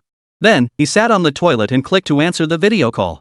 Immediately, his virtual avatar, with a human head and a dragon's body, appeared on the screen. Abdul's weathered face appeared on the other side. He was wearing a camouflage uniform, with the interior of an armored vehicle as the backdrop. Through the video background, the sound of gunfire could faintly be heard in the distance. Mr. Shenlong, it's been a long time. Abdul said in English with a heavy accent. At that moment, his eyes flickered, as if he were choosing his words carefully. The dragon's head on the screen slowly exhaled a puff of murky air. Then, it coldly looked at the other and spoke slowly. It has indeed been a long time. How are you finding the weapons you purchased? Why didn't you use them when you launched the attack on the factory earlier? Was it because you couldn't bear to use them, or because you didn't know how? Abdul's expression froze instantly upon hearing this. This guy really knows how to insult people. We just couldn't bring ourselves to use them. We just didn't have the chance. They've only just started to grow, and you've already killed them. It's heartbreaking. Abdul felt very wronged, but he could only pretend to be strong. Mr. Shenlong, we must apologize to you for this matter. We were deceived by the Eagle people, who promised us more support in exchange for handing over all our resources. Gu Ming heard this and couldn't help but laugh. Then, the dragon's head on the screen also chuckled lightly. So you chose to betray me? Gu Mingxi's voice was filled with suppressed anger. Therefore, the dragon's eyes were also filled with anger. Do you know how much that attack cost me? An entire company of soldiers and my 3 best men. Can you even begin to understand how much pain I'm in? Gu Mingxi spoke without thinking, making things up on the spot, completely confusing Abdul. Abdul's eyes were filled with disbelief. When did Akam become so humble? The battle report he sent back didn't say anything like that. He clearly said that he hadn't even seen the enemy yet and that he and his men had already been severely wounded. Now it's turned into Mr. Dragon lost a battalion? Wait, does your company even have a battalion? Dragon brother, aren't you exaggerating a bit? Abdul had a lot on his mind, but he dared not say as much. So, he bowed his head slightly, his face filled with sorrow, and spoke softly. I admit this was a mistake, but the conditions the Americans offered were too tempting. We were too greedy and underestimated our own capabilities. I apologize again. As he spoke, Abdul reached for the apology letter he had just generated using Bottomless. To be honest, this Bottomless is much more useful than 1,200 cheesy apology phrases. However, before he could open his mouth to read it aloud, Gu Ming suddenly burst into a cold laugh. Betrayal comes at a price. Do you really think the Americans would genuinely help you? They're just using you to achieve their own goals. But it's you who will bear the consequences. Gu Mingxi's voice this time was slightly deeper. Therefore, every word he spoke was filled with a sense of oppression. Abdul noticed that the other party seemed genuinely angry. He feared they might suddenly spring another explosive surprise. If that were the case, no one would ever know how they died. Therefore, Abdul immediately abandoned his plan to read the apology statement. You're absolutely right. This was indeed our oversight. No, this was a strategic mistake on our part. I sincerely hope you can be magnanimous and forgive our ignorance and impulsiveness. As he spoke, Abdul lifted his head to look at the camera, a flash of regret crossing his eyes. At that moment, his entire face was filled with sincerity and guilt. To be honest, this guy has really improved his acting skills. Therefore, I hope we can resume our cooperation. We can provide additional resources as collateral. Finally, this guy has gotten to the point I wanted to hear. He didn't let Boris and the others take things too far. His goal was to negotiate with the official resistance. After all, eliminating them would not bring any benefits to us either. It's better to injure them without killing them and squeeze out more tangible benefits. Therefore, upon hearing the other party bring up this topic voluntarily, Gu Ming, narrowing his eyes in slight confusion, asked. For example? Abdul, upon hearing this, quickly revealed their bargaining chips. For example, our oil fields in the east. We can grant you the mining rights, and you should know how many barrels of crude oil are produced there each day. Gu Mingxi didn't rush to respond after hearing this. He was well aware that the oil fields in the eastern part of Brown Bear Country were an extremely tempting bargaining chip. Moreover, the daily output of those oil fields was enough to make anyone's heart race. But would things really be as simple as the other party claimed? Would the eagles behind them agree so readily? No, there were simply too many unknown factors involved. This isn't right. If this is the only bargaining chip, it clearly isn't enough. Chapter 131, Compensation Collateral. Abdul realized he couldn't defeat the enemy forces. Therefore, the idea of ceding territory and paying compensation arose immediately. Moreover, the territories they were ceding were not under their own control. Therefore, ceding them would be pointless, as those areas weren't theirs to begin with. If the other side could truly reclaim the eastern regions, then Abdul would truly have to thank the other side. This logic is clear to everyone. Gu Ming isn't a pushover. After thinking for a moment, he finally replied to the other party. I need some time to think about this. However, before that, you must compensate me for my losses. The compensation for my men, funeral expenses, and ammunition losses altogether, 5 million should suffice. Upon seeing this message, Abdul nearly choked on his own blood. 5 million? Why don't you just go rob someone instead? Please keep your place. You're just an arms dealer, not a bandit. So, Abdul replied slowly with a grim expression. But we don't have that much money right now. How about we offer something else in exchange? Do you want women? Just give the word, and I'll arrange for them to be sent to you immediately. As many as you want, and they'll all be beauties. Upon seeing the message, Gu Ming directly flipped the middle finger at the screen. What do I need so many women for? If they come over, we'll have to feed them, and they don't have much strength to work. This is clearly a losing deal. Are you trying to rip me off? Thinking this, Gu Ming hurriedly replied seriously. No way. I'm an arms dealer, not a human trafficker. I never get involved in such unethical deals. I advise you to be kind as well. Upon hearing this, Abdul felt speechless. He sighed heavily and replied. Mr. Shenlong, it's not about what you want now, but what we have. What you want, we may not have. So, let us talk about something practical, shall we? Gu Mingwen, upon hearing this, no longer felt the need to beat around the bush. He then laid out the terms he had already prepared, speaking directly to the point. Alright, then use the oil fields mining rights as collateral. I want 5 years of mining rights. Upon hearing this, Abdul was so angry that his teeth ground together, sparks flying. 5 years of mining rights? That's how many $50 million is that? You're being way too greedy. Thinking about this, he refused with a trembling voice. That's way too much. 2 years, at most 2 years. Any more than that, and I can't make the decision. Gu Mingji gave a meaningful smile and said, at least 3 years. If it's 4 years, I can give you a 5% equity stake, and I want you to sign the agreement right now. Upon hearing this, Abdul, who had been filled with righteous indignation, perked up instantly. Is there such a good deal? Why didn't you say so earlier? If you had mentioned it earlier, 5 years would have been negotiable. After a moment of silence, Abdul nodded. Alright, I agree. I'll give it a try, but there are a lot of connections involved. Gu Mingwen smiled and sent the prepared electronic contract over. He didn't know Abdul very well, but he understood human nature very well. Driven by huge interests, people are capable of anything. If he didn't do it, it can only mean the stakes weren't high enough. Moreover, Abdul and his group have no other options now. They failed to help the Eagle fulfill its interests, and the Eagle is likely to take them out. Therefore, their armed forces urgently need weapons, and he is the only one who can provide a large quantity of weapons in a short time. Since it's a win-win situation, he can't think of any reason why the other side would refuse. Immediately, Abdul made a call on the spot to seek instructions. The specifics of the conversation did not concern Gu Ming, because all he cared about was the outcome. As long as the outcome was what he wanted, the process didn't matter. After about 10 minutes, Abdul turned off the mute button and said with a smile, it's done, but I only managed to secure 4 years. 5 years is really too long, it doesn't align with our overall interests. Gu Mingting nodded in satisfaction and said, no problem, 4 years is acceptable. We'll work together smoothly and make a fortune. Upon hearing this, Abdul immediately revealed a greedy smile. Right, let's get rich together. Let's work together. Saying this, he signed the electronic contract. Gu Ming saw this and raised the corners of his mouth slightly, smiling without speaking. This deal is a good one, another big profit. But he knew deep down that this wouldn't be that easy. Still, at least today's matters could be put to rest for now. Shortly after the two ended their call, the drones returned to the natural gas company. The troops trapped inside the company compound were escorted out of the gates by a pack of mechanical dogs. In this battle, the Brown Bear Nation's resistance forces suffered heavy losses, while Boris's side emerged unscathed. However, the former would still have to compensate the latter for a substantial amount of damages. This clearly demonstrates that power always lies with the strong. The Eagle agent was extremely angry with Abdul and his team's actions. That night, he angrily boarded a connecting flight and left Brown Bear Nation. The Brown Bear Provisional Government knew that Eagle Wing would likely no longer treat them favorably in the future. However, fortunately, they can still seek other allies. In the Middle East, there are other powerful players besides Eagle Sauce. After ending his call with Abdul, Gu Mingzai immediately conducted an in-depth study of the eastern regions of Brown Bear Country. According to the information obtained, the oil resources in the eastern regions of Brown Bear Country are primarily controlled by the People's Power Organization. The former official government of Brown Bear Country, pro-Van Cat armed groups, and the Demao Private Military Company all participate in controlling these resources to varying degrees. The Brown Bear Nation's civilian militia groups control most of the oil fields in the eastern region, particularly in Daju Province and Hak Province.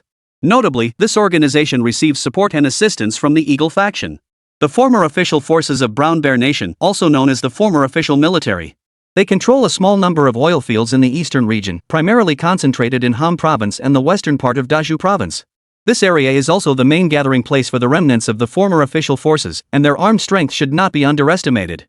The pro-Van forces are armed groups funded and cultivated by the Van Cat Nation, and they also control a certain number of oil fields in the eastern region.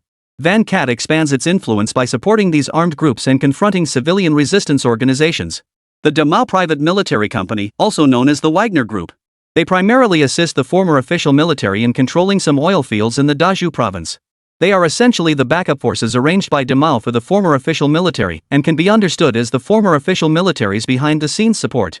Upon seeing this information, Gu Ming tightly furrowed his brows. His face betrayed a depth of thought unbecoming of his age. How can we break this deadlock? Where should he start? Should he confront Bode head-on or pick on the weaker ones? As he spoke, he opened a bottle of AK calcium milk, inserted a straw, and began to sip it. After finishing the bottle, he had an idea. Chapter 132, The Tempting 5th-Generation Fighter Jet. After downing a bottle of calcium milk, Gu Mingxi had an idea. The Chinese nation, with its 5,000-year history, has experienced all manner of events. Therefore, when dealing with such delicate issues, one can always find solutions in ancient teachings. Strategies for conquering the world were already in place during the Warring States period. Since the eagle and the big hairy one have started holding hands and becoming friends, then those they have abandoned must be the very people Gu Mingxi should now strive to win over. A friend's friend is not necessarily a friend, but the enemy of an enemy is definitely a friend. Thus, Gu Mingxi extended an olive branch to the kingdom of Van Cat. Van Cat spans 2 continents, Asia and Europe, and adopts a European model in politics, economy, and culture. It is a candidate country for the European Union, a member of the North Atlantic Alliance, and a founding member of the Organization for Economic Cooperation and Development (OECD) and the Group of 20 G20. Therefore, Van Mao can be considered a concrete embodiment of the European Union's interests. Currently, due to the Two Mao issue, the United States has effectively severed ties with the European Union. He has re-entered a honeymoon phase with the Russian Federation, severely damaging the interests of the European Union. Therefore, now is the most opportune moment to rally their member states to counter the hawkish hegemony. Most importantly, the Vatican has always been at odds with the eagle. In the military sphere, after the Vatican introduced the Russian S-400 air defense system, the United States imposed severe sanctions on it, including refusing to sell F-35 fighter jets. These sanctions have exacerbated tensions between the Vatican and the eagle, prompting the Vatican to fully align itself with Russia. In terms of geopolitical interests, the Vatican holds a crucial strategic position in the Middle East, with its foreign policy influenced by regional security dynamics and geopolitical interests. Through cooperation with Russia, the Vatican can play a more independent role in regional affairs, strengthening energy cooperation and bilateral trade with Middle Eastern oil-producing countries. In terms of supporting domestic forces in Brown Bear, the differences between Eagle and Vatican are also one of the key factors contributing to the strained relations. The factions supported by the Eagle and the Eagle are mutually hostile, and their opposition on this issue has further exacerbated the conflict. Therefore, as one incident after another accumulates, the contradictions between the Van Cat and the Eagle have become increasingly difficult to reconcile. Both sides have even instigated proxy forces to engage in violent clashes within Brown Bear country. However, at that time, Van Cat had Big Hair secretly providing support from behind the scenes. However, now the Eagle and Big Hair are about to enter a honeymoon period. Therefore, Big Furry is beginning to distance itself from the Van Cat Kingdom to curry favor with Eagle Sauce. This will undoubtedly make the Van Cat Kingdom feel extremely insecure. How can we make them feel secure again? Why not sell them a batch of small planes even more advanced than the F-35? Upon thinking of this, Gu Mingbai began actively contacting the Van Cat agent. Van Cat Nation's agent, Uz, is an official figure operating in the underworld. On the surface, he is the largest arms smuggler in the northern region of the Middle East. However, his true identity was that of a special advisor to the high-ranking officials of the Van Cat regime. Recently, Gu Mingxi had completed 2 small orders worth hundreds of thousands with him. During their collaboration, both parties left a favorable impression on each other. Therefore, when Gu Mingxi suddenly contacted him, the other party did not find it particularly unusual. "Dear Uz, where have you been making your fortune lately? You haven't come to look after my business for quite some time." Gu Mingxi sent a teasing message to Uz. At that moment, Uz was enjoying his vacation in Zhangkao. To be honest, he really didn't want to deal with work during his vacation. But there was no way around it. The person sending the message was the Eastern Dragon. This guy is a powerful figure with connections everywhere, offending him isn't a wise choice. So, after reading the message, Uzi immediately replied, "I've been busy with other things lately and haven't had much time to deal with the arms business. What's up, my dragon brother? Is there anything you need me to handle?" Seeing his response, Gu Ming's face immediately broke into a smile. This guy is still so smooth. I definitely chose the right person to approach. With that in mind, he got straight to the point and typed out his message. "Since we're all brothers, I won't beat around the bush. Lately, I've been stuck with a batch of 5th-generation aircraft and can't find a buyer. De Mao's side has no connections, the Chinese side doesn't want to take them, and the Americans are out of the question. Could you help me handle this? I'll give you a 4% commission." After sending the message, Uz, who had been lying down, sat up immediately. 5th-generation aircraft? This guy actually has such high-end equipment. But he didn't specify, and this kind of thing is usually too much for smaller countries to handle. After muttering those 2 sentences, Uz pretended to be calm and replied, "Brother Shenlong, we're brothers, so I'll be honest with you. This batch of goods is indeed tricky. Most small clients might not be able to handle it. So, do you have any specific parameters or documentation? I can only try my luck in Europe." After receiving the message, Gu Mingdang immediately opened another packet of spicy noodles. Then, while eating, he replied slowly to the other party, "I do have the specifications, but I'll send them to you later. However, the quantity is quite large, a total of 13 units. You'll need to really think of a way to handle this." At this point, he decided not to continue the conversation. Then, a set of very detailed parameter specifications was sent over.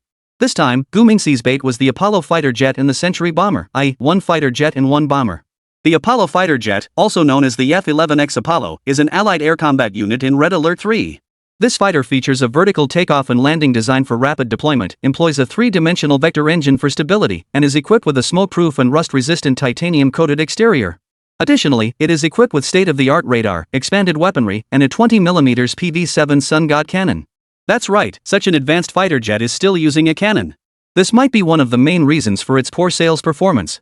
However, from a strictly technical standpoint, the F-11X Apollo should be classified as a 5th generation and a half fighter. With some minor design adjustments, it could be directly upgraded to a 6th generation fighter jet. The Century bomber is a wedge-shaped strategic bomber, also known as the B-2X bomber, and is the largest and most durable combat aircraft in the Allied arsenal in Red Alert 3. It is said to be capable of carrying conventional bombs powerful enough to flatten an entire city. This aircraft also features VTOL vertical takeoff and landing capabilities, an armored passenger cabin, and a bomb bay. Its exterior is made of smoke-resistant and rust-proof aluminum brushed material. Its only drawback is its relatively slow flight speed. Otherwise, it is average in most aspects, with the exception of its impressive payload capacity. In summary, these two aircraft might be considered second-rate, somewhat lackluster models in the eyes of the United States and France. However, in the eyes of other nations, they are undoubtedly coveted top-tier assets. Nevertheless, to prevent advanced technology from being leaked, all the equipment he sells is fitted with anti-disassembly systems.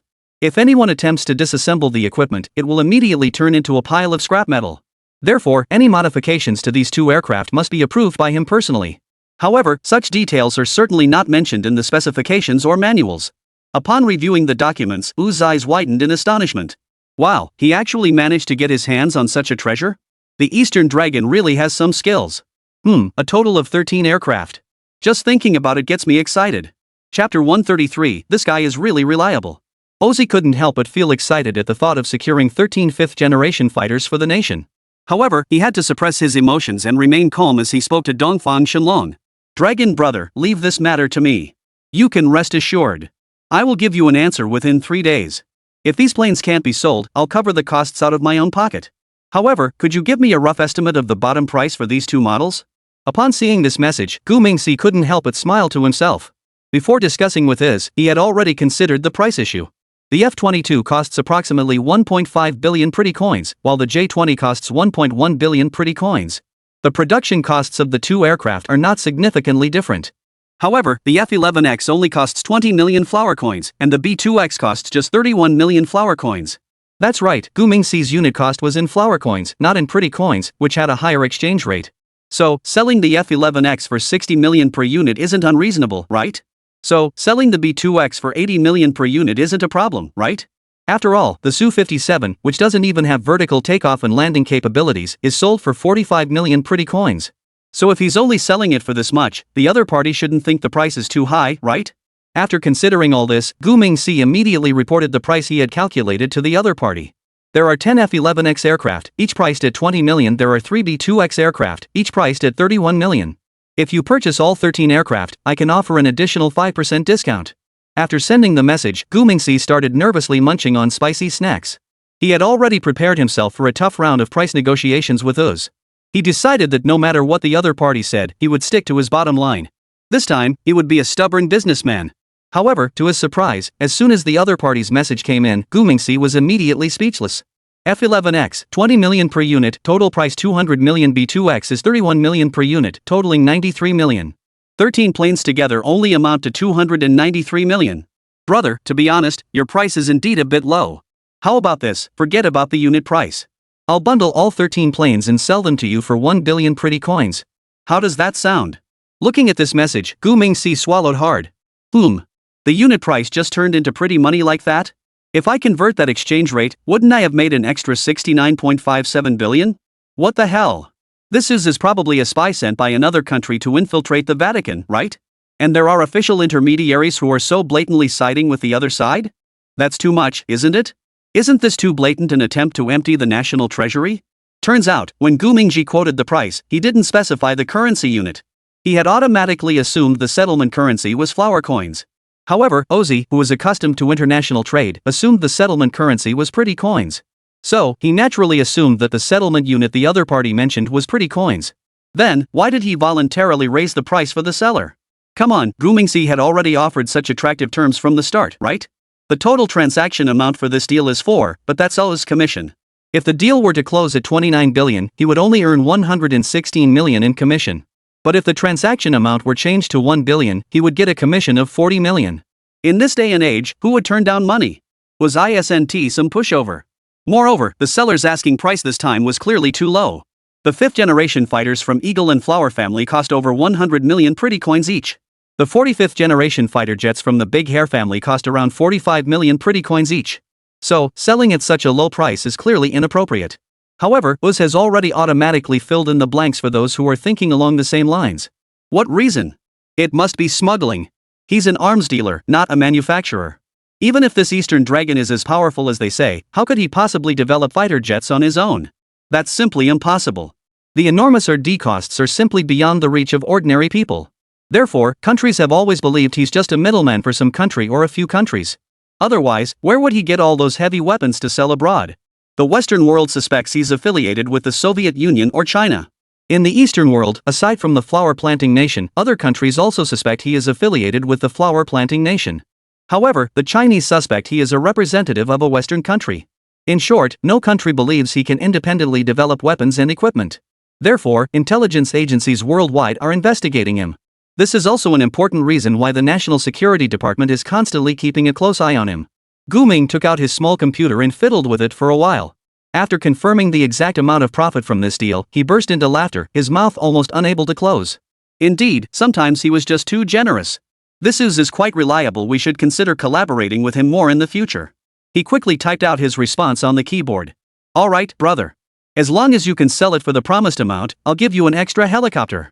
This one is a sample unit, so you can sell it for whatever price you want. As he spoke, Gu Mingxi sent over the specifications of the Nighthawk helicopter from Red Alert 2. The Nighthawk helicopter is a large transport helicopter in Red Alert 2, capable of quickly and efficiently transporting infantry units on the battlefield unaffected by terrain or weather conditions. Most importantly, this helicopter has extremely powerful stealth capabilities, making it nearly invisible to radar detection. After reviewing the specifications, he jumped up on the spot. What a gift! My boss has given me a huge gift. With this performance and these specs, buying 3 million of them is a no-brainer. My dragon brother is truly reliable from now on, he's like my own brother. Well, without even realizing it, I've gained another younger brother. It seems that as long as the money is right, there are brothers everywhere in the world. After exchanging a few more polite words, the two quickly ended their conversation. Why the rush? Because Uz was in a hurry to find a buyer.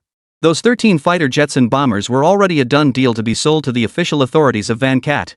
After all, Uz was still an official of the Van Cat nation. However, he had no intention of selling the Night Eagle helicopter to his own country. Because if all 14 aircraft are sold as a package, the payment would automatically go to his boss, Long Gu. At that point, Uz would feel awkward asking for the money for the helicopter. But if he doesn't take it, he feels a bit reluctant. So, in the end, he decided it was better to sell them separately. Moreover, he couldn't raise the price when selling to his own country. So, after hanging up the phone, he immediately called the 6th Prince of the Camel Kingdom. Your Excellency, I have an invisible helicopter. Are you interested? No, how could I deceive you? It's truly an invisible helicopter. You don't believe me? Then I'll fly the helicopter to you myself, and we can discuss it in person? At this point, O's tone suddenly became arrogant and flippant. No need, no need. Your air defense forces won't even be able to see it. That's right, I'm absolutely certain. Why? Because this is my Dragon Brother's latest product. That's right, the Dragon Brother from Eastern Dragon. Chapter 134, the actor makes another appearance. 2 days later, Uz helped Gu Mingxi dispose of 13 fighter jets. 10 billion beautiful coins were swiftly transferred into his offshore account via the international banking system using encrypted transactions.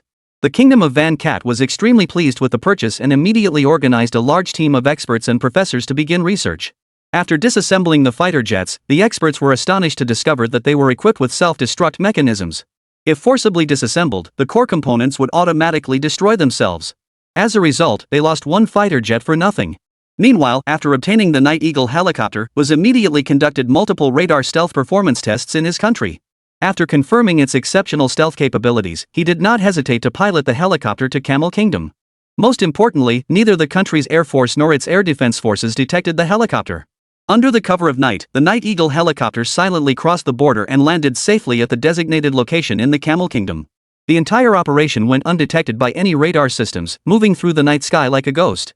Therefore, when Iz appeared on the helipad of the sixth prince's mansion, the sixth prince was stunned into silence, unable to believe what he was seeing. Such powerful anti-detection capabilities immediately caught the sixth prince's attention. Ultimately, the Night Eagle helicopter was sold to the sixth prince for 40 million. These two deals earned Uz a total commission of 80 million. This deal brought Uz a substantial return, marking the most successful business operation of his career. As a result, Uz became a loyal fan of the Eastern Dragon. With an intermediary, the rest of the process became much easier. After all, the entire Blue Star was essentially a vast network of personal connections. Upon learning that Dragon Brother was interested in the oil fields of Brown Bear Country, he immediately began leveraging his connections to facilitate the deal and make the necessary arrangements. As mentioned earlier, the Van Cat Kingdom controls the eastern oil fields solely to support its proxy against the Eagle Nation. Therefore, they didn't care who the actual controllers of these oil fields were. Since the Eastern Dragon is interested in these oil fields, it's best to sit down and negotiate properly. At the very least, they wouldn't be at a disadvantage. Gu Ming decided to send Xing Rongdao back to Fanmao Kingdom for negotiations. However, he never imagined that as soon as Xing Rongdao arrived at the Van Cat Kingdom airport, he was immediately targeted by Eagle agent operatives who had been lying in wait. Hunter used his intelligence network to identify the mysterious figure from the east as soon as possible. And this time, it was the same old acquaintance, Hunter. After Hunter failed to capture the Eastern Dragon in the previous operation, causing Eagle Sauce to lose 70 million beautiful coins, he was demoted to Van Cat Country to oversee intelligence gathering operations. Since this was an enemy nation of the Eagle, intelligence operations were extremely challenging. Nevertheless, he managed to intercept a crucial piece of information using his exceptional skills and methods. The codename for this information is Owl, and the person in charge is Hamadan, the Deputy Chief of Staff of the Ministry of Defense. Additionally, it involved Habakkuk, the Deputy Minister of Energy and Natural Resources. When Hunter received this intelligence, he felt both excited and puzzled. He repeatedly analyzed the meaning of the Owl plan, trying to find a breakthrough. What possible connection could there be between the Ministry of Defense and the Ministry of Energy and Natural Resources? What exactly is the Owl plan? After peeling back layer after layer of clues, Hunter finally found the answer at the airport. When he saw that familiar figure reappear, Hunter nearly jumped out of the car in excitement. Wow, I never thought I'd see you again in my lifetime. This time, I won't let you escape. Hunter silently made up his mind, a sharp gleam flashing in his eyes. After muttering those words, he arranged multiple surveillance teams to keep an eye on Xing Rongdao. However, what he never could have anticipated was that the Owl operation of the Van Cat Kingdom was actually the activity aimed at making contact with him. Once he figured that out, Hunter took the matter even more seriously. However, when he requested reinforcements from Eagle Sauce, he nearly got into trouble with his current superior. In the end, Hunter could only rely on his existing personnel to deal with Xing Rongdao. In the heart of Tambu City, within a lavishly decorated high-rise building, Xing Rongdao sat comfortably on a leather sofa. Through the floor-to-ceiling windows, the bustling night view of the city was clearly visible, while he waited quietly for the upcoming negotiations. At that moment, he wore a pair of glasses, which made him appear much more refined. However, these glasses were no ordinary pair, they were the most famous Linglu AR glasses. Moreover, this particular pair had been specially modified by Gu Mingming himself. The original Lingli AR glasses weighed 82 grams, could display 3 mini-programs simultaneously, translate 80 languages, and control other smart devices. According to technical assessments, this device outperforms Eagle Sauce Matia technology by at least 1 year in terms of computing power, response speed, and compatibility. But Xing Rongdao's special edition is even more impressive. Weighing just 50 grams, it is extremely lightweight and slim, capable of displaying 7 mini-programs simultaneously and responding in real time to all languages on Blue Star. In terms of controlling other smart devices, it functions as a mobile command center. Any connected smart device can be seamlessly connected and controlled.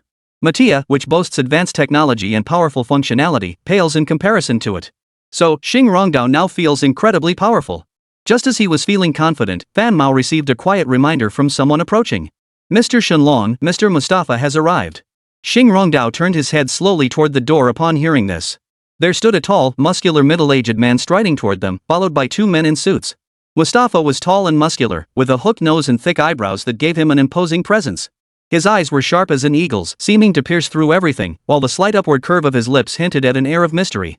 However, the smart glasses quickly issued a special alert. The cuffs of his suit were worn, and his shoes were an old, outdated model. From this, one could conclude that the man's lifestyle was not particularly affluent. Xing Rongdao, who seemed to be channeling a drama queen, quickly stood up and smiled professionally. Hello, Mr. Mustafa. Thank you for taking the time to meet with me despite your busy schedule. Mustafa spoke with a strong Farsi accent. Mr. Shenlong, you're too kind. I am here on behalf of the official Vanma organization to welcome you. They then greeted each other and shook hands firmly.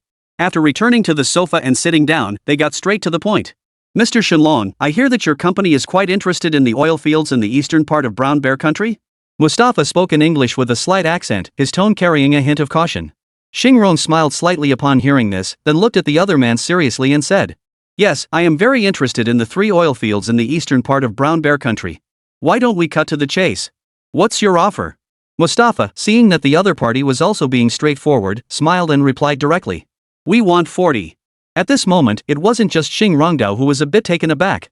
His smart glasses were also a bit confused, because it couldn't figure out what the other party meant by 40. So, Xing Rongdao looked at the other party with a puzzled expression and asked, "What does 40 refer to?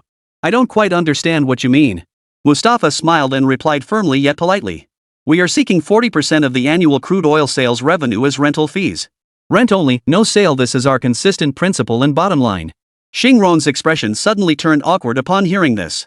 However, soon, instructions from Gu Mingzi appeared in his glasses. Continue negotiating with him. Leasing is acceptable, but secure the oil field first.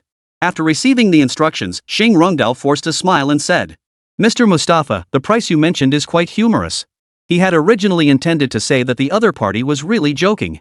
But out of politeness, he could only compliment the other party on their sense of humor. Mustafa seemed to have read his mind, so he leaned back slightly in his chair and said, "Mr. Shenlong, international oil prices are currently on the rise. And you should be well aware of the production levels at those oil fields. So, this rental fee of 40 is really not that high." Chapter 135, Negotiation is a Skill. Xingrong heard Mustafa's words, and the corners of his mouth curled up slightly, revealing a meaningful smile. Then, he calmly took out a neatly bound document from his briefcase and gently pushed it toward the other party, saying, "Mustafa, what you're saying sounds reasonable, but you haven't mentioned the risks at all. As of yesterday, there have been 17 attacks in the past 3 months.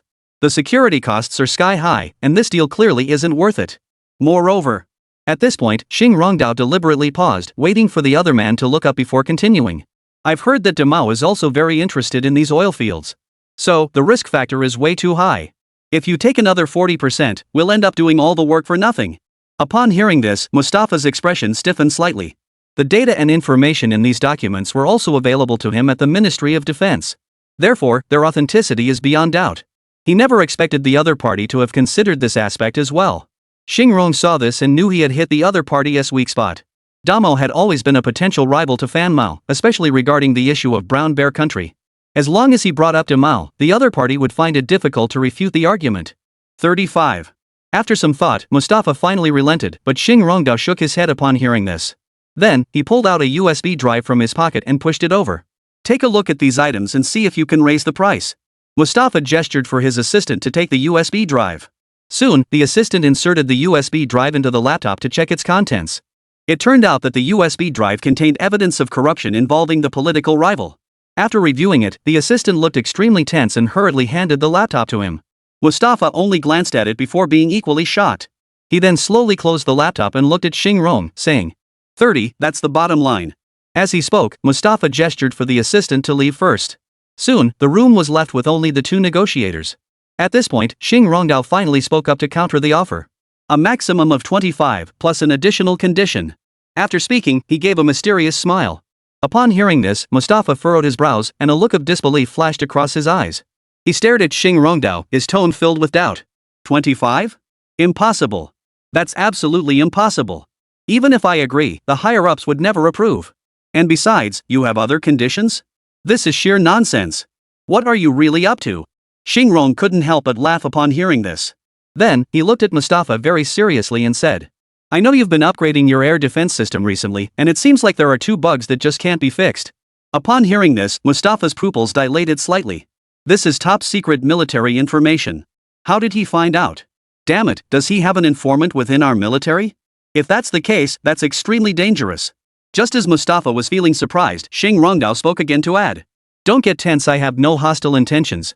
I just want to tell you that we can provide the latest S-500 air defense missile system, capable of countering stealth, missiles, and satellites, with performance far surpassing current market products. Moreover, the price is only 70% of the market rate.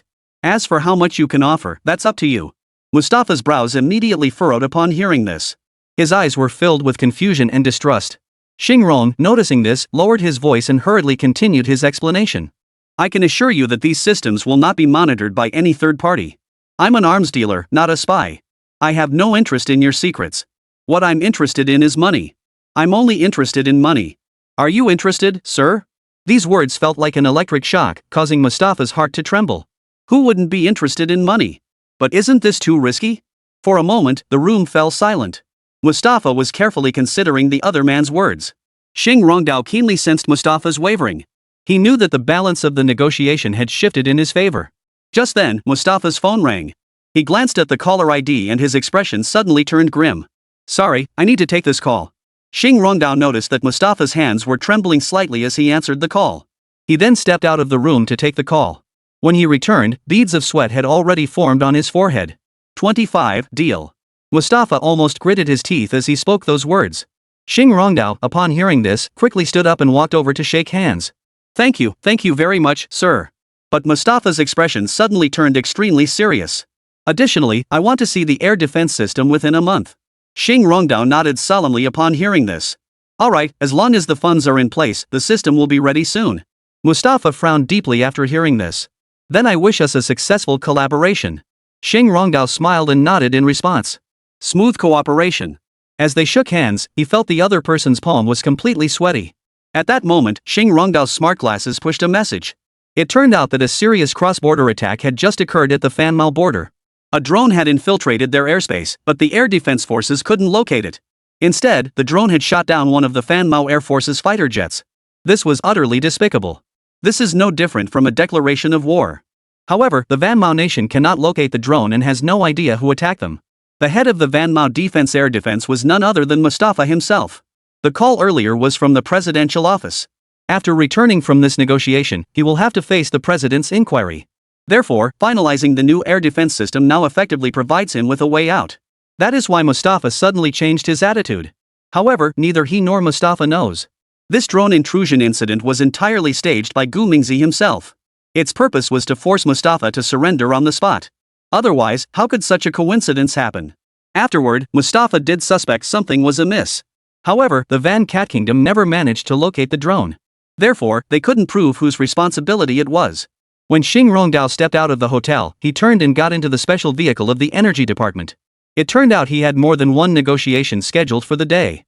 The officials from the energy department, known as oil sticks, were clearly much easier to deal with than Mustafa. Xing Rongdao easily won them all over with sweet talk. 3 days later, Xing Rongdao received an unexpected surprise. Ultimately, the official authorities of Vanmao country had already drafted a cooperation agreement with a 20% increase in the amount. In the end, Xing Rongdao saved his boss another 5% in profits. This clearly demonstrates the hard truth that money can make the devil grind, a principle that holds true in any country. However, what he didn't know was that he had already been targeted by the eagle. Moreover, the other party was about to launch an emergency operation tonight. Chapter 136, Caught in a Sting Operation. Vanmao Kingdom, capital city. The night always carried a hint of tension, much like the mood of everyone present. Hunter sat in a cafe across from a hotel, glancing out the window at the constant stream of traffic, but his eyes never left the hotel's main entrance. The target has been confirmed to have entered the hotel room. There were 8 bodyguards around him, twice as many as expected. His earpiece soon picked up the voice of his teammate Mark. Hunter took a sip of coffee as his mind raced. He was wearing a black suit today, with his tie loosely hanging around his neck, looking like an ordinary businessman. But inside the lining of his suit jacket, a Glock 17 lay quietly in its holster. Hunter paused for a few seconds before lowering his voice and muttering softly. Everything's under control. Proceed as planned. All teams, pay attention. Move quickly and efficiently during the operation. Everyone remember, capture the target alive. Do not fire unless absolutely necessary. Move out. As his orders were given, 7 or 8 people sprang into action. In the lobby, Mark was leading his 2 henchmen through the revolving doors. The agents disguised as waiters on the upper floor successfully neutralized the 2 bodyguards stationed outside the door. Once Mark and his group reached the floor, he raised his hand and knocked on the target's door. Room service. Shortly after, muffled voices could be heard from inside the room. But soon, the door was opened from the inside.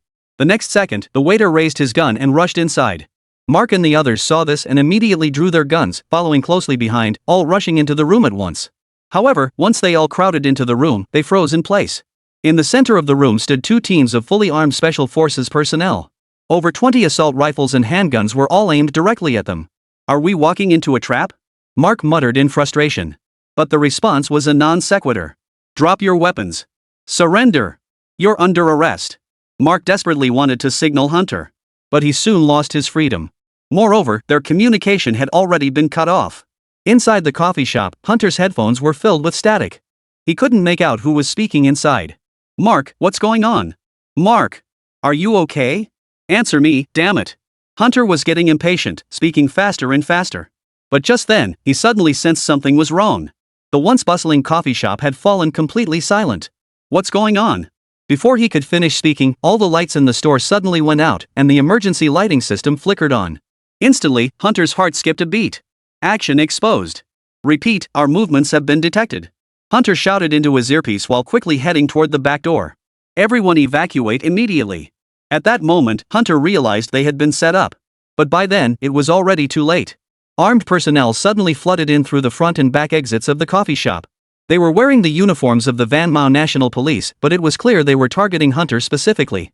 At that moment, Hunter saw Mark being escorted out of the hotel by two special police officers. Not far away, a teammate saw what was happening and turned to run, but was quickly struck by a stun gun wielded by an undercover officer, convulsing as he fell to the ground. Hunter moved quickly while analyzing the situation in his mind. Damn it, we've been set up. That dragon already knew we were coming. He must have made some kind of deal with the Van Cat authorities. Damn it! Damn it! What a bastard! Just as he thought this, a bullet whizzed past his ear, shattering the vase behind him. Hunter rolled to the ground and hid behind the service counter, gasping for breath. Damn it, thank goodness that sniper wasn't very skilled. Otherwise, I would have been finished here today. Hunter had already scouted this cafe multiple times. He had chosen this location to command the operation precisely because it had an escape route. Although both the front and back doors were blocked, there was still an unknown secret passageway here. It's an indoor sewage drain, hidden in the changing room behind the cash register. Since Mark and the others have been captured, I have no choice but to escape first. Once he returns, he'll figure out a way to negotiate with the Van Cat officials. In any case, he couldn't risk getting caught here too. With that in mind, Hunter pulled out 3 smoke grenades and threw them one after another. 2 toward the front door and 1 toward the back door. Soon, the entire store was shrouded in smoke and the fire suppression systems activated. The SWAT team dared not charge in and began suppressing fire. Hunter, relying on his familiarity with the terrain, crawled through the drainage system to the underground parking lot. His suit was covered in blood, and his left arm had been grazed by a bullet, burning with pain. But the pain in his body was nothing compared to the agony of knowing his teammates hadn't escaped. As he started the car engine, Hunter saw Xing Rongdao standing at the window of the second floor of the hotel, raising a glass toward him.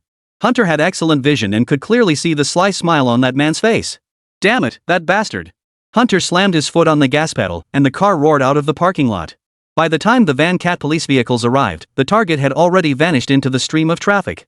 Half an hour later, in the presidential suite on the 20th floor of the hotel, Xing Rongdao was reporting the situation to Gu Mingxi via video. Of course, he still didn't have the privilege of seeing the other party's true face. On his screen, the boss remained hidden in the shadows. This time, we captured a total of 13 Eagle spy agents, but the leader, Hunter, managed to escape. They've fallen into our hands twice in a row. They must hate us to death. Upon hearing this, Gu Mingxi merely responded with a casual "oh." It was clear he had no interest in such minor figures. Xing Rong quickly changed the subject with a smile and said, "Sir, the matters in Van Mao country are almost wrapped up. After signing the agreement tomorrow, do you have any other plans?" Upon hearing this, Gu Mingxi immediately looked up at him with curiosity. "What? Do you have other ideas?" Xing Rongdao, upon hearing this, quickly rubbed his hands together and replied with a smile. "While I was having dinner at the hotel today, I overheard the people at the next table discussing the post-war reconstruction efforts in Irmo. Now, many well-known construction companies and industrial groups have already sent people there to make contact. My idea is that maybe we could go there and make a quick buck too." Upon hearing this, Gu Ming was clearly a bit surprised. He hadn't expected this guy to think of that. So, he couldn't help but mutter under his breath. The post-war reconstruction in Irmo. That's indeed a pretty sweet deal. By the way, you have a construction company under your name, don't you? That's a great suggestion. Xing Rong heard this and immediately smiled and nodded vigorously, saying, "When we registered the company, we did it as a multinational corporation. So, don't let the size of our company fool you. We have all the necessary qualifications and certifications." Gu Mingting nodded slowly in satisfaction and said, "All right, let us give it a try. I also have a contact at Irmo's place. Once the contract is signed tomorrow, you can fly straight to Irmo, and I'll handle the rest." Chapter 137, The operation has become too large. In a luxury hotel suite in the capital of Fan Mao Kingdom, Xing Rong was packing his luggage while casually browsing the local news. Last night, a meticulously planned espionage operation at a hotel in Van Mao Kingdom ended in failure. According to reports, members of a foreign espionage organization led by Hunter were arrested by special police forces who had been lying in wait in the room. Except for the leader Hunter, all other suspects were apprehended on the spot. Currently, the Vanmo authorities have issued a nationwide reward for any information leading to Hunter's whereabouts. Upon reading this, Xingrong couldn't help but let out a sneer.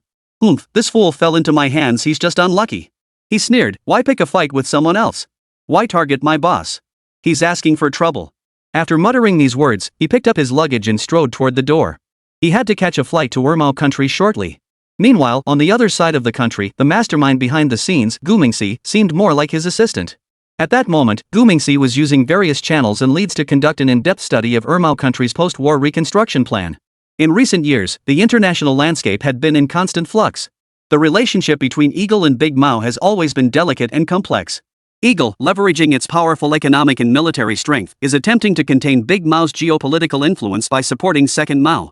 However, Big Mao views Second Mao as part of its traditional sphere of influence and will not tolerate it fully aligning with the West. The rivalry between the two sides has led to instability within Ermao, even triggering a conflict that has persisted for several years. China has maintained a neutral stance throughout this power struggle, advocating for the resolution of disputes through peaceful dialogue. However, with the secret agreement reached between the Eagle and Big Mao, the ceasefire in the Second Mao conflict has been largely finalized. Once the Hawks give the green light, the second major power will no longer be able to continue fighting even if it wants to. Meanwhile, while Big Mao and the Eagle were quietly engaging in covert dealings, the Flower family began holding formal talks with representatives of Ermao in the open. On the previous day, during a meeting between the Chinese foreign minister and the Australian foreign minister, the Chinese side emphasized the importance of practicing true multilateralism and called on major powers to demonstrate leadership in international affairs. The flower planting side stated its opposition to historical regression and the return of the law of the jungle. Earlier, representatives from the flower planting family had emphasized their support for the territorial integrity of the Second Mao Nation at an international security conference. Analysts believe that these remarks not only respond to the current international situation but also reflect Zhonghua's strategic considerations in global affairs. The Chinese side hopes to expand its influence in the international community by supporting the post-war reconstruction of Ermao, while also advocating for the creation of new cooperation opportunities. Based on this information, the Chinese government has clearly stated its support for Ermao. Therefore, it is highly likely that Ermao's official post-war reconstruction efforts will be entrusted to the Chinese government. Online discussions have even begun to propose the concept of a $1 trillion blue ocean reconstruction for Ermao. Based on this, Gu Mingzhu has compiled the following information summary. First, regarding core building materials, Ermao's official new regulations require that all public buildings use grade 8 earthquake-resistant steel. Currently, the Flower Family Steel Plant is quoting a price of 680 pretty coins per ton, with a 22% premium, and demand is expected to grow by 30% over the next 3 years. Second, the other demand lists outlined by the Ermao government also hold significant wealth potential. Due to war-related losses, Ermao faces severe grid and energy crises domestically, making solar energy a necessity. Photovoltaic storage systems can easily sell 200 units per day. Additionally, buildings in the former war-affected areas have suffered severe damage, making mobile surgical units an indispensable temporary replacement. Daily sales of 500 units are feasible, with market demand expected to increase by at least 30% in the future. Furthermore, explosion-proof tires represent another important market, with monthly sales of 100,000 units easily achievable. After all, these are the life-saving tools in the rubble of Hakufus roads. The final profitable industry is the smart drip irrigation system. This project is not targeted at the Second Republic, but rather the European Union is offering a 50% subsidy for smart drip irrigation systems, and the market profit for the soil sensor package can increase by an additional 20%. This project can be piloted in the Ermao region, and once the market matures, it can be directly exported to Europe, with an expected growth rate of 25% to 30% over the next 2 years. These are all the macro-level planning and calculations that Gu Mingxi has made. Of course, there are some details that he needs to discuss in detail with Jean Fada. At this point, Jean Fada was still basking in the glory of becoming a military partner. He had just started to build connections with the medical community in the Nanhui area, but he never expected that Gu Mingxi's single phone call would throw him into confusion. What's going on? Are you going into the construction industry again? And you're planning to go and help rebuild second-rate country? Bro, let's not get into this, okay? I've just started to make a name for myself in the medical field, and now you're getting into construction? Gu Mingxi was too lazy to explain to him. He just picked up the list and muttered to himself while looking at it, there's no time to explain now. We might already be running out of time. Make a note of this. I need you to prepare a lot of things this time, and some of them are pretty complicated. Gu Mingxi knew that sending Xing Rongdao out to scout the market was no problem, but if he expected him to handle logistics, that was out of the question. because this guy just wasn't cut out for it. Therefore, Jean Fata was more suited to play the role of the head of logistics. Thus, the preparatory work for the project had to be entrusted to him. Seeing Gu Mingxi's serious expression, Jean Fata didn't dare to delay. He quickly grabbed paper and pen, sat up straight, and waited for instructions. After a moment, Gu Mingxi finally began his instructions. Let us go one by one. First, write down everything I say, then see if there is anything else that needs to be added. First, infrastructure products, construction materials such as cement, steel, glass, bricks, tiles, and stone. You need to secure production quantities and ensure we get the cheapest direct prices. Also, concrete mixing equipment. These will definitely be needed later because Irmo's side requires extensive infrastructure reconstruction, so demand for concrete mixers and related equipment will surge. Gu Ming also mentioned reinforcing bars and welding materials, construction templates and support systems, and high-performance insulation materials, among others. He emphasized that these items must be adequately prepared. Jean Fata had previously worked as a small-scale contractor, so he was familiar with these materials. Given his current influence and connections, securing a direct, low-cost price isn't too difficult. However, the items Gu Mingxi mentioned later posed some challenges. Speaking of which, power supply at Irmo's place must be insufficient. We must prepare some renewable energy equipment, such as solar panels. The demand for clean energy will be huge post-war, especially solar energy. Wind power generation equipment should also be stockpiled in larger quantities, along with power distribution equipment like transformers and distribution panels. These will be in high demand during grid reconstruction. Oh, and we also need to prepare more gas equipment, such as heating systems, boilers, and gas pipelines. These are all profitable ventures. Oh, and when he heard this, Jean Fata felt a bit reluctant, but it was still within the realm of understanding and acceptance. However, the items mentioned by Gu Mingxi left him completely baffled. Brother, the industries you're getting into are way too broad. Aren't you afraid of taking on too much? This is way too ambitious. Jean Fata couldn't help but vent his frustration. Chapter 138, Surprises Others Can't Provide. Jean Fata had only heard half of what Gu Mingxi said before he started complaining again, saying that the operation was too large. But he had no idea that the other party's ambitions were far greater than he could ever imagine. Because, in addition to the things mentioned earlier, Gu Mingxi also planned to fully develop multiple fields including construction machinery, construction elevators, automated production line equipment, wastewater and waste treatment facilities, air purification equipment, smart city construction, information technology infrastructure, home and lifestyle products, interior decoration materials, kitchen appliances, medical equipment and products, pharmaceuticals and medical supplies, and transportation products. To achieve this, he was even willing to invest 20 million beautiful coins to establish a group-level company. He has already decided on the name, C. In Russian, it represents hope and light, meaning light or brightness, and often symbolizes hope in the future. The name is meant to give Irmo a sense of hope and light. Why an illusion? Because he didn't establish the company for the sake of Irmo. At his core, he's a businessman who plans to make money in Irmo. Hope is merely a facade. Making money is the company's true purpose. While Jean Fata was assisting Gu Mingxi in setting up the company domestically. Meanwhile, Xing Rongdao, this lackey, had already directly arrived in Irmo's hometown. Whether the company succeeds or not is irrelevant. What matters is that he must first help the boss secure the deal. As his private jet flew toward Jipuli International Airport, he glimpsed the war-torn city through the window. Among the distant buildings, several charred ruins stood out starkly, resembling wounds torn by a giant beast. Soon the plane landed smoothly. Xing Rongdao straightened his suit and tie, picked up his briefcase, and stepped down the gangway.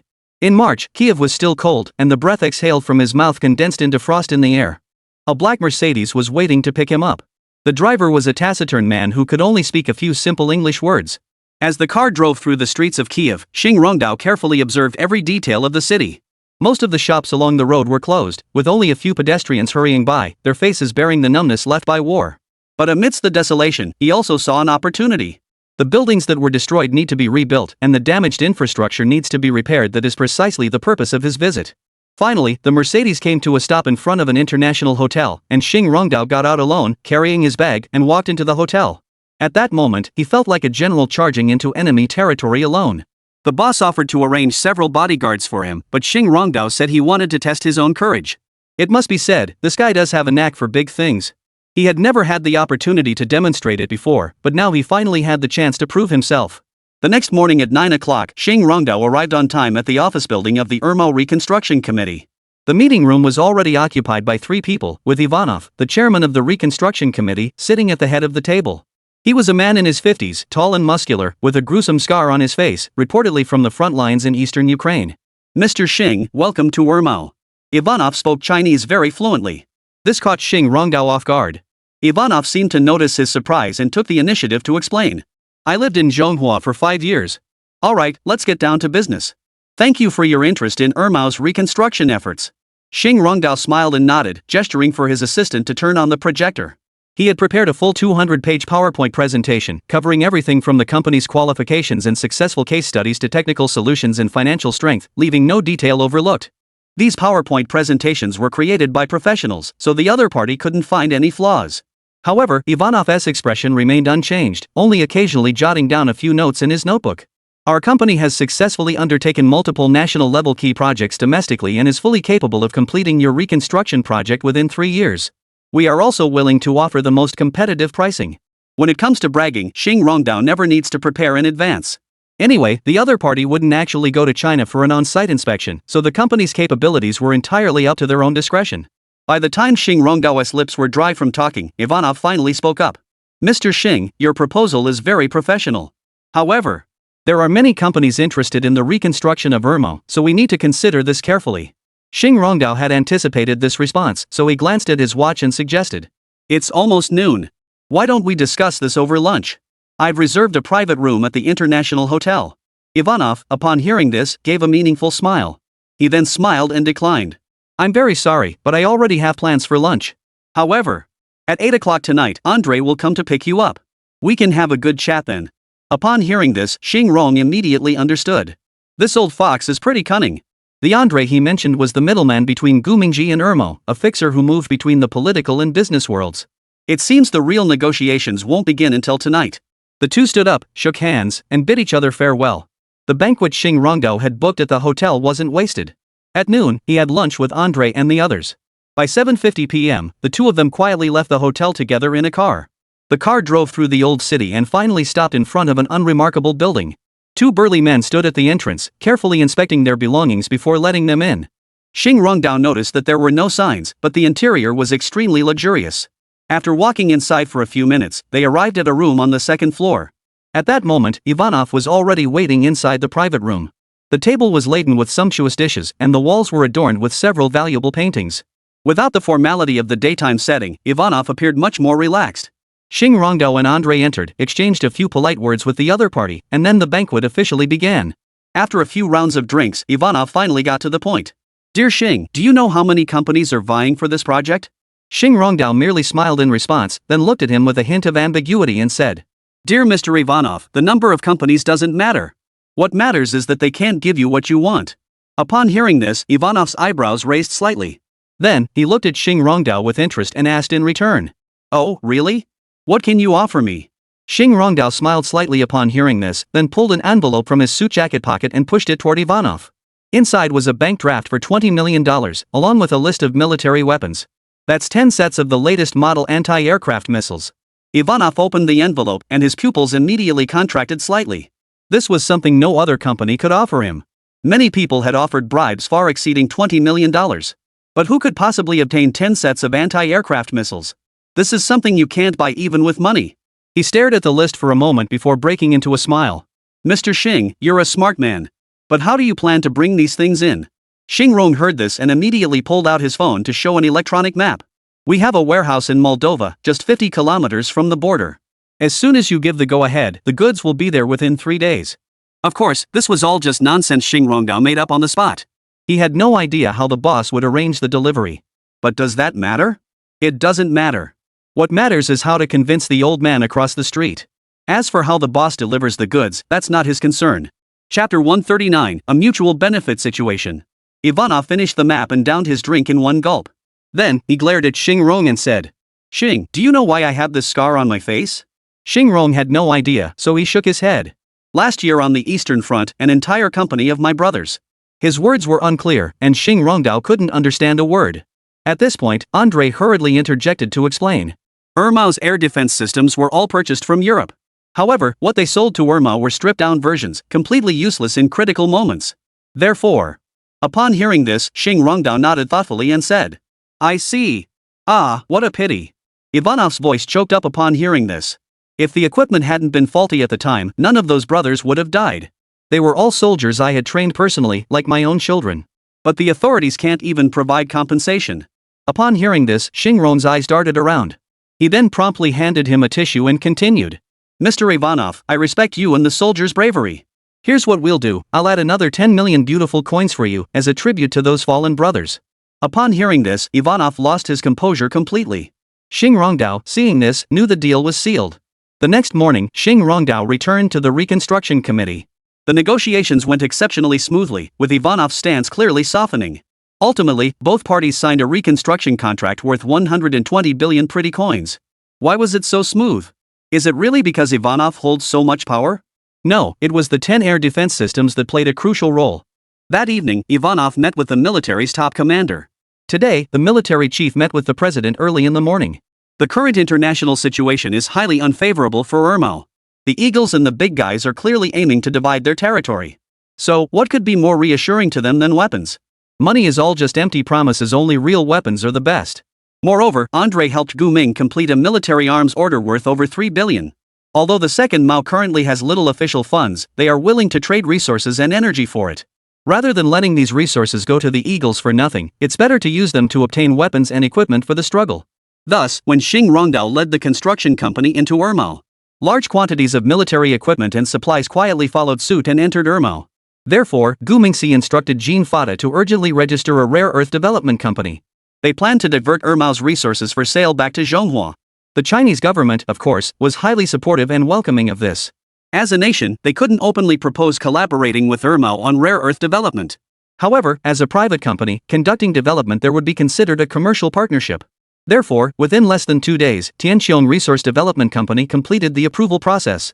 After obtaining the business license, the Irmo branch office was established. Subsequently, the government began assisting them in recruiting a team of professional staff. Additionally, several experts and professors were transferred from the Flower Research Institute. This was clearly out of concern that the company might not perform well in rare earth development research. After exchanging rare earth minerals for weapons, the government of Irmo country felt much more at ease. With new equipment and weapons, the president of Irmo felt much more confident. Moreover, the Flower family is now frequently extending olive branches to Irmo. This is simply a huge surprise. With the eagle gone, the flower-loving nation has arrived. Irmo feels that spring is finally here. However, some people are being very short-sighted and have started causing trouble for Gu Ming. Nanhu, 22nd Central Primary School. Gu Mingxi has already started school and is dozing off in the classroom. There's nothing he can do about it, the elementary school curriculum just doesn't interest him at all. Just then, his smartwatch vibrated gently. To perform well in class, he had set up basic information blocking. Therefore, only a few important people could call him now. Plus, he had previously instructed his subordinates not to contact him unless it was something urgent. Therefore, this call was one he had to answer. Report. Teacher, I have a stomachache. The teacher giving the lesson is the newly appointed English teacher. Starting this semester, they would begin learning English. The English teacher is a tall woman in her 30s. She doesn't look particularly attractive but comes across as very aloof. I've said it before, in my class, we only speak English. Let us start over. Immediately, the teacher asked Gu Mingxi to start over. At this point, Gu Mingxi was truly a bit frustrated. They were only in 2nd grade and had just started learning the alphabet. What's the point of teaching everything in English? Alright, you like listening to English, right? Then I'll accompany you and speak it properly. I'm sorry, sir, I forgot your request. But I promise I will pay attention and correct my mistakes in the future. So, can I go to the bathroom now? I really can't hold it. Gu Mingxi used very standard English to speak a long sentence. The gist was, I'm sorry, teacher, I forgot your request. But I promise I will pay attention and correct my mistakes in the future. So, can I go to the bathroom now? I really can't hold it anymore. At this point, he gave Jean Gue a meaningful glance. Jean Gue didn't understand what he was saying. However, the tacit understanding between the two was still very strong. So, Jean Gue let out a loud fart. In an instant, everyone around them covered their mouths and noses. The English teacher, who was standing a bit farther away, mistakenly thought it was Gu Ming who had made the noise. However, she was still amazed by his spoken English skills. At such a young age, he speaks English more fluently than she does. This little guy must come from a very well-off family. No way, you can't afford to offend someone like that. Thinking this, she quickly smiled and looked at Gu Mingxi and said, That's good, that's very good. You can leave now. Upon hearing that he could leave, Gu Mingxi hurriedly thanked him and stood up. After watching the other person leave, the English teacher continued with the lesson. But Gu Mingxi hadn't even reached the restroom before putting on his headphones and answering the call. Tianhong, what's wrong? Is something wrong at the company? The voice on the other end sounded extremely urgent. All he could hear was the other person answering quickly. My goodness, you finally decided to answer the phone. Something's wrong, something big. 7 of our core technical staff are resigning. My senior colleague and I can't stop them. You need to think of a solution quickly. Chapter 140, if they won't stay, there's no point in forcing them. Gu Mingshi listened quietly to Zhang Tianhong's urgent voice on the other end of the phone. Immediately, his brows furrowed slightly, and his fingers tapped the windowsill unconsciously. Zhang Tianhong's words felt like sharp needles piercing his eardrums, causing a dull ache. He had long anticipated this day, but he never imagined it would come so suddenly. It's hard to keep people around, Gu Ming thought to himself. He understood that the workplace was like a battlefield, where temptations lurked everywhere. Even if he forced these people to stay today, their hearts had already flown elsewhere. What's the point of keeping people if you can't keep their hearts? He stood at the bathroom window, his gaze fixed on the outside world, his eyes flickering uncertainly. At that moment, his expression bore no resemblance to that of a 6-year-old child.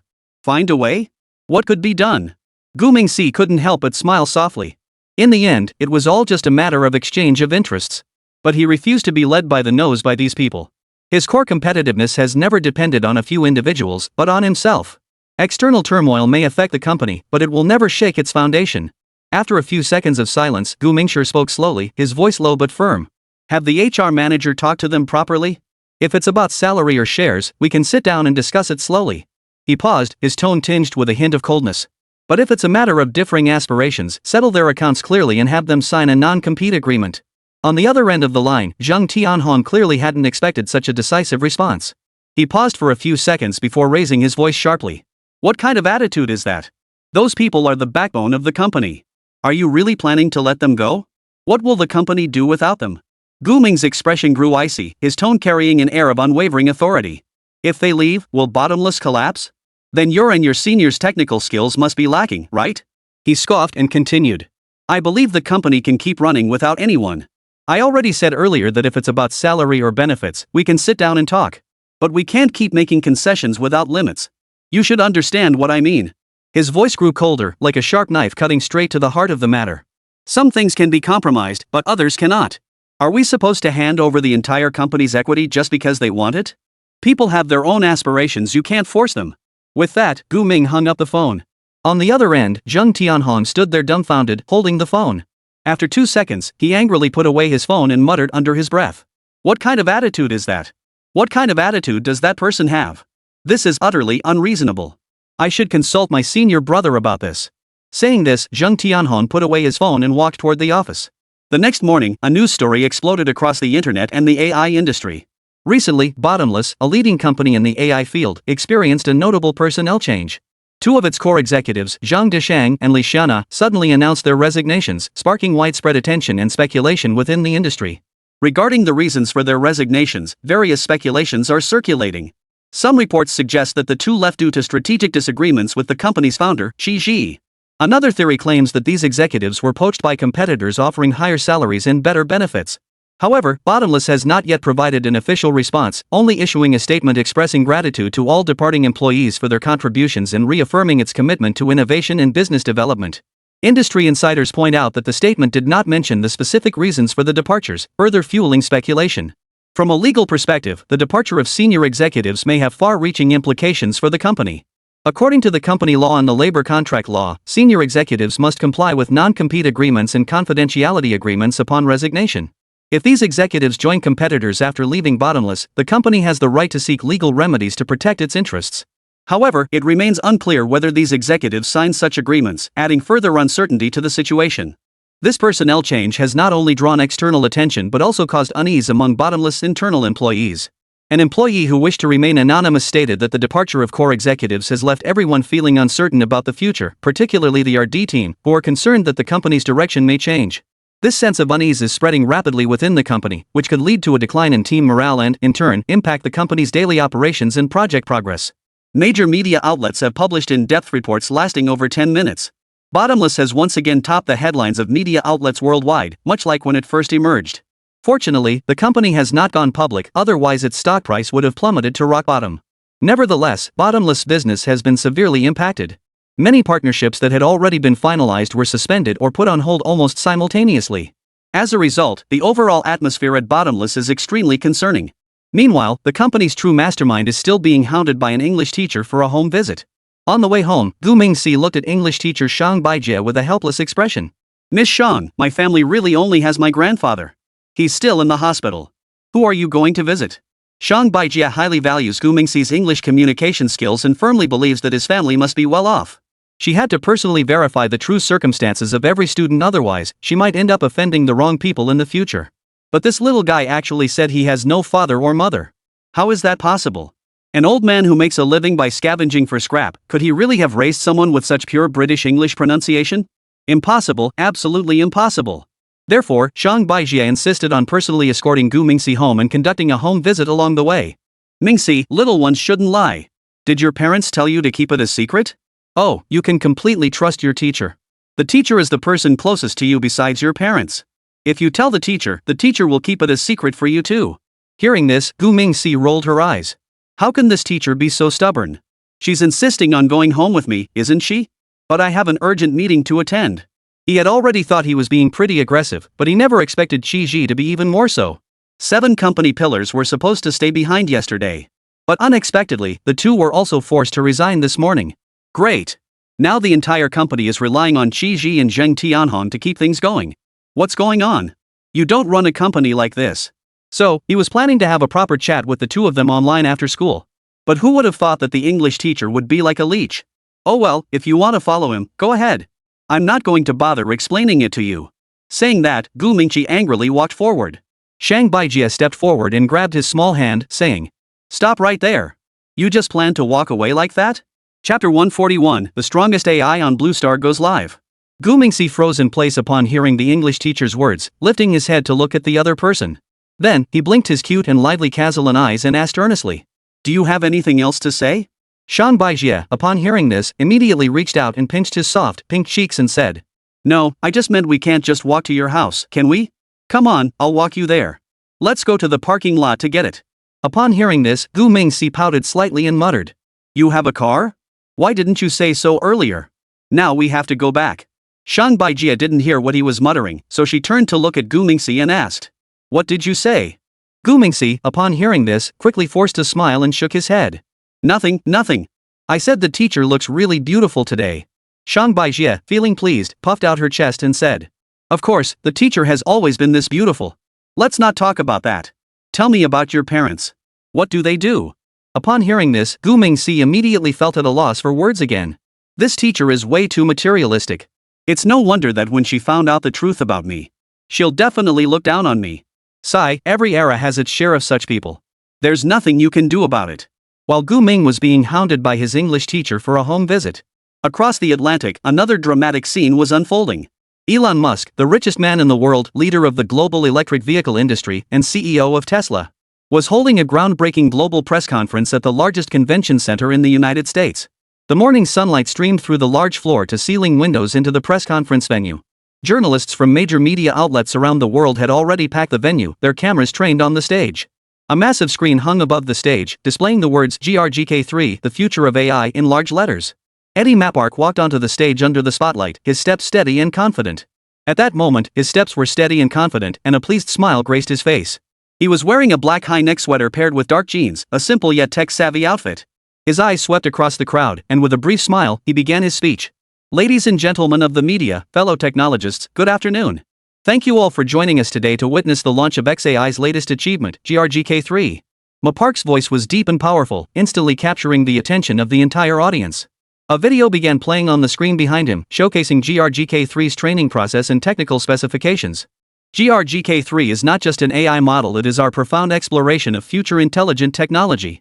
We believe that the power of AI lies in its ability to help humanity solve complex problems and drive progress in science, technology, and society. And GRGK3 is a significant step toward achieving this goal." As he finished speaking, the room erupted in thunderous applause. Media journalists with their cameras and microphones were snapping and recording non-stop. After enjoying the applause for about 10 seconds, Mapark finally resumed his speech and demonstration. He provided a detailed overview of the technical breakthroughs achieved by GRGK3. He mentioned that GRGK3's training computational power has increased by 10 times compared to the previous generation, utilizing a cluster of 200,000 GPU cards for training.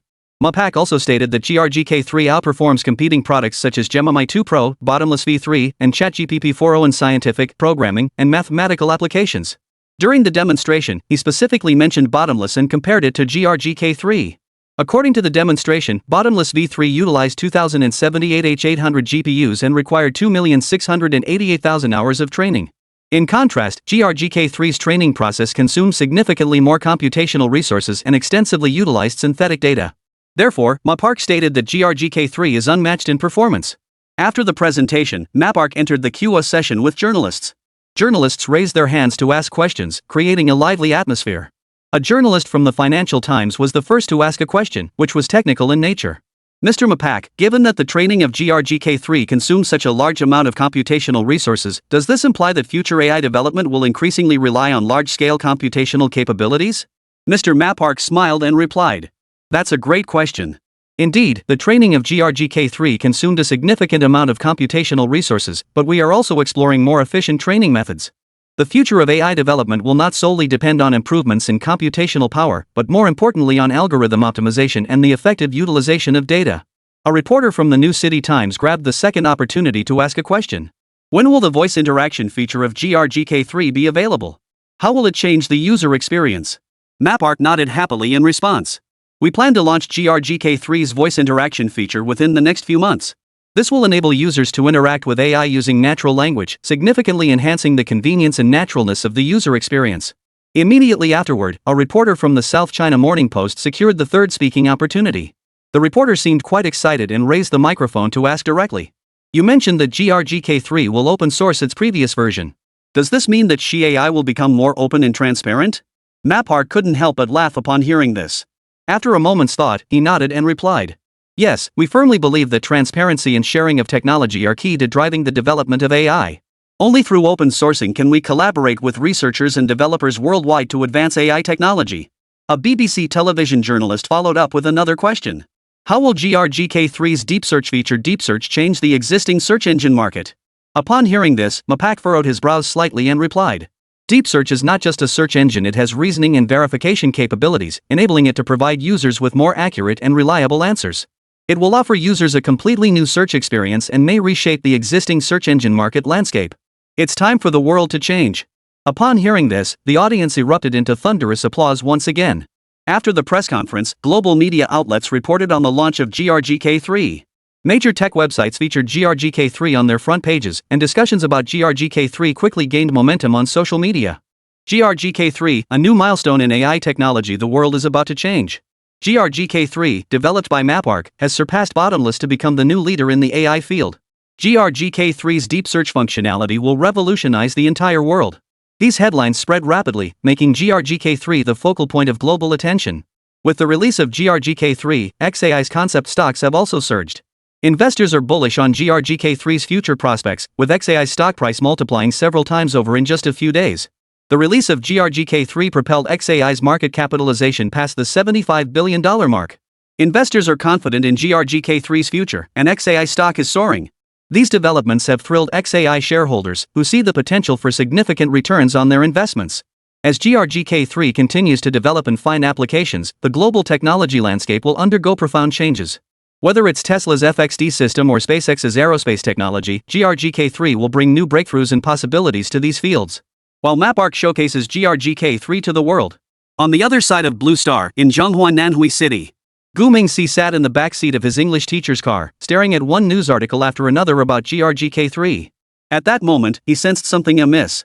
Just as the 7 core members of Bottomless had recently resigned, MAPARC's GRGK3 suddenly made its debut. If there was no connection between the two, then no matter who you kill, he wouldn't believe it. Damn it, this is too blatant. Chapter 142, Your Mother is Pretty Young. Gu Mingyin frowned, his brows furrowed, and a surge of anger welled up inside him. He couldn't help but mutter under his breath, "You're being too greedy." However, Shang Baijie was focused on holding the steering wheel and didn't hear what he said. She drove carefully while tilting her head slightly, her tone growing impatient as she asked, What do you want to take the teacher out for dinner tonight?" "Oh, no need to be so formal." Shang Baijie smiled, her tone tinged with a touch of pride. "It's only natural for the teacher to care about you. There's no need to be so polite. However, if your parents insist, the teacher isn't someone who doesn't understand social etiquette." Hearing this, Gu Mingxi felt a sudden tightness in his chest, and he couldn't help but scream inside. What does this woman want? I still have hundreds of billions of dollars in business deals to negotiate. Why is she getting more and more persistent with this home visit? This won't do. I need to find a way to get rid of her quickly. just as Gu Mingxi and Shang Baijie were about to arrive at the super hospital. His gaze suddenly caught sight of a familiar figure. At that moment, Su Mingxiao was getting out of a car that had just pulled up. Gu Mingxi's eyes lit up instantly, and a thought flashed through his mind. The opportunity had arrived.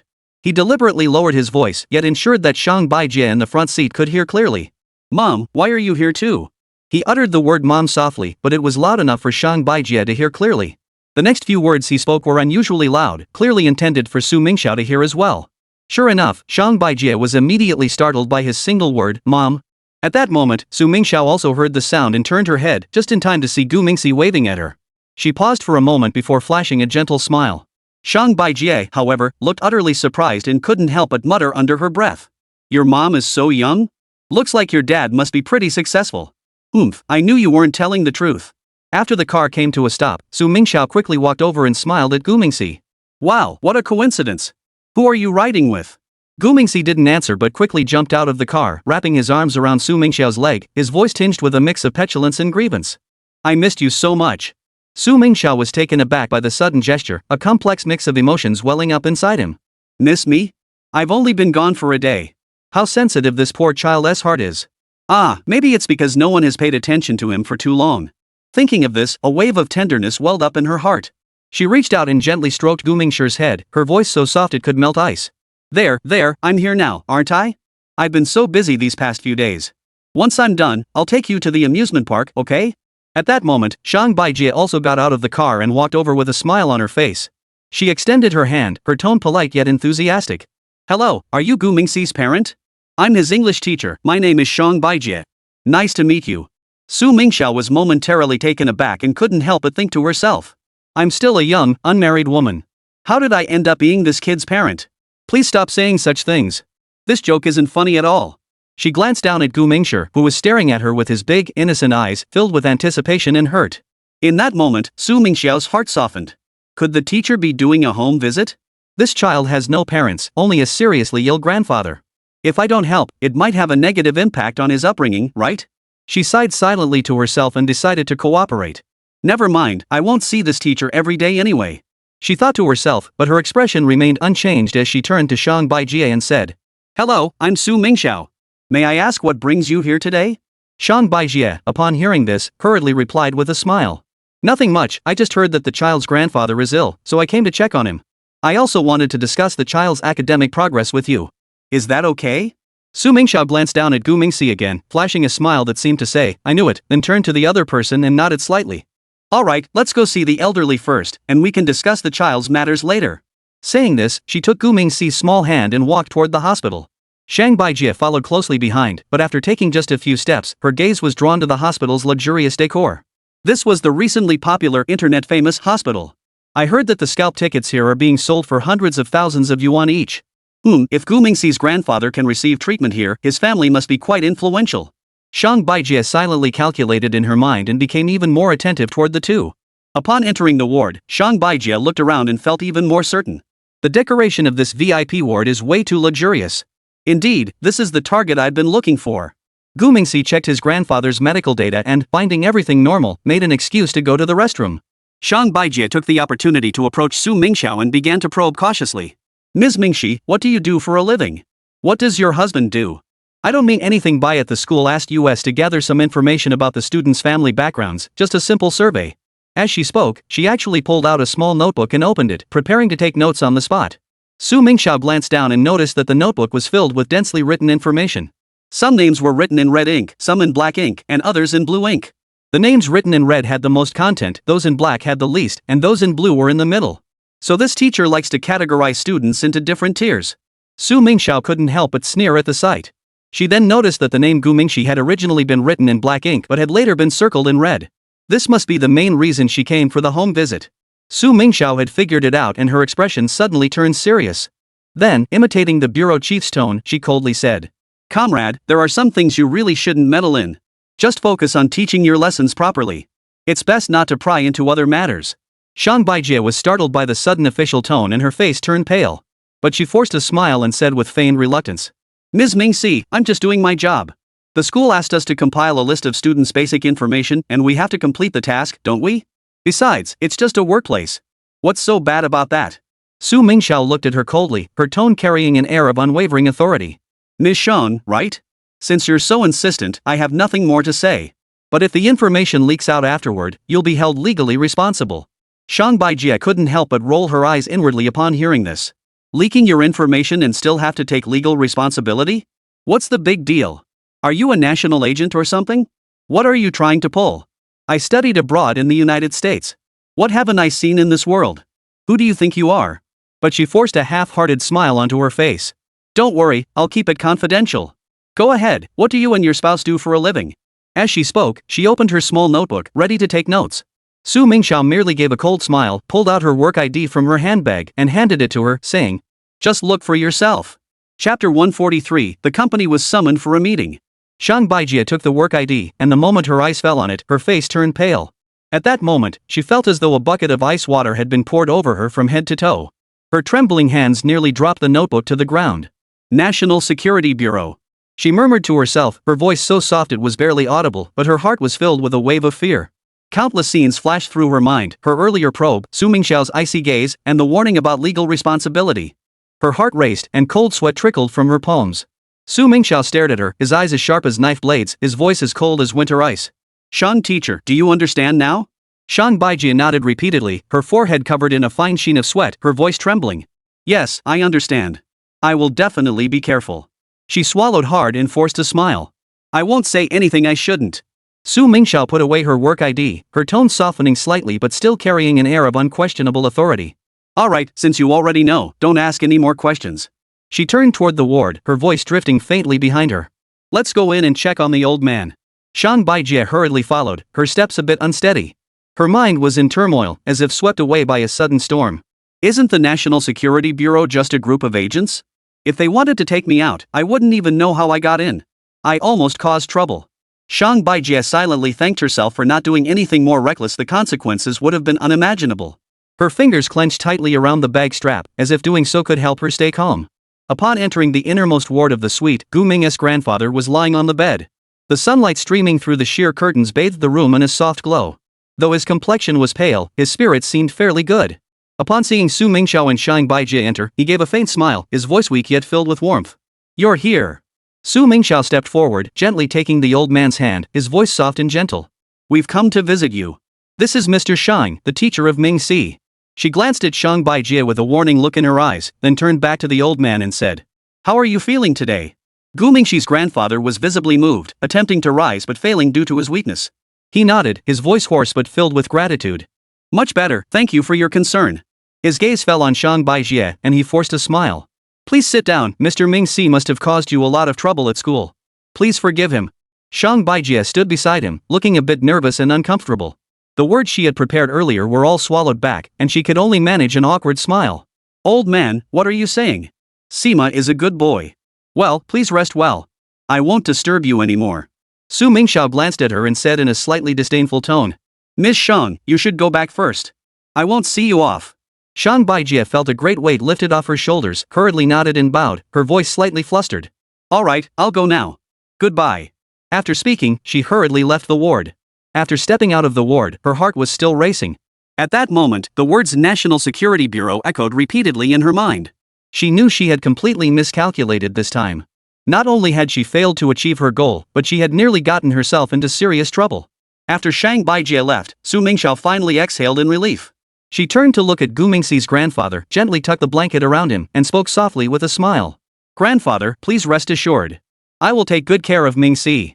Gu Mingxi's grandfather nodded, his eyes brimming with gratitude, tears welling up in his eyes. "Thank you, Miss Su. With you by his side, I can rest easy." His voice was choked with emotion, and his trembling hands clutched Su Mingxiao's tightly. "Thank you so much. You're such a kind person." As he spoke, the old man couldn't help but shed tears of gratitude. The tears trickled down his cheeks, falling onto the white sheets and leaving a small damp spot. At the same time, Gu Mingshi was holding an emergency online meeting in the bathroom. He wore a pair of special headphones, and a virtual screen appeared before his eyes, with the main executives of Tianxiong Technology Online. Gu Mingxi used a voice changer, his voice low and calm. "Have you all seen GRGK3's press conference? What are your thoughts? Let's hear everyone's ideas and see how we should respond to this crisis." After saying this, he fell silent, waiting for others to respond. However, the screen remained silent, with no one speaking up. This eerie silence made Gu Mingxi feel a bit uneasy. He furrowed his brows, his voice tinged with confusion. What's going on? Does no one have anything to say? Finally, Jean Fata, the general manager, spoke up, though his tone was hesitant. Mr. Gu, actually, we've already been called in for a meeting. Gu Mingxi froze upon hearing this, his virtual avatar slowly turning to look at Jean Fata, his voice tinged with a hint of coldness. What's going on here? Who called us in for a meeting? Why wasn't I informed about this? Jean Fata hurriedly explained, his tone tense. This just happened an hour ago. An official representative from Kyoto came and spoke with all of us. We hadn't even had a chance to report back before you announced this meeting.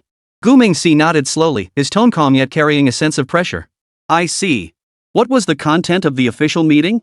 Jean Fata didn't answer directly but turned to look at Shiji, the head of Bottomless. Shiji sighed softly, his voice low and subdued. Let me handle this. After all, Bottomless is under my jurisdiction. After speaking, he sent an electronic document to Gu Mingxi. As Gu Mingxi opened the file to review it, Shiji provided a brief explanation simultaneously. The official stance is that we should learn to hide our weaknesses. No, I personally think the term hide our weaknesses is inappropriate. In my understanding, the official stance is that we should bide our time and build our strength. Gu Mingxi furrowed his brows slightly and quickly scanned the document.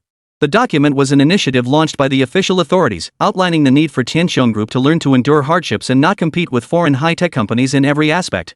Whether our technology is strong or not is something we know ourselves, there's no need to make it known to the entire world. The document stated this explicitly. At this point, Shiji continued to speak softly. According to the initiative, Bottomless' performance has already exceeded everyone's expectations. This has given the flower planting family a great deal of face, and the emergence of Bottomless has effectively shattered the Eagle's monopolistic ambitions in the AI field. Now, the entire world knows that the flower-growing family possesses genuine technological prowess. Therefore, Tianqiong has no need to go out and compete with anyone else. These statements are all in the document, so Gu Mingting nodded slightly after hearing them. At that moment, his gaze was deep, as if he were deep in thought. Chapter 144, Caught Red-Handed. Gu Mingxi never imagined that Tianqiong technology would be summoned by the authorities. Could the authorities be considering acquiring Bottomless? That shouldn't be possible. In his memory, nothing like this had ever happened before. The government highly respects high-tech companies. They only support such companies and would never suppress or even swallow them up. Moreover, the statement issued was entirely supportive. Just as he was thinking this, Shiji continued speaking. However, the government is not blocking Tianqiong's further development. On the contrary, the government has been giving Bottomless a green light in the AI field. As long as we need it, the state will provide full support. However, the results of further research on Bottomless must be prioritized for military use. Upon reading this, Gu Ming immediately understood the official's intentions. Prioritize military use? That's completely fine. He thought to himself, I reincarnated this time precisely to revive Chinese technology. But just then, a thought suddenly crossed his mind. Wait a moment, the upgraded version of Bottomless for the military? This situation is strikingly similar to my weapons system. He remembered clearly that the military supply system he was connected to was originally a mysterious military system. And he had merely made bold innovations based on that mysterious system. Damn it, it's a closed loop. This Bottomless is the predecessor of the military weapons system. Thinking of this, a flash of delight crossed Gu Ming's eyes. If that's the case, then fixing the system might not be as complicated as we thought. This is truly an unexpected delight. With that in mind, Gu Mingxi made a decisive decision. Alright, let's proceed according to the official recommendation. The Bottomless upgraded version will be prioritized for military use. Shiji nodded and added. Not only that, but the authorities have also invited us to participate in a secret operation. However, the specific details need to be discussed with you in person. Upon hearing this, Gu Mingxi was taken aback. What? The authorities want to meet with me personally? After carefully reading the documents, Gu Mingxi immediately understood the authorities' intentions. He immediately began adjusting the company's development direction. Since his rebirth was meant to revive flower technology, he must make the necessary adjustments according to the officials' requirements. At this moment, he no longer needed to listen to others' opinions. He slowly raised his head, his gaze coldly sweeping across the people present, and spoke firmly. Alright, I have a clear understanding of the situation. Regarding matters related to Bottomless, it would be best for Mr. Qi to take the lead. At this point, Gu Mingxi paused for a moment before fixing his gaze on Shiji and instructing him seriously. If the company is short on talent, spend money to poach them. If others can poach our people, we can poach theirs too. As for the specifics, I won't interfere. Tianhong, please assist Mr. Qi. After speaking, he turned to look at Zheng Tianhong. Zheng Tianhong nodded slightly, and Shiji responded with satisfaction. Alright, then I'll take care of the Bottomless matter. I already have a plan in mind for the next steps. I believe that it won't be long before the official channels bring us a major deal. We must prepare thoroughly as soon as possible." These words were clearly directed at Zhang Tianhong, who nodded in agreement once more. "Rest assured, everything is in order here. I won't let you down." Seeing the two of them so in sync, Gu Mingxin felt slightly reassured. He then turned to Jean Fada and changed the subject. "How are preparations coming along in the construction sector?" Jean Fada immediately replied with a smile. "Xing manager has already secured the main agency agreement. We're just waiting to formally sign the ceasefire agreement with Damao. The materials you requested have been procured, with approximately 40% already secured, which should be sufficient to support the first phase of the project. Further procurement negotiations are ongoing. As long as the project with Air Mao proceeds smoothly, we can supply materials at any time." At this point, Jean Fada scratched his nose and continued. "As for the subsequent material procurement, the negotiation process has already begun." Upon hearing this, Gu Mingxi nodded in satisfaction. He could sense some concern in the other party's words. Jean Fada had not procured all the materials at once primarily because he was concerned about potential issues on Ermao's side. Although everything was currently proceeding smoothly and a contract had been signed, if the other party decided to cause trouble or renege on the agreement, they would be powerless to act. Therefore, Jean Fada only procured 40% of the materials, keeping the risk within an acceptable range. Later, it turned out that Jean Fada's decision was correct. Because shortly thereafter, issues arose on the Ermao official side. However, these are matters for another time and will not be discussed further here. Just as Gu Mingxi was about to discuss other matters, a soft knock sounded at the bathroom door. Upon hearing the noise, he found an excuse to end the meeting early. After all, everything that needed to be said had already been said, and continuing the discussion would only involve delving into the details of optimization, which could be handled by his subordinates without any issues. However, this action of his left Zhang Juwu feeling quite annoyed. Because the proposal he had submitted earlier hadn't even been mentioned by Gu Mingyi. Therefore, after Gu Mingxi logged off, Zhang Juwu also left the meeting without saying a word. Shortly after, Zhang Tianhong and Qi Ji also went to attend to other matters, leaving only Jean Fada alone in the meeting room. He turned to look at Zhang Juwu's screen and felt a vague sense that something was about to happen. He hoped he was just overthinking it. After saying that, Jean Fada also slowly stood up and went back to his own work. On the other side, Gu Mingxi pressed the flush button on the toilet and walked toward the door. Upon opening the door, Su Mingxiao was staring at him curiously. "What were you doing in the bathroom for over 10 minutes? As she spoke, she gently pushed Gu Mingxi aside and went inside to take a look. However, the bathroom was small and sparsely furnished, so Su Mingxiao quickly scanned the room. "Come on, tell me what you were doing in there. I think I heard you talking to someone." At this point, she strongly suspected that Gu Mingxi was secretly contacting someone.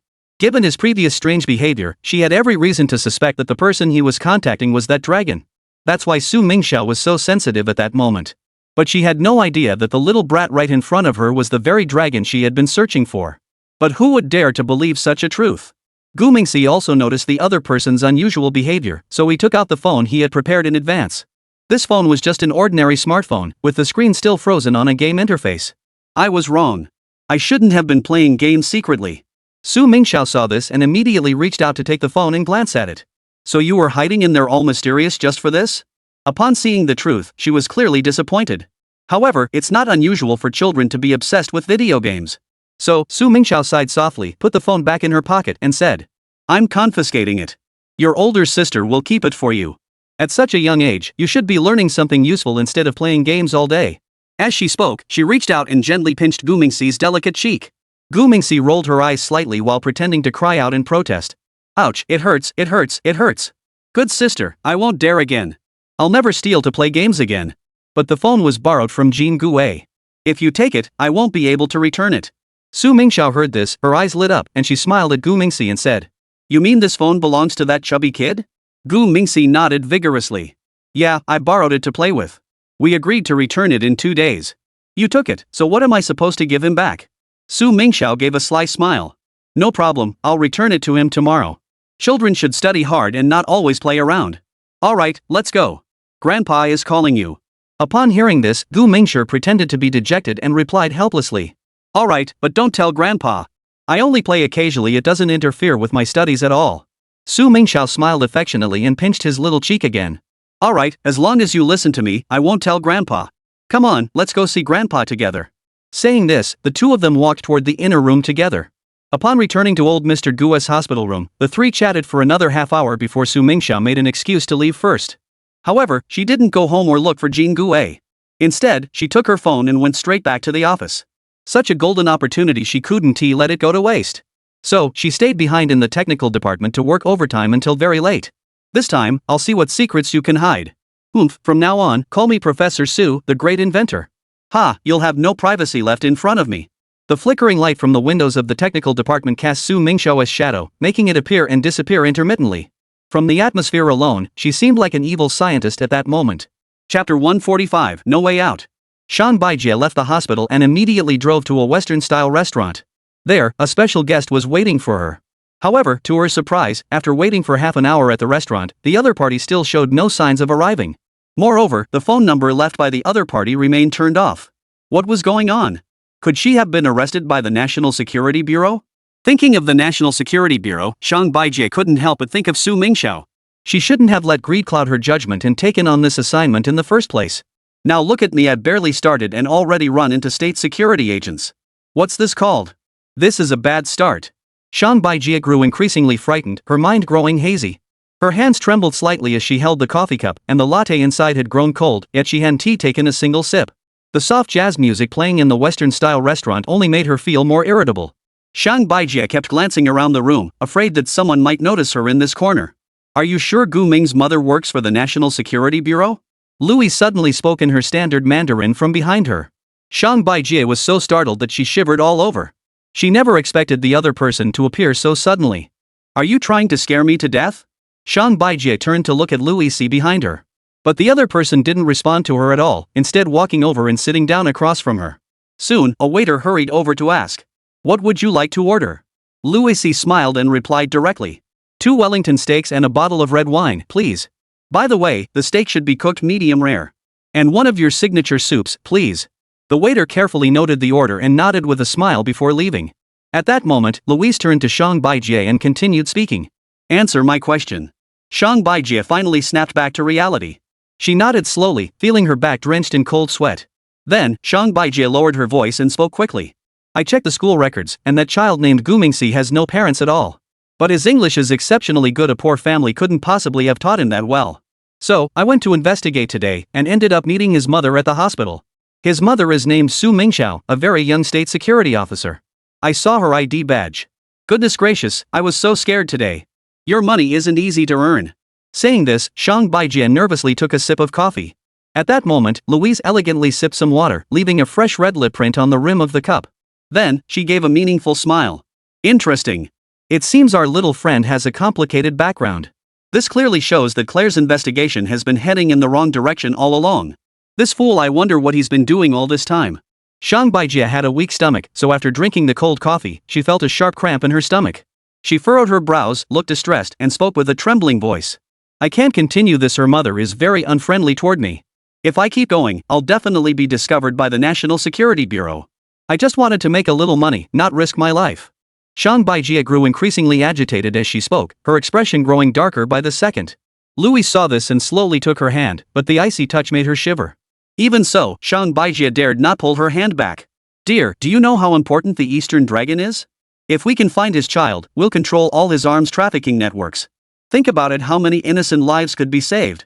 She spoke sweetly, but the other person seemed unmoved. So Louise quickly changed the subject and continued to tempt him. "Plus, the Eagle Agency will give you a 20 million reward. With that money, you can leave China. Aren't you the biggest fan of the Eagle? I can write you a recommendation letter to help you get a green card." Upon hearing this, Shang Baijie's eyes suddenly flickered. Immigrate to Eagle Sauce? This had been her lifelong dream. Immediately, Shang Baijie lowered her head and recalled 3 years ago. At the time, she was studying abroad in Eagle Sauce, and it was precisely because of Louise's words that she agreed to become an informant. Obtaining an Eagle green card was the greatest pursuit of her entire life. Thinking of this, Shang Baijie's eyes grew increasingly determined. Louise noticed this and smiled slightly before steering the conversation back to the children. "What about that little boy named Gu Mingxi? Has he been acting unusually lately?" Shang Baijie hesitated for a moment upon hearing this.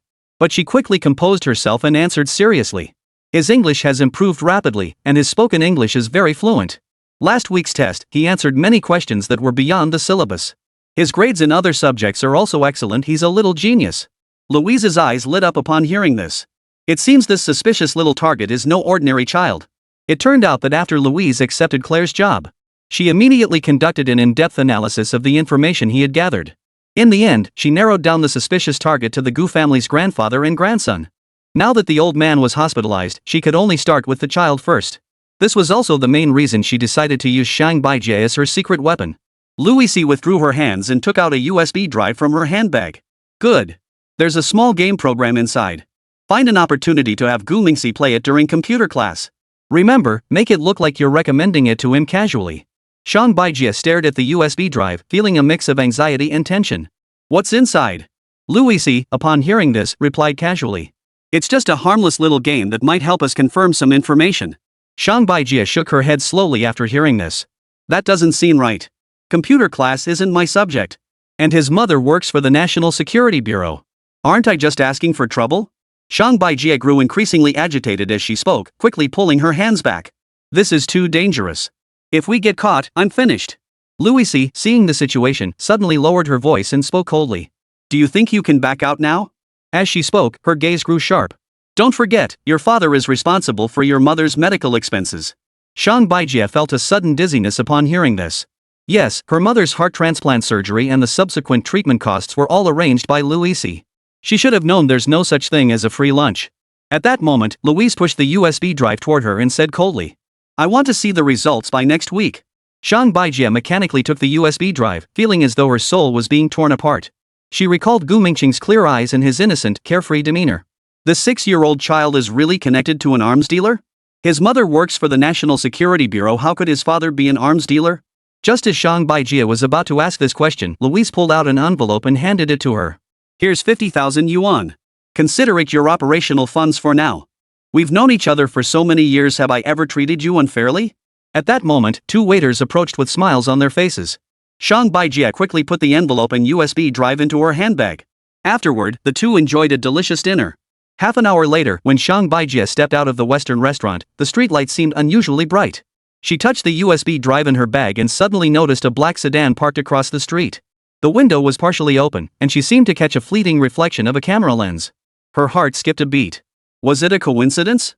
Or had the National Security Bureau already set their sights on her? Her phone suddenly vibrated. It was a text message from Louise, who had left. Remember, you are fighting for justice. We are watching you. Shang Baijie sighed and deleted the message. Justice? She didn't know what justice was anymore. All she knew was that she was standing on the edge of a dangerous cliff, with no way to retreat behind her. Chapter 146, Artificial Human Experiment. As soon as Louise left the restaurant, she quickly got into the car and dialed the phone. As the replacement for the top-tier special agent sent to Nanhui, she had the privilege of reporting directly to the director. Therefore, after meeting with the informant, she immediately returned to the car and began her report. Jessie, the director's code name. I've already met the person. Her tone was crisp and decisive, yet tinged with urgency. The situation is roughly as I anticipated, and it does warrant further investigation. However, I need you to coordinate between Bangzi and Xiaojia. We're short-handed here, and there's too much to handle. She spoke in one breath, but there was a brief silence on the other end of the line. Then, the director coldly poured a bucket of cold water on the situation. This might be difficult. They're still demanding an explanation for the last incident. Moreover, the Bureau has other priority tasks at the moment and cannot provide much support for now. You'll have to figure it out on your own. Don't keep relying on the company's CIA. Hearing this, Louise couldn't help but roll her eyes. She hadn't expected the director to be so dismissive. Before she arrived, he hadn't been like this at all. Now he is just stringing her along and then turning his back on her. How unprofessional. Despite her frustration, Louise's tone remained sweet. All right, Jessie, I understand. Thank you for your trouble. Let us leave it at that for now. Goodbye. She hung up the phone with a smile, but her smile vanished instantly, and her expression turned cold. She tossed her phone onto the passenger seat and muttered under her breath. That damn guy. When I track down that dragon, we'll see who's sitting in that seat. After saying that, she quickly started the car, shifted into gear, and drove off. Meanwhile, Gu Mingxi had already returned to his apartment. He sat at his computer, his fingers flying across the keyboard, his brows furrowed. This was quite unexpected. He muttered to himself as he continued working on the computer. My brother probably can't handle the situation at hand.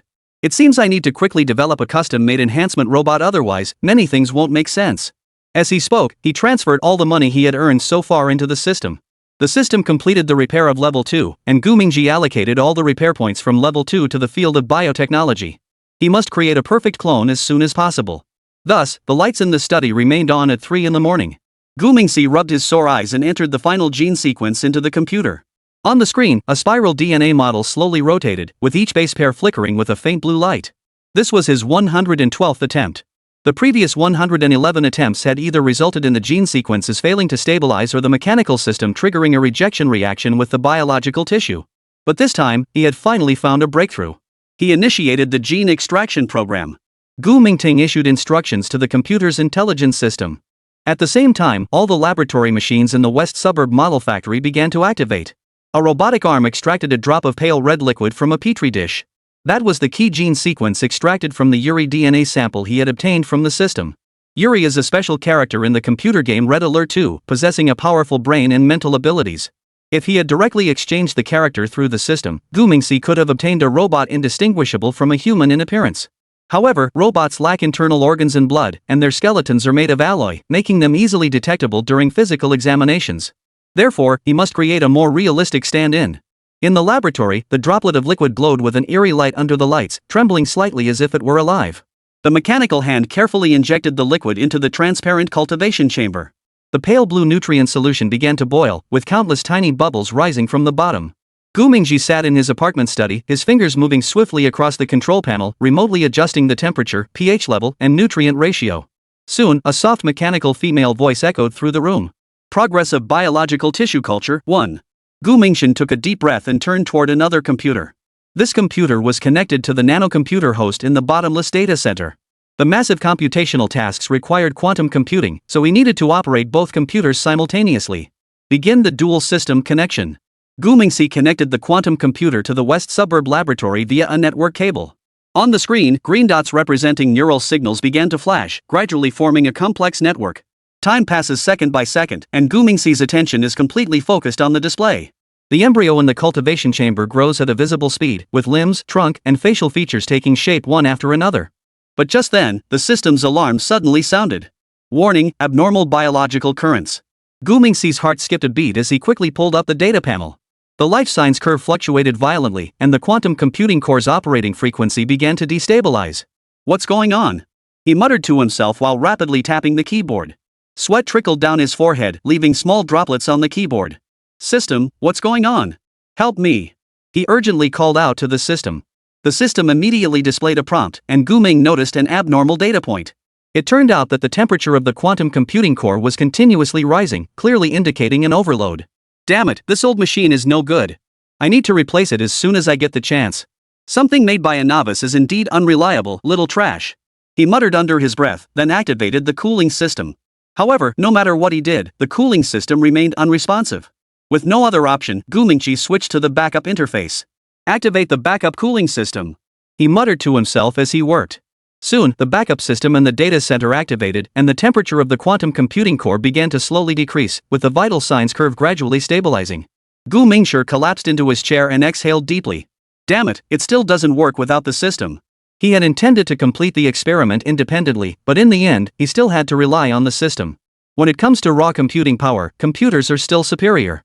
Time continued to pass, and another 4 hours went by. The lifeform in the cultivation chamber had taken shape, with short black hair, pale skin, and 2 deep shadows beneath its closed eyes. The clone's appearance had been modified to look like a standard Asian person. The next step was the most critical one. Gu Mingjian stood up and opened a new page. The new page was the control panel for the nanomachine internal organ system device. This system not only perfectly mimics the functions of human organs but also performs real-time optimization and repair through a quantum computing core. He remotely controlled the mechanical arm and carefully removed the mechanical heart, its red surface glowing with a cold light. This heart not only beats with perfect rhythm but can also automatically repair itself when damaged. The robotic arm placed it into a specially designed transport tube, watching it slowly enter the cultivation chamber and connect to the lifeform's chest cavity. The connection was complete and blood flow began. The next moment, a gentle mechanical female voice sounded again. At that moment, Gu Ming held his breath, fixated on the data displayed on the screen. Chapter 147, The Foolish Old Man's Plan. On the display, bright red artificial blood begins to flow through the newly constructed blood vessels, and the mechanical heart emits a steady rhythmic beat. Next came the implantation of organs such as the lungs, liver, and kidneys. Each organ's implantation sent Gu Mingshir's heart racing. However, this time was exceptionally fortunate. Everything went smoothly. When the final organ was successfully implanted, the life form in the cultivation chamber suddenly twitched. Gu Mingxi, seeing this, jumped to his feet in tension. He stared intently at the monitor, afraid to miss any data. The lifeform's eyelids began to twitch, as if struggling to open. At that moment, another computer issued an alert, indicating that the quantum computing core's operating frequency had suddenly increased. The data on the main display screen also began to fluctuate wildly. The consciousness awakening program was activated. A soft mechanical female voice sounded again. Guming felt his heart pounding so hard it felt like it was about to burst from his chest. Because this was the final program. Once the quantum computing core activated the consciousness of the lifeform, his artificial human would truly come to life. 1 second, 2 seconds, 3 seconds. After about 10 seconds, the lifeform in the cultivation chamber slowly opened its eyes. Those were eyes as deep as black holes, with pupils flickering with an eerie red light. Gu Mingjian, upon seeing this, immediately furrowed his brows tightly.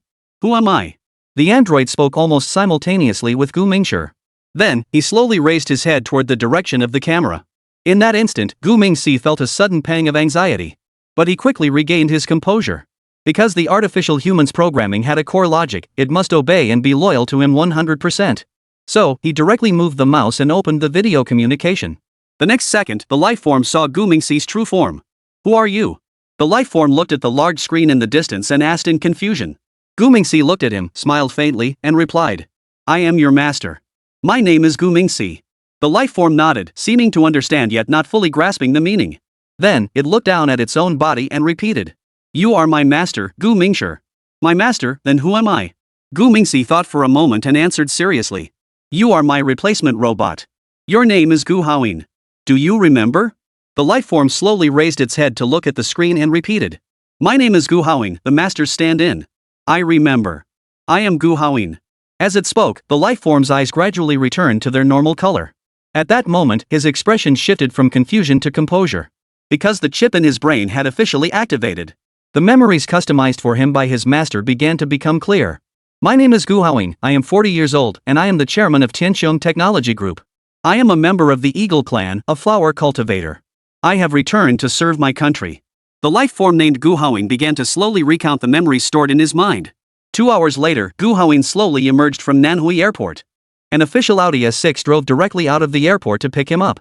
Upon entering the car, Gu Haoyin detected a faint scent of dragon's blood perfume lingering in the air. He saw a middle-aged man wearing a gray Zhongshan suit sitting in the back seat. Gu Haoyin smiled, sat beside him, and said, Hello, I am Gu Haoyin, the chairman of Tianqiong Technology. Upon hearing this, the man smiled and extended his hand, saying, Mr. Gu, hello. I've heard a lot about you. I am Zhuge Lin, the project leader of the Yugong Plan. Gu Haoyin heard this and didn't seem too surprised. He simply reached out and shook the other man's hand. However, Gu Mingxi, who was eavesdropping on everything through his Bluetooth earpiece, was extremely surprised. Holy crap, it's actually Senior Zhuge. The Yugong Plan? My goodness, are they really going this big? Mr. Zhuge, why did you rush me over here? Is there an emergency? Zhuge Lin smiled as he took out a document from his briefcase. There is indeed an important matter that requires your assistance. This is top secret information. I hope you can keep it confidential. Under the dim reading light inside the car, Gu Haoyin flipped open the document. The first page made him gasp in shock. It was a design blueprint for a new mecha, with sleek lines and a futuristic feel, marked Inglong prototype in the bottom right corner. Seeing the blueprint, Gu Mingxi, hiding behind the scenes, couldn't help but twitch his lips. Wait, isn't this the design I gave them? How did it end up back in my hands? Gu Haoyin gently closed the file and turned to look at Zhuge Lin, asking, What is this? Zhuge Lin had no intention of hiding anything, as from the moment Gu Haoyin got into the car, he had no other choice. At that moment, the Audi slowly drove out of the airport emergency exit. Immediately, 5 identical sedans waiting there surrounded their car, with 2 in front and 3 in back. At the front of the convoy, 4 mounted police officers were clearing the way. Inside the car, the conversation continued. This was the first humanoid mecha developed by the Zhonghua family, equipped with a plasma weapon system and capable of space-to-air combat. Zhuge Lin's voice was soft, but every word carried great weight. Gu Haoyin feigned surprise, his eyes sparkling as he looked at the other person. Zhuge Lin, seeing this, couldn't help but laugh, then continued speaking. But now we've encountered a technical challenge. We need a special operating system that can enable the Yinglong to connect in real time with other equipment and share data. Unfortunately, with our current technology, we can't achieve that yet, which is why we've brought you in. Gu Mingguan, who was listening from behind the scenes, immediately understood everything. As the founder of one of the top AI companies in the country, he was well aware of the difficulty of this requirement. No existing operating system can meet such complex real-time interaction requirements. However, when it comes to pretending, one must pretend. Otherwise, things would become illogical. Thus, Gu Haoyin furrowed his brows slightly and asked, Why did you choose me? Zhuge Lin answered frankly. Because you're the only one who can complete this task. As he spoke, he pulled out a laptop and handed it to the other person. Here are some technical specifications. You can take a look first. By the way, we also need to attend a rather special meeting later. When the time comes, just say whatever comes to mind. This is all standard procedure. With me here, you won't have any issues. Zhuge Lin didn't say anything else, but after he finished speaking, Gu Haoyin immediately furrowed his brows. He had analyzed the other person's words and realized that the meeting they were about to attend seemed rather tricky to handle. An hour and a half later, the convoy entered a military base in Nanha. Zhuge Lin personally escorted Gu Haoyin to a small meeting room on the second floor. As Gu Haoyin pushed open the meeting room door, a faint scent of sandalwood wafted toward him. 3 people were seated around the long conference table. The middleman, a middle-aged man wearing a dark-colored Zhongshan suit, stood up and extended his hand. Mr. Gu, it's a pleasure to meet you. I am Wang Shu, the National Security Special Advisor. Gu Haoyin smiled politely and shook his hand lightly. Nice to meet you. Wang Shu returned the smile and gestured for him to sit across from him. Please sit down.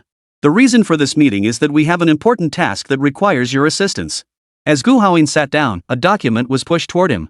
The deep blue cover bore the words Top Secret in bold, followed by a series of numbers. Before discussing the specifics, you must first sign this confidentiality agreement. Wang Shu's voice was calm yet carried an air of unquestionable authority. Gu Haoyin flipped through the document, which was densely packed with clauses. In addition to the standard confidentiality requirements, one clause caught his attention. During the project period, you must be subject to round-the-clock monitoring, with restricted communication and limited mobility. Gu Haoyin looked up at the other person and said with a hint of displeasure. This is a bit excessive, isn't it? Is it really necessary to go to such lengths? Chapter 148, the RD team is wiped out. Wang Shu did not answer directly but instead picked up a remote control and pressed a button. Instantly, the glass walls around the conference room turned opaque and the lights on the ceiling dimmed. Then, a video began to play on the wall. On the projection screen, a massive silver-gray object was speeding through the desert. It was a 20-meter-tall mecha, its streamlined hull gleaming coldly in the sunlight. Suddenly, the mech's plasma wings unfolded from its back, lifting it into the air, where it performed a series of dazzling tactical maneuvers. Gu Mingxi, hiding behind the curtain, couldn't help but hold his breath. This wasn't the mecha he had sold to the Zhanghua family. This must be a new mecha developed by the Flower family themselves. That's right, this was developed by the state itself. Indeed, the Zhanghua family's reverse engineering capabilities are no joke. There was a saying circulating online before that the Eagle gave the Flower family a fake missile model, but they soon developed the real thing. This is the flower-growing family's extraordinary research and development capability. If they can develop the real thing from a fake, imagine what they can do if they're given the real thing. At this moment, he fully understood what this video meant. This is the most genuine technological breakthrough. This is the Zhulong prototype, the first domestically developed transformable mecha, equipped with a plasma weapon system and capable of ground-to-air combat. However, we've encountered a technical challenge. We need a special operating system that can enable it to connect in real time with other equipment and share data. Wang Shu turned off the video, looked seriously at Gu Haoyin, and said solemnly. At that moment, the lights in the room flickered back on. Gu Haoyin leaned back in his chair, his expression solemn. Why do you think I can handle this important task? Wang Shu listened and looked at him seriously. Because you are the only one who can possibly accomplish this task. We will provide you with all technical specifications for research and development purposes. However, the prerequisite is that you must sign a non-disclosure agreement and view the information only at the designated location. Gu Haoyin pretended to think for a moment, but was actually waiting for instructions from Gu Mingshi. Soon, he received the latest instructions. Thus, Gu Haoyin picked up a pen and signed his name on the confidentiality agreement. The scratching sound of the pen tip gliding across the paper echoed clearly in the quiet conference room. Seeing this, Wang Shu and the others were truly thrilled. He then put away the agreement and smiled at the other person, saying, "Good. Next, you will be assigned to the special research team. During the project, you will be stationed at a military base, where communications will be monitored, and any will require special approval." Gu Haoyin nodded slowly after listening. "I have no objections to that, but I can't complete such a complex project on my own. I need a team, a highly capable team." Wang Shu smiled and nodded in response. "You can bring 3 core members, but they must also sign the same agreement. We will provide the rest of the team for you, and we guarantee that they will all be the top talent in the country." After saying this, he paused for a moment before continuing. "Mr. Gu, this project involves national security. We hope you understand the necessity of these measures." Gu Haoyin nodded after listening, then stood up and looked directly into Wang Shu's eyes and said, "The final question, when do we begin?" Wang Shu, seeing this, quickly stood up and smiled at him. "We've already started. Your car is waiting downstairs. An assistant will help you pack the necessary items, and we will handle the rest." Mr. Gu, we'll leave this matter in your capable hands. Gu Haoyin nodded slightly upon hearing this, then reached out and shook the other person's hand firmly. He then turned and left the meeting room, getting into the car and driving away. Tianxiong Technology Company, Bottomless Data Center. Shiji's fingers danced swiftly across the keyboard, casting a blue glow from the computer screen onto his glasses. The code on the screen suddenly froze at line 37. This bug had been plaguing him for 3 days. Ding! The elevator's arrival signal on the 22nd floor sounded crisp and clear. 12 men in dark suits emerged in single file, each wearing a silver official badge on their chest. The man leading the group pulled out a special device and pressed a button, causing all the monitoring equipment to shut down simultaneously. Zheng Tianhong was testing a new brain-computer interface when the electrodes suddenly released a current, causing him to jump out of his chair. He ripped off the sensors on his forehead and saw 3 men in black suits outside the bulletproof glass of the product laboratory, scanning the access control system with special instruments. As the access control system automatically disengaged, he reached into the drawer and retrieved the alarm device. Zhang Juwei stared at the flickering data stream on the screen, the encrypted transmission progress stuck at 97. His hands, which had been rapidly tapping the virtual keyboard, were suddenly held down. The man behind him wore white gloves, with the metal edge of a special identification device visible at the cuff. Mr. Zhang, please cooperate with our work. As the man's low voice echoed, he saw the ID badge he was showing glint in the sunlight. The entire floor's smart security system switched to special mode within 23 seconds, and the iris locks on the emergency exits flashed green access signals. When panicked employees peered out of their offices, they only saw the elevator doors slowly closing. However, the company's 3 top executives had all been taken away. Everyone, stay calm and continue working as usual. The company's CEO, Jean Fa, suddenly appeared and repeated the phrase loudly. 4 hours later, the HR department finally received the official notification. Shiji, Zheng Tianhong, and Zhang Juwu had been transferred from their positions effective immediately due to their involvement in a major research project for the group. As a result, their deputies would temporarily take over their duties. 2 days later, at a military base in Zhonghua, in a top-secret laboratory 300 meters underground, Shiji put down his quantum computer and looked through the bulletproof glass into the adjacent room. Zheng Tianhong was calibrating a massive brain-computer interface device, while Zhang Juwu was recording complex data. On the laboratory walls, a bright red slogan stood out prominently: "Fight for national scientific and technological security." On the 3rd floor, behind a transparent floor-to-ceiling window, Gu Haoyin stood calmly, surveying everything below. This was his personal studio, with almost no access for outsiders. However, at that moment, he was standing by the window, speaking calmly with someone. The 3 of them are still full of energy. What should I do? I can't just stand here all day supervising, can I? The studio was empty, with only Gu Haoyin inside. However, his words were quickly responded to. I remember your original model was a very great mental health expert. You must have inherited some of that talent as well. Why don't you take charge of developing the mental interaction technology? The voice echoed directly within Gu Haoyin's mind. Therefore, even if someone were standing right beside him, they wouldn't hear a thing. That's right, he's communicating with Gu Ming through a special channel. However, Gu Haoyin seems to be a very unique individual. Oh? I did what you were supposed to do. Then what are you responsible for? After he finished speaking, Gu Mingxi replied weakly after a moment. I'm responsible for memorizing the entire text of Chinese Lesson 6. Or, you can go to school for me, and I'll do the research instead. Gu Haoyin was aware of the boss's true situation. So, upon hearing this, his expression changed slightly, and he quickly denied it. No, I still prefer researching spiritual interaction technology. Just focus on your studies and keep up the good work. Chapter 149, The Yugong Plan Explanation. The Yugong Plan Overview. Plan background. The Yugong Plan is designed to support the Nanshinmen Plan. The Nanshinmen Plan is a grand initiative aimed at driving breakthroughs in human technology, spanning fields such as space exploration, artificial intelligence, quantum computing, and biotechnology. However, its implementation faces numerous technical challenges, including hardware and software bottlenecks, and difficulties in interdisciplinary collaboration. To ensure the smooth progress of the Nanshinmen Plan, the Yugong Plan was established to eliminate all technical obstacles and lay a solid foundation for the Nanshinmen Plan. The plan's objectives are as follows. Core objective: through systematic research and development, resolve the technical challenges encountered in the Nanshinmen Plan. In terms of hardware challenges, this includes overcoming technical bottlenecks in spacecraft materials, quantum computer hardware, and high-performance computing devices. In terms of software challenges, this includes breaking through technical bottlenecks in artificial intelligence algorithms, quantum computing software, and big data processing. In terms of interdisciplinary collaboration, this includes promoting the integration of multiple disciplines and driving technological innovation. Resource integration includes optimizing the global allocation of scientific and technological resources to ensure efficient progress. The plan is divided into 4 major sections. The first section focuses on tackling hardware challenges. In terms of spacecraft materials, it is necessary to develop lightweight, high-strength materials that can withstand extreme space environments. In the field of quantum computer hardware, efforts are needed to enhance the stability and scalability of quantum bits and advance their practical application.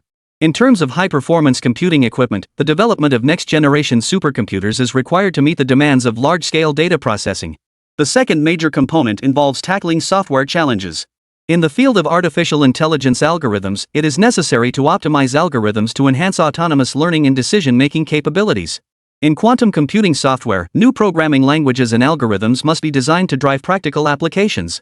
In terms of big data processing platforms, it is necessary to build efficient and secure data processing platforms to support massive data analysis. The third major area is interdisciplinary collaboration. Bring together physicists, computer scientists, biologists, and other experts to form interdisciplinary teams to tackle challenges, establish knowledge-sharing platforms to promote technical exchange and cooperation across different fields, and foster new technological breakthroughs and drive innovation through interdisciplinary collaboration. The fourth major area is resource integration and optimization. Establish a global database of scientific and technological resources to integrate equipment, talent, funds, and other resources on a global scale. Allocate scientific research resources reasonably and optimize resource allocation according to the needs of the Nansenman Plan. Promote the sharing and collaborative innovation of global scientific and technological resources and strengthen international cooperation. To this end, the Yugong Plan has established a very stringent timeline. The first phase, 12 years, is the foundational research and development stage. During this phase, the primary objectives are to complete the preliminary R&D of spacecraft materials, quantum computer hardware, and high-performance computing equipment, optimize artificial intelligence algorithms, design quantum computing software prototypes, and establish a big data processing platform, and form interdisciplinary teams, launch a knowledge-sharing platform, and integrate scientific and technological resources. The second phase, 35 years, is the technological breakthrough phase. This phase primarily involves achieving mass production of spacecraft materials, enhancing the stability of quantum computer hardware, and upgrading high-performance computing equipment, achieving breakthroughs in artificial intelligence algorithms, advancing quantum computing software into the application phase, and ensuring the efficient operation of the big data platform, and driving multidisciplinary technological breakthroughs through interdisciplinary teams while achieving efficient global resource allocation. Third phase, 610 years, comprehensive support for the South Heavenly Gate Plan. This phase must achieve the following. Hardware technology must fully support the implementation of the South Heavenly Gate Plan. Software technology must be widely applicable in the South Heavenly Gate Plan. Interdisciplinary collaboration must become the core driving force, and global resources must be highly coordinated. In summary, the Yugong Project is a great scientific and technological breakthrough initiative aimed at clearing technical obstacles for the Nansenman Project. At the campus of the 22nd Central Primary School in Nanhwa City, the sun shone down on the playground, and the children's laughter echoed in the air. 6-year-old Gu Mingxi sits under an old locust tree, fiddling with his high-tech electronic watch. The screen displays detailed information about the Yugong Project. At that moment, his little brows were furrowed, as if he were pondering some profound question. Oh, I'm so young, and already I have to worry about the nation's scientific endeavors? Gu Mingxi muttered to himself, his tone tinged with a hint of resignation and self-deprecation. He then looked up at the sky, his head tilted at a 45-degree angle, making him look like a little adult.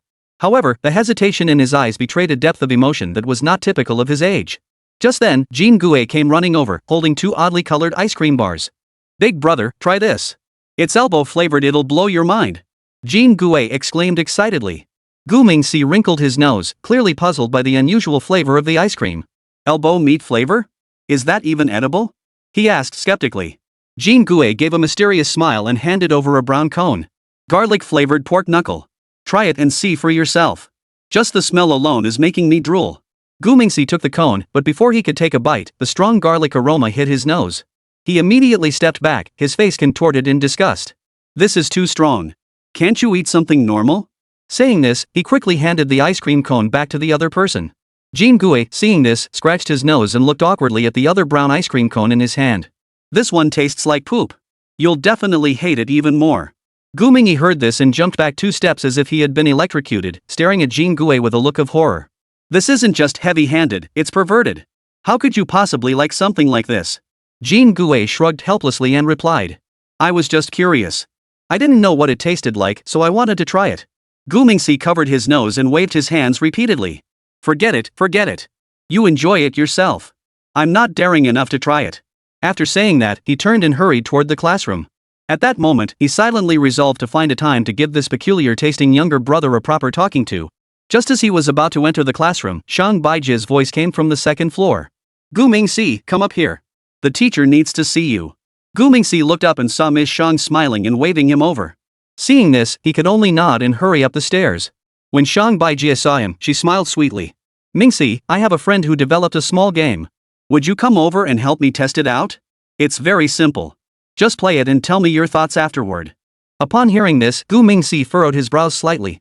Test a small game? Wouldn't it be more appropriate to ask Jean Gue to do this? I'm not really into games. However, it's odd coming from a child. After all, what child doesn't like playing games? So, he could only pretend to be excited and smile as he replied. Sure, I love playing games. Where should we go? A hint of pride flashed in Shang teacher's eyes as she thought, kids are so easy to fool. So, she gently took Gu Mingxi's small hand and coaxed him. Let's go to the teacher's office. I'll take you there, and there's candy waiting for you. Immediately, Gu Mingxi was led by Shang teacher's hand and obediently walked toward the office. Chapter 150, an interesting little game. Gu Mingxi followed Shang Baijie into the teacher's office. The door closed softly behind them, making a faint click. The office was empty, with only a faint fragrance lingering in the air. Mingxi, come try this new game. Shang Baijie's voice carried a hint of excitement, and the click-clack of her high heels echoed on the floor. She walked over to him, and the familiar scent of her perfume wafted toward him once more. Gu Mingxi furrowed his brows slightly. He recognized the scent. It was Baccarat's Les Larmes Sacres de Thebes, an expensive perfume, costing at least 16,000 pretty coins per bottle. Converted to flower coins, that's over 80,000. But Shang Baijie's salary, he remembered clearly, was just over 7,000 a month. How could she afford such an expensive perfume? Though puzzled inside, Gu Mingxi remained composed on the surface. He rubbed his hands together and gave an innocent smile. Great, there's a game to play. I can't wait. Shang Baijie smiled and turned to open her laptop. A cartoon-style interface popped up on the screen, with several adorable little animals bouncing around. Gu Mingxi's gaze, however, fell on the title bar of the window. There was no game name there, only a string of randomly generated characters.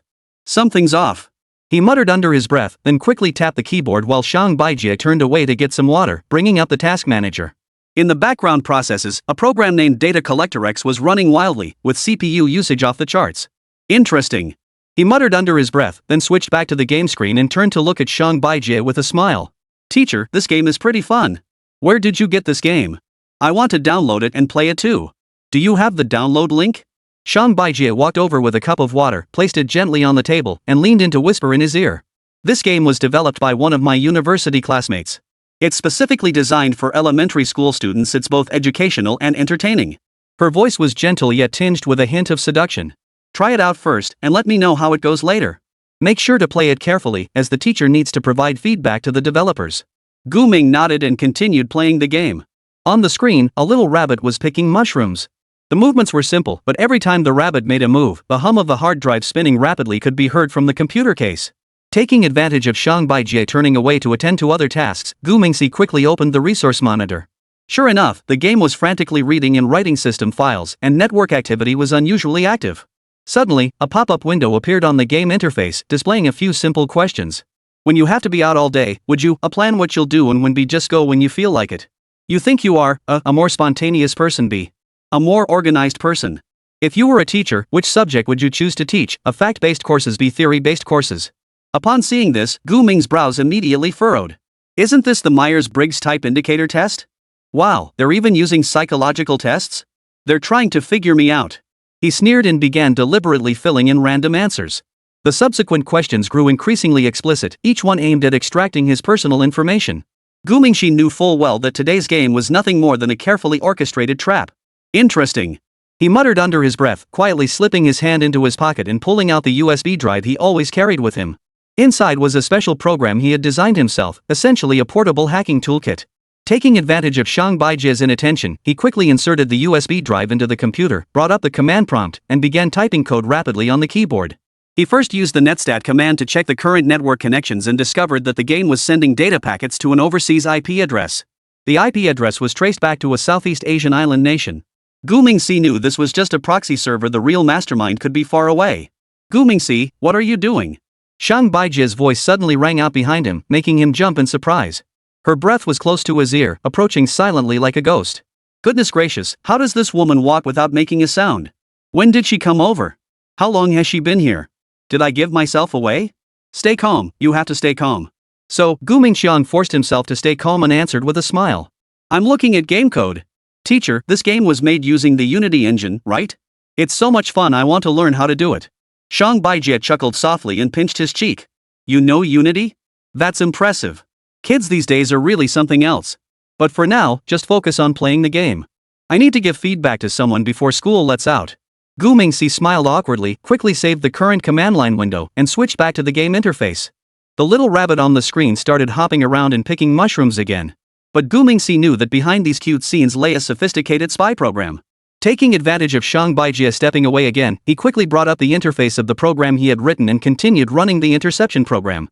A large number of encrypted data packets were captured, and the decryption program on the USB drive started, quickly restoring the data packets into readable information.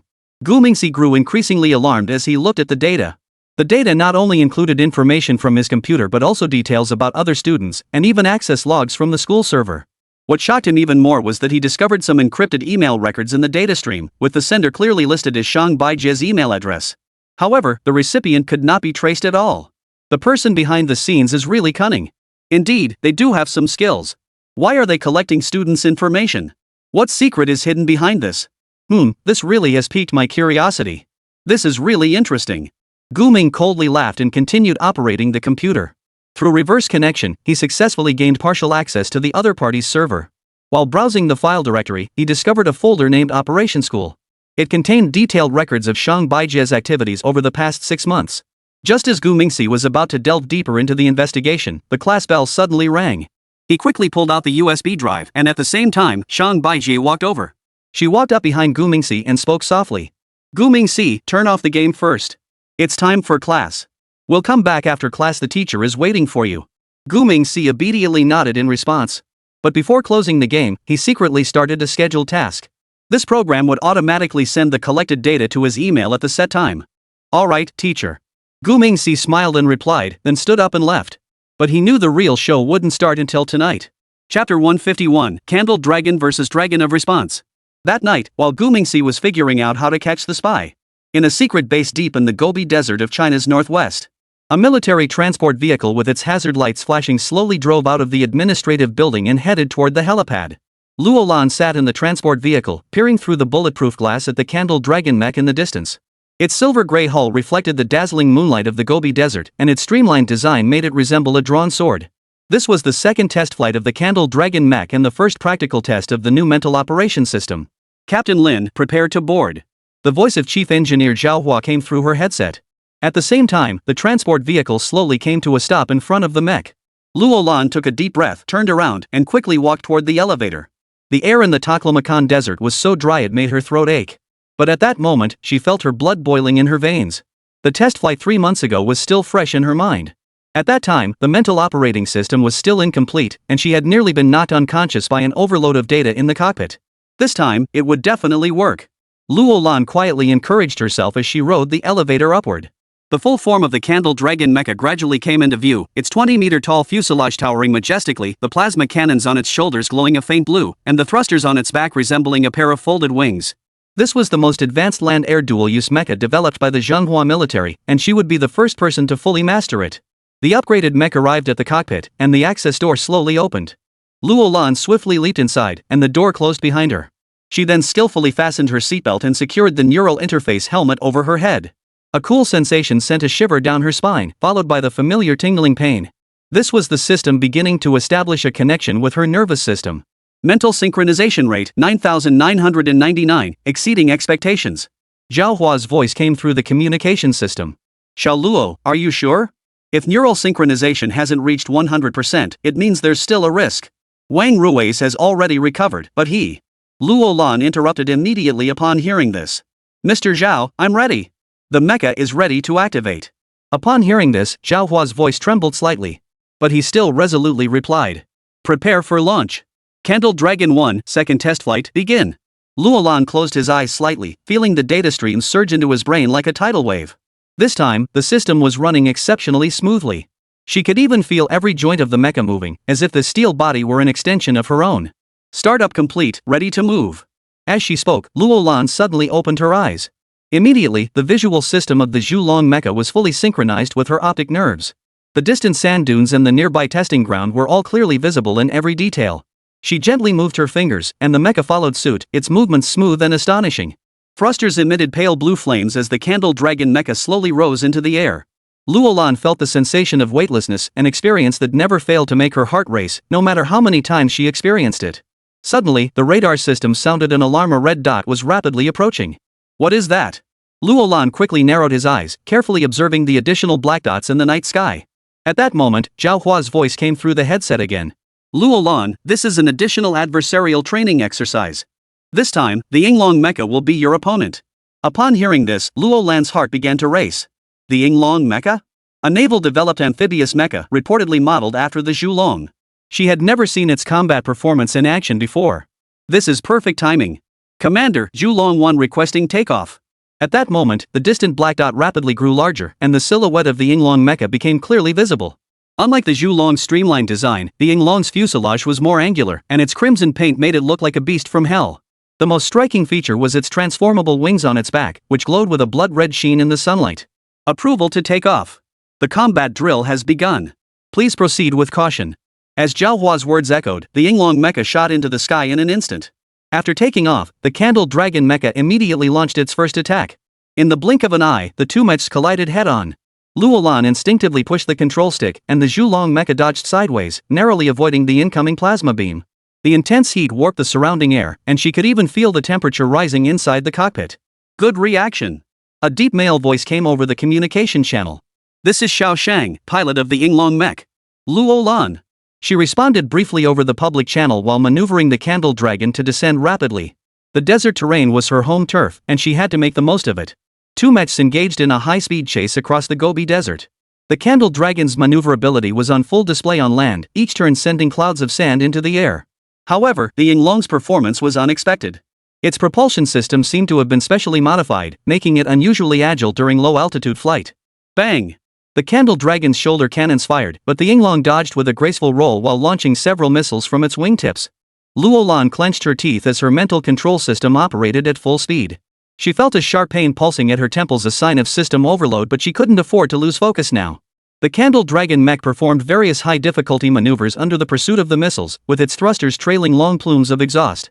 Suddenly, the radar system sounded an alarm again. Instantly, Luolan's pupils contracted sharply. Where did Yinglong go? No, it wasn't gone. She quickly identified the issue. Yinglong's hull began to warp, blending seamlessly with its surroundings. Could optical camouflage really evade radar? That's too incredible. Black technology. At that moment, Zhao Ye's voice, tinged with laughter, came through the communication channel. The other party had activated the Mirage system. This is a special feature of the Yinglong, specifically designed for naval combat. Luolan felt a cold sweat soak through his back upon hearing this. In the vast desert, the implications of an invisible mecha were all too clear to her. She could only rely on the faint radar signals to determine the Yinglong's location. However, the enemy was clearly interfering with her detection system. Just then, she noticed a shadow on the ground.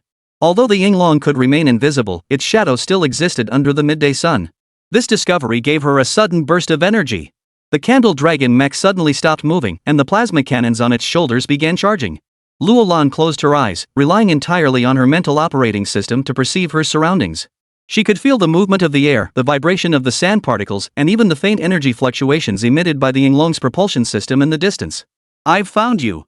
The plasma cannons fired at the predicted location. But almost at the same moment, the Yinglong appeared from the exact opposite direction, with missiles locked onto the target from its wingtips. Chapter 152, Another Use for the Mecha. At the moment the candle dragon was locked onto by the missiles on the Yinglong's wingtips, Zhao Hua's voice suddenly rang out over the communication channel. The drill is over. Yinglong has won. Upon hearing those words, Luolan's nerves instantly relaxed. She exhaled slowly and released the tightly gripped control stick. Only then did she realize that her hands were trembling slightly. If that had been a real battle, she and Zhulong would already be dead.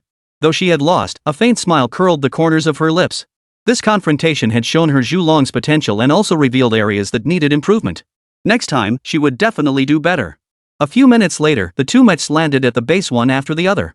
Luolan stepped out of the mech first and stood there looking up at the Yinglong.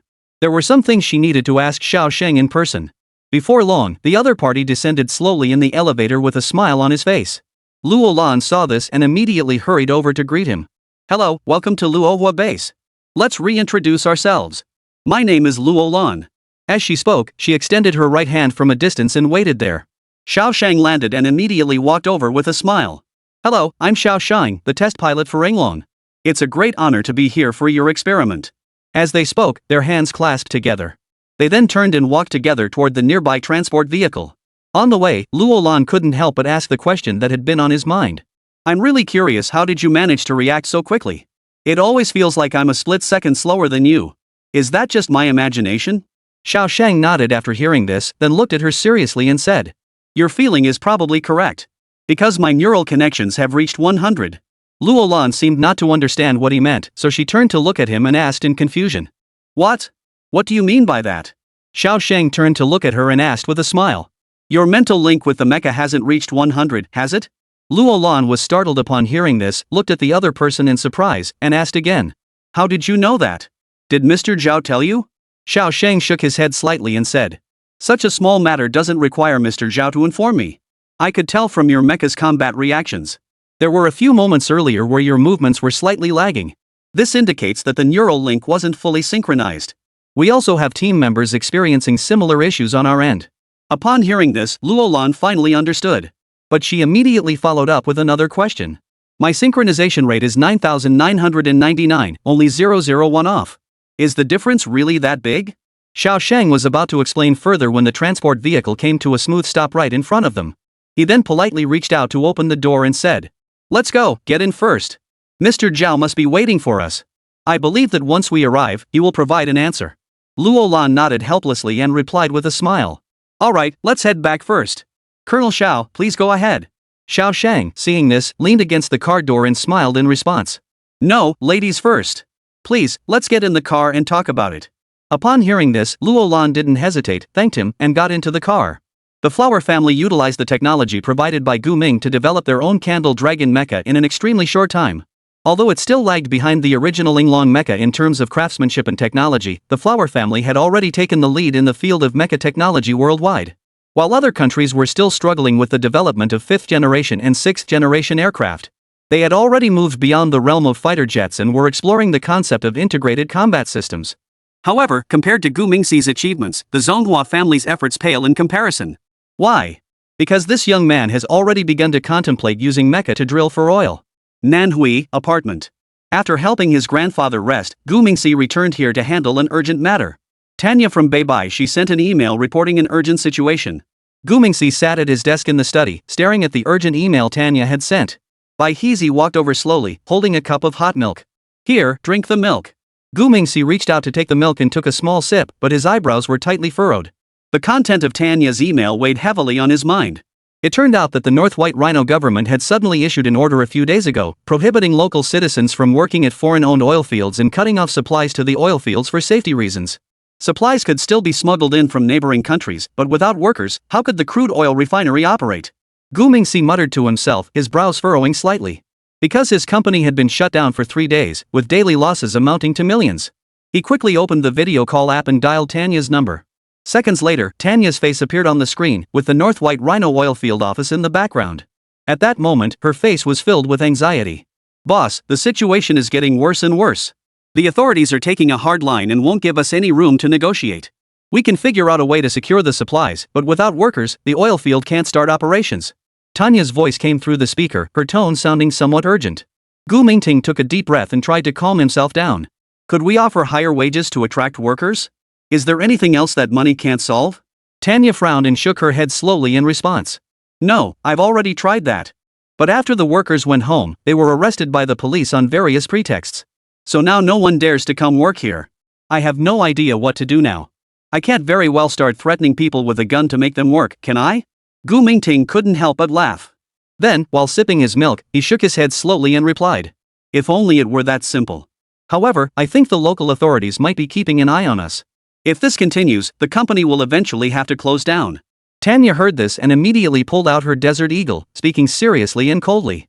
Boss, why don't I take some people to talk to the officials? If they insist on their own way, I'll shoot a few holes in those officials. Gu Mingxi shook his head slightly in refusal, and the two fell into a brief silence. Moments later, Gu Mingshir's gaze swept over the mecha model in the corner of the office. Is there any use for the mecha? Gu Mingxi muttered to himself, a gleam flashing in his eyes. Mecha? Tanya froze upon hearing this, then clapped her hands excitedly. You mean those military mecha?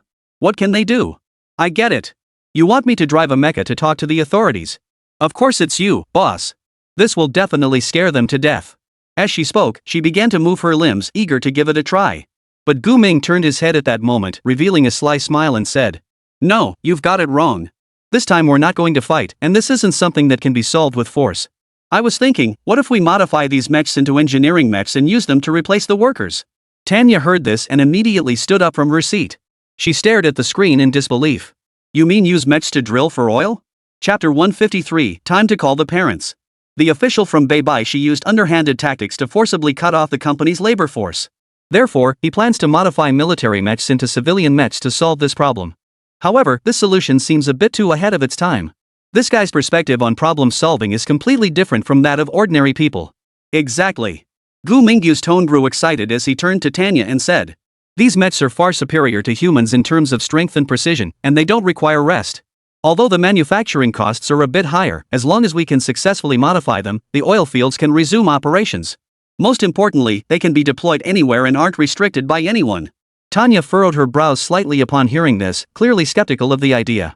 But modifying the mechs requires time and technology. Do we have enough time? Gu Ming gently set down the milk cup, licked his lips, and replied firmly. Time is tight, but we have no other choice. I will contact the company's engineering team and begin designing the software and systems as soon as possible. You, on the other hand, will handle the official side of the North White Rhino matter and try to delay things as much as possible. Tanya nodded after hearing this, though she still had some doubts. But she trusted her boss. Alright, I'll do my best to handle it. But you must act quickly on your end, we can't delay much longer. Gu Mingting nodded seriously, a determined gleam flashing in his eyes, before turning to dive into the design plan. Over the next week, he made full use of every moment. Nanhui, 22nd Central Primary School, Grade 1, Class 2. Sunlight streamed through the window, casting a glow on the paper and highlighting Gu Mingshir's focused profile. The other children were all listening attentively, but he was the only one bent over his desk, intently drawing something. His pencil moved swiftly across the sketch paper, and before long, he had sketched out a rough design of a mecha. The sound of Mr. Lee reading the lesson echoed through the classroom, but Gu Mingxi's attention was entirely focused on the design in front of him. This was a structural diagram of the power system for an engineering mecha. Gu Mingxi had referenced modern mechanical engineering in his design, planning to modify the traditional hydraulic system into a more efficient electromagnetic drive system. At that moment, the tip of his pencil was outlining a precise gear assembly on the paper. He had to concentrate intently, as the profile of each gear tooth had been meticulously calculated. As the name suggests. Mr. Lee's voice suddenly rang out from the podium. Gu Mingxi was so engrossed in drawing the blueprints that he didn't hear the teacher calling him. Fortunately, Jean Gue, who was nearby, threw him a cookie.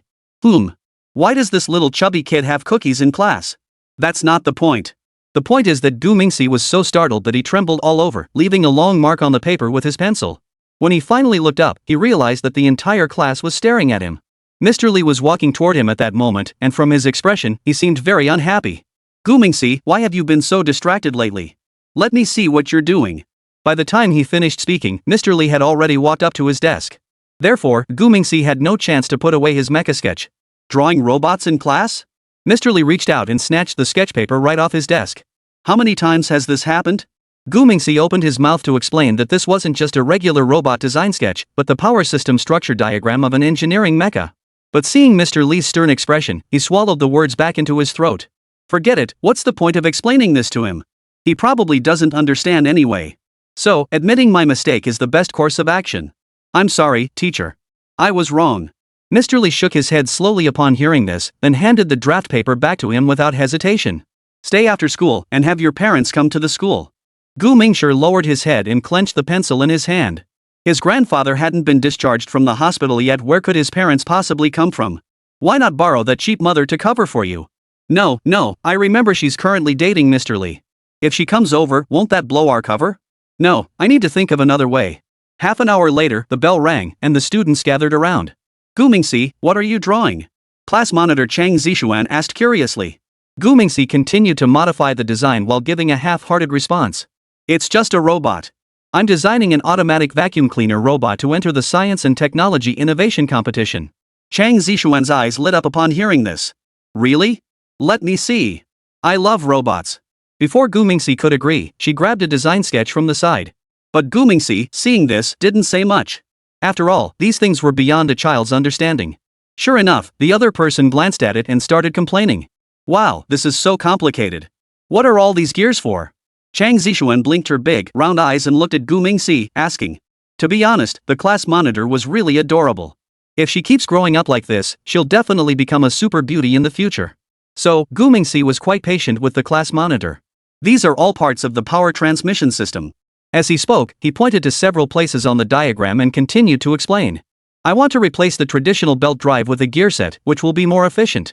Just then, Lu Chen, the class monitor sitting in the front row, interjected. Why not use an electromagnetic drive? Isn't a regular motor sufficient? After saying this, he pushed his glasses up his nose. Gu Mingting was taken aback for a moment, then praised him with a nod of approval. Not bad. I didn't expect you to know about this. Lu Chen rolled his eyes and muttered under his breath. What's so special about that? I've been working on the design with my dad since last year. But we didn't make a vacuuming robot, we made a robot dog. Gu Mingxi heard this, raised a thumb, and then slowly began to explain. Because I wanted it to be more energy efficient and better suited for harsh environments. Plus, electromagnetic drive is very expensive, and from a cost control perspective, it's not cost effective. Upon hearing this, Lu Chen nodded slowly in understanding. At that moment, Jean Gui suddenly ran into the classroom from outside. Big brother, old Li is here. He's in a bad mood. You're on your own. After saying this, he sat back down at his desk. The others, upon hearing this, quickly dispersed. Gu Mingxi stuffed the design drawings into his backpack and said, He's here, just say I'm going to the restroom. Saying that, Gu Mingxi quickly rushed out of the classroom. However, he collided with Mr. Li at the corner. Mr. Li reached out and caught Gu Mingxi before he fell. Gu Mingxi, why are you running? Gu Mingxi rubbed his head awkwardly and explained. I really have to go to the bathroom. Teacher, I need to use the restroom. Mr. Li frowned slightly upon hearing this, then stepped aside to make way. Alright, go quickly. By the way, when are your parents coming? Gu Mingwen immediately broke out in a cold sweat upon hearing this. Well, my grandfather is on a business trip and won't be back until next week. Mr. Li frowned upon hearing this. Your grandfather is on a business trip? Isn't he the one who collects scrap? Is he doing cross-provincial work? That doesn't make sense, Gu Mingxi. Before he could finish speaking, the school intercom suddenly rang. All teachers are requested to report to the conference room immediately. Mr. Li looked down at his watch and sighed. Never mind, you can go home after school. Remember to tell your parents to come next week. Gu Mingxi felt a weight lifted off his shoulders and hurried out of the classroom building. Chapter 154, I used a mecha to dig for oil. After school, Gu Mingxi practically rushed into the house. He tossed his backpack onto the sofa without even taking off his shoes and rushed straight to the study. His fingers flew across the keyboard and the computer screen lit up. The video conference interface popped up quickly. His heart was racing. Today's task must not go wrong under any circumstances. At the same time, the workshop at the West Suburb Model Factory was equally tense. A dozen AI engineers had been waiting there for some time. Their figures moved busily under the dim lighting, with complex data streams flickering across their screens. In the center of the workshop, a towering FA-781 fully armored Gundam was being slowly disassembled by two massive robotic arms. The sound of metal grinding echoed through the empty workshop, creating an indescribable sense of tension. This model was developed based on the RX-783G3, with enhanced firepower and armor, specifically designed as a heavily armed MS for NT use. However, this model was too bulky and incompatible with the high reaction speed of NT pilots, so it was deemed a failure. However, Gu Mingbian was precisely drawn to this very feature. Engineering mechs do not require agility, instead, they prioritize durability and stability. Therefore, the FA-781 fully armored Gundam was the ideal candidate for modification. With the assistance of AI robots and AI mechanical arms, they carefully disassembled the FA-781 and redesigned its mechanical arms and control systems. Gu Mingxi spent his afternoons in the study, collaborating with AI engineers online to optimize the modification plan. He was responsible for proposing ideas and concepts, while the AI engineers optimized and improved them based on his instructions. We need a more powerful propulsion system and additional engineering tools, such as drills and hydraulic clamps. Gu Mingxi pointed to the design diagram and stated his requirements. AI Engineer 037, responsible for the power system, responded immediately. The power system can utilize the latest battery technology, and the precision of the robotic arm needs further adjustment to enhance the feasibility of fine motion operations. Gu Mingxi nodded in satisfaction after hearing this, then immediately proposed ideas for modifying the weapon tool design. Alright, let's continue optimizing. Additionally, the original mech has external armor plates installed throughout its body. I would like to convert all of these into toolboxes to allow the engineering mech to quickly swap out tools as needed. Also, the 360mm rocket-assisted cannon on the back should be retained, as engineering mechs also need some self-defense capabilities, right? Upon hearing this question, AI Engineer 019, responsible for auxiliary design, responded immediately. We are currently generating a new design based on your suggestions. Please wait a moment. With that, Gu Mingming and several AI engineers worked diligently on modifying the mech. Meanwhile, Tanya was also busy negotiating with the official representatives of North White Rhino. She had used her local gang connections to find a high-ranking official and was trying to persuade them to lift the restrictions on the oil field. North White Rhino, a high-ranking official's residence. Our oil field also makes a significant contribution to North White Rhino's economy. If operations are halted, the official authorities will also suffer losses. Therefore, our boss still hopes we can achieve a win-win situation for both parties. Tanya placed a large box of beautiful coins on the table and spoke directly to the official. The official merely sneered in response. Your company has violated our policies. Unless you can find a new solution, we will not change our decision. Seeing that the other party wasn't interested in money, Tanya pulled out a Desert Eagle and changed her approach. Stop trying to fool me with empty promises. I need a reasonable explanation. Otherwise, someone will die here today. The high-ranking official frowned tightly, then cold sweat quickly trickled down his forehead. He looked around to make sure no one was eavesdropping before whispering. Madam, please don't make this difficult for me. The root of this matter does not lie with us. In fact, it's all the work of the Americans and the French behind the scenes. Having said this, the official dared not say another word. Tanya finally understood what was going on. She slowly picked up her phone and said with a smile. Thank you for the reminder. These funds. Please take it and use it to smooth things over. After all, we'll still need to cooperate in the future. The high-ranking official immediately smiled and nodded in agreement. No problem, no problem. Please convey my regards to Mr. Shenlong. I will do my best. Please rest assured, Mr. Shenlong. Tanya sighed helplessly, knowing that her only hope lay in Gu Mingxi's mecha. So she simply nodded slightly and quickly left the official's residence. Another week passed, and the first engineering mecha was finally completed. It stood 15 meters tall, with drill bits and hydraulic clamps mounted on its mechanical arms, and a miniature nuclear power generator on its back. It happened to be Saturday, and Gu Mingxi decided to personally climb into the cockpit and activate the mecha. Since it wasn't intended for combat, the engineering mech didn't have a neural link system installed. Begin testing. He communicated with the AI engineers through the intercom. The mech's mechanical arms slowly raised, precisely grasping a steel pipe, and then inserted it into the ground. Next, the hydraulic clamps began to work, securing the steel pipe to the foundation. The entire process was smooth and efficient, with no human error. Success! Gu Mingxing exclaimed excitedly. This engineering mech operates with remarkable smoothness. Though not as fluid as a combat mech, it operates with minimal lag.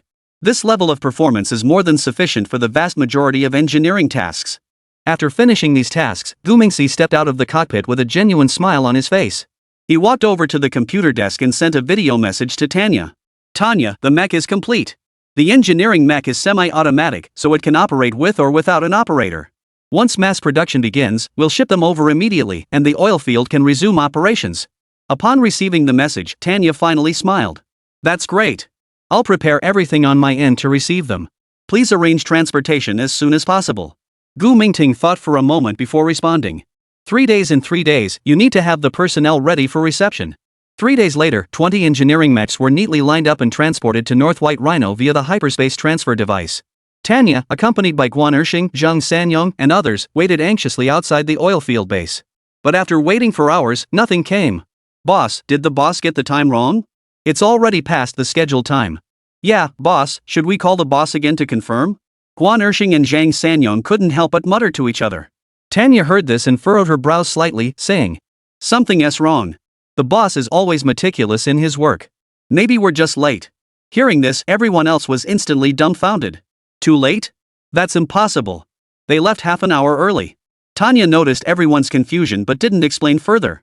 Go over there and search the area thoroughly. The goods might have already been delivered. Hearing this, Guan Erxing and the others were even more confused. However, they had always trusted Tanya implicitly.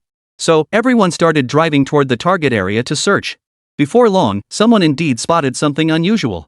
There were containers in the forest, all covered with camouflage netting. Upon hearing this, Tanya immediately broke into a smile. I told you, the boss never makes mistakes. Guys, let's get to work. She then began directing the staff to unload the mechs and start testing them. Holy crap, this looks like a Gundam mech. Can these things really be put to use? Zhang Sanyong stared blankly at the massive machine in front of him and muttered to himself. Tanya smiled upon hearing this and said, You'll see soon enough. Get to work. 2 hours later, everyone began operating the mechs and got to work in the oil field. Their robotic arms operate the equipment with precision, achieving efficiency several times higher than that of human workers. Tanya stood by with her team, watching the scene unfold before her, unable to suppress her admiration. Who would have thought that these mechs could actually solve the problem? Wow, I never thought I'd see this in my lifetime. Mechs can be used like this? Isn't this a bit of a waste? It feels like we're wasting something precious. Oomph, who would believe this if we told anyone? We're using Gundams to drill for oil. Chapter 155, Engineering Mechs are no joke. On Blue Star, while most countries were still busy researching 5th generation and 6th generation aircraft, the Chinese government in Guomingxi had already begun researching large-scale mechs. However, the directions of official research and personal research were vastly different. While the official research team was focused on making mechs faster and more powerful, Guomingxi had already begun studying how to make mechs work more efficiently. Because he planned to turn mechs into workhorses, completely revolutionizing industrial production. After a day of testing, Tanya excitedly reported the good news to Guomingxi. Guomingxi merely responded casually, telling her to focus on her supervisory duties and not to worry about anything else. Because once he received the practical results, he needed to immediately focus on other important matters. However, their actions directly caused the official authorities of North White Rhino to lose their composure. Upon learning that the Dongfang Shenlong oil field had resumed operations, the North White Rhino official immediately contacted the military and formed a 200-person enforcement team to take action. Colonel Hassan stood in front of a military jeep, squinting his eyes as he looked toward the distant oil refinery. The silver-gray buildings stood out prominently against the desert horizon. Damn it, they actually dared to resume operations. Hassan muttered under his breath. What a bunch of reckless fools. This time, we finally have an excuse to reclaim the factory. After speaking, he picked up the walkie-talkie and issued a stern order. Everyone, pay attention. Check your equipment. Notify the main force to prepare for reinforcements at any moment. Hassan added quickly after finishing his instructions. Remember, our mission is to apprehend all illegally hired local workers. Not a single one must escape. Once we obtain evidence of their illegal activities, immediately find an excuse to provoke them. If they dare to fight back, we retreat and leave the rest to the main force. Each squad leader responded immediately with received. 200 fully armed soldiers sat neatly on the trucks, their weapons glinting coldly in the sunlight. Hassan ran his hand over the pistol at his waist, his most trusted companion, having accompanied him through countless missions. But for some reason, his fingers trembled slightly today. After all, the Right Army had suffered a major defeat here before. But as a soldier, he had to obey orders. The convoy drove toward the factory gates, kicking up clouds of dust. Hassan noticed that the surveillance cameras surrounding the factory had all turned toward them. Strangely, the security guards he had expected did not appear, and the gates opened automatically. Stay alert. He picked up the walkie-talkie and reminded everyone seriously. The factory interior was completely silent, except for the hum of machinery.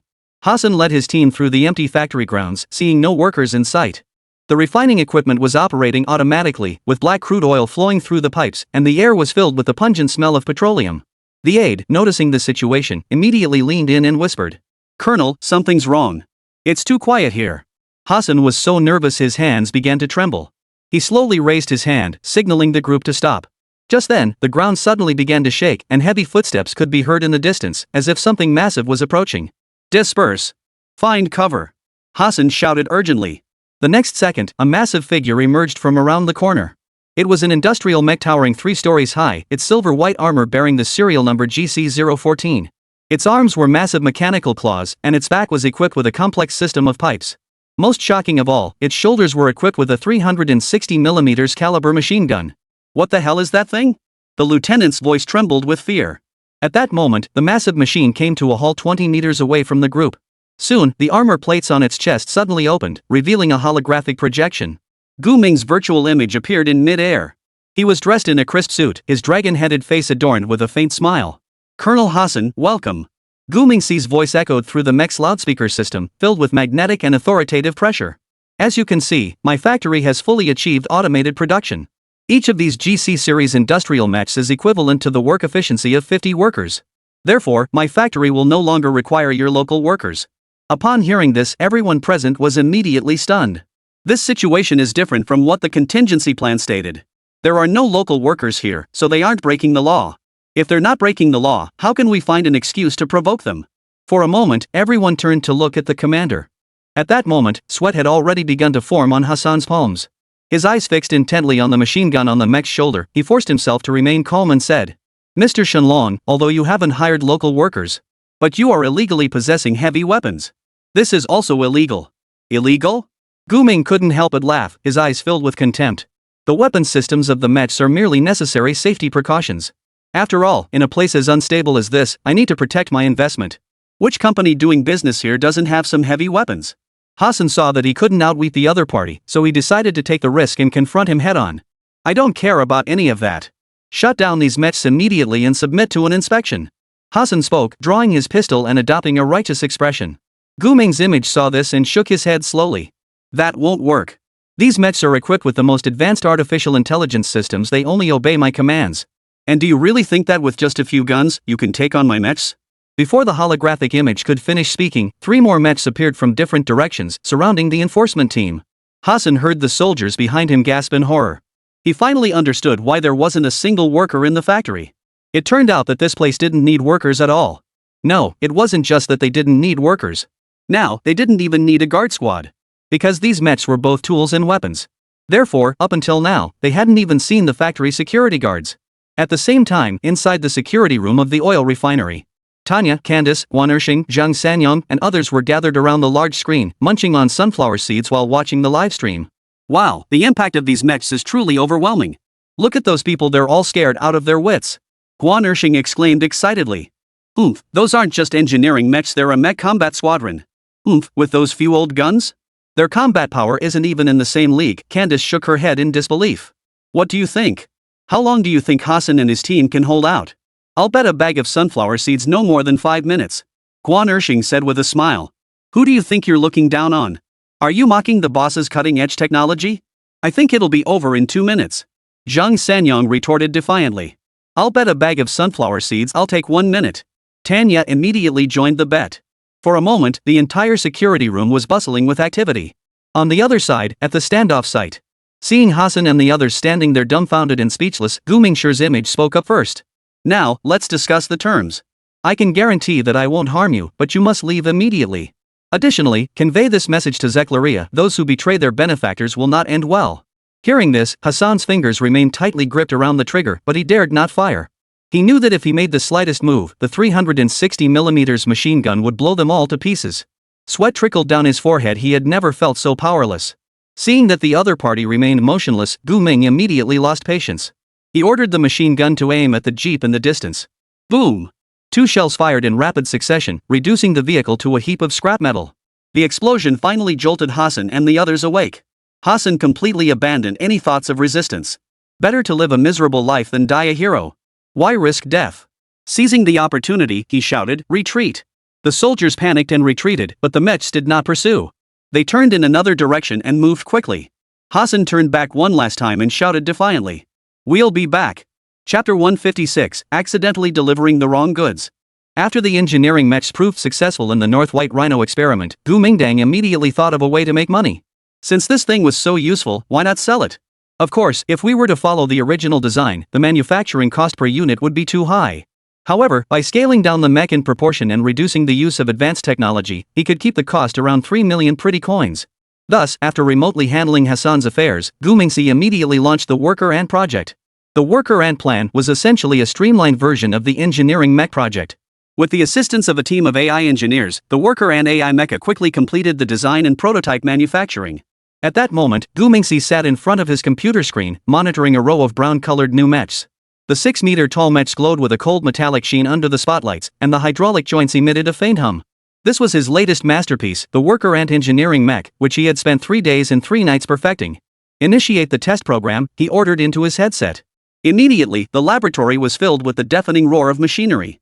The mechs executed a series of complex movements with fluid precision, lifting heavy objects, performing precise welds, and digging swiftly. Most impressive was its intelligence system, capable of automatically adjusting its operational mode based on the environment. Gu Mingjian, upon seeing this, couldn't help but curve his lips into a smile. This wasn't just an engineering mech, it was a perfect war machine. With just a few module swaps, it could be transformed into a lethal weapon on the battlefield. Of course, the war mode version of the mech isn't something he'd sell lightly. Unless the buyer is willing to pay extra. However, such matters require patience and a step-by-step approach. Because, aside from flower-growing and eagle-worshipping nations, few countries are currently interested in mecha technology. Therefore, opening up the market for mechs will take time. Boss, the transaction channel on the Shadow Network is ready. Yuriko walked over with a laptop and whispered a reminder. But is 40 million really the price? Isn't that too high? Is it too high? Gu Mingming took a big sip of AD calcium milk before smiling and continuing his explanation. No, this price is just right. Tell the technical department to encrypt all the combat data of the mecha and only display the engineering performance. We typically only sell engineering machinery, understand? Yuriko immediately understood and quickly contacted the West Suburb factory. That evening, on the Shadow Network, a globally renowned underground trading platform, a new post appeared in its most secretive section. Limited edition of new engineering mecha worker ants now available. Work efficiency increased by 300%, suitable for all harsh environments. Unit price, $40 million. Bulk orders of 100 units or more, $35 million per unit. Cryptocurrency payments accepted. Global shipping available. The news sent the entire Shadow Network into a frenzy. Are they crazy? What kind of engineering machinery costs $40 million? This must be a scam. Technology of this caliber couldn't possibly appear on the Shadow Network. Wait, the poster is Eastern Dragon? That's the most mysterious arms dealer. This is something to keep an eye on. He's not just an ordinary businessman. In no time, the entire Blue Star Tech community was abuzz. After all, they're selling mechs. In the apartment, Gu Mingxi sipped yogurt leisurely while browsing the forum discussions. He knew that someone would eventually give in to curiosity. Sure enough, the next day, he received the first inquiry email. The sender identified himself as Abdullah, from a country in the Middle East. Upon seeing the sender's real name, Gu Mingxi froze, unable to react for a full 5 seconds. The name reminded him of an old friend from years ago, and a wave of sadness washed over him. Ah, children are so emotional. He chuckled to himself, wiped the corner of his eye, and continued. It's just a coincidence, why be so sensitive? After muttering that under his breath, he began to engage in conversation with the other person. This Abdullah was very cautious, asking many technical details. As a result, the AI technology team prepared an encrypted video demonstrating the mecha's performance in a desert environment. 2 days later, Abdullah requested an on-site inspection. Gu Mingxi wasn't opposed to this request. Of course, the condition was that the other party would need to pay a deposit of 40 million. Abdullah wasn't the type to be stingy. He transferred the money immediately. Thus, Gu Mingxi set the meeting location at a private warehouse on the outskirts of Dubai. Immediately, Xing Rongdao flew to the Middle East from Irmo amidst his busy schedule. When he saw Abdullah, he couldn't help but raise his eyebrows. The man was wrapped in traditional Arab robes, with 4 fully armed bodyguards following behind him. After exchanging greetings with a handshake, Abdullah spoke fluent English. Mr. Shenlong, I need to see a real demonstration. Of course. Xing Rong smiled slightly and snapped his fingers. The warehouse's roll-up door slowly rose, and a 10-meter-tall mecha emerged at a steady pace. From its size alone, it was clearly not an ordinary worker robot. Under Abdullah's stunned gaze, the mech began its automated demonstration. It effortlessly lifted several tons of containers, disassembling and reassembling them with precision. The tools at the ends of its mechanical arms swiftly switched between tasks, completing complex processes such as welding and cutting. This mech not only could operate continuously for 48 hours at 50 degrees Celsius, but was also dustproof and waterproof, and could even submerge briefly for underwater operations. Its built-in cooling system effectively prevented overheating, ensuring long-term efficient operation. Additionally, it is equipped with Gatling guns and micro-missiles. Wait a minute, this isn't right. Did we get the wrong manual? As he spoke, Xing Rongdao suddenly pretended to be surprised and exclaimed. Oh no, it's not the manual, it's the wrong product. This isn't the basic model mech, it's the combat engineered ant mech. Oh no, it's my fault, it's my fault. I brought the wrong item. It's all my fault for making you come all this way for nothing. Abdullah, upon hearing this, his eyes lit up instantly. It's okay, it's okay. This one is great, really great. Can you demonstrate it a bit more? I want to see the other features. Upon hearing this, Xing Rongdao immediately understood and signaled for all unrelated personnel to withdraw. Once the warehouse was empty except for the 2 of them, he pressed a hidden button. Immediately, the exoskeleton's outer shell suddenly opened, revealing the internal weapon interfaces. The engineering tools at the ends of the mechanical arms swiftly transformed into miniature missile launchers and heavy machine guns. Xing Rongdao suddenly whispered with a smile. This is its true value, isn't it? On the surface, it's an engineering machine, but in reality, it's a war machine. However, ordinary worker ant mechs don't have this capability. This one is the upgraded version, the enhanced soldier ant mech. Abdullah heard this and immediately took a deep breath. Then, his eyes lit up and he nodded excitedly. I want 5 of these soldier ant mechs. However, there is one condition: the final testing must be conducted in the Middle East. Xing Rong, upon hearing this, immediately reached out and patted the other person on the shoulder and said, as long as the money is in place, you can test them wherever you want. However, soldier ant mechs are expensive, you'll have to pay a lot extra. I think it's 68 million pretty coins per unit, and customizing weapons and features will cost extra. Upon hearing this, the other person's eyes lit up even more. You can customize and select options? I'll take 10 units. Money isn't an issue, I'll transfer the funds right away. 3 days after the deal was sealed, a video went viral on the Shadow Network. 5 brown-colored mechs raced across the desert, their mechanical arms loaded with various weapons, effortlessly destroying an armed group's base. At the end of the video, the mechs switched back to engineering mode and quickly erected temporary defensive structures. Immediately afterward, Dongfang Shenlong's inbox was flooded with messages. I want 10 units. Save me 20. 300 units, group purchase price. Orders poured in like snowflakes, leaving Gu Mingle delighted beyond words. Chapter 157, if need be, create more accounts. Middle Eastern countries became the largest buyers of engineering mechs, impressed by their outstanding performance in desert environments. Soon, worker ants and soldier ants appeared on battlefields across the Middle East, sometimes as engineering machinery, sometimes as war machines.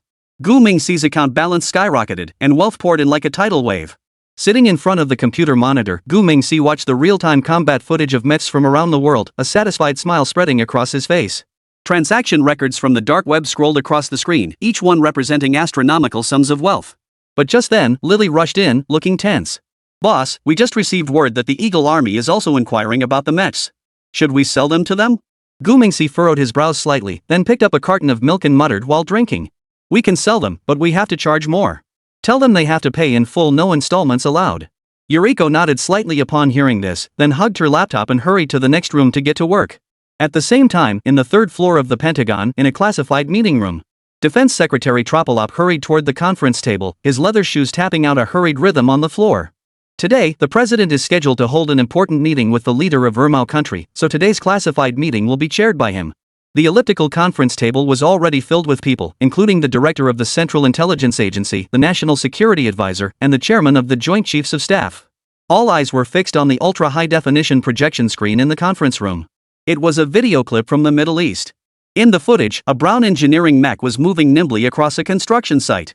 It has a streamlined body, over 5 meters tall, yet as agile as a human. Its mechanical arms effortlessly lifted several tons of steel and welded them precisely into place. Most astonishingly, it could perform complex turning maneuvers in confined spaces, unlike the clumsy movements of traditional construction machinery. Troop cleared his throat to gain everyone's attention before speaking. Gentlemen and ladies, this is the latest engineering mech developed by Eastern Dragon, codenamed Worker Ant. According to our intelligence, this mech has already been deployed in multiple large-scale infrastructure projects in the Middle East, achieving a 30-fold increase in efficiency. At this, a collective gasp echoed through the conference room. National Security Advisor Margarita removed her glasses, rubbed her temples, and spoke slowly. This is simply unbelievable. Our engineers have informed me that, given the current technological capabilities of Blue Star, it is simply impossible to manufacture such a flexible engineering machine. So, how did that dragon manage to do it? That is precisely the crux of the matter. CIA Director Wyford spoke as he pulled up another video. Everyone, please look here. The screen shifted to an internal structural diagram of the mecha, and the complex network system left everyone in the room gasping in awe. Human neural networks aren't much different, are they? What kind of technology could possibly achieve such a level of sophistication? Just as everyone was still in awe, Wyford suddenly spoke again. According to our intelligence, this mecha employs a revolutionary neural network control system that enables it to think and learn like a human. What's even more terrifying is that it can share data via the cloud, meaning every mecha is constantly evolving. Gentlemen and ladies, just thinking about this is terrifying. Wyford was visibly excited, but the conference room fell into an eerie silence. Everyone understood what this meant. This is not just a revolution in engineering machinery, it is a leap forward in military technology. Imagine if this technology were applied to the battlefield. What about the cost? General Stewart, chairman of the Joint Chiefs of Staff, broke the silence. Trooprop's face turned pale upon hearing this. That's the most ironic part. The Eastern Dragon is quoting other countries 40 million pretty coins per unit, but for us. He gritted his teeth before continuing. Demanded 100 million pretty coins. What? The meeting room erupted in gasps. This is blatant discrimination. No, it's exploitation. Eastern Dragon is trying to rip us off big time. How despicable. Damn it, this dragon is a scoundrel. He's been opposing us since he first appeared, and now he's taken it even further. Minister, I suggest sending special agents to eliminate him. Completely erasing him is the best outcome. I agree. This dragon is too despicable. I agree too. Everyone was speaking one after another, discussing the matter heatedly. Troplop remained silent for 2 seconds before suddenly raising his hand to signal. Calm down. Gentlemen and ladies, please calm down. We are not here today to deal with this person, but to resolve this issue. The focus should be on the technology. We must obtain it, but we cannot accept such a humiliating price. Wivold heard this and gave a meaningful smile. Ladies and gentlemen, I have a proposal. Since the Eastern Dragon refuses to sell directly to us, let us purchase through a third party. For example, he picked up the laser pointer and pointed to several countries on the map. These countries will all cooperate with us. Upon hearing this, Deputy Secretary of State Margarita fell deep in thought. Are you suggesting we use other countries as proxies to make the purchase? Exactly. Winfred spoke as he pulled up a detailed list from his computer. These small countries all maintain good relations with us and have infrastructure needs. We can purchase mechs through them and then. By the end of his speech, he made a gesture indicating, hand it over. Trollop's eyes lit up at this. What a brilliant plan. However, as he spoke, he turned to look at General Stewart and continued. We should also have a backup plan. General Stewart immediately caught on and nodded thoughtfully. I've already instructed the Special Operations Command to prepare a task force. If the purchase plan fails, we will resort to extreme measures. Upon hearing this, everyone smiled in satisfaction. The meeting continued for a full 4 hours. When the conference room doors opened again, everyone's faces bore a solemn expression. A massive plan targeting the Eastern Dragon and the engineering mechs was now underway. At the same time, in the industrial park on the western outskirts of Nanhui, Gu Mingxi stood at the floor-to-ceiling windows of the laboratory, looking down at the bustling test site below. It was Saturday and he had no classes, so he had the rare opportunity to visit the site. Below, a group of engineering mechs were carrying out various complex tasks, their movements as smooth as those of real workers. Boss. Yuriko hurried over and spoke urgently. We just received word that several Middle Eastern countries have suddenly increased their orders, and orders from Africa are also on the rise.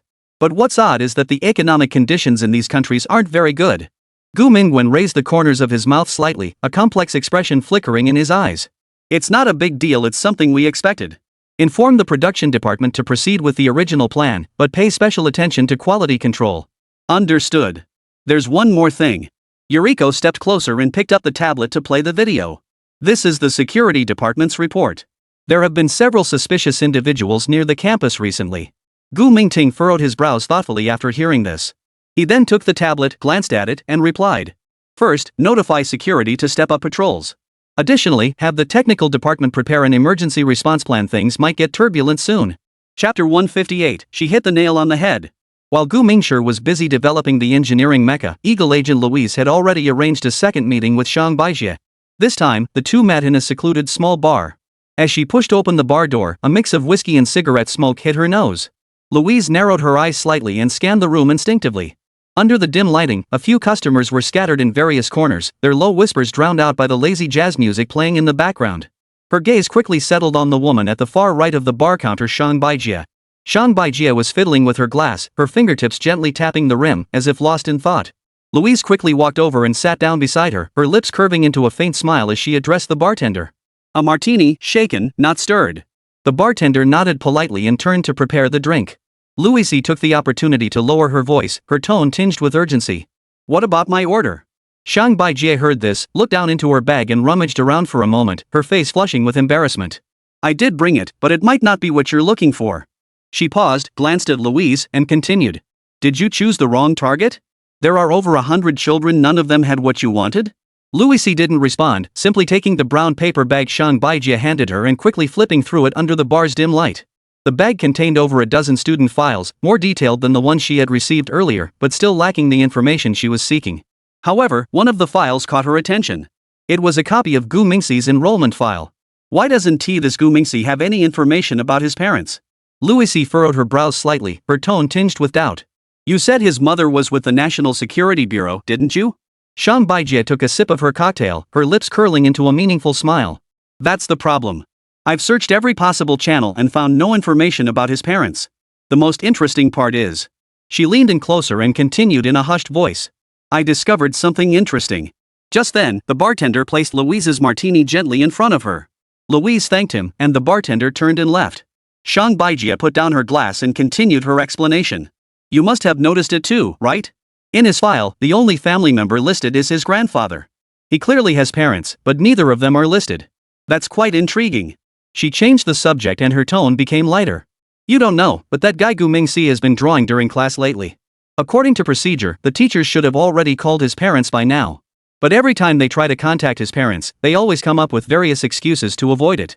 At this point, she suddenly emphasized her words, speaking with a meaningful tone. Did you catch the key point? They're making excuses to avoid it. They didn't say it's impossible. Louise's eyes sparkled with interest, clearly drawn in by the topic. Shang Baijia's voice grew even lower, almost a whisper. Last week, the homeroom teacher finally lost patience and demanded to meet the parents. Guess what happened? It was his father's secretary who came, carrying a work certificate, saying his father was on a business trip in Africa. She scoffed and continued. But I checked the news, and during that time, illegal arms trafficking in Africa was rampant. Put those two things together, and you do the math. As she spoke, the bartender walked past them, and Shang Baijie instinctively paused. Once the bartender was out of earshot, Louis finally spoke up. What do you mean? Shang Baijie's eyes darted around, her tone tinged with a hint of probing. Aren't you the one who's been looking for an arms dealer? Given his name, it's probably him. Louis's expression turned serious, but she had no idea that all of this was a carefully crafted lie by Shang Baijie. Shang Baijie had already checked at the police station. Gu Mingshi was just an orphan, with no information about his parents on his household registration. As for the so-called mother from the National Security Bureau, that was either a lie she made up to cover her tracks or some other fabricated connection. In any case, most of what was said about Gu Mingshi was made up by Shang Baijie before she arrived. So why did she lie to Louis? The reason was simple: money. If the school really didn't have the clues Louis was looking for, would the other party still be so foolish as to give her money? Shang Baijie isn't the type to play by the rules. She needs to stir up trouble to profit from it. Moreover, Gu Mingshi himself had plenty of suspicious points, making him the perfect target for fabricating stories. Louis is sharp, but she is still an American. On Chinese soil, her methods might not work. She can only rely on the clues provided by Shang Baijie to piece together the truth. If she could uncover everything on her own, why would she spend a fortune to hire someone like herself? Thinking of this, Shang Baijie couldn't help but flash a smug smile. Louise remained deep in thought. If Shang Baijie's deductions were true, then many of the discrepancies would indeed make sense. But she always felt something was off. So she slowly turned her head to look at Shang Baijie, her tone tinged with suspicion. Is there any evidence? Shang Baijie shook her head, her voice tinged with resignation. No, I don't have that kind of ability. I can only infer based on the clues I've found. By the way, the Chinese teacher, Mr. Li, seems to be quite close to Gu Mingshi. If you need it, I can help you find him and get some information out of him. Louis nodded, but her eyes still held a scrutinizing gaze. Shang Baijie, seeing this, pretended to be troubled, furrowing her brows and complaining. Lately, prices have been rising sharply, and I've already spent all the budget you gave me last time. Could I possibly get an advance on next month's budget? Louise's expression turned icy, and her gaze fixed on Shang Baijie like a knife. Shang Baijie, you better not be pulling any tricks on me. Otherwise, you know what I'm capable of. Shang Baijie immediately nodded vigorously like a startled little rabbit. I know, I wouldn't dare play games with you. I'm just used to spending money freely. My expenses are a bit high. Louis sighed helplessly, pulled out a wad of cash from her bag, and handed it to her. Take this for now and continue with the investigation. If there's any new information, let me know immediately. Shang Baijie quickly took the money, put it in her bag, and her face lit up with a smile. Don't worry, I'll definitely keep working hard. I have an appointment to keep. I'll be going now. This round is on me. Goodbye. As she spoke, she pulled out $200 bills and slapped them on the bar counter, saying to the bartender, "Handsome guy, this is for me and this beautiful lady. Keep the change, bye." Before he could finish, she had already swayed her hips and walked out of the bar. The bartender smiled, pocketed the money, and turned to leave. Louis sat there, frowning. She felt there were many inconsistencies in Shang Baijie's words, but she couldn't pinpoint exactly what was off. Perhaps she should go to Gu Mingxi's house herself tonight. She couldn't rely entirely on this woman's information. She quickly stood up and left the bar. However, she didn't notice that, 4 meters away from the bar counter, in a booth, Su Mingxiao was slowly putting down the magazine he was holding, his gaze coldly sweeping toward the bar entrance, murmuring to himself. This teacher is definitely up to something. Chapter 159, Louis's new discovery. After meeting up with Shang Baijie, Louis decided to go to Gu Mingxi's house to investigate further. The night was deep, the street lamps cast a dim, yellow glow, and the air was filled with a hint of dampness. After leaving the bar, she tightened her coat around her body, feeling the night breeze seep through the fabric, bringing a chill. She hurried toward the car, ready to head to her destination. Su Mingxiao followed her cautiously from the bar, watching from a distance as Louis drove away, silently noting the make and license plate number of the car. Her intuition told her that this foreigner might be the female teacher's superior. Sure enough, the other party quickly demonstrated professional counter-surveillance skills.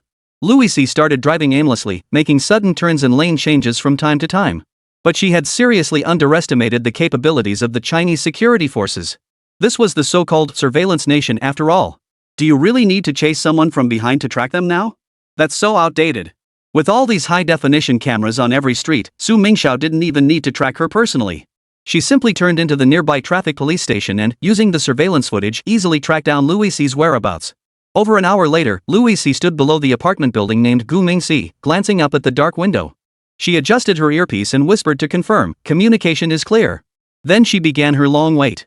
She lingered downstairs for 3 whole hours, until 1:15 a.m., but the apartment remained pitch black.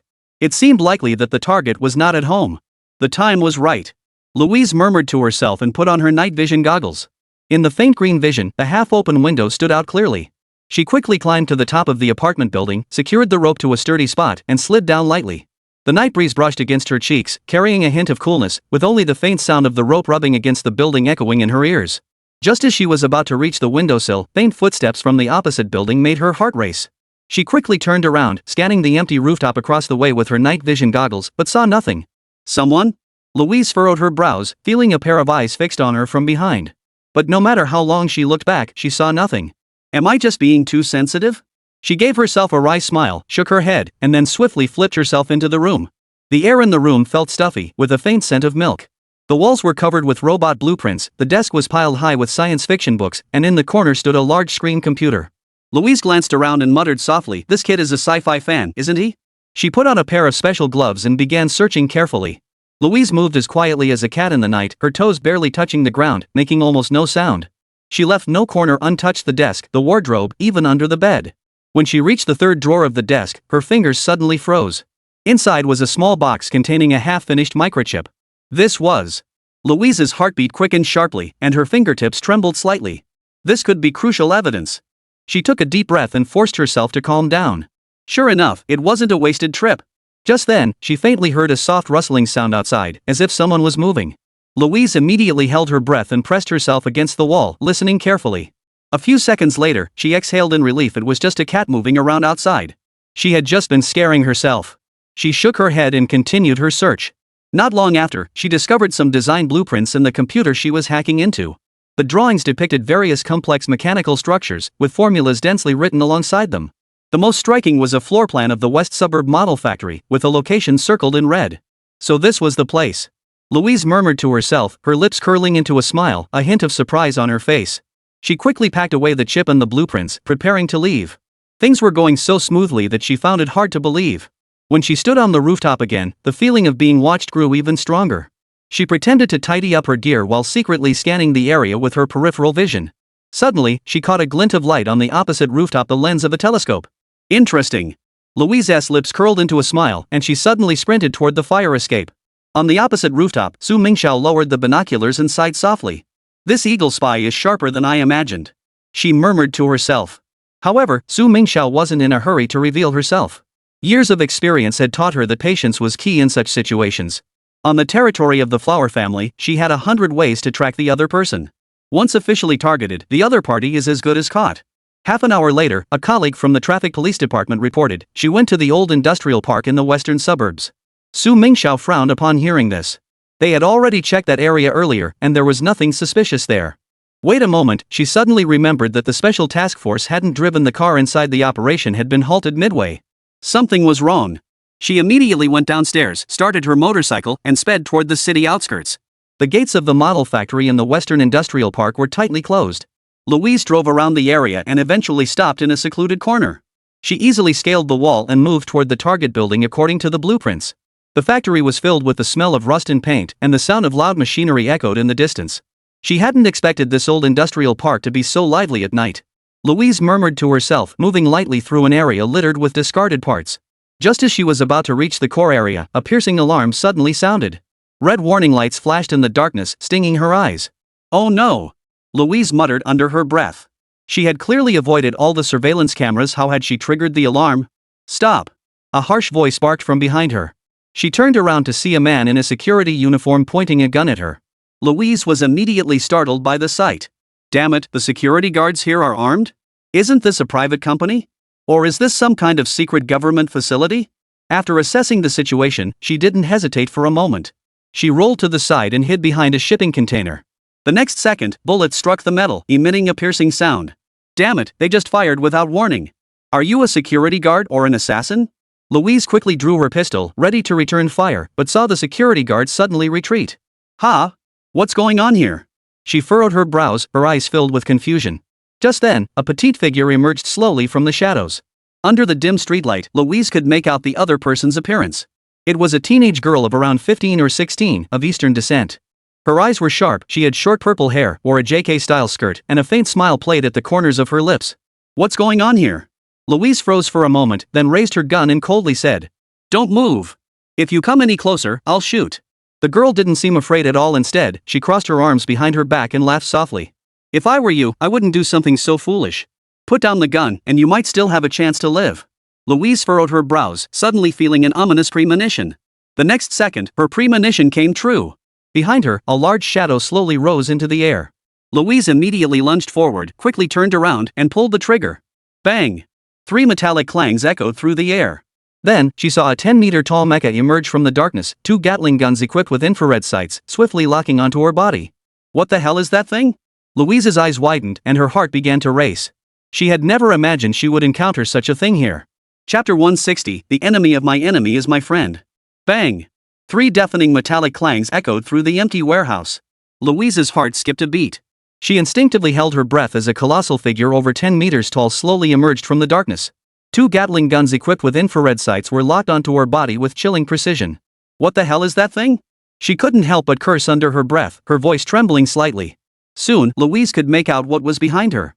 A humanoid mecha? Aren't these supposed to exist only in science fiction movies? Has the Eastern Dragon already developed large-scale mechs? Goodness, this news is absolutely crucial. I must get this information back to the base. As Louise was pondering these thoughts, the mecha's crimson electronic eyes flickered with a dangerous glow. Immediately, 2 Gatling guns began emitting a teeth-grinding whirring sound as they warmed up. Louise instinctively rolled to the side and took cover behind a metal cargo box. In the next instant, bullets poured down like rain, riddling the cargo box with holes and sending metal fragments flying in all directions. Enemy detected. Initiate elimination protocol. The mechanical voice echoed through the warehouse, cold and devoid of emotion. Just then, a silver bell-like laugh echoed through the air. Louise caught a glimpse of Lily standing nearby, laughing so hard she could barely stand. That crazy girl. Louise gritted her teeth, but now wasn't the time to dwell on such things. The ground began to shake as the mecha approached with heavy footsteps. Louise seized the opportunity, darting out from behind the cargo box and firing 3 shots at the mecha's joints. However, the bullets merely bounced off the mech's surface, leaving only a few insignificant scratches. Damn it! She cursed, turning and running. The tactical boots made a crisp sound on the metal ground, with the mech's heavy footsteps and the roar of machine guns echoing behind her. After running forward for a short distance, she dashed into another large warehouse filled with ammunition boxes. Louise darted through the narrow corridors, trying to use the terrain to shake off her pursuers, but the mech's infrared scan remained relentless. Just as she was about to give up hope, the ventilation duct above her came into view. She had to take a chance. She came to an abrupt stop, using her momentum to leap upward and grab the edge of the ventilation duct. Her arms tensed as she struggled to pull herself up. Just as the situation reached a critical moment, the mech's mechanical arm swept past her boot. Just a hair's breadth away. She gasped for breath as she crawled through the ventilation duct. But before she could catch her breath, the duct suddenly began to shake violently. Looking back, she saw a small mech rapidly approaching. Damn it! How could there be a smaller one? She sped up, but the space in the duct was too narrow. The electroshock device at the front of the small mech flashed dangerously, growing closer and closer. Just then, the side wall of the ventilation pipe was blown open. A hand reached in and grabbed her wrist. "This way," a woman's voice whispered. Louise had no time to think, using the pull to leap out of the hole. They landed heavily on the ground, followed by a loud crash as the small mech broke through the pipe, flying over their heads and crashing into the debris pile below. "Hurry up!" The stranger pulled Louise to her feet, and the two of them sprinted through the thick smoke. It wasn't until they reached a relatively safe corner that Louise could see the face of her savior. It was an Asian woman wearing black tactical gear, her eyes sharp and piercing. "Who are you?" Louise asked cautiously. "Su Mingxiao, National Security Agency agent." The woman replied briefly, but her words carried a lot of meaning. "I know you're with the CIA. We're all investigating the Eastern Dragon. So, the enemy of my enemy is my friend." Louise paused for a moment before understanding the other's meaning. She couldn't help but smile wryly. "So you've been watching me all along. I knew my instincts were right." Su Mingxiao glanced behind him, then quickly pulled back and spoke hurriedly. "Now isn't the time to discuss this. Dongfang Shenlong Wang Chang's mecha forces will be here soon. I have a plan, but I need your cooperation." "What plan?" Although Louise didn't trust the woman in front of her, she couldn't help but ask. Su Mingxiao pulled out a miniature terminal from her tactical pack. I plan to hack into their system, but I need time. Louise's eyes lit up at the mention of hacking. Are you planning to tackle the problem at its source? That's a good idea, but your technical skills. Su Mingxiao rolled her eyes at the remark. I'm one of the top hackers in the country. Back in the day, I was the first one to track down the IP address of the Eastern Dragon. Louise, however, asked the most inconvenient question at the most inconvenient time. Then why didn't you catch that dragon? Su Mingxiao's face turned extremely awkward upon hearing this. Because something unexpected happened in the middle, and that's classified information I can't tell you. Louise rolled her eyes upon hearing this, but quickly asked another question. Last question, why did you help me? Su Mingxiao replied seriously. Because I want to make a deal with you. Do you want to share information? Louise immediately understood what he meant. Yes, but I want us both to escape alive. Su Mingxiao quickly added. Louise observed the other person for a moment before smiling lightly and saying, It seems I'll have to be the bait. Su Mingxiao smiled slightly upon hearing this. You're the perfect choice. After all, you've already gotten pretty familiar with them. Louise felt utterly speechless. She hadn't exactly gone out of her way to make friends. She was clearly being forced into this. Just then, the sound of machinery humming in the distance caught their attention. Su Mingxiao's expression immediately turned serious. Let's split up and handle this. Louise nodded and turned to run in the opposite direction. She deliberately made some noise, and soon, several Mech's electronic eyes locked onto her. Come on, you big guys, let's play together. She maneuvered skillfully between various obstacles, occasionally turning back to fire a few shots to ensure the mecha forces were still following her. The chase lasted nearly 10 minutes until she heard Su Mingxiao shout. Connection severed, retreat immediately. Louis was about to escape when she suddenly heard a cold female voice. Thinking of leaving? Not so easy. She turned around to see a girl of about 15 or 16 standing not far away. You again? Watch me deal with you. Louise spoke as she drew a military knife from her leg. But Lily just smiled. Come on, let's play a little. As she spoke, she suddenly moved, as fast as lightning. As Louise was just getting close, she felt her consciousness beginning to fade. She bit her tongue to stay awake and swung the dagger at Lily. But Lily only stared intently into Louise's eyes. You must be tired, right? Take a good rest if you're tired. Louise felt her eyelids growing heavier and the world around her began to blur. This girl can use magic. Chapter 161, Once you're here, you're not leaving. Louise's knife tip came to an abrupt halt just under 1 centimeter away from Lily. Her entire body had fallen into a deep sleep, her breathing steady, as if she were immersed in an incredibly beautiful world. Indeed, Lily had woven a beautiful dream for her, one that could make her forget reality. Not only that, but Lily was silently altering her memories. Why? Because, as the name suggests, she never intended to let her go. The last agent who escaped had already caused them a lot of trouble. If they let her go this time, who knows what kind of trouble it might cause. Gumingxi isn't the type to dig his own grave. So he decided, from today onward, no one who comes to us will be allowed to leave. Coincidentally, his factory was short-staffed, especially in terms of versatile talent. And these agents sent to investigate him were all elite among the elite, highly capable and experienced. This was free labor right at his doorstep. Gumingxi calculated in his mind, take one, keep one. After all, he didn't have to pay them wages, just provide food and lodging. Where else in the entire Blue Star could there be a more profitable deal than this? Of course, all of that was yet to come. While Louise was being hypnotized by Lily in the ventilation duct above the factory, Su Mingxiao held her breath, peering through a small crack and witnessing the entire process. Her back was soaked in cold sweat, and her hands trembled slightly as she held the miniature camera. As one of the most outstanding agents of the National Security Bureau, she had been tracking the arms dealer Gu Mingxi for 3 whole years. This time, she had finally located his hideout, but she never expected to witness such a shocking scene. This place is no ordinary place, Su Mingxiao thought to herself. She had to bring this evidence back and lead a team to raid this place. She carefully backed away, preparing to leave the ventilation shaft. However, just as she turned around, a loose metal plate made a faint clicking sound. The sound was faint, but in the silent factory, it was jarringly loud. Below, Lily suddenly looked up, her purple pupils flashing with a cold gleam. Oh dear, I almost forgot there's still a guest here. She murmured softly, her lips curling into a cold smile, as if teasing a mouse. Su Mingxiao's heart skipped a beat. She knew she had been exposed. Without bothering to hide her movements, she quickly crawled through the ventilation ducts, the sound of metal being torn echoing in her ears. A mecha was forcefully prying open the ventilation shaft, its heavy footsteps growing louder and closer. Catch her. Bai Heezi's icy voice echoed through the duct, like the whisper of death itself. Su Mingxiao crawled forward frantically, her well-trained body maintaining speed even in the narrow space. But the mech was faster. She could hear the clanging of metal growing louder, as if it would grab her ankle in the next second. A fork in the path appeared ahead, and Su Mingxiao chose the left path without hesitation. Her memory told her that this path led to an abandoned warehouse where there might be an exit. However, when she climbed out of the pipe, she found that Lily had already been waiting there. How is this possible? Su Mingxiao was startled. That mysterious girl had actually arrived at this location ahead of time. The game is over. Let's have a good chat. Yuriko said with a smile, her tone as casual as if she were inviting her for afternoon tea. Since she was wearing a half-frame smart glasses, assuming she didn't recognize Yuriko at all. So she quickly drew her gun to shoot, but Lily merely raised her hand lightly, and an invisible force sent the gun flying. Damn, this woman can really do magic? No, this isn't magic, it's a special ability. She suddenly remembered what Louise had said before she fainted. I should have contacted the 749 Bureau and brought them along. As Su Mingxiao's mind raced with thoughts, Lily slowly approached, her tone tinged with mockery. Let me tell you a secret. If it weren't for the boss repeatedly emphasizing that you must not be harmed, you would have been eliminated the moment you entered the factory. Don't ever underestimate our security system. Hearing this, Su Mingxiao's eyes flickered with a hint of confusion.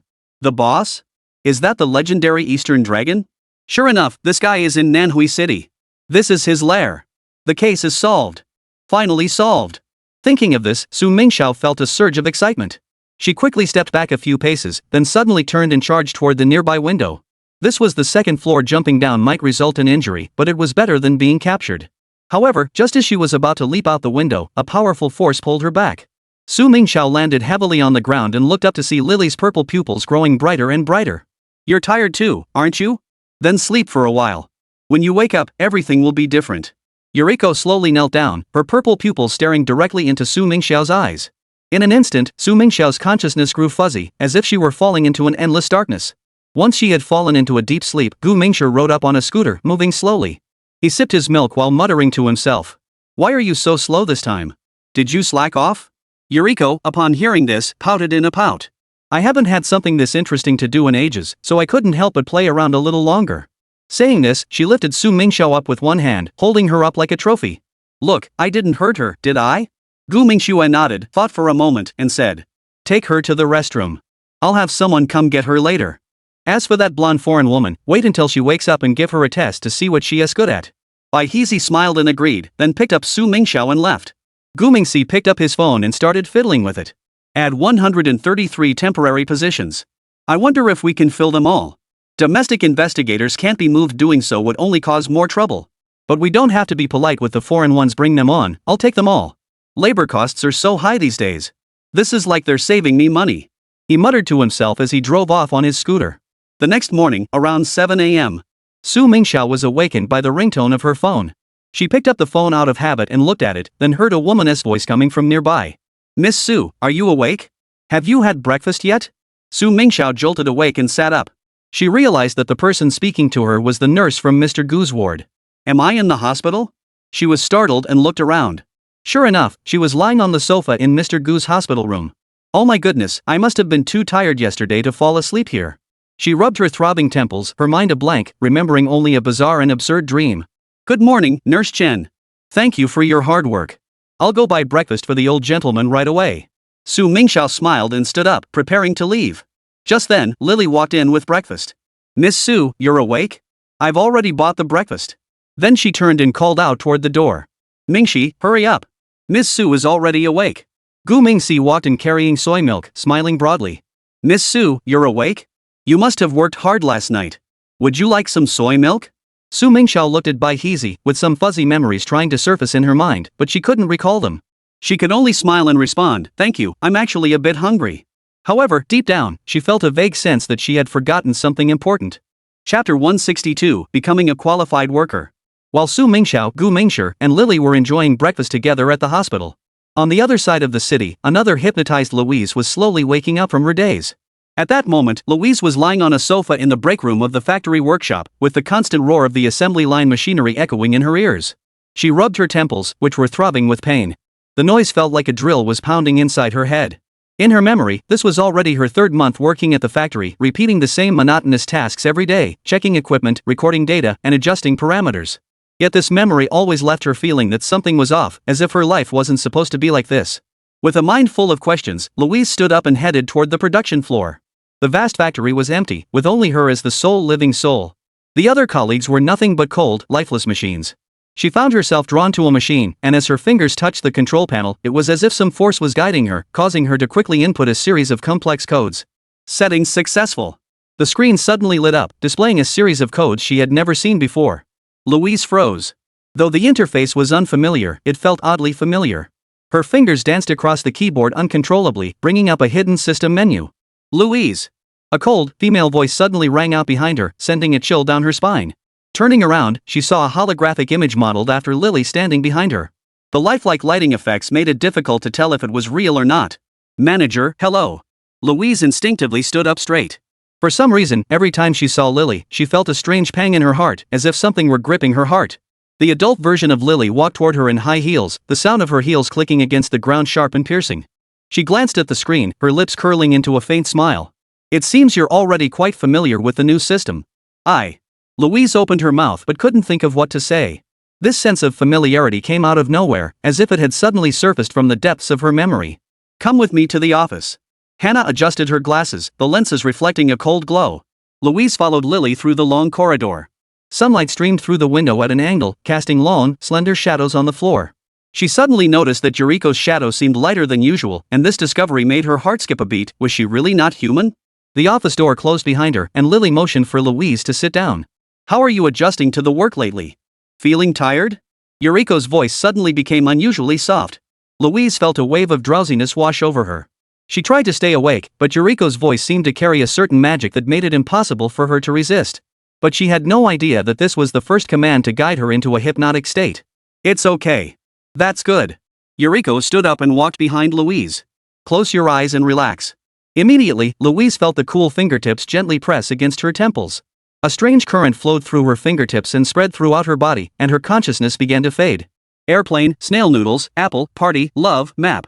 A string of unrelated words began to echo in her ears. Louise felt completely exhausted. Remember, you've always been a technician at the factory. Yuriko's voice grew faint, seeming distant and unreal. You love this job. You love our factory. Just then, a flash of memory suddenly appeared in Louise's mind. She was wearing a CIA uniform and undergoing training. She was here on an important mission. But before she could think further, Lily's fingers suddenly tightened their grip. Those are all false dreams, things you imagined. Go to sleep. Yuriko's voice seemed to come from a great distance. When you wake up, everything will become clear. Louise's consciousness gradually sank into darkness. Before completely losing consciousness, she seemed to hear Lily whisper. Good thing we intervened in time. It turned out that during the first hypnosis session with Louise, Lily had already noticed that she possessed powerful mental strength, likely the result of having undergone anti-hypnosis training. Therefore, yesterday during the hypnosis session, she had planted 27 keywords.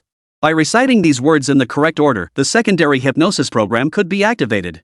This way, even if the real Lily wasn't present, she could hypnotize Louise through the preset anchor points. 10 minutes later, Louise opened her eyes and stretched lazily. The room was already empty of Lily's presence. She stood up, feeling refreshed, and muttered to herself. It's time to go to work. I need to give it my all today. Oh, right, the supervisor asked me to get familiar with the new system. As she spoke, she turned and walked toward the office, completely transforming into a model factory worker. At the same time, in the CIA headquarters on the 7th floor of the Washington, D.C. district. In the room, the glaring white lights illuminated everyone's faces, making them look pale. Director Morton stood in front of the projection screen, his suit wrinkled and his tie askew. On the screen was a photo of Louise, the beautiful girl with brown hair and a delicate face.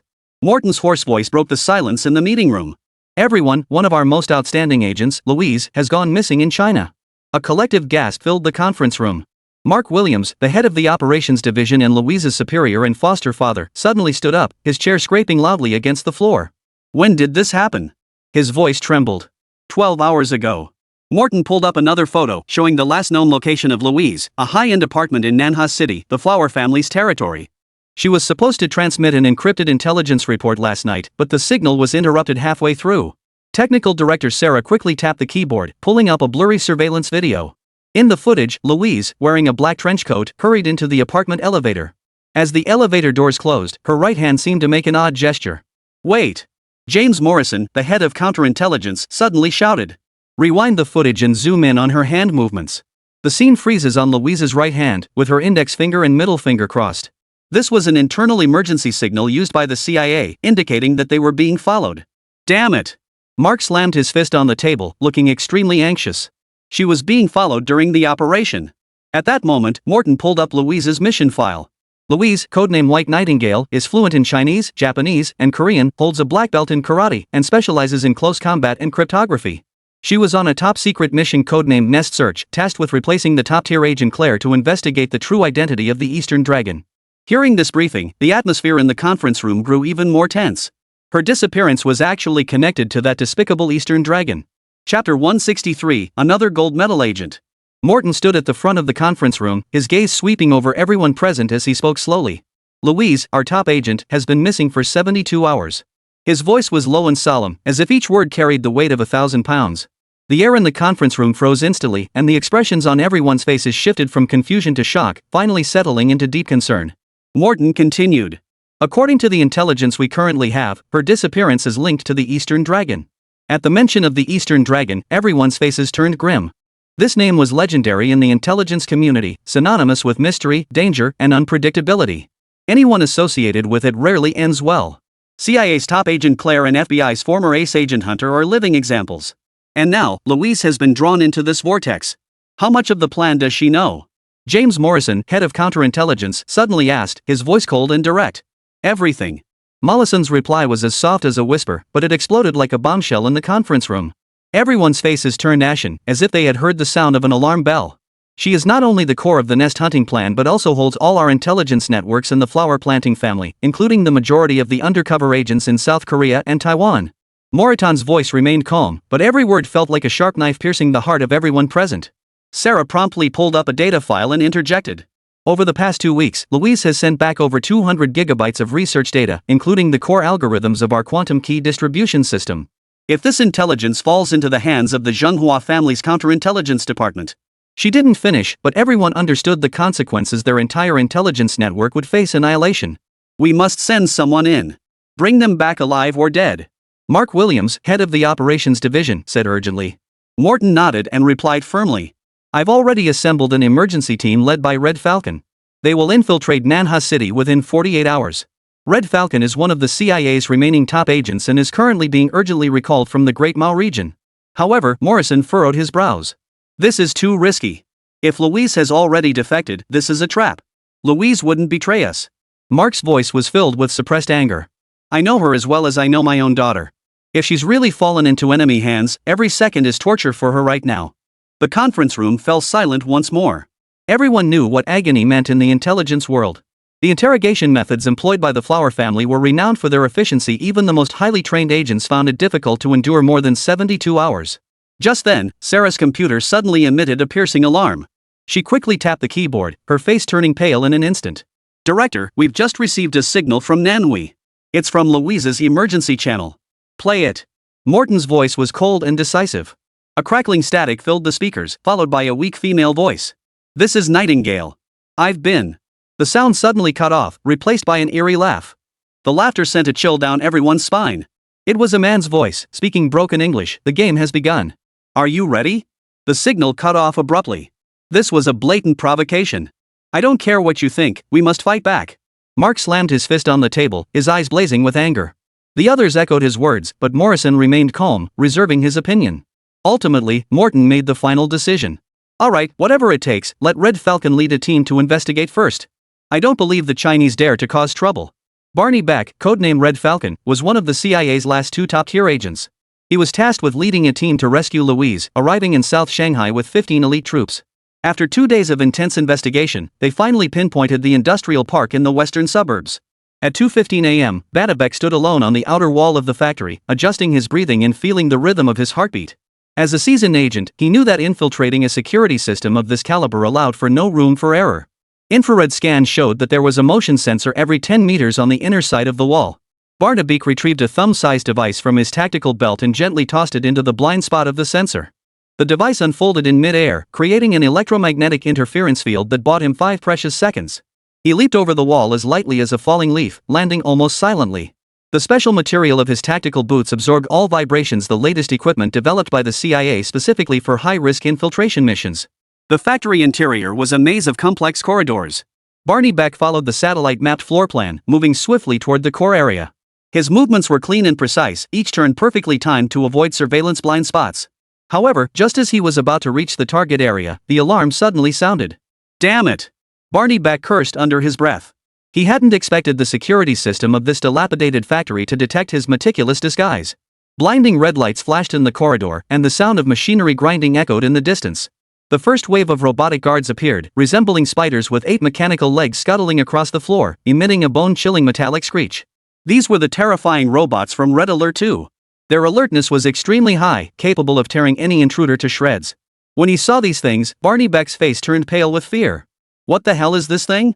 Why is there such a monster in this rundown factory? My god, what the hell is the Eastern Dragon doing here? Barney Beck quickly assessed the situation, rolled sideways into the nearby pipe shaft, and drew an electromagnetic pulse gun from his waist. However, this weapon had little effect on the Eastern Dragon's robots. The first pulse only caused the nearest robot to stumble briefly before it quickly recovered. He swiftly changed tactics, noticing the ventilation ducts crisscrossing the ceiling. He took a running start, leaped forward, and grabbed the edge of the duct, slipping inside with ease. The robot's bullets whizzed past him, striking the metal pipes and sparking a trail of sparks. The ventilation duct was narrow and cramped, forcing Barney Beck to crawl forward. His tactical visor displayed a 3D map of the duct system, but some areas were clearly modified later and did not match the intelligence. This forced him to frequently change his route. Suddenly, the sound of machinery grinding came from ahead. Barney Beck immediately stopped and held his breath. A spherical monitor slowly drifted past, its scanning beam nearly grazing his back. These surveillance devices were equipped with thermal imaging systems, and any movement would alert them. Time seemed to freeze in that moment, and Barney Beck could hear his heart pounding in his ears. He knew that every step he took next would determine his fate. At that moment, his mind was on the brink of collapse. What on earth was this place? Why are there so many high-tech devices here? He had to admit he had underestimated the situation. Is it still possible to go back now? Chapter 164, The villain is indeed talkative. Time ticked by, and 5 minutes felt like an eternity. Barney Beck's muscles began to protest, and a wave of soreness washed over him, but he remained motionless like a statue. Finally, the surveillance camera slowly shifted its focus to the other side. The opportunity had arrived. He darted through the dangerous area like a swift cheetah. But when he found the exit leading to the core area, his heart sank. 4 humanoid robots stood at the entrance. Their armor glinted coldly under the lights. Barney Beck immediately recognized their model, Iron Guard. The Eastern Dragon's guard dogs are a bit too big, aren't they? He muttered to himself, his hand already reaching for his tactical backpack, pulling out the small EMP device. This was his last ace in the hole. Once activated, all electronic devices in the area would be rendered useless, including his own equipment. Just as he was about to press the activation button, a massive shadow suddenly engulfed him. Barney Beck spun around to see a 3-meter-tall combat mech coldly gazing down at him. The mech's armor was covered in weapon ports, and the energy core on its chest emitted a faint blue glow, as if mocking his arrogance. Without hesitation, he activated the EMP, but the mech merely swayed slightly, as if to say, "Is that all you've got?" Clearly, this thing's armor had been specially treated. The electromagnetic pulse was nothing more than a tickle to it. The mech raised its right arm, and the plasma cannon began to charge. Barney quickly rolled out of the way. But the mech's tracking system was precise to the point of despair. The plasma beam grazed his left shoulder, instantly burning through his tactical suit, and the intense burning pain on his skin was excruciating. He clenched his teeth, trying to find an opportunity to counterattack, but the mech's fire network had already completely sealed him off. Just then, the mech's cockpit suddenly opened, and a familiar figure appeared before him. It was a creature with a human body and a dragon's head, grinning at him. "Welcome to my kingdom, Mr. Barnard. Or should I call you Mildred?" The Eastern Dragon spoke with a hint of mockery in his voice. Barney Beck's heart sank. The Eastern Dragon not only knew his work name but also his true identity. What did this mean? There's a mole within the CIA. You're already outstanding, but here, any agent is just a caged beast fighting for survival. Now, I officially welcome you to my family. Dongfang Shenlong smiled smugly, his tone filled with mockery. Barney Beck immediately sneered in response. Join your family? You must be dreaming. Sure enough, these villains aren't all right in the head. However, Barney Beck was well aware that he had already been cornered. But as a spy, being captured is sometimes part of the mission. He must survive and relay the intelligence from here. Just then, he noticed a tiny flaw in the mecha's energy core. This discovery might be his chance to turn the tables. Barnaby quickly calculated the possibilities of each step in his mind. He knew he had only one chance. Failure would have unimaginable consequences. The laughter of the Eastern Dragon echoed through the empty corridor, mocking his helplessness. Do you think you can escape? Every move you make is under my control. Barney Beck remained silent, his gaze fixed intently on the energy core of the mecha. That tiny flaw might be his only chance to break through. He quietly reached into his tactical backpack, his fingertips brushing against a miniature EMP bomb. Do you know? I've been waiting for someone like you. The Eastern Dragon continued. Your abilities, your wisdom, that's exactly what I need. Join me and make my factory even better. Barney Beck scoffed, a look of disdain flashing in his eyes. Join you, a madman? I'm not interested. He muttered under his breath, secretly clutching the EMP bomb in his hand. Then, what are you interested in? The voice of the Eastern Dragon carried a hint of curiosity. Freedom and justice. Barney Beck answered without hesitation.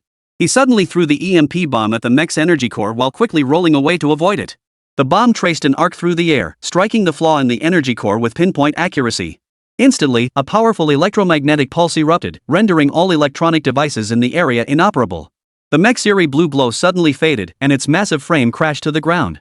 Banabek had no time to celebrate. He knew this was only a temporary victory. He quickly got to his feet and charged toward the exit.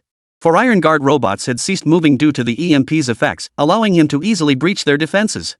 However, just as he was about to reach the exit, a sudden, intense dizziness overwhelmed him. His vision began to blur, and his body swayed uncontrollably. He struggled to stay conscious, but his awareness grew increasingly hazy. Do you think you can escape like this? The voice of the Eastern Dragon echoed once more, as if right beside his ear. Banabak forced himself to lift his head and saw the Eastern Dragon standing before him, wearing a victorious smile. He began to feel his consciousness growing increasingly hazy, as if the man's words had a hypnotic effect. Your resistance is futile.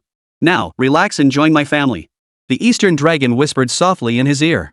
Banabak felt his consciousness being consumed by a powerful force. He tried to struggle, but his body no longer obeyed his commands. His vision grew blurry, and he eventually plunged into endless darkness. In the final moment before losing consciousness, Banabek had only one thought. He must transmit the intelligence.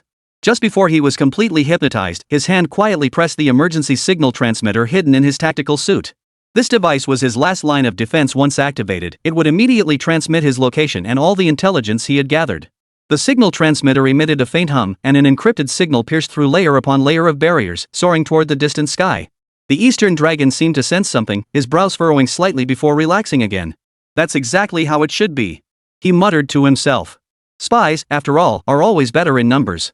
Barney Beck's body completely relaxed, his consciousness fully under control. The Eastern Dragon nodded in satisfaction and turned to leave. However, just as he turned around, a child on a balance bike suddenly rushed forward, angrily yanking off his hood. Yuriko, have you gotten addicted to acting? The child said discontentedly. Don't you know that villains always die because they talk too much? It turned out that the person who had been pretending to be the Eastern Dragon was actually Lily. She pouted at Gu Mingxi and stubbornly replied. You said you'd go easy on him at the crucial moment, otherwise how would he have had the chance to send the message? He's so stupid. If I didn't talk so much, how would he have thought of a way out? Hearing this, Gu Mingxi, who was standing on the balance bike, furrowed his brows slightly. Hearing you put it that way, this guy does seem a bit dim-witted. But it doesn't matter. Let him do the hard labor. After all, physical labor and mental labor are equally honorable. Yuriko couldn't help but laugh out loud upon hearing this. She tilted her head and asked the other person. How many more of these idiots do we have to lure in? Gu Ming thought for a moment before answering. Another 112 should be enough. However, I still hope they send some smarter people over. Manual labor isn't worth much. It's not worth all this effort. Chapter 165, Special Workers in the Factory. Not long after Banabek was hypnotized by Lily, in the control room of the CIA headquarters, an alarm suddenly sounded. An emergency signal flashed across the screen like lightning, instantly capturing everyone's attention. Quick! Decode the signal. A technician's fingers flew across the keyboard, but his expression grew increasingly grim. We've received Barney Beck's signal. He's succeeded. An agent's voice trembled with excitement. The control room erupted into chaos, with the clatter of keyboards, footsteps, and shouts blending into a deafening din. Intelligence flows like water, being swiftly analyzed, while action plans are being urgently formulated. An hour later, CIA Director Morton stared intently at the computer screen, his brows furrowed so deeply they could crush a fly. On the screen, Barnabeek's emergency signal continued to flash, with his location locked in the western suburbs of Nanhui. Barney Beck must still be alive. Morton muttered under his breath, feeling as though a heavy weight had been placed on his chest. Barney Beck was one of the CIA's 2 remaining top-tier agents. If even he were to fail, how terrifying would the Eastern Dragon be? Barney Beck is the CIA's last shred of dignity. I can't abandon him. Morton raised his head and scanned the office, his gaze sweeping over the senior officials present. Organize a rescue operation immediately and dispatch the most elite special agent team. But, Director? Intelligence Analysis Director Minnie Hamadtun hesitated, her voice tinged with concern. The Eastern Dragon's base is heavily guarded, and the agents we sent earlier have almost all lost contact. If we act rashly again, it might. We have no choice. Morton's voice was as cold as ice. The intelligence Barney Beck had obtained was crucial. He must be brought back. 3 days later, the first rescue team infiltrated the territory of the Flower Kingdom undetected. They were well equipped, highly trained, and confident that they could complete the mission with ease. However, when they infiltrated the Eastern Dragon's base, something felt off. "Chief, this place is too quiet, something's off," a spy whispered. Team leader Rosen furrowed his brow, about to speak, when suddenly, blinding lights flashed all around them. Dozens of Iron Guard robots emerged from the shadows, surrounding them completely. Immediately afterward, a familiar voice boomed over the loudspeakers, tinged with mockery. "Welcome to my kingdom, gentlemen agents. Your arrival truly honors me." As Rosen and the others were about to resist, a sudden, intense dizziness swept over them. Immediately, the scene before their eyes began to blur, and their bodies went limp, no longer under their control. Before completely losing consciousness, Rosen faintly heard the laughter of the Eastern Dragon. Another batch of new members had joined. How convenient. This time, Lily didn't even bother with small talk. She immediately launched a mental attack, knocking down a group of them in an instant. As for hypnosis? We'll deal with that later, one by one. 3 hours later, the CIA headquarters was in complete chaos. The news that the first rescue team had lost contact came in, and Morton's face turned ashen. "Send another team," he nearly shouted. "We can't give up." The second and third teams of agents rushed into the base of the Eastern Dragon. But the results were the same. All lost contact, vanished without a trace. A week later, at the CIA headquarters. "This is the 17th batch," Minnie Hamilton's voice trembled. "We've lost 60 of our best agents, Director. We can't keep going like this." Morton fell silent for a moment, his fists clenched so tightly his knuckles turned white. 60 agents, 60 lives, gone in an instant. He finally realized he might have made a colossal mistake. "Convene an emergency meeting," he said in a low voice, his tone weary. The meeting room was so tense it was hard to breathe. CIA senior officials were gathered around a long table, their faces filled with anxiety and confusion. "We've fallen into a trap." Morton cut straight to the point. The Eastern Dragon never intended to kill Barney Beck. He wanted to use Barney Beck as bait to lure us into sending more people, then capture us all at once.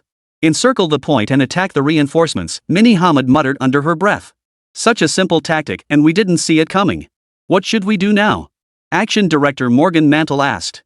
"Continuing the rescue will only result in more casualties, but if we give up, the intelligence on Barney Beck will be lost forever."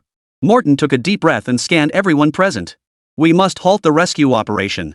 We can't send any more agents to their deaths. We need to rethink our strategy and find the Eastern Dragon's weakness instead of charging in blindly." "But what about Barney Beck?" someone couldn't help but ask. "He will understand." Morton's voice was low and firm, his face etched with worry and resignation.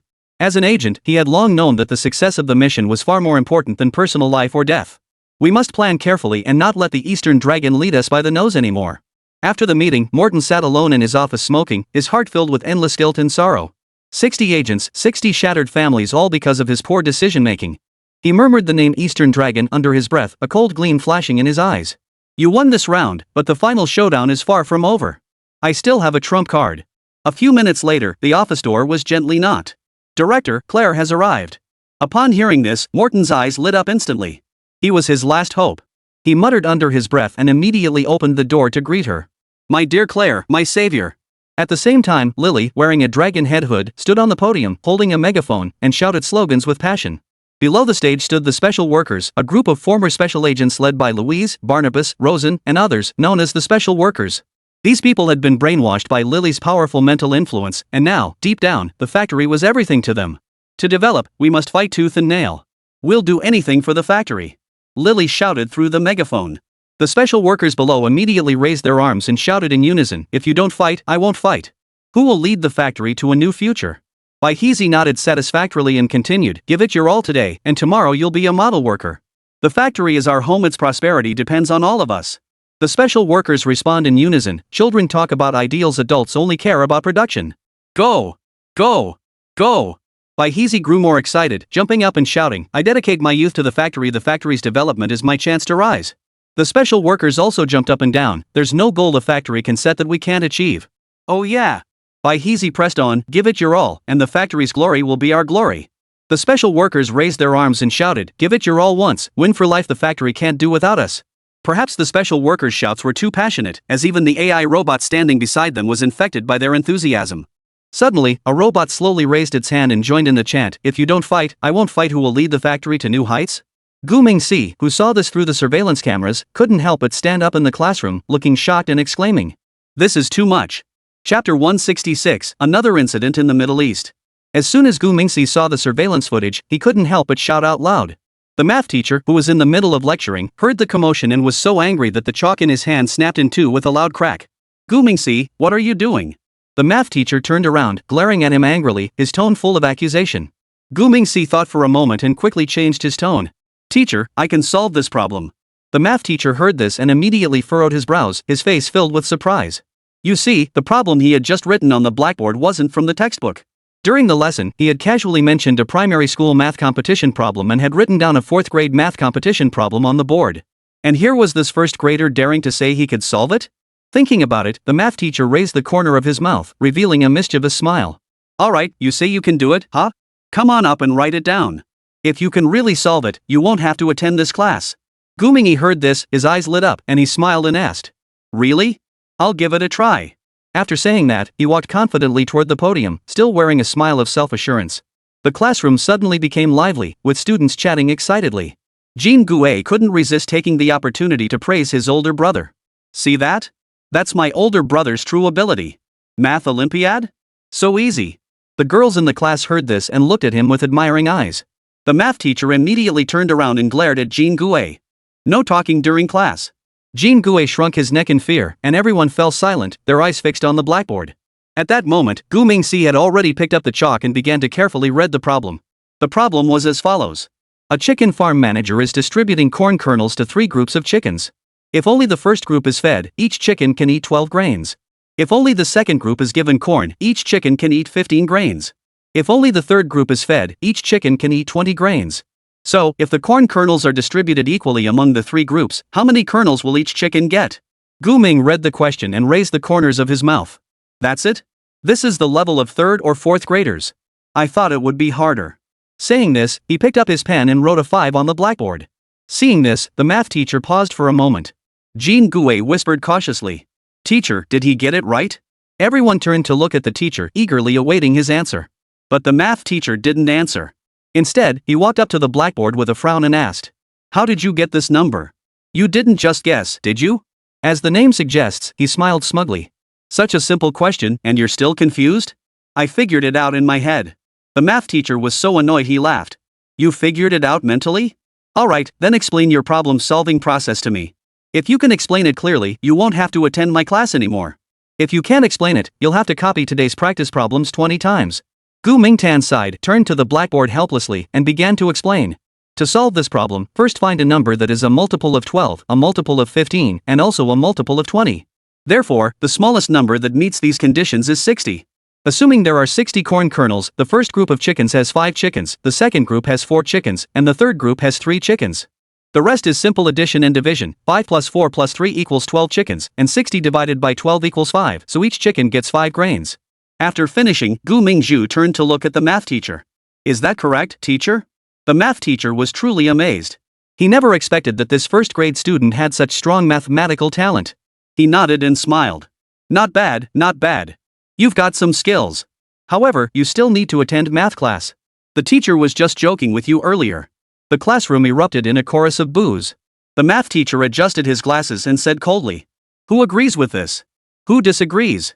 As soon as he frowned, the students fell silent, and order was restored in the classroom. Just then, Gu Mingshir's electronic watch vibrated gently. He had set the watch so that only emergency contacts could call him. He smiled and said to the math teacher. Teacher, I'll definitely pay attention in class from now on.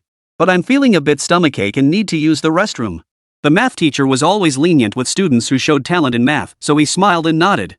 Go ahead, go quickly, and come back soon. Don't run on the way. Gu Mingxi thanked him and turned to leave the classroom.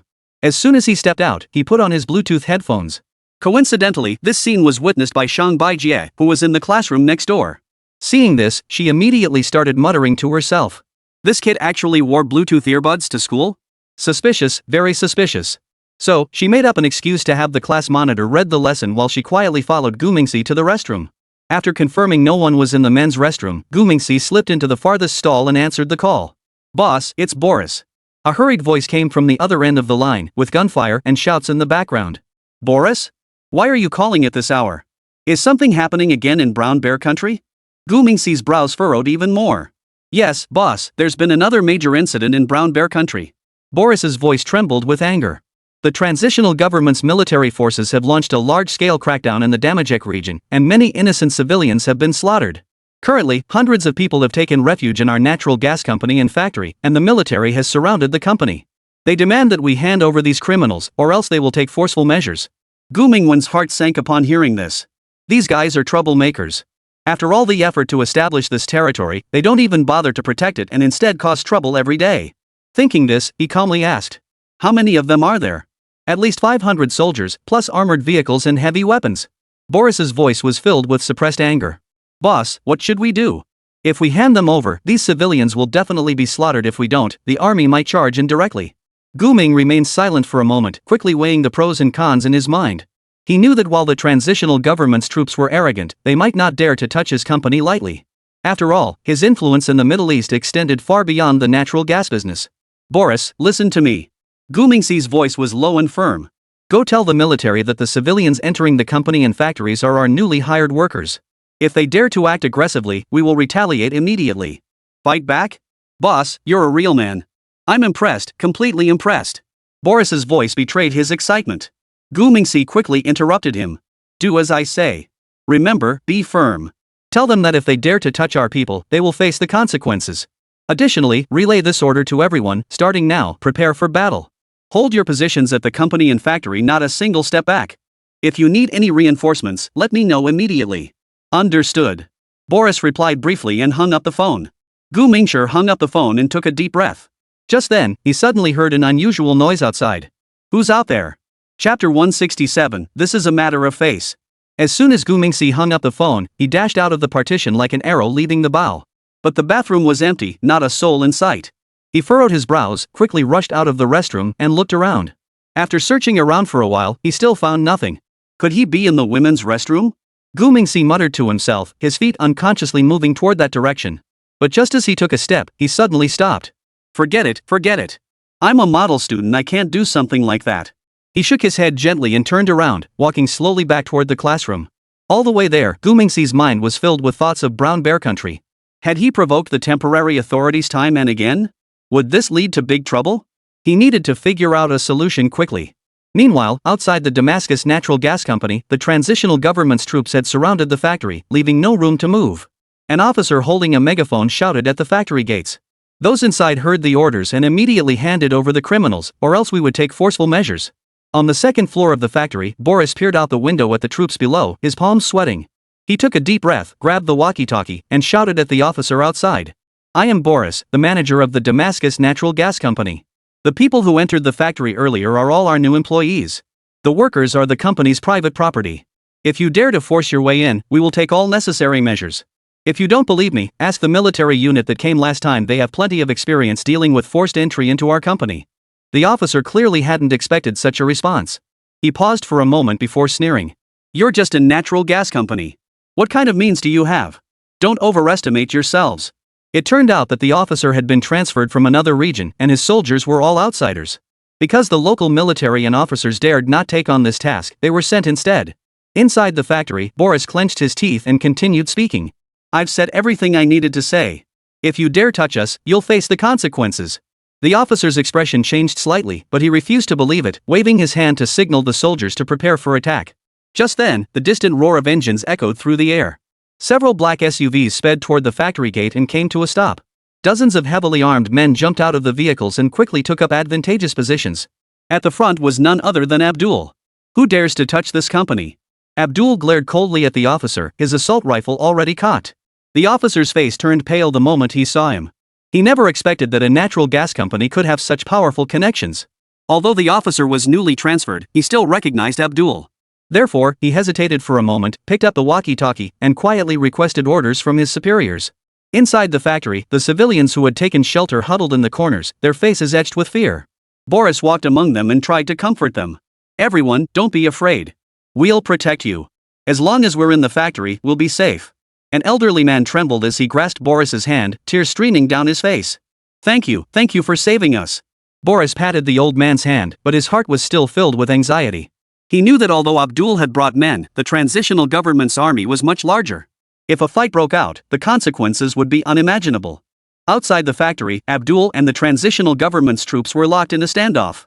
Although Abdul now held significant power, this army had been specially deployed from other battle zones by the leader, consisting entirely of inexperienced recruits who obeyed only the leader's orders. However, the officers, out of respect for Abdul, dared not act rashly. Meanwhile, at the 22nd primary school in Manhwa City, Gu Mingxi's smartwatch vibrated again during Chinese class. He had no choice but to ask for another leave of absence to go to the restroom. This time, it was a call from Secretary General Bao Duan of the Brown Bear Nation's leader. Mr. Shenlong, you are provoking our transitional government. This is the second time. Have you considered the consequences of your actions? You must know that a cornered dog will bite. Bai Duan said angrily over the phone. Gu Mingwen was taken aback for a moment, then laughed. A cornered dog will bite? You really know how to choose your examples. After laughing, he replied coldly. Don't be so sensitive, okay? I'm just protecting my employees and property. If the authorities dare to touch my people, I'll make you pay the price. If you don't provoke me, I won't provoke you, but if you provoke me, I'll pursue you to the ends of the earth. Ha? Is that a sentence you pieced together? I recall the original words from your side were not phrased this way. That's not the point. The point is that you dare to disrespect me. Who do you think you are? A weapons dealer dares to defy an entire nation? Bai Duan grew impatient and began to threaten him. Gu Mingxi didn't even bother to respond, just snorted in derision and replied. You? Just a bunch of rabble. If I choose to, I can easily support other factions to wipe you all out. If you don't believe me, go ahead and try. See who ends up getting the short end of the stick. After saying that, he hung up the phone. On the other end of the line, Bai Duan froze in place. Damn it, he dared to hang up on me.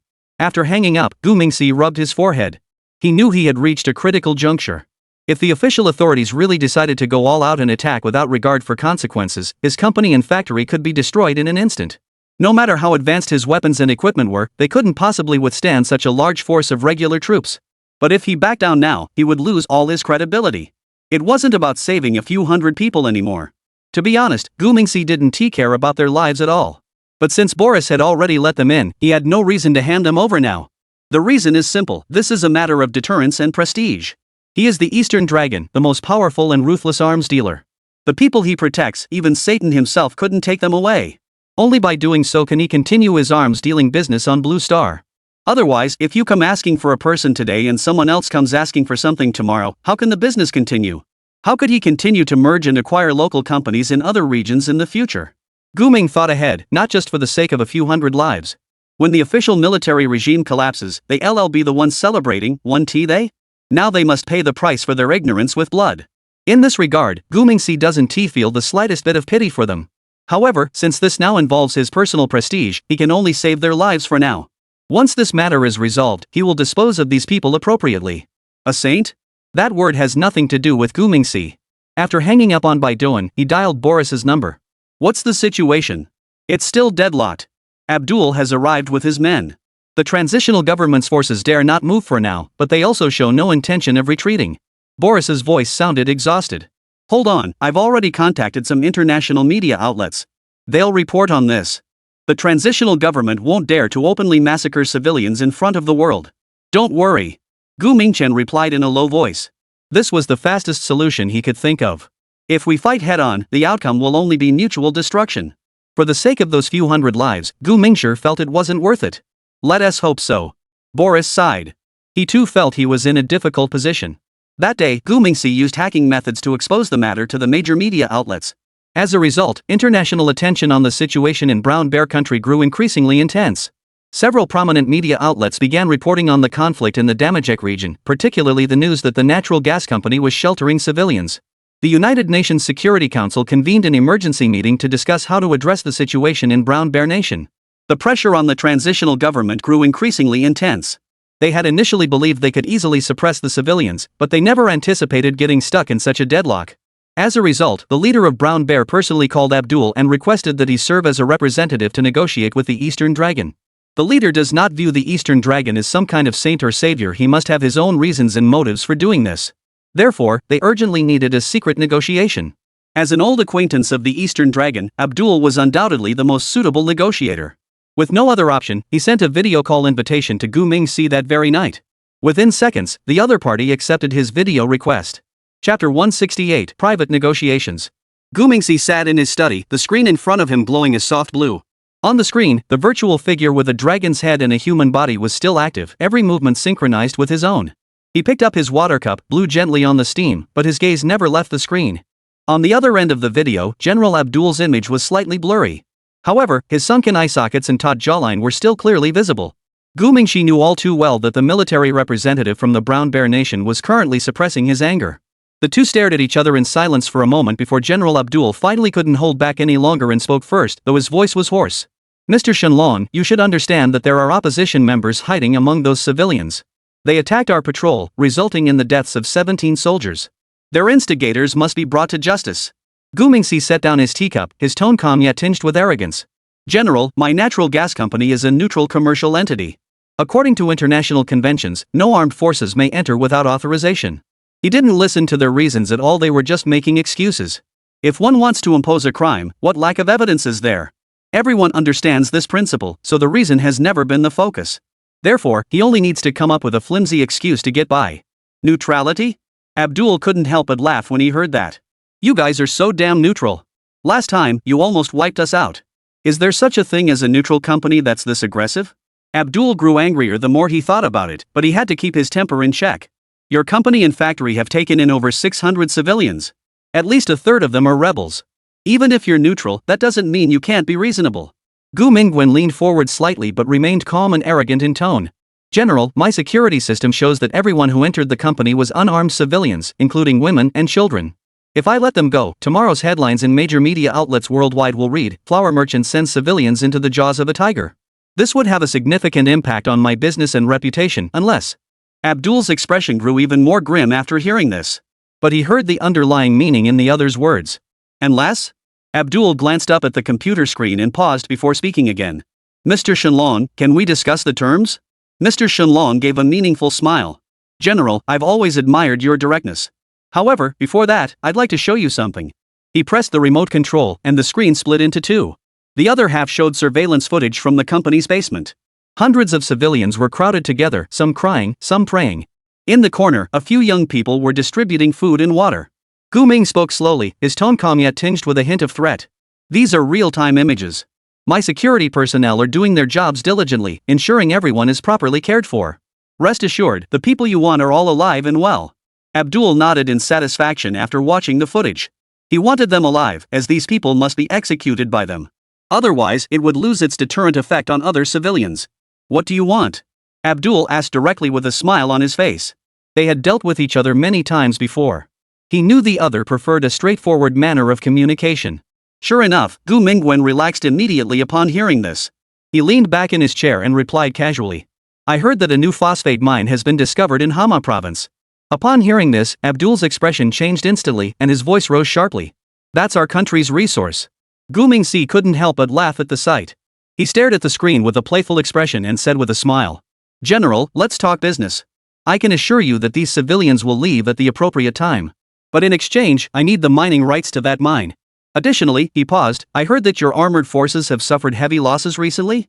At this point, Abdul's expression changed again. Gu Mingxi knew he had hit a nerve. Last week, the opposition destroyed 5 T-72 tanks of the Provisional Official Army using new anti-tank missiles. Although the incident was suppressed, it couldn't be hidden from the other side's intelligence network. Their temporary official forces already had limited heavy weaponry. Such a significant loss was simply beyond their capacity to bear. Therefore, the higher-ups are currently grappling with this issue. As Abdul was looking anxious, Gu Ming suddenly spoke up again. I can provide a batch of Red Arrow 12 anti-tank missiles along with training services. Of course, the price will be favorable. Additionally, if you're interested in purchasing armored vehicles or tanks, I can offer you an 80% discount. There was a long silence on the other end of the video. Gu Mingxi could hear Abdul's heavy breathing and the faint sound of gunfire in the distance. He knew that the negotiation was nearing its end. After about 2 minutes, Abdul finally spoke. Alright, I'll give you the mine, but I want 200 missiles and the accompanying launchers. Deal. Gu Mingxi smiled triumphantly and continued. However, General, I suggest you withdraw your troops to 5 kilometers away first. My security personnel are on edge, and if there's any accidental firing, it could be problematic. In 2 days, I'll have them all withdrawn. Abdul snorted coldly, said alright, and cut off the video. Gu Mingxi turned off the screen and reached for a bottle of yogurt. He opened the yogurt lid and, surprisingly, didn't even lick the cap. Then, while drinking the yogurt, he continued fiddling with the computer. Then, 200 Red Arrow 12 anti-tank missiles were added to the production queue. The temporary official compromise of Brown Bear Nation would solidify his position in the Middle East. No one could refuse Gu Ming's demands, whether they were official military personnel or opposition members. That's the rule, and he is the one writing the new rules. The next morning, the natural gas company and the troops outside the factory had all withdrawn. The people who believed they had been saved rejoiced and celebrated, some even shedding tears of joy. They knelt on the ground to thank the gods for their protection, but they did not thank Boris for taking them in. However, Boris didn't think much of it. After all, these people weren't his own. In the company general manager's office, Boris was communicating with Gu Ming through a satellite phone. "Old Boris, get ready over the next couple of days. I will be sending a new manager to replace you. Have Tarek stay behind with the team at the company and factory, while you take 100 people to the new mine site." Gu Ming's voice came through the phone. Boris nodded immediately in response. "No problem, I can leave at any time. But is it okay to just leave Tarek and the others here? The local authorities and military have already made us enemies." Gu Mingting couldn't help but laugh. "Don't worry, it's not a big deal. With these two experiences under our belt, I believe they can see the situation clearly now. Besides, with the machine dogs and combat robots assisting, there shouldn't be any major issues. But you, be extra careful. I just feel like this whole thing is going too smoothly." Boris chuckled upon hearing this. Then he switched hands to hold the phone and continued speaking. "Are you worried they'll pull some underhanded tricks?" Gu Mingxi hummed lightly in response, and Boris laughed even louder. "Ha, no problem. I was actually worried they'd be too honest. I've been wanting to take them down for a long time. When the time comes, I'll show them what I'm made of." Gu Mingxi smiled contentedly. "Alright, I'll send drones and a robot squad to support you when the time comes." "Perfect. We've recently developed a new batch of all-purpose engineering robots for both offense and defense. I'll prioritize them for you and use this as a practical test." Boris furrowed his brows upon hearing this. Engineering robots with integrated offensive and defensive capabilities? Why do engineering robots need to be offensive and defensive? The boss's words are a bit hard to understand. However, a few days later, Boris fully understood through practical experience. Chapter 169, A Friend Who Breaks His Promise. Brown Bear Country, Ham Province, Southeastern Region. The desert night wind carried a hint of fine sand, gently brushing against Abdul's military uniform and rustling softly. He stood at the entrance of the mine, his hands behind his back, his gaze sweeping over the endless sand dunes. At that moment, a faint smile played on Abdul's lips, as if he were plotting something. Soon, the roar of heavy trucks grew louder, breaking the silence. Abdul turned his head slowly at the sound, only to see a black jeep speeding toward him. Moments later, a man jumped down from the vehicle with a swift movement, staring at him and smiling. "Sorry, General Abdul, we kept you waiting." At that moment, he finally got a clear look at the burly man in front of him. It was a big, hairy man. The man was wearing a black tactical vest, with a silver Desert Eagle holstered at his waist. His steps were steady, exuding an undeniable sense of authority. "Mr. Boris, the timing is perfect." Abdul extended his hand and shook the other man's firmly. He could feel the calluses on the other man's palm, rough and hard, a testament to years of handling a gun. Their eyes locked for a moment, exchanging a silent understanding. Boris waved his hand behind him, and a dozen trucks loaded with military supplies slowly entered the mine. Under the moonlight, the brand new missiles glinted with a cold, sharp glow. Abdul's gaze lingered on the weapons for a moment before shifting to the distant sand dunes, his eyes flickering with an unreadable emotion. "As agreed, this mine is now yours." Abdul turned and smiled at Boris. He then took a document from his aide and handed it to Boris. "These are the mining permits and land deeds." Boris took the documents and flipped through a few pages casually. Then, the corners of his mouth turned up slightly, indicating his satisfaction with the smooth completion of the deal. However, his gaze quickly grew sharp, like a hawk fixated on its prey. General Abdul had indeed kept his word. However, he paused, his tone tinged with a hint of caution. "I've heard that things have been unsettled in Harry Province lately, with reports of bandits roaming the area." General Abdul's pupils contracted slightly upon hearing this, but quickly returned to normal. Then, he forced a faint smile and spoke. "Mr. Boris, rest assured, this area is under our control. Besides," he cast a meaningful glance at the men Boris had brought along. "With Mr. Boris's strength, he shouldn't be too concerned about a few bandits." Boris merely smiled in response and said nothing more. He then turned to his men and gave them a few orders. A lean young man immediately took charge, directing his men to begin counting the weapons. Abdul noticed that the young man had 2 Glock pistols holstered at his waist, moving swiftly and efficiently, clearly a skilled fighter. The transaction proceeded smoothly. 2 hours later, Boris's men had fully taken control of the mine. As Abdul left with his men, he glanced back at the mine, a flash of cruelty in his eyes. As night fell, only Boris's men remained at the mine, patrolling the area. Bach stood on the watchtower, the world through his night vision goggles, silent and still. This Bach had once been the platoon leader of Tarek's guard unit. Later, Boris noticed his potential and took him under his wing as his disciple. Earlier, the young man Abdul had noticed was him.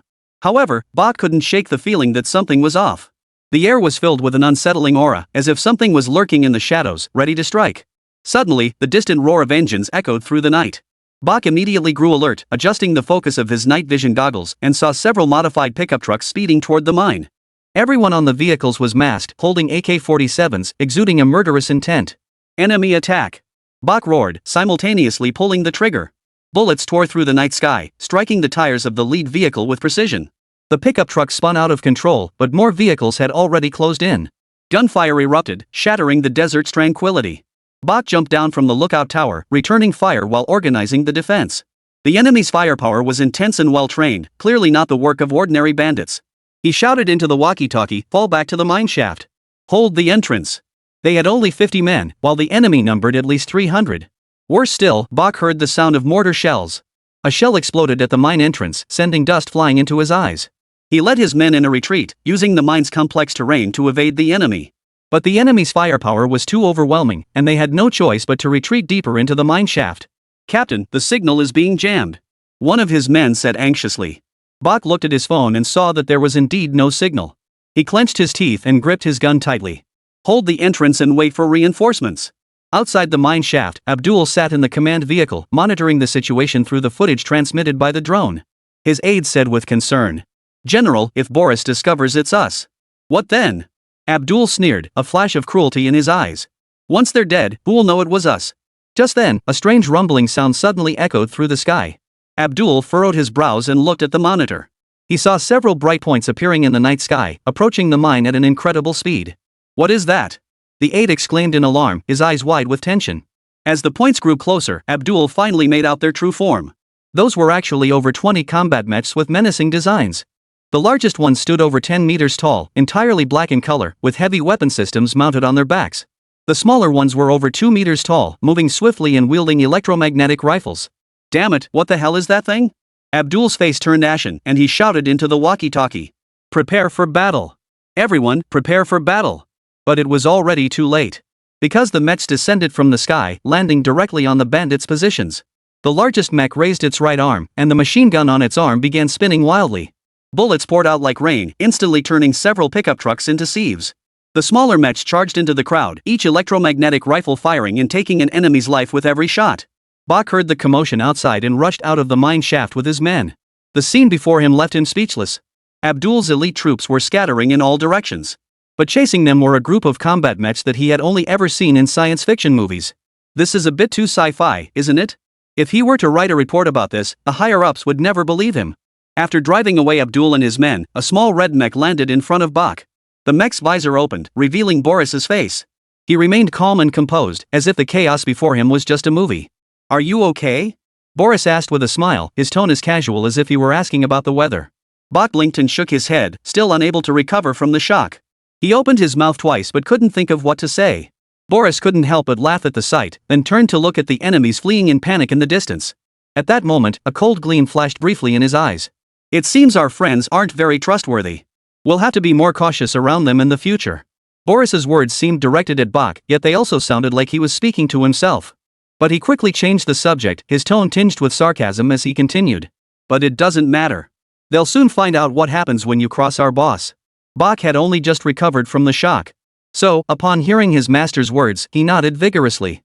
"Rest assured, we'll handle it from here." At this point, his tone suddenly shifted again. "Master, where did you get such a cool mecha? Is there one for me?" Chapter 170, Renovating the Abandoned Mine. Upon hearing his apprentice Bach want to try out the mecha, Boris didn't hesitate and pressed the mecha's disengagement button. With a hum of mechanical noise, he slowly stepped out of the mech, patted Bach on the shoulder, and smiled. "Go give it a try. This thing will be yours in the future." Bach's eyes lit up, and he rubbed his hands excitedly, but he still tried to act calm. "Master, I'm not used to this thing. I'd rather stick to moving on my own." Boris laughed heartily and gave him a push. "Stop wasting time, get up there and try it. This is a great thing. It's much more efficient than your 2 legs." Bach didn't hesitate any longer and quickly climbed into the mecha cockpit. The mech was equipped with a secondary mental link system, though it had some latency, it was more than sufficient for an engineering mech. As soon as Bach settled into his seat, the system automatically connected to his nerves. The mech's arms moved gently in response to his thoughts, as agile as his own arms. Hey, this thing is actually pretty impressive. Bach exclaimed excitedly, maneuvering the mech forward a few steps with movements as smooth as those of a seasoned pilot. Boris watched his apprentice's smug expression, shook his head with a smile, and spoke. Alright, stop showing off. Get out of there. We've got work to do. Bach reluctantly climbed out of the mecha, muttering under his breath. Master, this mech is awesome. Work will be so much easier from now on. Boris didn't respond, turning instead to summon the other elite warriors and begin teaching them how to operate the mechs. After all, those people from Brown Bear Country weren't pushovers, they needed to be prepared in advance. Fortunately, that night passed without incident. The next morning, Boris got to work with his men. He got up early and took a walk around the mining area. The barren mining area before him was covered in yellow sand, the scorching sun baking the ground, and the air was filled with the dry scent of dust. He took off his sunglasses, wiped the sweat from his forehead, and a smile curled the corners of his mouth. Master, all the equipment has been checked and accounted for. Bach rode up on a motorcycle, holding a checklist in his hand. Boris took the list and glanced over the contents: 20 units of engineering mech GCI, 100 units of intelligent mining robots, and 50 units of automated transport vehicles. He nodded and handed the list back to Bach. Let's get to work. Bach grinned and patted his chest. Got it, I'll get the guys started right away. You go ahead and take your walk. Call me if you need anything. With that, he turned the car around and sped off. Boris watched his apprentice's receding figure with a smile, then turned and continued leading his men on their patrol.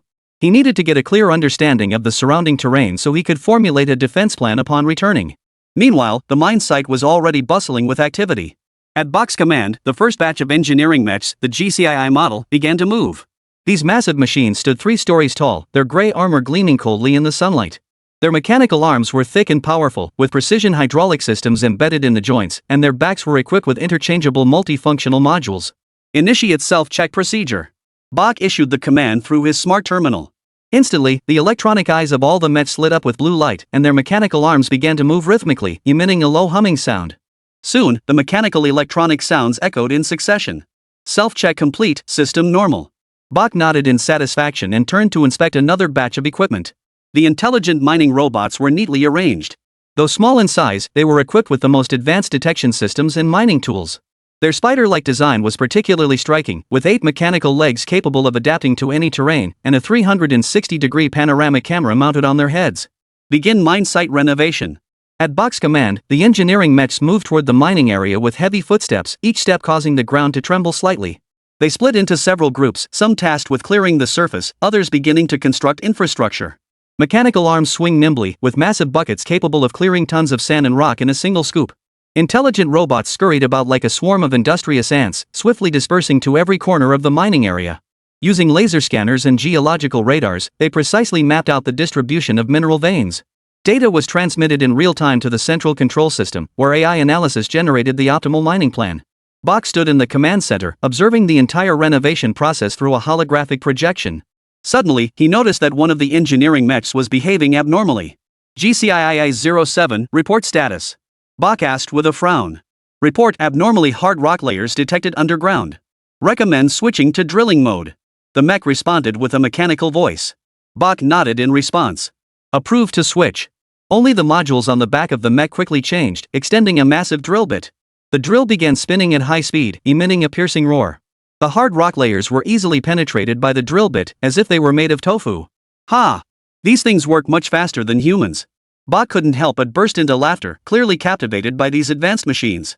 The engineering mechs worked tirelessly, some constructing automated transport tracks, others installing mineral sorting systems. Intelligent robots darted through the underground mine shafts, precisely positioning mining equipment. The entire mine renovation project was in full swing. After Boris finished his tour and returned, Bach handed over command to him and began enthusiastically describing the intelligent mining network he had designed. Of course, this plan was developed with the assistance of AI robots. According to the plan, each mining site is equipped with miniature robots that dart through the ore veins like bees, crushing the ore into fine particles and then transporting them through vacuum pipes to the surface. Boris listened attentively and nodded in approval. Well done. Bach, encouraged by his master's praise, became even more motivated. Within just 1 week, the mining area was completely transformed. Automated transport tracks crisscrossed the entire mining area like a spider's web, mineral sorting centers rose from the ground, and the most eye-catching structure was the 100-meter-tall mineral refining tower, its body shimmering with a metallic luster. That day, Bach excitedly ran into the command center, his face beaming with pride. Master, the production capacity test results are in. Our daily output is 30 times that of a mine of the same level. Boris looked at the data on the holographic projection and nodded approvingly. He then pulled out his phone to call Gu Mingxi and report the results. However, Gu Mingxi stated that this was just the beginning, and with the continuous optimization of the AI system, production capacity would continue to increase.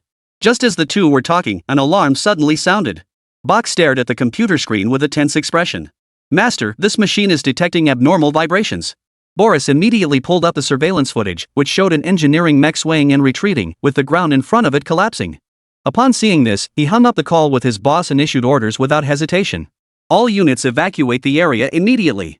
In an instant, the engineering mech swiftly retreated, their movements precise and synchronized.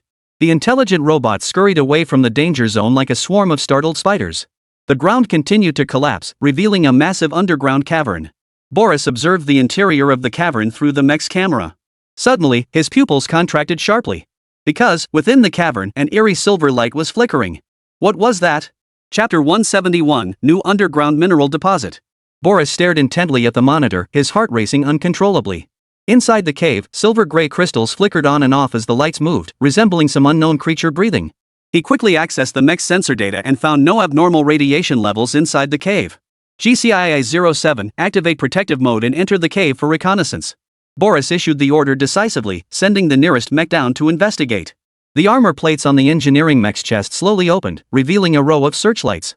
Blinding beams of light pierced the cave, illuminating its internal structure. Through the mech's cameras, Boris saw the cave walls covered in flickering silver-gray crystals. Boris widened his eyes and urgently commanded. What kind of mineral is this? Quickly collect samples for analysis. Mech GCII-07 received the command and its mechanical arm precisely retrieved a crystal. The analyzer's data was immediately transmitted back to the command center. The crystal is a sulfide mineral with the chemical composition MOS2, known as molybdenite. Molybdenite, lead gray in color with a strong metallic luster. It exhibits perfect basal cleavage. Crystals are hexagonal plate-like. It typically occurs in flakes, scales, or fine, dispersed grains. Molybdenite is the most widely distributed molybdenum mineral, primarily found in high-temperature and medium-temperature hydrothermal deposits and skarn ore deposits. At the surface, it easily weathered into molybdenum oxide MOO3. Following this is a lengthy and detailed analytical report. Important note, molybdenite often contains rhenium, making it the highest known natural source of rhenium in the blue star natural world and the primary raw material for rhenium extraction. The computer then provided a detailed introduction to the characteristics and applications of rhenium. Rhenium is a transition metal element in the 6th period and 7th group of the periodic table, with the element symbol Re, atomic number 75, and relative atomic mass 186.2. It has a hexagonal crystal structure, is a silver-white metal, typically obtained as a gray powder, with a relative density of 2.102 gcm superscript 3, a melting point of 3186 C, and a boiling point of 5596 C. Its resistivity is 19310 m at 20 C. Boris is not a chemist, let alone a mineralogist, so he found the report confusing at this point. Therefore, he skipped the detailed information and went straight to the summary at the bottom. Rhenium Re characteristics, one of the rarest elements in the Earth's crust, with a content of only 1 part per billion, and one of the elements with the highest melting and boiling points. It is classified as a first-class rare mineral resource. Scientific applications: 70% used in high-temperature alloy components for jet engines, the remainder used as a catalyst for producing high-octane gasoline. Boris didn't understand the rest, but he recognized the words first-class scarce clearly. So Boris burst into excited laughter. Ha, this is a real treasure trove. I must report this to the boss immediately. Bot didn't understand either, but he knew that something scarce must be valuable. So he couldn't help but chuckle and agree. That's fantastic. If we can mine it on a large scale, we'd be rich. Master, we're rich. Boris didn't have time to pay attention to him. He picked up the satellite phone and prepared to make a call. But just then, Boris suddenly calmed down. He signaled everyone to stay quiet, his eyes fixed on the surveillance screen, his mind racing. The discovery of this mineral would undoubtedly attract countless covetous individuals. This news must not get out. He turned to Bach and glared at him fiercely. Seal off the information immediately. Everyone here, listen carefully. We have merely discovered a high-grade phosphate ore deposit. Anyone who dares to spread rumors will have their heads cut off, along with their families. Including Bach, the other 4 or 5 people immediately bowed their heads obediently. At that moment, not a single person dared to utter a word. Boris, seeing this, immediately drew his sidearm and coldly asked, "Are you all mute? Did you hear me?" Everyone nodded vigorously in response. "We heard you." Boris gave everyone a cold glance before speaking in a harsh tone. "All right, get back to work. Once everyone had returned to their respective posts, Boris finally calmed down completely. He couldn't report yet, as the investigation was far from over. Therefore, he ordered Bach and the others to continue with the reconnaissance work. Immediately, the GCIA-07 mech continued to advance cautiously, its searchlight beams cutting through the cave, leaving trails of light in their wake. Suddenly, a massive void appeared ahead. Boris sucked in a sharp breath. The entire space was filled with those silver crystals, and under the light, the entire area was shimmering with a dazzling silver glow. My goodness, such a massive mine shaft. Bach couldn't help but exclaim in admiration. Boris merely turned and glared at him. Bach, seeing this, immediately rolled his eyes and continued remotely operating the mecha. After over an hour of detailed exploration, they finally got a clear picture of the entire molybdenum mine. A few minutes after the new underground mineral deposit was surveyed. Nanhui, 22nd Central Primary School. At that moment, Gu Mingxi was in English class. However, he was lying on the desk, scribbling and drawing, completely uninterested in what Xiang Baijie was saying. Although Louis had been caught by him, Xiang Baijie had no intention of moving her. After all, keeping one bait alive always increases the chances of catching more fish. That's what they call casting a long line to catch a big fish, isn't it? Since losing contact with Louis, Xiang Baijie had been living in constant anxiety. She grew increasingly suspicious of the child named Gu Ming. However, she couldn't even contact her superior now. Therefore, Xiang Baijie can only continue to lurk quietly near her target, secretly gathering information about him, which she can later use to make money. As a result, she takes great care of this cash cow. During class, he doesn't listen if he doesn't want to. Anyway, his English grades are so good, it won't affect anything. She just needed to keep a close eye on him and mind her own business to avoid trouble. But today, Gu Mingxi clearly couldn't stay calm anymore. Because his small electronic watch began to vibrate lightly again. With no other choice, he raised his little hand and reported. "Teacher, I need to use the restroom." Xiang Baijie heard this and immediately looked up at Gu Mingxi with a smile. "Alright, go quickly and come back soon. Don't run on the way, and be careful." At that moment, Xiang Baijie was truly a kind-hearted and considerate young lady. Gu Mingxi stood up and nodded slightly before quickly walking out of the classroom. Jin Gue, who had been dozing off, saw this and quickly raised his hand and said, "Teacher, I also need to use the restroom." As he spoke, he stood up and tried to chase after Gu Mingxi. However, the tenderness on Xiang Baijie's face vanished instantly, replaced by a fierce expression. She turned her head sharply and glared at Jin Gue, saying, "Stop. Don't move." Jin Gue didn't understand, so he replied randomly, "Thank you, and you." As he spoke, he continued walking toward the door. Xiang Baijie was really starting to lose her patience. So she stepped forward and grabbed Jin Gue's fat ear and said, "What are you thanking me for? I mean, stop right there. Are you deliberately ignoring the teacher's warning? You little fatty, how dare you be so naughty?" Jin Gue was completely stunned by her words. "Oh no, I guessed wrong this time." But his mind worked quickly, and he blinked his eyes and looked at Xiang Baijie and said, "Teacher, what should I say? Will you teach me?" Xiang Baijie was about to explain, but she quickly saw through Jin Gue's little scheme. "No matter how you answer, it won't work. You're not allowed to go. Go back and read the lesson text aloud until you can recite it fluently." Chapter 172, The Upgraded Labor Mine. "Boss, we made a big discovery." Boris's voice came through the satellite phone, so excited he could barely contain himself. Gu Mingzhan was hiding in the farthest stall of the boys' restroom, furrowing his brows and lowering his voice. "Cut the nonsense and get to the point." Boris, hearing this, panted heavily, his tone sounding somewhat excited as he replied. "Molybdenum ore. Huge reserves. It's right below the mine that Brown Bear Country gave us. The samples have been tested, and the purity is extremely high enough to mine for at least 20 years. Gu Mingyi heard this and froze in place. Molybdenum ore? He knew exactly how valuable this stuff was. This isn't just any ordinary ore, it's the mineral with the highest known rhenium content. This rhenium is the core material for high-temperature alloys used in jet engines.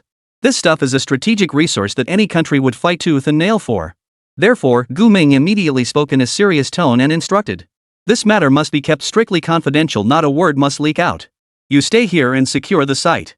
I'll arrange for new equipment to be sent over immediately. Boris nodded in agreement, but then scratched his head and said, Boss, there's another issue. The power supply here isn't sufficient. If we start large-scale mining, the power might not hold up. Gu Mingwen thought for a moment and interrupted him. I'll handle the electricity. You just keep exploring. Don't worry about anything else. After hanging up the phone, Gu Ming closed his eyes and summoned his system. He quickly scrolled through the building list and found the slave mine from Red Alert 2, Yuri's Revenge. Let's start with 10 for now. Don't deploy them yet, I need to modify them first. The system responded quickly upon receiving the command. Ding, exchange successful. 150 million system coins consumed. Detected host sanitation request. Proceed with automatic upgrade and modification? Yes. Gu Minghua replied without hesitation. The modification program in the system had just started when a faint sound of footsteps suddenly came from outside. Gu Mingxi immediately held his breath and strained his ears to listen carefully. Sure enough, someone was there. He quietly pushed open the partition door and jumped out suddenly. Ha! I've got you. Ah! The other person screamed in fright. Gu Ming was also startled by the scream, looked up, and froze in place. Shan, teacher? What are you doing here? Shang Baijia covered her chest, her face pale, glaring at him angrily. What's wrong with you? You suddenly jumped out and scared me half to death. Gu Mingwen looked at her with a suspicious expression. No, Miss Shang, this is the men's restroom. You shouldn't be here, should you? Shang Baijia's face turned red, but she quickly composed herself. You're the one saying that. A class only lasts a few minutes, and you've been hiding here for over 10 minutes. I came in to check on you in case something happened. Gu Mingdi glanced at his watch. Sure enough, he had been so focused on the system that he had lost track of time. He scratched his head and gave an awkward smile. My stomach feels a little off. Maybe I ate too much ice cream last night.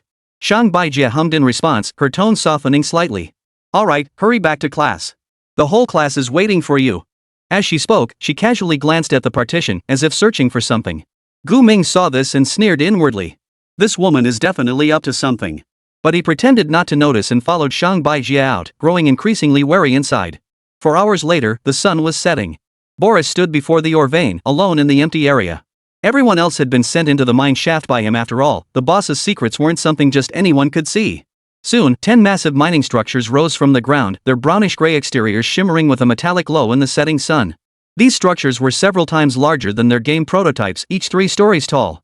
This was a special request from Lingyun to have the system scale them up. After all, this was the Gobi Desert region of the Middle East. There was no need for a miniature mine to hide anything. Are you ready? Let's begin the. Gu Ming's voice came through the satellite phone. Copy that. Boris responded with a nod, scanning the area warily. Gu Mingxi first dismantled the mine control devices in the mine and replaced them with ordinary labor stations. Though he was an arms dealer, he had his own principles and would never use slaves. Each mine could accommodate 50 workers, but with the assistance of automated equipment, efficiency was equivalent to that of 500 people. The mine also had rest areas and medical rooms, with conditions far better than those of ordinary mines. Next came the renovation of the energy system. During the refining of molybdenum ore, a large amount of waste is produced. Gu Mingxi had a brilliant idea and turned this waste into energy for the mine. He installed waste processing units at the bottom of each mine, which convert the waste into electricity through special reactors. Boris looked at the design plans and couldn't help but praise them. That's brilliant, boss. Not only does it solve the mine's power supply issue, but it can also provide electricity to the surrounding areas. But Gu Mingxi's modifications didn't stop there. Considering the arid climate of the Middle East, he added air filtration and temperature humidity control systems to the mines, ensuring a comfortable working environment for the workers. Finally, he completely upgraded the mining equipment. The slave mine in the game was too inefficient, so Gu Mingxi directly implemented an automated mining system and intelligent sorting devices, allowing minerals to be sorted and processed immediately upon extraction. After the renovation was completed, Boris personally tested the safety of the system. The test results came back quickly. The renovated mine not only fully met safety standards but was even safer than ordinary mines. Gu Mingxi looked at the report and nodded in satisfaction. Each mine now has a daily processing capacity of 25,500 tons, which is more than 10 times that of a standard mine. Additionally, since no external power supply was required, operational costs were reduced by 70%. He pressed the start button, and all 10 mines simultaneously emitted a deep rumble. Massive mechanical arms slowly extended toward the raw ore nearby, precisely collecting and sorting all the ore before sending it to the refining workshop. Gu Mingxi stared at the monitoring screen, confirming that everything was operating normally.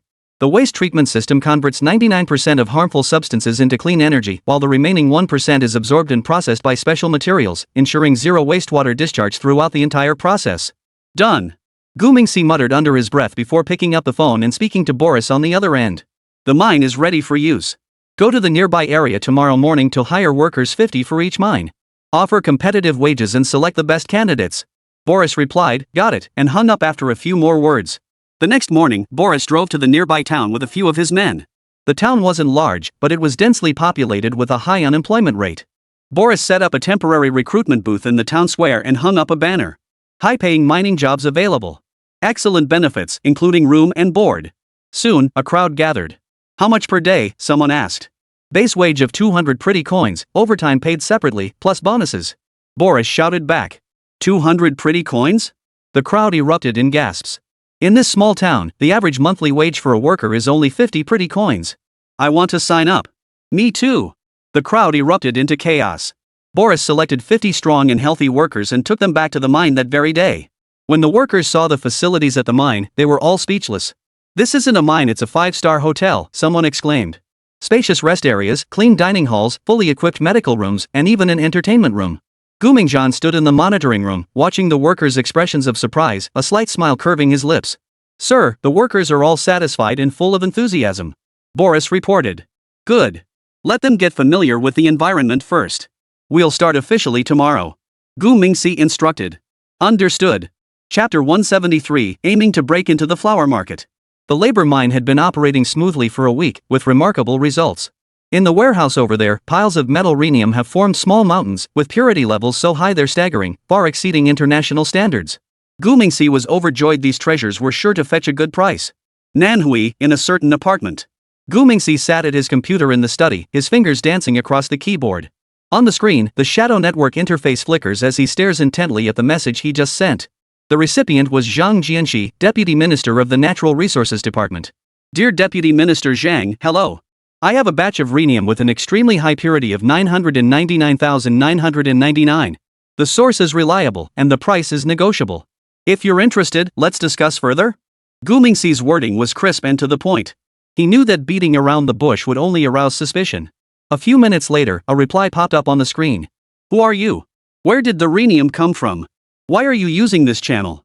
How did you obtain this contact information?" Gu Mingxi smirked and quickly typed out a response. "I'm just a businessman, my name doesn't matter. The rhenium is extracted from molybdenum mines in the Middle East. As for why I'm using this channel, you know how it is, official channels aren't convenient. As for how I found you, it's just a technical matter." Soon, Zhang Jianxi's reply came. "How do I know you're not a scammer? Rhenium is so scarce, where did you get so much of it?" Gu Mingxi was prepared and immediately sent several high-resolution photos and a video. The photos showed piles of molybdenum ore and operational extraction equipment, while the video was filmed by Gu Mingxi himself at the mine, with the camera sweeping over rows of sealed containers filled with rhenium. "Deputy Minister Zhang, please take a look at these first. If you still don't believe me, we can have a video call, and I'll take you on a tour of the mine." After typing this, Gu Mingxi couldn't help but flash a confident smile. Zhang Jianxi sat in his office, his brows furrowed. He stared at the photos and videos on the screen, half believing, half doubting. Rhenium is a strategic resource, and China has always relied on imports. If what this person is saying is true, it would indeed be a rare opportunity. But he was also well aware that such matters carried immense risks. The slightest misstep could lead to disaster. After much deliberation, he finally replied. "Sir, I've reviewed your materials. It's interesting. However, a few photos and videos aren't enough.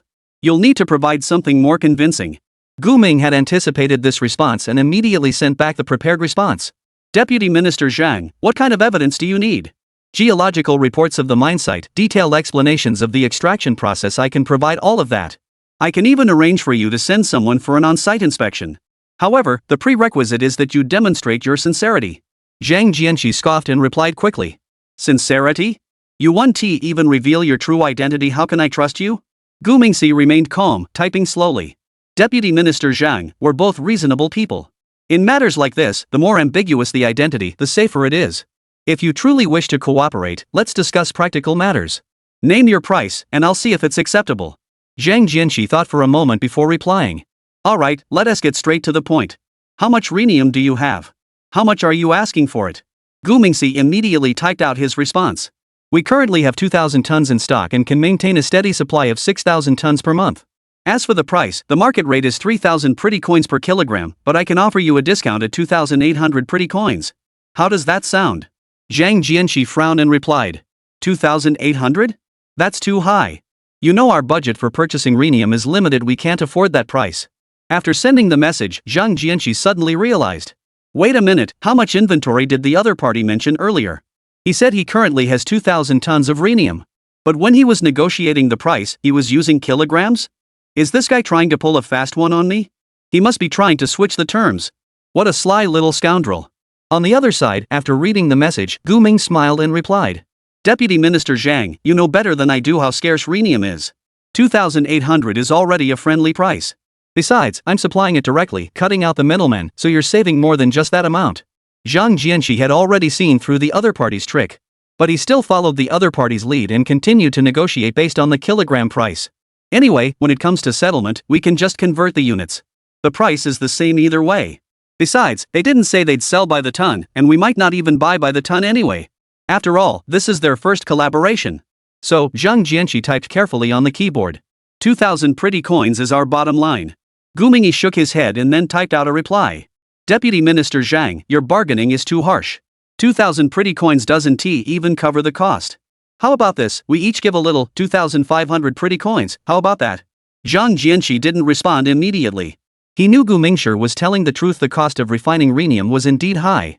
But he still wanted to push the price down further. After all, business was all about haggling. 2,300 pretty coins is our final offer. If you agree, we can sign the contract immediately. Gu Mingxi looked at the screen and did some quick calculations in his head. 2,300 pretty coins was lower than his initial expectation, but still within an acceptable range. More importantly, he needed this deal to break into the flower-growing market. So, Gu Mingxi replied. Alright, 2,300 pretty coins, deal. However, I have one condition. What condition? Zhang Jianxi quickly asked back. The payment must be made in digital currency, and a 30% deposit must be paid up front. Gu Mingxi's response was also swift. Zhang Jianxi frowned after reading the message, thought for a moment, then typed out his reply. Digital currency? Isn't that a bit non-compliant? Gu Mingxi smiled and replied slowly via the keyboard. Deputy Minister Zhang, for transactions like this, using international digital currency is the safest option. If you feel it's not suitable, then let's just forget about it. Zhang Jianxi hesitated for a moment before finally replying to the other party. It's possible, but I need to consult with my superiors first. You'll have to wait 1 or 2 days. Additionally, you must guarantee the quality of the goods. No problem. Cash on delivery, and we'll refund 10 times the amount if there is any issue. Gu Mingxi replied very straightforwardly. After reading the message, Zhang Jianxi nodded slightly, and the two agreed on the next time to contact each other. Then, he picked up the office phone and called the department head. Mr. Qin, I have an important matter to report to you. The next day, at 5 in the morning. The sky over Kyoto was still tinged with the first light of dawn, but the meeting room of the Ministry of Natural Resources was already brightly lit. A dozen senior officials were seated around a long table, the atmosphere tense. The sole agenda item was whether to collaborate with a mysterious foreign businessman to purchase a batch of rare metal rhenium at a price significantly below market value.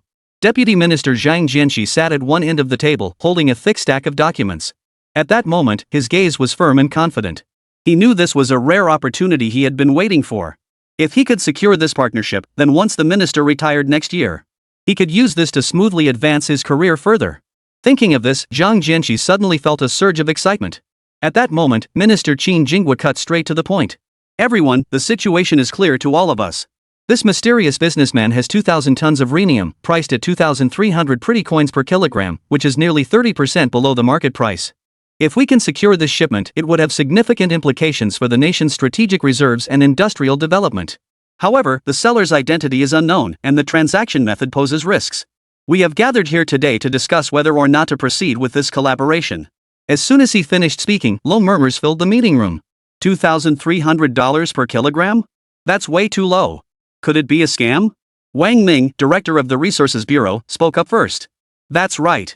The production of rhenium is already scarce. How could someone be selling it at such a low price? Another deputy director echoed his words.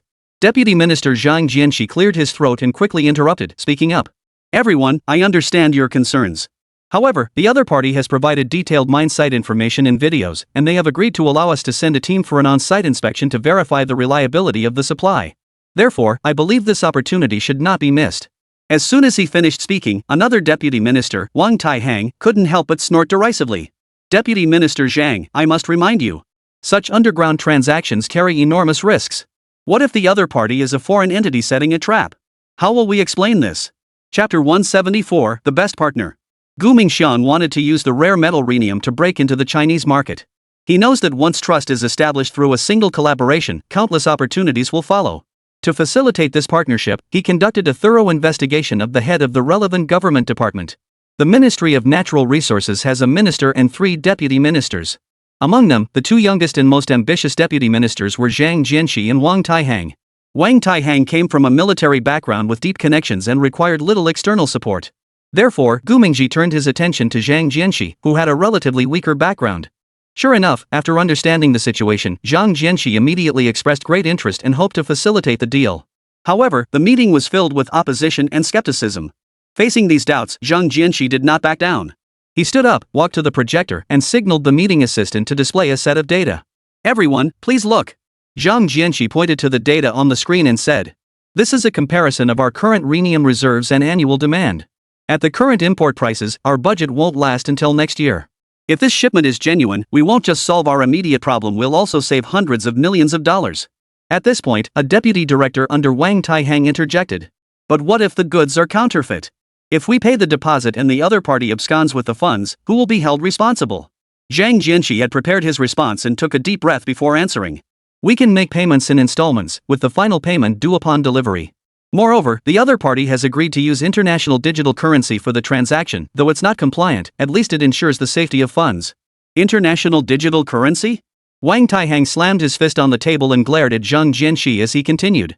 "Deputy Minister Zhang, have you lost your mind? Using virtual currency for transactions? If something goes wrong, it'll be nearly impossible to trace. You're playing with the nation's money. I firmly oppose this." Wang Taihang knew full well that if this transaction succeeded, after the old minister Qin Jinghua retired next year, Zhang Jianxi's threat to him would greatly increase. The atmosphere in the meeting room grew tense instantly, with voices for and against intertwining, and the arguing grew louder. Seeing that the situation was deadlocked, Zhang Jianxi immediately raised his voice. "Everyone, I know this transaction involves risks. But please consider this: what is rhenium? It is a core material for aircraft engines, semiconductors, and the nuclear industry. Without rhenium, our high-tech manufacturing industry would be at the mercy of others. Now someone is willing to supply it at a low price, yet we are abandoning this opportunity out of fear of risk. Isn't that like throwing the baby out with the bathwater?" His words left the meeting room in silence. At that moment, the elderly minister Qin Jinghua, who had remained silent, furrowed his brows and spoke slowly. "Zhang Jianxi, how confident are you about this matter?" Zhang Jianxi looked straight into Qin Jinghua's eyes and answered firmly. "Minister, I am 80% confident. The documents provided by the other party have been analyzed by the technical department overnight, and the expert panel's opinion is that this batch of goods is highly likely to be genuine. Furthermore, I have decided to lead a team there personally. First, to confirm the authenticity of the goods once again, and second, to negotiate the details of the cooperation in person. Furthermore, I have contacted the National Security Department and requested they monitor the entire transaction process to ensure everything goes smoothly." Qin Jinghua pondered for a moment before finally nodding and saying, "All right, since you're so confident, I'll support you. However, Zhang Jianxi, if anything goes wrong with this transaction, you will be held fully responsible." Zhang Jianxi nodded without hesitation. "Yes, Minister, I understand." Wang Taihang, seeing that the old minister had spoken, felt it was inappropriate to continue opposing the decision. But deep down, he still felt the deal was too risky and didn't hold much hope for it. Therefore, he decided to wait and see how things would turn out. After the meeting, Zhang Jianxi was the last to leave the conference room, letting out a long sigh of relief. He knew that the risks of this deal were indeed very high. But he was even more aware of the importance of rhenium to the nation and the significance of this deal to himself. But if he let fear of risk prevent him from seizing this opportunity, that would truly be a dereliction of duty and a source of regret. Upon returning to his office, he took out his phone and dialed the number left by Gu Minglu. "Mr. X, the cooperation can begin. However, I have one condition." This Mr. X was the code name left by Gu Mingshi. After all, Dongfang Shenlong is an arms dealer, how could they possibly be involved in resource trafficking? So he came up with a code name on the spot. At that moment, Gu Mingxi had just woken up and was preparing to bring breakfast to his grandfather. Upon hearing the phone ring, he answered it while yawning. "Good morning, Mr. Zhang. Feel free to name your conditions, everything is negotiable." Zhang Jianxi, hearing the other person yawning non-stop, was infected and yawned lightly before speaking. "My requirements are simple: the entire transaction process must be fully transparent, and we will send someone to oversee it. Additionally, I need to visit your mine personally to confirm the source and quality of the goods." Zhang Jianxi's tone was firm and unyielding.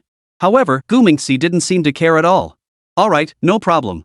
Then I wish us a successful collaboration." After speaking, he hung up without waiting for a response. Zhang Jianxi held the phone, feeling a bit dazed. He just hung up? I still have so much to say. What could be more important than this collaboration? Of course there is Gu Mingxi needs to deliver breakfast to his grandfather. That afternoon after school, Gu Mingxi, to dispel Zhang Jianxi's doubts, voluntarily suggested a video call. Zhang Jianxi naturally agreed. He also wanted to meet X in person. However, when the video call connected, the person on the screen was Boris. At that moment, he was wearing casual attire, with a modern office as the backdrop. "Deputy Minister Zhang, hello." Boris greeted him with a smile. Are you Mr. X? Hello, it's a pleasure to meet you in person. Zhang Jianqi smiled and nodded, then asked seriously. I would like to confirm once more that the rhenium you mentioned was indeed extracted from molybdenum or in the Middle East? Of course. Boris smiled, took out his phone, switched to the rear camera, and started filming the mine outside the office. As you can see, this is my mine. Over there is the extraction workshop, and over here is the warehouse. Zhang Jianqi studied the screen carefully. The scale of the mine was indeed substantial, and the equipment was quite advanced. His doubts were slightly alleviated, but he still had some lingering concerns. Mr. X, your mine is quite large. But as far as I know, there aren't any large-scale molybdenum or deposits in the Middle East. Boris laughed heartily upon hearing this. Mr. Zhang, don't dwell on that. I wouldn't have come to you to collaborate if I didn't have something substantial to offer. If you're still not convinced, you're welcome to come and inspect the site. We're always welcome. Real gold isn't afraid of fire. Zhang Jianqi nodded reassuringly in response. All right, I'll make arrangements as soon as possible. When the time comes, I hope Mr. X won't mind if we bother you. Boris shook his head and waved his hands with a smile. No, of course not. Let me know in advance which day you plan to come, and I'll arrange for someone to pick you up at the airport. Zhang Jianqi smiled and nodded in response. All right, then it's settled. Chapter 175, A Special Airport Pickup Ceremony. Vanmao Kingdom, Istanbul.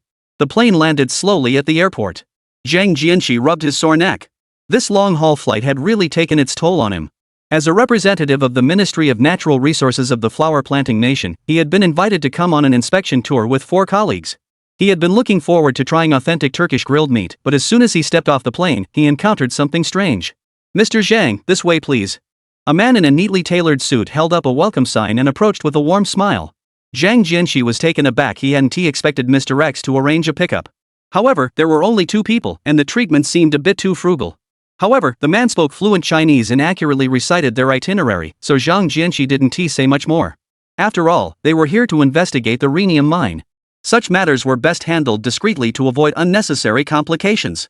So, Zhang Jianqi and his 4 companions didn't think much of it and followed the man in the suit toward the parking lot. But Zhang Jianqi couldn't shake the feeling that something was off. While it was true that the matter should be handled discreetly, this was taking it too far. After all, I am a deputy minister-level official. You're only sending 2 people and a van to handle this?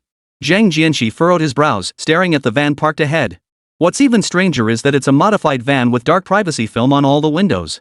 Please get in. The man in the suit opened the door and gestured for them to get in.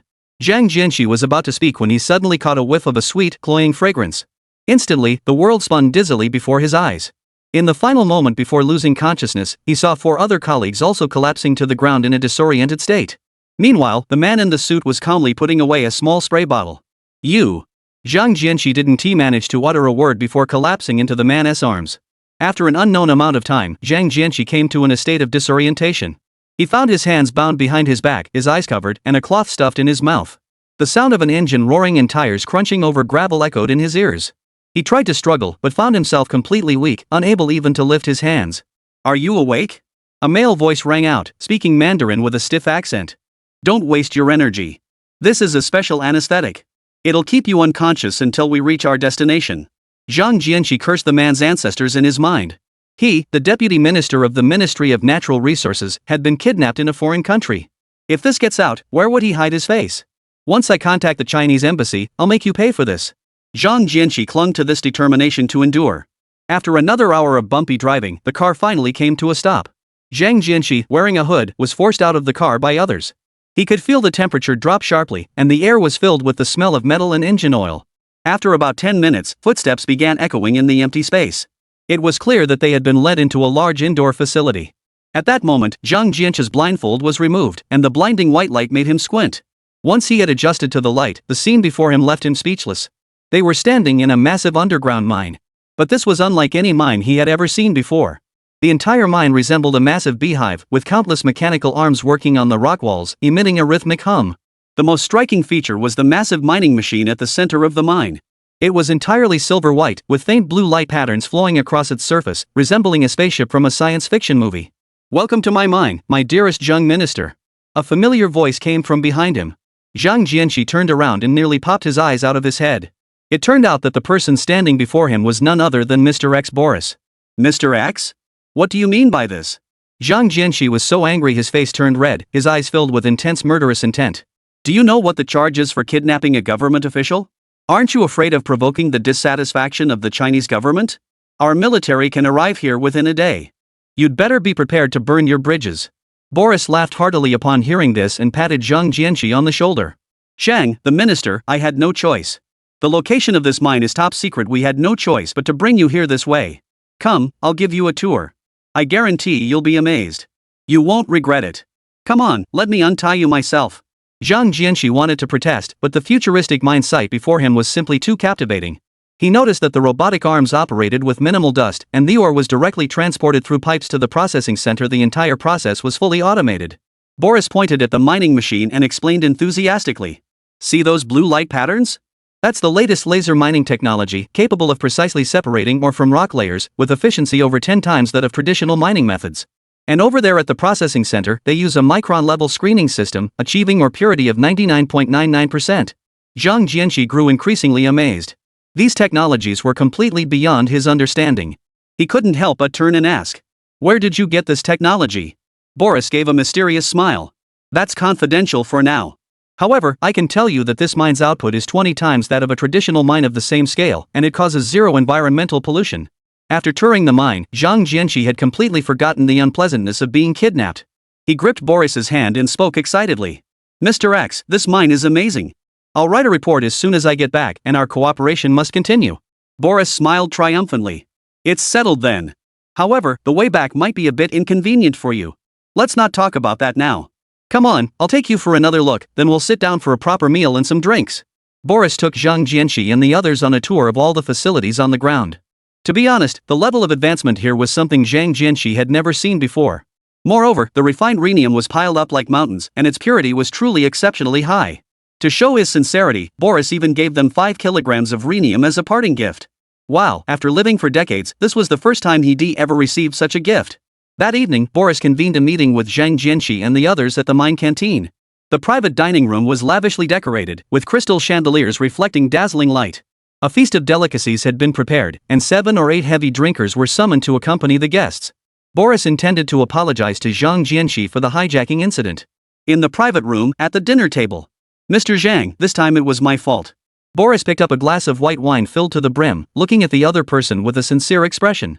"I'll drink this one. You can drink at your leisure." Zhang Jianqi gave him a half smile, picked up his highball glass, and drank it in one gulp. Boris felt a pang of surprise. This old Zhang didn't seem like much, but he could hold his liquor. After 3 rounds of drinks, the dishes on the table had barely been touched, but a case of baijiu had already been finished. The few people accompanying him were already staggering around, their speech slurred. Boris's face was flushed, but his eyes remained clear. He glanced at Zhang Jianqi secretly and noticed that the other man, aside from his slightly red ears, showed no signs of intoxication at all. "Mr. X." Zhang Jianqi slowly opened another bottle and looked at Boris with a smile. "This wine is much better than Mao Tai. Excellent, very good. Come, let me toast you again. I hope our cooperation goes smoothly, and I wish you prosperous business." Boris was startled. This was already the 3rd bottle of white wine the other party had opened. Something felt off about today's situation. Is he the reincarnation of the wine god? Are all flower growers such heavy drinkers? By the time the 2nd case of white wine was finished, the private room was filled with people lying on the floor. Boris felt his temples throbbing. He hadn't drunk this much in ages. Looking at Zhang Jianqi, he was calmly peeling a lobster, his movements steady and precise. "Old Zhang, what's going on with you? Did you drink all that alcohol?" Boris said this with a slightly slurred tongue. Zhang Jianqi smiled upon hearing this, then poured him another cup. "This isn't much. When I was young, I spent a few years in the Northwest, where people drink from bowls." Boris looked at the 3rd case of white wine and suddenly felt that this apology banquet might end up costing him dearly. Chapter 176, The Butterfly Effect of Rhenium. 2 days later, Zhang Jianqi's delegation returned to Kyoto smoothly. As for how they got back? Zhang Jianqi still couldn't figure it out even now. All he knew was that after he sobered up, he was already back in Kyoto. However, the souvenirs X had sent were all intact and brought back. This inspection team not only confirmed the authenticity of the mine and the quality of the rhenium but also brought back highly pure retest samples. After several high-level meetings, the cooperation arrangements were basically finalized. Zhang Jianqi was appointed as the direct responsible person, fully in charge of all matters related to this cooperation. 2 days later, the retest results were released. "Xinbu, the sample testing report is out." Zhang Jianqi pushed open the door, holding the documents in his hand, his tone brimming with excitement. Qin Jinghua put down his work, took the report, and quickly scanned the complex data. Gradually, his brows relaxed and a faint smile appeared on his lips. The report showed that the purity of the rhenium reached 99.99, far exceeding expectations. Goodness me! This rare metal has an annual global production of only a few dozen tons. Xin Jinghua couldn't help but exclaim in astonishment, his hands trembling slightly. Does Mr. X's warehouse really contain 2,000 tons of high-purity rhenium? What kind of cutting-edge technology did they use to extract it? Construction, did you see those 2,000 tons of rhenium with your own eyes? Xin Jinghua still couldn't quite believe it. Zhang Jianxi pulled out his phone and played the video he had secretly recorded at the time. Xinbu, take a look. This is what I filmed at the time. Xin Jinghua eagerly took the phone and watched it repeatedly. Finally, he slowly put down the phone, his eyes reddened, and his voice trembled. This is like a windfall from heaven. Heaven is watching over our family. No, I must go report this to the higher-ups personally. Xin Jinghua suddenly slapped the table and stood up, speaking excitedly. No, Jianxi, you have to come with me too. Hurry up and get ready. Zhang Jianxi heard this and immediately became excited as well. Yes. I'll go prepare right away. After saying that, he turned and ran out, forgetting to take his phone. Xin Jinghua tried to call him back, but when he looked up, he was already out of sight. He sighed helplessly, shaking his head slowly. This kid is still so impatient. After saying that, he couldn't help but pick up his phone again and start watching the video once more. 2,000 tons of rhenium. It's something you dare not even think about. Xin Jinghua chuckled to himself. That afternoon, Xin Jinghua took Zhang Jianxi straight to the central government. A few days later, a news story made headlines on the front pages of newspapers around the world. A company has spent a fortune to acquire 2,000 tons of high-purity rhenium, sending shockwaves through the global tech industry. The news detailed the background and significance of the transaction. Rhenium, a rare metal with an annual production of only a few dozen tons, is a key material in high-tech fields such as aircraft engines, spacecraft, and nuclear reactors due to its high temperature resistance and corrosion resistance. For years, global rhenium supplies have been monopolized by a few countries.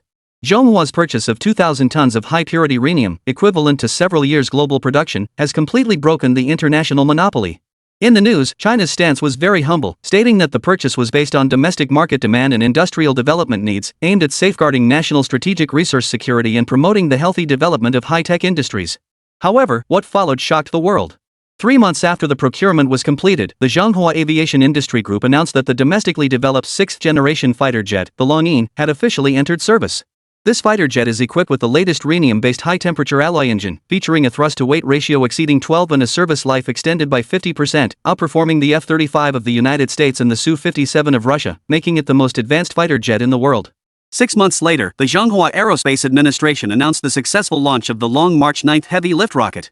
The rocket's engine combustion chamber and nozzle are made of rhenium alloy, with high-temperature resistance improved by 30% and a launch capacity of 140 tons, sufficient to support manned lunar missions and deep space exploration. By the end of the same year, Zhonghua launched the Chang'e 7 lunar landing mission and announced plans to establish a permanent lunar base by 2030. Procurement completed in July of the following year, Zhonghua announced breakthrough progress in fourth-generation nuclear reactor technology. The use of rhenium alloy has raised the reactor's operating temperature to over 1,600 degrees Celsius, significantly improving power generation efficiency. China became the first country in the world to achieve commercialization of nuclear fusion power generation, completely transforming the global energy landscape. In July 2028, Zhonghua announced major breakthroughs in 5G, 6G communication technology and quantum computing. The application of rhenium alloy in high-temperature electronic components has significantly enhanced the performance of communication base stations and satellite equipment, enabling Zhonghua's 5G, 6G network coverage and transmission speeds to reach world-leading levels. In October 2028, Zhonghua announced the mass production of its seventh-generation fighter jet, the Dragon's Roar, and successfully flew its first hypersonic aircraft. The use of rhenium alloys has greatly enhanced the high-temperature resistance and penetration capabilities of these aircraft, significantly strengthening Zhonghua's defense capabilities. In the same month, Zhonghua announced export controls on rhenium resources, prioritizing domestic demand. This decision forced countries like the United States, the European Union, and Japan to relocate their research and development centers to Zhonghua to access rhenium resources and technical support. China's global influence has significantly increased. In 2029, Zhonghua announced its intention to share rhenium resources and technology with the international community to jointly advance human civilization. Many international companies relocated their R&D centers to Zhonghua, propelling its technological prowess to rise rapidly and establish itself as a global hub for innovation. In fields such as aviation, aerospace, energy, electronics, and defense, Zhonghua's technological breakthroughs not only transformed the nation's destiny but also brought new development opportunities to the world. The breakthrough in rhenium resources has driven a global restructuring of the technology supply chain, with Manhwa emerging as the leading force in this transformation. Meanwhile, Gu Ming's mind was flooded with memories of the future. He knew that this was the butterfly effect triggered by his efforts to achieve rhenium independence for Manhwa. These memories would inevitably become reality in the future. Of course, the achievements of the flower-growing community are not solely due to rhenium. Gu Mingxi had already begun to set his sights on other mineral resources within the country. It seems I need to step up my efforts. Gu Mingxi glanced at the balance in his system account and smiled contentedly. Never mind, let's fix a segment of the system program first. System, activate the repair function. Ding, repair command detected. Calculating system account balance. Current system account balance, 474,560,000 system coins. Please confirm if you wish to convert all to repair points? Gu Mingxi stared at the holographic operating platform in front of him, exhaling slowly and muttering to himself. This system is getting more and more money-grabbing. He couldn't help but start complaining. Sigh, maintaining this system is like raising a money-guzzling monster. It's burning through my funds so fast it feels like my heart is bleeding. Maybe we should just give up on repairs and develop a new one. It might even be cheaper. He rubbed his chin, looking torn. No sooner had he finished speaking than the system popped up with a new notification. Ding! Congratulations, host. You've obtained a 95% discount repair coupon. Please confirm if you wish to use it? Gu Mingwei raised an eyebrow, his lips twitching as he muttered under his breath. 95% off? That's it? The system is being so stingy. This discount isn't even enough to fill a tooth gap.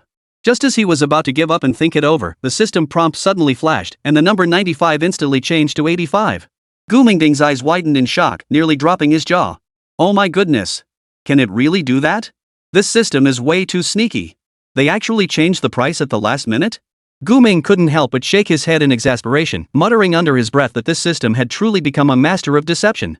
Chapter 177, The Monster Who Loves to Claim a Father. Gu Mingxi exchanged 2,000 tons of rhenium for 4,700,604,500 pretty coins. All of this money was intended for system maintenance fees. However, the system feared he might abandon the repairs, so it automatically applied an 85% discount. In the end, he spent 3,995,513,825 pretty coins to perform a minor repair on the system. Why a minor repair? Because this system is really expensive. However, the nearly 4 billion spent by Gu Ming was not in vain. This time, the system restored some of its biochemical technology. Specifically, Gu Mingxi can now create artificial humans. Previously, he could only obtain artificial humans through the system, and the quantity was limited. Therefore, he only had 3 artificial humans under his command, Tanya, Boris, and Lily. However, now he can create them himself, and in theory, there is no limit to the number he can produce. However, due to the scarcity of many materials, he hasn't yet achieved full synthetic human freedom. Nevertheless, this is sufficient for now, as he plans to first create a substitute robot to replace Xing Rongdao. After all, Xing Rongdao is closely connected to him, and if he were captured, it would inevitably implicate him. Therefore, Gu Mingxi decided to let Xing Rongdao stay in the country to develop his career, while entrusting him with full authority over the underground world and gang affairs. Following that, Gu Mingxi dedicated himself entirely to the development of the stand-in robot and even took 2 days off specifically for this purpose. Friday, at the West Suburban Industrial Park. The alarm in the laboratory suddenly sounded, and blinding red lights flashed around the cultivation chamber. Gu Mingxi abruptly looked up from the monitoring screen and saw the nutrient solution in the cultivation chamber rapidly decreasing, revealing the figure submerged in the pale green liquid. His masterpiece, crafted with his own hands, was slowly opening its eyes. What's going on? How did it wake up early? Gu Mingxi hurried to the control panel, muttering in confusion. According to calculations, he should have at least another 24 hours to complete the final neural system calibration. The glass dome of the cultivation chamber emitted a soft click and slowly opened. White mist poured out of the chamber, and the tall figure took its first step. His skin was still moist from the nutrient solution, shimmering with a pearlescent glow under the lights. Golden hair cascaded down his shoulders, each strand seemingly meticulously sculpted. Then, the android knelt on one knee before Gu Ming, facing the glass wall. Father, thank you for giving me life. Hearing this, Gu Mingxi's lips twitched slightly. What the hell? You dare call me father? I'm only 6 years old. That's a bit much, isn't it? Gu Mingxi sighed helplessly and shook his head. But he understood it was the loyalty setting in the core program kicking in. So, he began to carefully examine the android without rushing to respond. He noticed that the android had a perfect physique, a handsome face that was almost otherworldly, and a pair of dark golden eyes. Not bad. The vampire genes have been completely removed. Gu Mingxi nodded in satisfaction and continued speaking. Let me make this clear, you are not to call me father. Because I'm still a child myself. So from now on, you'll call me boss. I am your master and your boss. Get up. From today onward, your name is Delandu. Dylan Duo nodded slightly and slowly stood up. At that moment, Gu Mingxi felt embarrassed and scratched his head. Oh no, I forgot to prepare clothes. He then turned to look at Lily, who was not far away. Do you have any extra clothes? Yuriko paused for a moment, looking confused. Ha! A few minutes later, Dylan Du entered the training ground wearing a JK uniform. Inside the training ground, 10 of the latest model AI combat robots were already in position. These robots featured titanium alloy skeletons covered with a layer of silicone gel mimicking human flesh and were equipped with AI computing cores. They were the most advanced training products, capable of simulating various combat techniques with reaction speeds 3 times that of humans. Since Dylan Duo had awakened early, Gu Mingxi needed to assess his combat capabilities. At that moment, Dylan Duo stood at the center of the field, wearing only a simple JK outfit. Bai Heezy was laughing so hard she could barely stand up, while Gu Mingxi felt awkward and kept scratching his head. However, Dylan Duo himself didn't seem to care at all. His gaze swept over the surrounding robots, and the corners of his mouth curled into a confident smile. Begin! Gu Mingxi issued the command over the loudspeaker. The first robot sprang into action, charging toward Dylan Du at an astonishing speed. Its mechanical arm swung out, creating a piercing sound as it cut through the air. Dylan Du remained motionless until the fist was about to strike his face. He then slightly turned his head, effortlessly dodging the blow. Good strength, but your movements are too stiff. Dylan Duo commented as he reached out and grabbed the robot's wrist, twisting it gently. A bone-chilling sound of metal twisting echoed as the robot's arm was twisted into a twisted rope-like shape by his bare hands. Other robots immediately activated their assault mode, closing in from all directions with perfect coordination, almost completely cutting off all retreat routes. Dylan Du, however, moved like a feather, weaving through the deadly dance of mechanical arms. Too slow. Dylan Du murmured. His figure suddenly blurred, and in the next moment, he had already appeared behind a robot. A swift knife strike landed on the robot's neck joint, the connection point to the control core. The robot froze in place, the red light in its eyes extinguishing. The remaining robots immediately adjusted their tactics, spreading out to try to pin Dylan Duo down with long-range attacks. However, Dylan Duo's speed exceeded their computational capabilities. His movements were as graceful as a dancer, each strike precise and deadly. Gu Mingxi watched in the monitoring room, speechless with astonishment. Although he had already anticipated Dylan Du's strength, witnessing it firsthand still surpassed his imagination. This body had perfectly inherited Dior Blando's combat prowess. Once all the training robots were destroyed, the walls of the training ground slowly began to open. A massive combat robot emerged from within. This was Gu Mingxi's latest development, the Titan series, weighing 2 tons and equipped with a cold weapon system. At the same time, Gu Mingxi spoke over the intercom. Dylan Du, this is the final test. Show me your limits. Go for it, Ali. As soon as he finished speaking, the Titan robot suddenly activated. Its 2 mechanical arms, each wielding a sword, glinted with a cold, menacing light. Dylan Duo remained unfazed, maintaining his confident smile. Father, your expectations for me are my motivation. I won't let you down. Gu Ming heard this and stumbled back. Why are you still calling him father? I'm still a child. Call the boss, boss. Dylan Duo couldn't respond in time because the Titan robot launched its attack first, a sharp sword slicing through the air. Dylan Duo dodged at an incredible speed, his figure almost turning into a golden flash of lightning. Suddenly, he leaped several meters into the air and delivered a powerful punch to the Titan's head. Boom! The 2-ton robot was actually knocked back several steps by that single punch. Dylan Duo landed and immediately followed up, raining punches down on the Titan. Each strike landed precisely on the joints, emitting a bone-chilling sound of metal bending. Finally, Dylan Duo grabbed one of the Titan's mechanical arms and lifted it off the ground. He swung it like a wooden stick, smashing the Titan violently onto the ground. Sparks flew everywhere as the Titan's core systems finally ceased to function. Chapter 178, The Little Black Dog's Distress Call. Gu Mingxi stared at the training ground surveillance footage, feeling both relieved and slightly uneasy. Dylan Duo's strength was beyond his imagination. What kind of monster have I created? Too strong, ridiculously strong. Father, the mission is complete. Do you need me to conduct any further assessments? Dylan's voice echoed again from the training ground. Gu Mingxi heard it and instantly felt a wave of exasperation wash over him. This guy just can't seem to change his ways, can he? Could it be that the loyalty setting is too high? With a sigh, he took a deep breath and replied. Call me boss, not father. I'll say it again, I'm just a kid. From now on, call me boss. Got it? Dylan slowly raised his head, nodded firmly, and said earnestly. All right, father. Gu Ming was completely speechless, utterly speechless. This time, he finally gave up correcting the mistake. All right, that's enough for today. Dylan Duo, you did very well. That's all for now. Get some rest. Dylan Du heard these words and was overjoyed, like a child who had been praised. But he quickly composed himself and bowed slightly to Gu Mingxi. "Thank you for your praise, father. I will continue to work hard and not disappoint your expectations." Gu Mingxi rolled his eyes and turned to walk toward the door. "Lily, you take care of him first. I can't stand his enthusiasm." While Gu Mingxi was busy developing his big boy, things were heating up in Africa. His former partner, the African little black dog, Joseph, was facing the biggest crisis of his life. In the remote town of African Gazelle country, Joseph stood on the highest bell tower in the town, using a telescope to observe the dust rising in the distance. Those were the armored vehicles of the Gazelle official army, advancing toward the town in a massive convoy. "Boss, we're running low on ammunition." His deputy, Carol, runs up panting, his dark face covered in dust and sweat. "We can hold out for 2 more days at most." Josephko lowered the binoculars and squinted. The setting sun bathed the town in a blood-red glow, with bodies lying scattered across the streets, some belonging to the official army, others to his own men. This town had taken him half a month to capture, he couldn't just abandon it now. More importantly, he had recently discovered an untapped rare earth mineral deposit near the town. If he could hold this place, he would have a chance to turn his fortunes around. The value of the rare earth minerals was enough to propel him from a mere bandit leader to one of the most powerful warlords in Africa. "Contact Mr. Shenlong." Joseph turned to Carol and spoke in a low, firm voice. "I am willing to trade the mining rights for his support."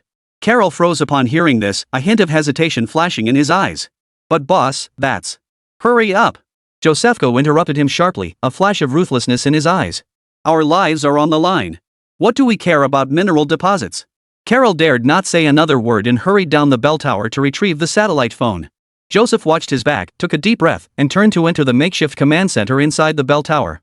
The room was filled with ammunition boxes and maps, with an African map hanging on the wall, marked with red circles around several key strategic locations. Once Carol returned with the satellite phone, he immediately dialed the familiar number. The phone rang busily, followed by a lazy male voice. "Who is this?" "Mr. Shenlong, it's Joseph." His voice was hoarse but still calm. "I urgently need your help." A soft laugh came from the other end of the line. "Oh? What's going on?" Josephko clenched his fists and said. "Mr. Shenlong, I've discovered an untapped rare earth mine near my town.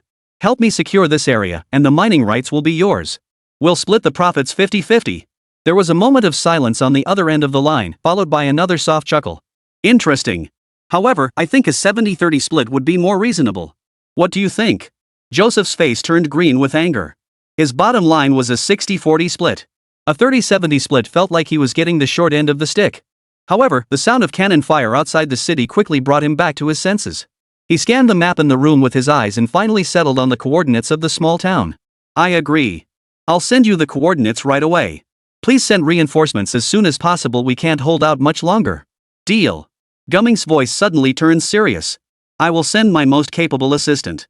Remember your promise, Joseph." After hanging up the phone, Josephko leaned against the wall and exhaled deeply. He knew he was playing with fire, but there was no other choice now. The value of rare earth minerals was enough to drive anyone mad, and the Eastern Dragon, this mysterious arms dealer, was the most dangerous one of all.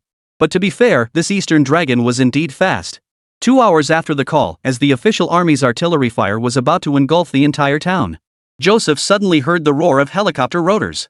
He rushed out of cover and saw 3 large transport helicopters approaching from the east, with no markings on their bodies. "Reinforcements have arrived." Carol shouted excitedly, a glimmer of hope flashing in his eyes. Josephko furrowed his brows. Because he knew this aid wouldn't come without a price. The 3 helicopters landed one after another in the town square, kicking up a cloud of dust. This caused great tension among the people of the city. Soon, the cabin door opened, and a tall figure emerged first. The man was dressed in a black combat uniform, wearing tactical goggles on his face and a Desert Eagle holstered at his waist. "I am Dylan Duo." He walked up to Joseph and spoke in a cold, emotionless voice. "My father sent me to assist you." Josephko studied the man who claimed to be Dylan Duo. He noticed that the man's pupils were golden, as if 2 24-karat gold coins were embedded in them. "Are you the son of Mr. Shenlong?" Josephko asked cautiously, a sense of unease rising within him. Dylan Du didn't answer but turned to order his men to unload their equipment. Joseph saw that they had brought advanced anti-tank missiles, drones, combat robots, and even a complete electronic warfare system. These advanced weapons nearly made Josephko's jaw drop. "We have received reliable intelligence that the official military forces will launch a full-scale attack tonight. We need to deploy our defenses immediately." Dylan Duo spoke in a cold tone. Joseph felt immense pressure when facing the enemy. This feeling sent a chill down his spine. He knew that the Eastern Dragon clan had sent not just an assistant, but a spy. Alright, I'll issue the order to prepare immediately. Dylan Du nodded coldly upon hearing this, then began summoning his men to deploy their battle tasks. As night fell, the official army's artillery fire grew even more intense. Josefko hid behind cover, watching Dylan Du methodically set up defensive lines. His mercenaries moved in perfect unison, coordinating seamlessly with a group of robots, unleashing intense firepower. Just as Joseph was lost in thought, a shell exploded nearby, knocking him to the ground with the blast. Dylan Du turned to look at him, his voice still calm. What a useless fool. Take him down for medical treatment. As he spoke, Dylan Du took over command of the entire army. Chapter 179, A Crushing Counterattack. At first, the leaders under Josefko didn't take him seriously. These leaders looked down on him, muttering to themselves. Who does this kid think he is? However, Dylan Duo didn't hesitate, immediately singling out a few troublemakers on the spot. As the gunfire erupted, the scene fell silent. Carol stood by, swallowing hard, his heart pounding. This guy is way too ruthless.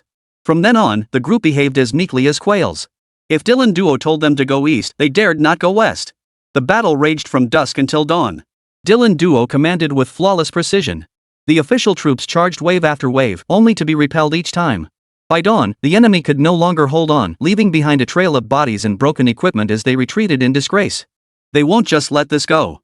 Dylan Duo said coldly, his voice as sharp as ice shards, we need more men. Yoshiko nodded, but a sense of unease crept into his heart. He watched Dylan Du walk toward the communication device and begin contacting his father, Dongfang Shenlong. At that moment, Joseph suddenly realized that he might have provoked someone far more dangerous than the official military. Dongfang Shenlong's ambitions weren't limited to a rare earth mine. He was a super greedy thief, even more ruthless than himself. And he himself had become a pawn on his chessboard. Boss, what should we do next? Carol leaned in and whispered. Josefko remained silent, his gaze fixed on Dylan Du outside the window.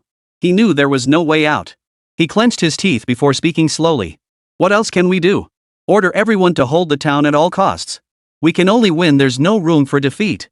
On the other side, Dylan Duo was reporting the situation to Gu Mingxi. After listening, Gu Mingxi paused for a moment, agreed, and sent a batch of new equipment half a day later, instructing Dylan Duo to lead his men to the outskirts of the city to receive it on time. That night, Dylan Du led his men out of the city in secret, retrieved the equipment, and completed the new defensive deployments before dawn. The next morning, Dylan Du stood in the temporary command post, holding a telescope to observe the movements in the distance. The African sun was scorching, and the air was filled with the smell of gunpowder and blood. His shirt was already soaked through with sweat, but his hands holding the binoculars remained steady. Mr. Dylan Duo, Josiko's men have taken control of the town center. His deputy, Li Yangjun, hurried in to report. Additionally, the reconnaissance team has reported that the official army is regrouping and is expected to counterattack tomorrow.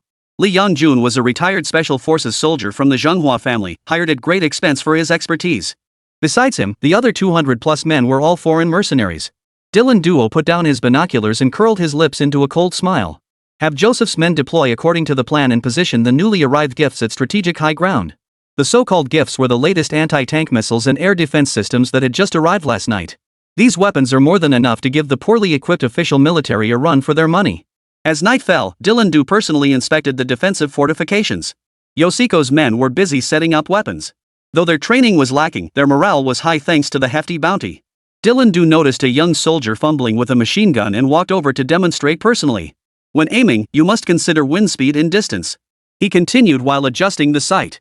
Remember, you're not hunting, you're fighting a war. The soldier nodded uncertainly, his eyes brimming with excitement. Dylan Du sighed inwardly. These African militants were brave, but their military training was lacking. But it didn't matter. He had plenty of money and weapons to make up for their shortcomings. At dawn the next day, the vanguard of the official army appeared on the horizon. Dylan Du observed the enemy's movements through his high-powered binoculars, a sneer curling at the corners of his mouth. The outdated T-55 tanks plodded forward slowly through the dust, followed by ranks of infantrymen equipped with rudimentary gear. Let them get closer. Wait until they enter the kill zone before opening fire. Dylan Du swiftly relayed the orders over the radio. When the vanguard of the official army was less than 2 kilometers from the defensive line, Dylan Du gave another order, and the anti-tank missile launchers on the high ground erupted in flames. The latest short-range anti-tank missiles screamed out at 300 meters per second, striking their targets with pinpoint accuracy. Boom! The turret of the first T-55 was blown off, sending a fireball into the sky. Within minutes, the second and third official army armored vehicles were also destroyed, with over half of their forces lost. Air defense systems, prepare. Their helicopters should be arriving soon. Dylan's orders rang out again over the radio. Sure enough, it wasn't long before the distant roar of helicopters could be heard. 3 outdated Mi-24 armed helicopters appeared on the horizon, attempting to provide fire support for the ground forces. But before they could enter range, the surface-to-air missiles hidden in ambush had already locked onto their targets. Fire! 3 anti-aircraft missiles streaked into the sky, trailing long plumes of flame. The pilots of the official army's helicopters clearly hadn't anticipated encountering such an advanced air defense system. In their panic, they attempted to evade the missiles, but it was too late. 2 helicopters exploded into balls of fire in mid-air, while the third managed to dodge the missiles but lost control due to excessive maneuvering and crashed. On the ground, the official army's infantry, deprived of their armored cover, descended into chaos. Under the command of Dylan Du, Josiko's armed forces exploited the terrain to establish a crossfire network. The PKM General Purpose Machine Gun and AGS-17 Automatic Grenade Launcher weave a deadly fire network, mowing down official military personnel in waves. Snipers, take your positions immediately. Prioritize their officers and heavy weapons operators. Dylan Duo remained calm as he issued new orders. Thus, a dozen snipers personally trained by Dylan Duo began to show their true capabilities. They were armed with SV-98 sniper rifles, equipped with advanced optical sights and suppressors. The official army's commanders fell one after another, and machine gunners and rocket launcher operators were also unable to escape their fate. After an hour of combat, the official army had lost over a third of its forces. The remaining troops began to retreat, but Dylan Duo had no intention of stopping there. He ordered armored vehicles to pursue the retreating troops and capture as many prisoners as possible. Dylan Du issued the final order for the battle. 6 BTR-80 armored personnel carriers emerged from hiding, each equipped with a 145mm heavy machine gun. The armored vehicles formed a wedge formation and launched the pursuit, with machine gun fire overwhelming the official troops attempting to organize resistance. Under the cover of the armored vehicles, Josiko's armed forces began to close in. They exploited the terrain to divide and encircle the retreating official army troops. Without command, the official army soldiers raised their hands in surrender, and the battle ended in less than 2 hours.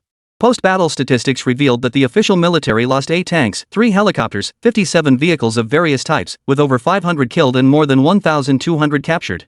Josiko's armed forces suffered fewer than 100 casualties, thanks entirely to the advanced equipment and tactical guidance provided by Dylan Duo.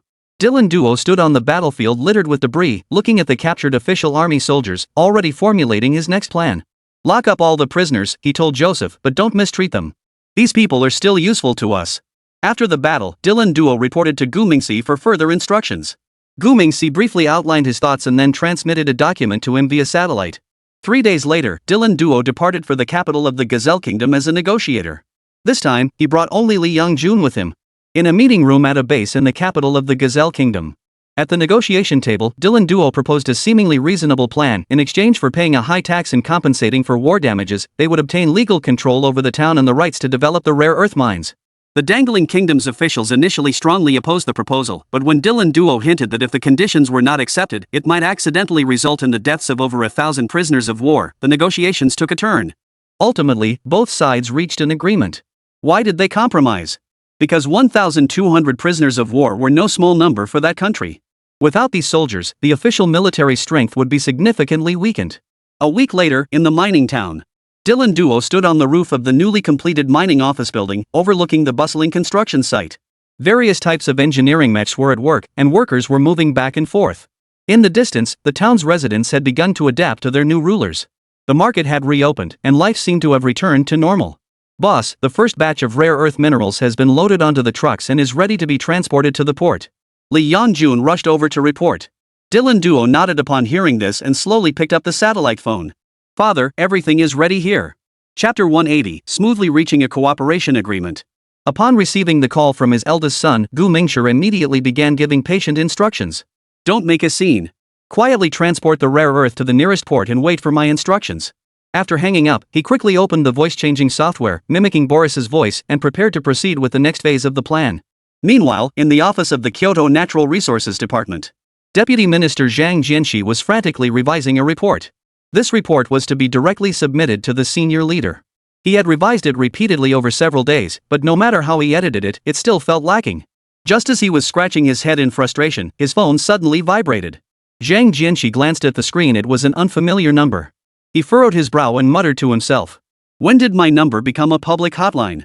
Who could this be? Though a bit impatient, he answered the call. A familiar voice came from the other end of the line. Director Zhang, it's been a while. How have you been? Zhang Jianxi heard this and his heart skipped a beat. Because that voice was all too familiar. It was Mr. X. That mysterious resource merchant.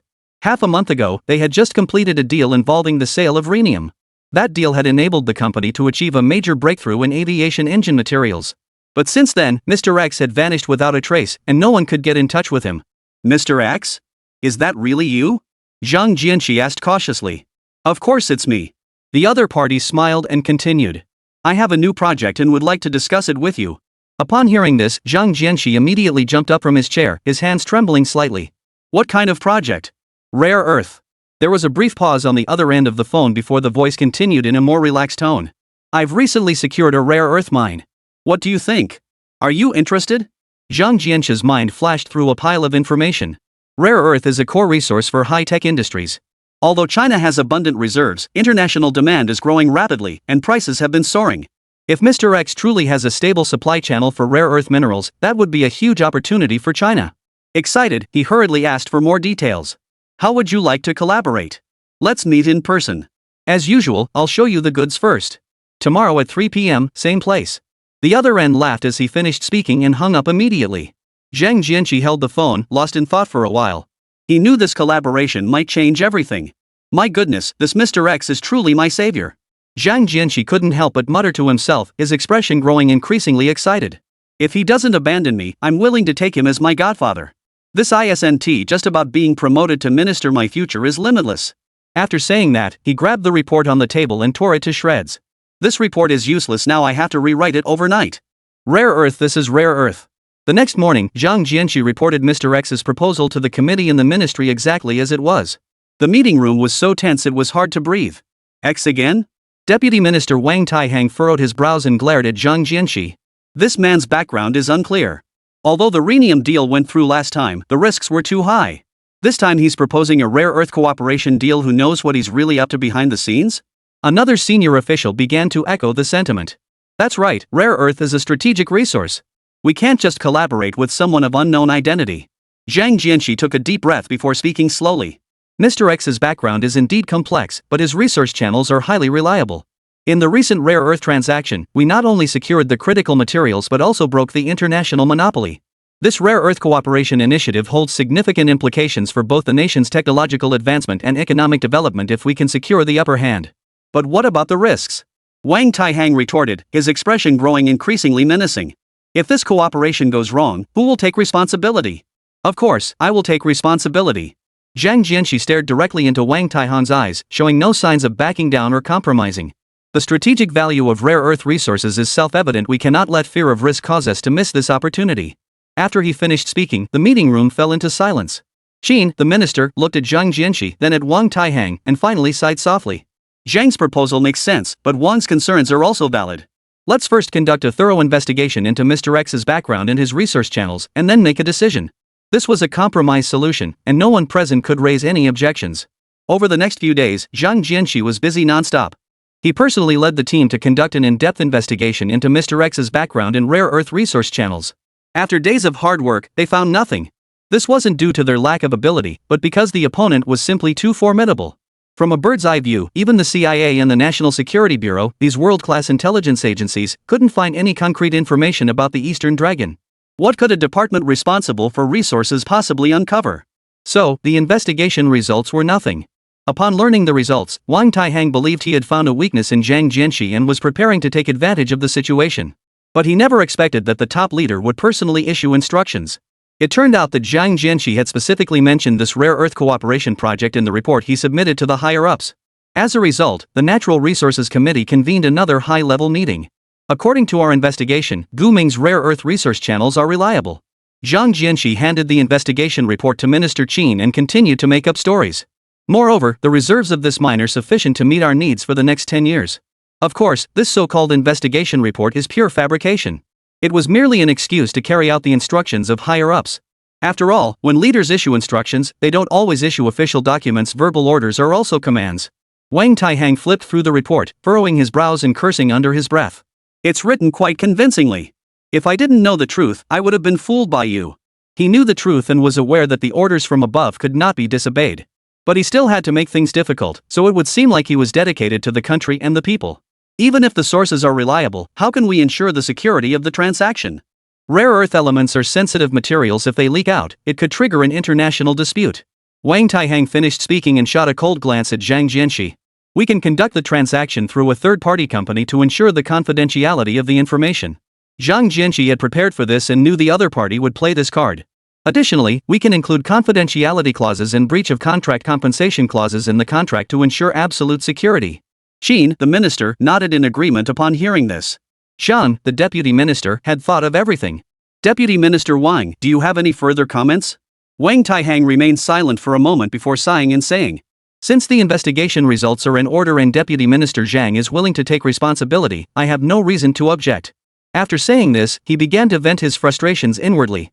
How dare I have any objections? This is a collaboration approved by the Emperor himself. I don't want to do this anymore. How dare I voice my opinion? My old minister, you're really flattering me. And with that, the Rare Earth Cooperation Project was basically finalized by the Resources Department. 3 days later, Zhang Jianxi flew to Fanmao country with a few people. This time, they were much more composed than last time. Upon seeing the people who came to greet them, Zhang Jianxi stepped forward, took the black hood, and smiled as he spoke. No need to trouble yourselves, we'll handle it ourselves. After saying that, he quickly put the hood over his own head. The other members of the group followed suit. They then obediently held hands and lined up to board the van. Chapter 181, Mixed Escort Team. As soon as the representatives from the Flower Resources Department boarded the vehicle, they were enveloped by a familiar fragrance and soon fell into a deep sleep. When they opened their eyes again, Zhang Jianxi found himself in an old-fashioned tea house. The aroma of tea filled the air, and Mr. X was sitting across from him, smiling at him. Mr. Zhang, you're finally awake. Boris's voice was gentle and friendly as he gestured for him to sit down. Come, have a cup of tea first. Zhang Jianxi rubbed his temples, quickly sat up from the sofa, picked up the teacup, and drank it in one gulp. At that moment, Boris spoke slowly. It seems you've already made your decision. Yes. Zhang Jianxi nodded, his face betraying his excitement. We can collaborate, but there are 3 conditions. Boris nodded slightly, smiling as he looked at him. Please speak. Zhang Jianxi looked straight at him and replied seriously. Actually, there are only 3 things. First, the transaction must be conducted through a third-party company to ensure the confidentiality of the information. Second, the contract must include strict confidentiality clauses and breach of contract compensation clauses. Third, we need to conduct an on-site inspection of the mine to ensure a stable supply of resources. Boris listened carefully and smiled slightly. Zhang's conditions are reasonable, I can accept them all. Zhang Jianxi was taken aback, a bit surprised. Just agree so easily? Boris laughed heartily upon hearing this. We've worked together before, what's there to hesitate about? As he spoke, he poured another cup of tea for Zhang Jianxi. The two clinked their cups and said in unison, let's work together smoothly. Afterward, Boris accompanied Zhang Jianxi and the others on an inspection of the rare earth mine. Outside the town, near the mining area, Zhang Jianxi stood on a small hill, holding a geological exploration report in his hand, his eyes sparkling with excitement. Beneath this land lay abundant rare earth resources, with reserves second only to those in Cancun, sufficient to reshape the global rare earth market. Zhangbu, the preliminary estimate of rare earth reserves in this mine exceeds 600,000 tons, with particularly high concentrations of praseodymium and neodymium oxides. Geological expert Su Kai pointed to the data in the report and said. Zhang Jianxi nodded excitedly in response. I knew it. Mr. X wouldn't deceive us. This trip was truly worth it, truly worth it. Su Kai smiled upon hearing this. Then, he quietly approached and whispered. Zhangbu, there seems to be a signal jamming device here, we can't connect to the Beidou satellite at all. Zhang Jianxi quickly glanced at the guards nearby, then turned to him and replied in a low voice. I already suspected as much. They have their own network here. Our little scheme, Mr. X probably anticipated it long ago. Su Kai nodded and added quietly. However, based on the climate and topography here, this place should be non. Zhang Jianxi immediately covered his mouth. Alright, let's discuss this later. Let's focus on what we need to do now and avoid any unnecessary complications. After 4 hours of investigation, Boris and Zhang Jianxi raised their glasses once more and drank until they were thoroughly intoxicated. When the flower representatives awoke again, they found themselves in a villa on the outskirts of Kyoto. Worth mentioning is that they were awakened by the sirens of National Security Bureau police cars. It turned out that the other party had kindly notified those who were there to pick them up. Upon returning to their office, Zhang Jianxi and the others reported the matter to the minister that same day. The next day, the Ministry of Natural Resources held an emergency meeting to finalize the specific details of the cooperation. However, when Zhang Jianxi made a follow-up call to communicate with Mr. X, the latter finally revealed a minor difficulty to him. At the playground of Nanhui No. 22's Central Primary School, Gu Mingshi, who should have been attending physical education class, was hiding under a large tree and secretly making a phone call. Minister Zhang, there are no major issues on our end, but transportation is indeed a challenge. To be honest, this time we need to transport rare earth minerals from Africa back to China, so the transportation route must pass through the Indian Ocean and the South China Sea, and these waters have been unstable in recent years. As you are aware, pirates and hostile forces will certainly cause trouble and interfere, and some countries may even secretly obstruct us. So, what do you think? Kyoto, Ministry of Natural Resources. Zhang Jianqi sat in his office with a furrowed brow. He knew that relying solely on ordinary cargo ships and security forces would be insufficient to ensure the safe transportation of the rare earth minerals. It seems time to take some tough measures. Mr. X, please rest assured. Zhang Jianqi said reassuringly over the phone. Transportation security matters are in our capable hands. All you need to do is ensure the goods are delivered safely to the port. Gu Mingting was naturally pleased to hear this and immediately agreed to waive the shipping fees. Zhang Jianqi responded with equal warmth, and the two parties' collaboration was harmonious and mutually beneficial. A few days later, a special task force of the Zhenghua Navy quietly set sail. The fleet consisted of 055 class destroyers, 815 class electronic reconnaissance ships, 054A class frigates, and a comprehensive replenishment ship, with the mission of ensuring the safety of the rare earth transport route. The Type 055 destroyer Yuzhang served as the fleet flagship, equipped with advanced phased array radar and long-range air defense missiles, possessing strong regional air defense and anti-ship capabilities. The 815 class electronic reconnaissance ship Tianwang is responsible for intelligence gathering and electronic warfare, capable of monitoring any unusual activities along the shipping lanes in real time. Upon arriving in the Indian Ocean, the fleet immediately commenced high-intensity patrols. The Type 815 reconnaissance ship used radar and communication surveillance systems to conduct comprehensive monitoring of the surrounding waters, ensuring no hostile forces could approach the transport fleet. Once the entire fleet was in position, Zhang Jianqi notified Mr. X to ship the cargo. Thanks to the deterrent presence of the Zhenghua Navy, the transport fleet did not encounter any difficulties in the Somali waters, which are notorious for pirate activity. However, an unexpected incident occurred as the convoy entered the Indian Ocean. At the time, the transport fleet was sailing in the central Indian Ocean when the Type 815 reconnaissance ship suddenly detected several small speedboats rapidly approaching. These speedboats were not flying any national flags and appeared to be pirates. But when had pirates dared to operate in the Indian Ocean before? The military immediately concluded that this was likely a false flag operation carried out by personnel from a neighboring country. Report: suspicious targets detected. Current distance: 50 nautical miles, approaching the transport fleet. The commander of the Type 815 reconnaissance ship immediately reported to the Yuzhang. The captain of the Type 055 destroyer stationed on the left side of the convoy had already received orders from military high command. Activate the anti-piracy contingency plan immediately. Armed helicopters, prepare for takeoff. Note: no need to issue a warning destroy immediately. A few minutes later, two Z-9 helicopters took off from the Yuzhang and swiftly headed toward the suspicious target. Meanwhile, the Type 815 reconnaissance ship used its electronic jamming system to cut off the pirates' communication signals. The pirates clearly did not expect such a powerful counterattack and immediately attempted to flee in panic. However, the helicopter guns had already locked onto them. Try to escape? No chance. Two air-to-ground missiles were fired directly, instantly destroying both speedboats. The remaining speedboats were immediately terrified and chose to surrender without resistance. Ultimately, the transport fleets safely passed through the area. However, the enemy forces did not give up. A few days later, an 815 class reconnaissance ship detected a foreign warship approaching the transport fleet. Are they not even bothering to pretend anymore? The guerrilla pirates from a few days ago weren't effective, so they've sent in regular troops this time? Report: a foreign destroyer has been detected 80 nautical miles away, approaching. The commander of the Type 815 reconnaissance ship reported solemnly. Immediately activate electronic jamming and warn the enemy not to approach. The captain of the Type 055 destroyer orders countermeasures without hesitation. The 815 type reconnaissance ship immediately activated its electronic interference system, and powerful electromagnetic waves instantly overwhelmed the enemy destroyer's radar and communication systems. The enemy warship clearly did not anticipate such intense electronic suppression. What's going on? Why are all the systems malfunctioning?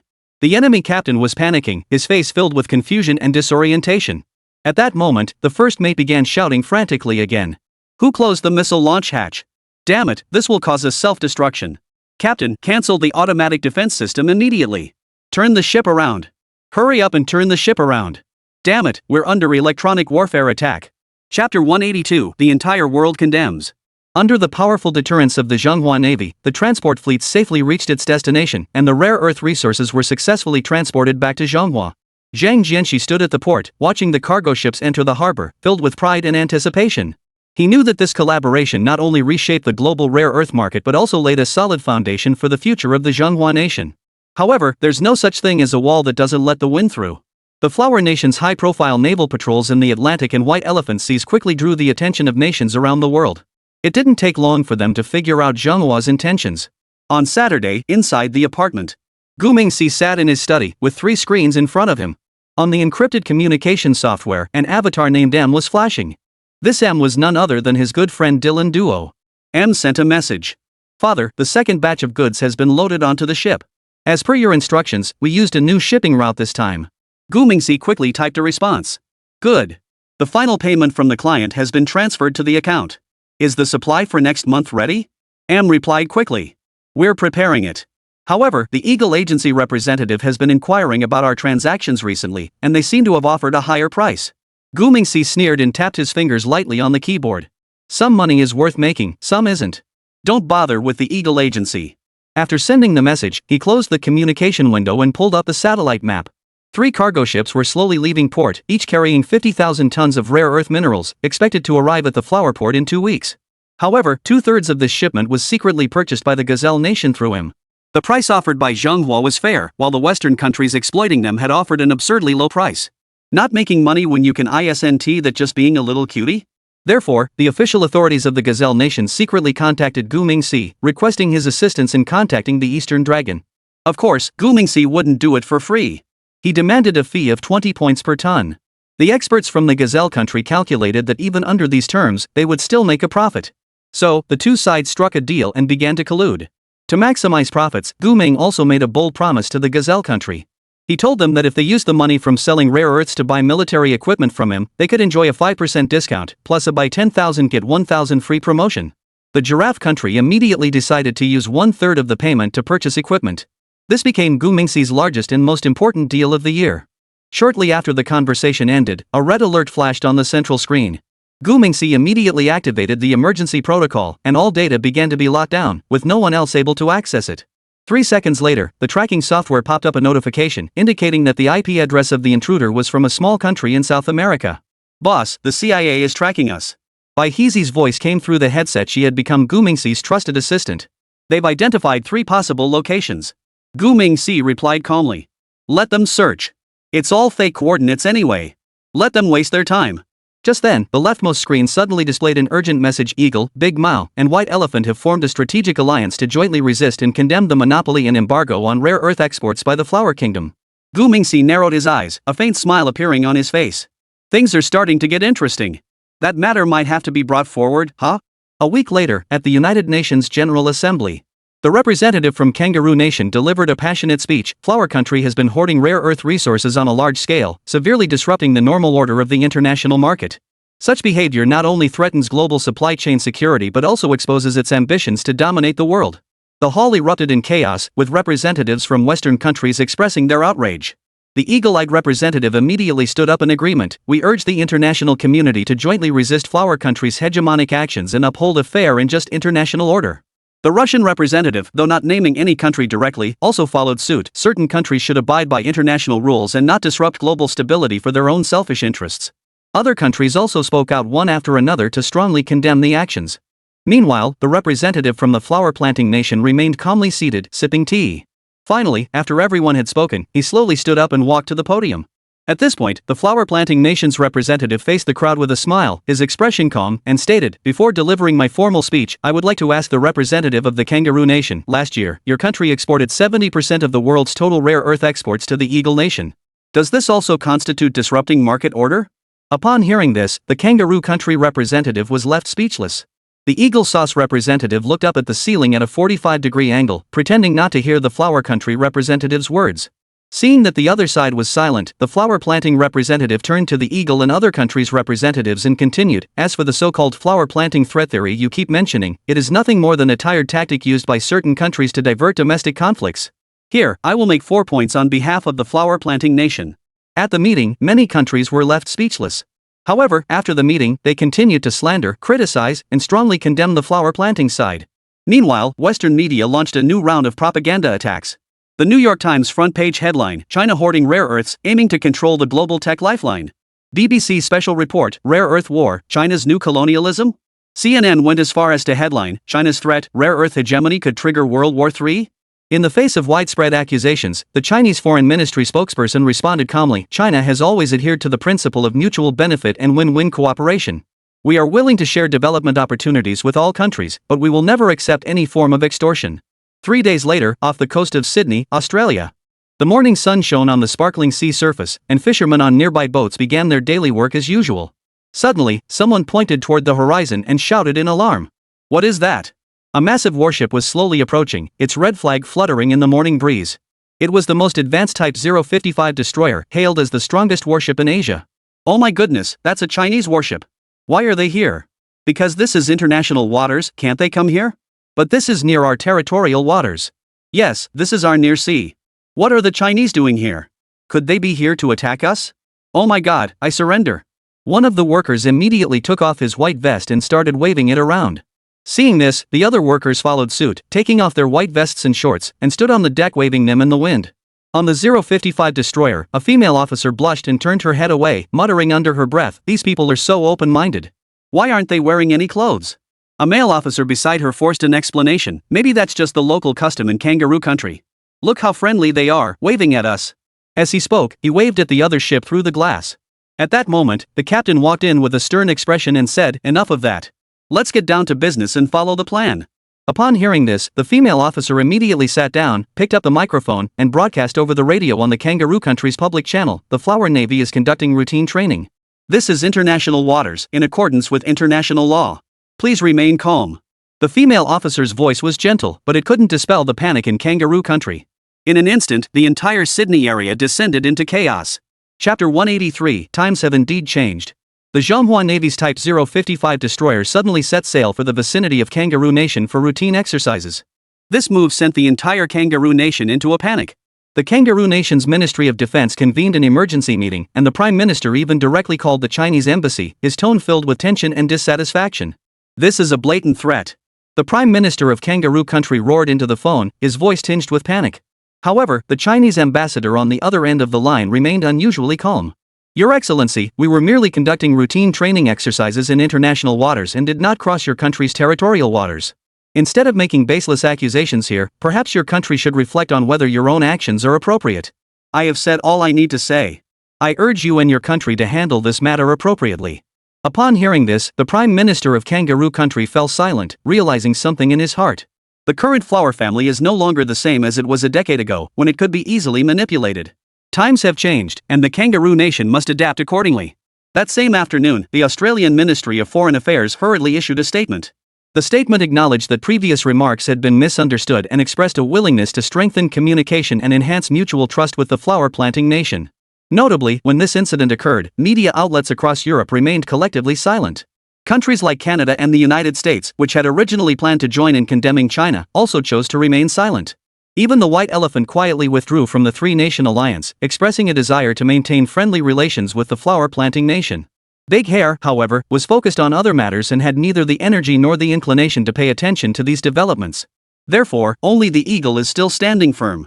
As a result, after the Type 055 destroyer appeared in Kangaroo Country, the White House urgently convened a press conference.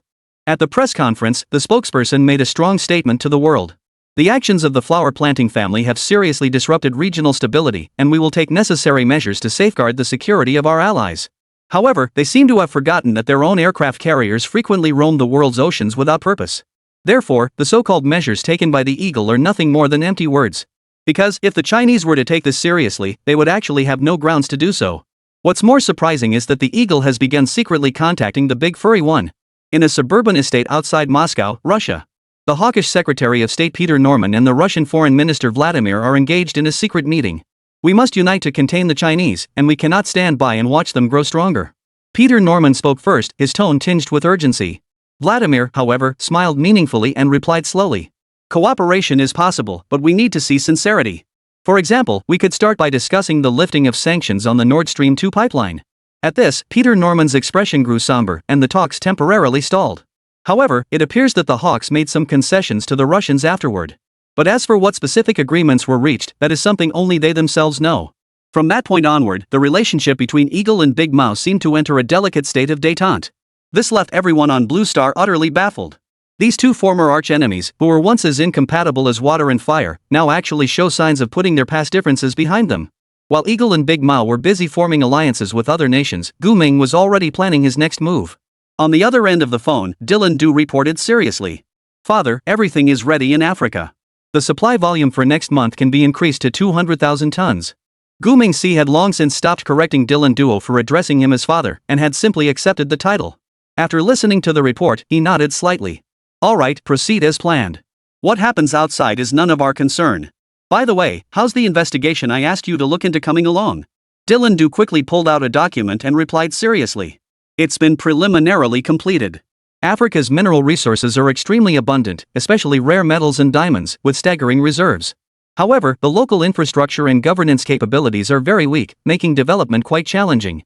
He paused before continuing. "According to the investigation, Africa's mineral deposits are primarily concentrated in countries such as the Jumping Gazelle Kingdom, the Haga Jaw Kingdom, and the Blue Magpie Kingdom. The platinum group metals and gold reserves in Gazelle Nation are among the world's largest, while Hagab has abundant cobalt and copper resources, and Blue Magpie Nation holds significant potential for lithium and platinum group metals. Additionally, the bauxite deposits in Guinea, uranium mines in Antelope, and diamond reserves in Stork are all highly valuable resources with significant development potential." Gu Ming listened quietly, occasionally responding with a low hum. Dylan Du, noticing this, immediately sped up his speech and continued. "However, these countries generally face issues such as underdeveloped infrastructure, scarce educational resources, poor medical conditions, and unstable food supply. Especially in Hog Aria and Blue Magpie, the political situation is unstable, governance is weak, and development risks are high." Gu Mingxi listened carefully, then paused for a moment before sharing his thoughts. "I think we should start with what they lack the most. For example, we could provide infrastructure development, medical assistance, food supplies, or even technical support. Using these as bargaining chips to secure mining rights, what do you think?" It was clear that Gu Mingxi was intentionally testing the other party. Therefore, Dylan Du furrowed his brows upon hearing this, thought carefully for a moment, and then spoke. "Father, the matter is likely not as straightforward as it appears on the surface. Multinational corporations such as Senatiac, Isanmifu, Dole Energy, and Yinfulong have already secured control over the vital resources of all parties involved. If we want to get involved, it will be extremely challenging." Gu Mingxi was well aware of these issues. However, he still wanted to use this opportunity to test Dylan Duo's capabilities. Thus, he raised the corners of his mouth slightly, his tone tinged with approval. "Well done, Dylan Du. The information you've gathered and the judgments you've made are both excellent. While the challenges are indeed significant, there are always ways to overcome them. Therefore, you will remain in Africa for now. Continue to engage with local authorities and assess their stance. Remember, our goal is the mineral deposits, so our methods must be flexible. If they need food, we'll provide food. If they need medical equipment, we'll supply medical equipment. In short, do whatever it takes to meet their needs." The last 4 words were emphasized with particular emphasis. This made Dylan Du furrow his brows in deep thought. But he quickly responded with a firm tone. "Understood, father. I will make arrangements immediately. Rest assured, I will secure more mines." Gu Mingxi replied with a brief all right before hanging up the phone in a hurry. Dylan Duo put down the satellite phone and leaned back in his chair. He knew that Africa's mineral resources were a huge opportunity. But to get a piece of the pie, one needed not only strength but also wisdom. Of course, intelligence alone wasn't enough. One had to be willing to use any means necessary. "It seems my father wants to put me to the test," Dylan Duo thought to himself, then suddenly stood up from his chair and shouted toward the door. "Lee, bring Joseph to me. It's time for him to get back to work." While Dylan Duo was busy facing challenges on the African plains, on the other side of the world, the Flower family also faced a massive challenge. A month later, the skies over the East China Sea suddenly grew turbulent. Eagle and Big Hair, along with the navies of 20 countries, launched a grand-scale military exercise. Facing these foes' close-range attacks, how the flower planting family would respond became the focal point of global attention.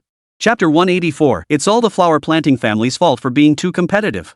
Half a month earlier, inside the Pentagon, Deputy Defense Secretary Ross Ken Williams removed his glasses, rubbed his sore nose, and sighed. On the computer screen, representatives from over 20 countries had already logged into the encrypted meeting room.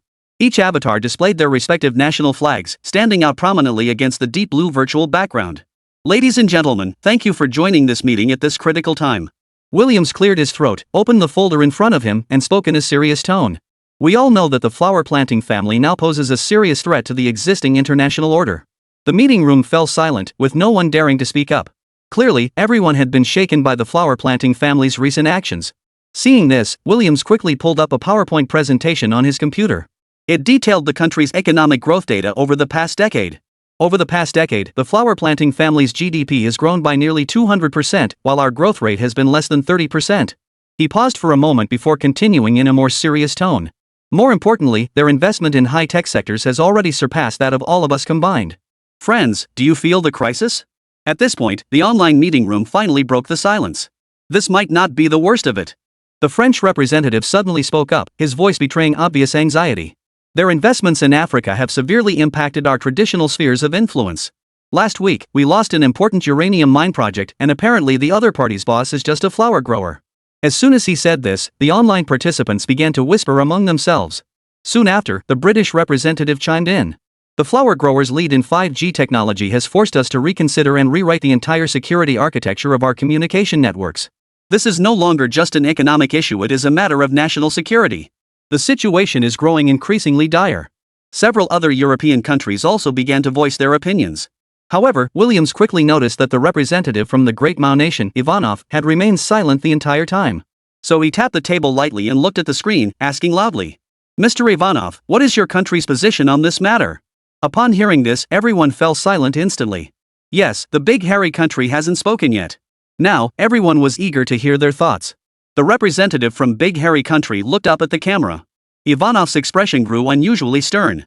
The rise of the flower family has indeed impacted the development of various countries. His voice was low and slow, his expression solemn. Their development plans in the Arctic have also seriously threatened our strategic interests. To be honest, their technological development is too fast, we're starting to fall behind. The flower people are too cunning, they've made the entire blue star extremely tense. He's better off not speaking. The moment he opens his mouth, the atmosphere becomes tense. Seeing this, the others hurriedly shifted the topic with excitement. Their military deployments in the East China Sea and South China Sea have already seriously threatened regional peace and stability. Just last week, their fighter jets once again violated our air defense identification zone. The representative from South Korea quickly added. Not only that, but their breakthroughs in the semiconductor industry have already cost us our most important economic pillar. Our companies are laying off workers en masse, and this is entirely the responsibility of the Chinese. Oh my goodness, the more I think about it, the angrier I get. Williams noticed everyone speaking enthusiastically and couldn't help but smile slightly. This was exactly the effect he had been aiming for. He cleared his throat and spoke again. Representative from the South, please watch your language, no profanity allowed. We are all civilized people, we should be mindful of our words. The South representative, upon hearing this, immediately bowed and apologized. Williams, however, ignored him completely and proceeded to pull out another document. Everyone, I have the latest intelligence here. He spoke in a mysterious tone, but his expression was serious. Everyone's attention was immediately drawn to him. There is reliable information confirming that the Flower family is secretly developing a new generation of air combat equipment. This new equipment resembles the humanoid mechs from anime. You can take a look. Upon hearing this, the representative of the Foot Basin Chickens couldn't stay calm. What the heck? Isn't that our Gundam? The Flower family has actually developed Gundam? My goodness, are they selling them? How much does one cost? The South Korean representative stood up excitedly and shouted. This is clearly our mobile suit. Plagiarism. This is blatant plagiarism. The Chinese are truly shameless. Mobile suits belong to South Korea. The representative from Foot Basin Chicken, upon hearing this, looked at the South Bang representative screen with a look of contempt. Can you at least have some dignity? Your mobile suit is nothing but a copy of our Gundam. You two are cut from the same cloth, both thieves. The South Korean representative immediately lost his temper and glared angrily at the Japanese representative. Get lost. It's clearly your Gundam that copied our mobile suits. Shame on you. You're all shameless plagiarists. We've even submitted an application for World Heritage status. Hearing this, the online meeting instantly became awkward. Williams, seeing the conversation veering off track, slammed his fist on the table and forcefully brought the topic back on track. All right, enough with the irrelevant nonsense. Let's get back to the main point. These Mets from the Flower family are expected to be fully deployed within 5 years. By then, our military advantage in the Asia-Pacific region will no longer exist. The words of the South Korean representative could make the scene awkward. But Williams' words caused a collective gasp of shock to echo through the room. Deployed within 5 years? We don't even have the design blueprints for a Gundam yet. They've already started preparing for deployment? The technological prowess of the flower planting nation is terrifying. Thinking of this, the White Elephant representative suddenly raised his voice to break the silence. This is terrifying. We must take action. Their military deployments along our border are already keeping us up at night. If they send any humanoid mechs over here, we won't stand a chance. Upon hearing this, the South Korean representative immediately joked. Don't worry, they wouldn't waste strategic resources like that. You don't need high-tech equipment like mobile suits over there. The representative from the southern region, hearing this, corrected him angrily.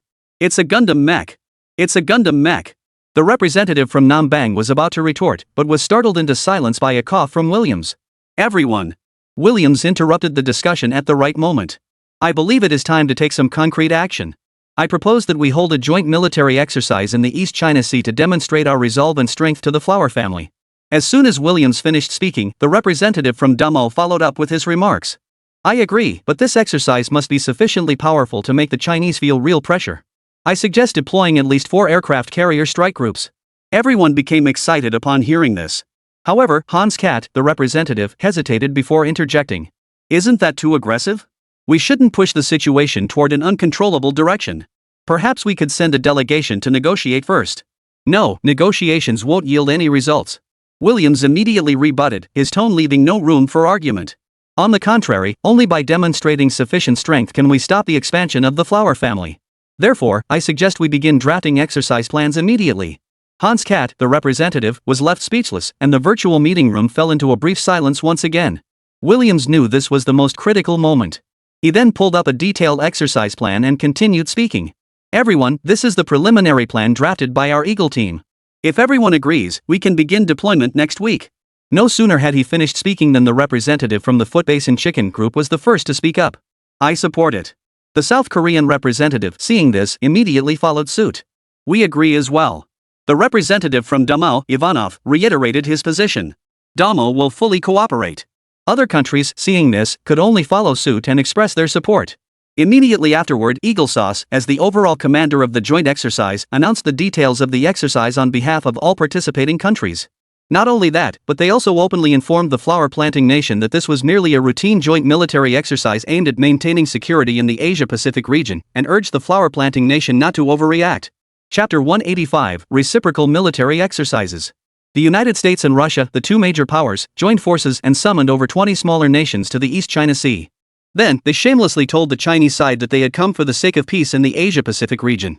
So, you don't need to be too concerned, we're just conducting a major military exercise. What surprised the entire world was that the Chinese government's response was surprisingly calm. No, according to reports from on-site journalists, they were even somewhat excited and anticipatory. What the hell is going on? Almost all the advanced nations on the entire Blue Star, except for the flower planting family, have sent warships over. But the people from the flower planting family are actually feeling excited and anticipatory? What are they planning to do? As the world watches with curiosity and speculation, the flower planting nation has finally issued a statement. 3 days after receiving the notice, the flower planting nation finally held a press conference in Kyoto. However, the spokesperson did not say anything during the press conference and even expressed welcome to the United States, Russia, and European navies to come to the Asia-Pacific region to maintain peace and promote exchanges. This move left the United States and other countries very puzzled. The flower planting family seems very confident. Are they not afraid of anything? We're a coalition of 24 countries. This flower-growing nation is really getting too big for its britches. We know your Type 055 destroyers are formidable, but can you really outdo the entire world? This time, the Eagle has teamed up with the Big Bear. 2 superpowers, plus a bunch of fierce underlings. You dare to welcome us? Fine, you'll have your moment to cry. But soon, they'll find out why the other side dared to be so arrogant. Half a month later, the Eagle, the Big Bear, the White Elephant, the Gallic Rooster, and 24 other naval forces gathered in the East China Sea. As soon as they appeared, the Chinese military had already obtained intelligence on the situation. Report! A large-scale fleet has been detected in the East China Sea. Coordinates are... The urgent voice of the operations officer echoed through the command center. Frontline Commander, Vice Admiral Lin Jiangwo of the East China Sea Fleet, hurried to the 100-inch screen. On the blue sea surface, countless red dots were converging, each representing a warship. The Eagle-winged Roosevelt-class aircraft carrier strike group, the Kuznetsov-class aircraft carrier of the Great Bear Nation, and the Izumo-class helicopter destroyer of the Footbase and Chicken Nation. The operations officer quickly reported the identified vessel information and their exact coordinates. Ships from other countries, including Australia, Canada, and Thailand, formed 4 carrier groups, totaling 59 warships. General Lin Jiangwo's brows furrowed deeper, but his face was filled with excitement and anticipation. Here they come. Good, they're here. As he spoke, General Lin Jiangwo turned to another female staff officer and said in a low voice, "Immediately establish communication with Command Center 01. 10 minutes later, an emergency meeting was convened in the 01 Operations Command Center of the Defense Ministry building. On the massive electronic screen, real-time satellite footage displayed the ongoing joint military exercise. Aircraft from various countries were taking off and landing frequently, and the air defense missile systems were all on high alert. This was a blatant provocation. General Xia Zhenghua, the chief of the general staff, slammed his fist on the conference table. They chose to conduct military exercises in the East China Sea to test our bottom line. According to intelligence, this exercise is codenamed Pacific Shield, with 24 countries participating. Vice Defense Minister Feng Zhengbang spoke slowly with a cold expression. Only 24 countries have arrived? Am I the only one who thinks that's too few? The other generals couldn't help but chuckle upon hearing this. At that moment, Intelligence Minister Luo Zhang pulled out a top-secret document and said, "They will conduct live fire exercises, air defense and missile defense drills, and aircraft carrier strike group coordination operations over the next 3 days. The latest impact point was less than 10 meters from my command line." Upon hearing this, Vice Chief of the Naval General Staff Song Yonga tapped the table lightly and said, "These bastards really don't think much of us." After saying this, he turned to Xia Zhenghua and said, "Xia Zhenghua, I request immediate activation of Operation Sword Draw. We must deal a decisive blow to these foreign forces." As he finished speaking, the meeting room fell into a brief silence. Everyone understood that if this military exercise were allowed to proceed smoothly, it would have a severe impact on the regional strategic balance. "Mr. Xia, we are confident we can fulfill the mission entrusted to us by the organization and the people. All personnel of the East Sea Fleet are ready for battle. We request to conduct a reciprocal military exercise in adjacent waters." Lin Jiangwo, who was participating in the meeting via video link, suddenly spoke up in the middle of the transmission. "We will show them that the Chinese are not to be trifled with." At that moment, a flash of determination crossed General Xia Zhenghua's eyes. "I understand your meaning, but this matter still requires approval from higher authorities. Everyone, please remain calm. I will make the request immediately." As he spoke, he slowly stood up and picked up the red landline phone on the nearby desk. The phone rang shortly after, and General Xia Zhenghua hung up after a few words, standing at attention. "Yes, I will ensure the task is completed. Please rest assured, sir." Hearing this, the officers in the room immediately became fired up. Immediately, Xia Zhenghua carefully hung up the phone, turned around, and walked back to the conference table, speaking solemnly. "The senior leader has approved the operation. Comrades, the moment when the organization and the people are testing us has arrived." All the military personnel in the meeting room stood up in unison. "We will complete the mission." 10 minutes later, Lin Jiangwo began addressing all officers of the East Sea Fleet. His image appeared on all the large screens in the camp. With approval from military high command, Operation Sword Draw can commence. Comrades, soldiers, the moment when the organization and the people are testing us has arrived. Do you all have confidence in completing the mission? Hundreds of camps and over 100 sturdy ships, with all personnel standing at attention, shouted in unison. "Use me in the first battle. If you use me, victory is assured." Lin Jiangwo listened to the deafening response. At that moment, he felt as though every drop of blood in his body was on fire. "I order the East Sea Fleet to launch an all-out attack." After speaking these words, Lin Jiangwo immediately turned and walked toward the Ludao-class aircraft carrier. Earlier, some had advised him to remain at the coastal base to command the operation. However, Lin Jiangwo believed that as the frontline commander, he should be at the very forefront of the troops. If he hid in the rear and negotiated on paper, what kind of frontline commander would he be? As the saying goes, a cowardly soldier is one, but a cowardly general is a whole army. Similarly, a brave general can lead an entire army. An hour later, the Ministry of National Defense announced the launch of a show-of-force military exercise in the East China Sea. The news spread like wildfire, sending domestic and international media into a frenzy. On-site journalists rushed to ask questions, their expressions growing increasingly excited. Question: Why has Zhenghua suddenly launched military exercises in the East China Sea? Is this in response to the joint military exercises of 24 countries? What kind of forces will China deploy for the exercises? Will the latest sixth-generation fighter jets participate? China currently has 4 aircraft carriers. How many will be deployed for the exercises? I would like to ask, given that the exercise area of your country is so close to that of the 24-nation exercise, is there a risk of accidental clashes? The journalists' questions were increasingly sharp, but the spokesperson remained calm and composed. Ladies and gentlemen of the media, please remain calm. We will address each question one at a time. The spokesperson then skillfully addressed various questions. The press conference lasted a full 2 hours before concluding. However, the journalists felt the time was too short, because they still had so many questions left unasked. Nevertheless, judging from the spokesperson's responses, the Chinese government's stance this time was extremely firm. East China Sea, 24-nation Joint Fleet, Roosevelt Aircraft Carrier High-Level Meeting Room. Admiral Michael Don, commander of the Joint Fleet, was holding the first online joint meeting with other fleet commanders. After glancing at the news about the Chinese delegation, Michael Don turned to the camera and smiled coldly. These Chinese people are truly arrogant. Do they think we're still living in the past? Do they really think that sheer numbers can withstand planes and cannons? Naive. These flower family people are truly naive. As he spoke, his expression suddenly turned cold and his tone grew angry. Generals, it's time to open their eyes and see the world. We must make the flower planters aware that the times have changed completely. Their rifles and rice paddies can't stand up to our aircraft carrier strike group. Upon hearing this, the other captains couldn't help but burst into laughter. This time, they must make the flower planting clan know their true strength. Chapter 186, This is our response. The Eagle and 24 other allied navies gathered in the East China Sea, not giving the flower-growing nation a second glance. They acknowledged that the flower-planting nation's navy had indeed grown significantly in recent years. However, they still couldn't possibly be a match for the Eagle Navy. After all, the Eagle Navy is widely recognized as the strongest in the world. Moreover, the Eagle now has the backing of all the major military powers except the Flower Nation. Key point, all the military powers on the Blue Star. A tiny little flower family, what gives them the nerve to act so arrogant? In 24 hours, the Eagle Squadron will find out why.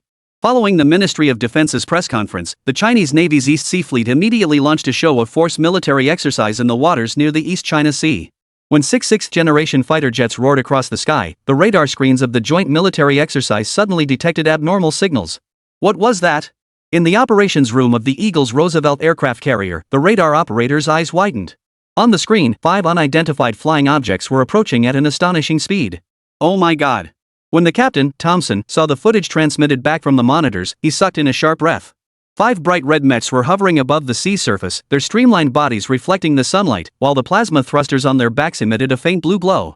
These were the latest prototype of the Dragon high-tech mecha, making their debut in combat. All units, attention! Immediately enter Level 1 combat readiness. Captain Thompson of the Vanguard ship shouted into the communicator. But it was already too late. The 5-inch-long mech suddenly accelerated, breaking the sound barrier in an instant. Boom! A deafening explosion echoed as an inch-long mecha streaked past the USS Roosevelt, sending shockwaves that caused the aircraft on the deck to shake violently. The plasma cannons in the mech's hands flickered with a dangerous glow, but they did not fire. This was a blatant display of force. Immediately afterward, the radar operators reported urgently once more. Report! At 150 nautical miles, a dual-carrier task force from the Flower Nation has been detected. At that moment, warships from 24 nations detected the message almost simultaneously. What did a dual-carrier strike group signify? There had been previous explanations of this. A dual-carrier strike group represents the combat formation of a carrier group. This means the carrier strike group is prepared for the possibility of losing one of its carriers at any moment. However, even if you manage to destroy one aircraft carrier, the opposing side still has another aircraft carrier capable of continuing its strike mission. Therefore, a two-carrier formation is the true carrier battle formation. In fact, according to military theory, carriers generally do not reveal their positions lightly. Their advantage lies in launching attacks before the enemy detects them. However, the Chinese have deliberately exposed their own aircraft carriers. What does this mean? It means that the Chinese are openly mocking and provoking the Allied fleet. Upon hearing this, the commander of the Allied fleet, Michael Down, nearly lost his temper. Damn it, have these Chinese gone mad? Do they think 2 aircraft carriers can stand up to our 24-nation coalition? Ridiculous. Do they really think our equipment is just for show? Alright, since you dare to show your faces, let's show you what we're made of. Just as Michael Down was about to issue the battle orders, the radar officer rushed over urgently to report. General, I need you to come and see something immediately. Michael Down turned around to ask what it was, but however, his gaze was fixed on the ship's window ahead. Is that what you wanted me to see? The radar officer turned to look as well. There, a red humanoid mecha was hovering directly in front of them. Judging by the visual distance, the straight-line distance between the two was less than 100 meters. This can't be possible. We detected nothing on the radar. It turned out that the radar operator hadn't been showing Michael Down the object in front of them. He wanted the other party to see the strange signal 150 nautical miles away. According to the radar model, there were over 40 people floating above the Chinese fleet. Wait, could those people be the same ones we're seeing right now? At that thought, the radar operator was so scared he collapsed onto the seat. They're deliberately trying to be discovered by us. If they didn't want us to, we wouldn't have even noticed they were there. My goodness, this is absolute technological superiority. General, they have over 40 of these things. Upon hearing this, Michael Down's face turned as pale as paper. Of course, he wasn't just scared by the radar officer's words. Rather, the mechs hovering ahead had already assumed their combat forms. Quick, activate the defense system. We must strike first and take that thing down. The radar officer, upon hearing this, was so overwhelmed he started crying. Sir, we can't do it. Because our radar can't detect it. We're blind and deaf right now. As soon as these words were spoken, it wasn't just Michael Don's face that turned grim. All the other officers' faces also turned grim. On the other side, Xiao Shang, piloting the Yinglong G-25 mecha, had already begun slowly circling around the USS Roosevelt. The mech's radar was meticulously mapping the aircraft carrier's detailed data. However, the Eagle fleet showed no reaction whatsoever. The nearby escort ships were like blind men, constantly rotating their close-range cannons but unable to lock onto his position. The destroyer closest to him had activated its fireline radar. However, it too seemed to have lost its sight, opening its missile hatches but making no further moves. Xiao Sheng operated the Yinglong mecha to continue gathering intelligence while constantly reporting the current situation to the aircraft carrier fleet. Report, the Eagle radar seems to genuinely be unable to detect me. Eagle Navy soldiers are now personally carrying rocket launchers and machine guns onto the deck. Roger, maintain a safe distance and continue reconnaissance. Yinglong G-25, copy that. Xiao Sheng piloted the red mecha, circling around the Roosevelt in the air for 2 full laps. This maneuver completely stunned the entire Eagle carrier group. What is he trying to do? Why can't our radar detect him? Are we really going to have to track him with our bare eyes? My machine guns don't seem to be hitting it. Goodness, what on earth is that thing? Has the technology of the Flower family become this advanced? Suddenly, I feel like our Navy's technology is so outdated. Michael Don gave the order to fire 3 times to the formation. However, all the fleet's responses were the same. Their radars couldn't detect the targets in the sky. Now, we can only launch the F-35 fighters for close combat. But the enemy is now less than 100 meters away from their aircraft carrier. If we launch the fighters now, they'll be shot down before they even take off. The honeycomb missile pod on its shoulder looks highly formidable. Report. The White Elephant Vikramaditya-class aircraft carrier is withdrawing. Report. The Kangaroo Nation's Canberra amphibious assault ship is also changing course. The operations officer's voice betrayed disbelief as he reported the situation he had discovered. Michael Don heard this and rushed over to stare at the monitor. These bastards, why are they running away before the battle even begins? A bunch of cowards. They don't deserve to be called soldiers.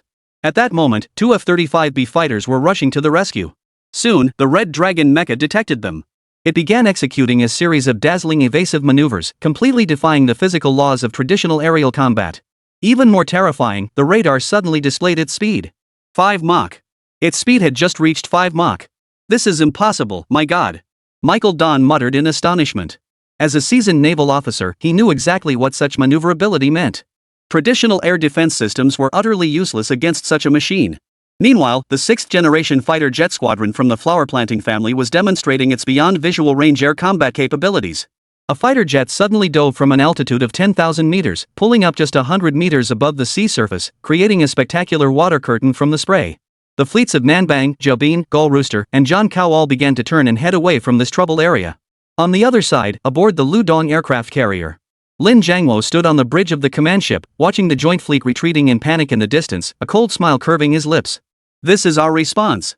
If you've got the guts, don't run away. After speaking these words, Lin Jiangwo coldly ordered. Notify the fleet to advance on all fronts. Chapter 187, All the Fun is Online. The next morning, Gu Mingxi walked into the hospital as usual, carrying a steaming breakfast. Grandpa's condition was improving, and the doctor said he could be discharged next week. However, Gu Mingxi had a little plan in mind. He actually wanted his grandfather to stay in the hospital a little longer. After all, this was his family's hospital, where the nurses and doctors took such good care of him. If they went home, it would just be him and Lily. As for Lily, she's certainly skilled in a fight, but when it comes to taking care of someone, she was only average at best. So, Gu Mingxi decided to let his grandfather stay a few more days. Upon entering the ward and placing the breakfast, Gu Mingxi instinctively turned on the TV. The morning news was broadcasting a major headline. Yesterday, 24 countries including the United States, Russia, and France conducted joint military exercises in the East China Sea. The Chinese Navy's East Sea Fleet organized multiple types of warships, fighter jets, and mechanized units to conduct realistic combat training in adjacent waters, focusing on joint blockade, anti-submarine, and air defense exercises. China's latest generation armored vehicles and 6th-generation fighter jets made their debut, showcasing modern combat capabilities. China's Ministry of National Defense stated that the exercises were not targeted at any specific country and aimed to maintain regional peace and stability.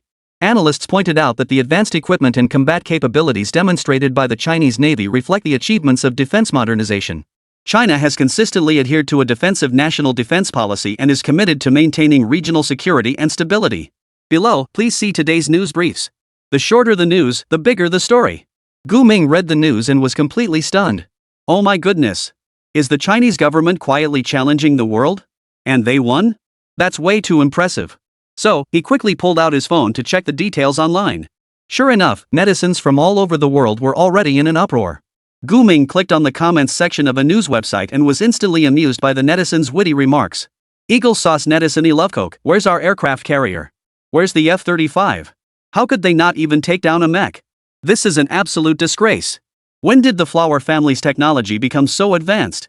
Did we spend all our military budget on screws? Chinese netizen loves coriander. The Eagles aren't so tough now, are they?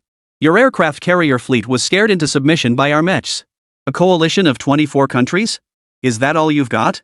You can't even find our radar, yet you dare to call yourselves the strongest on Blue Star? I'm dying of laughter. South Korean netizen Taeyang, what the heck? Where are our F-35Bs? Why did they flee before even reaching the battlefield? Where is the dignity of South Korea?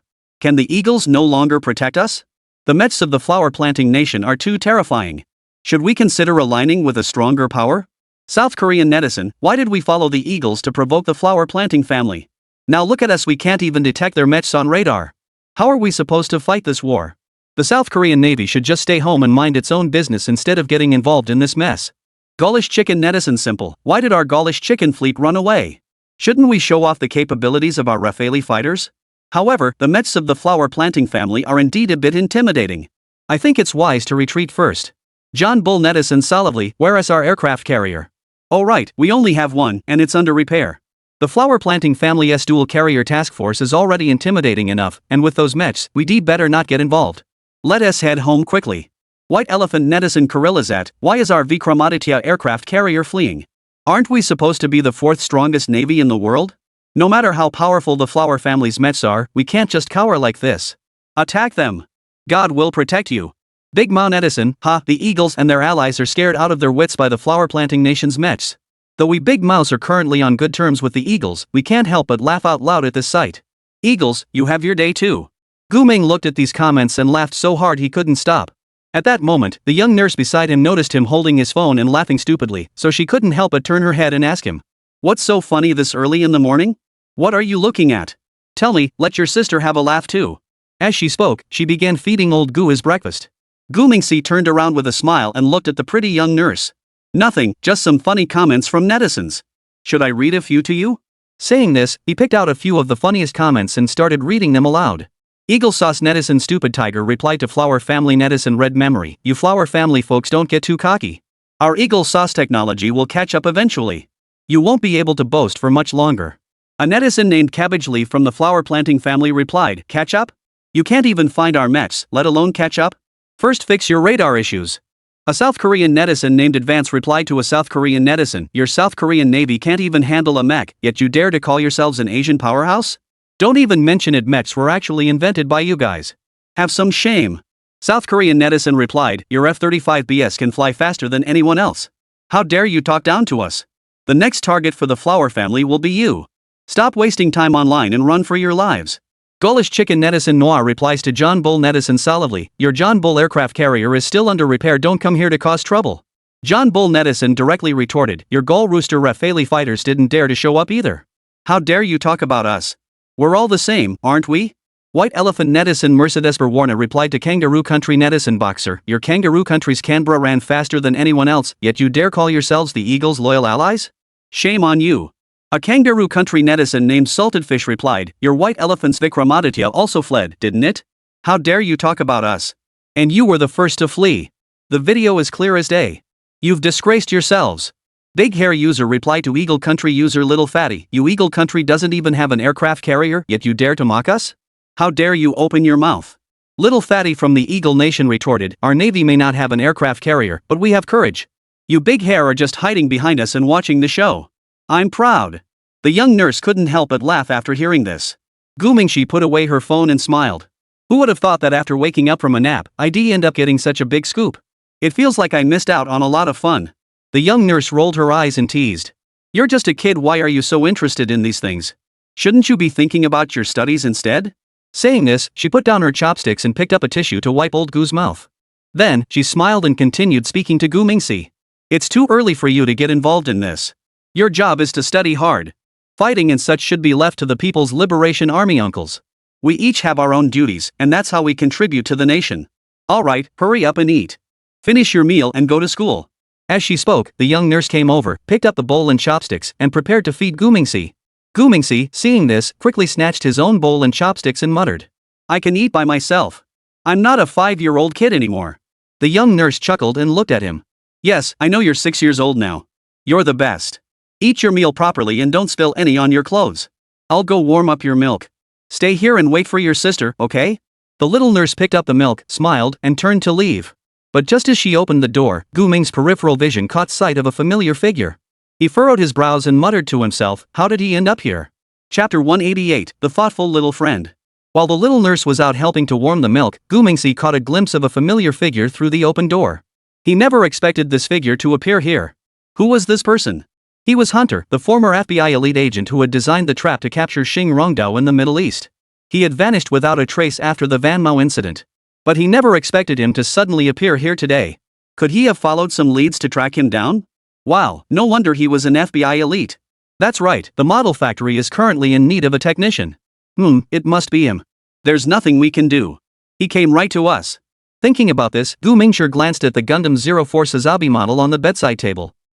I think I have a fun idea. On the other side, Hunter stood in the corridor of the trendy hospital, holding a bouquet of carnations. Dressed in a suit, he looked like an ordinary patient's family member. This was his third visit to the hospital, and the visitor's pass on his chest read Bulwer. It was clearly one of the fake identities he had meticulously prepared. Patient 1302 needs their medication changed. The nurse station's intercom sounded. Hunter instinctively glanced toward room 1302. Just then, a small figure bumped into his leg. It was a boy of about 6 years old, wearing a primary school uniform and holding a Gundam toy. Hunter looked down, quickly helped the boy up, and pretended to be very concerned. Are you okay, little one? His Mandarin was a bit accented, but it didn't hinder communication. I'm sorry, uncle. I didn't mean to. The boy looked up, his eyes wide and bright. Are you a foreign friend? Hello, my name is Gu Mingshi. Hunter was startled upon hearing the name. It was all too familiar to him. It's truly a case of searching high and low in vain, only to find it effortlessly. He never expected that the child of the suspect would come to him on his own. Therefore, Hunter's mood was somewhat excited at that moment. But he quickly composed himself, knelt down, and spoke gently. It's okay, little one. What are you doing here all alone? Gu Ming did not answer his question but instead fixed his gaze on the bouquet of carnations. Uncle, these flowers are so beautiful. Who are they for? Are they for? Hunter was at a loss for words. He hadn't yet figured out the specifics of this fake identity. Just as he was unsure whether to go to the trouble of deceiving the child, the other person suddenly spoke up, diverting the topic elsewhere. Uncle, what's in your pocket? Hunter finally remembered that he had a few pieces of fruit candy in his pocket, which he had planned to use to break the ice. He pulled one out and handed it to Gu Mingshi. It's candy. Want to try some? Gu Mingshi took the candy but didn't open it immediately. Instead, he tilted his head and asked, Uncle, why are you always secretly watching the surveillance cameras? Hunter's back instantly broke out in a cold sweat. He had been so careful, how could a child notice him? But on the surface, he maintained his smile and said, No, Uncle was just looking for the restroom. At that moment, Hunter suddenly caught a glimpse of the toy in Gu Ming's hand. Oh my god, isn't that the mecha that made a big splash at Dawn High yesterday? Such a classified item, and they've already started producing scale models of it? Wait, according to intelligence from my CIA contact, this mecha technology seems to have been sold by the Eastern Dragon to the Flower family. Moreover, the grandfather of this little brat is a key suspect. So, he might know some insider information. This is truly a stroke of luck. He's just a 6-year-old kid. I'm an FBI elite. I can't possibly be fooled by him? No, deceiving him would be outright bullying. I just need to sweet-talk him a bit, and this silly kid will probably spill everything. Thinking this, Hunter couldn't help but let out a mischievous chuckle. Then, he looked at the Gundam toy in Gu Ming's hand and said, Little buddy, that toy in your hand is so cool. It looks so much fun to play with. I really want to buy one to take home. Can you tell Uncle where you got this from? Is it sold at the mall outside? Gu Mingshi almost couldn't help but laugh out loud. Sure enough, this silly agent was easy to fool. I just casually dropped a little hint, and he followed the scent straight into the trap. This one? This isn't sold anywhere outside now. This is a souvenir my grandfather brought back for me. Upon hearing this, Hunter's eyes lit up immediately. Sure enough, kids are so easy to fool. It seems like it's time to pull out the big guns. Thinking this, Hunter quickly pulled out a large piece of chocolate from his pocket and said, Little buddy, if you're willing to tell me where I can find this toy, this imported Eagle brand chocolate, Uncle will give it to you. Upon hearing this, Gu Ming reflexively turned away. What's wrong? Is imported Eagle brand chocolate that great? I still think the domestic ones taste better. The chocolate over there is too bitter, it's not suitable for a little flower child's taste. However, he put on a very hungry expression, swallowed hard, and then said cheerfully, "Alright, deal. Does Uncle know the model factory in the western suburbs? There are lots of toys like that there, and they're all really big." Hearing this, Hunter's heart began to race. It turned out that the suspect known as the Eastern Dragon had been using the toy factory as a cover. The truth is out, I'm so awesome. He suppressed his excitement and continued to ask, "Do you know the exact location of the factory?" Gu-ming stuffed a small piece of chocolate into his mouth and nodded uncertainly. "I know. I can draw it for you." As he spoke, he pulled out a pen from his pocket and began sketching on the back of Hunter's visitor pass. It turned out he was afraid that writing the address would make it hard for the other person to find the place. So he decided to just draw a map for them instead. Hunter looked at the detailed map and felt a strange sensation in his heart. This child was far too clever, he had drawn the route map in such detail. Damn, he's a little art genius. Alright. Gu-ming Si returned the visitor's pass to Hunter, smiling innocently at him and reminding him, "If you want to go, you can go now.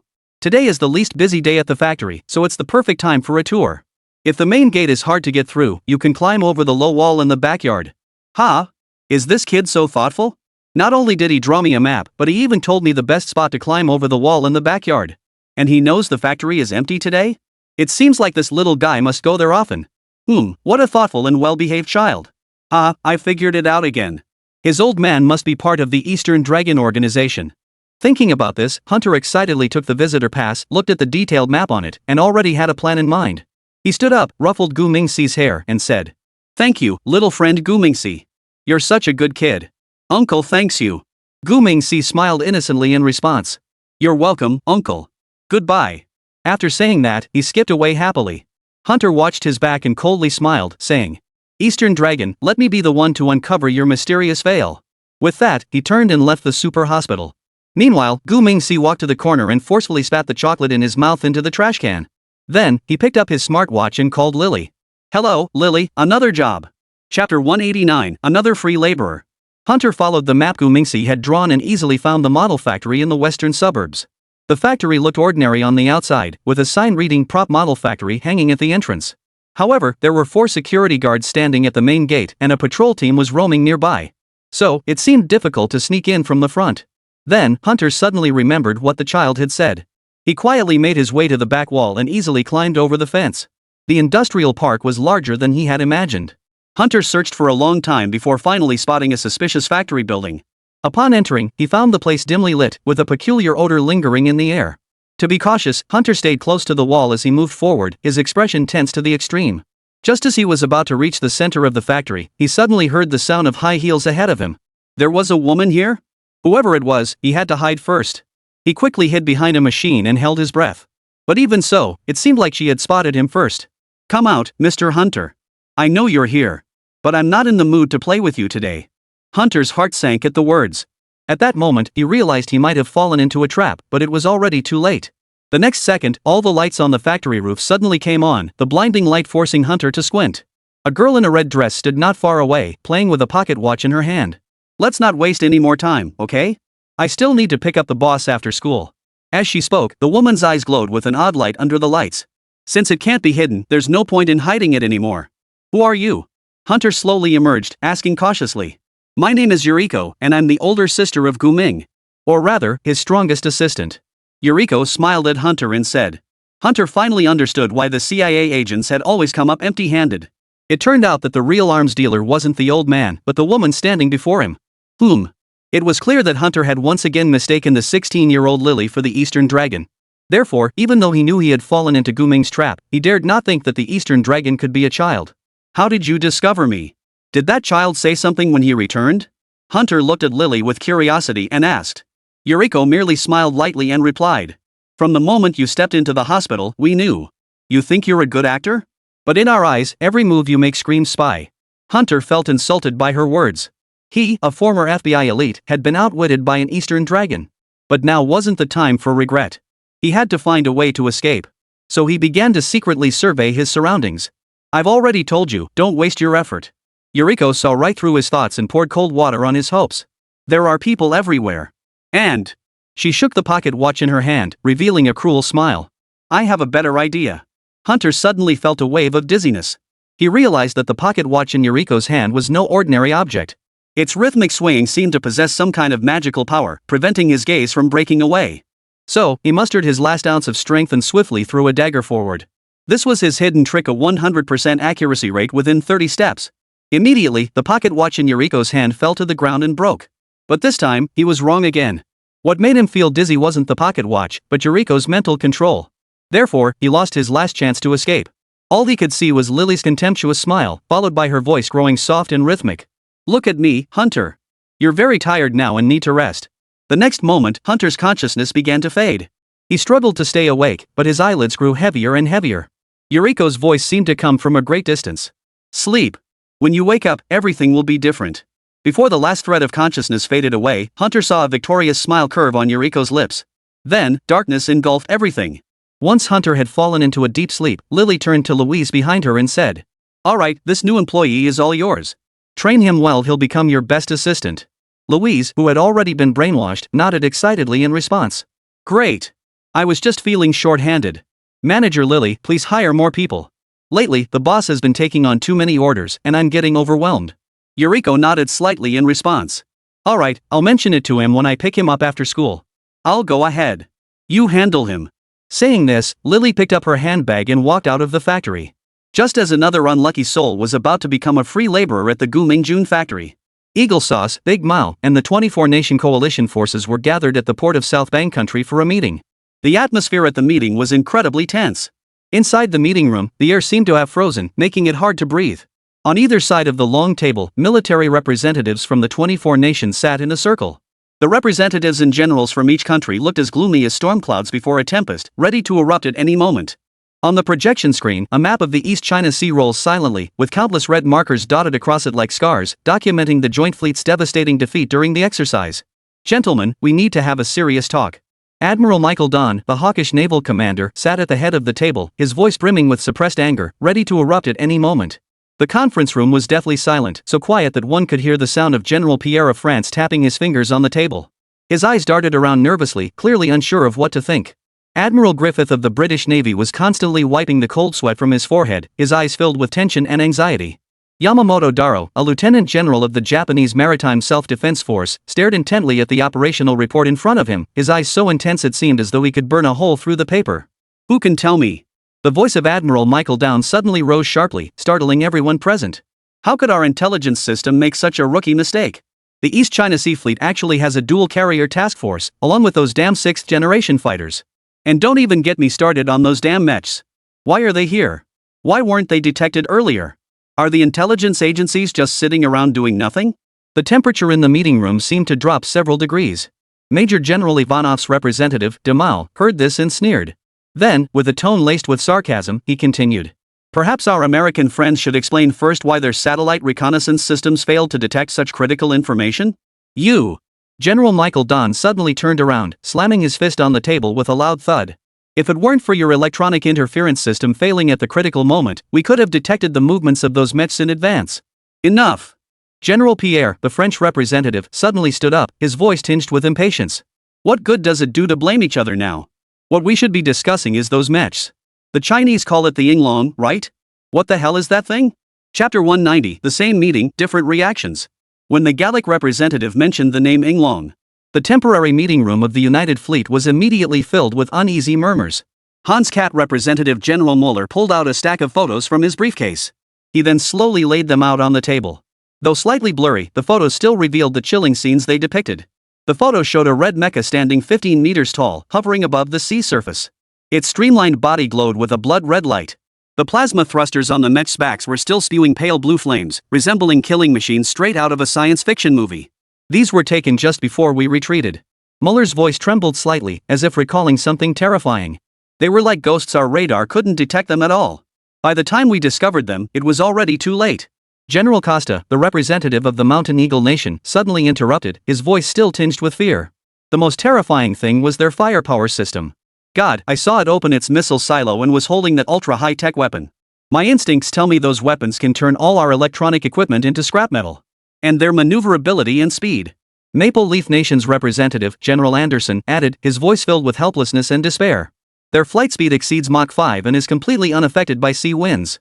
Our ship's cannons can't even track their movement patterns. No, worse yet, our radar can't even detect them. Invisibility is the most terrifying thing. Upon hearing this, the conference room fell into complete silence once again. Everyone recalled the nightmarish scene, a swarm of crimson mechs suddenly emerging from below the sea surface, like the Grim Reaper descending, coldly staring at their ships. Yet, their radar showed nothing. All the crew members saw them with their own eyes, but their reconnaissance systems couldn't detect them. Afterward, according to the AI electronic warfare officer's analysis, those mechs were equipped with plasma cannons, while they were still using traditional missiles. If a real battle had broken out, they wouldn't have stood a chance. And there was something even worse.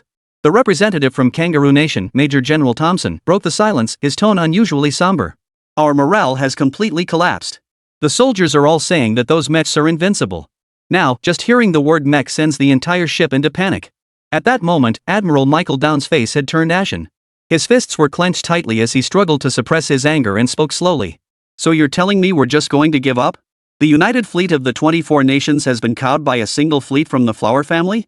This is even more humiliating than decades ago, because we've surrendered before the battle even began. This isn't about whether we admit defeat or not. The Gallic representative, Pierre, suddenly stood up, his voice filled with anger as he interrupted. Our soldiers aren't here to die. Continuing to fight without a way to deal with those mechs is suicide. I agree. Hans Katt, the representative of Muller, immediately echoed the sentiment, speaking with a firm tone. We need to reassess the military strength of the Flower people. This operation exposed serious flaws in our intelligence system and highlighted our significant gap in high-tech weaponry. You're shirking your responsibilities. General Michael Don roared, his voice shaking the entire conference room. Don't forget, this operation was led by the North Atlantic Alliance. Now you all want to be cowards? Is it all the North Atlantic Alliance's responsibility? Ivanov, the representative of the Soviet Union, sneered, his tone laced with sarcasm. Perhaps our American friend should explain first why your F-35s were completely helpless against the Chinese? As far as I know, your F-35s didn't even take off, General. Can you explain that? General Michael Don's face turned pale instantly. He clearly remembered the scene, a red mech hovering directly in front of their aircraft carrier, less than 100 meters away, with their fighter jets having no chance to take off. So he just glared coldly at Ivanov but never uttered the humiliating truth. Enough! John Bull, representing Griffith, suddenly slammed his fist on the table, his voice tinged with fatigue and resignation. This isn't the time for mutual blame. We need to face reality. The military strength of the Flower family has far exceeded our expectations. Continuing to resist will only lead to greater losses. We must devise a long-term strategy. As Griffith finished speaking, the conference room erupted into a chorus of murmurs of agreement. General Michael Down, noticing the situation, looked around and realized that even his closest allies were avoiding his gaze. He suddenly realized that this so-called joint fleet was nothing but a name. If that is the case. He rose slowly and spoke coldly, his voice tinged with sarcasm. Then let us all remember today's decision. When China continues to expand in the South China Sea and the East China Sea, I hope you won't regret your cowardice today. With that, he turned and strode out of the meeting room, his footsteps echoing in the empty corridor. Behind him, the representatives from various countries looked at one another, but none dared to speak up to stop him. The summary meeting, which was supposed to last 3 days, ended in an acrimonious atmosphere less than 2 hours after it began. As Admiral Michael Don stood on the aircraft carrier deck, watching warships from various countries depart the formation one after another. At that moment, he knew all too well that this failure was not merely a military setback, but a sign of the faltering dominance of the Hawks in the Asia-Pacific region. And those allies who once followed the Hawks' lead were now reconsidering their positions. On the distant horizon, the sun slowly sank below the horizon, as if drawing a final line under an era. Admiral Michael Don suddenly recalled an ancient Chinese proverb, 30 years of prosperity in the East, 30 years of prosperity in the West. Perhaps the era of the eagle was truly coming to an end. Meanwhile, at the other meeting site, the atmosphere and situation were completely different. In the East Sea Fleet base of the flower planting family. At that very moment, the grand hall was packed to the brim, with not a single seat left empty. On the podium, the bright red military flag shone brilliantly under the lights, particularly eye-catching. Below the stage, over 1,000 soldiers sat in neat rows, their blue and white uniforms blending into a sea of solemnity. Every face was adorned with uncontrollable smiles, and the entire venue was filled with an excited atmosphere, as if it were about to erupt at any moment. Comrades! The voice of Commander Wang Sheng, a naval admiral, boomed through the loudspeakers, echoing throughout the hall. This East Sea exercise has made history. Applause erupted like thunder, echoing for a long time. With his usual casual and relaxed manner, Commander Wang showed no signs of his official rank. At that moment, he raised his hand to signal for silence and continued speaking. The joint fleet of 24 countries, including the Eagle and the Big Bear, arrived in full force. But upon seeing our battle formation, they retreated without even acknowledging us. What does this mean? It means our navy has grown so powerful that our enemies tremble at the mere mention of our name. As soon as he finished speaking, the crowd erupted into cheers. The atmosphere was electric. The post-battle summary conference held on the same day, but the atmosphere at the two venues was simply too different. Chapter 191, Wang Rui's Thoughts. The same day, the same event, the same post-battle summary conference. However, the atmosphere at the meeting was completely different. Admiral Wang Shang, commander of the East Sea Fleet, delivered an opening speech without any airs. In an instant, the entire auditorium came alive, and the atmosphere quickly became lively. Colonel Wang Rui, the political instructor of the Yinglong Mecha Brigade, sat in the third row, looking at the excited faces of his comrades, and couldn't help but recall the scene from 3 days earlier. That day, Wang Rui was on the Yubei-class aircraft carrier, assisting in commanding the mecha during an exercise. On the radar screen, countless blinking dots were rapidly approaching. It was the massive fleet of the 24-nation Joint Task Force, numbering nearly 100 vessels. Report. Enemy Joint Fleet main force detected 200 nautical miles away. Report. Enemy Arleigh Burke-class destroyer detected 150 nautical miles away. Report. The enemy has not detected us yet, they are continuing to advance. Enemy situation reports came in one after another. In the command center, everyone held their breath, the tension so thick it was hard to breathe. Just then, the steady voice of Vice Admiral Lin Jiangwo, deputy commander of the East Sea Fleet, rang out. Proceed with the pre-planned battle formation. Deactivate the stealth system and reveal our identity. Instantly, the Yubei and Ludong aircraft carriers turned simultaneously, and the J-46 generation fighter jets roared into the sky. Most breathtakingly, the 4 Yinglong mechs commanded by Wang Rui also took off from the aircraft carrier deck. Their massive mechanical frames glinted with a cold metallic sheen under the sunlight, resembling a scene straight out of a science fiction film. Just a few minutes later, the radar operators began to shout an alarm. Look! They're retreating! The once imposing joint fleet had begun to change course and was retreating from the exercise area at full speed. The joint fleet is retreating. Those cowards, they actually fled. Cheers erupted in the command center. At that moment, Wang Rui clearly felt that the Flower Army had truly risen. Comrades! Commander Wang's voice snapped Wang Rui back to reality. The success of this exercise was no accident. It was the result of the hard work and sacrifices of generations of naval officers and soldiers. Remember the standoff in the Yellow Sea in 1994? We only had a few old destroyers facing the Eagle-class aircraft carrier strike group and could only swallow our anger. At this point, Commander Wang's voice choked up. Below the stage, many elderly generals had tears in their eyes. Indeed, from the humiliation of the Yellow Sea standoff to the pride we feel today, we have come a long, arduous journey. Commander Wang knew he had become too emotional. So, he took a deep breath and quickly changed the subject. Enough about the past. Let's talk about the present. Let us now invite Comrade Lin Jiangwo, the frontline commander, to provide a detailed explanation of the tactical deployment and post-operation summary of this exercise. As soon as Commander Wang finished speaking, Lieutenant General Lin Jiangwo quickly walked up to the podium. Comrades, everyone, good morning. Lin Jiangwo's voice was firm and resolute, giving off an air of decisiveness. In this exercise, we deployed the Yinglong mecha for the first time in a real combat scenario. This new combat platform integrates the most advanced artificial intelligence systems and neural connection technology, enabling it to perform various combat tasks in extreme environments. As Lin Jiangwo explained, Wang Rui's thoughts drifted back to that thrilling moment. At the time, Wang Rui, as the test pilot of the Yinglong mech, had taken the controls of this colossal machine for its first flight. The sensation of man and machine becoming one felt as though he had transformed into a dragon soaring through the heavens. Unfortunately, he had not achieved 100% neural synchronization in the end.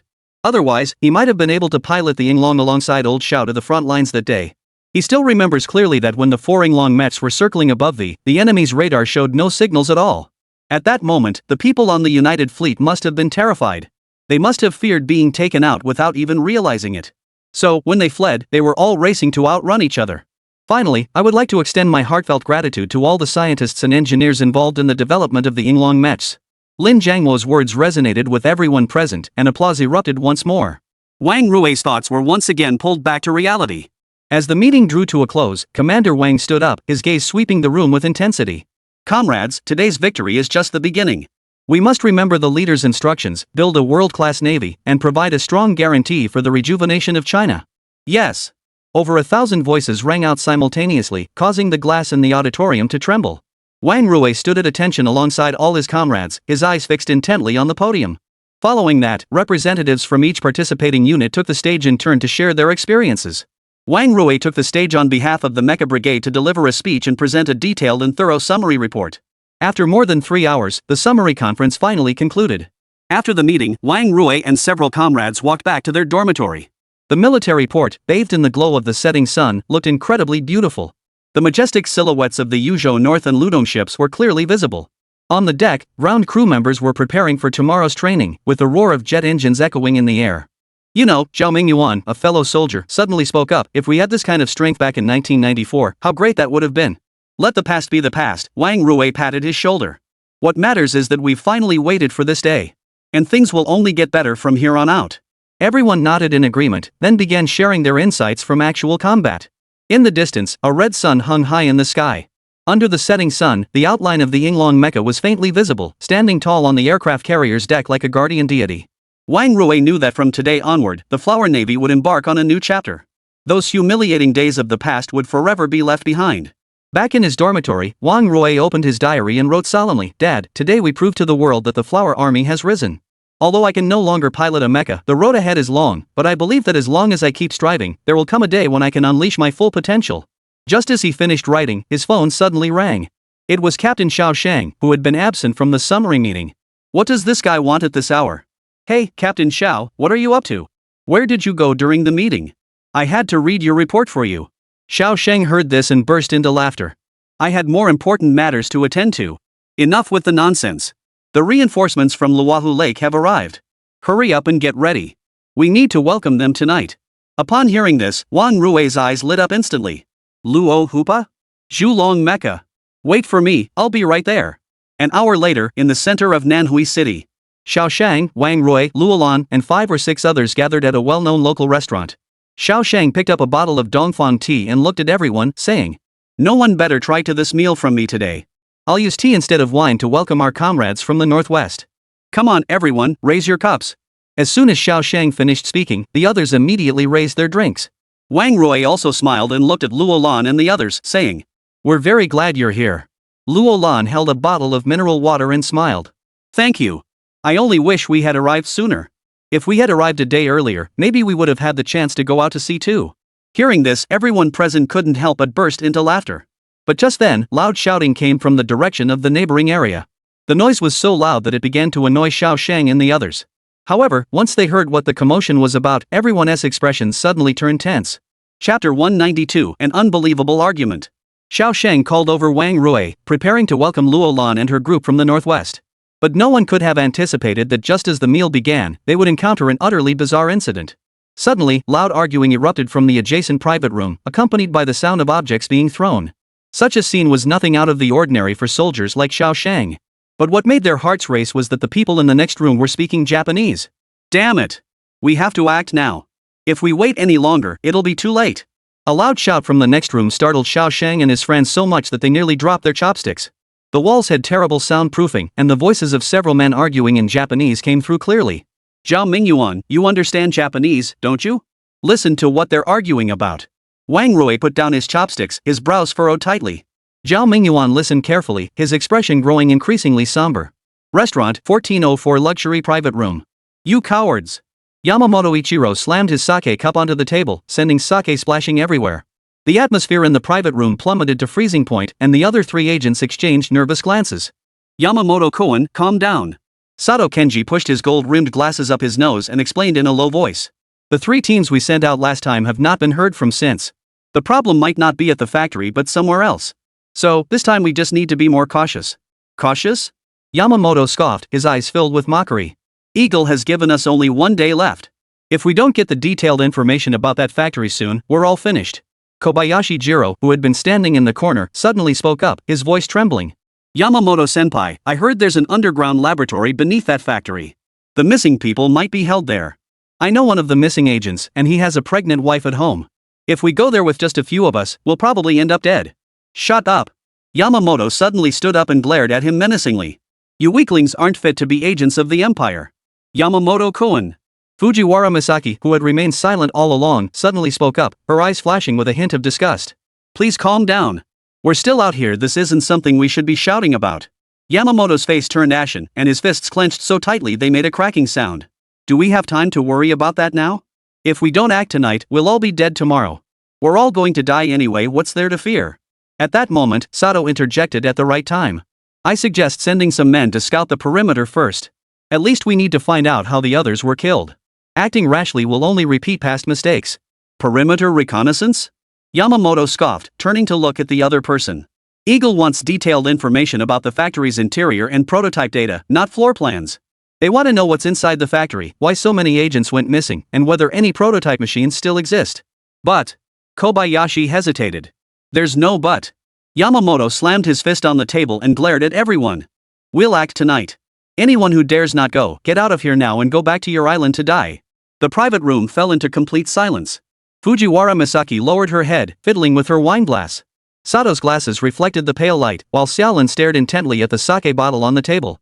At the same time, in room 1405, they were arguing over tonight's plan, seemingly intending to cause trouble at the model factory in the western suburbs. Zhao Mingyuan turned his head and whispered an explanation to the others. Wang Rui looked confused, his eyes filled with confusion. The model factory in the western suburbs? Isn't that where they make toy models? What's so interesting about it? Something's off. Xiao Shang put down his wine glass, his eyes growing sharp. Those scoundrels from the Foot Basin Chicken Gang are all cunning bastards. The scheme they're hatching must be no small matter. At that moment, Luo Lan had already pulled out his phone and started searching quickly. West Suburb Model Factory, the registration information showed it was a manufacturer of movie prop models. However, the factory had suddenly expanded its facilities this year and applied for special security clearance. Soon, the arguing from the next room grew louder again. So, Zhao Mingyuan hurriedly pressed his ear against the wall to continue eavesdropping. They were discussing an operation at 10 o'clock tonight. Zhao Mingyuan lowered his voice, listening in while explaining. They kept repeating something about prototype machines and internal documents. Xiao Shang stood up and walked over to the wall to listen carefully. Years of military service had given him an instinctive sense of danger. This matter is definitely not simple. We must make a decision. Should we get involved? Xiao Shang turned to the others and asked seriously. Captain Xiao, we're on leave right now, and this isn't really our responsibility. I think we should report it to military leadership. Luo Lan spoke up with a hint of concern. It's too late. By the time we get approval, they'll have already finished their operation. Moreover, we have no evidence at all. We only overheard a few sentences. If it turns out to be a personal grudge or a business dispute, we won't be able to explain ourselves even if we're in the right. Xiao Shang crossed his arms, furrowed his brows, and muttered under his breath. The others heard this and clamped their lips shut. Everyone knew the situation was tricky. Xiao Shang waited for a moment, seeing no one speak, and swept his gaze over the people present. Don't you find it curious why a model factory needs such strict security? Why would someone want to sabotage it? The crowd fell silent for a moment before springing into action. Wang Rui picked up his backpack, which contained their personal gear. Luo Lan accessed the military's internal system and discovered some anomalies at the factory. The factory's electricity consumption was 10 times that of similar companies, and it had been under surveillance by national security personnel.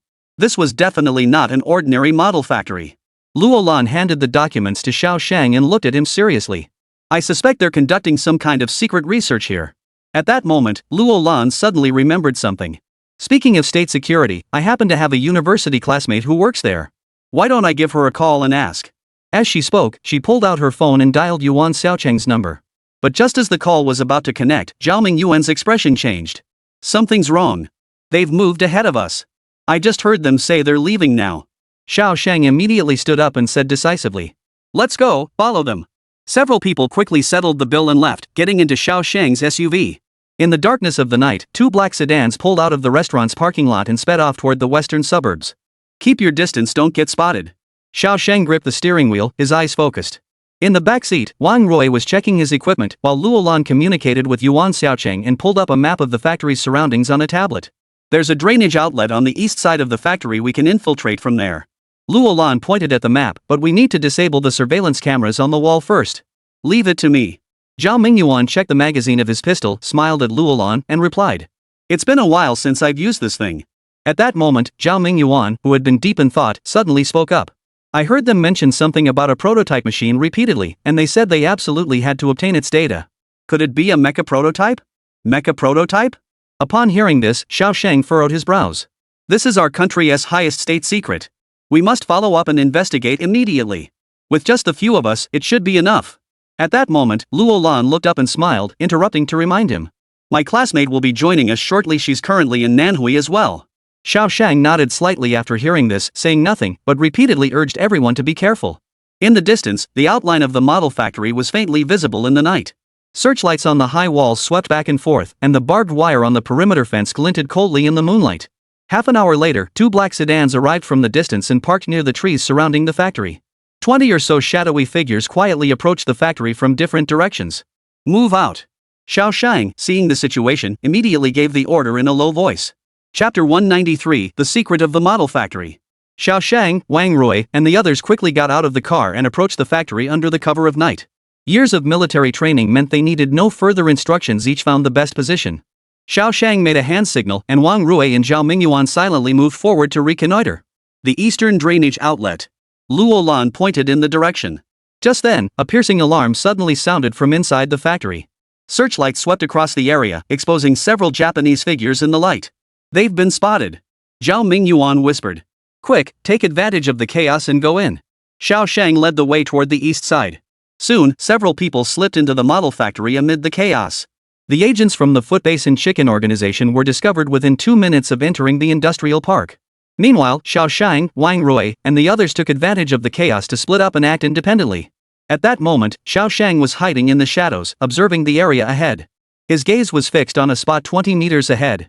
At that moment, the Japanese spies were being taken away by a group of robots. Only Yamamoto Ichiro managed to escape by hiding in a corner. After looking around, he quickly darted into the partially open side door. All the Japanese spies were captured. Those robots are so powerful. A voice, deliberately lowered, came through Wang Rui's Bluetooth earpiece. Xiao Shang didn't respond, merely shifting his body slightly to blend completely into the shadows of the factory corner. He then contacted the others via his phone. Luo Lan, Mingyuan, how's the situation over there? Xiao Shang asked in a low voice. The warehouse is secure, no other guards have been spotted. Luo Lan's voice came through the Bluetooth earbuds. The gate is secure, only 2 security guards are in the duty room watching a soccer match. Zhao Mingyuan added. Xiao Shang took a deep breath and then slowly instructed. Let's move out. Remember, only reconnoiter, do not make contact. We need to find out why they're here. After saying this, he turned to look at Wang Rui behind him. Let's go, follow that guy. Wang Rui nodded and quickly followed Xiao Shang as they continued forward. The others moved like ghosts in the night, silently approaching the core area of the factory. On this side, Xiao Shang and Wang Rui arrived at the warehouse where Yamamoto Ichiro had entered. However, the warehouse door had already been locked by the others. Wang Rui saw this and took out a small device from his backpack, attaching it to the access control system. 3 seconds later, the green light lit up and the side door slid open silently. The two quickly entered, and to their surprise, the warehouse interior was surprisingly spacious. Tall shelves were filled with various model parts and semi-finished products, and the air was filled with the smell of plastic and paint. Yamamoto Ichiro's figure flashed briefly around the corner ahead. Split up and keep in contact. Xiao Shang gave a hand signal and the two immediately split into 2 groups, advancing along different corridors. Xiao Shang cautiously made his way through the rows of shelves. Suddenly, the sound of machinery humming came from ahead. He slowed his pace and moved forward along the wall. As they rounded a corner, the sight before them left both men breathless. Yamamoto Ichiro was surrounded by 4 automatic security robots, with red laser targeting points forming blinding spots on his chest. Do not move. You have entered private property, the mechanical voice announced coldly. Yamamoto Ichiro's face turned pale as he slowly raised his hands. Just then, a blue beam of light descended from the ceiling, scanning his entire body. Identity confirmed. Yamamoto Ichiro, intelligence agent of the Foot Basin Chicken Organization. Initiate arrest procedure.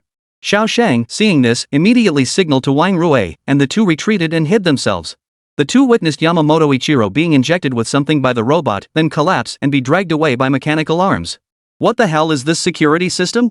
Does a regular model factory need this? Wang Rui muttered curses under his breath over the phone. Xiao Shang also sensed something was off at this point. He furrowed his brows and replied in a low voice. Something's wrong. We need to get out of here. Just then, Luo Lan's urgent voice came through the headset.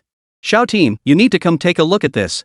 Zhao Mingyuan and I discovered something extraordinary in District D. Xiao Shang turned to look at Wang Rui across from him. The two exchanged glances and decided to take the risk and continue forward. They avoided several cameras and followed the route Luo Lan had provided to a heavy metal door. The door was equipped with a biometric lock, but it had already been hacked by Luo Lan using some method. As they pushed the door open, Xiao Shang couldn't help but gasp in awe. Before them was an underground space as large as a football field, with over a dozen giant mechs standing in the center. These were not models but actual half-finished combat mechs. Moreover, they were completely different from their own Yinglong and Zhuolong mechs. These were entirely new types of mechs he had never seen before. Goodness gracious. What on earth are these mechs? Wang Rui's voice trembled, his eyes filled with awe. From a distance, the mechs were entirely black, with blue energy lights flickering at their joints. Dozens of technicians were busy on scaffolding, conducting final assembly and testing. Gigantic screens on the walls displayed complex data and design diagrams. This isn't a model factory. This was a mecha research and development base. No wonder the guy was so determined to sneak in. Xiao Shang stood there muttering to himself. At that moment, Luo Lan's voice came through the Bluetooth earpiece. What should we do? This is clearly a state-level classified project. It was very clear that she had also seen what Xiao Shang was facing. But before she could finish speaking, Zhao Mingyuan's shout came through the Bluetooth earpiece. Damn it! We're going to fall. As Zhao Mingyuan cursed, a section of the ventilation duct collapsed completely, and he fell down, landing on a pile of metal parts. The alarm blared throughout the entire factory, accompanied by a piercing buzz and flashing red lights. We're exposed. Help me! Zhao Mingyuan shouted from below. Xiao Shang muttered under his breath before quickly issuing orders. Save him first. Immediately, several people rushed toward the spot where Zhao Mingyuan had fallen. At that moment, the sound of mechanical joints moving could be heard all around. What the hell is this place? Wang Rui stared wide-eyed at the moving metallic figures in the distance. This isn't the time to discuss it, find an exit quickly. Xiao Shang ran toward Zhao Mingyuan while quickly scanning the surroundings. Just as they took a few steps forward, two humanoid robots slid out from the fork in the road ahead. These machines were entirely black, with red lights flashing in their eyes. The mechanical arms at their front weren't weapons, but multifunctional interfaces capable of transforming into various tools. Spread out. Xiao Shang rolled sideways to hide behind a shelf, grabbing a 1-meter-long metal pipe from the ground. Zhao Mingyuan grabbed a thick cable from the cable reel, while Wang Rui and Luolan found a fire axe and a chemical spray can, respectively. The first robot charged at Xiao Shang, its mechanical arm transforming into a rotating drill bit. Xiao Shang gripped the metal pipe tightly with both hands and sidestepped just as the drill head lunged forward, slamming the pipe into the robot's elbow joint. Clang! A loud noise echoed as the robot's arm wobbled slightly but quickly regained its balance. Xiao Shang's palms went numb from the impact. This thing was much sturdier than it looked. On the other side, Zhao Mingyuan flung a cable to wrap around the second robot's legs. The robot lost its balance and knelt on one knee. Zhao Mingyuan pounced, using the cable to choke its neck joint. Joints! Attack the joints! Xiao Shang noticed the moment the hydraulic tubes were exposed as the robot moved. Wang Rui, hearing this, swung his fire axe toward the robot restrained by the cable, the blade striking the hydraulic pipe behind the knee with precision. Light blue hydraulic fluid sprayed out, and the robot's right leg immediately lost power. But their victory was short-lived. Because more robots appeared at both ends of the passageway at the same time, at least 8 of them, forming an encircling formation. Retreat! Xiao Shang directed his team to retreat toward a partially open warehouse door. 4 people squeezed into the warehouse, and Luolan aimed the chemical spray at the door crack and pressed the button. Chapter 194, The Mysterious Middle-Aged Man. After pressing the button aimed at the door crack, a pungent white spray spread out. The first 2 robots to catch up had their optical lenses obscured by the mist, temporarily losing their tracking ability. Quick, look for anything else we can use. Xiao Shang quickly scanned the warehouse while shouting the warning. At that moment, everyone realized they had entered a tool room, surrounded by various equipment and tools. Zhao Mingyuan found several steel bars, Wang Rui grabbed a large wrench, and Luolan slung a can of compressed gas onto his back. They're coming! Wang Rui pointed toward the entrance, where 3 robots had already broken through the chemical fog barrier. Xiao Shang grabbed a hooked iron rod. Left by me, right by you, take them down. As the first robot stepped over the threshold, Xiao Shang's iron rod hooked its ankle precisely, while Zhao Mingyuan and Wang Rui charged from both sides, striking the robot's knees with the rebar and wrench simultaneously. The hydraulic pipes burst, and the robot crashed to the ground with a loud thud. However, the second robot had learned from its mistake and altered its gait, no longer exposing its joints. Xiao Shang was forced to confront it head-on, and the iron rod collided with the mechanical arm, sparks flying everywhere. A massive force knocked Xiao Shang back several steps, his back colliding with the shelves. Xiao Shang! Zhao Mingyuan tried to rush forward to help, but was blocked by another robot.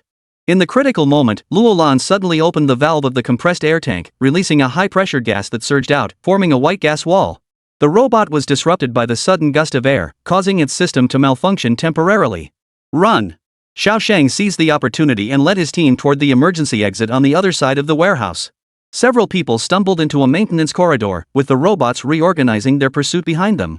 At the end of the passage was an iron door marked with a high-pressure hazard warning. There's no way out. Wang Rui desperately pounded on the iron door, shouting loudly to alert the others. Xiao Shang turned to look back and saw at least 10 robots closing in from both ends of the passageway. Their metallic footsteps echoed through the narrow space like the countdown of death. Back to back. Prepare for the final stand. Xiao Shang clenched his teeth, raised the iron bar, and calmly issued the order. Several people formed a defensive circle, each gripping their makeshift weapons tightly. Zhao Mingyuan's rebar was already bent, Wang Rui's wrench was covered in hydraulic oil, Luo Lan's gas canister had only a sliver of pressure left, and the tip of Xiao Sheng's iron bar had begun to crack. The robots stopped 5 meters away, suddenly halting in unison to form a perfect encirclement. The red light in their eyes glowed brightly in the dimly lit corridor, and their mechanical joints emitted a faint hum, as if calculating the optimal attack angle. I don't think we stand a chance. Maybe we should try negotiating? Luo Lan gasped heavily while shouting urgently. Xiao Shang gripped his weapon tightly, sweat trickling down his forehead. Negotiate? But we need someone to do that. We can't negotiate with a bunch of robots, can we? Hearing this, everyone felt a sense of despair. At that moment, the robots began to advance in unison, closing in until the circle was reduced to 3 meters, then 2 meters. Just as the first robot raised its mechanical arm, the lights in the entire corridor suddenly brightened. Stop! A calm male voice came from behind the robots. All the robots immediately ceased their movements, and the red light in their eyes turned to the blue light of standby mode. The group stared in astonishment as a middle-aged man in a suit walked through the array of robots. The middle-aged man smiled slightly and addressed Xiao Shang and the others. Welcome to Tinqiang Technology Park, Special Forces gentlemen. Oh, and a beautiful lady as well. Upon hearing this, everyone turned their heads simultaneously to see that beside him stood an Asian woman in a white lab coat. The man had a kind face, but his eyes were sharp as an eagle's. The woman's expression was gloomy, but her eyes were unusually clear. Are you the boss here? What's going on here? We're not with those food basin chickens. Our flower-planting soldiers aren't bad people. Xiao Sheng had mistaken the man for the factory owner, so he hurried to explain. The middle-aged man merely smiled upon hearing this. Then, he answered in a matter-of-fact tone, as if reciting from memory. As you can see, on the surface it's a model factory, but in reality it's a mecha research and development center. He then pointed to the young woman beside him and introduced her. This is my assistant, Miss Yuriko. Although she is a local, she is not a bad person. Strange, why did he bother to introduce this assistant? And didn't you hear what I just said? This middle-aged man's demeanor is too strange, it feels fake. However, now is not the time to dwell on such matters. Just as Xiao Shang was pondering these things, Zhao Mingyuan couldn't help but ask. What's the deal with that foot basin chicken spy? What's your relationship with him? The middle-aged man's expression turned serious upon hearing this. Are you talking about Yamamoto Ichiro and his group? They're foot basin spies sent to steal secrets. We deliberately let him in so we could catch them all at once. He sighed and continued. But we didn't expect you to follow them. At that moment, Xiao Shang's mind raced and he suddenly interrupted, saying, Are you working for the government? Not entirely. The middle-aged man walked toward a control panel, entered a password, and the screen displayed an authorization document from the Ministry of Defense. I'm an arms dealer. The Mechs are part of a project in collaboration with the Zhenghua government. The nation needs this technology to counter external threats. I'm just a partner with the state, so to speak. At this point, Lily added from the side. Mech technology is the pinnacle of future warfare. We are at least a century ahead of Western nations. Therefore, many are coveting this technology. The group exchanged glances, unsure of how to respond. The middle-aged man observed their expressions and suddenly asked, What do you plan to do about this discovery? Silence spread through the air. Xiao Sheng knew that this decision was of great importance. Reporting it honestly might reveal state secrets, but keeping it hidden would violate their duties. The expressions and mindset of the others were similar to as everyone was hesitating. Just as everyone was hesitating, the middle-aged man suddenly clapped his hands and said, Never mind, I won't put you through this. Lily? Upon hearing this, Lily slowly stepped forward with a smile and looked at Xiao Shang and the others. Don't worry, there won't be any pain. But as soon as she said that, everyone tensed up instantly. Wait, what are you doing? Wang Rui stepped back warily, his eyes filled with tension. The middle-aged man, upon hearing this, wore an apologetic expression. I'm sorry, but for your safety, you must not remember anything that happened tonight. However, please rest assured that there will be no side effects. Xiao Sheng felt a sudden dizziness. His last conscious thought was of Lily's eyes turning blood red, accompanied by her faint murmurs. You're all too tired. Close your eyes and rest. When you wake up, you'll only remember following Yamamoto to the outskirts of the factory and finding nothing. Soon, Xiao Sheng felt his eyes growing heavier and heavier until his consciousness completely faded into darkness. After Yuriko finished hypnotizing a few people, she slowly turned her head toward the door. How could one have been missed? Chapter 195, The Rematch with Yuan Xiaochun. In the metal joints of the factory's ventilation ducts, Yuan Xiaochun's palm left tiny indentations. She moved silently through the narrow space like a black panther ready to pounce. Following the clues provided by her old classmate Luo Lan, she had secretly infiltrated this model factory. To be honest, she really came away with a lot here. However, she searched everywhere but couldn't find her classmates. Therefore, she decided to continue exploring deeper into the factory to investigate further. But Yuan Xiaocheng had severely underestimated the security system here. Below the control room, the temperature was abnormally high. A warning from her assistant, Su Mingxiao, came through her headset. This time, she wasn't alone. However, to ensure thoroughness, she had not alerted anyone else from her unit. Yuan Xiaochun tapped the microphone twice to acknowledge receipt. She then adjusted her night vision goggles and saw that the pipes ahead were covered in a laser grid. These invisible red lines of death could trigger the entire defense system within 0.3 seconds. Sweat trickled down her tactical gloves. As she reached for the jammer, she suddenly felt an inexplicable chill, as if she were being targeted by some predator. Yuan Xiaochun quickly scanned her surroundings. The ventilation ducts were deserted. Psychological effect? She silently thought to herself before continuing forward. Upon reaching the ventilation shaft leading to the control room, Yuan Xiaocheng stopped to peek through the blinds. She saw a woman standing at the holographic control console, her slender fingers dancing across the virtual keyboard. That woman looked so familiar. Yuan Xiaochun couldn't help but feel a pang of underestimation. Because she was certain she had never seen this person before. But her subconscious told her that they had already met once before. So, Yuan Xiaochun adjusted the focus of her glasses, preparing to look more closely. Just then, the woman suddenly stopped what she was doing and spoke without looking up. Do National Security Bureau agents all like to crawl through ventilation ducts? Yuan Xiaochun's blood froze instantly. Impossible. How did she discover her? Was she bluffing? Just as Yuan Xiaochun thought this, the woman moved swiftly. Her movements were faster than any human could possibly achieve. She grabbed the P226 pistol on the table and completed the 3 actions: turning, aiming, and firing in 0.5 seconds. The bullet pierced the metal louvered window. Yuan Xiaochun instinctively rolled to the side, but the third bullet still grazed her tactical vest, leaving a scorched mark on the ceramic plate. The alarm blared throughout the underground space. Yuan Xiaochun kicked open the ventilation cover and dived down under the cover of smoke grenades. She landed and rolled, her cuss pistol already locked onto the target's forehead. The game is over, Yuan Xiaochun said coldly, you're under arrest. At that moment, the woman tilted her head slightly, a gesture that made Yuan Xiaochun feel oddly familiar. You said the same thing last time. Yuriko stared at Yuan Xiaochun with a smile and continued. It seems you've forgotten all the lessons from last time, forcing me to go through this again. Yuan Xiaochun frowned at her words. Last time? This woman feels so familiar. But where had they met before? Can't you remember? It doesn't matter. You'll forget everything anyway. But before that, I really want to have a few more rounds with you. After all, you're a rare opponent. Right now. Yuan Xiaochun fired his gun the moment Lily was distracted. But Lily's body reacted faster than her mind. She executed a tactical roll to dodge the bullet and fired 2 shots in return. Yuan Xiaochun moved at an astonishing speed, and the bullets only shattered the display screen behind him. You're still the same, Lily laughed lightly through the smoke, always aiming for the right shoulder. Yuan Xiaochun's pupils contracted slightly. That was indeed her habit, the first shot always aimed at a non-lethal area. But how did Lily know? There was no time to think. Yuriko had already charged forward, her movements so swift they left afterimages. Yuan Xiaochun managed to block the first elbow strike, but was knocked back 3 steps by the following knee strike. A searing pain shot through his ribs. Damn it, this woman is incredibly strong. You were 0.3 seconds slower than last time. Yuriko's voice sounded almost cheerful. Yuan Xiaochun suddenly changed tactics, delivering a Brazilian-style spinning kick aimed at her head. Yuriko leaned back to dodge, and Yuan Xiaochun seized the opportunity to draw his tactical knife. The sharp blade sliced through the air, leaving a silver arc in the blue light. Yuriko's shirt front ripped open, revealing a bloodline at her collarbone. You've improved a lot. Yuriko licked her lips. Let's see what other tricks you've got up your sleeve. The two engaged in a deadly dance within the circular control room.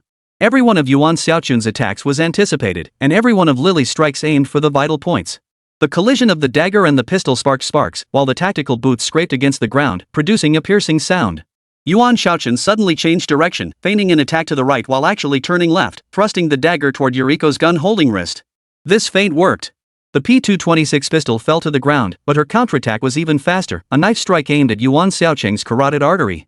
At the last possible moment, Yuan Xiaocheng blocked the fatal blow with the handle of his dagger, but the metal handle was split open by the force of the strike. What kind of superhuman strength is this? Surprised? A dangerous gleam flashed in Lily's eyes. The boss gave me some special gifts. She suddenly accelerated, and this time Yuan Xiaochun finally saw clearly. It wasn't that she was moving faster, her movements had no preparatory stance at all. Instantly, a side kick that defied the laws of physics struck Yuan Xiaochun in the abdomen, sending her flying 3 meters away. Yuan Xiaochun crashed into a row of equipment racks, with glass shards slicing her cheek. She spat out a mouthful of blood and suddenly smiled. So that's how it is. Your physical abilities have been artificially enhanced. This time, it was Lily who was surprised. How did you know? I guessed. Yuan Xiaochun suddenly pressed a button on his wristwatch. The entire control room plunged into darkness. It turned out she had already installed an electromagnetic pulse device during her infiltration. In the pitch-black darkness, Yuan Xiaochun closed her eyes. The Special Forces close combat training came in handy at that moment. She located her target by the sound of her breathing, took a stealthy step forward, and lunged toward Yuriko with a dagger aimed at her throat. The sound of metal clashing echoed through the room. Yuriko managed to block the strike even in complete darkness. The two engaged in a blind fight, the sounds of fists and feet colliding echoing through the enclosed space. Yuan Xiaochun felt a sharp pain in his left shoulder. Yuriko's nails had sliced through the Kevlar fiber. In the close-quarters struggle, Yuan Xiaocheng suddenly unleashed the lethal move from Siberian prison fighting techniques, thrusting his thumb directly into her eye. Yuriko finally let out a cry of pain, and Yuan Xiaocheng seized the opportunity to perform a shoulder throw, slamming her violently into the control panel. A holographic keyboard lit up from the impact. In the blue glow, Yuan Xiaocheng saw blood trickling from Lily's lips, but her smile grew even more savage. "A nice hit," she gasped, "but do you know why I chose you as my opponent?" Yuan Xiaocheng didn't respond, delivering a roundhouse kick to her head. Bai Heezy took the blow head-on. "Because you're the strongest human I've ever seen, at least so far. It's just a pity that you couldn't defeat me in the small courtyard last time, and the outcome will be the same this time." Yuriko's voice suddenly grew more excited. But Yuan Xiaochun was momentarily distracted. God in the small courtyard? The small courtyard? The Gu family's courtyard? Last time it was this one. This momentary distraction came at a cost. Bai Heezy delivered a precise hand strike to Yuan Xiaochun's neck, followed by a palm strike aimed at her temple. Yuan Xiaochun's world spun wildly. In the last moment before she fell into darkness, she saw Lily's cunning smile. "When you wake up next time, you'll forget me again, won't you? It's such a pity. I really hope you'll remember me." These were the last two words Yuan Xiaochun heard. Chapter 196, Only He Remembers Everything. The next morning, the blinding sunlight streamed through the car window, shining directly on Xiaosheng's face. Sigh. Xiaosheng sucked in a sharp breath and suddenly opened his eyes. He found himself slumped in an awkward position in the driver's seat, his neck aching as if someone had twisted it around. A dull ache pulsed at the back of his head, as if someone were banging a drum inside his skull. "Where the hell am I?" A muffled mumble came from the passenger seat. Xiaosheng struggled to turn his head and saw his three companions in the back seat, all looking like they hadn't woken up from a hangover. Luolan was massaging his temples, his brows furrowed so tightly they could crush a fly. Zhao Mingyuan lay there with his mouth wide open, looking as disoriented as a stranded fish. The other two were even more exaggerated, both curled up in their seats, looking like boiled shrimp. "Guys, did we drink ourselves into a blackout last night?" Luolan's voice sounded as though it were coming from a great distance. Xiaosheng glanced at his watch instinctively. 6:23 a.m. The luminous hands on the watch glowed an eerie green in the dimly lit car. He shook his head vigorously, trying to clear the fog from his mind. "Can you really black out from drinking a beverage? This drink has quite a kick to it." "There's no way I blacked out." But last night's memories were like shredded pieces of paper, floating scattered in the depths of his consciousness, following Yamamoto to the abandoned factory's barbed wire fence. Then everything went blank. "Damn it!" Xiaosheng suddenly slammed his fist on the steering wheel, causing the horn to emit a piercing screech. "We must have been spotted. We lost them. Those bastards must have spotted us. Oh my god." Zhao Mingyuan was startled by the horn's noise. "Xiao team leader, please ease up a bit, my head is about to explode." Luolan yawned widely, and a few tears welled up in the corners of his eyes. "At least we've confirmed his area of activity, right?" She burped again, and a stale odor from the previous night filled the car. "Even a beautiful woman's mouth can smell bad? Ugh, such a beautiful woman with bad breath." Xiaosheng grimaced as he turned the car key, and the engine emitted a weary roar. "Anyway, let's go back and talk about it later." As the car slowly pulled away, Xiaosheng couldn't help but glance at the rearview mirror. The dingy factory loomed in the morning light, looking eerily like a crouching beast. For some reason, a strange sense of loss suddenly gripped his heart, as if he had forgotten something incredibly important. "Hey, old Xiao. You look like you've seen a ghost. Don't you remember what happened last night?" Wang Rui's voice suddenly came from the passenger seat. Xiaosheng only then noticed that Wang Rui was staring at him with an odd expression. Unlike the other two, Wang Rui also looked tired. His eyes were unusually clear, even sharp, as if he were deep in thought. "Nothing's wrong. I just feel like something's off," Xiaosheng replied dryly, looking listless. Wang Rui didn't respond, simply fastening his seatbelt in silence. But his gaze remained fixed on the receding outline of the factory in the rearview mirror. Meanwhile, inside the factory's central control room, Gu Mingji sat leisurely with his legs crossed, watching the car on the surveillance screen grow smaller and smaller. "Is this really okay?" Baiha bit her lower lip, her slender fingers twisting nervously. Gu Mingxi turned around, wearing an innocent smile. Relax, relax. They're loyal comrades serving the nation. We can't just eliminate them over a single accident, can we? He stretched lazily, like a satisfied cat. Besides, with your memory alteration, they probably can't even remember their own last names now. Bai Heezy rolled her eyes at his words. You're so carefree. What if? There's no what if. Gu Mingxi suddenly leaned in and poked Yuriko's cheek with her finger. I believe in sister's abilities. Get lost. Lily slapped his hand away. This guy has been getting too handsy lately. He's just a kid, we can't let him pick up bad habits. At that moment, Gu Mingxi suddenly changed the subject and said, How are things going with the two people from state security? Bai Heezy thought for a moment before speaking. The unlucky one who came in was personally sent back to the city by me. He's probably lying in the car drooling right now. As for the few people providing backup support on the periphery. As she spoke, she made a throat-slitting gesture, then smiled and waved her hands dismissively. Just kidding. I just made them have a nice dream and forget everything. Gu Mingguan sighed in relief upon hearing this. But Lily suddenly remembered something. Right, what about those foot basin chickens? Should we kill them?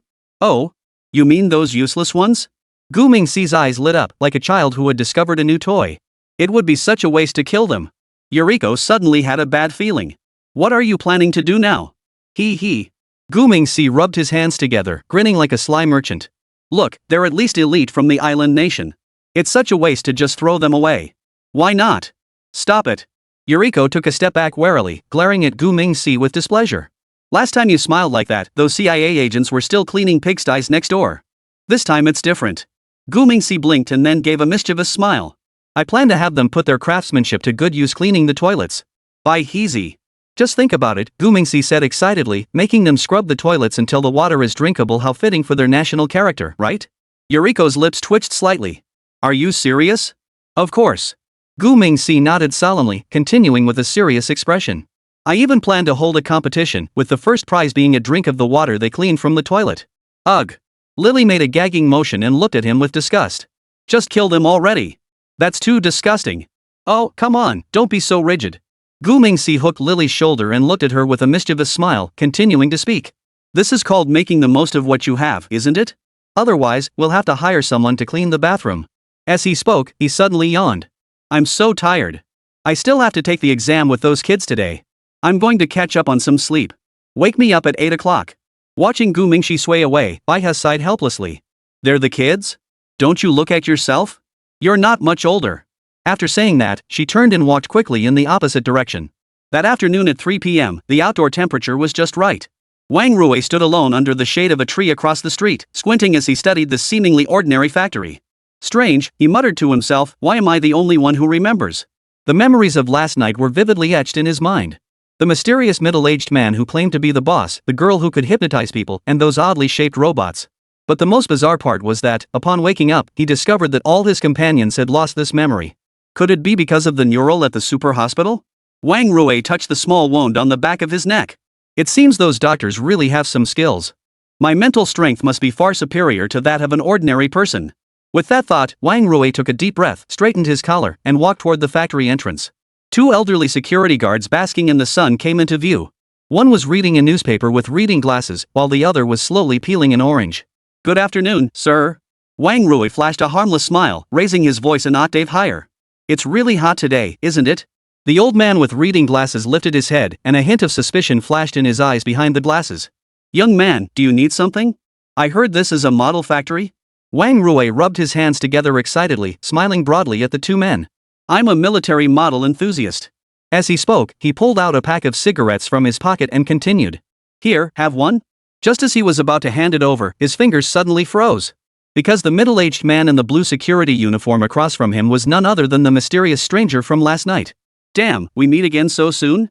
Chapter 197, still the same old man. When Wang Rui was about to offer the old man across from him a cigarette, he suddenly realized that this man was none other than the mysterious middle-aged man from last night. However, the other party seemed completely unaware of him. So Wang Rui froze in place. Smoking is bad for you. I quit 20 years ago, the man said kindly, waving his hand dismissively, looking like an ordinary old man. Young man, you shouldn't smoke either. Why don't you have a piece of orange instead? Wang Rui suppressed his nervousness and took the orange with a forced smile. Thank you. What should I call you, sir? My name is Wang Yiba, and he's Lu Han, the old man said with a smile. We're both retired and working part-time. Wang Rui nearly choked on the orange. Wang Yibo? Lu Han? He stared at the two elderly men, unable to believe that the wrinkled old man had such a name. Look at that, misunderstood again. My E means perseverance and Bo means erudite, old Wang explained patiently. His surname is Lu, as in Lu Jishan, and Han means cold. It's not the famous Wang Yibo and Lu Han. Though we were pretty handsome in our youth, but now we don't boast about the past. Wang Rui scratched his head awkwardly, then changed the subject. Mr. Wang, were you on duty at the factory last night? Old Wang was startled by the question, and the orange segment stopped at his lips. Last night? I was at home watching Liang Jian, the part where Li Yunlong was fighting in Ping'an County. Right, old Lu interjected from the side, he even complained to me yesterday about there being too many commercials. Wang Rui's back broke out in a cold sweat. This Mr. Wang looked completely natural, his eyes cloudy, a world apart from the mysterious, imposing figure from last night. But he would never mistake that face. Old man, Wang Rui whispered, is there something special in this factory? Old Lu suddenly smiled, revealing a few yellowed teeth. Something special? Of course. He leaned in mysteriously, there are still a few old molds from the 1970s in the warehouse. The craftsmanship. No. Wang Rui was sweating profusely, I mean something even more special. Like robots? The two old men exchanged glances and burst into laughter.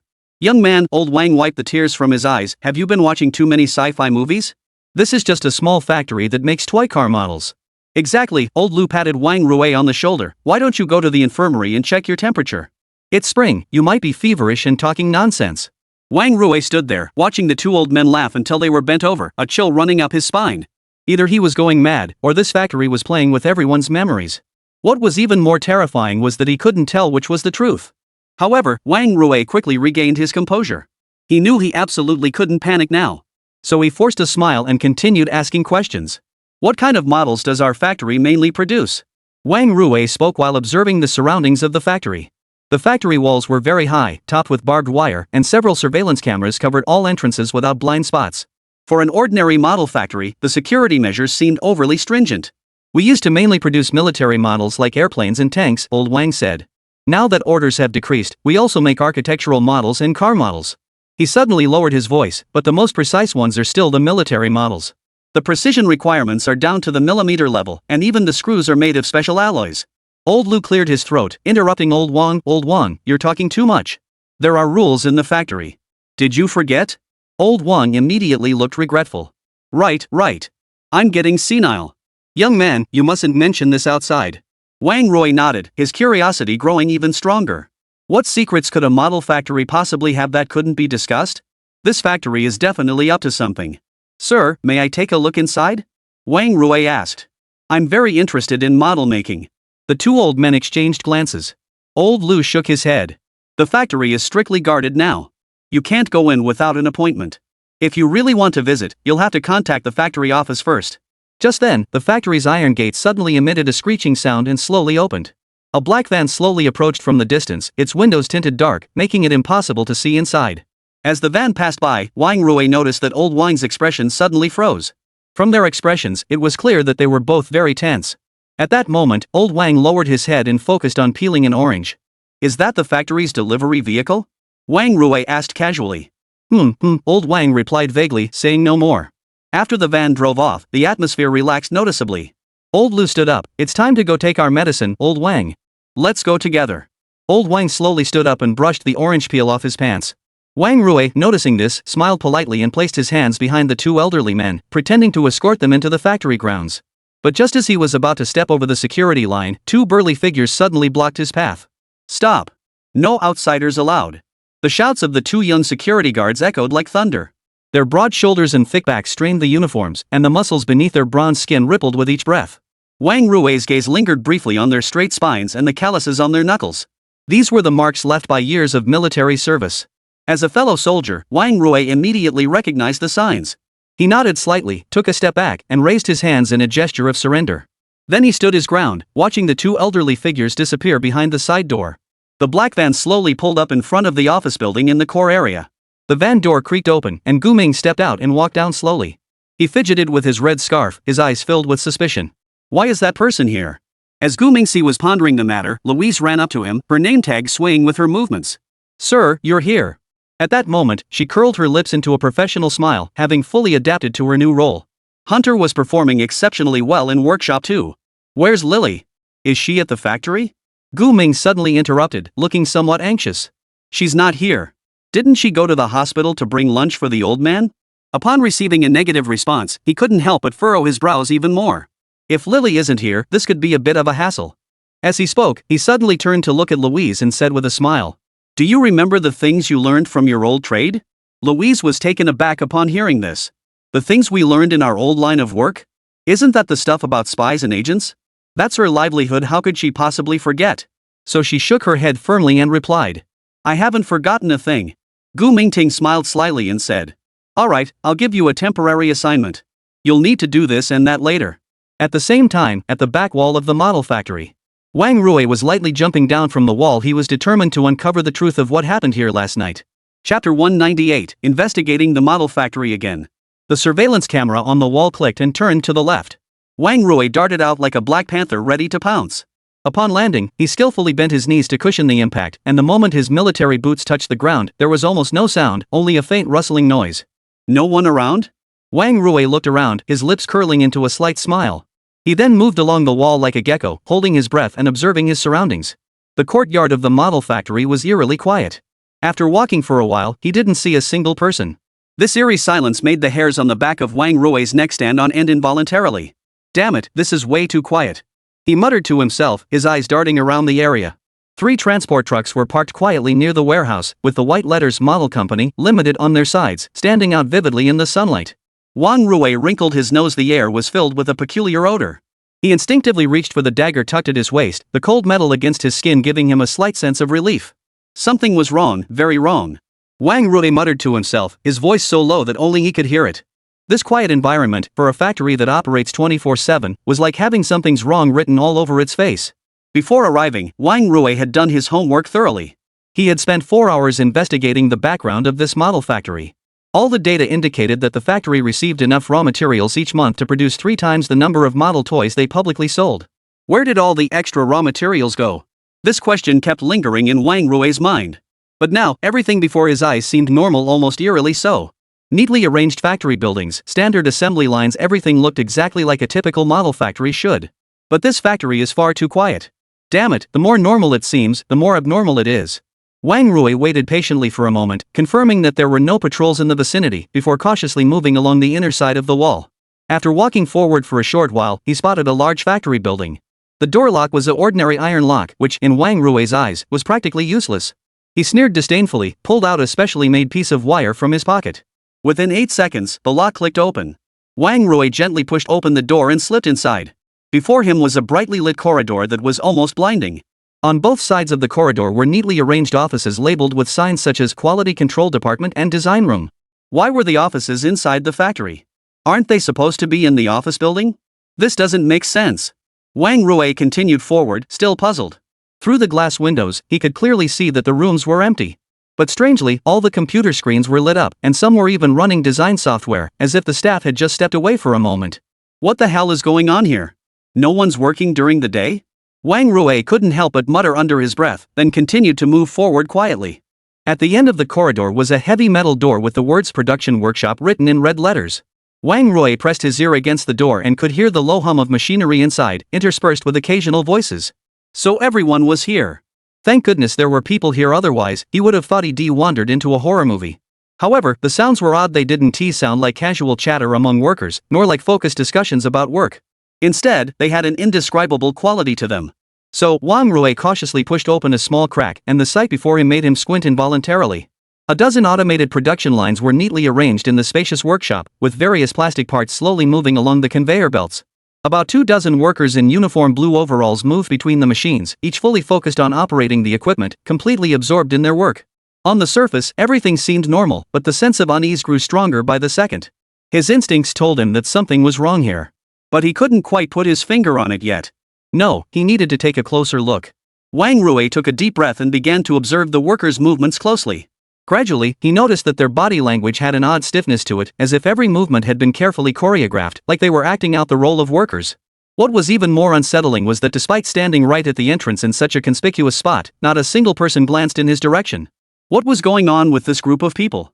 Wang Rui's suspicions grew even stronger. He then quietly slipped into the workshop and hid behind a large injection molding machine. He picked up a tank model that had just come off the assembly line and examined every detail carefully. The craftsmanship was quite intricate. Wang Rui examined the model from every angle, but it was just an ordinary plastic toy with no hidden features or special construction. Could I have made a mistake? The thought crossed his mind, but he shook his head firmly. Impossible. Last night, I clearly saw a large group of mecha prototypes moving around here. I couldn't possibly have remembered incorrectly. He muttered to himself, then decided to continue his investigation. Wang Rui skillfully avoided the worker's gaze and quickly escaped from the workshop. Then, relying on his memory from last night, he found the passage leading to the warehouse. At the end of the passage was a thick metal door, with a card reader flickering a faint red light beside it, standing out prominently in the dimly lit corridor. Just as Wang Rui was about to pick the lock, a faint buzzing sound suddenly caught his attention. He spun around sharply and saw the nearest worker suddenly stop what he was doing. His head turned toward Wang Rui at an angle that seemed impossible for a human to achieve. Even more unsettling was the metallic, icy glow reflecting off the worker's eyes in the bright workshop lights. What the hell is that? Wang Rui's muscles tensed instantly, and adrenaline surged through his body. But just as he was about to draw his sword, the worker returned to his normal work routine, as if the earlier anomaly had been nothing more than a hallucination. Damn it, there's definitely something off here. Wang Rui no longer hesitated and quickly picked the lock on the warehouse door. With a soft click, the metal door slowly opened, revealing a downward leading metal staircase. The staircase stretched into the darkness, with no end in sight. Finally, he had found it. Wang Rui drew his military knife and cautiously descended the stairs step by step. With each step, the metal stairs creaked softly, the sound echoing loudly in the silent surroundings. At the bottom of the stairs was another door, this time without an electronic lock, just a simple metal handle. Wang Rui took a deep breath and pushed the door open. The sight before him left him breathless. A massive spherical device hovered in the center of the room, surrounded by complex control panels and a dozen technicians in white lab coats. The walls were covered with screens displaying various data and charts that Wang Rui couldn't decipher. But what was most unsettling was that all the technicians were wearing special reflective goggles, and their movements were identical to those of the workers upstairs, with an unnatural precision. Wang Rui silently retreated into the shadows, his mind racing. Just then, his foot accidentally bumped into a small device on the ground. Looking down, he saw a miniature projector still in operation. Ah, so that's it. Wang Rui realized suddenly. Chapter 199, Ignoring the National Call. When Wang Rui saw the projection device on the ground, he immediately guessed what had caused the strange situation earlier. It turned out that all the workers, production lines, and even parts of the building structure inside the factory were nothing but illusions created by this holographic projection system. Or rather, these projection devices were covering the truth with a layer of illusion. But the question was, why go to such great lengths to hide something? Just as Wang Rui bent down to examine the projection device more closely, a cold female voice suddenly echoed from behind him. Colonel Wang Rui, we've been waiting for you for a long time. Wang Rui spun around instantly, his military knife already in his hand, but it was too late. Because 12 fully armed agents emerged from every corner, their black gun barrels all aimed at him. The blonde woman leading them wore a tight-fitting black combat suit and held an oddly shaped handgun in her hand. The person who had appeared was none other than Louise. Who are you? Wang Rui asked warily, quickly scanning his surroundings for a possible escape route. He had not seen any of these people when he arrived last night, so he had no idea who they were. Louise curled the corners of her mouth into a cold smile, her gaze challenging as she looked at the others. You don't need to know that. But since you're already here, why not cooperate with us for a test? What test? Wang Rui's voice was as cold as ice, his hand gripping the knife tightly, not moving an inch. A test? I don't want to tell you now. Just follow me and you'll find out. Hearing this, Wang Rui couldn't help but roll his eyes. I don't need you to tell me it's probably some inhumane experiment. I'm not going to cooperate. Do you really think I'm stupid? I have to leave now and report the truth here to the military. But just then, Louise suddenly raised her hand, her voice turning cold. Arrest him. Almost at the same moment, gunfire erupted all around. But to Wang Rui's surprise, what was fired at him weren't bullets, but tiny anesthetic needles. Damn it! They want to capture him alive? He must have been mistaken for a lab rat. Without a moment to think, Wang Rui rolled sideways to avoid the first wave of shots. The spot where he had been standing was immediately pierced by a dozen gleaming needles. Louise and her men fired rapidly, but astonishingly, not a single shot hit the man who moved as nimbly as a cat. The laboratory erupted in alarms, blinding red lights began to flash, and the shrill sirens were almost deafening. Wang Rui used the spherical device as cover, his mind racing to analyze the situation. 12 enemies, all armed with tranquilizer guns, the only exit blocked, but there might be other passages near the control panel. Don't waste your effort, Colonel Wang. This place is a trap, specifically designed for you. If we didn't let you come down here yourself, we might not have been able to convince you to come out. Louise's voice came through clearly amid the chaos. Wang Rui ignored her psychological tactics.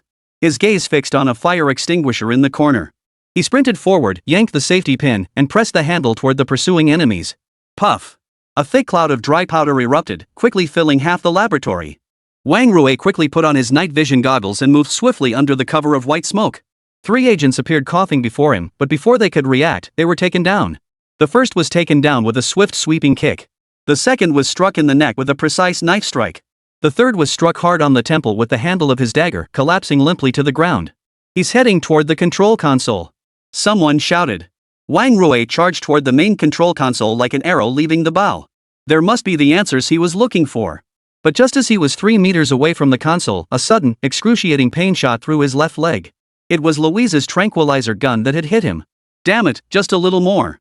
Wang Rui cursed as he pulled out the needle, but half of the liquid had already entered his body. Immediately, his vision began to blur, and his limbs felt unusually heavy, as if they were filled with lead. I can't fall, I can't fall. Wang Rui bit his tongue until it bled, the intense pain keeping him temporarily awake. The control panel was right in front of him, but Louise had already stepped in front of it.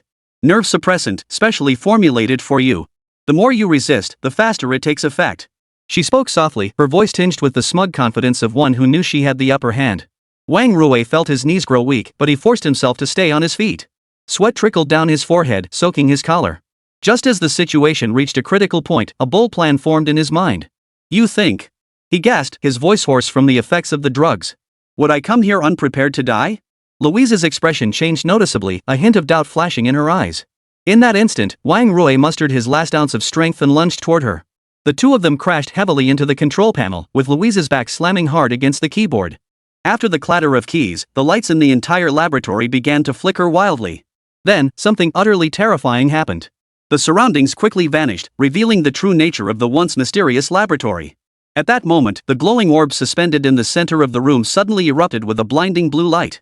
Wang Rui instinctively raised his hand to shield his eyes, while Louise and the others, wearing special glasses, nearly tilted their heads slightly. Damn it! He muttered under his breath, his retinas still flickering with after-images from the flash. When his vision refocused, Wang Rui's breath caught in his throat. The once dilapidated laboratory shed its disguise like a snake shedding its skin.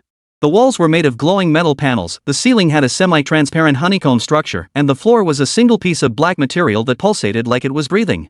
Most shocking was the suspended control platform at the center of the lab, surrounded by instruments Wang Rui had never seen before. These instruments were highly advanced, resembling the cutting-edge technology from science fiction films.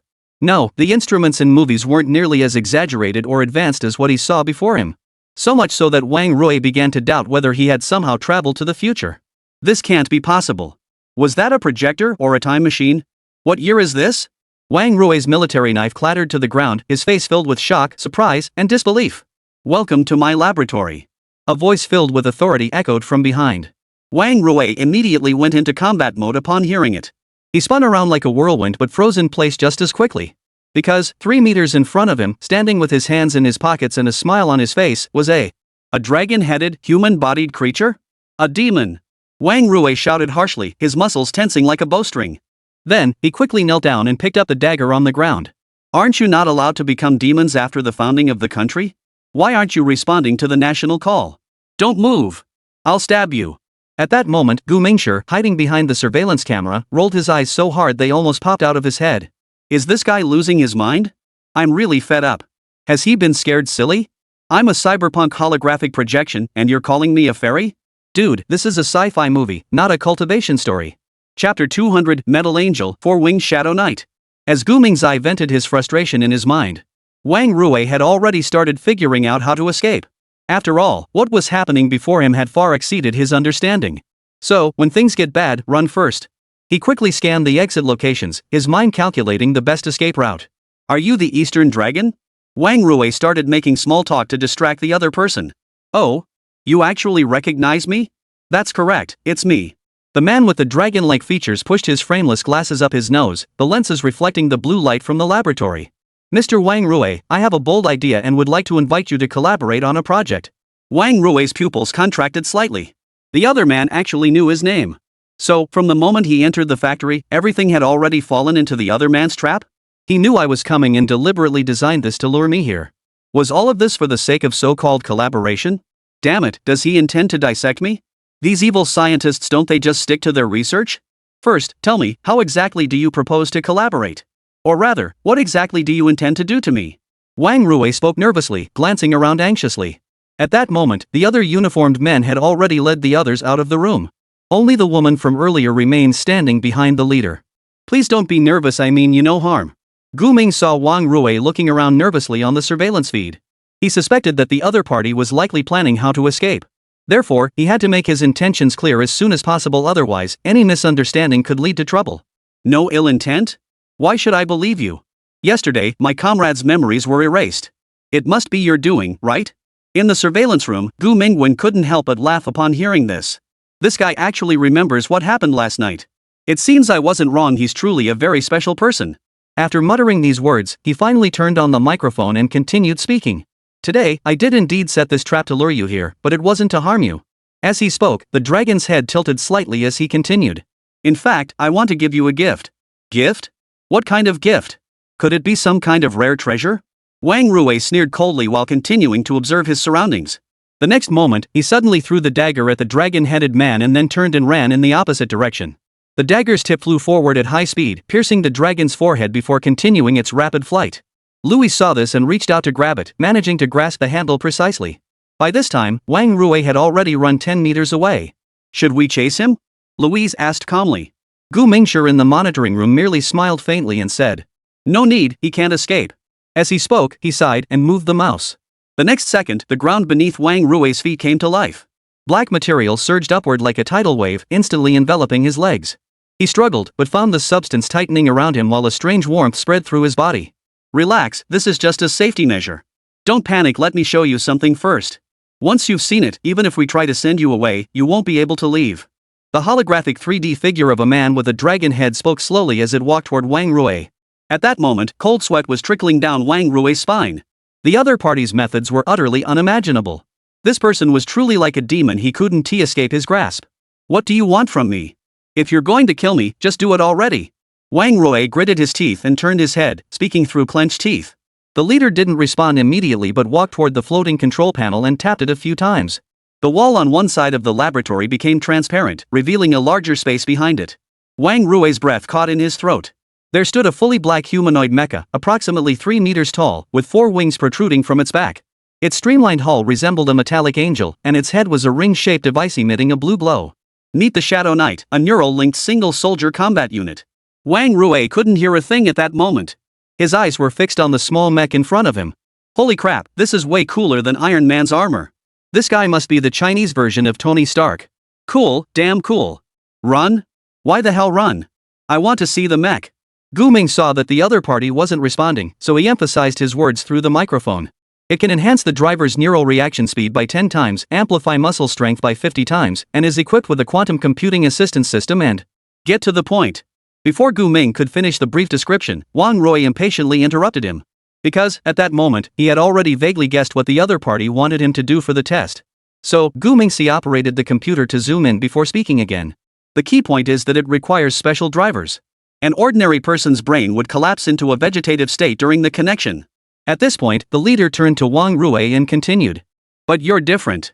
Your neural synapse density is 3 times that of an average person, and the intensity of your cerebral cortex activity has reached statistically abnormal levels. You've undergone neural repair and enhancement modifications. Upon hearing these words, Wang Rui, who had been stunned, was even more astonished. Because the numbers and data the other person mentioned matched the secret test report he had received from the military laboratory word for word. That report was supposed to be accessible only to the highest-ranking officials. How did you know all this? All of this is top-secret information. The leader remained silent as he did not wish to engage in further discussion. Otherwise, the other party would easily guess that the super hospital was also connected to him. Therefore, he immediately lifted the restraints on him. Immediately, the substance restraining Wang Rui vanished. He stumbled but did not attack immediately, as the leader's next move was unexpected. He reached into his pocket and quickly threw a metal ball at him. Wang Rui instinctively reached out to catch it. The sphere unfolded in his palm and swiftly spread across his entire body. In the blink of an eye, Wang Rui's body was covered in a layer of mysterious metallic armor. This is the Shadow Knight's connection key. Once you wear it, you can pilot it. As the dragon-headed man spoke, the transparent wall in front of them began to rise slowly. The sleek, black humanoid mecha, brimming with futuristic technology, was slowly pushed forward. Wang Rui, you can fly again. This is the gift you were destined to receive. Finally, the mech came to a stop about 2 meters in front of Wang Rui. However, he did not immediately step forward but instead slowly turned his head to look at the dragon-headed figure in the distance. Why me? At that moment, Wang Rui's voice grew much lower. The dragon-headed man did not respond but instead walked toward the mecha. Because I believe you should carry on your ancestors' ideals and soar through the skies once more. After saying this, he turned to look at Wang Rui, his eyes behind his glasses flashing with a fervent glow. And I happen to have the ability to help you achieve it. The laboratory fell into silence, with only the faint hum of unfamiliar machinery breaking the stillness. Wang Rui stared at the ring of blue light around the mecha's head, feeling an eerie sense of familiarity, as if the machine was waiting for him. What if I refuse? He finally stammered. Behind the monitor, Gu Mingxi couldn't help but laugh. After a moment, he picked up a microphone and spoke calmly. You can leave now. The door is behind you. Seeing Wang Rui's skeptical expression, he added. Are you really going to let me go? Aren't you afraid that the leader would start leading Louis toward the door? As they neared the door, he turned his head and coldly said without looking back. The choice is yours. But my instinct tells me we'll become partners. After saying this, the two of them walked toward the room. Wang Rui stood there for a moment, then took a deep breath and took his first step toward the mecha. Chapter 201, First Test Flight. Neural connection calibration complete. Preparing for initial wear. The laboratory echoed with system prompts. Wang Rui stood on the circular platform, took a deep breath, and his chest rose and fell noticeably. Without noticing when, over a dozen AI engineers had gathered around the control panels, various instruments emitting beeping sounds. He secretly wiped the sweat from his palms. As an outstanding pilot in the Air Force, he had experienced countless life or death moments. But facing this 3-meter-tall mechanical beast, his throat tightened involuntarily. Relax, there's nothing to fear. The voice of the lead engineer echoed behind Wang Rui. Hearing this, Wang Rui rolled his eyes. Who's afraid? I've flown over bigger than this. Saying this, he swallowed hard again. On the other side, Gu Ming too, sitting at the computer, didn't even look up as he spoke, his fingers tapping rapidly on the transparent keyboard. Just think of it as wearing a thick down jacket. Wang Rui snorted and took his final step forward. Immediately, the mechanical arm clicked open the back of the armor, revealing the internal structure glowing with blue light. Wang Rui swallowed hard and stepped inside cautiously. The inner lining of the armor automatically conformed to the contours of his body like a living creature, and the cold special gel sent a shiver down his spine. How's it feel? Tight? Gu Ming's voice came through the headset.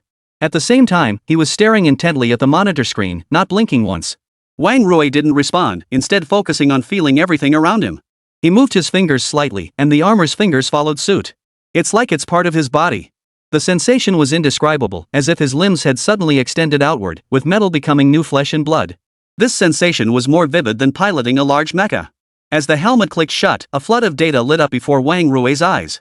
Wow, that's so cool. He couldn't help but exclaim.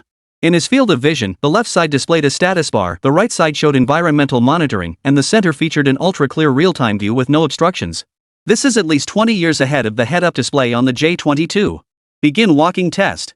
Gu Mingxia gave the order, and the voice was transmitted directly into Wang Rui's ears via bone conduction headphones. At this point, Wang Rui was no longer as resistant to the other party. He tried lifting his leg, and the battle armor glided smoothly through the motion. He walked more smoothly, eventually breaking into a light jog. This is way too smooth.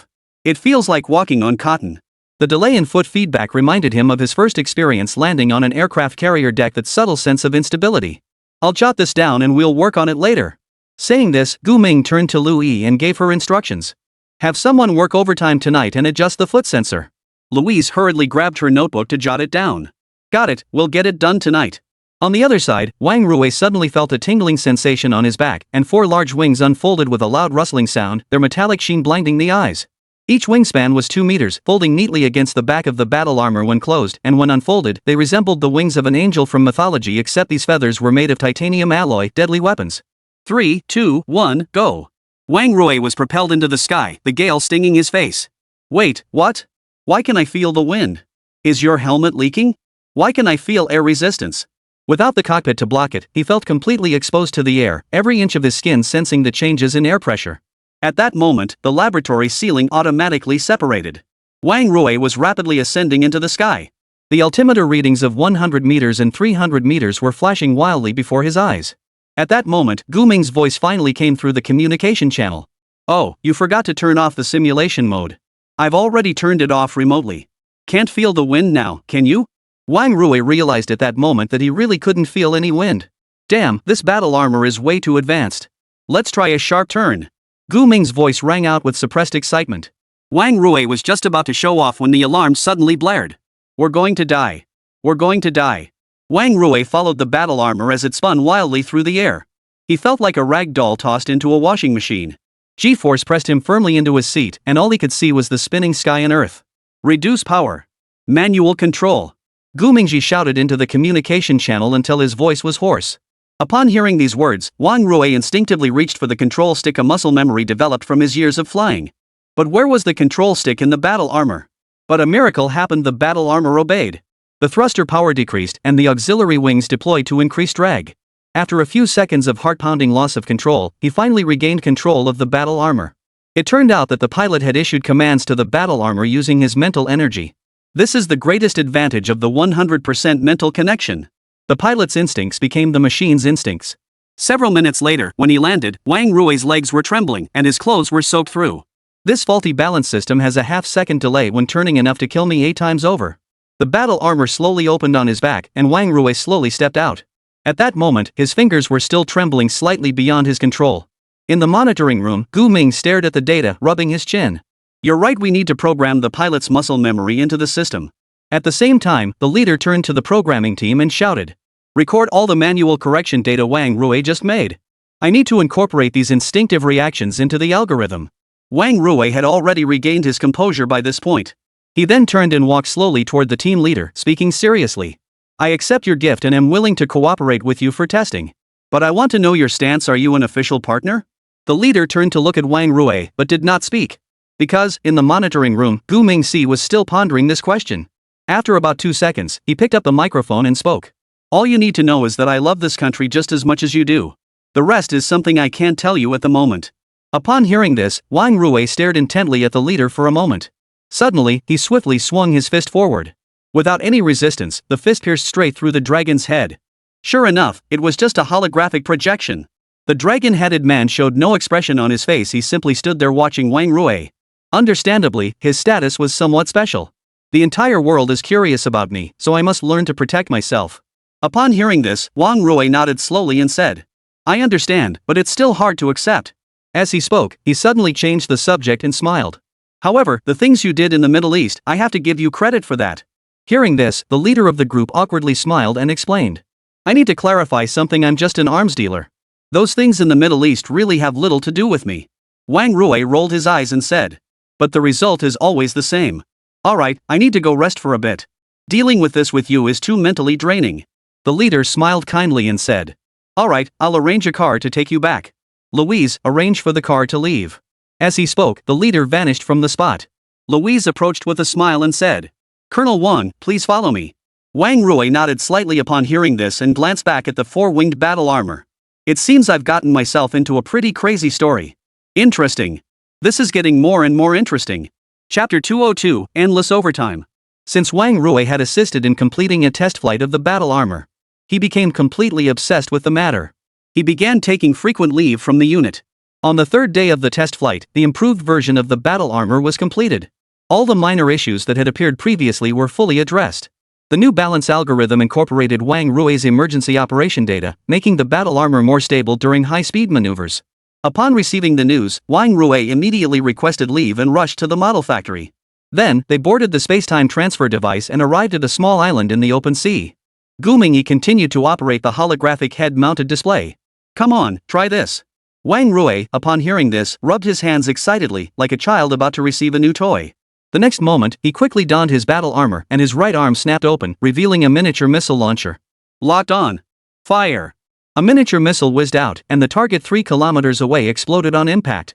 The HUD displayed an astonishing hit accuracy of 0.1 meters. That's equivalent to hitting a soda can at one end of a football field from the other end. Impressive. Wang Rui couldn't help but exclaim in admiration and turned to high-five the team leader. But when he slapped his hand forward, he nearly twisted his old back. Damn it, I forgot you're fake. The dragon-head man heard this and rolled his eyes slightly, giving the other a look as if he were an idiot. Wang Rui pretended not to notice and turned back to continue playing with the missile. But after firing 3 in a row, his right arm began to burn. Hot. This thing needs a break before it can be used again? The cooling system isn't working properly. This is really affecting the combat experience. Wang Rui shook his arm as the overheating warning flashed on the HUD, triggering the forced cooling system to activate automatically. The leader turned to look at Louise and said, "Write it down. We'll have to work overtime to fix it."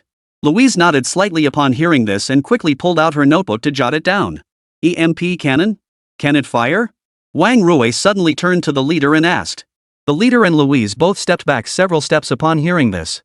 "Yes, it can. Try it." Once the two had created some distance from Wang Rui, they looked at him with a mischievous grin and replied. Wang Rui saw this and didn't think twice, immediately raising his left arm. His forearm armor unfolded, revealing hexagonal gun barrels. Fire! A blue pulse wave sliced through the sky, striking the abandoned tank. Instantly, all electronic devices shut down. Then, Wang Rui himself was propelled backward by the recoil force, flying several meters away before crashing into and breaking a coconut tree. Immediately afterward, the battle armor systems froze for 2 seconds. Wang Rui coughed violently twice before struggling to get back to his feet. That recoil was too much. My old back. This won't do. A 2-second delay on the battlefield is enough for the enemy to blow me to pieces. That's definitely a problem. Louise, go back and work overtime.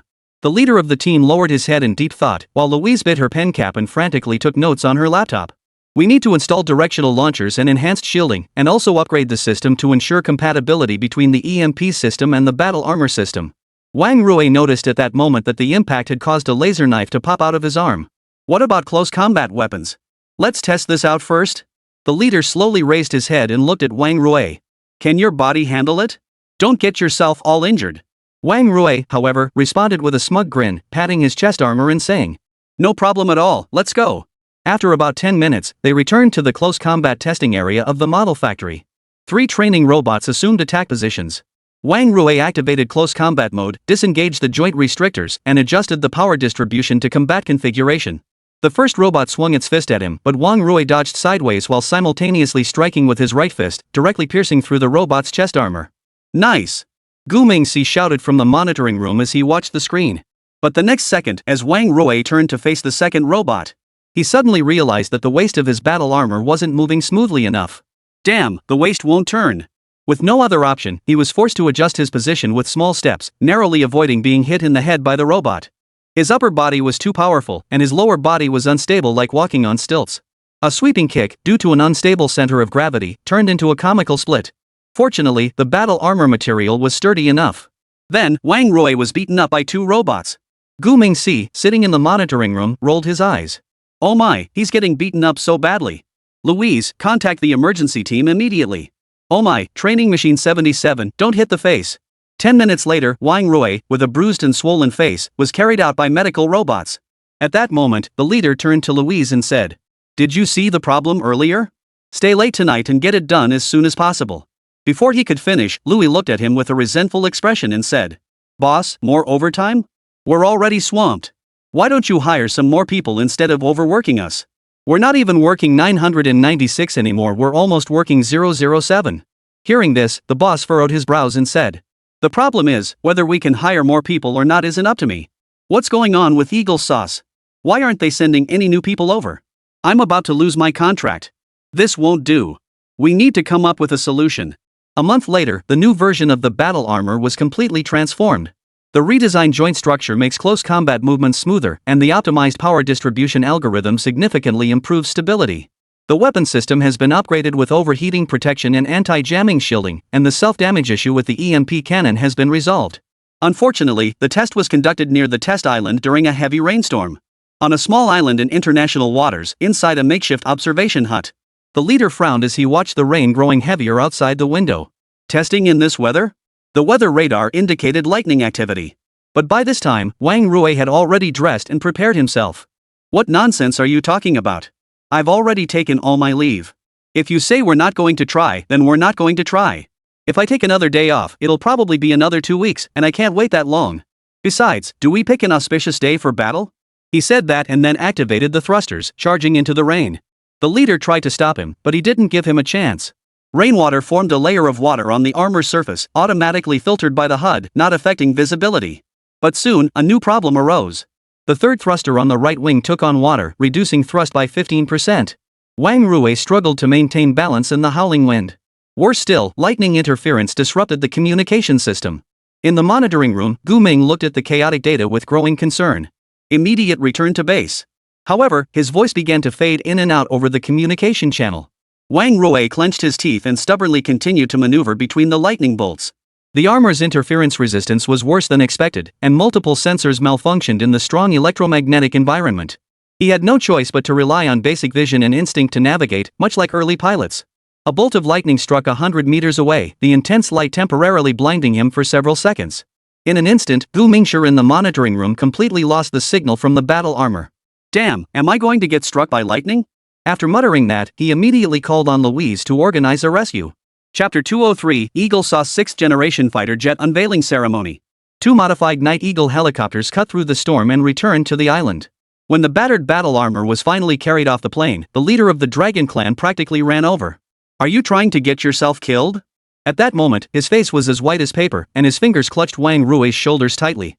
Wang Rui, however, shrugged it off with a carefree grin, removing his helmet and shaking out his damp hair. Now you know how important waterproofing is, don't you? And interference resistance. I almost turned into a flying lightning rod just now. But at least I'm alive and back, and all the data is still there. Nothing lost, nothing lost. Saying this, he grinned again. In the monitoring room, Gu Ming, who witnessed the scene, froze for a moment. Are these soldiers all crazy? He couldn't understand how these people could risk their lives for data. If it hadn't been for Louise leading the team to locate him earlier, he would have already perished in the Pacific Ocean. Gu Mingshi had never served in the military, so he couldn't comprehend such behavior. But that didn't diminish his admiration and respect for them in the slightest. While Gu Mingshi was busy improving the Shadow Knight armor, a shocking event was unfolding in the west. The lights in the east wing of the White House were unusually bright, with cameras from major global media outlets trained on an empty podium. Lu Xiaoxi reporters were checking their question outlines, while NHK cameramen were adjusting their focus, and Al Jazeera journalists were quietly conducting live interviews in Arabic. Ladies and gentlemen, please welcome President Eagle Sauce. As the press secretary announced, President John Traore walked onto the podium with steady steps. Behind him were Defense Secretary Robert Trapp and Air Force Chief of Staff General Max Morit, their expressions as somber as if they were attending a funeral. Today, I speak on behalf of the United States of America to announce a major decision. Traore's voice was transmitted through the simultaneous interpretation system into the headphones of journalists from around the world. Starting tomorrow, the Department of Defense will officially launch the development of the 6th generation fighter jet. The hall fell silent for a moment before erupting into a flurry of camera shutters. The spotlights in the east room of the White House flashed simultaneously, illuminating Traore's signature blonde hair. Behind him, a massive screen displayed the words F-47 dominates the skies in white letters on a blue background. At the same time, I am honored to announce that the Eagle 6th generation fighter jet, the Next Generation Air Dominance NGAD project, will be produced by Bosun Company, and this groundbreaking fighter jet will officially be named the F-47. Shock. The venue was filled with nothing but shock. Immediately, the sound of camera shutters filled the room. A Xinhua news agency reporter swiftly jotted down F-47 on his notebook and added 3 exclamation marks. A reporter from the Damota's news agency muttered something into his phone while tapping his knees rapidly. Then the large screen switched to a promotional video showcasing the development history of the Eagle fighter jets from the P-51 to the F-22, finally freezing on a blurry front view of a stealth fighter jet with a flat fuselage and no vertical tail. The F-47 will be the most advanced and powerful fighter jet in human history. Traore raised his index finger, his expression brimming with confidence and pride. Its speed, maneuverability, and firepower will completely outclass any opponent. As he spoke, his gaze swept coldly over the crowd of journalists below. Then, with a mysterious smile, he continued. I can tell you that this aircraft has already completed hundreds of hours of secret test flights over the past 5 years. Hearing this, the journalists, once again stunned, could no longer contain themselves and began to vent their frustration. Is that even real? Are you guys using PowerPoint to create a 6th generation fighter jet? The Eagle Sauce military industry must have subscribed to a Photoshop show. And those hundreds of hours of test flights? Are you just using footage from the Ace Combat game? I also think it's a bit unreliable. This fighter jet is probably powered by Bitcoin, right? It's always something you can't see or touch, yet they hype it up so much. The F-35's bugs aren't even fixed yet, and the 6th generation fighter jet has already successfully test flown? Did the programmers delete the database and flee in the middle of the night? Mr. President, I suggest renaming it the Metaverse Fighter Jet. Since it's all just empty promises anyway, might as well be bold. Goodness, they've been conducting secret test flights for 5 years? Their secrecy is better than TikTok's data security. No one's even managed to snap a photo of it. The stealth performance of this 6th generation fighter must be max level, right? Because it doesn't even exist. Let's not even talk about the past. When the F-22 was discontinued, they said it was already unbeatable. Now the 6th generation fighter is probably just being used to deceive Congress for more funding, right? Mr. President, dare you release the test flight video? Or will it be another due to confidentiality reasons excuse? The journalists on site are making one sharp comment after another. But the comments in the global livestream were even more frequent. Russian netizens, at this rate, the 7th generation fighter must already be using ChatGPT to write the design specifications, right? Eagle Sauce netizen, our military claims that our 6th generation fighter can strike anywhere in the world in an hour. Our netizens respond, in an hour, you can Photoshop your way around the world. I'm dying of laughter. Fanmao country netizen, suggest collaborating with the people's glorious fighter jet for a co-branded model, one that's always in development and one that's always in test flights. How about it? My suggestion isn't bad, right? White elephant netizen, Van Cat country netizen, you're being too harsh. We're really developing it, okay? But whether the Eagle Sauce is actually test flying it is still up for debate. John Bull netizen, the budget for the Eagle's 6th generation fighter project must be higher than the development costs of GTA 6, but the finished product will probably be delayed too, right? That's heartbreaking, my friend. Flower planting nation netizen, am I the only one who noticed that their 6th generation fighter jet has a radar cross-section of 100? Does that mean negative times negative equals positive? The designers must be mathematical geniuses. Russian netizen, they've been hyping it up for 5 years and haven't even shown a model. Could it be that the sweeper robot in the hangar is impersonating the real thing? Eagle Sauce netizen, Lockheed Martin employees told the boss that the 6th generation fighter jet's test flight data was lost. The boss said, no problem, just say it's classified. Ha ha. Flower planting country netizens, when everyone demands the release of the test flight records, will the eagle-eyed netizens pull out a clip from Star Trek instead? Eagle-eye netizen, by the time our 6th generation fighter enters service, they'll probably be selling tickets for space starfighters in the meantime. For a moment, the press conference was buzzing both online and offline. Upon hearing the news, Traore and others immediately turned pale. Then, Defense Minister Robert Trapp took the microphone and continued speaking. The F-47 will have a longer range, stronger stealth capabilities, and lower maintenance requirements. It will replace the F-22 and become the Eagle's dominant air superiority fighter for the next few decades.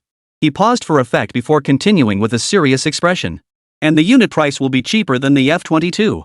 The statement sent shockwaves through the room once again. Online, the comments flooded the screen instantly. At that moment, a journalist raised his hand high to ask a question. Mr. President, will the F-47 still be in service during your term? As far as we know, this fighter jet won't be operational until at least the 2030s? Traore saw that the person he had arranged to act as a decoy was doing his job. He quickly turned to him with a smile and began to explain. We are accelerating the process. Wuxing is the best company, they can definitely make it happen. As he spoke, he turned to the other side and began searching for the next stooge. Next question. However, the person they had arranged was beaten to the punch by a BBC journalist. Is this announcement related to the failure of the F-35 in the East China Sea exercises? Rumors suggest 7 fighter jets crashed into the sea. Does this indicate flaws in current technology? Chapter 204, it was all planned in advance. Traore's face turned dark upon hearing the question. How did these BBC people show up? This isn't what we rehearsed. He immediately signaled to the Air Force Chief of Staff beside him. General Max Morit, seeing the situation, immediately took the question and replied. The F-35 remains an excellent fighter jet.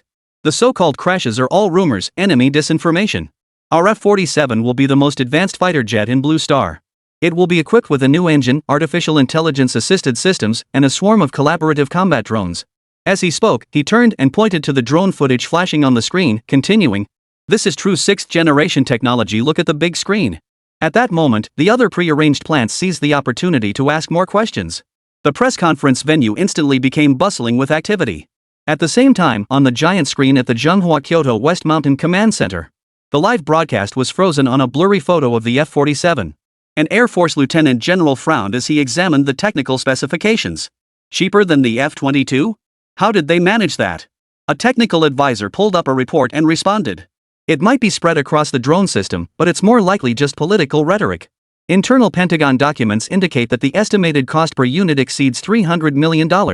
On the other side, in the Defense Ministry meeting room in Moscow, President Puvido slammed his tablet on the table, his face brimming with derision.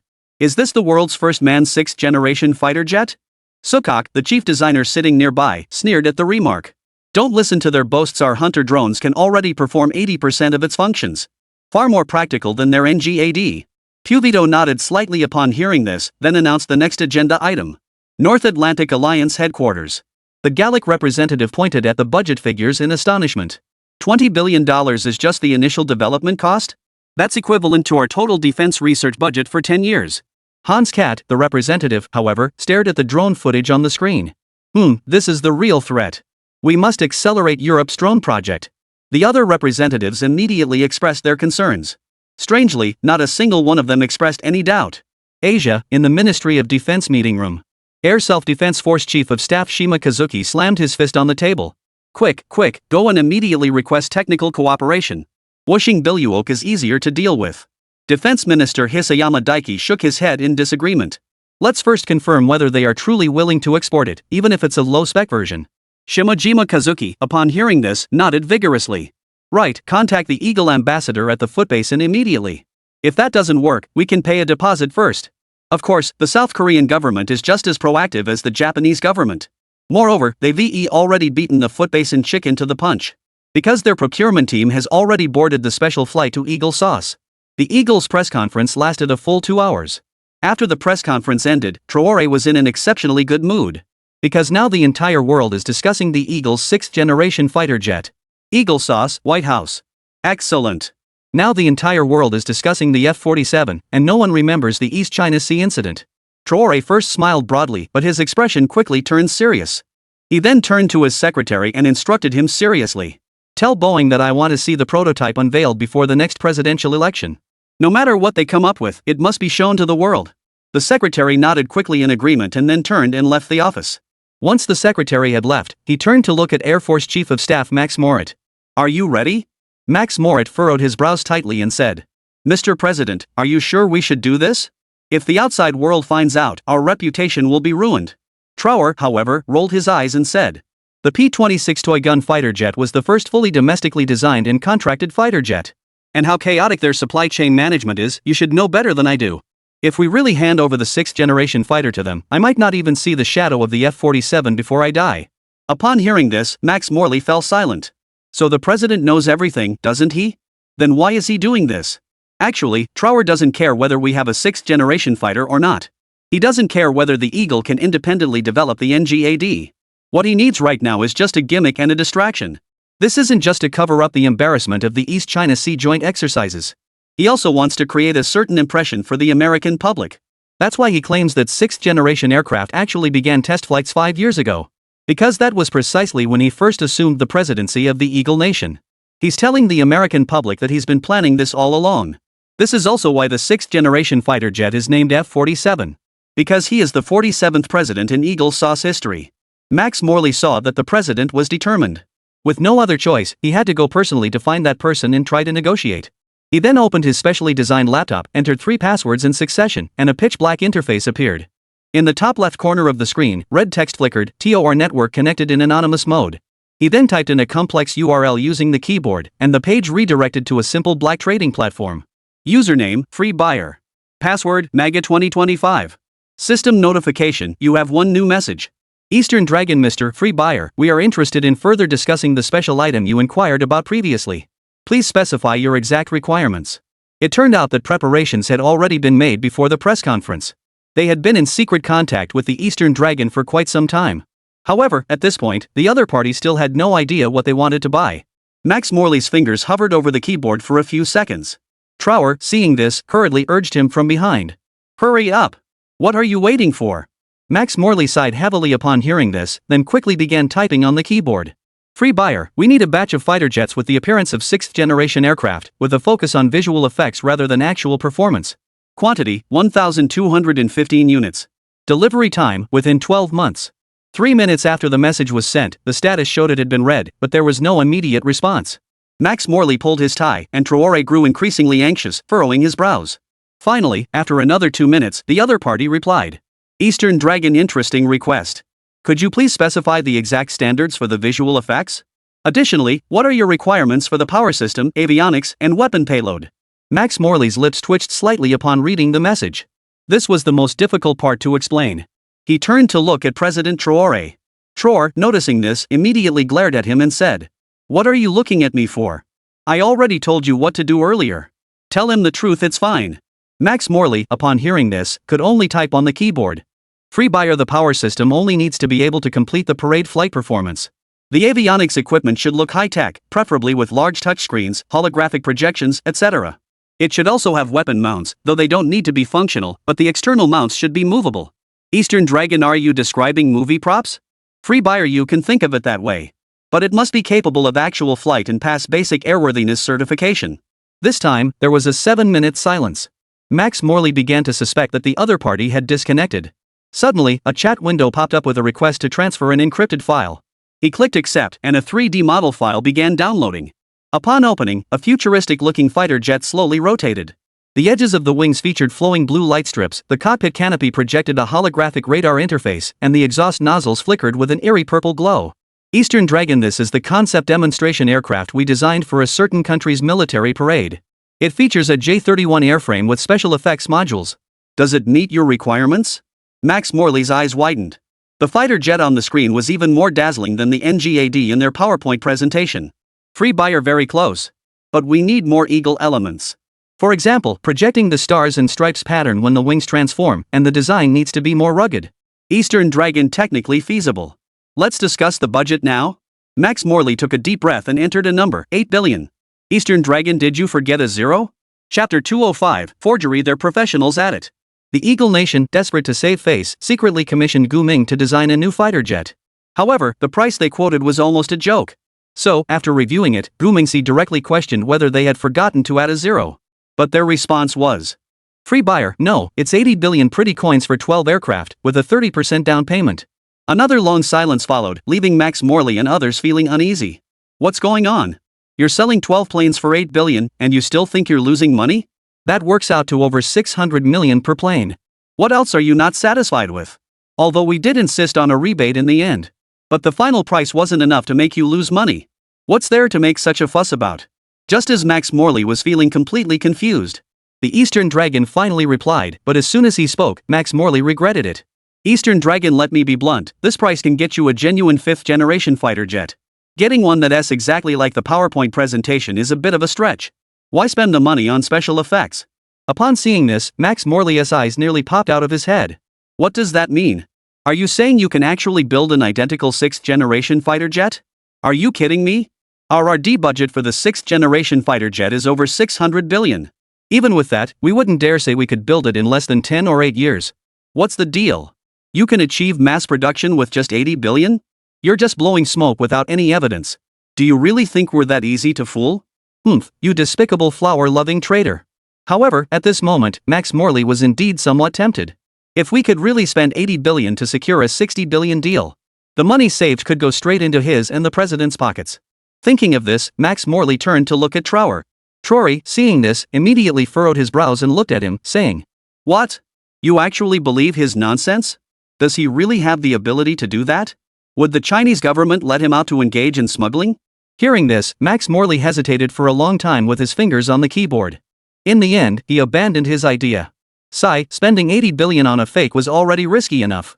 How dare we spend 10 times the price for the real thing? The Eastern Dragon isn't a wish-granting dragon, how could it possibly grant every wish? So, he quickly typed on the keyboard.